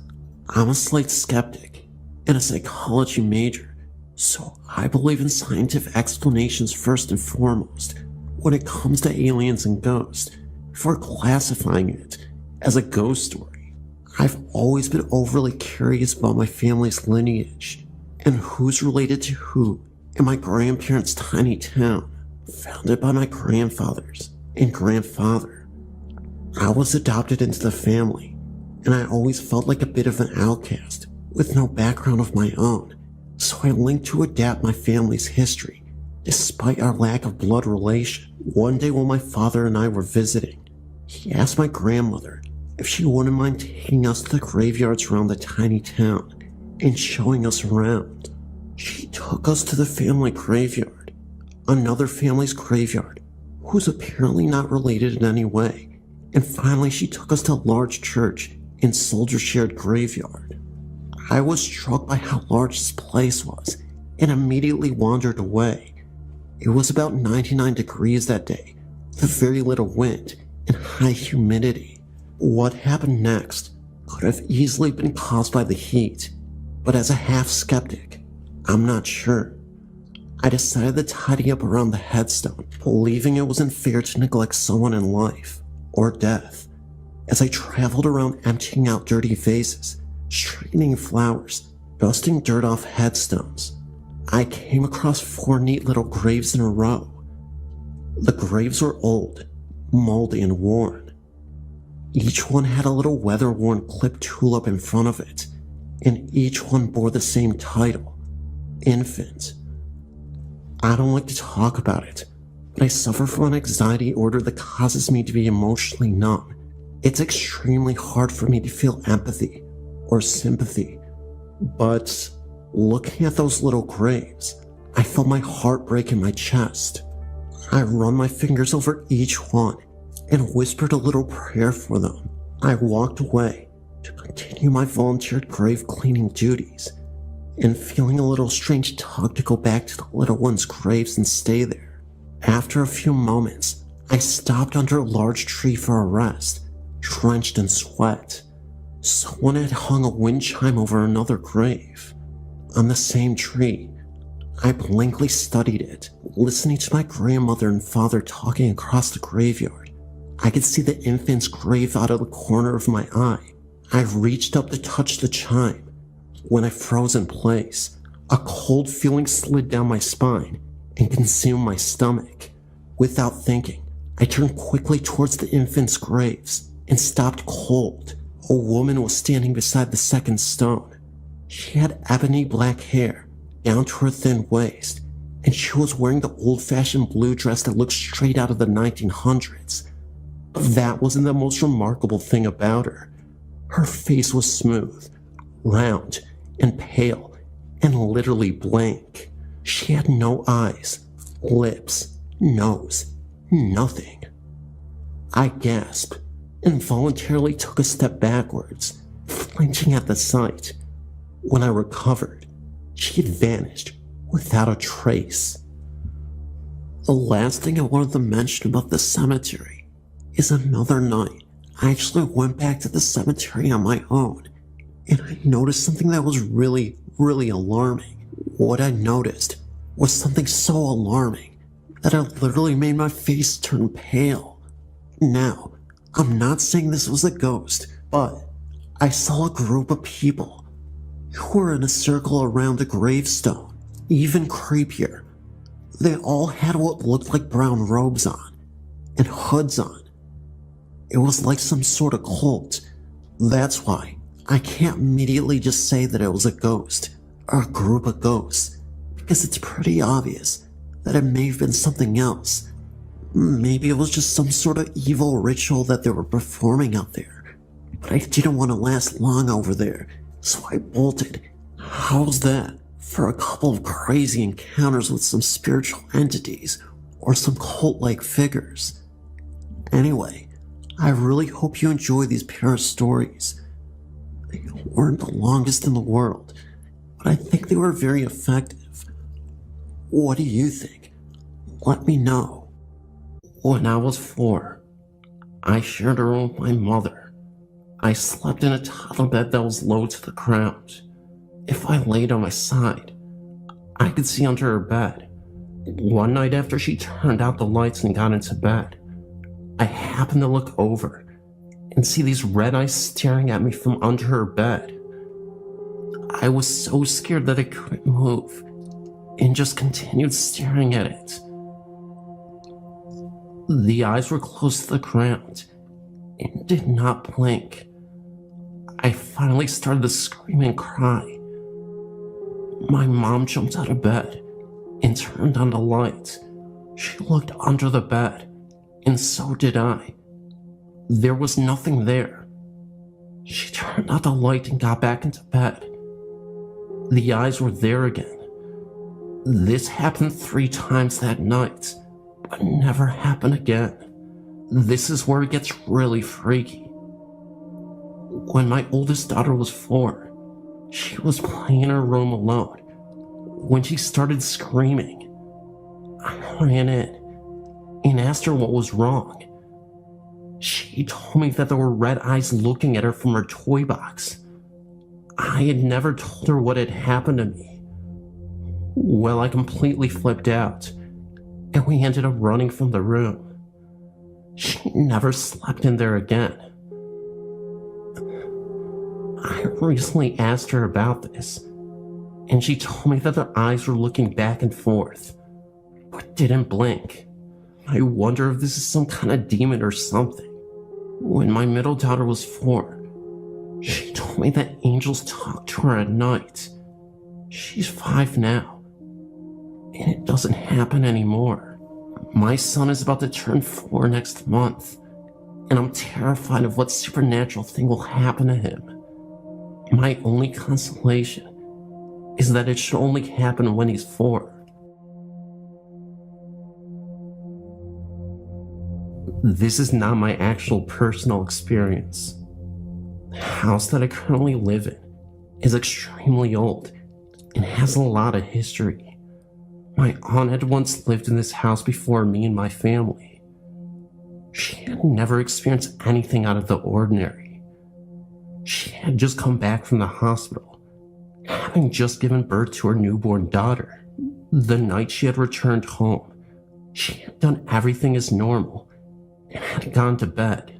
The baby's cot stood just across the room. She woke up in the middle of the night, simply terrified by what she saw. A ghost with a small figure at its side stood looking into the cot holding a knife. My aunt first lay frozen in her bed, not knowing what to do. She finally worked up the courage after several minutes and ran to grab the newborn baby and ran out of the house. The room in which this occurred is now my room, and I can honestly say I've never seen an apparition, but I've heard many things during the night, such as when I once heard the banging footsteps of someone climbing the stairs. This had really frightened me, so the next day, I'd asked my sister if she had heard the noises. She replied yes. The weird noises continue up until this day, but we are now used to this, so we never really get scared, as we had done years ago. But just several weeks ago, my sister lay in her room watching TV, and all of a sudden, a black figure emerged in the corner of the room. The figure vanished, and we have never heard or seen anything unusual since.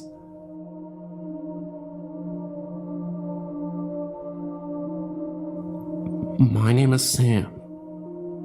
I've been interested in ghost spirits and other unexplained phenomena for years now. When I was young, between the ages of 6 to about 13, I had experiences in the house I grew up in. I'm now 29 years old, but I know that something happened, and that there are things that we as people can't even explain. My story takes place in Tallahassee, Florida, home of the Seminoles. I was about 6 or 7 years old.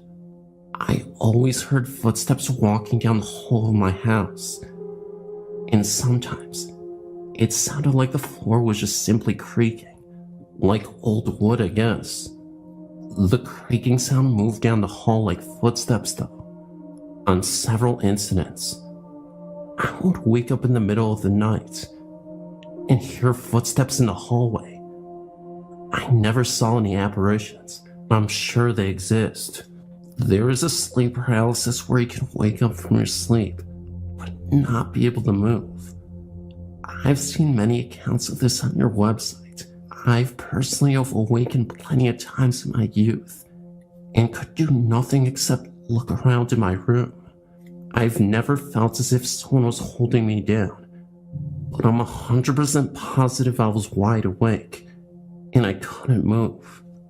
On one occasion, a Saturday morning, I woke to the sun shining through my window. I wasn't scared, mainly because it was daytime.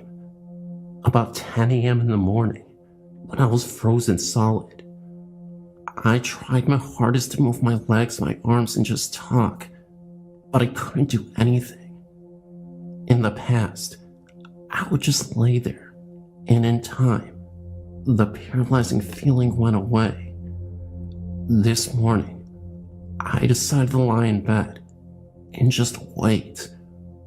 What seemed like minutes was only seconds, when I heard whispering just above and behind my head.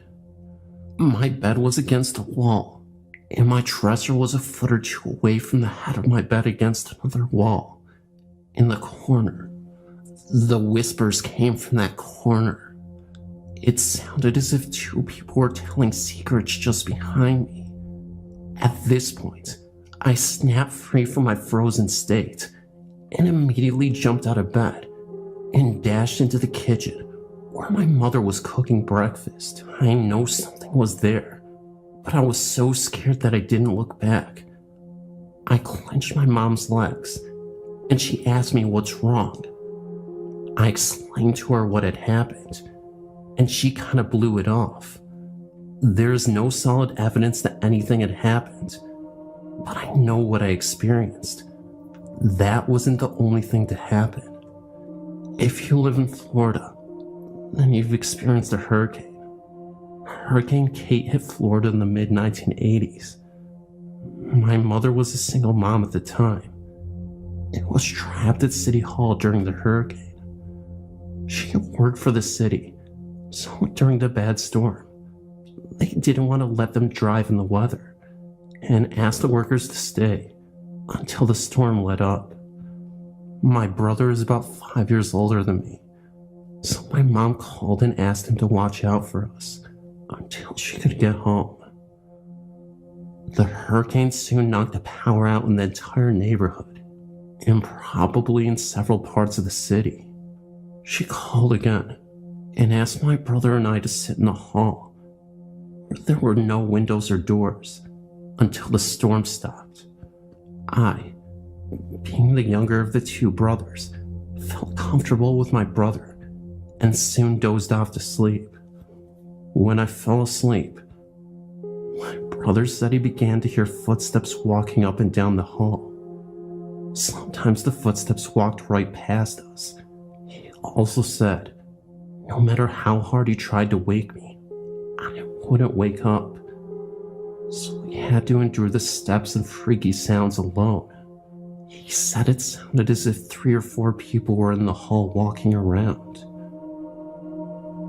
When I woke up, city workers were outside working on the telephone pole, trying to restore electricity to the neighborhood.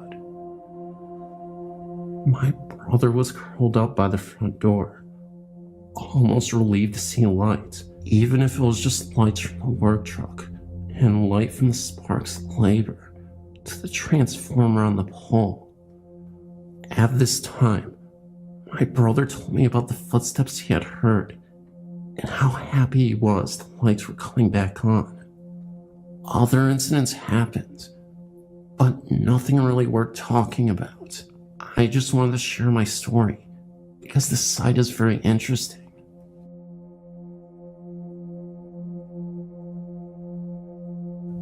I have 2 experiences that I know are so unusual that I thought I might share. It's a little short, but I know that these were some freaky ghost occurrences, and I simply can't not tell it. My eyes don't play tricks on me, and I wasn't tired or hallucinating. In fact, this first story, especially my friend's experience, was also very real and happened at school. I was about 8 years old. I was riding my bike in trails of the woods near our house. I'd been riding for so long that I lost track of time. And being an 8-year-old kid, of course it was the time of my life. I ended up getting lost in the woods and the trail for quite some time. It had to be a couple hours, and it started to get dark. So as the sun was setting, I tried to make my way back the way I entered. As I was going through the woods, I ended up going through a cornfield, and from a distance, what I saw couldn't be ignored. I saw a short figure of a man just standing in between the cornfield bushes. It almost looked like a leprechaun. Obviously, I know leprechauns aren't real, but it was the best way I could describe this ghost. It was a scraggly looking thing, and stood 3 to 4 feet tall. It disappeared after a few minutes, and was gone. I am the only person who ever saw this thing. There was never any mention of a ghost near these cornfields. For a while, I didn't even want to say anything, for the fear of looking crazy. Plus, at 8 years old, who will take what I saw seriously? Today there are houses where I saw it, so the cornfield doesn't even exist anymore. Another weird thing that happened to my friends at school. Between the Christian middle school and high schools in town, there are some woods here. I never saw this, but some of my friends at the time did. One time, they looked into the brush and saw a pale-faced man in a hoodie or a robe of some sort. I'm guessing that it was some sort of ghost monk or something. They looked lost, but he didn't move at all. He was just squatting in some brush. When I was told about it, it made me realize that my experience might have been tied to this one, and that I wasn't as crazy as I thought. What happened was just odd. It's possible that the guy in the robe just could have been a creepy dude spying on the school. Personally, I think the one at school was just some weirdo. But the leprechaun could be something. However, I wouldn't just write it off, as I know that'd be hypocritical in doing so. Thanks for listening. Let me know what you think.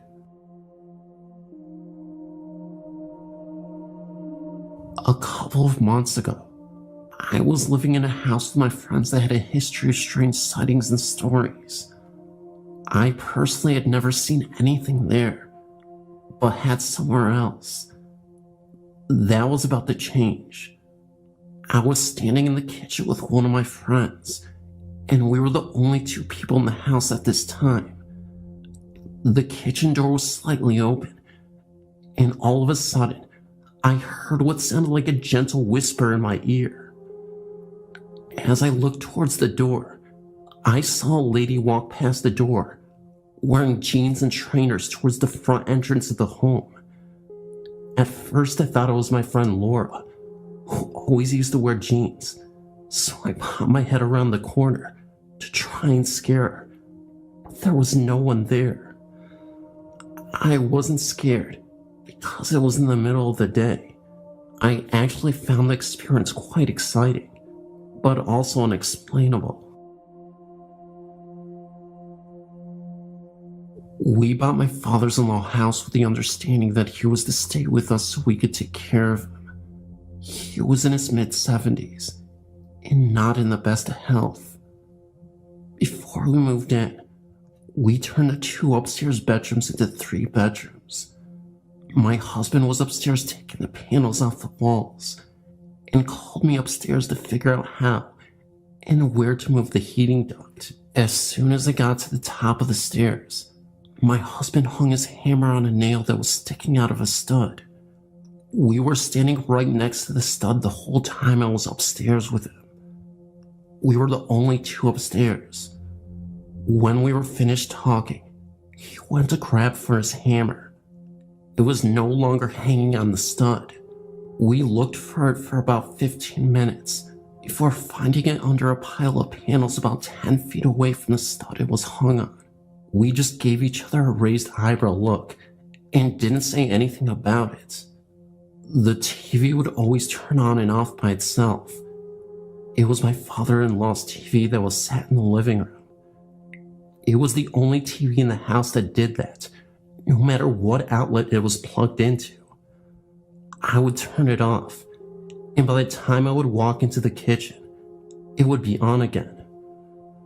I would have to say something like, "I don't have time to play right now," before it would finally stop. I was at work the night my father-in-law passed away. It was 3 a.m. on a Monday morning when one of the high-low drivers broke a main water line that caused all the presses to be shut down. I'd been working there for 2 years and had never seen or heard all of the press operators being sent home, as there is always something else for us to do. I went straight home and straight into my father-in-law's room to check on him and tell him what happened. We had a close bond and talked about everything. He was gone. His estimated time of death was 3 a.m. It may have been a coincidence, but man, what a coincidence. After my father-in-law passed away, I experienced only one more thing. I was up in my room and heard my son call me from the kitchen. I was at the top of the stairs and he was at the bottom of the stairs. He asked me what I wanted. I asked him what he meant because I heard him call me. He just shook his head and said, "Oh, not this again." I came home from work early again one night, about a month after my father-in-law had passed away. I walked into my son's room to see if he was home yet. He was lying in his bed with the blankets over his head. My son was 18 at the time. I whispered, "Are you still awake?" He popped out his head from under his blanket and told me that he heard footsteps in his room just a few minutes before I got home. Could have been the cat, I told him. No, definitely human, he said. But when he looked to see who it was, there was nobody there. My oldest brother heard me and her brother talking downstairs and came down. She told me about an hour before I got home. She thought she heard someone walking around downstairs. She thought it was her brother. She heard footsteps from his room to the bathroom. She went downstairs and peeked her head in his room. Not in there. She walked to the bathroom, but the door was standing open, so she knew he wasn't in there. She was spooked, so she went upstairs and didn't come back down until I got home. We moved to a big old farmhouse in 2004.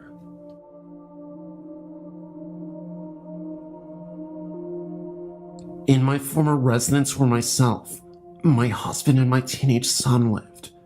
There were lots of paranormal happenings. All three of us experienced strange things, but the one that was the most bizarre happened while I was asleep in my bed. My husband had gone away on business for a few days, so I was alone this particular night. My son was asleep in his room down the hall. I owned a large male cat named Bing, who almost always spent the night on my bed. I also had a hamster that was kept in a cage in my son's bedroom. The cage door was broken, so we tied it up with baggy ties. She had escaped once or twice, so I had planned on buying a new cage the next day. As I lay sleeping in my bed, I could remember hearing someone yelling in my ear, "Wake up," several times. I then found myself standing in the hallway, and to my disbelief, my cat had the hamster cornered and was about to pounce. I screamed for my son, and he came to the rescue before anything could happen. Someone had made sure that I would wake up in time. That's for sure. I know I heard those words "wake up" repeated several times. I was not terribly afraid at the time because I figured that this entity had to be friendly. Before I moved into the house on Willoughby Lane, I never had given the slightest thought to paranormal activities, and had always dismissed it with a wave of the hand and an offhand comment of how such things are scientifically impossible. However, all that changed a few years ago when myself and my newly acquired husband decided to buy an old farmhouse in upstate New York. The real estate agent, while giving us a tour of the home, had in fact related some disturbing information to us. She told us about 20 years ago, a young woman who had lived there with her 2 sons and her father, who apparently was an alcoholic, as well as an abusive parent, had gone missing. Her remains had never been found. There had been almost certain proof that her father had murdered her, and was shortly thereafter tried and sentenced to 10 years in prison, where he had almost died. I thought nothing of this, except for the fact that one day I might be gardening and dig up a little bit more than dirt. However, this did not stop us from buying the home, which was gorgeous, with green shutters, a post and beam barn which was in good repair, and a drive that was lined in grand old maple trees. But my friend, who was indeed a strong believer in the supernatural, strongly advised us that there might be what she called restless spirits residing in the home. Again, me being convinced there was no such thing did not take her warning seriously.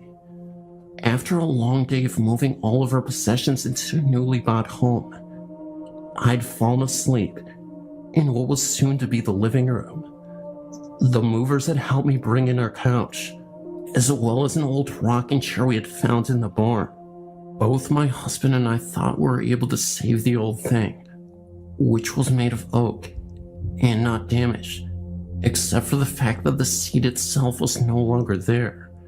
I was snoring away on the couch when I awoke, drowsily, to a consistent creaking. My husband, who was at work, and the movers, who had long since gone home, were absent, leaving me alone in the home. As I looked around, I noticed that the rocking chair was moving, as if someone was in it. Needless to say, I was incredibly scared, and proceeded to throw a book I'd been reading at the chair, or running out of the home. As the weeks passed, more and more of these types of things would happen, all ending with me rather frightened. Things would disappear and reappear without notice, some of which would never be there in the first place. Some of these items consisted of a wide collection of women's jewelry that I occasionally would find in what we found out later used to be a bedroom. Though we converted it into a study, I would hear knockings. Doors would open and shut for no apparent reason. We would occasionally hear the faint creaking of the rocking chair, even though I had insisted it be placed back in the barn. Occasionally, I would hear hushed voices and see flashes of what appeared to be figures out of the corner of my eye. This behavior increased as time passed, till I was starting to get used to it. I even admit to talking with the spirit whenever I was alone in the home. I would always be rewarded with an abrupt cease in all abnormal activity. On the evening of the housewarming party me and my husband were holding, one of my friends came to me in a state of anxiety. They said that they had been in the basement when they saw a woman standing there, staring at them, then turning and vanishing. Myself and a few others hurried down to the basement, where we looked all over, trying to find the woman. What we did find was a hidden cupboard with what was later confirmed to be the remains of Sue Hoover, the woman who disappeared nearly 20 years ago. After this finding, the noises and sightings immediately stopped, and we have yet to hear the slightly disturbing creak of the old rocking chair, which we eventually moved back into the home and repaired. However, I will never forget my experiences that year, and never again doubt the existence of spirits in the physical world again.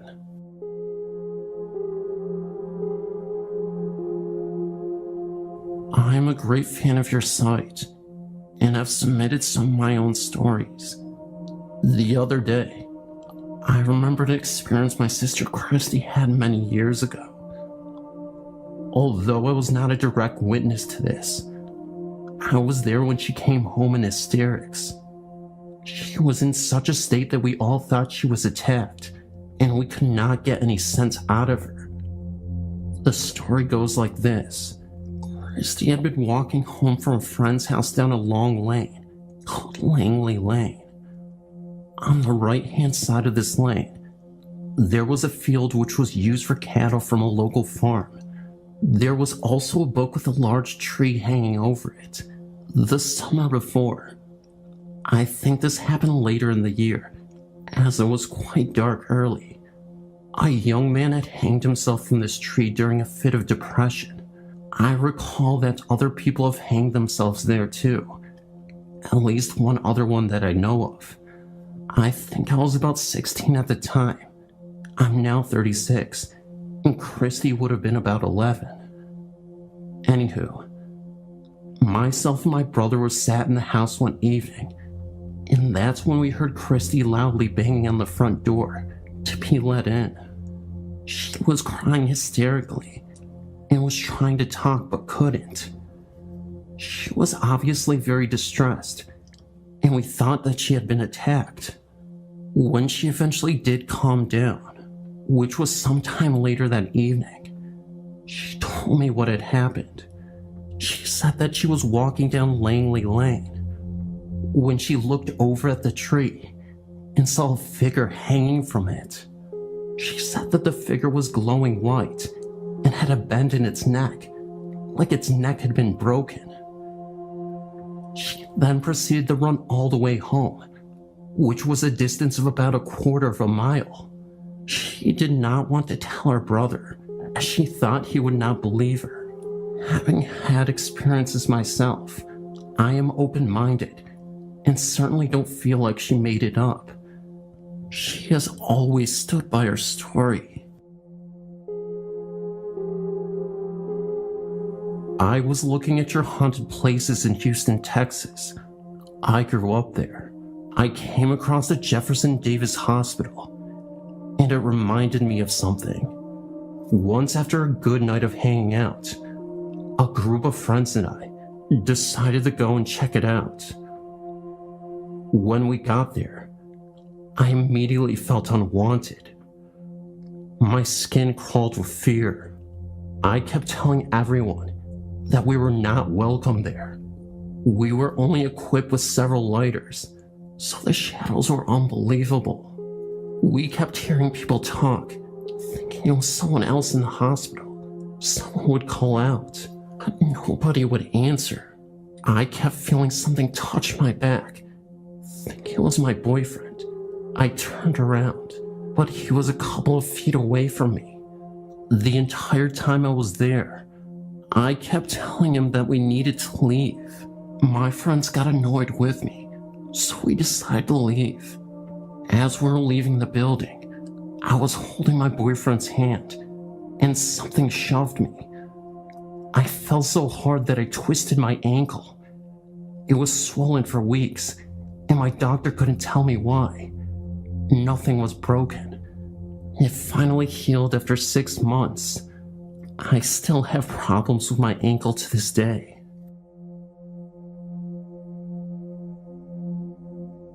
I have an experience that I would like to submit to the website. I've attached it below. After my encounter one late night in August with my sister, I found out that we'd always been around ghosts. My family has moved 5 times, and in every place, there had been at least one ghost there with us. When I lived in Texas, I moved from Houston to San Antonio. In that move, a ghost that we'd had for a year followed us to our new apartment. After living there for about a year, we discovered a new ghost. This one would hold the bathroom doors closed and knock over items we had on display. The event that completely changed my view of the paranormal happened in August of 2001. It was the early hours of the morning, about 4 a.m., and for some reason, I couldn't sleep. My older sister was on her computer, and she found a bunch of old music files she had downloaded for her history of rock class. Then she came across a Britney Spears parody song, downloaded from a radio station's website. The song itself was actually an E-clip, about 30 to 40 seconds long. We played it, and for some reason the file was corrupt. The words were garbled, playing in a slow, deep, incomprehensible voice. I had chills listening to it play, and when I looked at the counter, it had been playing for over a minute. My sister finally turned it off. She was just as spooked as I was. We moved on, laughing about the look on each other's face. Then about 5 minutes later, we heard 3 soft, solid pounds in the back wall in the far back of the apartment. Neither one of us said a word. We just listened, trying to explain away in our minds. We lived on the 2nd floor and shared only one wall, and that was not it. Another couple seconds passed by, and the banging jumped to the one long wall we shared, still towards the back of the apartment, but getting closer. We couldn't help but to stare at each other. After that one, we finally decided to ask others if she had heard that. Of course we heard the same thing, and not a minute later, the banging jumped to the room next to us, on the same wall. 3 solid bangs escalating in amplitude. My heart was racing, waiting for the next set, afraid of where it would jump next. A couple of minutes passed, and just as it began to calm down and blame the banging on the maintenance worker that we shared the wall with, The banging suddenly jumped forward to the wall behind the computer. I looked above me to see the ceiling light shaking. Moments later, the banging shot across the room to the balcony. It sounded as if the entire wall was pounded on with one giant fist. 3 echoing pounds later, everything stopped. I checked the sliding doors, and they were locked. Thankfully, we both ran into my mother's room, and somehow she was still sleeping. She hadn't heard a thing. That was something I never understood. My baby brother was in the same room with her, door closed, and he heard a soft rumble, and my mother heard nothing. After that experience, I've always been a little on edge. I always think about what would have happened if I had left the sliding doors unlocked that night, and what the thing was trying to get in. One thing I know for sure is that my ghost from Houston left that night, and the one already there seemed to get more active. Everyone started to hear their name being called, even when no one was around. Luckily, no one ever attempted to communicate with whatever it was. As a matter of fact, we rarely began to answer unless we saw the person who was calling us. 2 years later, after I finished high school, we moved to Iowa when I was accepted to college, and so far, we have not had any strange paranormal occurrences.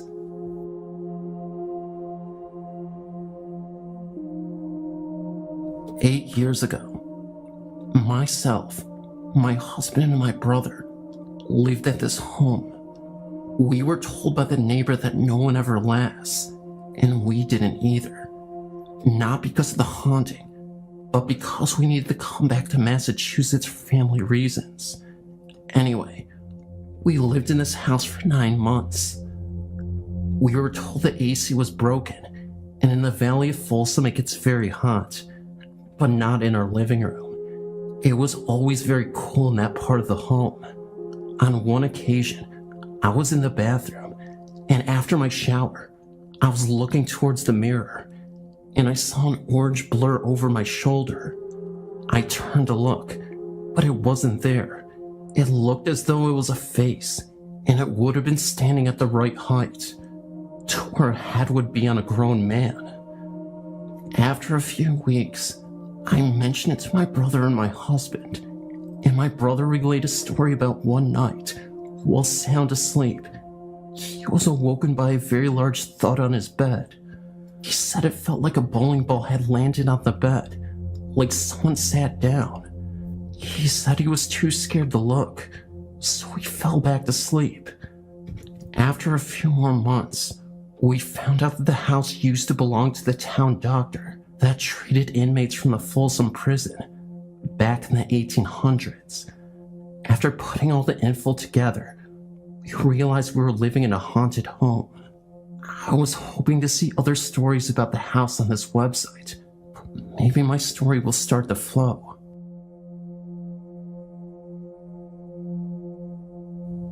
When I was 11, my father died from a heart attack in our home.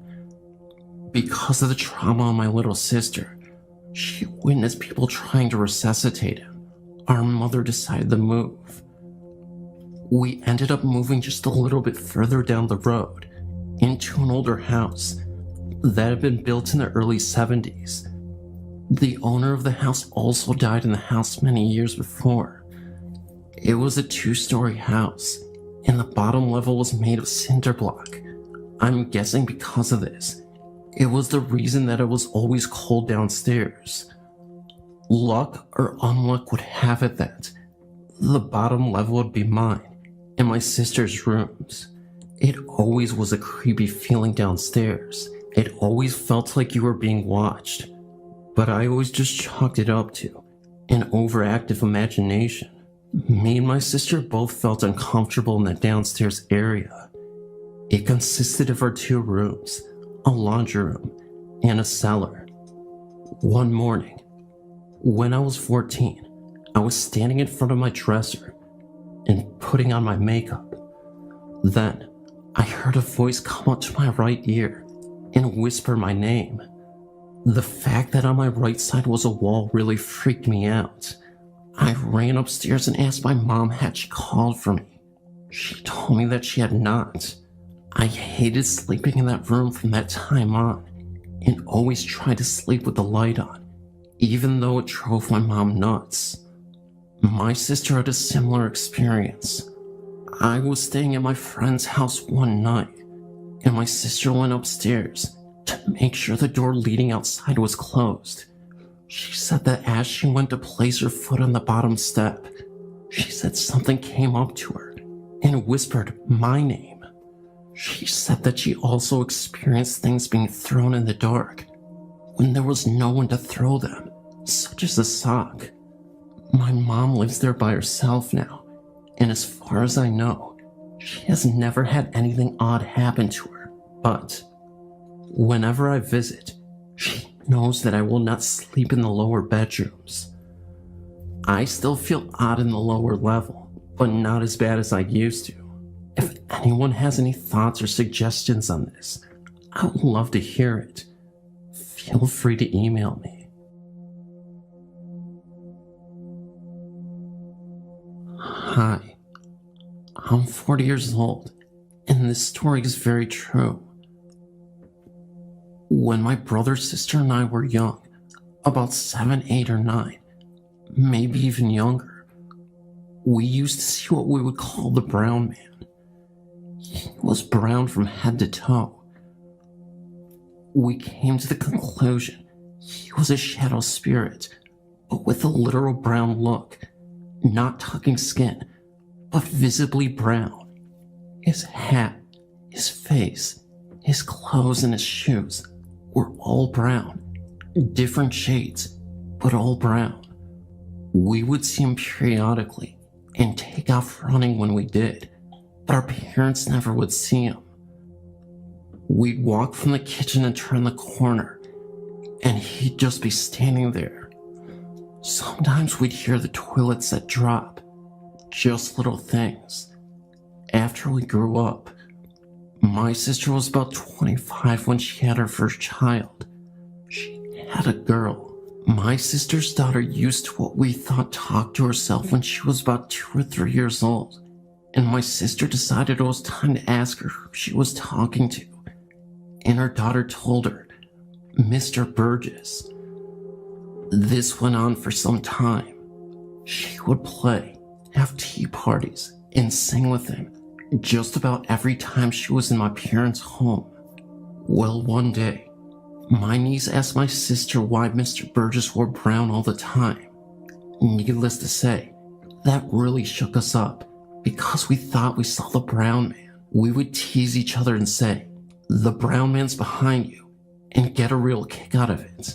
I've since had 3 children, and my sister another daughter, but they've never come in contact or ever seen the brown man. We live in a haunted house. It is really not bad once you get used to it. In fact, at times, when there's no activity, you can actually get a little lonesome for them. We moved here in 1982. It wasn't long after we settled into our new house that we bumped into the former owner at the local church. She asked us if we had seen the ghost. We didn't know what she was talking about. She said it sometimes appears in the front bedroom, our daughter's room, as a shadowy figure of a woman in a rocking chair. Our daughter overheard us talking about it and she said, "Oh, that must be the lady who sits in the chair at my desk at night. She doesn't bother me, just sits there kind of watching after me." We had noticed some strange things in the house, but put them off to natural causes such as the reoccurring footsteps in the hardwood floors after we went to bed, the strange way the television would turn on and off by itself, other electric appliances doing funny things, and objects disappearing then turning up somewhere else, but we dismissed the idea of it being ghosts until one late night. My wife woke up thirsty in the middle of the night, so she went to the kitchen to get a drink. When she got to the living room, she saw someone in the shadows in the middle of the room. Thinking one of the kids had gotten out of bed, she hollered, "Get your butt back in bed." The figure streaked off and disappeared. It didn't go around the sofa, it went through the sofa. It didn't walk, it glided. It was the figure of a woman with long black hair. The kids were sound asleep in their beds. My wife came back to bed without her water. My first experience with her was about 10 p.m. one night. I was walking home from next door, and as I approached the driveway, I saw a figure of a woman walking in the drive. She was cutting across the edge of the lawn on the north side of my shop about 20 feet away. The light on the north side of the shop was on, illuminating her faintly. I could make out no details of her, only a dark figure of a slender woman walking briskly towards our house from the west. As I got in range of the motion detector light on the east side of my workshop, it came on. The figure vanished. This phantom female I saw matched the description of the dark woman other family members have seen in our house. But the dark woman is not the only spirit in our home. We have discovered there are others. Some are shy and reclusive. Some are a little mischievous and playful. They like to play with stuff, just to let you know they are there, I think. They hide things. You put something down and a minute later it is gone. You search all over and then find it right back where you laid it in the first place. They turn things on and off. TVs, radios, just about anything, even water faucets. One morning, my son went into the kitchen to get a drink of water. Dad, come here. I went into the kitchen to see what was wrong. What's this all about? My son asked. He was standing back from the sink, pointing to the faucet which was running full blast. My wife was standing beside him. The knob is turned off, but it's still running, he said. We stood and watched it for a minute. Figuring a faulty valve, I started to walk towards the sink to try to turn it off by myself, and suddenly, it just stopped. Turned off all by itself. I looked it over, turned it on, and then turned it back off again. It worked fine. I checked the valves the next day, and everything was functioning properly and has worked fine since. TVs are a real favorite. I was waking up from a nap one evening when I heard the television on in the living room. I assumed my son was home and was watching a movie. As I arose, I heard the television turn off. When I went into the living room, the lights were off, the television was off, the door was still locked, and my son was not there. My wife and I were the only people in the house, and she was still sleeping. I turned on the television, and the same movie I had heard from the bedroom was playing. Radios are popular with them too. On another occasion with my wife, my daughter and I were watching television in the living room. All of a sudden, the CD player comes on and starts playing a CD at high volume. My wife got up and turned it off. Reaction from all of us was very casual. Go to grandma's if you want to listen to music. We are watching TV, I jokingly said out loud. At the time, my mother was living in a mobile home behind the property. My sister was staying with her. I found out the next day they took my suggestion to heart. My sister called. I went out to go to work, she said. The radio in the van was playing. I thought someone left it on. Oh great, now the battery will be dead, I thought. Then I realized the radio doesn't work unless the key is on. I was holding the key in my hand. That's weird, I thought. I unlocked the door and I reached in to turn off the radio and it was already off.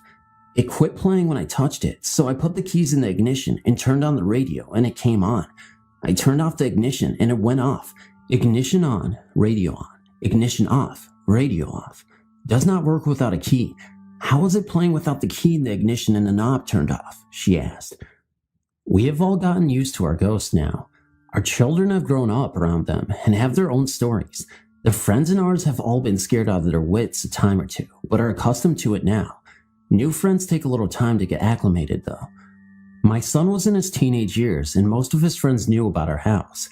His new friend Jason did not though. My wife and I had gone out for the evening and my son was having a party. All his friends were over. Everyone was having a good time but Jason. He was tired. Jason was new to Tommy's parties. Jason was also new to our house. If he had known about the things that happened here, he might have not left the main group and gone to the game room where it was quiet. Most of our friends know and have experienced eerie things while here with enough frequency that it really doesn't surprise them. But Jason was new. Ripe picklings from a mischievous ghost. So Jason left the party and went into the game room by himself, where he laid on the floor to get a little rest. My son and his friends were only a little surprised to see Jason run into the living room pale and frightened. The pinball machine, Jason said. Flash Gordon, it came on all by itself and started playing itself.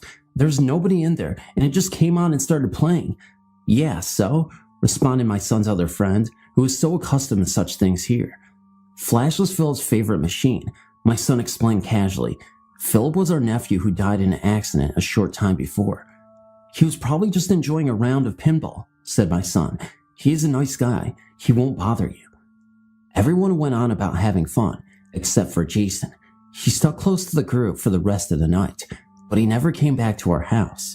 There have been times when these spirits have saved the day for us.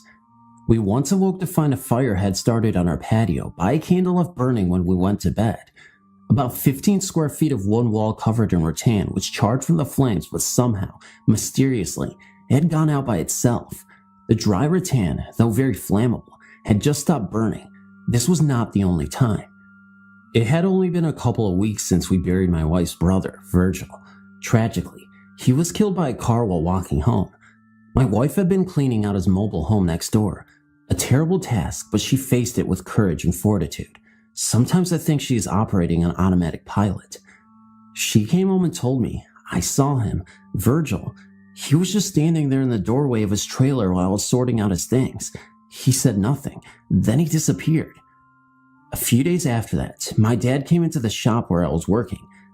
Do you know the door on Virgil's mobile home is open? He asked.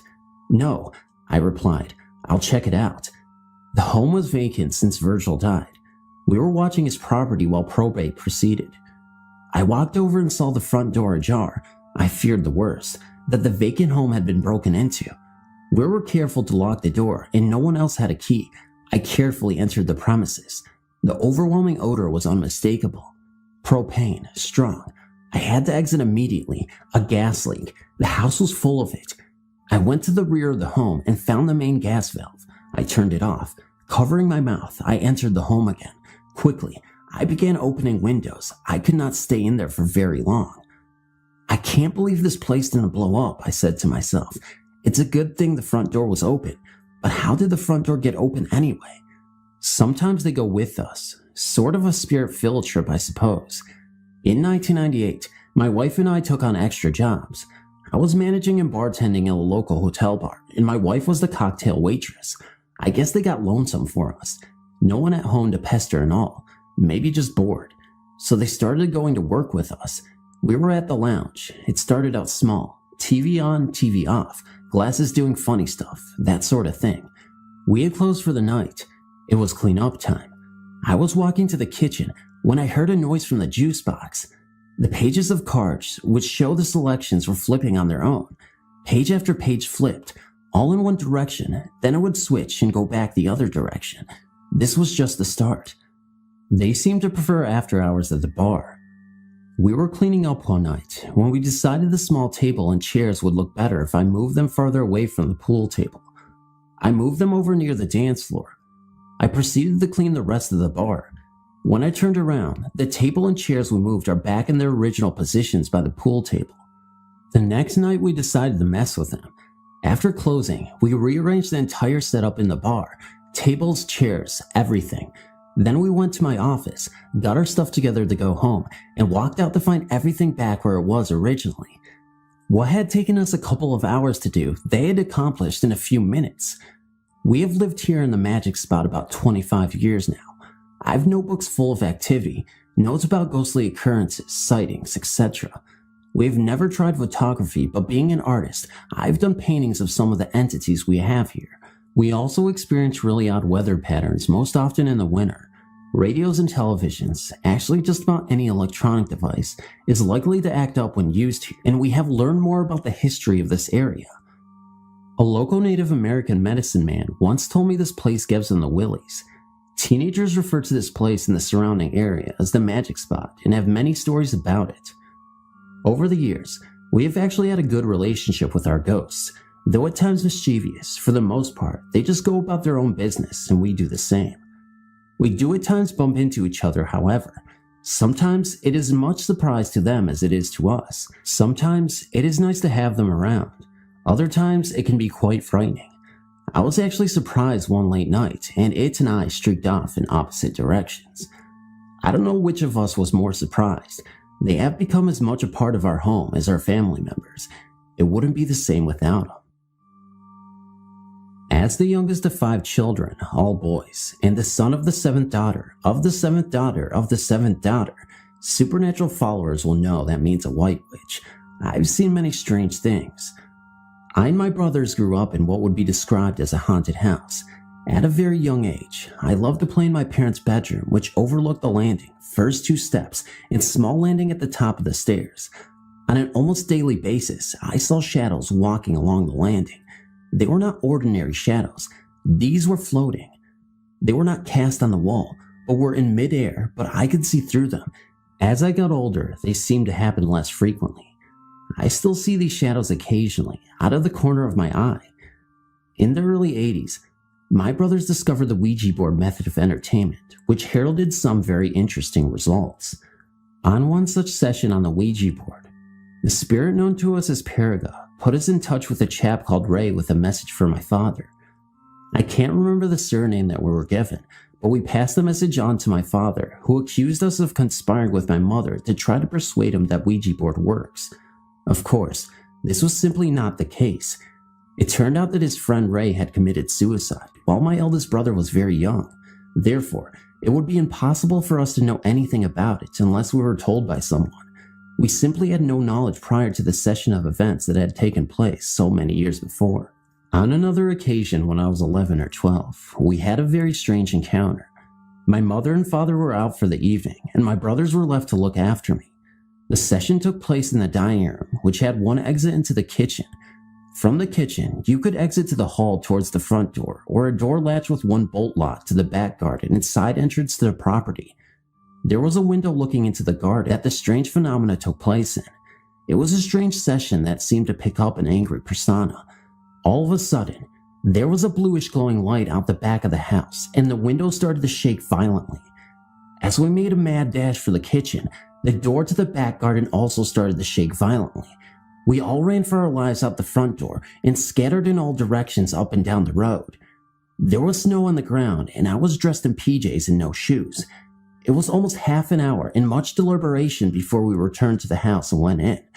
There were no signs of any strange happenings. We used playing cards with letters drawn on the back and yes and no written on separate cards and numbers in the middle of the table in a row, and some excellent shaped wine glasses that were virtually impossible to push.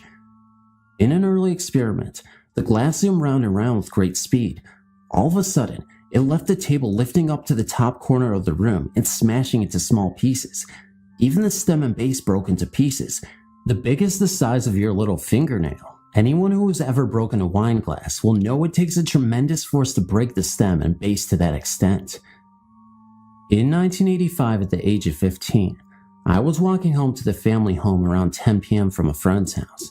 It was a wet and windy night, and I walked with the collar up on my coat with my chin tucked into the top of my zip, only looking up every now and then to see where I was going. There is a small village in the outskirts of the city, just down the road from the family home. I was walking towards the village, where I would have to turn right to go in the right direction to get home. Approximately 1,000 yards before the road I was walking along came to an end, there's a 10-story block of flats, and next to that, a retirement home. As you get nearer to the end of the road, approximately 500 yards from the end, there was a row of tenant bungalow flats going along the road I was approaching and intending to turn right towards home. To the left was a large grass area between them and the main road. I passed the end bungalow flat, heading to the T-junction with the grass area to my left, and approximately 100 yards of space all around me to the nearest object, some small bushes. All of a sudden, I saw a pair of brown shoes come into view a couple of steps in front of me. Startled, I looked up to see an elderly gentleman in front of me. I took a step sideways and went around him. Something struck me as strange, and after a few more steps, I turned around to see nobody behind me. There was absolutely no way that the old man walking slowly with a walking stick could possibly have moved quick enough to get behind something to obscure him from my view in such a short time. In fact, the distance between me and the nearest object was too great for Ben Johnson at his prime to reach before I turned around. It wasn't until I thought about it while walking home that it struck me what it was that was so strange about the gentleman when I first laid eyes on him. Despite being quite persistent, rain and strong wind driving the rain, the man was dry and there were no drops hitting him. He was all dressed in brown shoes, suit, and flat cap. I can't remember the color of his shirt or if he was wearing a tie, but I will never forget his face as he smiled a gentle smile of thanks as he moved out of his way. His features were very clear. I've never seen him since. This village was quite a friendly community where most people knew everyone else, but I did not recognize this gentleman. There were many strange things that happened in the family home, from power cuts that were localized to just our house and the whole street. We had electricity meters that took coins to pay for the electricity supply. If the electricity went out, it should need to be topped up by popping a coin in the slot. Even after putting money in the meter, the electricity would not work. It would be found to have been switched off, and in those days, there were no such things as circuit breakers that would trip the switch. When my father knocked out the dining room window to put in a patio door, we found 3 patio negatives of an old gypsy man. The first of him, out the front of his caravan. Another of him stood on the caravan steps, and the last of him laid out dead. We intended to have them developed. They were missing from the place we put them. We assumed they fell down behind the kitchen cabinet where they were left. When the kitchen was remodeled, there was no signs of them, and other things we assumed had fallen down behind the cabinets. On many occasions, I've told certain people to answer the phone because it was for them, and it was. The problem was the phone had not actually rung until after I had told them, but within a few seconds. I can't explain it, but it still happens. It was in October of 2004, around 3:30 in the morning. I was slowly waking and was in the state where I could hear the TV, but wasn't quite awake.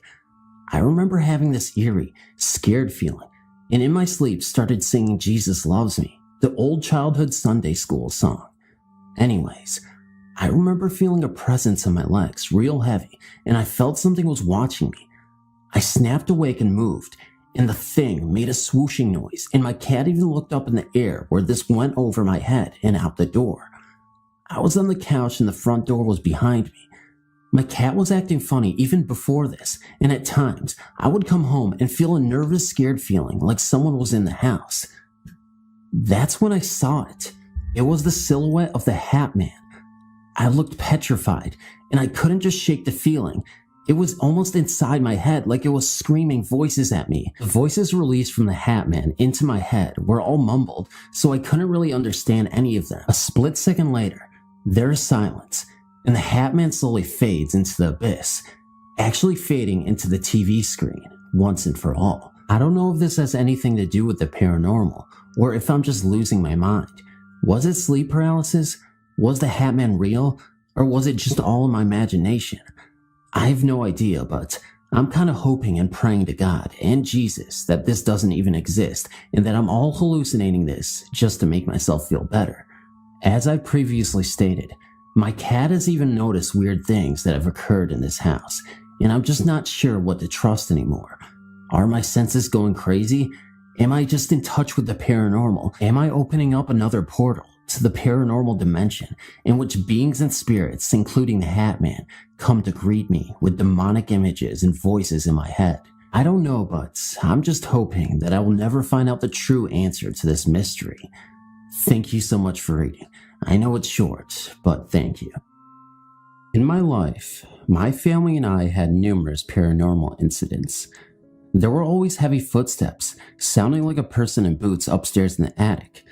Sometimes I heard them coming down the stairs or on the front porch at night, but oftentimes I had trouble keeping them. They said the TV kept going off and on. One said she saw a man in the attic through the window. My boys were afraid to sleep in their room alone sometimes because they saw people in the backyard. There were 2 very strange occurrences that happened in the winter of 1991. I was married at the time to a man who was abusive to my children and myself when he drank. One night, I smelled something burning in the bedroom, and the bed was smoldering. I woke up my husband, and he pulled the mattress off the bed. There was a burning area right in the bottom of the top mattress. He had not been smoking in bed, and wouldn't have been there anyway. Another night, I took the kids to get ice cream. When I got back, the doors were all deadbolted and windows locked to where I couldn't get in. I looked through a crack in a curtain and saw my husband lying unconscious on the floor, and the heavy dining room table was turned over. The phone was dangling from the wall. I pried open a window and climbed in. I called for an ambulance and called the police. My husband was taken to the hospital, and the police detective was totally baffled. Later, my husband said that he was talking on the phone to his mother when he was hit hard from behind and knocked out. His mother called to check in on what had happened, saying they had been talking. She heard noises, and he was no longer there. I felt like maybe we had a ghost that was protective towards us, but angry with my husband for his actions. I usually felt safe in the house, but on occasions, I was very frightened. After my husband and I divorced, I felt the need to move. While checking out the history of the house later, I found that it was originally owned by a doctor who kept his ill patients in his home with him. This was in the early 1900s, around 1907. After he left, there was a terrible train wreck just outside of town where some Mexican immigrants and a couple of local workers were killed in a train collision. Their bodies were badly burned and thrown into a massive grave, which turned out to be in the back acre of our yard. I feel certain that we had multiple spirits, though before this time, I never believed in ghosts.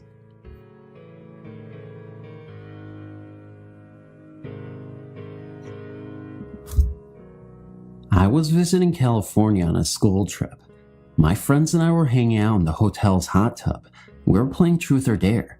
I was dared to leave the hot tub and dive into the cold pool, then run back to the hot tub. I got out and went to the edge of the pool. Looking at the clear water, I dove in. Next thing I knew, I was face to face with a dead body. He was face down at the bottom of the pool. It was like it was slow motion. He turned to me with his eyes closed. He slowly opened his eyes and stared into my eyes. He was missing his left eye. I was scared. I breathed in to scream and breathed in water. I pushed through the dead man on accident, and in my struggle to get to the top, I was thrashing around quite a bit. A friend came and helped me out. Panting, I said I didn't feel like playing anymore. Me and my two friends went back to our hotel room. One friend was taking a shower, and my other friend was watching TV. We noticed our phone blinking. We checked the messages. We had 362 messages. We were only out for an hour. We had no way to trace the calls. No one even knew our hotel phone number. We listened to the first few messages. They seemed like they were all blank. Finally, we heard something. One word, hell. This freaked me out. I haven't told about the man at the bottom of the pool. I tried to downplay the message. Later that night, we went to sleep. I don't recall any of this next part, but my friend said that at 3 a.m. I got up, turned on the curling iron, and turned on the faucet. I then hit my head really hard on the headboard of the bed and went back to sleep. I woke up that morning with nothing but an eerie feeling, which was soon forgotten since the next day we went to Disneyland. A week later, we drove home. The thought of this man still terrified me. I just pushed it to the back of my mind and continued on. I did not believe he wanted to harm or scare me though. Weeks went by. I remember doing chores around the house. I was putting laundry away in my mother's room. Her dresser has a huge mirror. After placing the clothes in the drawer, I looked up into the mirror. Standing behind me in the back of the room was this man. I could see him very clearly. He was young, long blondish hair. His skin was grayed and almost green, waterlogged, and a little wet looking. His good eye was brown, and where his other eye should have been was just a hole. It seemed to go on forever. It was almost hypnotizing. I noticed this all in an instant, because when I turned around, this young man turned and walked away. I sensed that his name was William. I didn't see William for a very long time, although I felt him following me. Our house began to change. Radios would turn on when they weren't even plugged in. A music box would start to play randomly. Shelves would fall off the wall. Everyone noticed it. Everyone was afraid. I wasn't. Years went by. I started to feel a difference over me. At night, I would wake up to voices in my room, like a crowded room where you could hear only a few words that made sense. I tried to ignore the voices. Sometimes, I would wake up with a single voice in my ear talking to me. They seemed to never make sense. It was like the end of a sentence or the beginning. I remember waking up one night. I felt scared for the rest of the time. It was very late at night. I knew no one was awake. A blue light was outside my closed door. My door began to shake very violently, but the beads on my door didn't even sway. I kept all of this to myself. Who wanted to tell their friends and family they heard voices in their head and see people in swimming pools? I don't think so. Later that year, I moved out and started going to college. My family said that since I left, the strange happenings seemed to have moved out when I did. Strangely, my roommate said that since I moved in, strange things started happening. Pictures falling off the walls, TVs turning on, shadows, and the feeling of being watched. I still heard voices at night, but never anything scary. I learned to live with it all. Now, in 2009, I'm married. I still hear voices at night, but they're making more sense now. Sometimes the voices say things to me like, "Get out. I'm not kidding. Get out." And laughing followed. Evil laughing. I tried to go back to sleep. One night, a few weeks ago, I woke up feeling like someone was in the room with me. A different energy than my husband's. I looked up and saw a dark figure standing over me. My dog started barking and growling like crazy. The dark figure turned his head and walked out the closed door. I went back to sleep and woke up to a voice telling me, "Your destiny will be at the Valley of Thunder. Then all the voices shall be heard." I haven't ignored that one. Sometimes I will go to Yosemite National Park, Valley of Thunder, and see what my destiny is. It just doesn't seem right yet. 2 nights ago, I had a dream. William came to me. He didn't say anything, but I sensed he was telling me it was okay, not to be afraid of him. I feel as if since I've met William, I've become sensitive to spirits and energies. I've met other spirits beside William. I feel as if now I have the ability to read energies and sense thoughts. I almost regard William as a friend. As an avid EVP researcher and long-haul truck driver, I've had many opportunities to get EVP recordings from all over the country. My research has revealed some startling results lately. On the 20th of January this year, an EVP has attached itself to me somehow. Now, no matter where I am or where I go, this EVP named Desmond Heathers is in every recording I make on my Olympus digital voice recorder. Even when I'm traveling down the road at 65 miles per hour, Desmond is there ready to talk when I turn on my recorder. I know a lot about them and where he is now. One startling development occurred when I asked Desmond if he knew anyone that I knew. He said, "Yes, Joe." I said, "Joe, my brother?" He said, "No, Joe who is with me." I asked him if Joe was with us now, and he said, "He is in you now." So I asked, "Joe, are you there?" And I got this voice in the recording that was very deep and gruff sounding. I can only say it sounded like Mr. T from the TV show The A-Team. Joe said, "Go away, leave me alone." Well, I don't communicate with those who don't want to, so I just do what I always do with the ones I get who I don't think deserve my attention. I just ignore them. Here's where the story takes a strange turn. The week after that, I was talking to my doctor about a fatigue problem I've been having lately. Nothing serious, just tired during the times of the day I don't think I should be. He asked if I was sleeping okay, and I said I tend to wake up several times during the night. He recommended I get a sleep study done. After finding the only sleep research center within 100 miles of where I live, I was told the study would cost in excess of $1,600 for one night. Well, I thought this was ridiculous, so I figured I would do it myself. I was on the road the night I decided to do my sleep study, and set up my digital voice recorder and DV camera on the sleeper of my big rig. I fell asleep within 15 minutes. When I reviewed the recordings the next morning, I was so startled at what I had recorded, I could hardly listen to it. The recording revealed that I snore rather loudly. What was startling, though, was the EVP Joe was using my snoring sound to speak to me in my sleep. With every rattling snore, he formed words. He said things like, "Don't you know you love me? Don't leave me. Don't wake up. I'm not done yet. Don't you remember me from the Navy? You know you're listening to me. You know you love me. How did I get in here? What happened to me? I need you. I'm just jealous of you, Tony. Tony, please, help me." Not just that night either. Every night I've recorded, he's talking to me in my sleep. It concerns me because I don't know if there may be some subliminal influence with him talking in my sleep like that every night. I think I know him. I vaguely recall a friend I had in the Navy named Joe back in 1980. I remember feeling sorry for the guy because of his drinking problem and was always trying to help him when he got in trouble. I used to buy him gifts for his birthday and Christmas because his family wanted nothing to do with him. Other than that, I can't recall very much about him.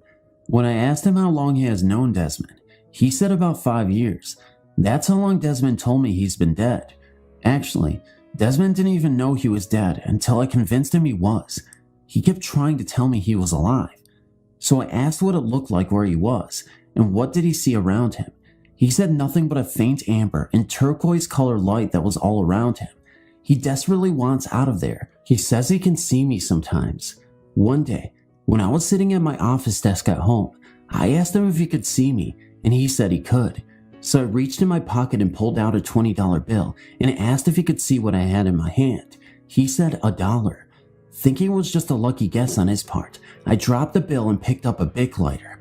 I then asked again, "What am I holding in my hand right now?" And he said, "A light." I reached in my desk for it and had my hand closed around it so I couldn't even see it. How did he know? Many times Desmond will ask if I can see him. I've never been able to do so, so I got out my digital camera and asked if he would let me take pictures of him. He said, "I will try." I told him where to be in my living room at home while I snapped a few dozen pictures. Nothing showed up on review, so I asked if he would mind trying something else. I explained what white noise was to him, and he was already familiar with it. He helps me to adjust the levels and spectrums of white noise to be able to hear him better. I explained that I could generate a different type of noise that is not audible, but that I might be able to see him with. So I set up my DV camera to form a video feedback loop with my Sony Trinton 32-inch TV, manually adjusting the focus in such a way that the feedback picture was focused on the pixels on the screen, as it oscillated slightly due to some technical reason I can't explain now. After talking with Desmond during the setup and adjustment period, I told him where I thought he could best try to show himself. Desmond appeared to me only once for about 2 seconds in the video. He had very plain symmetrical features and was shown from the waist up. He seemed to be in his mid-30s with dark sunken eyes. He was wearing a bowler hat and a 1940s type jacket with wide rounded lapels with an open shirt that had no collar. Further research with Desmond shows he can see me and some things around me when his energy level is high. For example, I can give him instructions on how to travel somewhere. One time I showed him a map on my Microsoft Streets and Tips and showed him the same roads and satellite photos taken from Google Earth. With this information, I am able to ask him to get a specific place and get information I desire.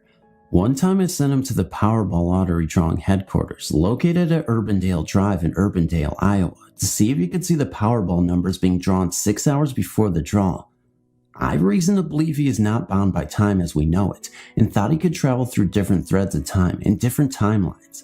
Well, I asked him to go and do this one for me, after about an hour of instruction on what to look for and how to get there. Then, when I asked if he was ready, he said, "I'll try. Then, I'll be right back." He returned in approximately 30 minutes and gave me some numbers. I was all excited and purchased our ticket.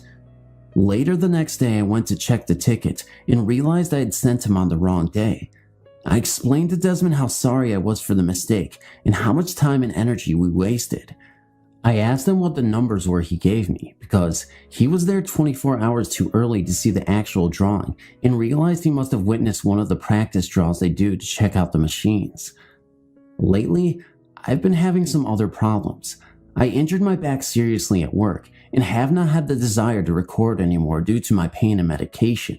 I've been recovering well and expect my research to continue. My new job doesn't offer me as much travel and time to do the things I'd like.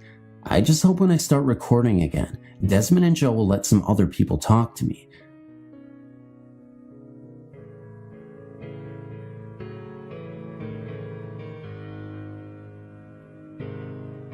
I wanted to share my experience with you guys.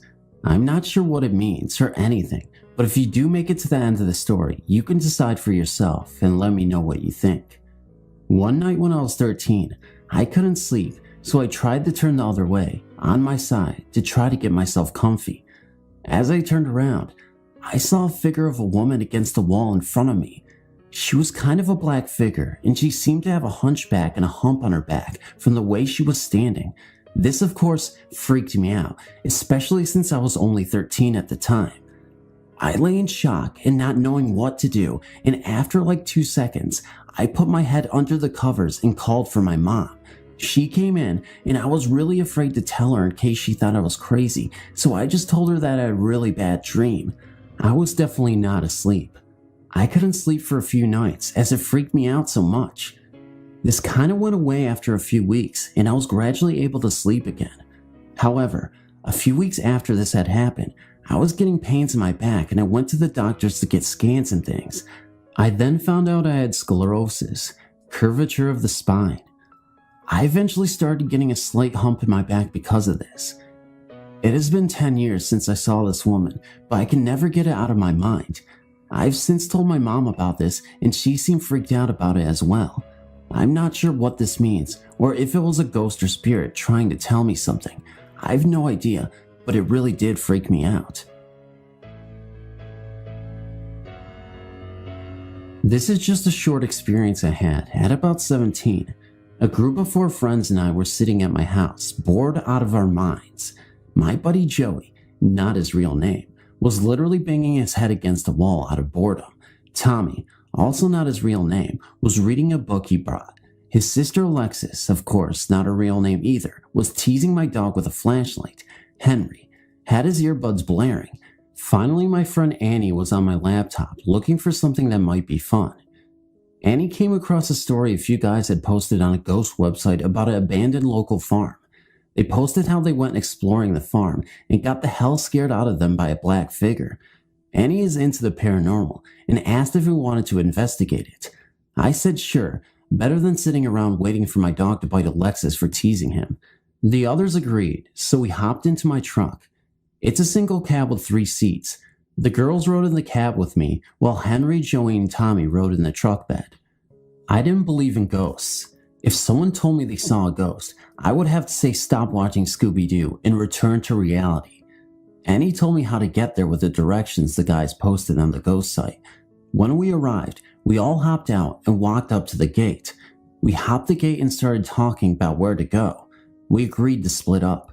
Tommy and Joey were with Alexis. They went to the old barn, while Annie was with Henry and I. We went into the 2-story farmhouse. I looked in the upstairs window. All the glass looked like it had been smashed out of the windows. The house looked wrecked. It looked like whoever lived there had been a hoarder. While Henry and I were exploring, we heard what sounded like footsteps upstairs. We were intrigued, so we took off upstairs. When we got to the 2nd floor, it was empty. While walking down the stairs, I felt like someone had been pushing me. I was mad. My right shoulder was cut thanks to the old wooden steps I had twisted my ankle on. I asked Annie and Henry, "What the hell are you guys trying to do? Are you trying to kill me?" Annie said she and Henry were in the bedroom to the right, looking through some of the old junk when they heard me scream and they came running. Henry held me up and we were about to leave when we heard something slam hard in the kitchen. We went in and saw a toolbox we had seen on the table on the floor with various tools around it. Henry said no way in hell that toolbox had a damn padlock on it. We all looked around the lock. It was on the table now, besides where the toolbox used to be. Henry tried to get in the toolbox earlier, but the lock prevented him. We heard footsteps upstairs again. Annie said screw this and ran outside along Henry while I hobbled out. The jerks left me behind. When we were out of the house, we saw Alexis, Tommy, and Joey. They were panting out of breath and looked terrified. We asked what happened. Alexis said that they saw a black figure with red eyes and it charged at them.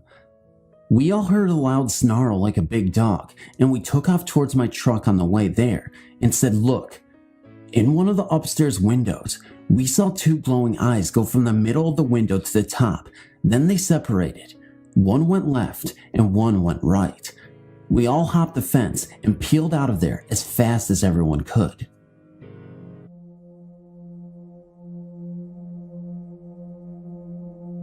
I'm not currently experiencing any hauntings, but I do have a tale of a spiritual encounter. I will begin by prefecting story with the events leading up to the event. My grandfather passed away in hospice care in July 2000. I spent his last night on earth with him, holding his hand and reading the Bible to him, which was his favorite literature. He was an artist and a carpenter, and spent his last remaining years up in his home carving beautiful artwork out of wood. He loved his simple life and carved because he wanted to, never once selling his museum quality work. He would only give it away to anyone who truly appreciated it. At 88, he was about 80% deaf and completely blind in one eye, and nearly blind in the other. After a stroke 6 months earlier, his health declined quickly and he simply gave up on life. As he lay in the bed, I sang to him, although he probably could not hear me or even knew that I was there, and he was in a coma-like state with his eyes open. He had stopped eating and he was severely underweight, and it was hard for me to see him like that, knowing how much he loved life and living. Many times he cried in his last few years, saying that he loved his life and didn't want to die. During his last living moments with me, I looked down into his distant, foggy eyes, knowing he couldn't hear or see me, and told him that the baby goose that he held at my house the last time he visited had grown up now and had 4 babies of her own. His eyes filled up with tears and turned red, and his mouth began to quiver as if he was trying to say something. He hadn't spoken in nearly 2 weeks. His love for animals and nature transcended through his limitations that night. I knew he would probably die that night, so I sat next to him with my hand on his chest, feeling his every breath and heartbeat. He didn't pass away until the next day, after I left. He was alone, which is what I didn't want. I didn't want his spirit to leave his body and to look down at an empty room. That bothered me for a long time. In an attempt to comfort ourselves, we turned to his Bible. He was much more dedicated to the word than we were ever, but knowing that it was so close to his heart, we thought it would ease our minds. My mother said to read something that he had underlined or highlighted, which is something his Bible was full of. I read the first thing I opened that was underlined. You do not have to understand the Bible to feel the power behind these words, which read, "For the Lord himself shall descend from heaven with a shout, with the voice of the archangel, and with the trump of God, and the dead in Christ shall rise first. Then we who are alive and remain shall be caught up together with them in the clouds, to meet the Lord in the air, and so shall we ever be with the Lord. Where there, comfort one another with these words." We all felt a chill run through us. At his wake, I waited until everyone left, and I cut a small lock of his beautiful, thick white hair and placed it in an envelope. As myself and my friend walked to the vehicle to leave, I opened the door, and a mourning dove flew into me as if trying to enter the truck with me.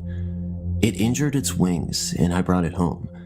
I rescue and rehabilitate small animals all the time, so I mended its wing and let it go about a week later. I took that as a sign from my grandfather, as we had that bond of loving all creatures great and small.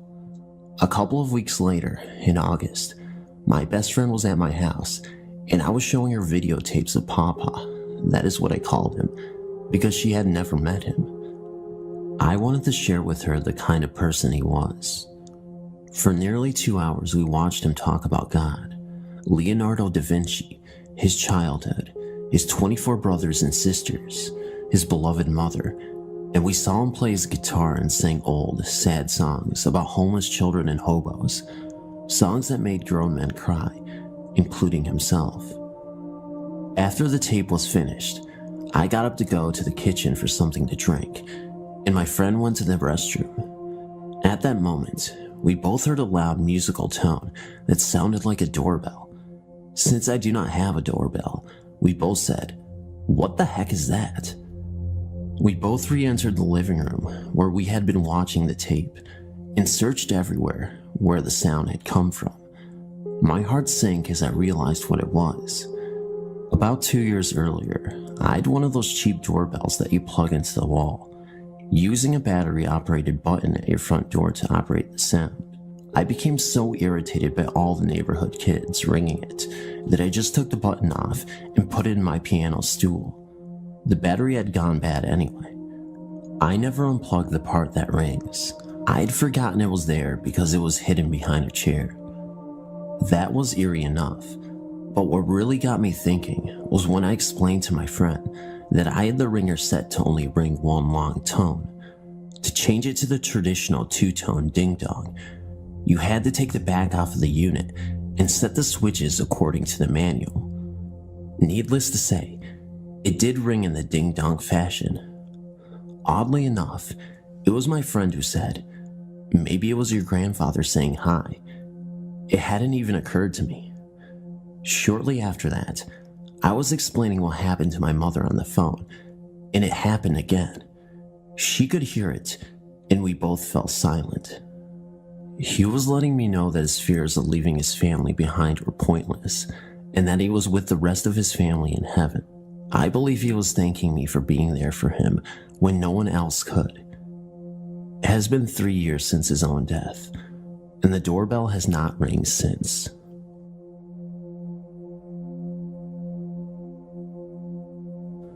Hey, my name is Maddie. Today, me and my best friend Summer had a strange encounter with a malevolent spirit. Let me explain what happened. A few months ago, me and one of my other friends, Alicia, met an 8-year-old spirit named Reese through a Ouija board. She seemed like a very sweet and innocent girl. She told us at her own will, and I repeat her own will, how she met her death. She apparently got beaten to death by her abusive father. Then a few weeks went by, and I introduced Reese to my now best friend Summer. They got along very well. It didn't seem like she had any sorts of problem with her or anyone she met. The next day we were playing when we got a call from my friend Amy. Long story short, she had an encounter with a spirit named Sarah. She claimed that Sarah was a very stubborn spirit. It took her hours just to get her to say goodbye. Amy also stated that Sarah seemed like a very lonely and clingy spirit who did not want to let her go. Then we made an attempt to contact Sarah through the board. It was a success. After we talked to Sarah for a bit, we asked her if she knew Reese. Sarah suddenly stopped moving the planchette. We asked her if she was alright. She answered no. She also said that Reese isn't Reese. She said that Reese is actually a man named Roger. Sarah also told us that Roger was the one who killed her at the age of 27. The final thing she said about Roger was that if we ever told him that she was the one who told, that he would send her straight to the gates of hell. We tried to contact Reese, Roger, on December 10th, 2016, around 2:30 p.m. Eastern Time. We successfully contacted Reese.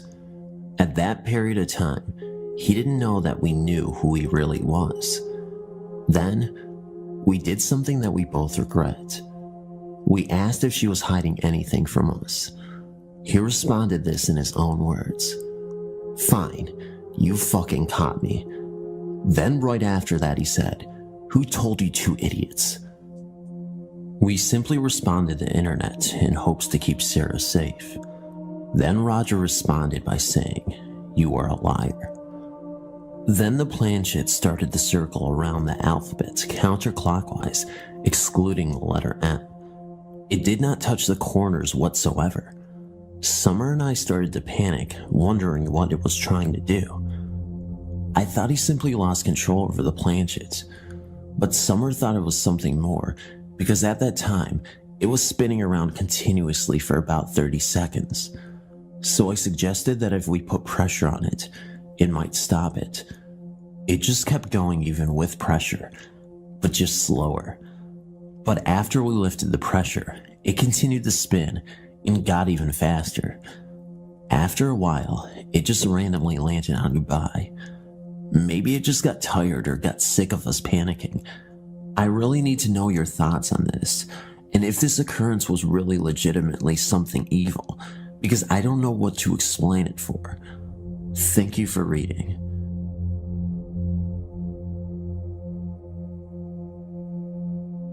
I didn't believe in the Ouija board because they sell them at Toys R Us, so I didn't think they would sell something dangerous to kids and adults. I've read stories about the Ouija board, but I don't know if it's true. People do make up stories, so it's hard to tell if it's true or not. Some people say the Ouija board is just a game. Others say it's not just a game, and some say it's dangerous. I had to find out for myself if the Ouija board is really dangerous. On Sunday, I decided to go to Toys R Us to buy the board. I drove my car in the morning to Toys R Us, and I was just looking around at first for about an hour. After looking around, I went to the game section and I purchased a Ouija board. I drove back to my apartment and put the board in the closet. The same day, about 10 p.m., I decided to try it out. I took it out of the box and put it on my bed. I didn't have any candles, so I just dimmed the light. I put the board on my lap and the planchet on the board. I put my fingers on the planchet and I started to round in circles for about a minute. I stopped and I started saying, "Is anybody out there?" I kept saying it for about 15 to 20 minutes, and then, all of a sudden, I felt a strange presence right above me. I was so scared that I ran out of my room, and I threw the board in the garbage. I was very shaken. I went back to my room and turned the lights on, and I didn't sleep at all. And that's why I don't mess with Ouija boards.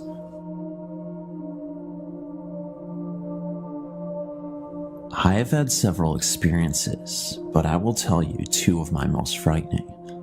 A friend and I had started playing with the Ouija board, and it ended up turning our lives upside down for the span of around 2 years.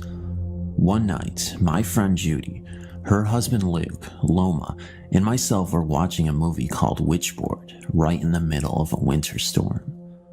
All footprints had been covered at this time, and the streets were empty. About halfway through the movie, the front door blew open and we heard running footsteps come into the house, up the stairs, down the hall, and into the bedroom where Judy's 2-year-old lay sleeping. We were all just sitting there frozen in shock and fright when we heard a loud slam, which turned out to be the bedroom door, and the poor little boy started screaming, "Monster, monster." Luke took off up the stairs, only to find a very upset little boy, and nothing or no one else. As things started to calm down, Judy and I went to shut the front door, and there were still no footprints in the snow. The only snow that had come into the house was blowing from the wind. It was around March now, and one day, as I laid down for a nap, I felt the bed start to shake under me. I was uncertain if I had really felt what I thought I had, so I was not frightened, but I got up anyway. That was only the beginning.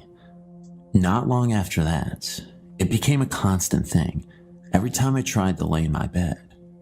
The shaking started to get more violent, and it also felt as if someone was punching up at the mattress from beneath. I complained several times, and no one believed me. It was now to the point where I was afraid to go to bed. I began sleeping at my friend Loma's house because her bed didn't shake.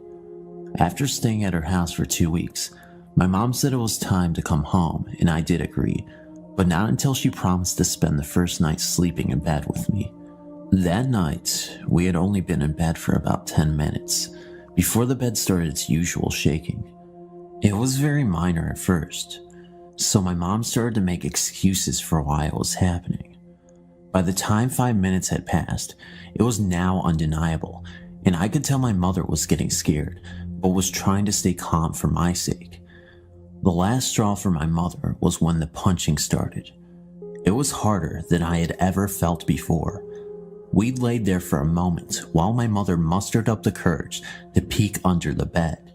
Of course, she didn't find anything, and we promptly left the room and set ourselves up in the living room for the remainder of the night.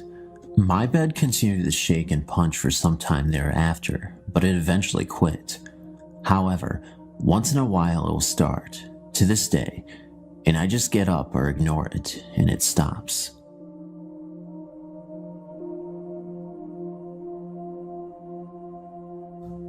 This encounter involved a Ouija board, and possibly my guardian angel. Years ago, a friend and I were goofing around with a Ouija board.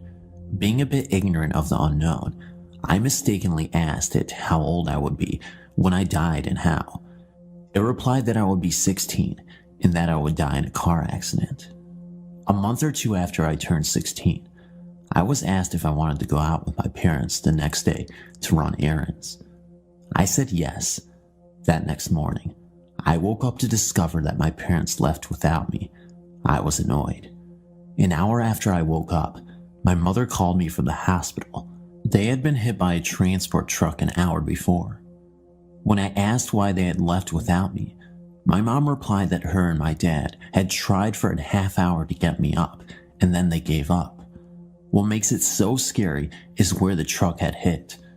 My one brother has to sit behind my mom, and my dad does not wear a seatbelt.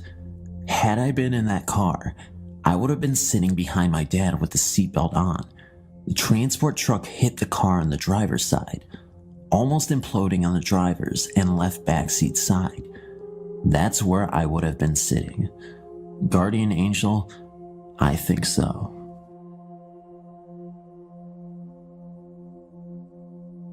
I was celebrating Halloween around my best mate Felicity's house. We usually have a laugh and a joke, but neither of us had played with a Ouija board before, so we gathered about 7 friends from the neighborhood.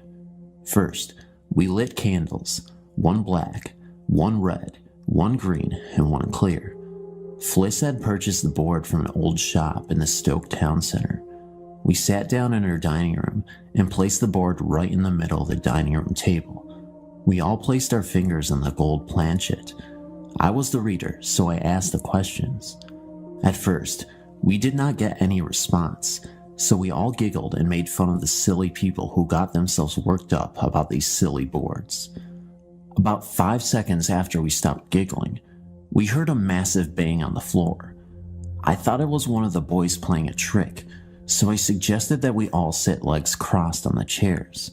I made sure we were all cross-legged, and I said, "If it was a ghost that made the bang on the floor, can you please do it again?" And it did. I spoke again.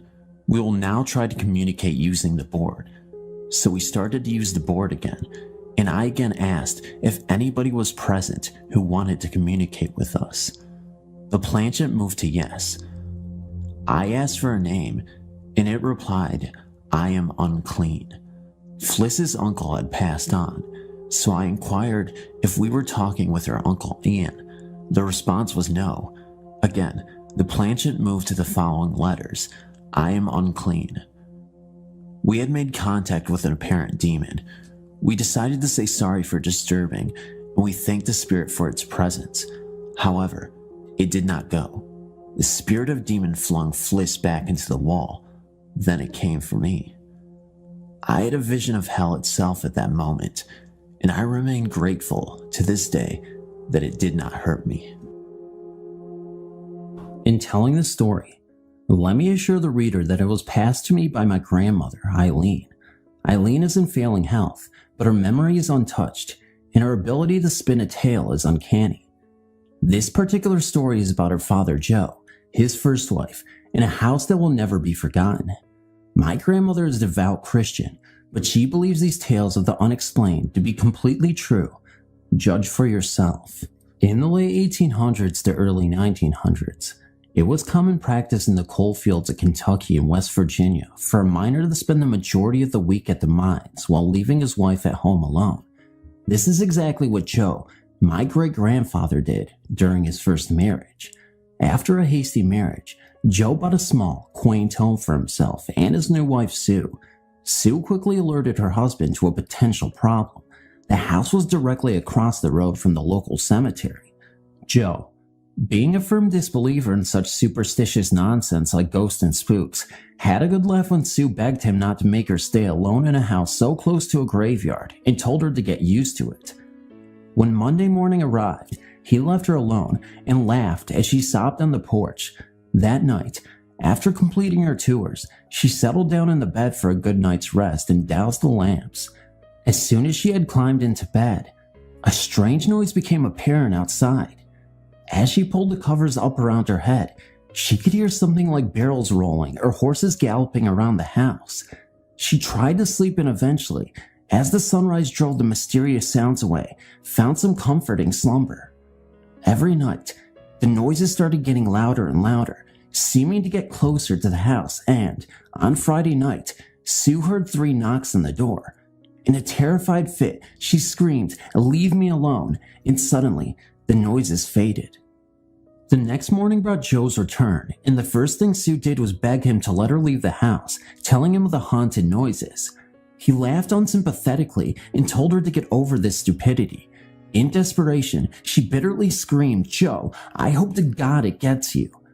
Joe wasn't the least bit frightened and told her that it was Cheryl's local men playing tricks on her.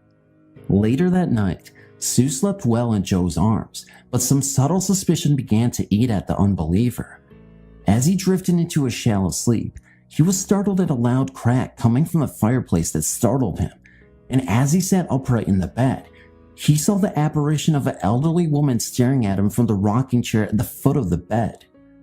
My grandmother says that Joe knew exactly who the woman was, but he took the knowledge of her identity to his grave because simply, she had been dead for 6 months before they moved into the house. Joe shuddered with fear and her bony, cold hand stretched to clutch his ankles as she latched onto his foot and began pulling him towards her and the footboard of the bed. Joe fainted with fright as he felt his foot slide down to the foot of the bed in the dead hand of the spirit. The next morning, Sue roused her pale husband and sat up in the bed as he opened his eyes and screamed with terror. The footbed of the bed was broken and the rocking chair had been toppled during the night. Joe immediately promised his frightened wife that not another night would be passed in this restless house, simply telling her, "Sue, whatever it was, it got me." Thank you for reading my grandmother's story. I hope you found it entertaining because, well, I thought it was pretty frightening. See you later. I have told this story to people who are not there to witness the actual event, and some look at me as if I am just telling a story to get a good laugh, but I find nothing funny about it. Everything I'm about to relate is true, and I guess in some bizarre way, I feel that by retelling this story to anyone who is willing to listen to it will bring me some comfort. On July 6, 1990, a high school friend shot himself in the head with a rifle in a nearby local baseball dugout. The act shocked and saddened everyone, especially his parents, of course, who did not want to believe their only son would take his own life. The days that followed his death were happening, for me, as if in a dream. Fearing this act would spark some sort of chain reaction, school's counselors were sent in to help the students grieve and discuss their feelings of loss. Days went by, and there seemed to be a cloud of despair and confusion hanging over our entire high school class. If he had lived, my friend would have graduated from high school with the rest of us that same year. When he died, he was 2 months away from his 18th birthday. About a week after his suicide, I was visiting my best friend at the time, we'll call her Anne, in her home. We were both still very affected by the death of our friend, and we began to talk late into the night about his possible reasons for taking his own life and how crazy and unexpected it was. We had been discussing the whole chain of events and basically trying to make sense of something we couldn't even imagine when I suddenly became very uncomfortable talking about our deceased friend. I was sitting at the time in a desk chair across from Anne, who was sitting comfortably on her bed facing me. She was looking directly at me, and she could see the discomfort on my face. She assumed I was just overreacting, and our discussion had gotten to me, so she stood up and moved towards the door of her bedroom and gestured in a sweeping motion with her arm for me to follow her into the kitchen down the hall. There was a single small desk light on behind me when she made this motion with her arm, so that when she moved, her body created a shadow on the wall. This is going to sound ridiculous, and I'm no physics expert, but when Anne swept her arm up into the air, gesturing me to follow her, her shadow did not follow her arm.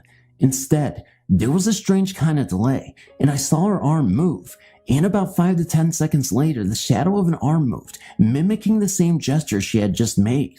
I, of course, thought my eyes were playing tricks on me and ignored the shadow, and I would have kept it to myself if only Anne had not turned to me and asked, "Did you just see that?" I answered yes, of course, and we fled out of the room and into the kitchen. Anne's house was large, and our frightened voices bounced off the columned walls, but nothing ever occurred after that. My friend Anne and I no longer speak, and I'm sure that if she knew I was relaying this story to strangers, she would think I was crazy, but I remember the death of her high school friend as if it were yesterday, and I can't help wishing that the shadow we saw was indeed a sign from our friend, but I will never be too sure. I write the story in his memory, and in the hope that he is in a place where his problems have been all taken away. Thanks for reading.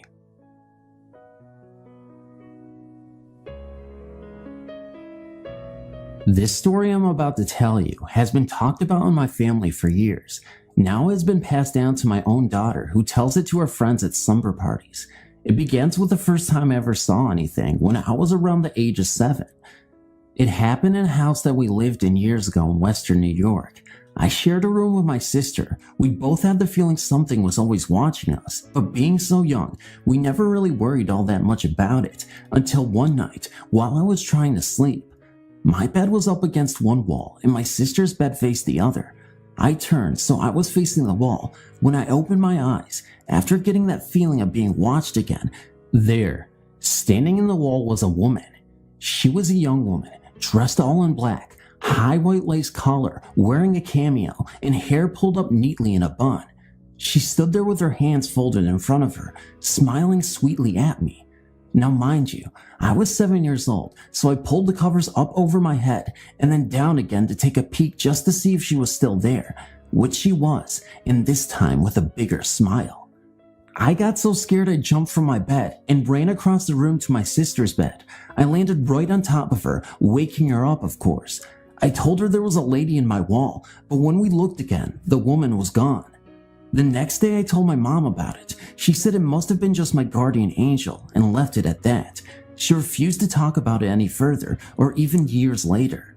Then recently, my brother and I got to talking about that house. He said, "Don't you remember what the neighborhood kids used to say about our house?" And of course, I didn't remember a thing.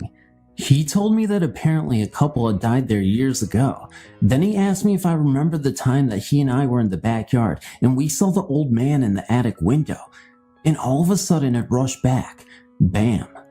Right when he told me about the old man in the attic window, I had a major flashback and remembered it like it was yesterday. I don't even have to tell you, even after all these years, it scared me. Well, many years have passed since we lived there, but I still have dreams about that house, and I wish the dreams would stop. I have many other scary stories to tell, but I freaked myself out telling this one, so the others will have to wait.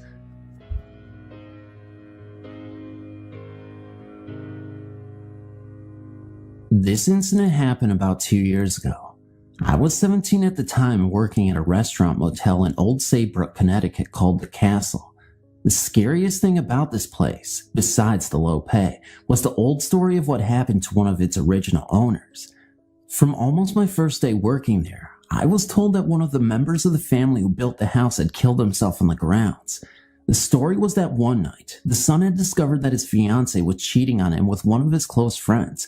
Deep in depression, the son climbed to the tallest tower of the castle, tied a rope to some type of pole on the roof, and hanged himself. The next morning, as the parents were leaving the home, they saw him hanging. They immediately sold the mansion, and it has been a hotel ever since. Many employees said that they had heard and seen things, yet I, as most people believe at first, didn't believe the stories.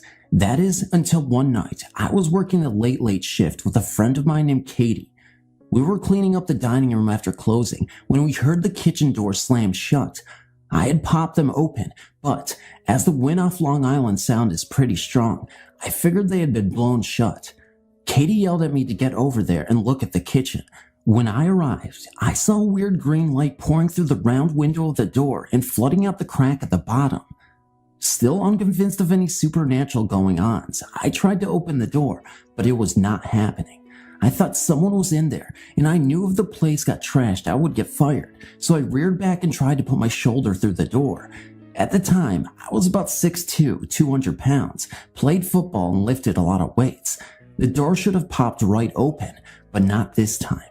Katie and I peered into the window, and there, plain as day, was a man dressed in antiqued clothes with a noose around his neck looking right back at us.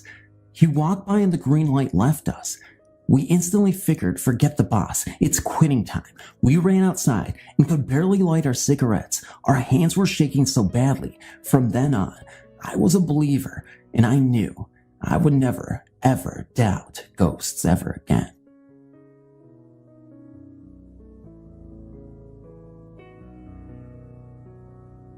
My aunt and uncle had a passion for restoring old country houses, the last of which had been at an end at the turn of the century. The house sits on 50 acres at the top of a hill, next to a historic old church with an equally historic old graveyard. I can't claim to recall for certain, but I think the church was used as a field hospital during the Civil War. My uncle would tell us the stories about the months after they moved into the house.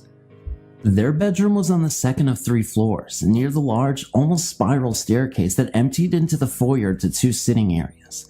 Late in the evening, while they were in bed, my aunt and uncle would hear what sounded like a distant crowd of people in conversation.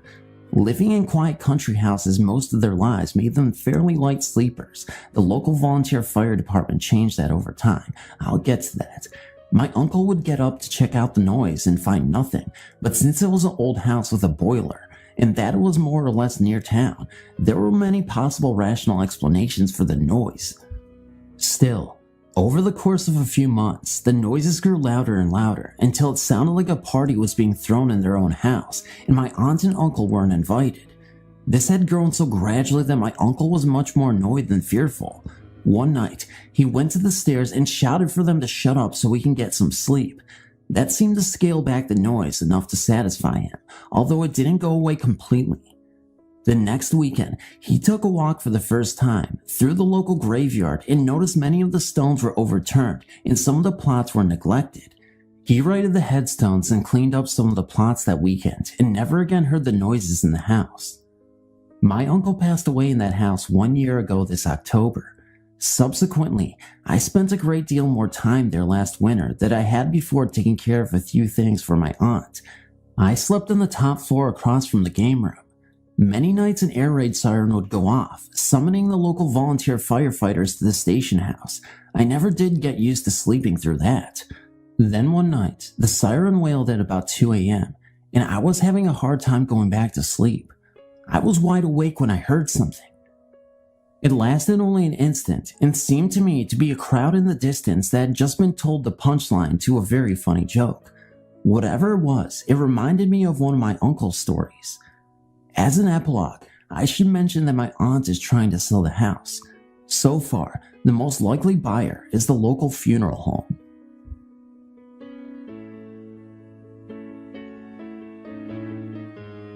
While sitting around looking at photo albums with my grandmother, we came across some newspaper clippings. The clippings were from a newspaper in Indiana. They were about an old brick house being torn down. Since we live in Mississippi, I found it strange that my grandmother would have these clippings, so I questioned her about them.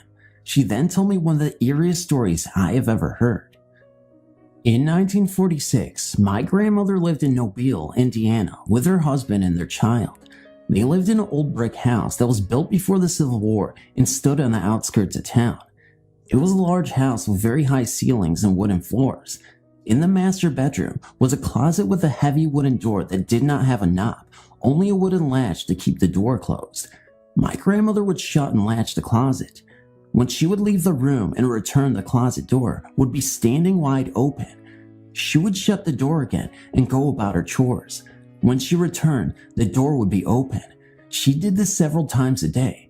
She said the door stayed open more than she could keep it closed. She was more annoyed than scared by this strange event. About 8 months later, she and her husband divorced and she moved to Mississippi with my grandfather. The house she had lived in did not cross her mind until 10 years later when her Aunt Bonnie wrote her a letter and sent her the newspaper clippings. The clippings talked about her old house and reported that it had been torn down. While they were tearing down the house, a hole was discovered under the closet floor. They had found the remains of a man in the hole. It was believed to be the body of a soldier from the Civil War.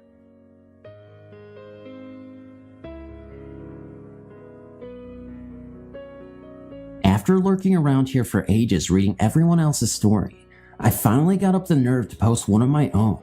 My story isn't as dramatic or interesting as some of the other stories posted here, but I feel confident enough to post it because 3 other people have had experience in this particular house, so here it goes.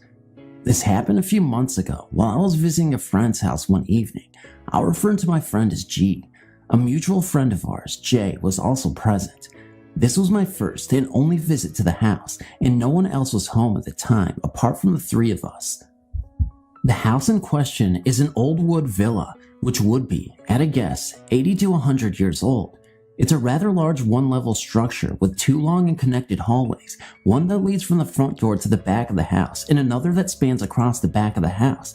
Together, the hallways form the shape of a T. While eating dinner in the kitchen, dining room area located in the back portion of the house, something drew my attention to the right, so I glanced down to the top section of the hallway. As I watched, a dark shadow moved across very quickly from right to left, as though it just moved up the other long hall, through the center of the house, then straight ahead crossing the top hallway. I didn't say anything at the time, although I was curious about what I had seen. I have to say that while I definitely believe in ghosts, I didn't want to get too excited about something which could have a very logical explanation for. After dinner, G invited us on a tour of the house, and while exploring the rooms off the back hallway, I carefully checked to see if there were any windows that could have let car headlights in to cause the shadow I'd seen, but I couldn't find anything to explain it. Sometime later, G left the lounge to make coffee and, while she was out of the room, I whispered to J that I had seen a shadow cross the back hall. She surprised me by telling me that she too had seen a ghost moving from right to left in the same exact place, only she's seen it twice before in broad daylight. We were intrigued and quite excited about this, but didn't say anything to G as we didn't want to frighten her. Interestingly enough, G approached Jay recently to ask her opinion about ghosts because a young woman who also lives in the house claimed to see a shadow move up the hallway. She was concerned because she too would be spending several weeks alone there, and understandably, she was frightened. G explained that while she hadn't seen anything herself, there was one occasion when she was walking up the hallway and she felt like she accidentally pushed someone out of the way, even though she couldn't see anyone there. I've been in various places before where I've been able to sense unseen presences. I've had one experience where I used to get a feeling of overwhelming fear every time I went into one particular room in a house my parents owned. With the shadow that Jay and I saw, we didn't feel any strong feelings or emotions connected with it. At this moment in time, I haven't heard any more events in that house.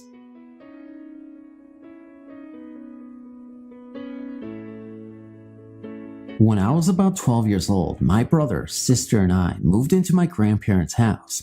Ever since we could remember, we heard stories about the house being haunted. Nothing too big, but strange things happened a lot. Rumor had it that there used to be a horse track room stable where my grandparents built their house, and a little boy had been trampled in there. We have never actually checked into this story, but it is what we heard. At least it is what we were told. Anyway, all of us grandkids were petrified of going upstairs. It was always so cold up there and just freaky, but that was where all the bedrooms were, so when we moved in, we had no choice. Actually, I had no choice. My little brother and sister had beds set up downstairs and I slept upstairs. When I was about 4, I'd taken up smoking cigarettes, but no one knew about it. I used to turn off my bedroom light and smoke cigarettes. I turned off my light just in case my grandparents happened to come up the stairs. They always turned on the hall light to help their way up the stairs. This way, I would know how to put out my cigarette and spray air freshener. One night, I was upstairs alone smoking when I heard someone coming up the stairs. It was late and everyone had been in bed. The hallway light never came on, but all the same time, I butted out my cigarette and waited, but no one ever came up. This happened quite a few times and I just got used to it. This house is about 50 or 60 years old. The doors are the old latch type and made of nothing but wood. They are solid. To close the door, you have to lift the hook and latch it onto the other part of the door. To open the door, you have to lift the handle and pull the door open. On my bedroom door, I also had an eye hook lock to keep my room locked and my little brother out. I would be laying in bed at night watching TV and my bedroom door would just pop open, but it would never open all the way because of the lock on my door. I never thought anything of it. I just thought it was a breeze until my brother and I started sharing stories about what was happening in that room in the house. I've since moved out and my brother moved into my old room. We have all grown up and started sleeping upstairs, and we have gotten over our fears pretty much. There were 4 bedrooms upstairs and they were set up weird. The house was square, 2 bedrooms on each side of the house with a staircase up the middle. To get to the 2 rooms, you have to walk through the main 2 ones. When my little sister finally decided to move upstairs, she moved into the room behind mine. She swears to hearing a little boy crying in her room at night.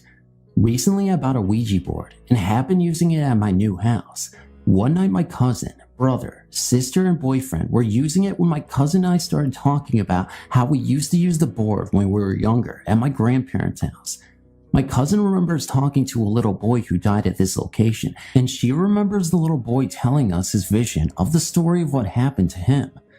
He told us his name was Brandon, and his father beat him in the tack room, and that unlike the story being passed around, he hadn't been trampled at all. Which story is true? I don't know, and I guess we'll never know. My little brother is the only one of us left living with my grandparents, and he is now living in my old bedroom. He has heard the footsteps coming up the stairs when he was doing something he wasn't supposed to be doing. He has heard whimpering, and he has talked to this little boy. Not literally talking, but questions will pop into his head that he already knows the answers to, like, what year is it? And he will answer out loud. He will not even be thinking about a certain thing, and then all of a sudden, he'll have a question. The door pops open on him, but he doesn't have the latch, so it pops open and closes again. Now, here's the last we have heard from the spirits in our grandparents' house. He was sitting in his room talking to his girlfriend on the phone when he heard someone coming up the stairs. The footsteps stopped at the top of the stairs. He hung up with his girlfriend and went into the hallway, but nobody was there. Now, what happens next makes us believe that the little boy was beaten to death and not trampled as everyone had been told. The footsteps were heavy ones, definitely not of those of a child. When my brother realized no one was there, he just assumed that it was the father because of the heavy footsteps. He told the father that if he didn't leave Brandon, the little boy, alone, that he was going to kill himself and haunt his butt down. He would then beat him to a fine pulp, then come back to life, yeah right, dig up his grave and burn his mangy hide.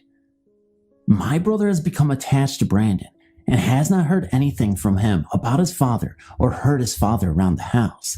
I'm here to tell you about the strange occurrences that happened to my mother at the Lawrence family mansion on Teddington Park Avenue in Toronto.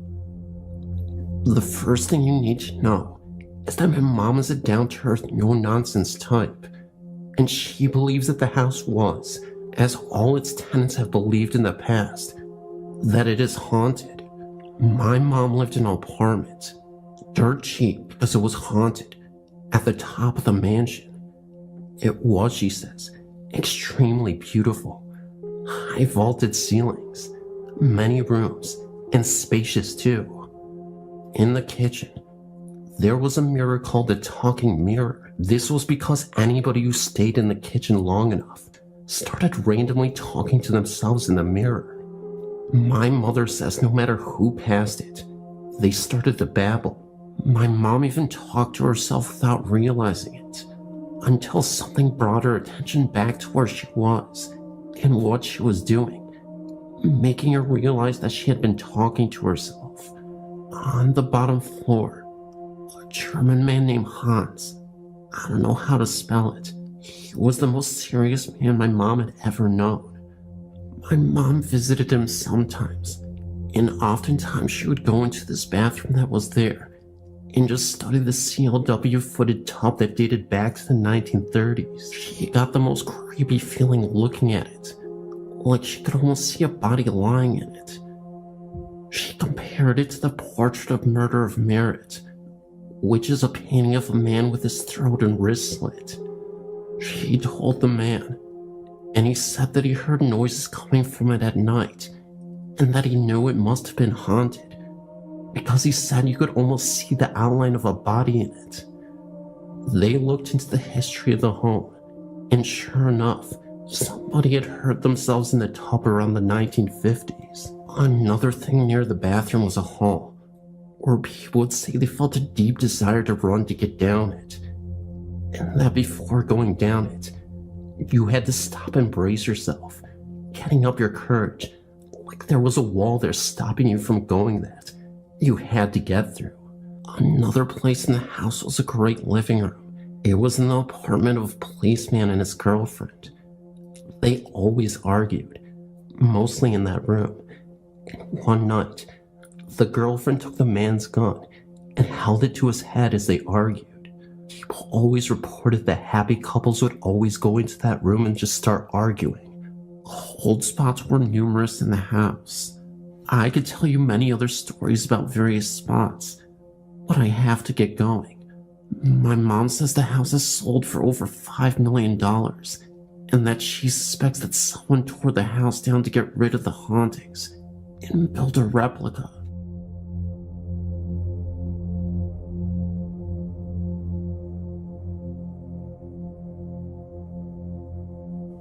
My name is Lindsay. I've lived with my family in this home for 4 years now, and ever since we've lived here, we've experienced some things. It seems though that most things have happened in my bedroom, and I often thought my parents did not believe the things I had told them about. The first month of living in my home, my mother awoke in the morning to find a painting of a woman. This painting was lying on the floor in the closet. It had appeared overnight.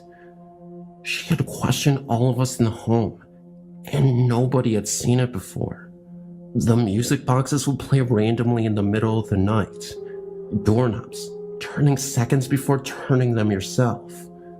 My bedroom door always sounded like it was opening by itself, when it was really shut. It wasn't for a while when I actually started to see people, or should I say ghosts, in my room while I was sleeping. I have seen a translucent woman wearing brown rags several times. The first I'd ever seen her, she was standing at the foot of my bed with her mouth wide open, as if she was screaming, but I never heard a sound. It felt as though my heart had stopped. I was frozen with fear. I had rolled over and told myself it wasn't actually there, and that I was seeing things. Then about a month later, the same lady sat in my chair, in my room, just watching me. I then covered my face with my pillow and went back to sleep. In the morning, I told my mother about both times this lady being in my room, and she just mocked me. She just kind of laughed and joked about it. She told me that the first time that the lady was there, it was because her teeth hurt, because I'm planning on becoming a dentist after schooling. I didn't think my mom believed me at all. Sometime after that, a tall man stood next to the head of my bed, once again, just staring at me. When I awoke, I started screaming, and my mother came running into my room. She told me it was just a dream and to go back to bed, but I knew it wasn't. She was just saying what parents would say, just to make me feel better. It was strange how my room was the only room I'd ever seen them in. My family would just make fun of me and would make stupid jokes about the ghost in my room. Later one night, my sister was across the hall from me sleeping when she woke to a flash that lit up the room at 1 a.m. This was when she was 20. She then ran into my room and slept next to me. She was not sure that it was a flash from a camera, since we were upstairs and everyone was sleeping. We never figured what the flash was. When my mother was away on vacation, and I was the only one home, I was sleeping, and when I woke in the middle of the night, I found myself eye to eye with a young girl who had to have been at least 10. She had a wound in her head where her eye had been. Terrifyingly, there was a hole through her head. It was the right eye that had been gone. This was the most frightening thing I'd ever seen. I once again couldn't do anything. I was the only one home, so I laid there and went back to sleep. Once again, I see the woman lady, except this time, I find myself fighting her in my dream.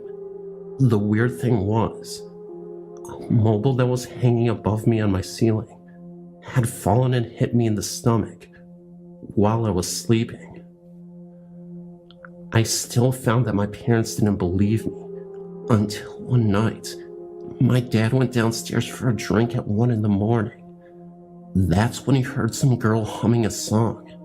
He thought it was me, until he realized that he and my mom were the only ones home that night. Later the same night at 3 a.m, My mother awoke and had to use the restroom. While she was walking down the hall, she heard a lady talking. My parents told me about this when I arrived home the next morning, and now they believe me. We don't know about who these ghosts are, but we are trying to find some history about our house, as it was built in 1890. Maybe the history will reveal who these ghosts are and why they are there.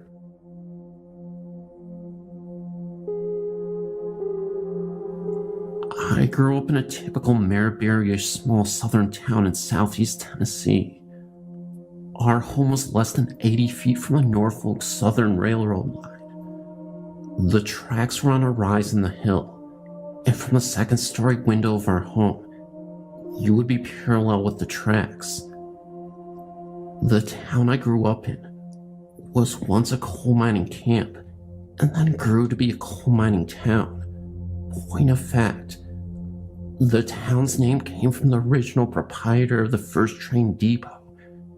It was called Daisy, after his only daughter. From my house, the original train depot was situated just about a mile north, and the area of the train tracks in between was often referred to as Black Track because there were several curves in the railway, and coal was often spilled in these curves, leaving the soil covered in the black, chalky coal residue.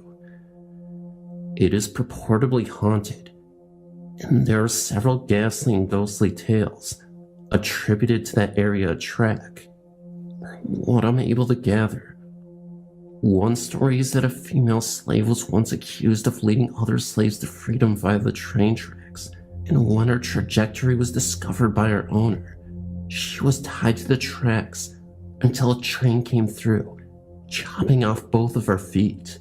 Once this was done, she was carried to the slave quarters as an example of what would happen to all others who attempted escape or assisted others in escaping.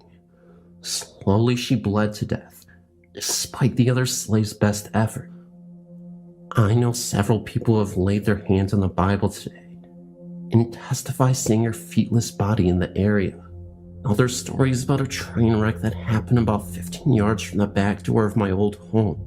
In southern Tennessee, we do not get much snow, but we can get quite a bit of rain. Apparently in the late 30s, a weather front came through, bringing a lot of rain and flash flooding to the area.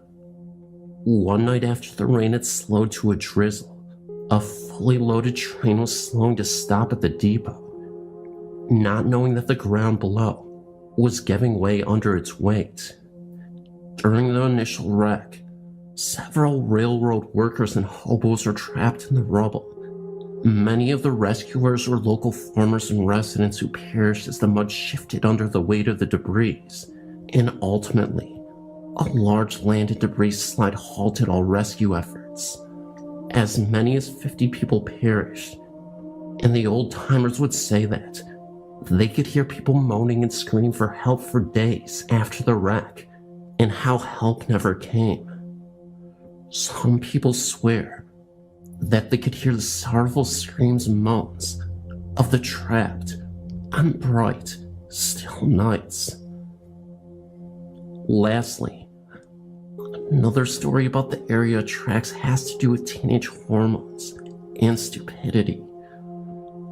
Along the section of track is an old paved road that weaves back and forth across the tracks. In the 50s and 60s, this area of road was used by teenagers to prove the muscle in their machines and the guts in their drivers. More than one person has perished in their efforts to outrun the train. Many people say that those untimely deaths are the culprits of strange flashes of light that are often seen in that area.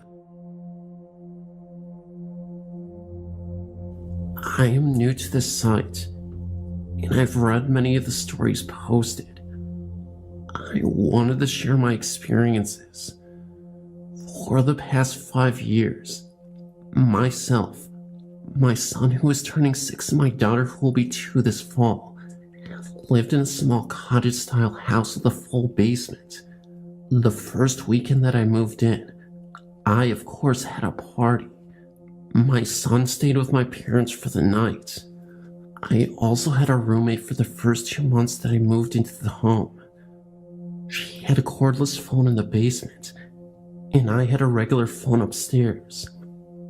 After our guests left for the evening, I took the cordless phone upstairs to make some calls. When I went to bed, I left the phone on the floor in my room. The next morning, I heard someone walking up the basement stairs. My bed was on the other side of the wall that led to the basement. I heard the footsteps walk through the kitchen, small dining room, and into the living room. I had my bedroom door shut, and I tried to call out to my roommate to tell her to come in. I thought that she was looking for the phone. It was then that I realized that I couldn't open my eyes, move, or even speak. I heard the footsteps pass through my doorway. The door never opened. I noticed that the closer they got to my bed, that the floor appeared to be shaking, hence the shaking ghost. The only auditory comparison I can give is it sounded like when my dad would do laundry and tried to cram 20 pairs of jeans in a washer that had 5. The whole machine would shake, and you could hear it all over the house. The bathroom floor would even vibrate. That is what it felt like to me. I realized that whatever it was standing over me, and soon I felt a hand resting on my hip. It was just a gentle pressure. I think that he was trying to see who was in the house. At that moment, I was extremely terrified and still couldn't move, speak, or even open my eyes. There was a banging on my window. The noise stopped, and whatever had touched me let go. I jumped out of bed, and there was nothing in the room. Apparently, my dad had been standing outside for 10 minutes banging on the door. I never heard him pull into the driveway, which is right outside my window, or knock on the door. He also said that he tried to call us, and I'd never heard the phone ring. I never had this happen again, until just 2 nights ago. My daughter and I share a room, and around 2 in the morning, she woke up. I could hear her cry out, "Mama," and I tried to get up. I was paralyzed. I couldn't move anything but to lift my head off the pillow briefly. I realized that the floor was shaking again. I tried to open my eyes to look at it, and I couldn't. I believed that it was looking to the crib at my daughter. I didn't feel anything evil, but I don't think it wanted me to see it. After about 5 minutes, the shaking stopped, and my daughter was back asleep. It all happened so strange that I even considered that I was maybe dreaming it all. When I checked the crib, my daughter seemed fine, and nothing was out of place. Some other just normal haunting things I've experienced are footsteps in cabinets open when I know that I'd left them closed. The ghost seems to like my kids, and likes to check up on them. I smoke, so during the winter when it is cold, I go down into the basement and smoke by the back cellar steps. I have often heard footsteps go from one bedroom to another, but they never go back out of the last room they entered. Also, when my daughter was in her baby swing, anytime I went downstairs, I would hear footsteps walk over to the swing and stop. They are always too heavy and slow to be my son's. Also, whenever I hear them and go back upstairs, he is soundly asleep in his room, so I know that it was never my son. There have been a few times, though, that I felt that I was unwelcome in the basement. I feel like I'm being watched in there, and that something doesn't like me to be there. I have also felt that feeling walking past my kitchen at night.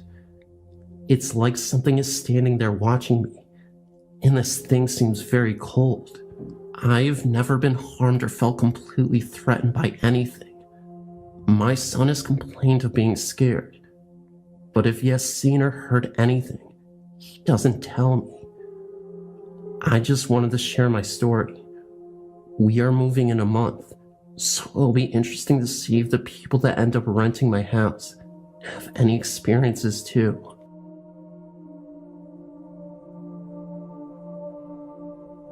When I was about 6 or 7, I woke up in the middle of the night for a strange reason. I had a loft bed, and I had looked down in my closet. As I was looking, I saw my bead curtains that were hanging over my closet starting to sway. I then felt something brush the side of my arm. I flipped out and almost ran into my parents' room. About halfway to my parents' room, I came to the realization that maybe my fan was on. When I went back to my room, I noticed that my fan had been unplugged the whole time. I knew then that my curtains were definitely moving on their own. I didn't even own any pets, so I had no logical explanation for what had happened. I remember always seeing someone in the corner of my eye. I would turn to see who it was, but when I did, no one was there. Things would disappear, such as homework and school supplies. Then they would reappear on the kitchen counter and on my dresser. I would always feel someone is watching me. Then I turned around to see that no one was there. I remember one time in particular, I had a friend sleep over. We were up in my tree fort, and it was dark out, and we were hiding inside. We had dared each other to turn off our flashlights so that it was pitch black. We were getting ready to open the side door when a pair of red eyes appeared on the door window. We rushed inside and started to shake from fright. I have moved from that house 5 weeks ago and have lived in that house for 7 years. I'm glad not to be in that house anymore. I feel a presence here, but I don't know if it's good or bad. Oh, I grew up in a little brick house in Dorchester, right in the heart of Boston. My grandma Betty lived with us.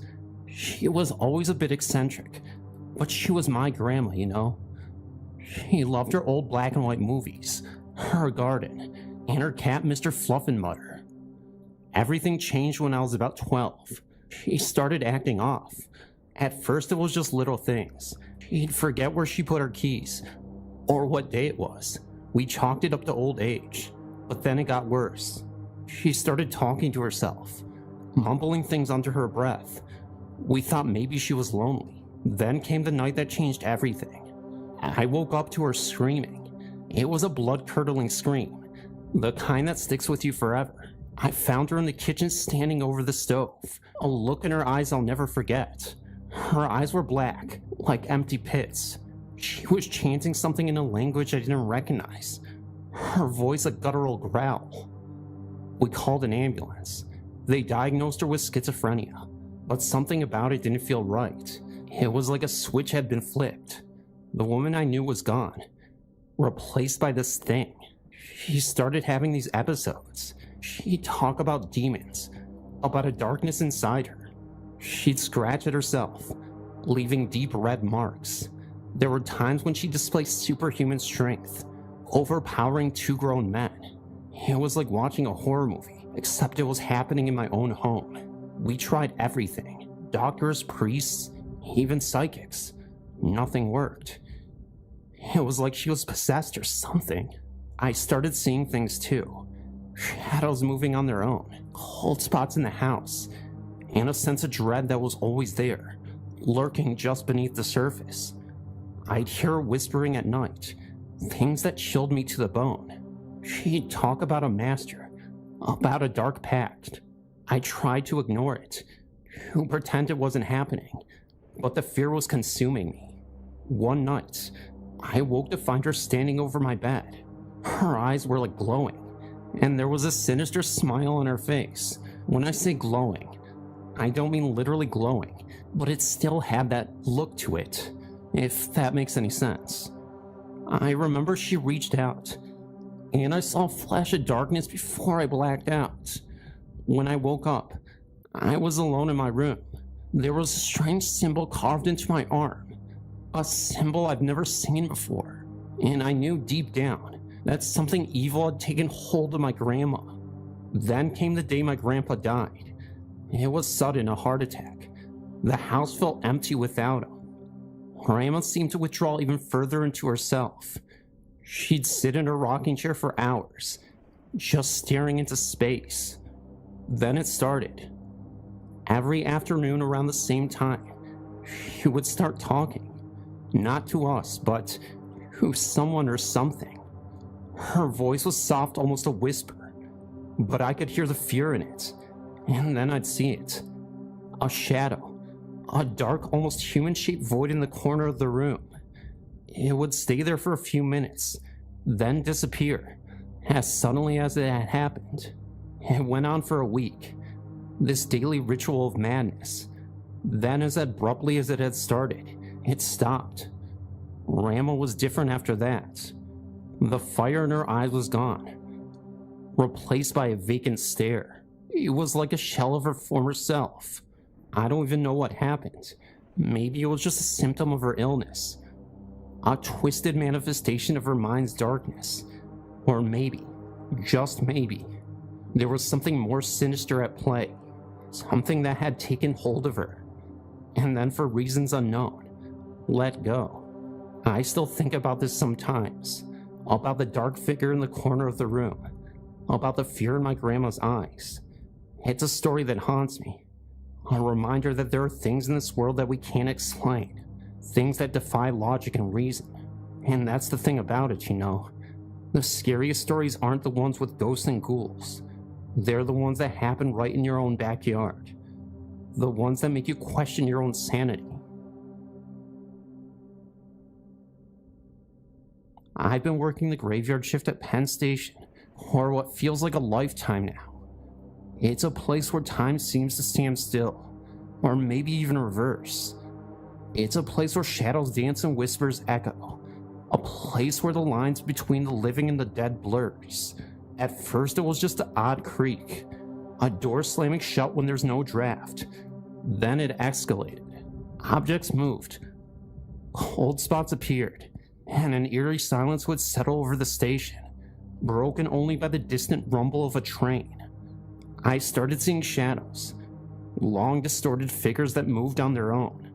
They'd flicker in the dim light, taking on grotesque shapes. It was like watching a silent horror movie, except this was real life, and I was the unwilling star.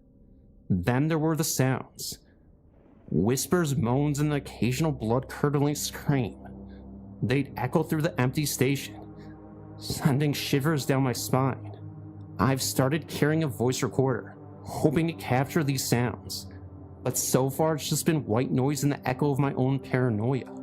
One night, I saw something that changed everything. A woman dressed in the style of the early 1900s was walking through the crowd, not around them, but through them. She was a ghost, plain and simple. Her face was obscured by the collar of her coat, but her eyes, when they met mine, were filled with a haunting sorrow. There's this one specific spot in the station, a forgotten platform, way down at the end of the tunnel. It's like a black hole sucking me in.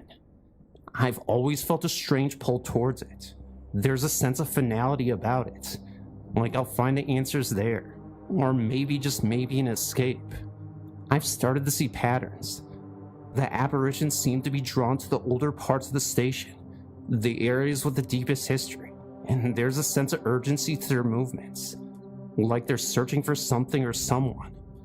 The other night, I had the most terrifying experience. I was cleaning the old waiting room when I heard a child's laughter. It was clear as day. I found a small worn-out rubber ball rolling across the floor, but no child. Then I saw her, a little girl translucent, playing with an imaginary friend. I've started having these dreams, or nightmares. I don't know which. I'm there in the station, but it's different, darker and more sinister. The shadows are alive, reaching out for me. And then there's this woman, the one in the vintage coat, but she's different. more menacing. Her eyes burn with an otherworldly intensity. I'm starting to think I'm losing my mind, man. I'm jumping and paranoid. Every shadow looks like a person. Every noise looks like a footstep. I'm starting to think I'm going crazy. I don't know what to do anymore. I'm trapped in a nightmare, and there's no way out. There's something else, something I haven't told anyone. I've started seeing shadows moving on their own, even during the day. They're not just figments of my imagination. I've caught them on camera. Dark, shifting shapes that seem to have a life of their own. And then there are the dreams, nightmares that bleed into reality. I wake up drenched in sweat, heart pounding, with the feeling that something evil is watching me. I'm losing my grip, man. I can feel it. I don't know what's going to happen next, but I know one thing is for sure. I'm not coming out of this unscathed. I'll keep you posted. I'm a big history buff, especially when it comes to the Kennedy era. So when I got a gig as a night watchman at an old Hollywood studio, I was stoked. The place was steeped in history, and I'd figure I'd be spending my nights surrounded by movie magic. Yeah, not so much. The studio was huge. A labyrinth of sound stages, offices, and old sets. Most of it was dark and deserted, with only the occasional security light cutting through the gloom. I'd been working there for a few weeks, and everything had been pretty quiet. Then one night, it happened. I was doing my rounds, checking in on the various buildings. As I passed through one of the older sound stages, I saw it. A figure standing in the middle of the vast empty space. At first I thought it was just a trick of the light, or maybe one of the studio cats. But as I got closer, I realized it was a man. He was tall and slender, with a distinctive profile. He was wearing a suit, and there was an aura of authority about him. It was then that it hit me. It was John F. Kennedy. Why? I mean, I understand it to an extent. Like I said, I was a history buff, but he wasn't related to movies. Anyway, I froze. My heart was pounding in my chest. He turned and looked at me. His eyes were piercing blue, and there was a sadness in them that was almost palatable. He just stood there looking at me for what felt like an eternity. Then, as quickly as he appeared, he was gone. One moment he was there, and the next he was just gone. I stood there stunned for what felt like hours. I've told a few people about it, but most of them just think I'm crazy. I mean, who's gonna believe you when you saw a ghost of a former president? But I know what I saw. It was like looking into a window into the past. A glimpse of a man frozen in time. It's been a long time since that night, and I moved on from that job. But I still think about it often. It's like a piece of history that has somehow seeped into the present, leaving an indelible mark on my life. But then things changed. One night as I was making my rounds, I came upon him again. But this time, there was something that was different. A cold dread washed over me as my eyes adjusted to the dim light. Half his head was empty. I mean, half his head was simply missing. It wasn't a clean cut, like a surgical incision. It was raw and jagged, as if a monstrous force had torn through him. It was horrifying and inhuman. His eyes, what was left of them, were hollow, black pits that seemed to draw me in. There was no blood, no physical evidence of such a horrific injury, just a gaping hole where his skull should have been. The rest of him seemed almost ethereal, translucent, as if fading into the background, yet that missing half of his head was solid, tangible in its horror. This was a sight that burned itself into my retinas, a tormenting image that wasn't fading. From that night forward, the man that haunted the studio was no longer a melancholic ghost, but a grotesque phantom, a terrifying specter of nation's tragedy. I've never been the same since. The studio, once a place of dreams and magic, is now a haunted house in my mind. The image of JFK, that face, a grotesque mask of horror, is a constant companion. Sleep is a luxury I can rarely afford, filled as it is, with nightmares of that spectral figure. Some nights I can almost feel his presence, a cold, chilling breath on the back of my neck, and in those moments, I'm transported back to that soundstage, face to face with a horror beyond comprehension. I don't know what I saw, or why I was shown such a grotesque spectacle, but one thing is for certain. The ghost of JFK, or whatever it is a force of pure terror, and I'm a prisoner in its haunting world. You want to hear something crazy? I spent a night in the Villisca Axe murder house. I'm not exactly a daredevil or anything, but I was with the paranormal investigation team, and well, curiosity got the better of me. I've seen a lot of haunted places, old asylums, supposedly cursed hotels, the whole 9 yards. But this place, this was different. It's like the house itself is holding its breath waiting. We got in there at dusk.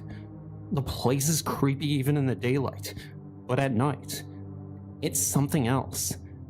It's like the house is alive, watching you. We set up our gear, cameras, recorders, the works.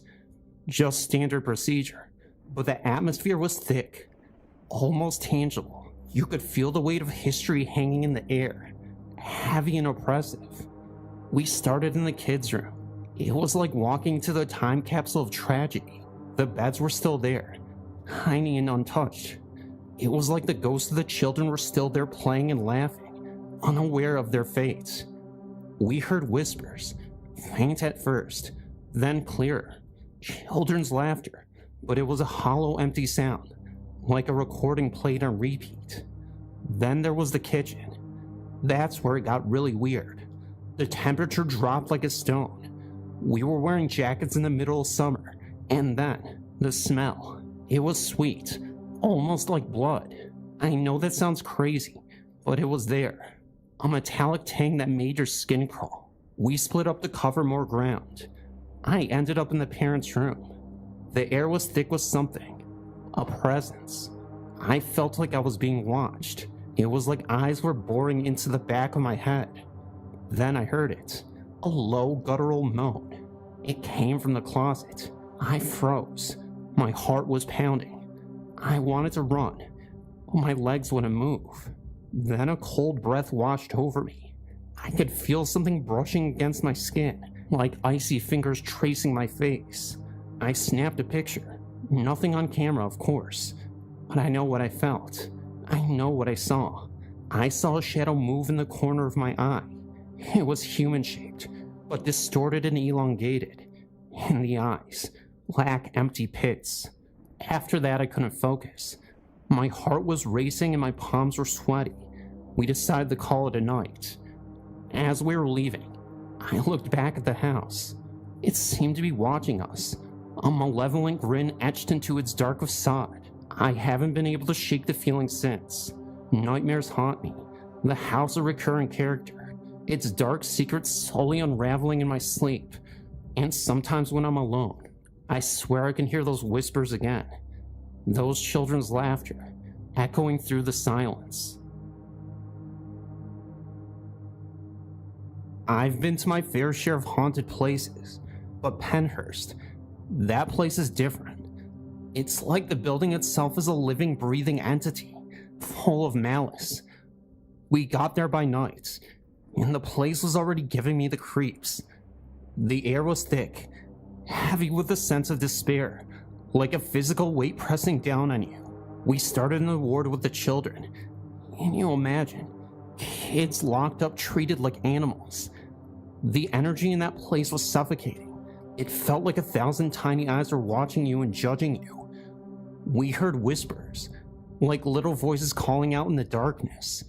I swear I saw shadows move out of the corner of my eye, in shapes that shouldn't have been there. Then we moved on to the hydrotherapy room. That's where it got really messed up.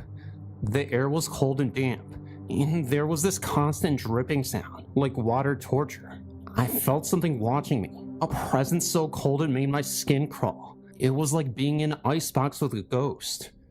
We split up to cover more ground. I ended up in the isolation ward, a single cell, bare walls, and a heavy metal door.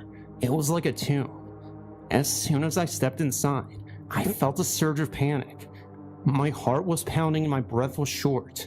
It was like the walls were closing in on me. I could feel eyes on me, burning into my soul. Then I heard it. It was a woman's scream, raw and filled with terror. It echoed through the empty halls, sending shivers down my spine. It was like a scream that seemed to come from the very depths of hell. I wanted to run, but my legs were like jelly. I stumbled backward, tripping over something. When I looked down, I saw a handprint, clear as day, imprinted in the dust. It was like a macabre signature, a chilling reminder of the horrors that had been taking place in the walls. I remember snapping a few pictures, but nothing came out. It was like the place was blocking us and protecting its secrets. We left as soon as we could, but I haven't been the same since. Nightmares haunt me. The asylum and recurring character. Its dark corridors filled with shadowy figures. I see her face in my dreams. The woman who screamed, and sometimes when I'm alone, I swear I could hear her again. Her cries echoing in the silence. I've tried to move on and to forget it, but it's like a part of me is still trapped there. The asylum is a place of darkness, a vortex of despair, and I feel I'll never truly escape its grasp. The morgue I was at was this old stone building on the edge of town, the kind of place that makes the hair on your back of your neck stand up just looking at it. It was dark and cold, and smelled like, well, you can imagine. There was a heavy, oppressive atmosphere about the place, like it was holding its breath. We started in the prep room. That's where they, got the bodies ready. It was eerie as heck. The stainless steel tables, cold and impersonal, seemed to loom in the dim light. We set up our equipment, and I tried to ignore the feeling of being watched. It was like every shadow held a secret, waiting to be revealed. We started getting some hits on the EVP recorder. Nothing crazy at first, just static and white noise. But then one clip stood out. It was a woman's voice, and it was soft and clear. It said, "Help me." I froze. My heart was pounding in my ears. I played it back, and there it was again. "Help me." I felt a cold shiver run down my spine. I knew that voice. It was my grandma. She'd passed away a few years back, and the voice was unmistakably hers. I was in shock. I didn't believe in ghosts or anything, but hearing my grandma's voice, that was a whole different level of messed up.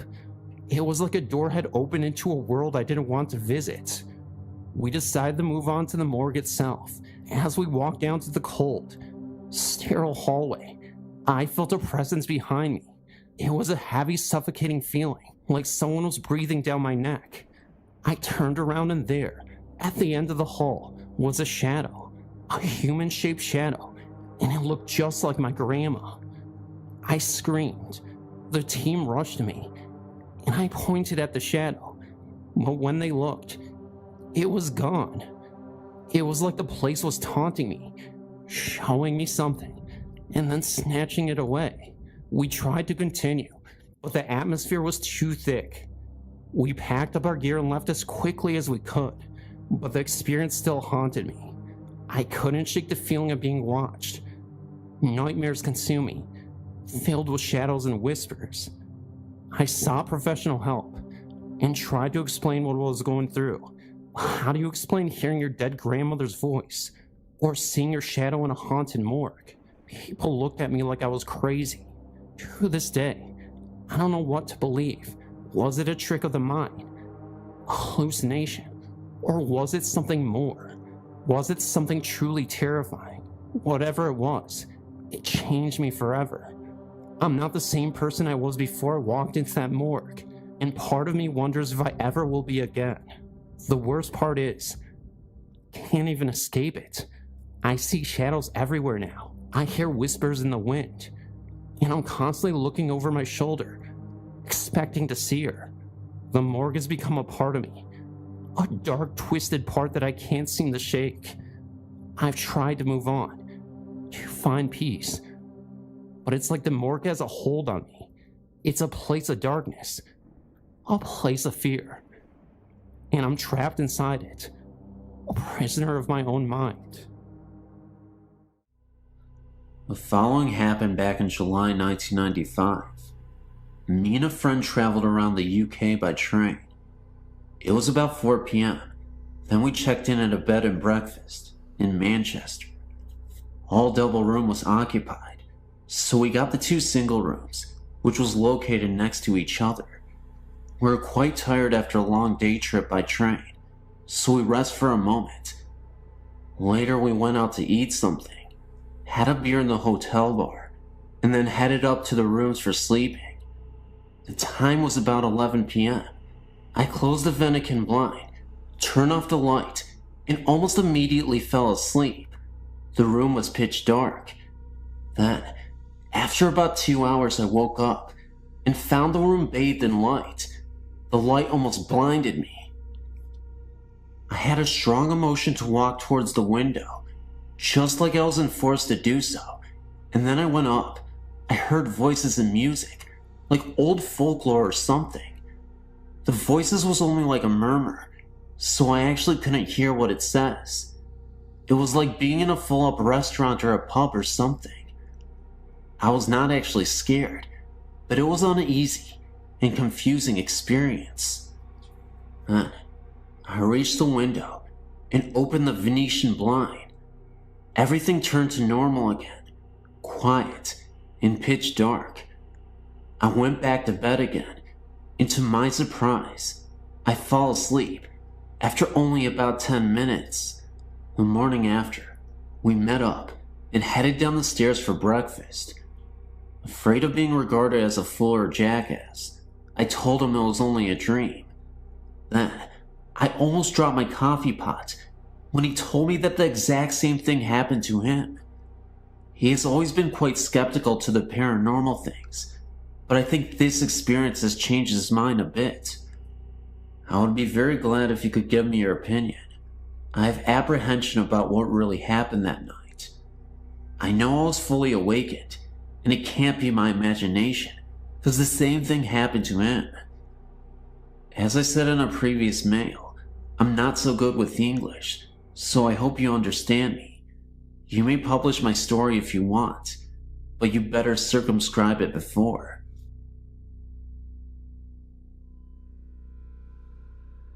Hi there, my name's Joe. My friend Colin probably wrote you recently about some recent activity. For the past I don't know how many years, I've been able to feel, and to an extent see ghosts. I can sense what they are feeling and what their intentions are. However, for about 3 years, my friend Colin started having sleeping problems. I already knew his house was haunted, but what was haunting it was the spirit of what I think is a 5-year-old child. For Christmas the year before, a friend of ours that lived in Thailand sent us all gifts. However, Colin was the one that received a house that she would leave tokens and gifts in to help ward off evil spirits. Over time, it stopped doing that. Trapped in the house was some kind of creature, like a demon. It was huge, dark, and very menacing. I still don't know how to use all of my abilities very well, but at the time, I sure as hell didn't, but I attempted this anyway. We attempted to destroy the house, and everything in it. It took 45 minutes just to get it to catch fire. During this 45 minutes, I was attempting to immobilize the creature inside the house. After 45 minutes, I was able to trap it, by pure luck. After I trapped it, I was able to see what was being stored in the house. It was a large field, fire everywhere, dead bodies on fire, blood everywhere. It reminded me of what hell would look like when described to you as a child. After that, I was drained. I couldn't do much of anything.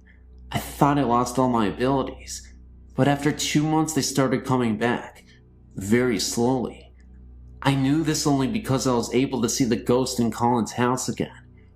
While I was living in Korea, I encountered a few spirits, but they were by chance and left over from the war. That was when I knew my abilities were back to full, but I wanted to learn how to better use them, and I'm not having any luck. Well, to end the story on a bad note, last week my friend Jess asked about any ghost encounter any of us have had, so Colin and I talked about this one. So Jess got curious and wanted to see where it happened. Reluctantly, we took him there. Surprisingly enough, development has been going on in the area for the last 5 years, but at the spot where we destroyed the house, nothing is built. We went to the spot, and I was able to feel it out from residue from when we first destroyed it, but after a few minutes, it wasn't just that. The feeling I was getting became stronger until it made me sick. I almost passed out, and I doubled over dry heaving. It turns out it was still trapped there until that night. Somehow, it got loose. I don't know how or why, but now I have to get rid of it for good, and I don't know how.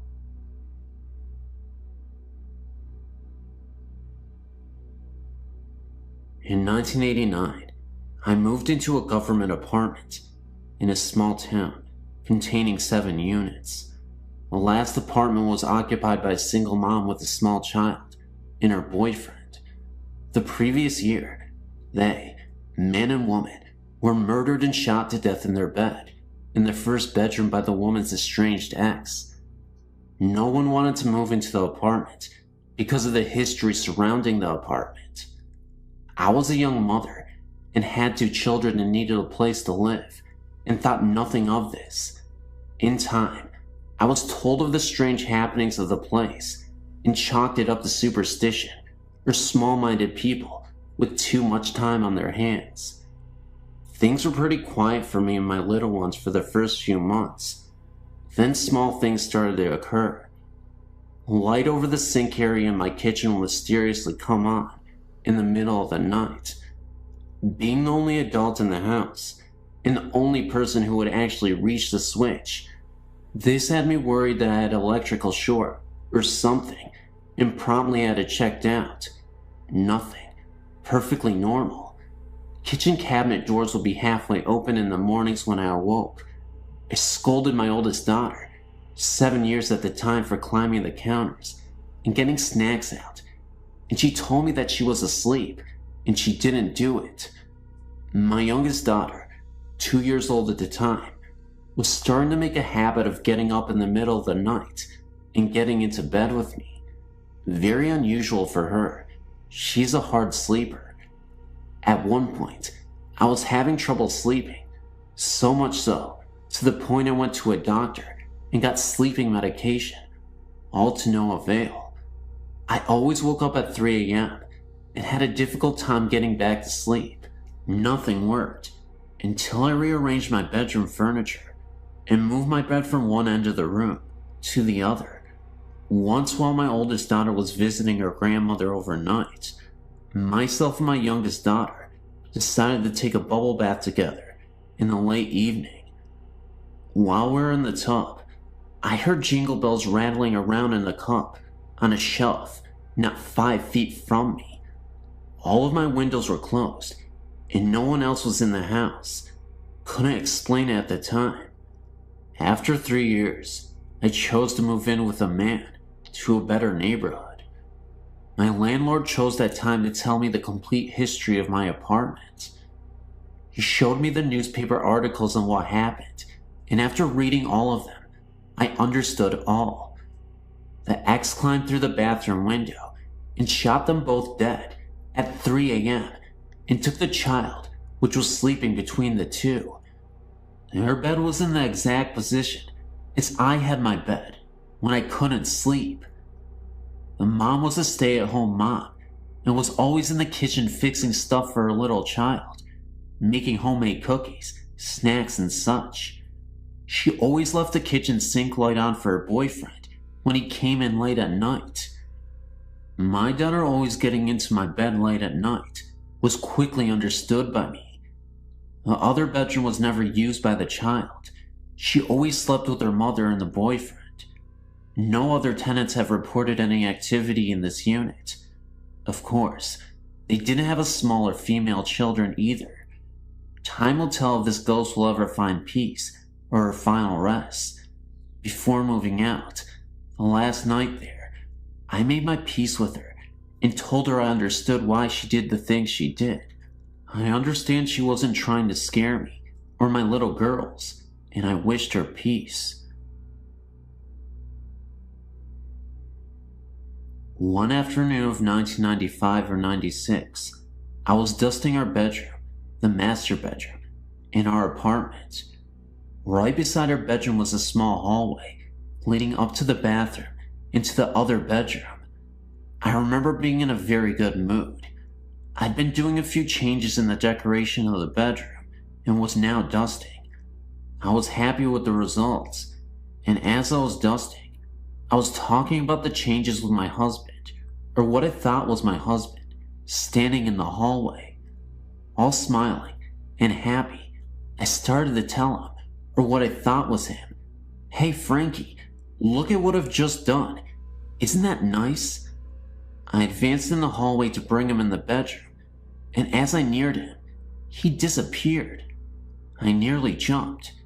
Now, as I was dusting, I happened to turn my head towards the hallway, which was on my right, and there stood a man who very much looked like my husband and who was dressed in modern clothes, a short and a t-shirt. When I saw him, I was sure he was my husband. That is when I started talking to him, and as I was cheerily and happily explaining the changes to him, he had this most beautiful smile of encouragement. He seemed to be happy for me. What a surprise when I realized that I had been speaking to someone or something else than my husband, and when I saw it, it disappeared. It is when this being disappeared that I realized that my husband was lying on the couch and watching TV. He was very surprised when I told him what happened.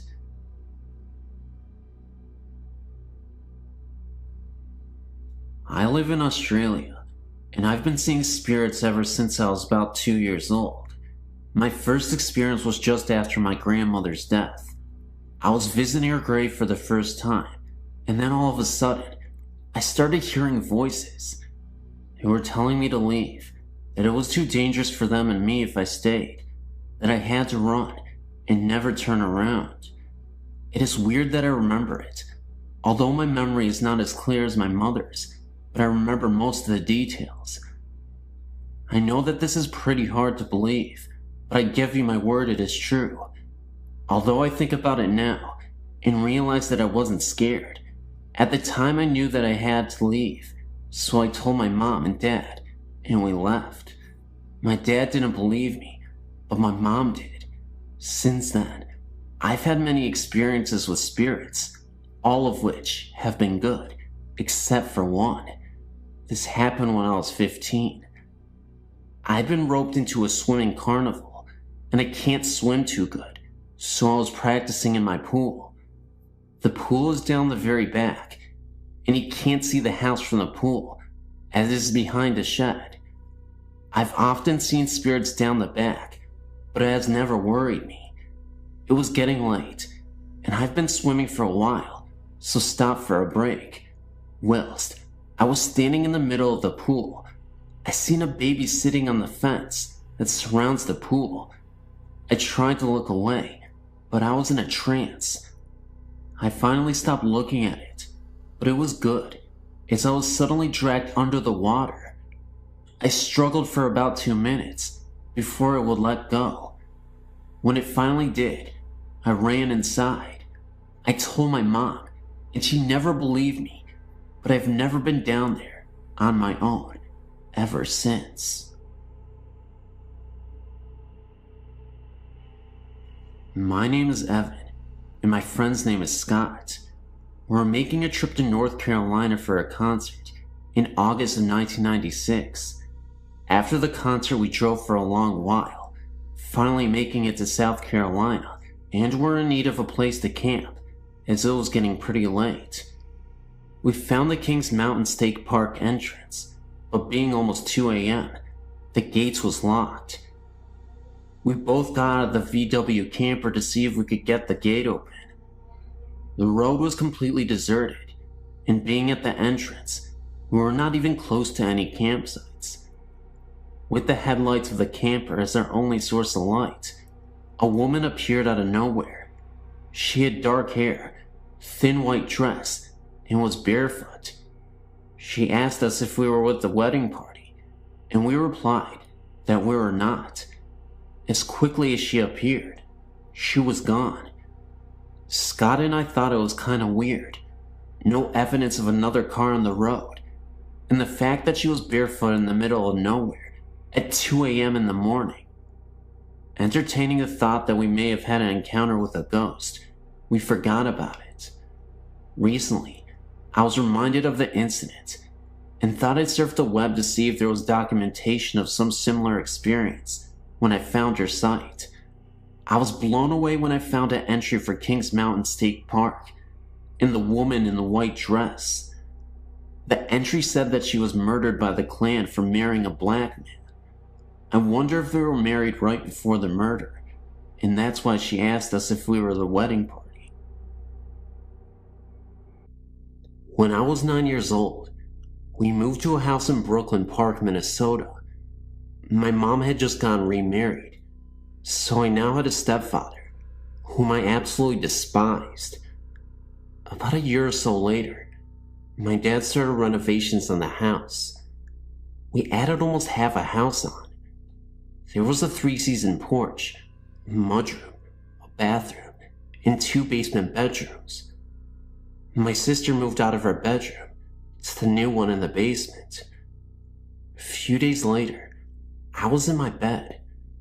My bed faced the wall by the door, but I couldn't look out down the hall. I had only been in bed for a few minutes. I looked up because it felt as someone was in the room with me. That's when I thought there was my stepfather standing at the foot of my bed. He was wearing what appeared to be a hooded trench coat and appeared as a dark silhouette. Looking back, it didn't really initially terrify me, because I just thought it was my stepfather playing tricks on me as I said. Boy, was I terrified. I yelled, "Ken, get out of here." Suddenly, my mom, who was in her bed at the end of the hall, yelled back at me that he was asleep in the bed next to her. Suddenly, the figure disappeared. I ran as fast as possible into her bedroom. There was my stepdad, sound asleep and snoring right next to her. I told her what I saw, and she just told me to go back to bed. The next morning, at the breakfast table, I started telling everyone. My oldest brother described the man in the hood. He also said he's seen the man in his bedroom at the foot of his bed. His bedroom was in the basement, located right under my parents' room. He also thought it was our stepdad, until it vanished. He just thought he was hallucinating or something, and didn't tell anyone. Honestly, now, I really wish it was my dad. Hi, I'm a 21-year-old student in Chicago, Illinois. I'd like to tell you my story, and if possible, ask for your professional opinion about a few things. I've experienced spiritual and ghostly activity for about 11 years now. I used to be frightened by these experiences, but now I'm quite intrigued. However, one incident stands out in my mind and still bothers me to this day. This is the story that I would like to tell you about. About 5 years ago, I lived in an apartment on the 2nd floor. It was an unusually warm summer's night, so I decided to sleep on the couch, with the sliding door open to let in the breeze. I woke at about 2:30 a.m. to a horrid stench and a strange coolness. Confused, I looked around the living room. I looked then, and directly in front of myself, and I was lying on my right side, with my right arm tucked under my head as a pillow, and I saw a figure. I was frozen with fright as my eyes began to adjust to the darkness, and I saw the figure's face. At this point, I was thinking that someone broke into the apartment. However, this was no person. This ghost had a human-shaped face, but it was a grayish-white color. Its eyes were darkened, and what I remember the most was the huge prominent cheekbones. Furthermore, this thing only had a torso and a head, nothing else.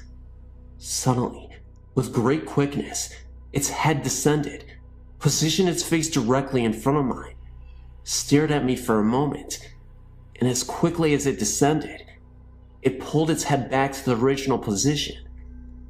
I began crying at this moment, and that's when I felt a sort of punch on my chest. It then seemed to kind of run off into the kitchen, and then I heard the door slam. I jumped from off the couch, turned the lights on, and checked the door out. The door was locked from the inside, so there was no possible way that someone had broken into the apartment and left through the kitchen door. To say the least, I was badly shaken. I took a moment to collect myself.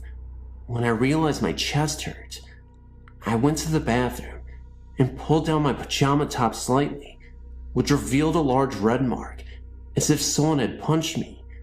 This mark eventually developed into slight bruising as the morning came. Needless to say, I didn't sleep that night.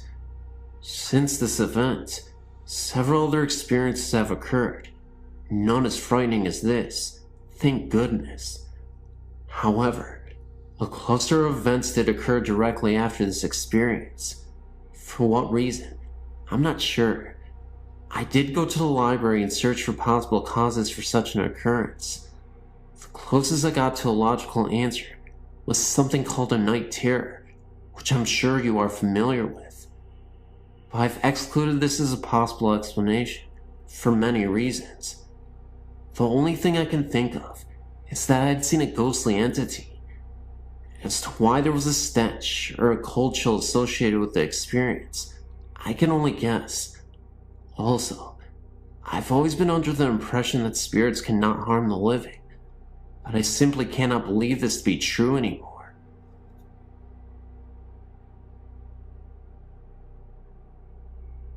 And this is an experience that I had when I was younger. It's a little short. It remains my creepiest ghost story I've ever had. I had to have been 8 or 9 years old when it happened. And yes, it sounds a little corny, but it was truly an unforgettable and authentic experience. It happened to be dark and dreary on this night. It had been raining really hard, and I had no choice but to walk through the rain. The rain just kept pouring down, and all I could think about was how miserable I was from the rain, and just wanted to get to my friend's house faster. I think it was around 10 p.m., and I was walking through the neighborhood park to my friend's house on the other side, when all of a sudden, I saw my dead grandmother appear from out of nowhere. Oddly enough, it was a year to the day of her death from cancer. She just looked as she did before she got sick, though. She looked wonderful. Of course, I wasn't sure if it was really her, so I walked up to her and called out her name. The wind became harsher, and the rain fell harder, and as she reached out to me, I could see she was in pain. It was at that very moment that her face changed, and she became scared, and looked as though she needed my help, and it was then that she disappeared. I had to have been 3 to 5 feet away. Needless to say, I ran as fast as I could to my friend's house, and didn't say another word that very night.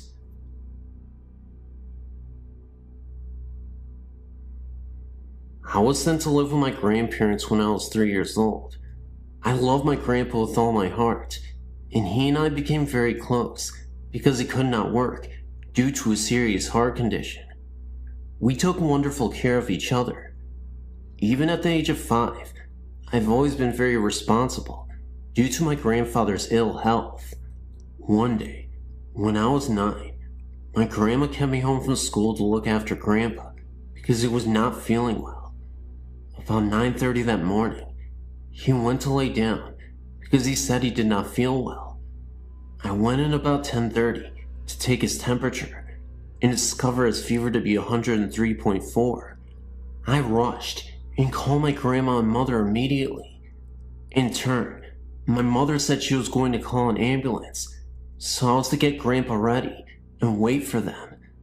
As I did this, my grandpa called me into his room and told me, "Pumpkin, I love you very much and you know this. Even though you are young and in time will forget different things about me, just always remember my love and the way you feel. I promise you this. I'll always be there with you, and you'll always be in my heart."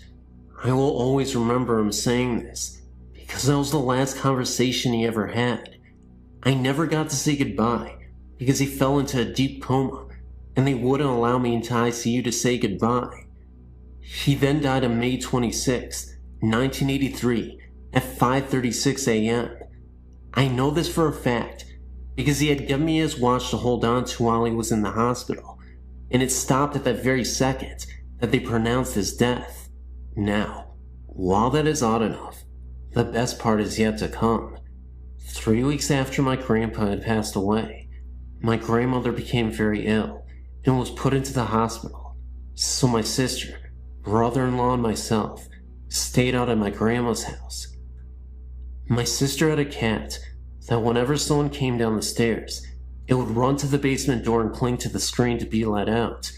Well, one night, at about 11:30 p.m., the cat was sleeping with me on the couch in the basement when it jumped down and ran to the door to cling onto the screen, when all of a sudden, we heard footsteps. Now, the house is locked, my grandmother is in the hospital, and we are all in bed, downstairs. My brother-in-law grabs his baseball bat and tells us to call 911. At first I was very scared and was crying. And then they went upstairs. The footsteps stopped, and all of a sudden, my grandpa was standing in front of me, holding the note I had put in his pocket the day of the funeral. He had a tear in his eye and told me not audibly, but I could see his lips move, that he loved me and would always be there with me. Ever since then, any major life event, graduation, marriage, the birth of my 2 children, anything, I felt this love at one time or another, and I felt a huge sense of calmness.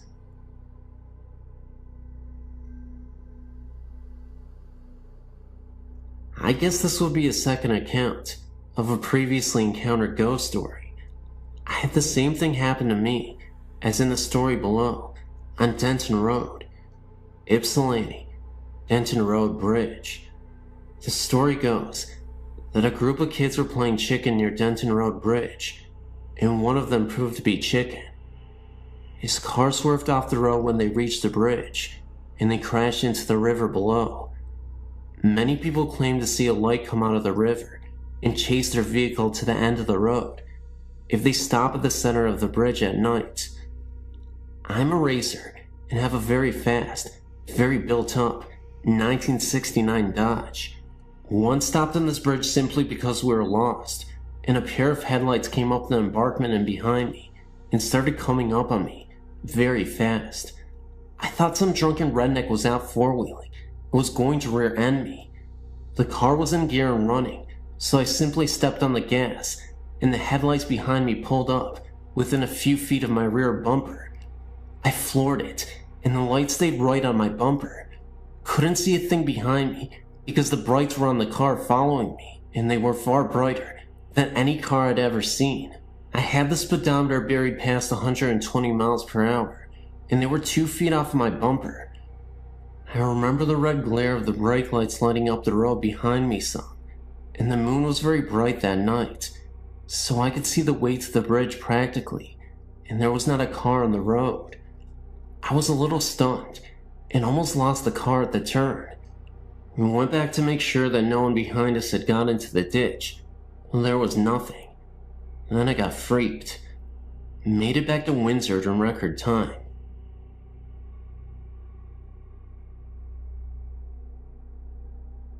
I don't know how to start this, other than saying several years ago, when my children were small, we moved out into the country on the Washington side and lived in a home that I feel has some strange paranormal or ghostly things going on in it. I would have to say that during that time, there was something in there causing all havoc in our home. To make it short, I used to on a regular basis have something come to me, and I'm not sure what, but let me explain what it looked like. I would wake up from a sleep most of the time, but sometimes I was fully awake in bed when it would happen, but for the most part, I would wake up from a sound sleep and notice this lavender-colored smoke, or whatever you want to call it, coming from the corner where my closet was, and it would do different things at different times. It would wrap around my perimeter of my room, and then go to the end of my bed, and separate into 5 different lines, and then dart at me, and then would go away. Sometimes it would wrap around the room, and then come down from above, into 5 different lines. The first few times that this happened to me, I was very frightened, and would wake my husband up, and of course by the time I could wake him up, there was nothing there. He slept very hard. This went on for a whole 7 years that we lived in this home. During that time, my husband also became very mean and violent. Also, in the room adjoining where my closet and my son's closet connect, my son was having these horrific nightmares that we could not wake him up from. We would sit there for sometimes 20 to 30 minutes, trying to wake him up, and he would be begging for his mother or his father, and crying out, asking them to go away and leave him alone. He would describe them as ugly and short, very ugly and mean looking in the face, and they would torment him and scare him and try to hurt him. This was heart-wrenching for me to see him go through this and not be able to wake him up.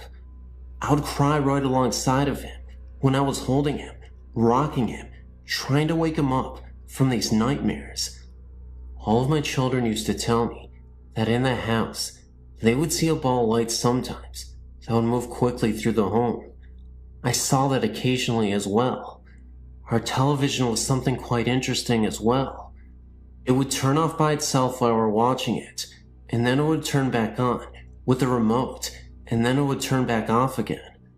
We could play this game for a few minutes, and then it would stop. This only happened a couple of times through the TV. I do feel that there was something evil in that home, because many things went on in that home. What the lavender-colored smoke was, or the ball of light, or even my son's terrifying dreams were, I have no clue. I don't have a great deal about that kind of stuff. I do feel that I have many experiences though, and had some in other homes as well. Who knows, maybe they follow me, but the home in Washington was not a good ghost, if that is what it was. Our family went through some of our hardest times in that home. Can you tell me what the lavender smoke was, or what the ball of light was? I would be very interested in knowing. You could respond to me. Thanks so much.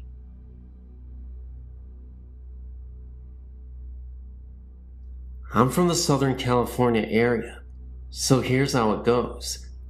I was born in the Los Angeles area, but my parents bought a brand new home in the Orange County area. The city of La Palma, to be exact. The house was located on some ranch of some sort, because our backyard faced a very large open but fenced field, with some cattle roaming around in it.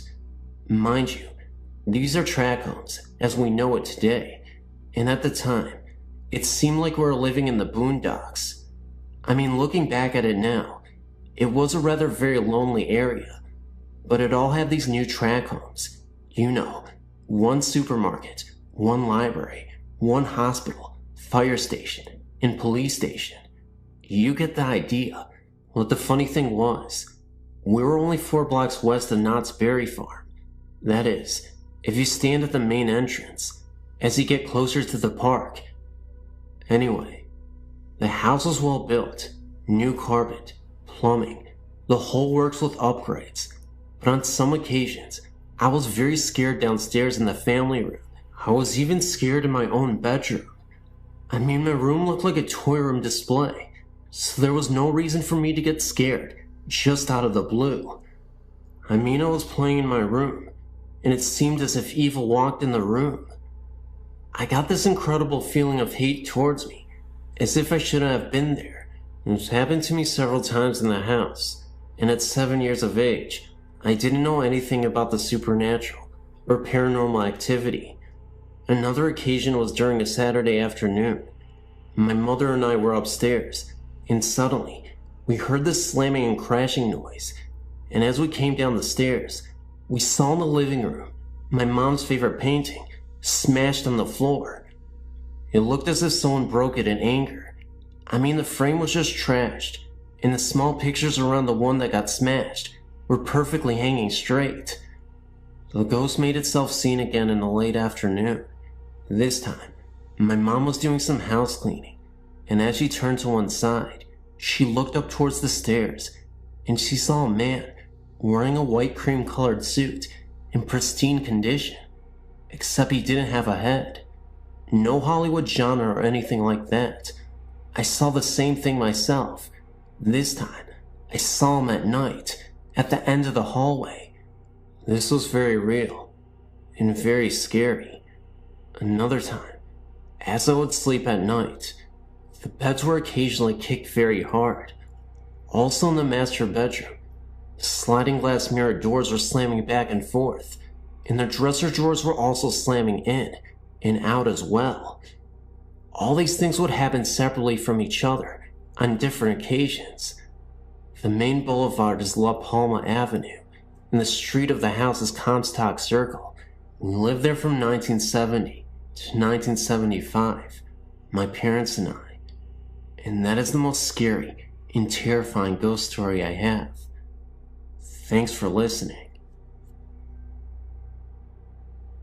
I had recently sent a story about my grandfather visiting me about a week after his death. Well, that was one of the more comforting things that has happened to me. The next story I'm about to submit actually happened as a dream, but to this day, I feel a very strong connection with it. It all happened about 6 years ago. A 10-year-old girl mysteriously vanished from a sleepover at her friend's house. I never met this girl, and although we only shared the same first name, I had several odd dreams about her after her disappearance. One day, about 1 week after the child turned up missing, I woke up early one morning to go to work. It wasn't like any day though. I woke up feeling very sad and upset. I didn't have any idea why I was feeling like this, but something just wasn't right. So, I continued to get ready for work. When I got there, I still had this bizarre feeling that something big was about to unfold. About an hour into my long workday, I forgot about the feeling and went on with my day. A woman I work with came into work about an hour later and then asked me, "Did you hear they found the missing girl?" All of a sudden this feeling came back. I said yes. They found her in a dumpster wearing her blue nightgown. She replied, "Then did you hear?" I then started to cry uncontrollably and said no. She, the young girl, came to me in my dreams and showed me where she was and told me that I no longer had to play with her because it was time to move on and now she could rest in peace. The woman just looked at me in disbelief and really didn't know what to say, and neither did I. I then realized this poor young soul felt compelled to have someone to be with her. Why she chose me, I will never know. Again, we did share the same first name, but other than that, I cannot explain what happened.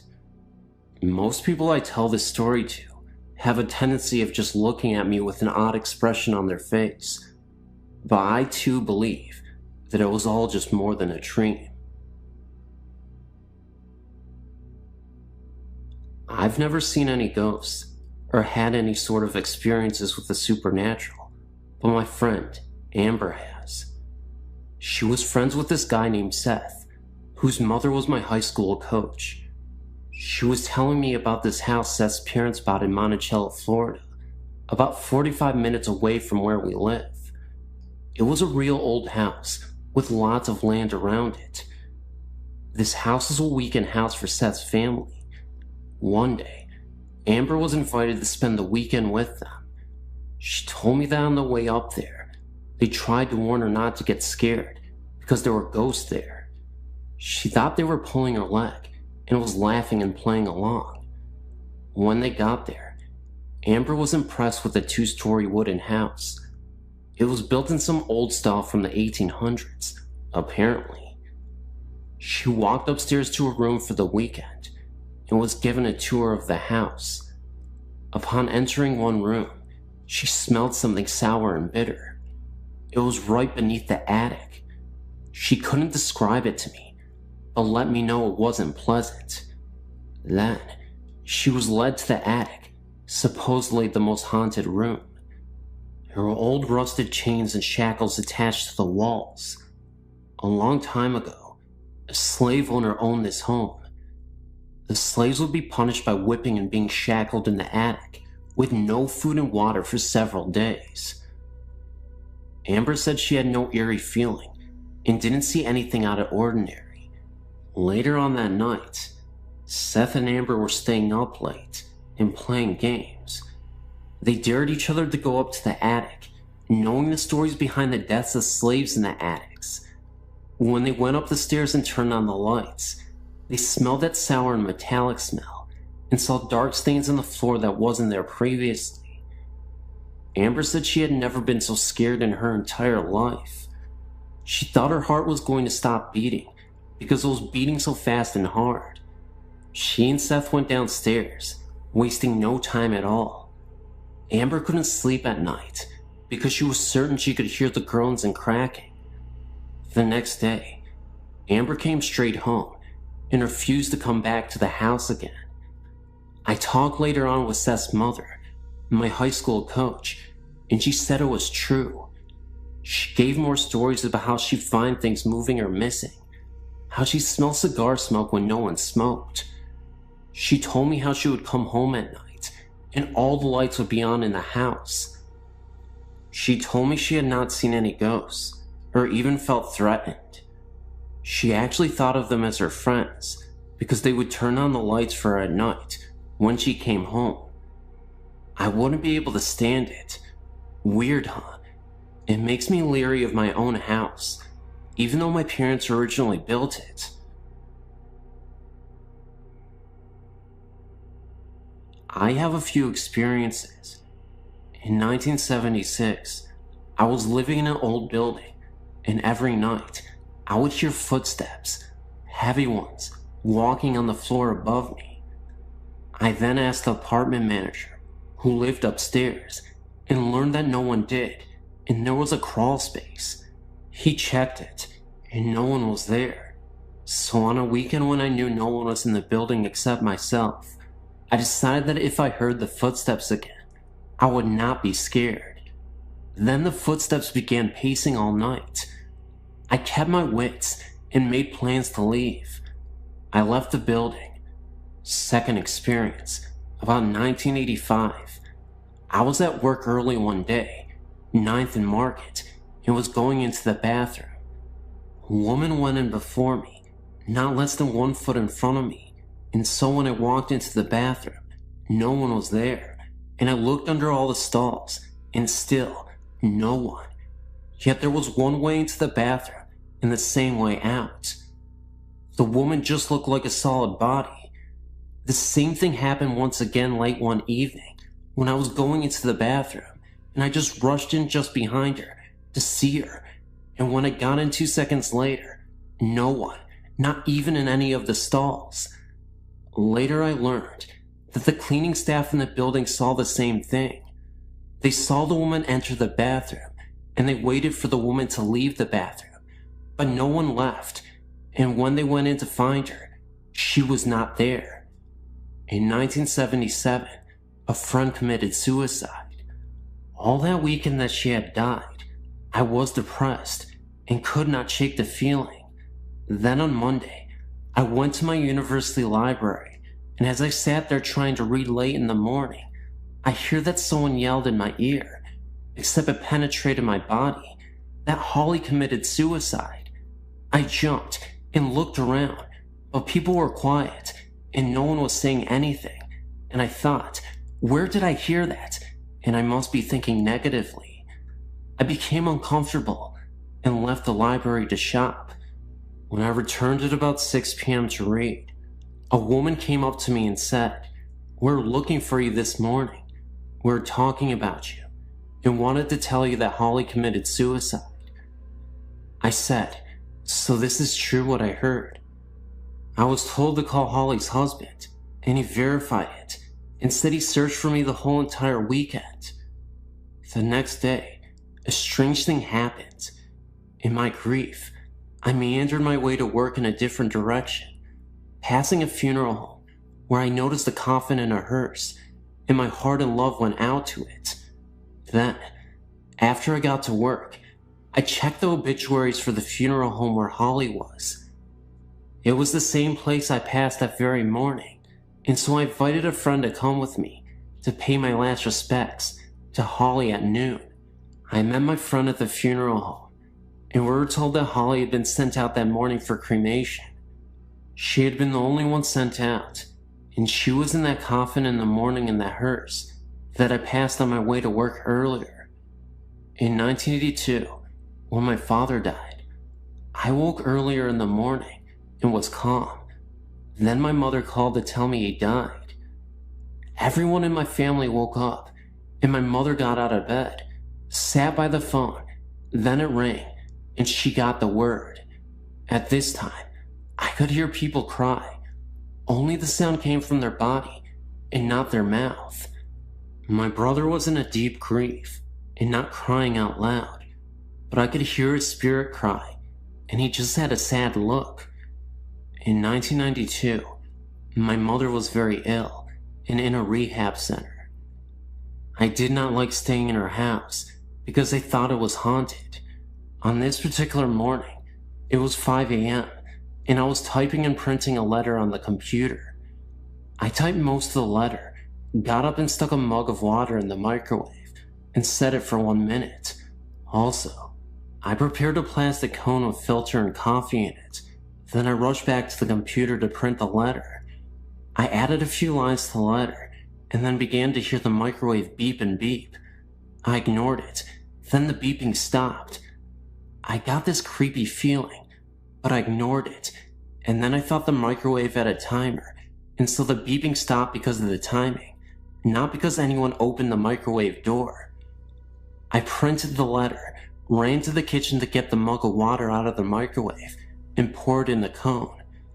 I found instead that the mug had been taken out of the microwave and the coffee was made, waiting for me on the ledge of the kitchen counter. Yet I know I did not get up from the computer to make it, because I made a conscious decision to ignore the microwave and finish my letter. My mind worked overtime to figure it out. I grabbed the letter and left the house that morning and told whatever it did that it was taking the coffee. I didn't really appreciate it. Other things happened, like the rustling of papers when I was trying to sleep, etc., and I had to leave the house. Sometimes, I've heard other people think that they were not directing their thoughts to me, as what happens with schizophrenics. Enough for now.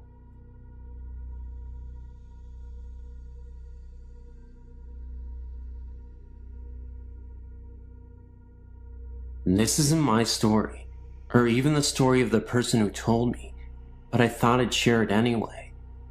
This was told to me by the music teacher at my high school. The college he attended, which I won't mention the name, is up north. I'm not sure when it was built, but the main building of the college was a Catholic monastery. There have always been stories around the college that a monk went crazy and killed himself in the monastery. People in the college have reported strange happenings and sightings of what appeared to be a monk. The story that I know comes from a janitor who works at the college. On the weekends, one of the custodian's jobs is to break down the classrooms. This means that they have to stack up all the desks and chairs up against one wall. The janitor had just finished doing this and walked out the door and locked it from the outside. There is only one door into the classroom, and it is the one he had just locked. The windows in the room can only be opened from the inside, and the janitor was the only one in the room. As he turned to walk away from the door, he hears loud crashing and banging coming from inside the room. He immediately unlocks the door and steps inside. What he finds is that all the desks and chairs have been thrown all around the room. Drawers from the teacher's desk were ripped out and papers strewn across the room. There is no way any possible human could have been in that room and done that damage in a matter of seconds, then run out without the janitor noticing.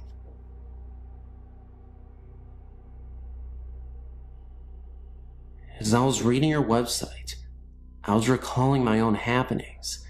None were ever harmful to me, but I do sleep with the light on most of the time. I believe I have a following, whether it be the same ghost or if I have some attraction for them.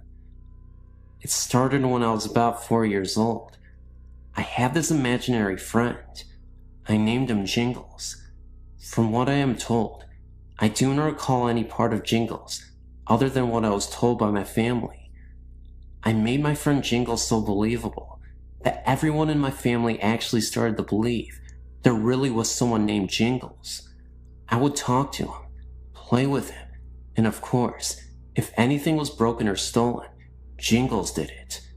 If I was good and got a treat, Jingles had to get one too. Jingles remained my friend until I reached first grade and moved to a new home. While in the kitchen with my sisters and mother, a man's voice from the woods called my name. I was about 8 years old then. We all froze with our mouths dropped to the floor and our hearts racing. All 4 of us could not have imagined that someone called our name. I was young, so my mother made a joke about it, and it was forgotten. Throughout my childhood, strange things happened in this house. Images were seen out of the corner of my eye and my family's eyes, but we would just chalk it up to our imaginations. Certain toys would flip in the air, stuff like that. I was scared for the moment, but never afraid to be in the house. Over the years, we have found what I believe to be cow skulls in the backyard. 2 were found, but no one in the street has any cows. We don't know where they came from. This house that I lived in as a child eventually became my home. My sister lived in the in-law apartment below me.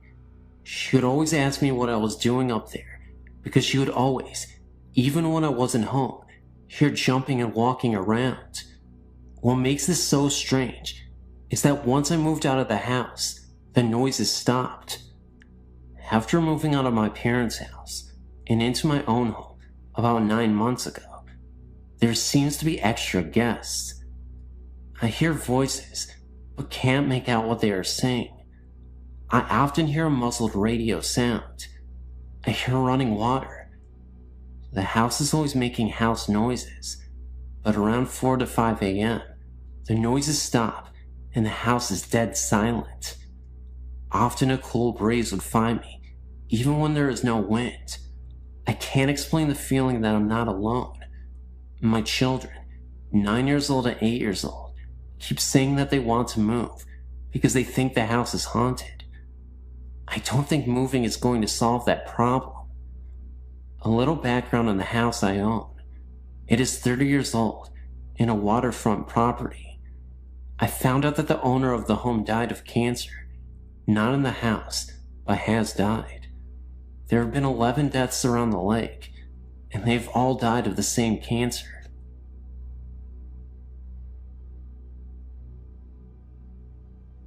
When I was 9, my grandfather died in the dining room of his house. It was not unexpected. He had been very ill and was bedridden. Shortly after his death, we moved in with my grandmother due to the fact that she was also ill. She was a very unhappy and hateful person. She blamed all life's injustices on my late grandfather and hated him for dying. After we had moved in with her, we realized how serious her illness was and took her to the doctor. She had Alzheimer's. As her illness progressed, my parents could no longer take care of her, so they placed her in a nursing home. Big mistake. She transferred all of her anger from my late grandfather onto my father. During the last stages of her illness, she would repeatedly tell us that she did not want to be buried near my grandfather, that she had spent all of her living years with him, and she did not want to spend eternity next to him. Well, as fate would have it, my grandmother passed away. Funds were tight, and we not only had to bury with my grandfather, but her casket was placed on top of his. We had no other choice, because all of the extra money we had for her funeral was used to care for her in the home. Anyway, on with the story. After my grandmother's death, strange things began to happen. During dinner, the back door would just fly open, or at night, the sheet would be tucked around my body while I slept. We always made jokes that say that grandfather was home, or he was looking in on us. Then, things took a turn for the worse. One night, my father awoke to the sensation of his legs being pressed into the waterbed mattress. Once he was fully awake, he realized he could not move, and whatever was pressing him into the mattress was continuing up his body. He glanced over to get my mother's attention, but could not speak. This entity was now cutting off his breathing. Finally, he thought, "Mom, I am sorry. I had nowhere else to put you." And then it all stopped, as fast as it started. The next morning at breakfast was when Dad told us about his experience. The next night I had a similar experience, but chalked it up to dreaming. I figured that I heard my dad telling us about his experience, and that I was just dreaming based on that. Now, let's jump ahead 9 years. I'm married and have just given birth to my first son. It was morning time, and my husband already left for work. I thought I would just take a short nap and rest while that baby was not fussing. So I dozed off to that place between sleep and wakefulness, where you're not fully totally asleep, but resting. The next thing that happens is something that I'll never forget. I began to feel my body being pressed down into my waterbed mattress. I could not open my eyes, but I knew I was awake. I could hear the television and my son cooing. I could not move, and then I began to hear this voice, a horrible, evil voice that not even a word can describe, saying, "You know I love you." This went on for what seemed like an eternity, but was only probably about 2 minutes. Then, in my mind, I thought, "Dear God, what is my baby seeing?" And just as quickly as it started, it stopped. I've not had many experiences since then, and that was just 2 years ago. My question is, was it my angry grandmother or something else? If anyone has any suggestions, please email me. I'm on your website because my boyfriend runs a theater in downtown New York City and has otherworldly occupants. The building has been around since 1897 and was a school until 1978, where a fire killed a little girl. Now, it's an arts community with theaters and artists that occupy the studios and occupy the whole of the building. My boyfriend and a couple other people who run the theater have seen and heard things. I myself have felt the cold associated with presence in a particular room. All my hair stood up on end, and in my gut, I felt we needed to leave the room. These are 2 particular events which solidify my suspicions. I got a call from my boyfriend one night to tell me he was coming home early. In the background, I heard male laughter, like someone was playing a joke on him and really enjoying it. I thought nothing of it.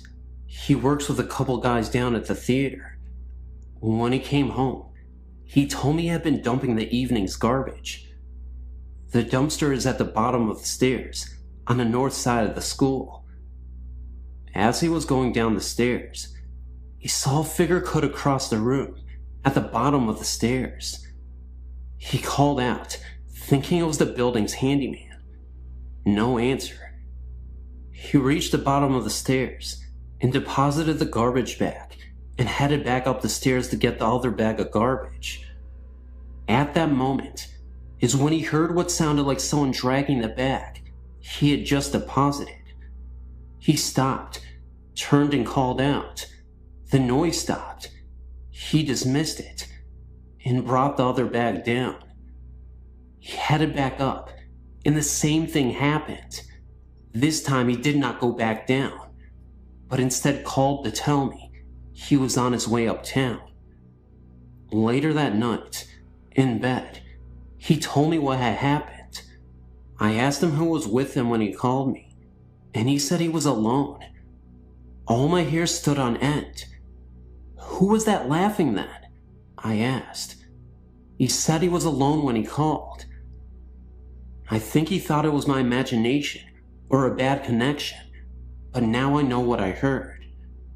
Now last night, I was at the theater, some fashion show going on there. My boyfriend tells me what happened the night before. He'd spent the night at the theater on a pull-out mattress the guys kept there for late night work. It was around midnight, and he was not asleep. He was staring up at the ceiling, rethinking his day. He heard his name called out. Then the door to the office slowly closed, as if someone was closing it from behind. He responded and peeked out to his desk, to see if somehow a cat had found its way into the building, which is ludicrous. One doesn't see cats around there. And of course, he found nothing. All the windows were closed, so no breeze blew in. He said he then heard what sounded like whispering outside the office door. Lots of whispering, stage whisper, of gibberish with some strong hissing sounds, almost like a snake. He called out again and banged on the door. He went back into the adjoining office and went towards the door. He then felt a cold coming in from under the door. He placed his hand in the crack at the bottom of the door and felt no breeze. Then, a scratching sound, fast repetitions, like a dog scratching to get in, started. This was too much for him. He packed up and calmly walked out. He said he was a little afraid to walk back once he left the theater office, afraid of what he might see. I think being a theater, and many actors who love the space, left parts of them when they died. The founder died of leukemia, and loved and lived for this theater company. The little girl who died in the fire also stands my hair on end.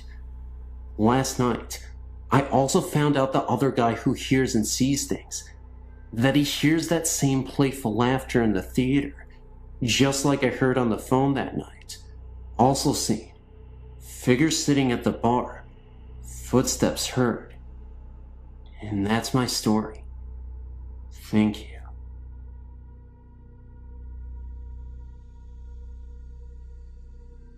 Hello. I'm writing about a few experiences I had at my home. The home is called Edgefield Manor. First, I want you to know that this may sound like the classic haunting in a big old mansion. Well, believe me, what lives in this house is no Casper. I moved in the fall of '86. The estate is huge, gardens and rooms upon rooms. It was originally going to be condemned. Well, anyway, here's a couple of my experiences. One day, I was in one of the parlors. I got up to turn the light on, and as soon as I did that and turned around, I saw a whitish figure glide across the other hallway. Another thing there is poltergeist activity. Explain this to me. The home has a ballroom. I went inside like usual. The grand piano was in the same place as it has been when I moved in. I walked out for 5 minutes and then came back inside. The grand piano was moved across the floor, pushed to the other side of the room. No indication of any noise. It was just moved. There are many others, and I have pictures. If you want more stories or pictures, just email me. I know this is kind of short, but it's always terrifying.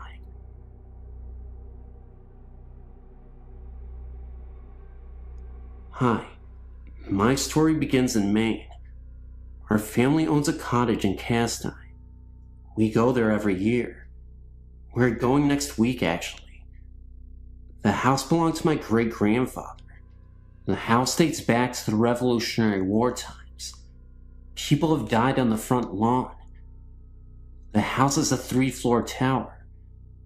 This is a story about a crazy lady who used to live in that house. She used to scream out of the tower at people. Well, I think I saw her in the tower one night. When my great-grandfather lived in the house, he claimed that he saw it a few times when he would read on his rocking chair in the living room. He said it would walk in front of him. 3 other people in my family saw the same thing. I never heard the story about the crazy lady until I brought up my experience to my parents after we got back from vacation. The funny thing was, this ghost, it was wearing a maiden's outfit. When my dad told my grandfather, he said that I experienced it exactly as he saw it. I've never heard the story until I saw it. I am no liar.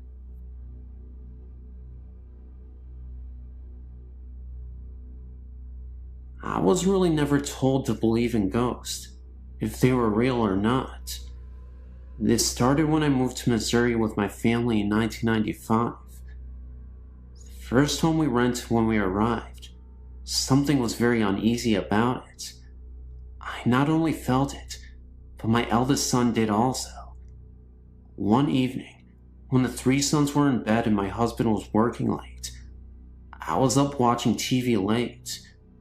When I decided to go to bed, I left a low light on in my bedroom.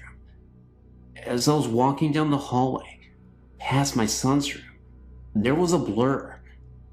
I thought it was because my eyes were tired, and there was a mirror on the back wall of the hallway. But as I continued walking, my left eye got real blurry, and I felt a cold chill go through me. There's a basement to this house. I had my washer and dryer down there. I also had my kid's Sega game there. I felt very uneasy every time I went down there. My eldest son heard something pounding on the Sega controllers. He said at one time, he saw some kind of figure down there. The figure was bent over, blurry blackish gray, and it had no real face or features. He said it stood there, and it was shaking its head. He would be downstairs playing, and hear someone coming down the stairs, and no one would be there. My son was very uncomfortable when he first walked in. He said he felt sick to his stomach. When he saw the figure, he felt sick also. We have since moved, same town. We have moved into another house that has been lived in by many people, but not for long periods of time. Someone told me that the reason nobody stays in this house very long is because it is haunted. Again, me and my eldest son have been the ones noticing everything that has been happening here. I hear feet scooting across the floor at night, but no one is there. My son has seen a bright light flashing in the corner of his room. It is in the upper corner of his room, where no lights shine on the wall. I've also seen this myself. He has also seen 3 lights, spinning lights beside his bed. There was also a time that he felt his bed shake. My son has cancer, and he had been going through a time that he could not sleep. It was right around the time that he felt his bed shake. We do not have an uneasy feeling about these experiences. They are quite comforting. I had an uncle. He was killed on a head-on accident when he was riding a motorcycle, and he was hit by a drunk driver. This was around maybe 20 years ago. I think of him very often. I was just wondering if it was him that was there with my eldest son and me during this time that he, my son, is going through this cancer. We aren't scared of his cancer, even though it's rare. My uncle was a very spiritual man. I feel that this is his way of letting us know that my son is going to be alright. We will get through this year, and his cancer will be done. I have 2 other sons, and they've not experienced anything. Neither has my husband. I told him, and felt foolish. I felt he thought I was crazy.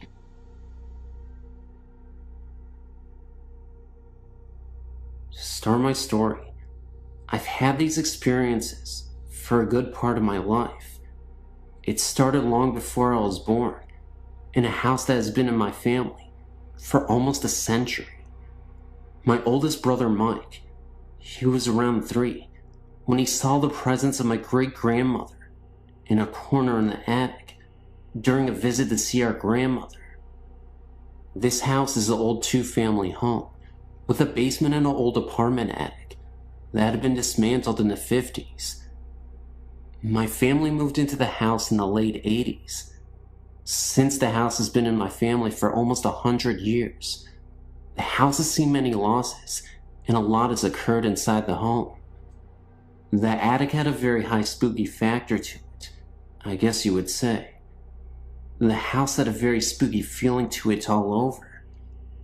A lot of 2-family houses, built in the 1900s, in the New England area, I've been told had a door that led into the living room. The door was for coffins to be wheeled into the living room, so the wakes could be done in the home. Knowing this always freaked me out. The doorway had been covered decades before my family moved in, but the eerie outline was still there on the living room wall. Now that I give you a feel of my old home, I'll explain my happenings. I lived in the house for 10 years. I have 3 older brothers. My oldest brother, Mike, heard and saw a lot happen in the house. He didn't always tell the rest of us, for I guess reasons of his own. I started having things happen 7 years after we moved in. When I was younger, I thought they were just nightmares. June of '96 for my birthday, I received a dog. August of that summer, my parents were staying in our summer home, and my brothers and I were home. My oldest brother Mike and I were lying on my mother's bed when all of a sudden my dog went wild. She went from a dog that never barked or growled into an attack dog. She started barking and growling at the wall, and when we pushed her towards the wall, she cried and whimpered and shifted herself back towards us. I, being brave, stood in front of the wall and tried to beckon her towards me. She just barked and kept at her growling. My brother Mike and I were convinced we weren't the only 2 watching TV and left the room. My brother and I kept what happened to ourselves, and later that night, my brother Joe came home and slept in my mother's room. I slept in the living room, and my brother Tom was watching TV in the room with me. At 4 a.m., Joe and I heard my mother's sliding bedroom door open and shut 3 or 4 times. The dog started going nuts again, and Tom jumped up and ran to see what was going on. Joe sat straight up in bed, terrified by what he had seen. That night, the 3 of us slept in the living room. Mike and Joe and I have heard voices of 2 men talking to one another. I've heard the doors open and shut, and when I went to see who it was, no one was there. Mike, he once saw what he thought was Joe. Joe looks just like my uncle, who had died in the house. Mike said hello to the figure and went to his room. When he came out of the room to talk to what he thought was Joe, the figure was gone. And when he finally saw Joe again, Joe told him that he was just getting home from work and hadn't been home since that morning. Mike had slept on the bottom bunk of a bunk bed he had in his room. Joe used to sleep on top, but long since then, slept on the couch in the living room. Mike swears he could hear someone shifting on the top bunk, even when none of us were sleeping on top. Mike would hear two men conversating on the top bunk, but he could never understand what they were saying. These are just a few of the experiences we've had. My mother, father, Tom, and I, we all moved out of the house in '97. Joe and Mike still live there. They still experience things happening at the house. I lived with them from November '98 till July '99, and I had no experiences. I visited them 2 weeks ago and stayed overnight. I slept by my grandmother's on her pullout, and something almost jumped at me. I can't even explain what happened. It was pitch black in the room, and my mother was next to me. I turned my body and opened my eyes, and it almost a flash of light, but with a dark figure behind it, leaped at my face and disappeared. I got so startled, I started crying.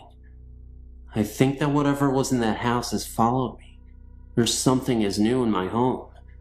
When I leave my room sometimes, or even when I'm sitting in my room, my stereo would turn on, and my Jewel CD will come on.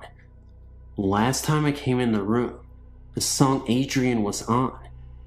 If you know Jewel, it's a song about a young girl who is a child who becomes disabled.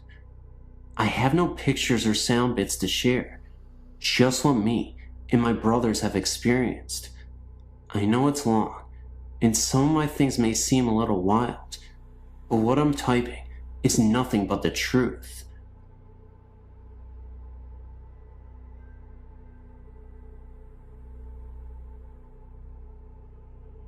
I don't really know where to begin with my story. I told very few people about it, for the fear they might think I'm crazy. I'm glad to have found a place where I can talk about it freely. I'm 26 now, and have not experienced anything like this since I was a small child, but it changed my life forever. When I was around the age of 3, I was still sleeping with my mom and dad. There were several things that happened around this time. I'll start with the worst first. One morning, I'd just woken up, and I turned over like I always did. But this morning, I saw the most horrifying sight that no 3-year-old should have seen. Laying next to me was this terrifying demon. I know it was a demon because of its eyes. It had a human form of a woman and was nude. It was about 10 feet tall, had thin bony fingers, and the darkest eyes. It was like you could almost see through them. You could just feel the pure evil. It had the most wicked smile on its face, like it was taunting me. I stared at it for a few seconds, and then turned back, hoping I was dreaming. Then, I felt the bony finger poking me in the back, as if to say, "Hey, you." I turned back over, and it was still there, grinning that sickening grin. I watched it get up to go to the window, which was closed and about 20 feet off the ground. It turned and gave me one last grin and went out the window. It was also around this time that I awoke one night to see 3 demons.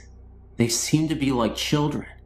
They were standing in the doorway, laughing the kind of laughter like I've never heard before. This was the same room where I'd seen the other one. At the age of about 7, I awoke one night to see a Grim Reaper standing by my bed. Needless to say, these things have disturbed me all my life. I also saw my grandfather and his past child after he had died, but that was a peaceful sight. I've not had any other experiences since I was a child. Oh, they've always been noises that I could not explain, but nothing like before. It was like the experience did something to me. I've never had normal dreams, not as a child or as an adult.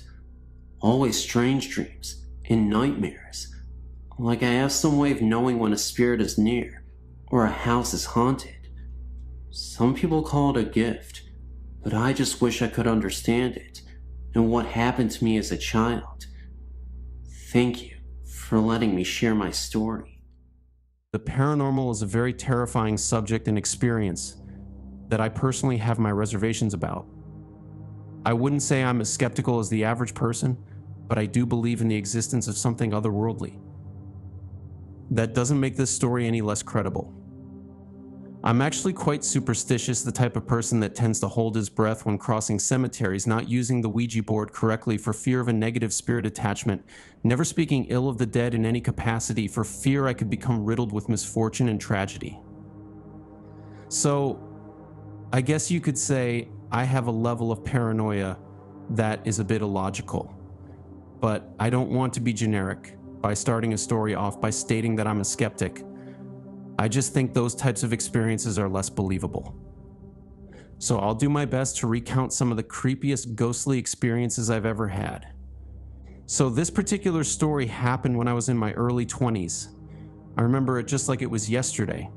I worked the overnight shift at my hotel in the heart of St. Louis, Missouri, and I was the only manager, as well as staff working in the middle of the night.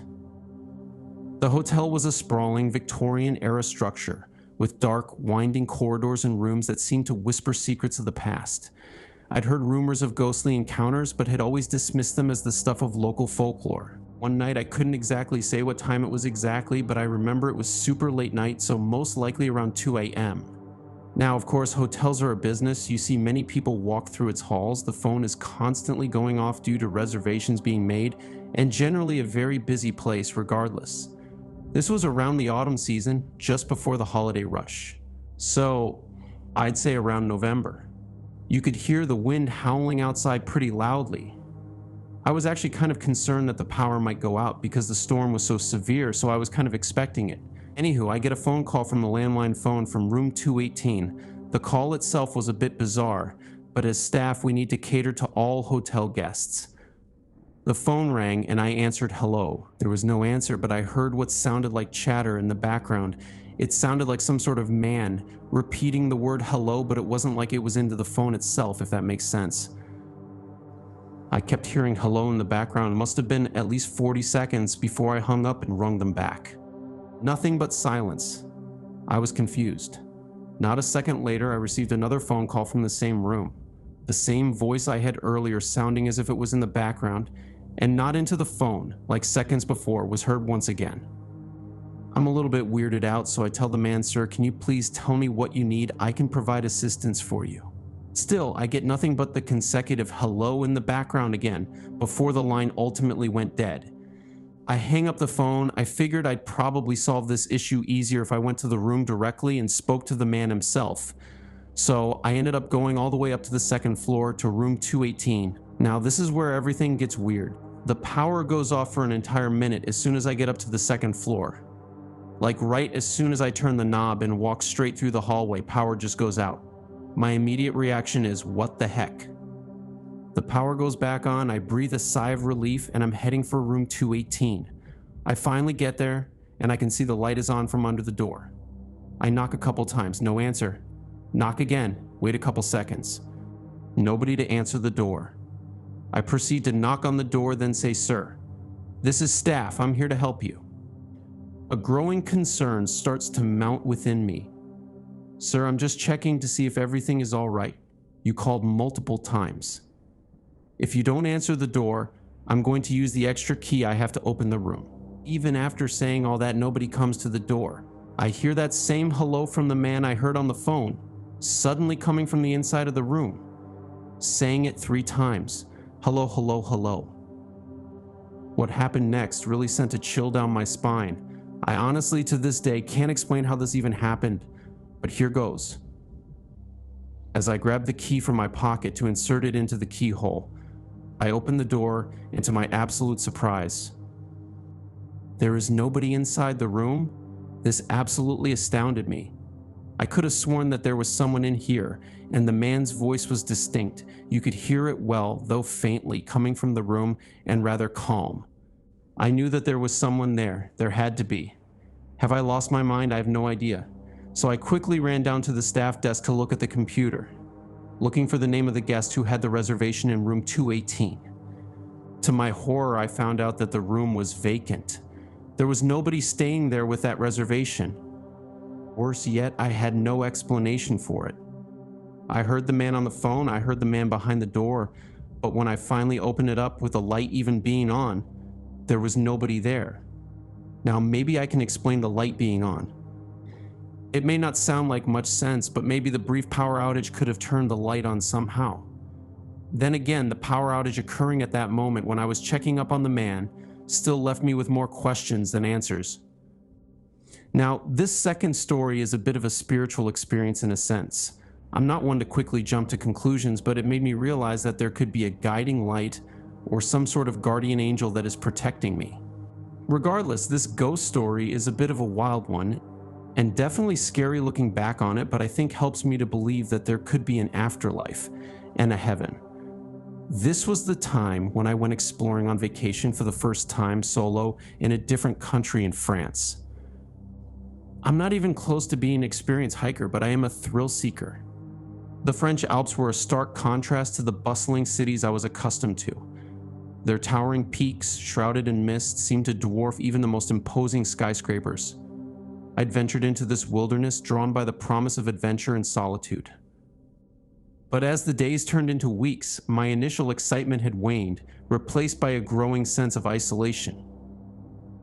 One particularly treacherous day, I found myself lost, the familiar trails obscured by a thick fog. The wind howled, carrying with it the biting chill of the mountain air. My body ached, and my supplies were dwindling. As darkness fell, I realized I was trapped, a tiny speck in a vast, unforgiving landscape. Desperation fueled my efforts to find a way out. I stumbled through the undergrowth, my flashlight barely piercing the gloom. The cold was numbing, and I could feel my strength fading. Just when I thought I couldn't go on, I heard a voice clear and distinct echoing in my mind. "Keep going," it said. "You can do it." I hesitated, unsure if it was a hallucination brought on by the cold and exhaustion, but the voice was insistent, urging me forward. With renewed determination, I pressed on, the voice guiding me through the darkness. Then disaster struck. I slipped on a hidden rock, tumbling down a steep incline. The impact was jarring, and I felt a sharp pain in my leg. I lay there, unable to move, the realization of my predicament sinking in. I was alone, injured, and lost in the heart of the Alps. The voice returned, stronger than before. "You have to keep moving," it said. "You can't stay here." I tried to stand, but my leg buckled beneath me. The pain was excruciating, but the voice was relentless. With a Herculean effort, I managed to pull myself to my feet. The voice continued to guide me, each step a struggle against the pain and exhaustion. As dawn broke, I found myself at the edge of a cliff. Below me lay a valley, bathed in the soft light of the rising sun. The sight filled me with a sense of hope, and I began to descend, the voice still guiding me.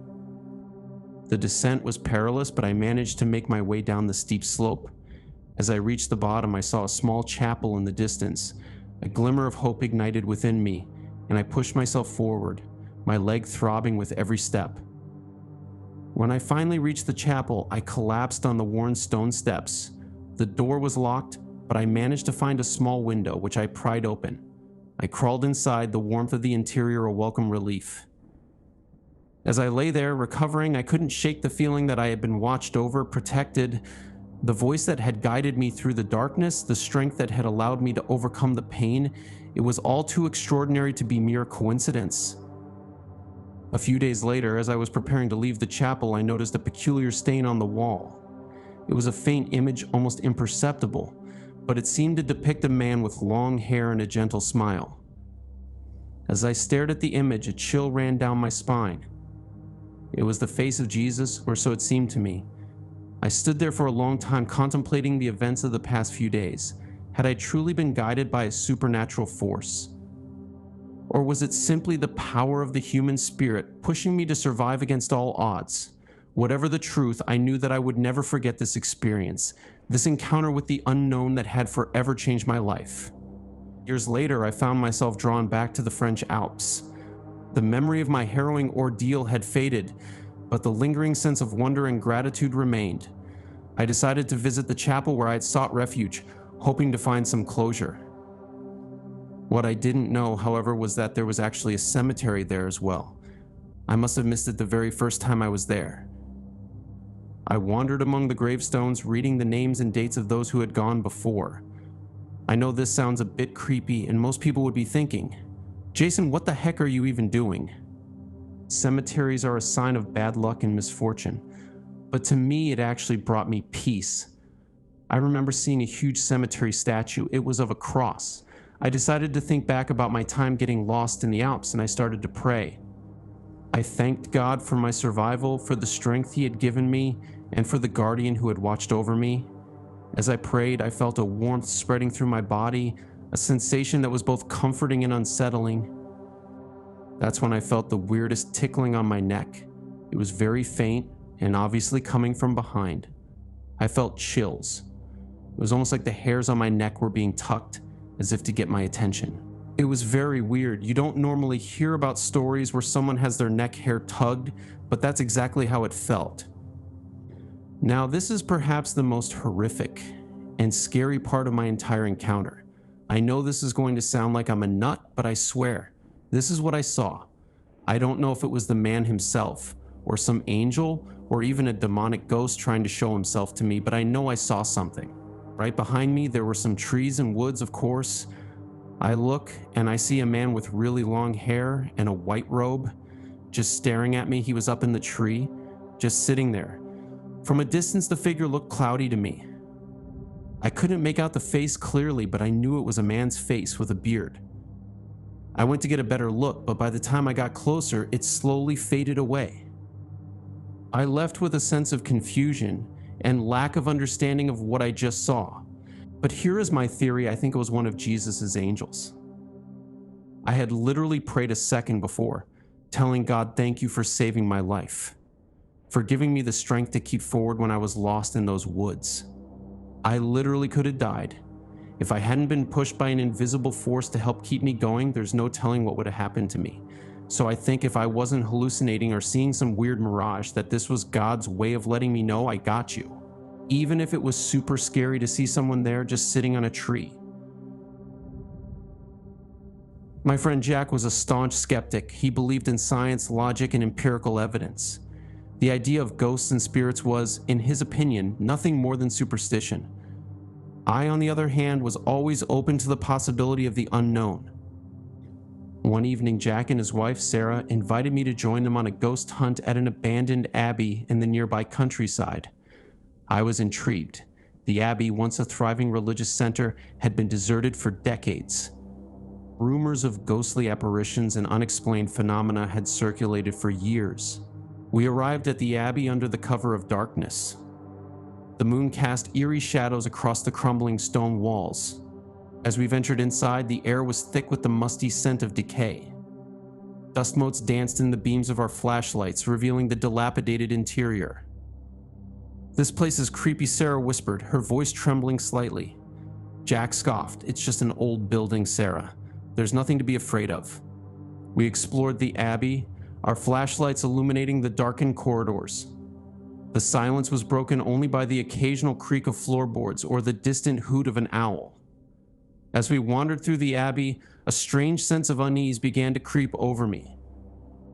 We reached the abbey's chapel, a vast, cavernous space with towering stained glass windows. The altar was covered in a thick layer of dust, and the pews were in disrepair. As we stood in the center of the chapel, a cold draft swept through the room. "Did you feel that?" Sarah asked, her voice barely audible. "You left the door slightly open," so the wind could have crept in for a second. That's what Jack said, replying to Sarah. Even though I thought that was a bit of a stretch, I went along with it as well. We continued to explore the chapel, our flashlights sweeping across the darkened walls. Suddenly, a faint glow appeared in one of the stained glass windows. It was a figure, a monk, his face illuminated by the eerie light. "Did you see that?" I asked, starting to get nervous. Jack and Sarah exchanged glances. It's probably just overthinking. "Since it's a creepy place, you'll tend to see things that your mind thinks exist, but it isn't real," Jack said. But I felt it was. The figure was real. A ghostly apparition trapped within the stained glass window. As we watched, the figure began to move, its spectral form shimmering in the moonlight. We followed the figure as it moved through the chapel, its ethereal form gliding effortlessly over the dusty floor. It disappeared into a side chapel, and we followed. Inside the side chapel, we saw a group of monks, their ghostly forms standing motionless in the dim light. They were dressed in their robes, their faces serene and peaceful. "It's a mass apparition," I whispered, my voice trembling. Jack and Sarah were speechless. They stood there, their eyes wide with disbelief. As we watched, the ghostly monks began to chant, their voices echoing through the chapel. After what felt like an eternity, the chanting faded. The ghostly monks stood motionless for a moment, then began to fade away, their forms dissolving into the darkness. We stood there in silence, our minds reeling from what we had just witnessed. It was a moment that would stay with me forever. The abbey was haunted, and I had seen the ghosts with my own eyes. Let me be clear, this wasn't an in-your-face, here are the monks type of haunting. It was mostly a sight and sound type of haunting. The hymns weren't these incredibly clear orchestras of sound. No, this was more subtle, and the monks were faded apparitions, barely visible. You could see three faces, mists almost. To be fair, this is a far-fetched story, so I get that. But that is the end of the story. It was super freaky.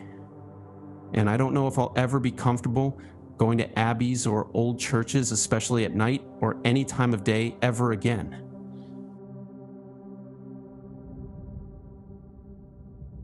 So this is somewhat of a stereotypical ghost haunting. I know people are probably sick and tired of hearing them, but I really think it's worth telling. I used to live in an old farmhouse in the middle of the countryside in southern Indiana, rural area. I wanted to do a paranormal investigation of the house to detect any paranormal, so me and my friends, we decided to go. We arrived at the farmhouse on a crisp autumn evening, the wind howling through the bare trees. The house was shrouded in darkness, its silhouette looming ominously against the moonlit sky. As we approached the front door, a cold draft swept through the air. As we wandered through the farmhouse, a strange sense of unease began to creep over me. We reached the farmhouse's kitchen, a small, cramped space with peeling wallpaper and a rusty sink.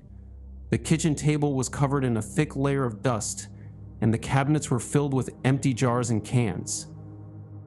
As we stood in the center of the kitchen, a cold draft swept through the room. Suddenly, a faint sound echoed through the room. It was a whisper, a woman's voice calling out in despair. "Help me," the voice cried. We froze, our minds wired from the scary ambience of the house and freaky vibes we were getting.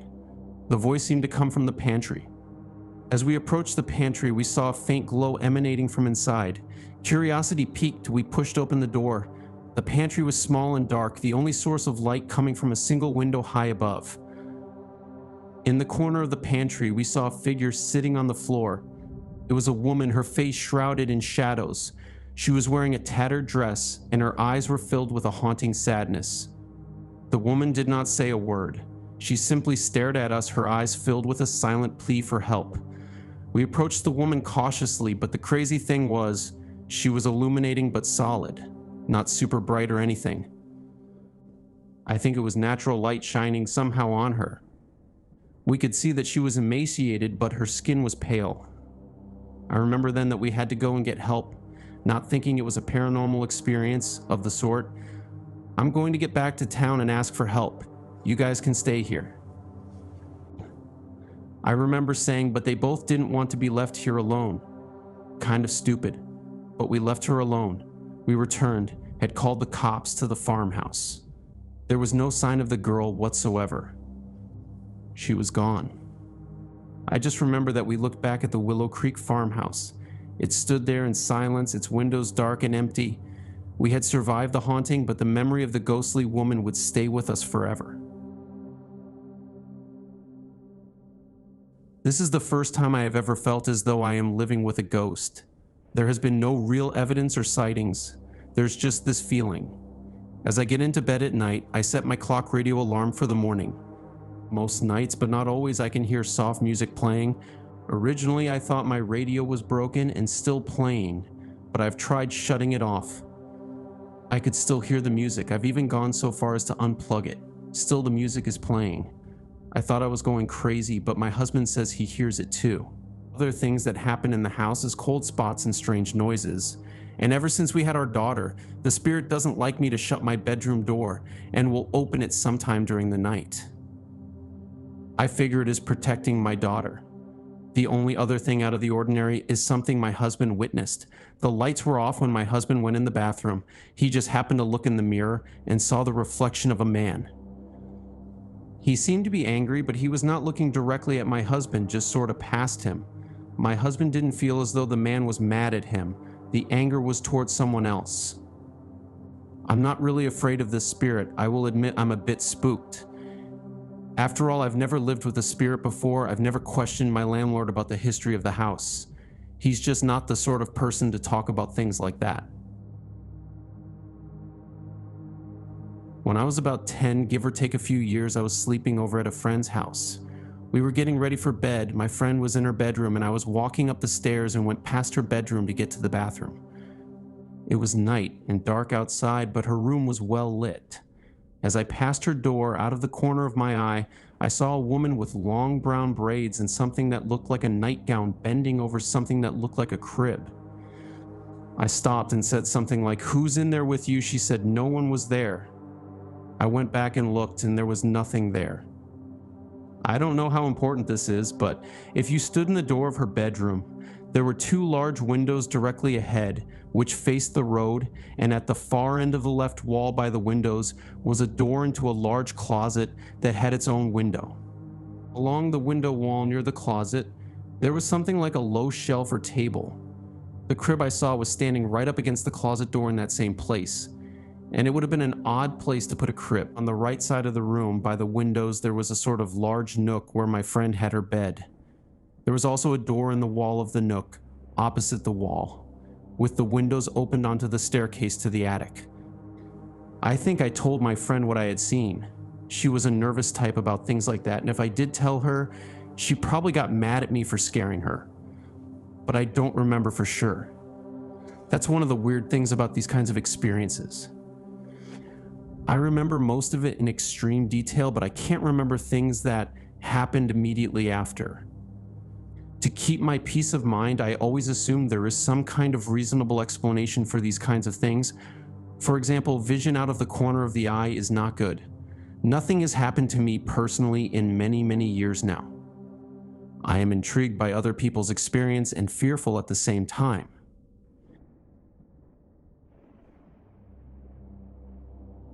I am just 15 years old, but I have a very interesting story to tell. First of all, I have to say that all these stories are very eerie. Now on with the story. My grandma lives in Bethpage, New York. I live right on the other side of town, so I sleep over her house a lot. I was sleeping over her house one day when she told me this story. First off, I just want to tell you that this encounter happened a couple of days after my uncle's death. One day she was shopping at a store. She came out of the store and went to her car. To her surprise, there was an elderly lady standing by the car. My Grams approached this woman. The woman then asked if she can have a ride to the church. My Grams would have normally said no, but to her surprise, she said yes. So the lady got into the car along with my Grams. They were riding in the car, and the lady kept on saying, "You have to have trust in God," over and over again. Then all of a sudden, the lady said she had to get off. My Grams said, "Are you sure?" Because the church was still a ways away, completely down the road. The lady smiled and said, "Of course." So then my Grams pulled over. The lady got out of the car. My Grams said bye. My Grams went to put the car in drive, and when she looked up, the lady was gone. There was nowhere she could have possibly gone. There was absolutely no sign of her. She was nowhere. And it was like none of this had ever happened. Pretty crazy.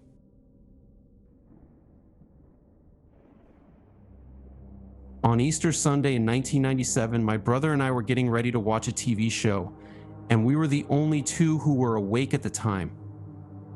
Well, on the TV sat a large stuffed dog, and suddenly it flew across the room at my brother. We looked at each other and couldn't figure out why the dog had done that. It seemed as if an invisible hand slapped it towards Jay.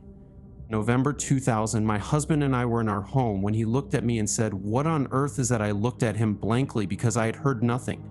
He said it sounded like a pie tin hitting all around the outside of the house. He went to look and found nothing. When he came back inside, he saw a white figure pass by the hall doorway. I saw nothing. July 30th, 2000.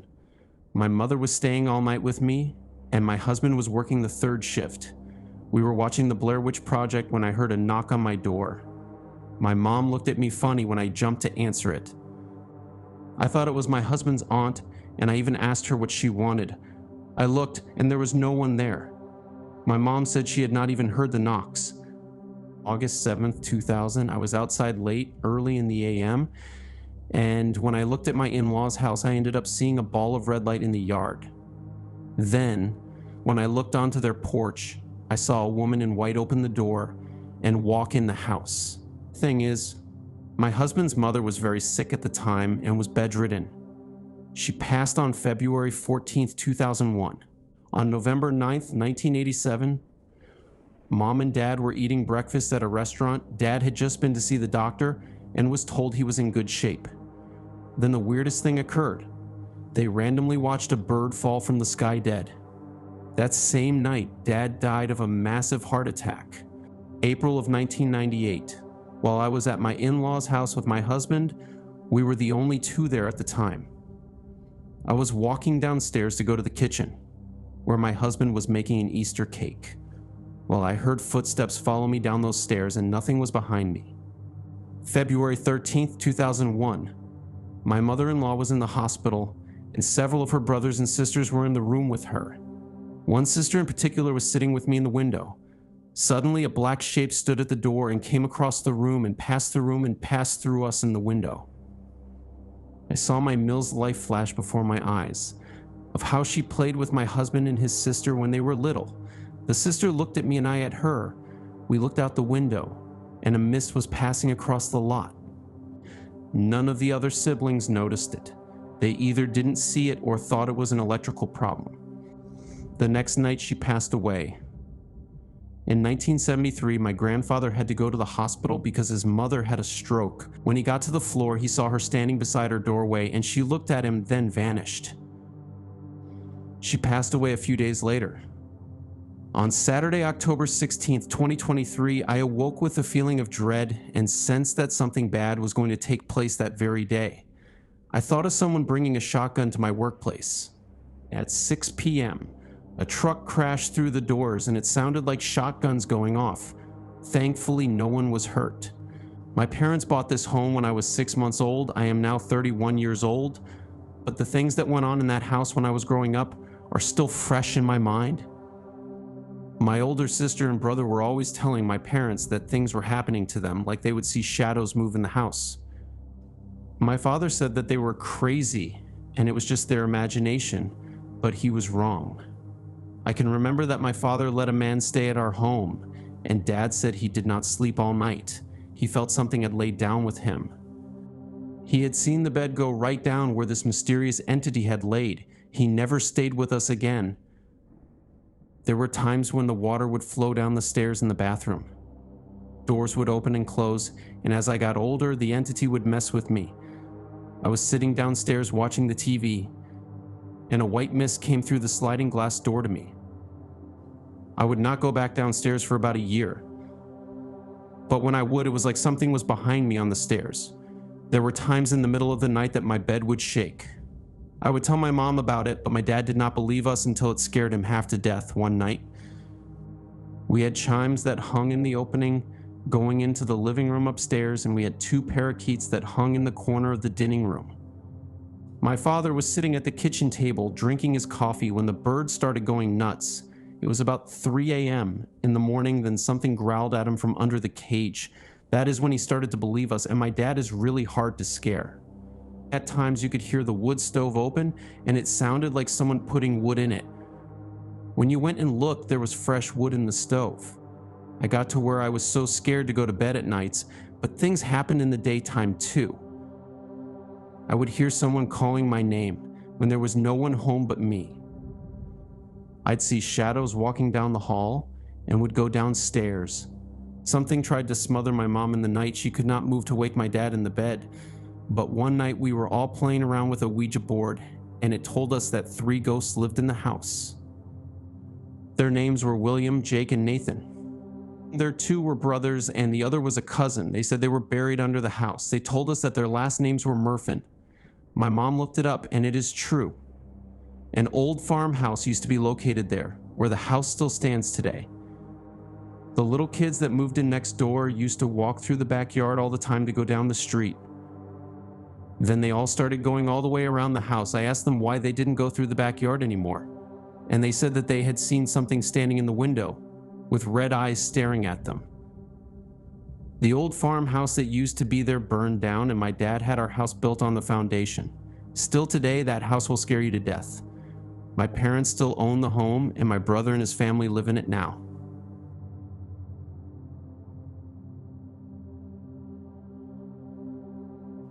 Almost 17 years ago, my husband and I rented an old, possibly Victorian 2-bedroom cottage in Davis Row in Arlesey, Bedfordshire. During our stay there, I was pregnant on 2 occasions.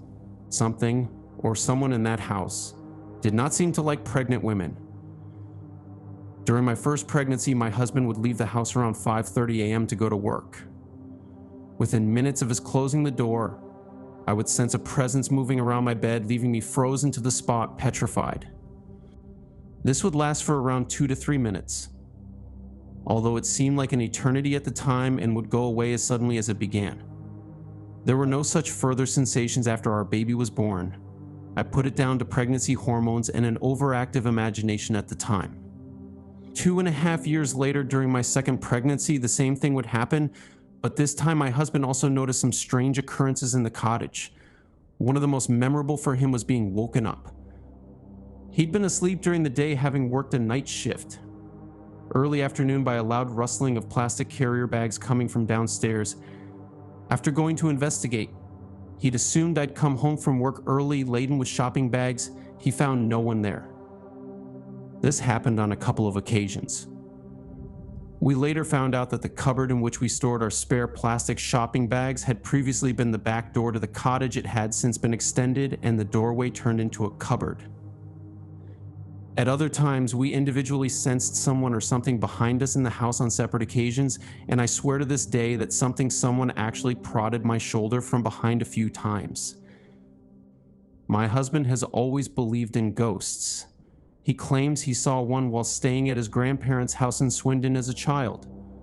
I, however, am a skeptic. However, I must admit to being mightily relieved when we finally moved out of that cottage some 3 months before our second child was born. We lived just 5 minutes walk away from the former Fairfield Hospital in Arlesey. We never discussed this with any of our neighbors there in case they suggested we were in need of a break at Fairfield. I just happened across your site while browsing the web tonight about true ghost stories. I was telling my wife about a strange event that happened to me while I was in boot camp at Paris Island in 1992. I will never forget this event as long as I live. It is giving me chills even as I type this email. It was late October in 1992, and my platoon was at the old White Rifle Range barracks for night fire exercises.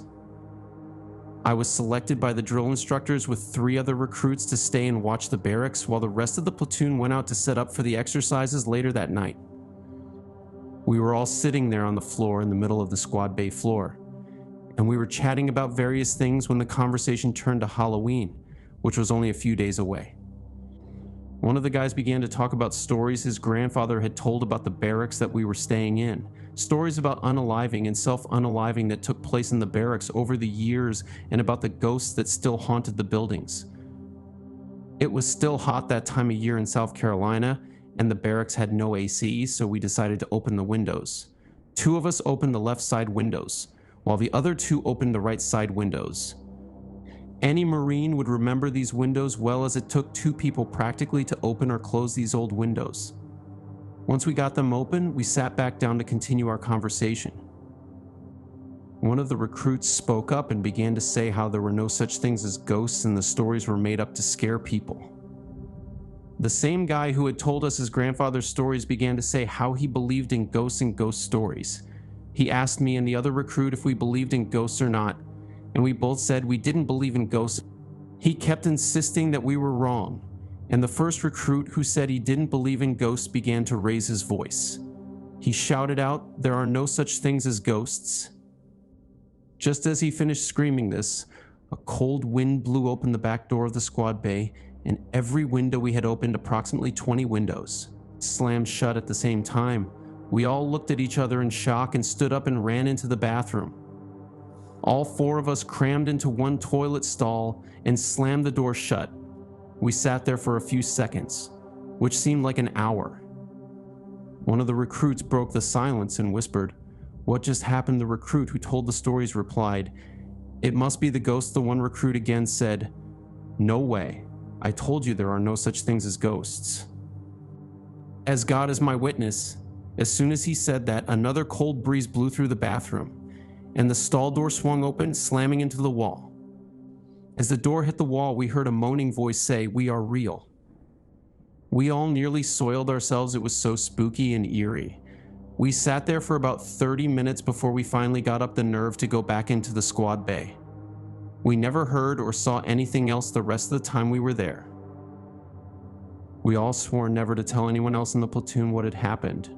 We knew that nobody would believe it. I will never forget the events of that day. Hello, my name is Marla Raj. I would like to share with you a true experience I had quite a few years ago. When my 3 children were around the ages of 14, 13, and 9, we lived in an old farmhouse in Reno County. The house was actually right on the Rice County-Reno County line. My boyfriend Glenn was an oil field driller, so he was gone from the hours of 3 p.m. to 11 p.m. Anyway, one night as we were watching a video we had rented, there came a knock at our front door. I got up and answered it. To my surprise, there stood in front of me 2 Reno County cops. They asked me, "What is your emergency?" I said, "Excuse me, but I have no emergency." The officers went on to explain that they had received an emergency request from this address. I told the officers we had not called 911. The kids and I continued the movie. Lo and behold, around 20 minutes later, there was another knock at the door. When I answered the door, it was again the Reno County cops. They said, "Mom, we received another 911 call from this address saying you had an emergency." I politely explained to the officers that none of us had even left our chairs to go in the kitchen to make a call. The one officer said, "Mom, are you sure no one made a call from this house?" And I said, No one has left this here room to make a call." That's when they had to pause again. So again, they leave. We started our movie once more, feeling a little frustrated. No longer do we get comfortable and just start to enjoy our movie. Would you believe it? Yes, that's right, another knock at the door. I got up and answered it, and yes, it was the Reno County cops again. They said that they had received yet another 911 call from this residence. By now, they are more than upset. They went on to tell me that to abuse the 911 system is inexcusable, and that if they had to come back again, they were going to take me to jail. I stood up and leaned on the wall that connects to the dining room. I told the officers that none of my children or I had even left the room to make any phone calls. As I'm leaning on the wall, an officer asked me to move away from the wall, so I did. He thought that someone was holding me hostage. By now, these here officers had had enough, and so had I. As they were ready to leave, they again told me that if they received just one more phone call from 911 from this address, they were going to take me to jail. I was so scared I would surely go to jail that night. Thankfully, the officers left and the ringing stopped. Thank God, here just a few weeks ago, a friend of mine was telling me about this farmer who lives there in that same house. He had the same thing happen to him, only it called the cops just once on him. But what is weird is he had no phone. He had just happened to have his mother's cell phone in his pocket. He said he was up in his bedroom when suddenly he heard a female voice yelling to him to answer the phone in a very gruff voice. Well, this guy looks around like, what did I just hear? He continued to look for the papers he was looking for when the voice yelled really loud and said, "Answer the phone." I said he looks down at his shirt pocket and thought, well, it has got to be coming from his mother's cell phone. So he picks it up and answered it. It was a gruff lady. She said, "What is your emergency?" He told the lady that he had no emergency and he did not know what she was talking about. She said, "Well, we received a 911 call from this residence saying that you had an emergency." He kindly told her no, he had no emergency. So that was the only time he had that happen, but it is the same house we lived in when it happened to us. I do not even know this guy other than a brief meeting with him in my driveway. I would like to have some feedback from anyone who has maybe had this type of experience. Please email me and tell me. Hello, my name is Becky, and I am 21 years old. I was looking at the website and decided to share my experience with you. My oldest brother, Bobby, died 2 years ago of cancer. It was a peaceful death, but not for me. I still have moments that I sit and cry. I miss him so bad. Anyway, not long after his death, I started seeing him around the house. He just more or less smiles at me as if to say everything will be okay. Just so you know, he was a big practical joker, especially on me. He would do anything for a laugh, so even now he still does play jokes on me. The one that sticks out in my head the most is the time he turned my water on in the bathroom in the middle of the night. I was asleep, of course, and when I heard the water, it scared me so bad that I sat straight up in bed. I looked into the bathroom, told him he made his point, and I heard him laugh, and then of course he turned the water off. I'm not the only person in my family who has these experiences. My mom also has them. It wasn't 2 weeks ago that she saw him walking in her flower garden. The neighbor thought someone was messing around one time while my parents were gone. So of course he told them what had happened. He described the man that he had seen walking around about 6 feet 2 inches tall, long blonde hair, and a beard that looked to be maybe in his early 30s. He came close to the house to get a better look, and of course he was gone. My parents just laughed and said that was our son that passed away to cancer. He's still here. The man just looked confused and walked away. I can lay in bed at night and watch my son sleep and see his hair move like someone is playing with his hair.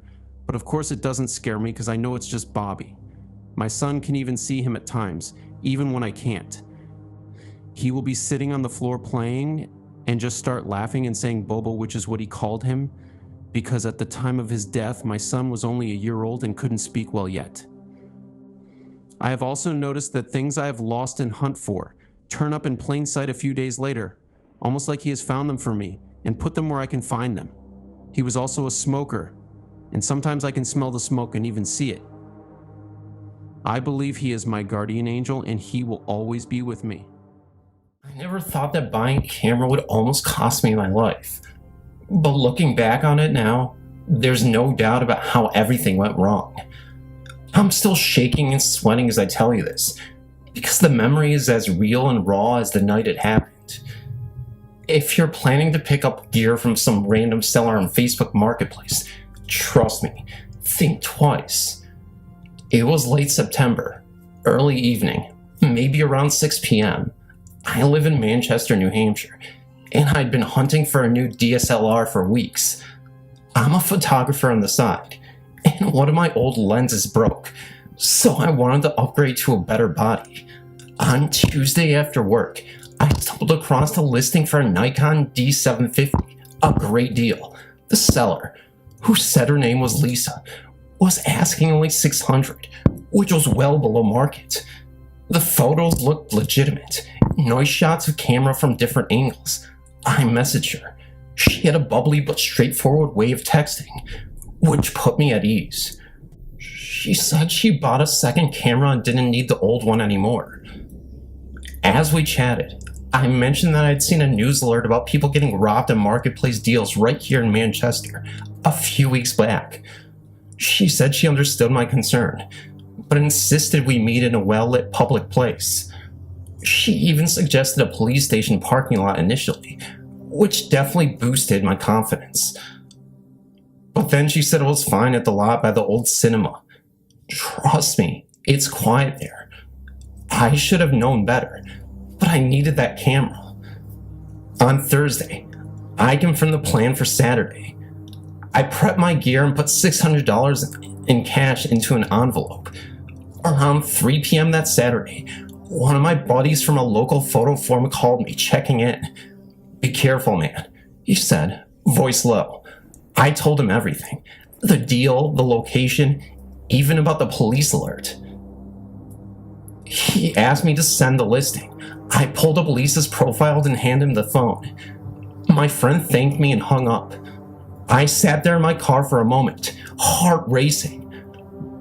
We parted ways over the phone, with me heading out to the meet and him staying in town. I double-checked the envelope cash in my lap, noticing one corner was slightly peeled open from nerves. My hands shook briefly as I did. I clenched them on the steering wheel. Finally, I took a deep breath and started the car again. He went quiet as he scrolled. "Bro, is that real?" he said, eyebrows raising. The profile picture of Lisa was of a girl with a perfect smile and curls, holding a camera. It looked almost too flawless. I hesitated. "Yeah, maybe, but she's been really helpful in chats, and the deal's good," I said, trying to sound confident. He frowned. "That face, man, it looks like an AI-generated photo or something. Just be smart about it. Maybe meet at the police station." "Seriously," I nodded, swallowing hard. "I'll be careful," I said quietly. I kept both hands on the wheel, my feet tapping nervously against the door. The heater warmed the car, but it did nothing for the chill creeping up my back. Outside, a cat slunk across the lot towards the dark theater entrance. I glanced around again, mentally running through every worry I had.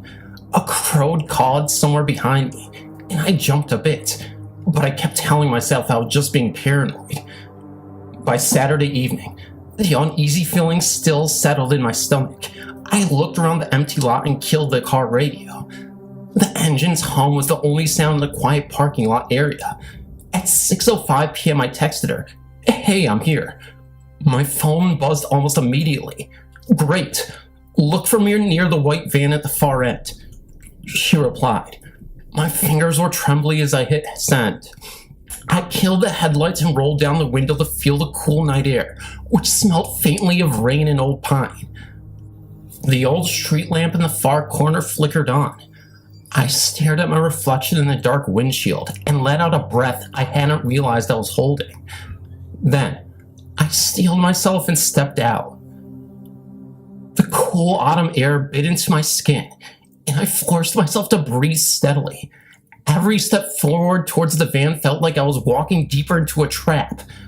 My palms were sweaty on the camera bag trap, and my breath came out in white clouds with each exhale. There it was, a beaten-up old white Dodge van, parked under the flickering lamppost.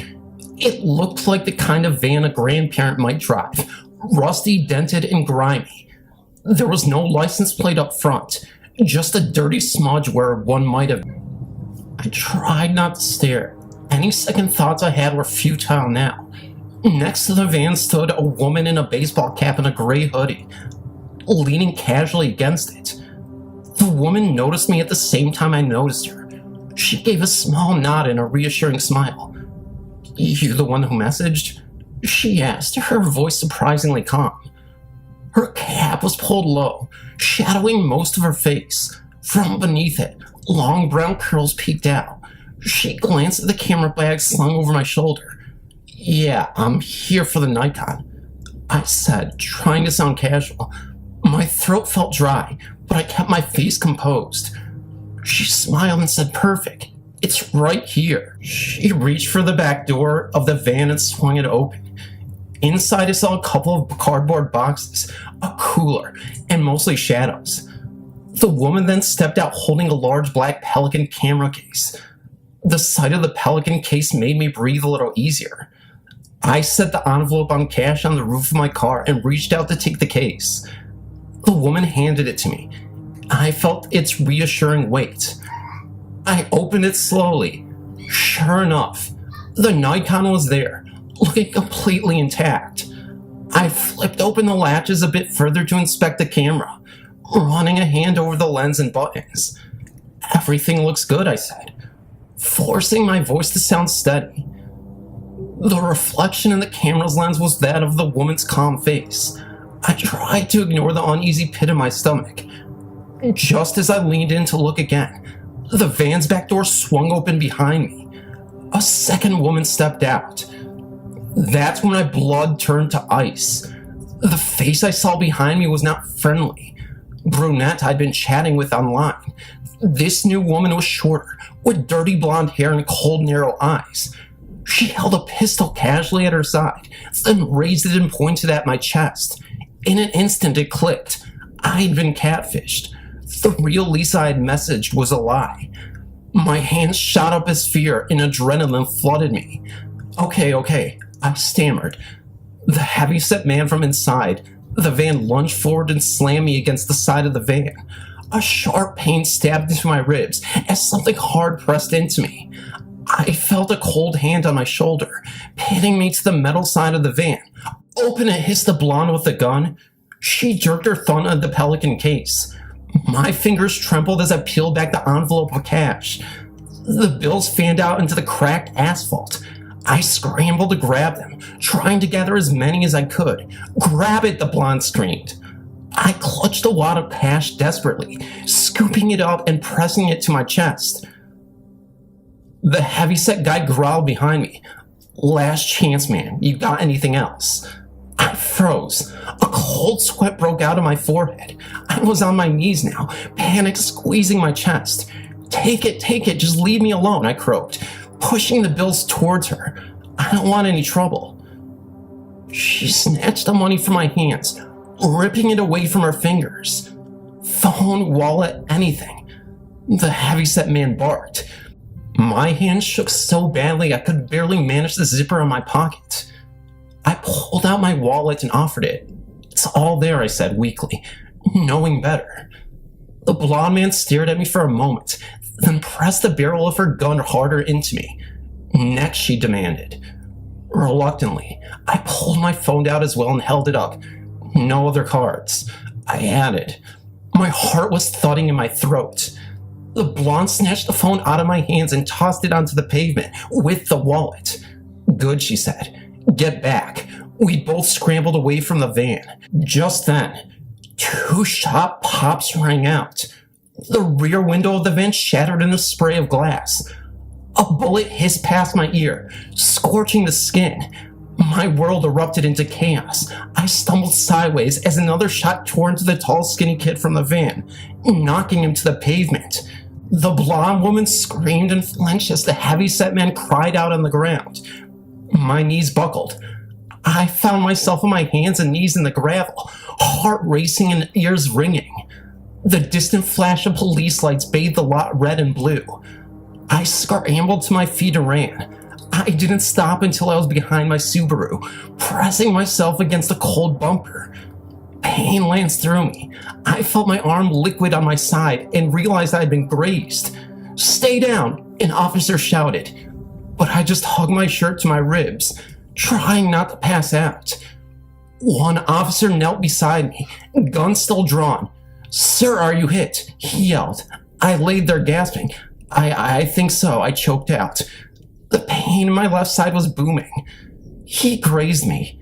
He signaled for medical help and pressed a bandage to my wound.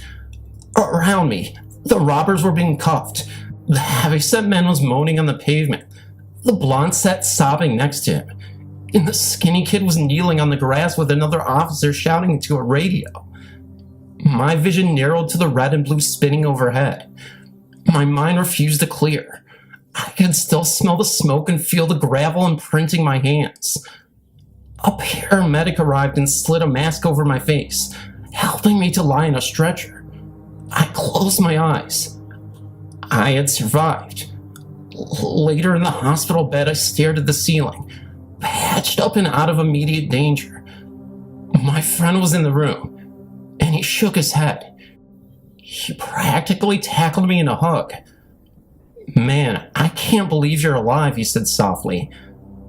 I managed a weak smile, though my body still trembled. I was alive, but inside it felt hollow. They sewed a few stitches into my shoulder and gave me pain meds. My friend didn't say anything more. He just kept shaking his head in relief. I whispered I'm okay. Even though my ribs throbbed, he nodded and left quietly after a while. On the way home, I couldn't stop replaying the parking lot in my head. Every time I closed my eyes, I saw that dark lot again. Every time my phone buzzed, I jumped. I guess a part of me expected to see a new message from that fake Lisa luring me into another trap. I was lucky. The bullet just grazed me, and the cops showed up in time. But I'll never be the same after this. Now every time I open up my wallet, I count each bill twice. Every time my phone rings from an unknown number, my heart does backflips. I walk down the street scanning shadows. I'm jumping around strangers I once thought I could trust. Even now, days later, I replay that parking lot over and over again. I remember every dark detail. The flickering street lamp, the way that first woman smiled, the glint of her phone screen, and the way the second woman appeared with a gun. If something feels off, I bolt. Trust me, after that night, I never want that feeling again. I tell you all this because I don't want anyone else to go through what I did. It sounds like one of those crazy YouTube stories. It'll happen to me, right? But it did. To me. I could have lost everything that night. That empty lot in Manchester will never feel the same again. Be careful out there. Meet people from the internet only in truly public places. Maybe even the parking lot of a police station. Bring a friend or at least let someone know where you're going. Always trust your gut. In my story, the only thing that saved me is that I decided to run. I never thought a simple photo shoot or gear deal would come to this. That camera in her hand was supposed to upgrade my work and maybe help me save up for a new lens. Instead, I'm lucky to be alive and left without a single photo from that meeting to show for it. Every time I see a marketplace listing now, I do a double take. A smiling face at a photo or a blank profile gets a healthy dose of suspicion from me. Maybe that's how it has to be if I want to stay alive. So yeah, I learned the hard way not to rush into things. I'm still a photographer, still young, and I still love the thrill of a good deal. But next time I go after one, I'll be in broad daylight, with a friend nearby and the police not far off. If anything, this story taught me that even when you think you've covered all your bases, you can never be too careful. I lived through a nightmare. I hope you never have to.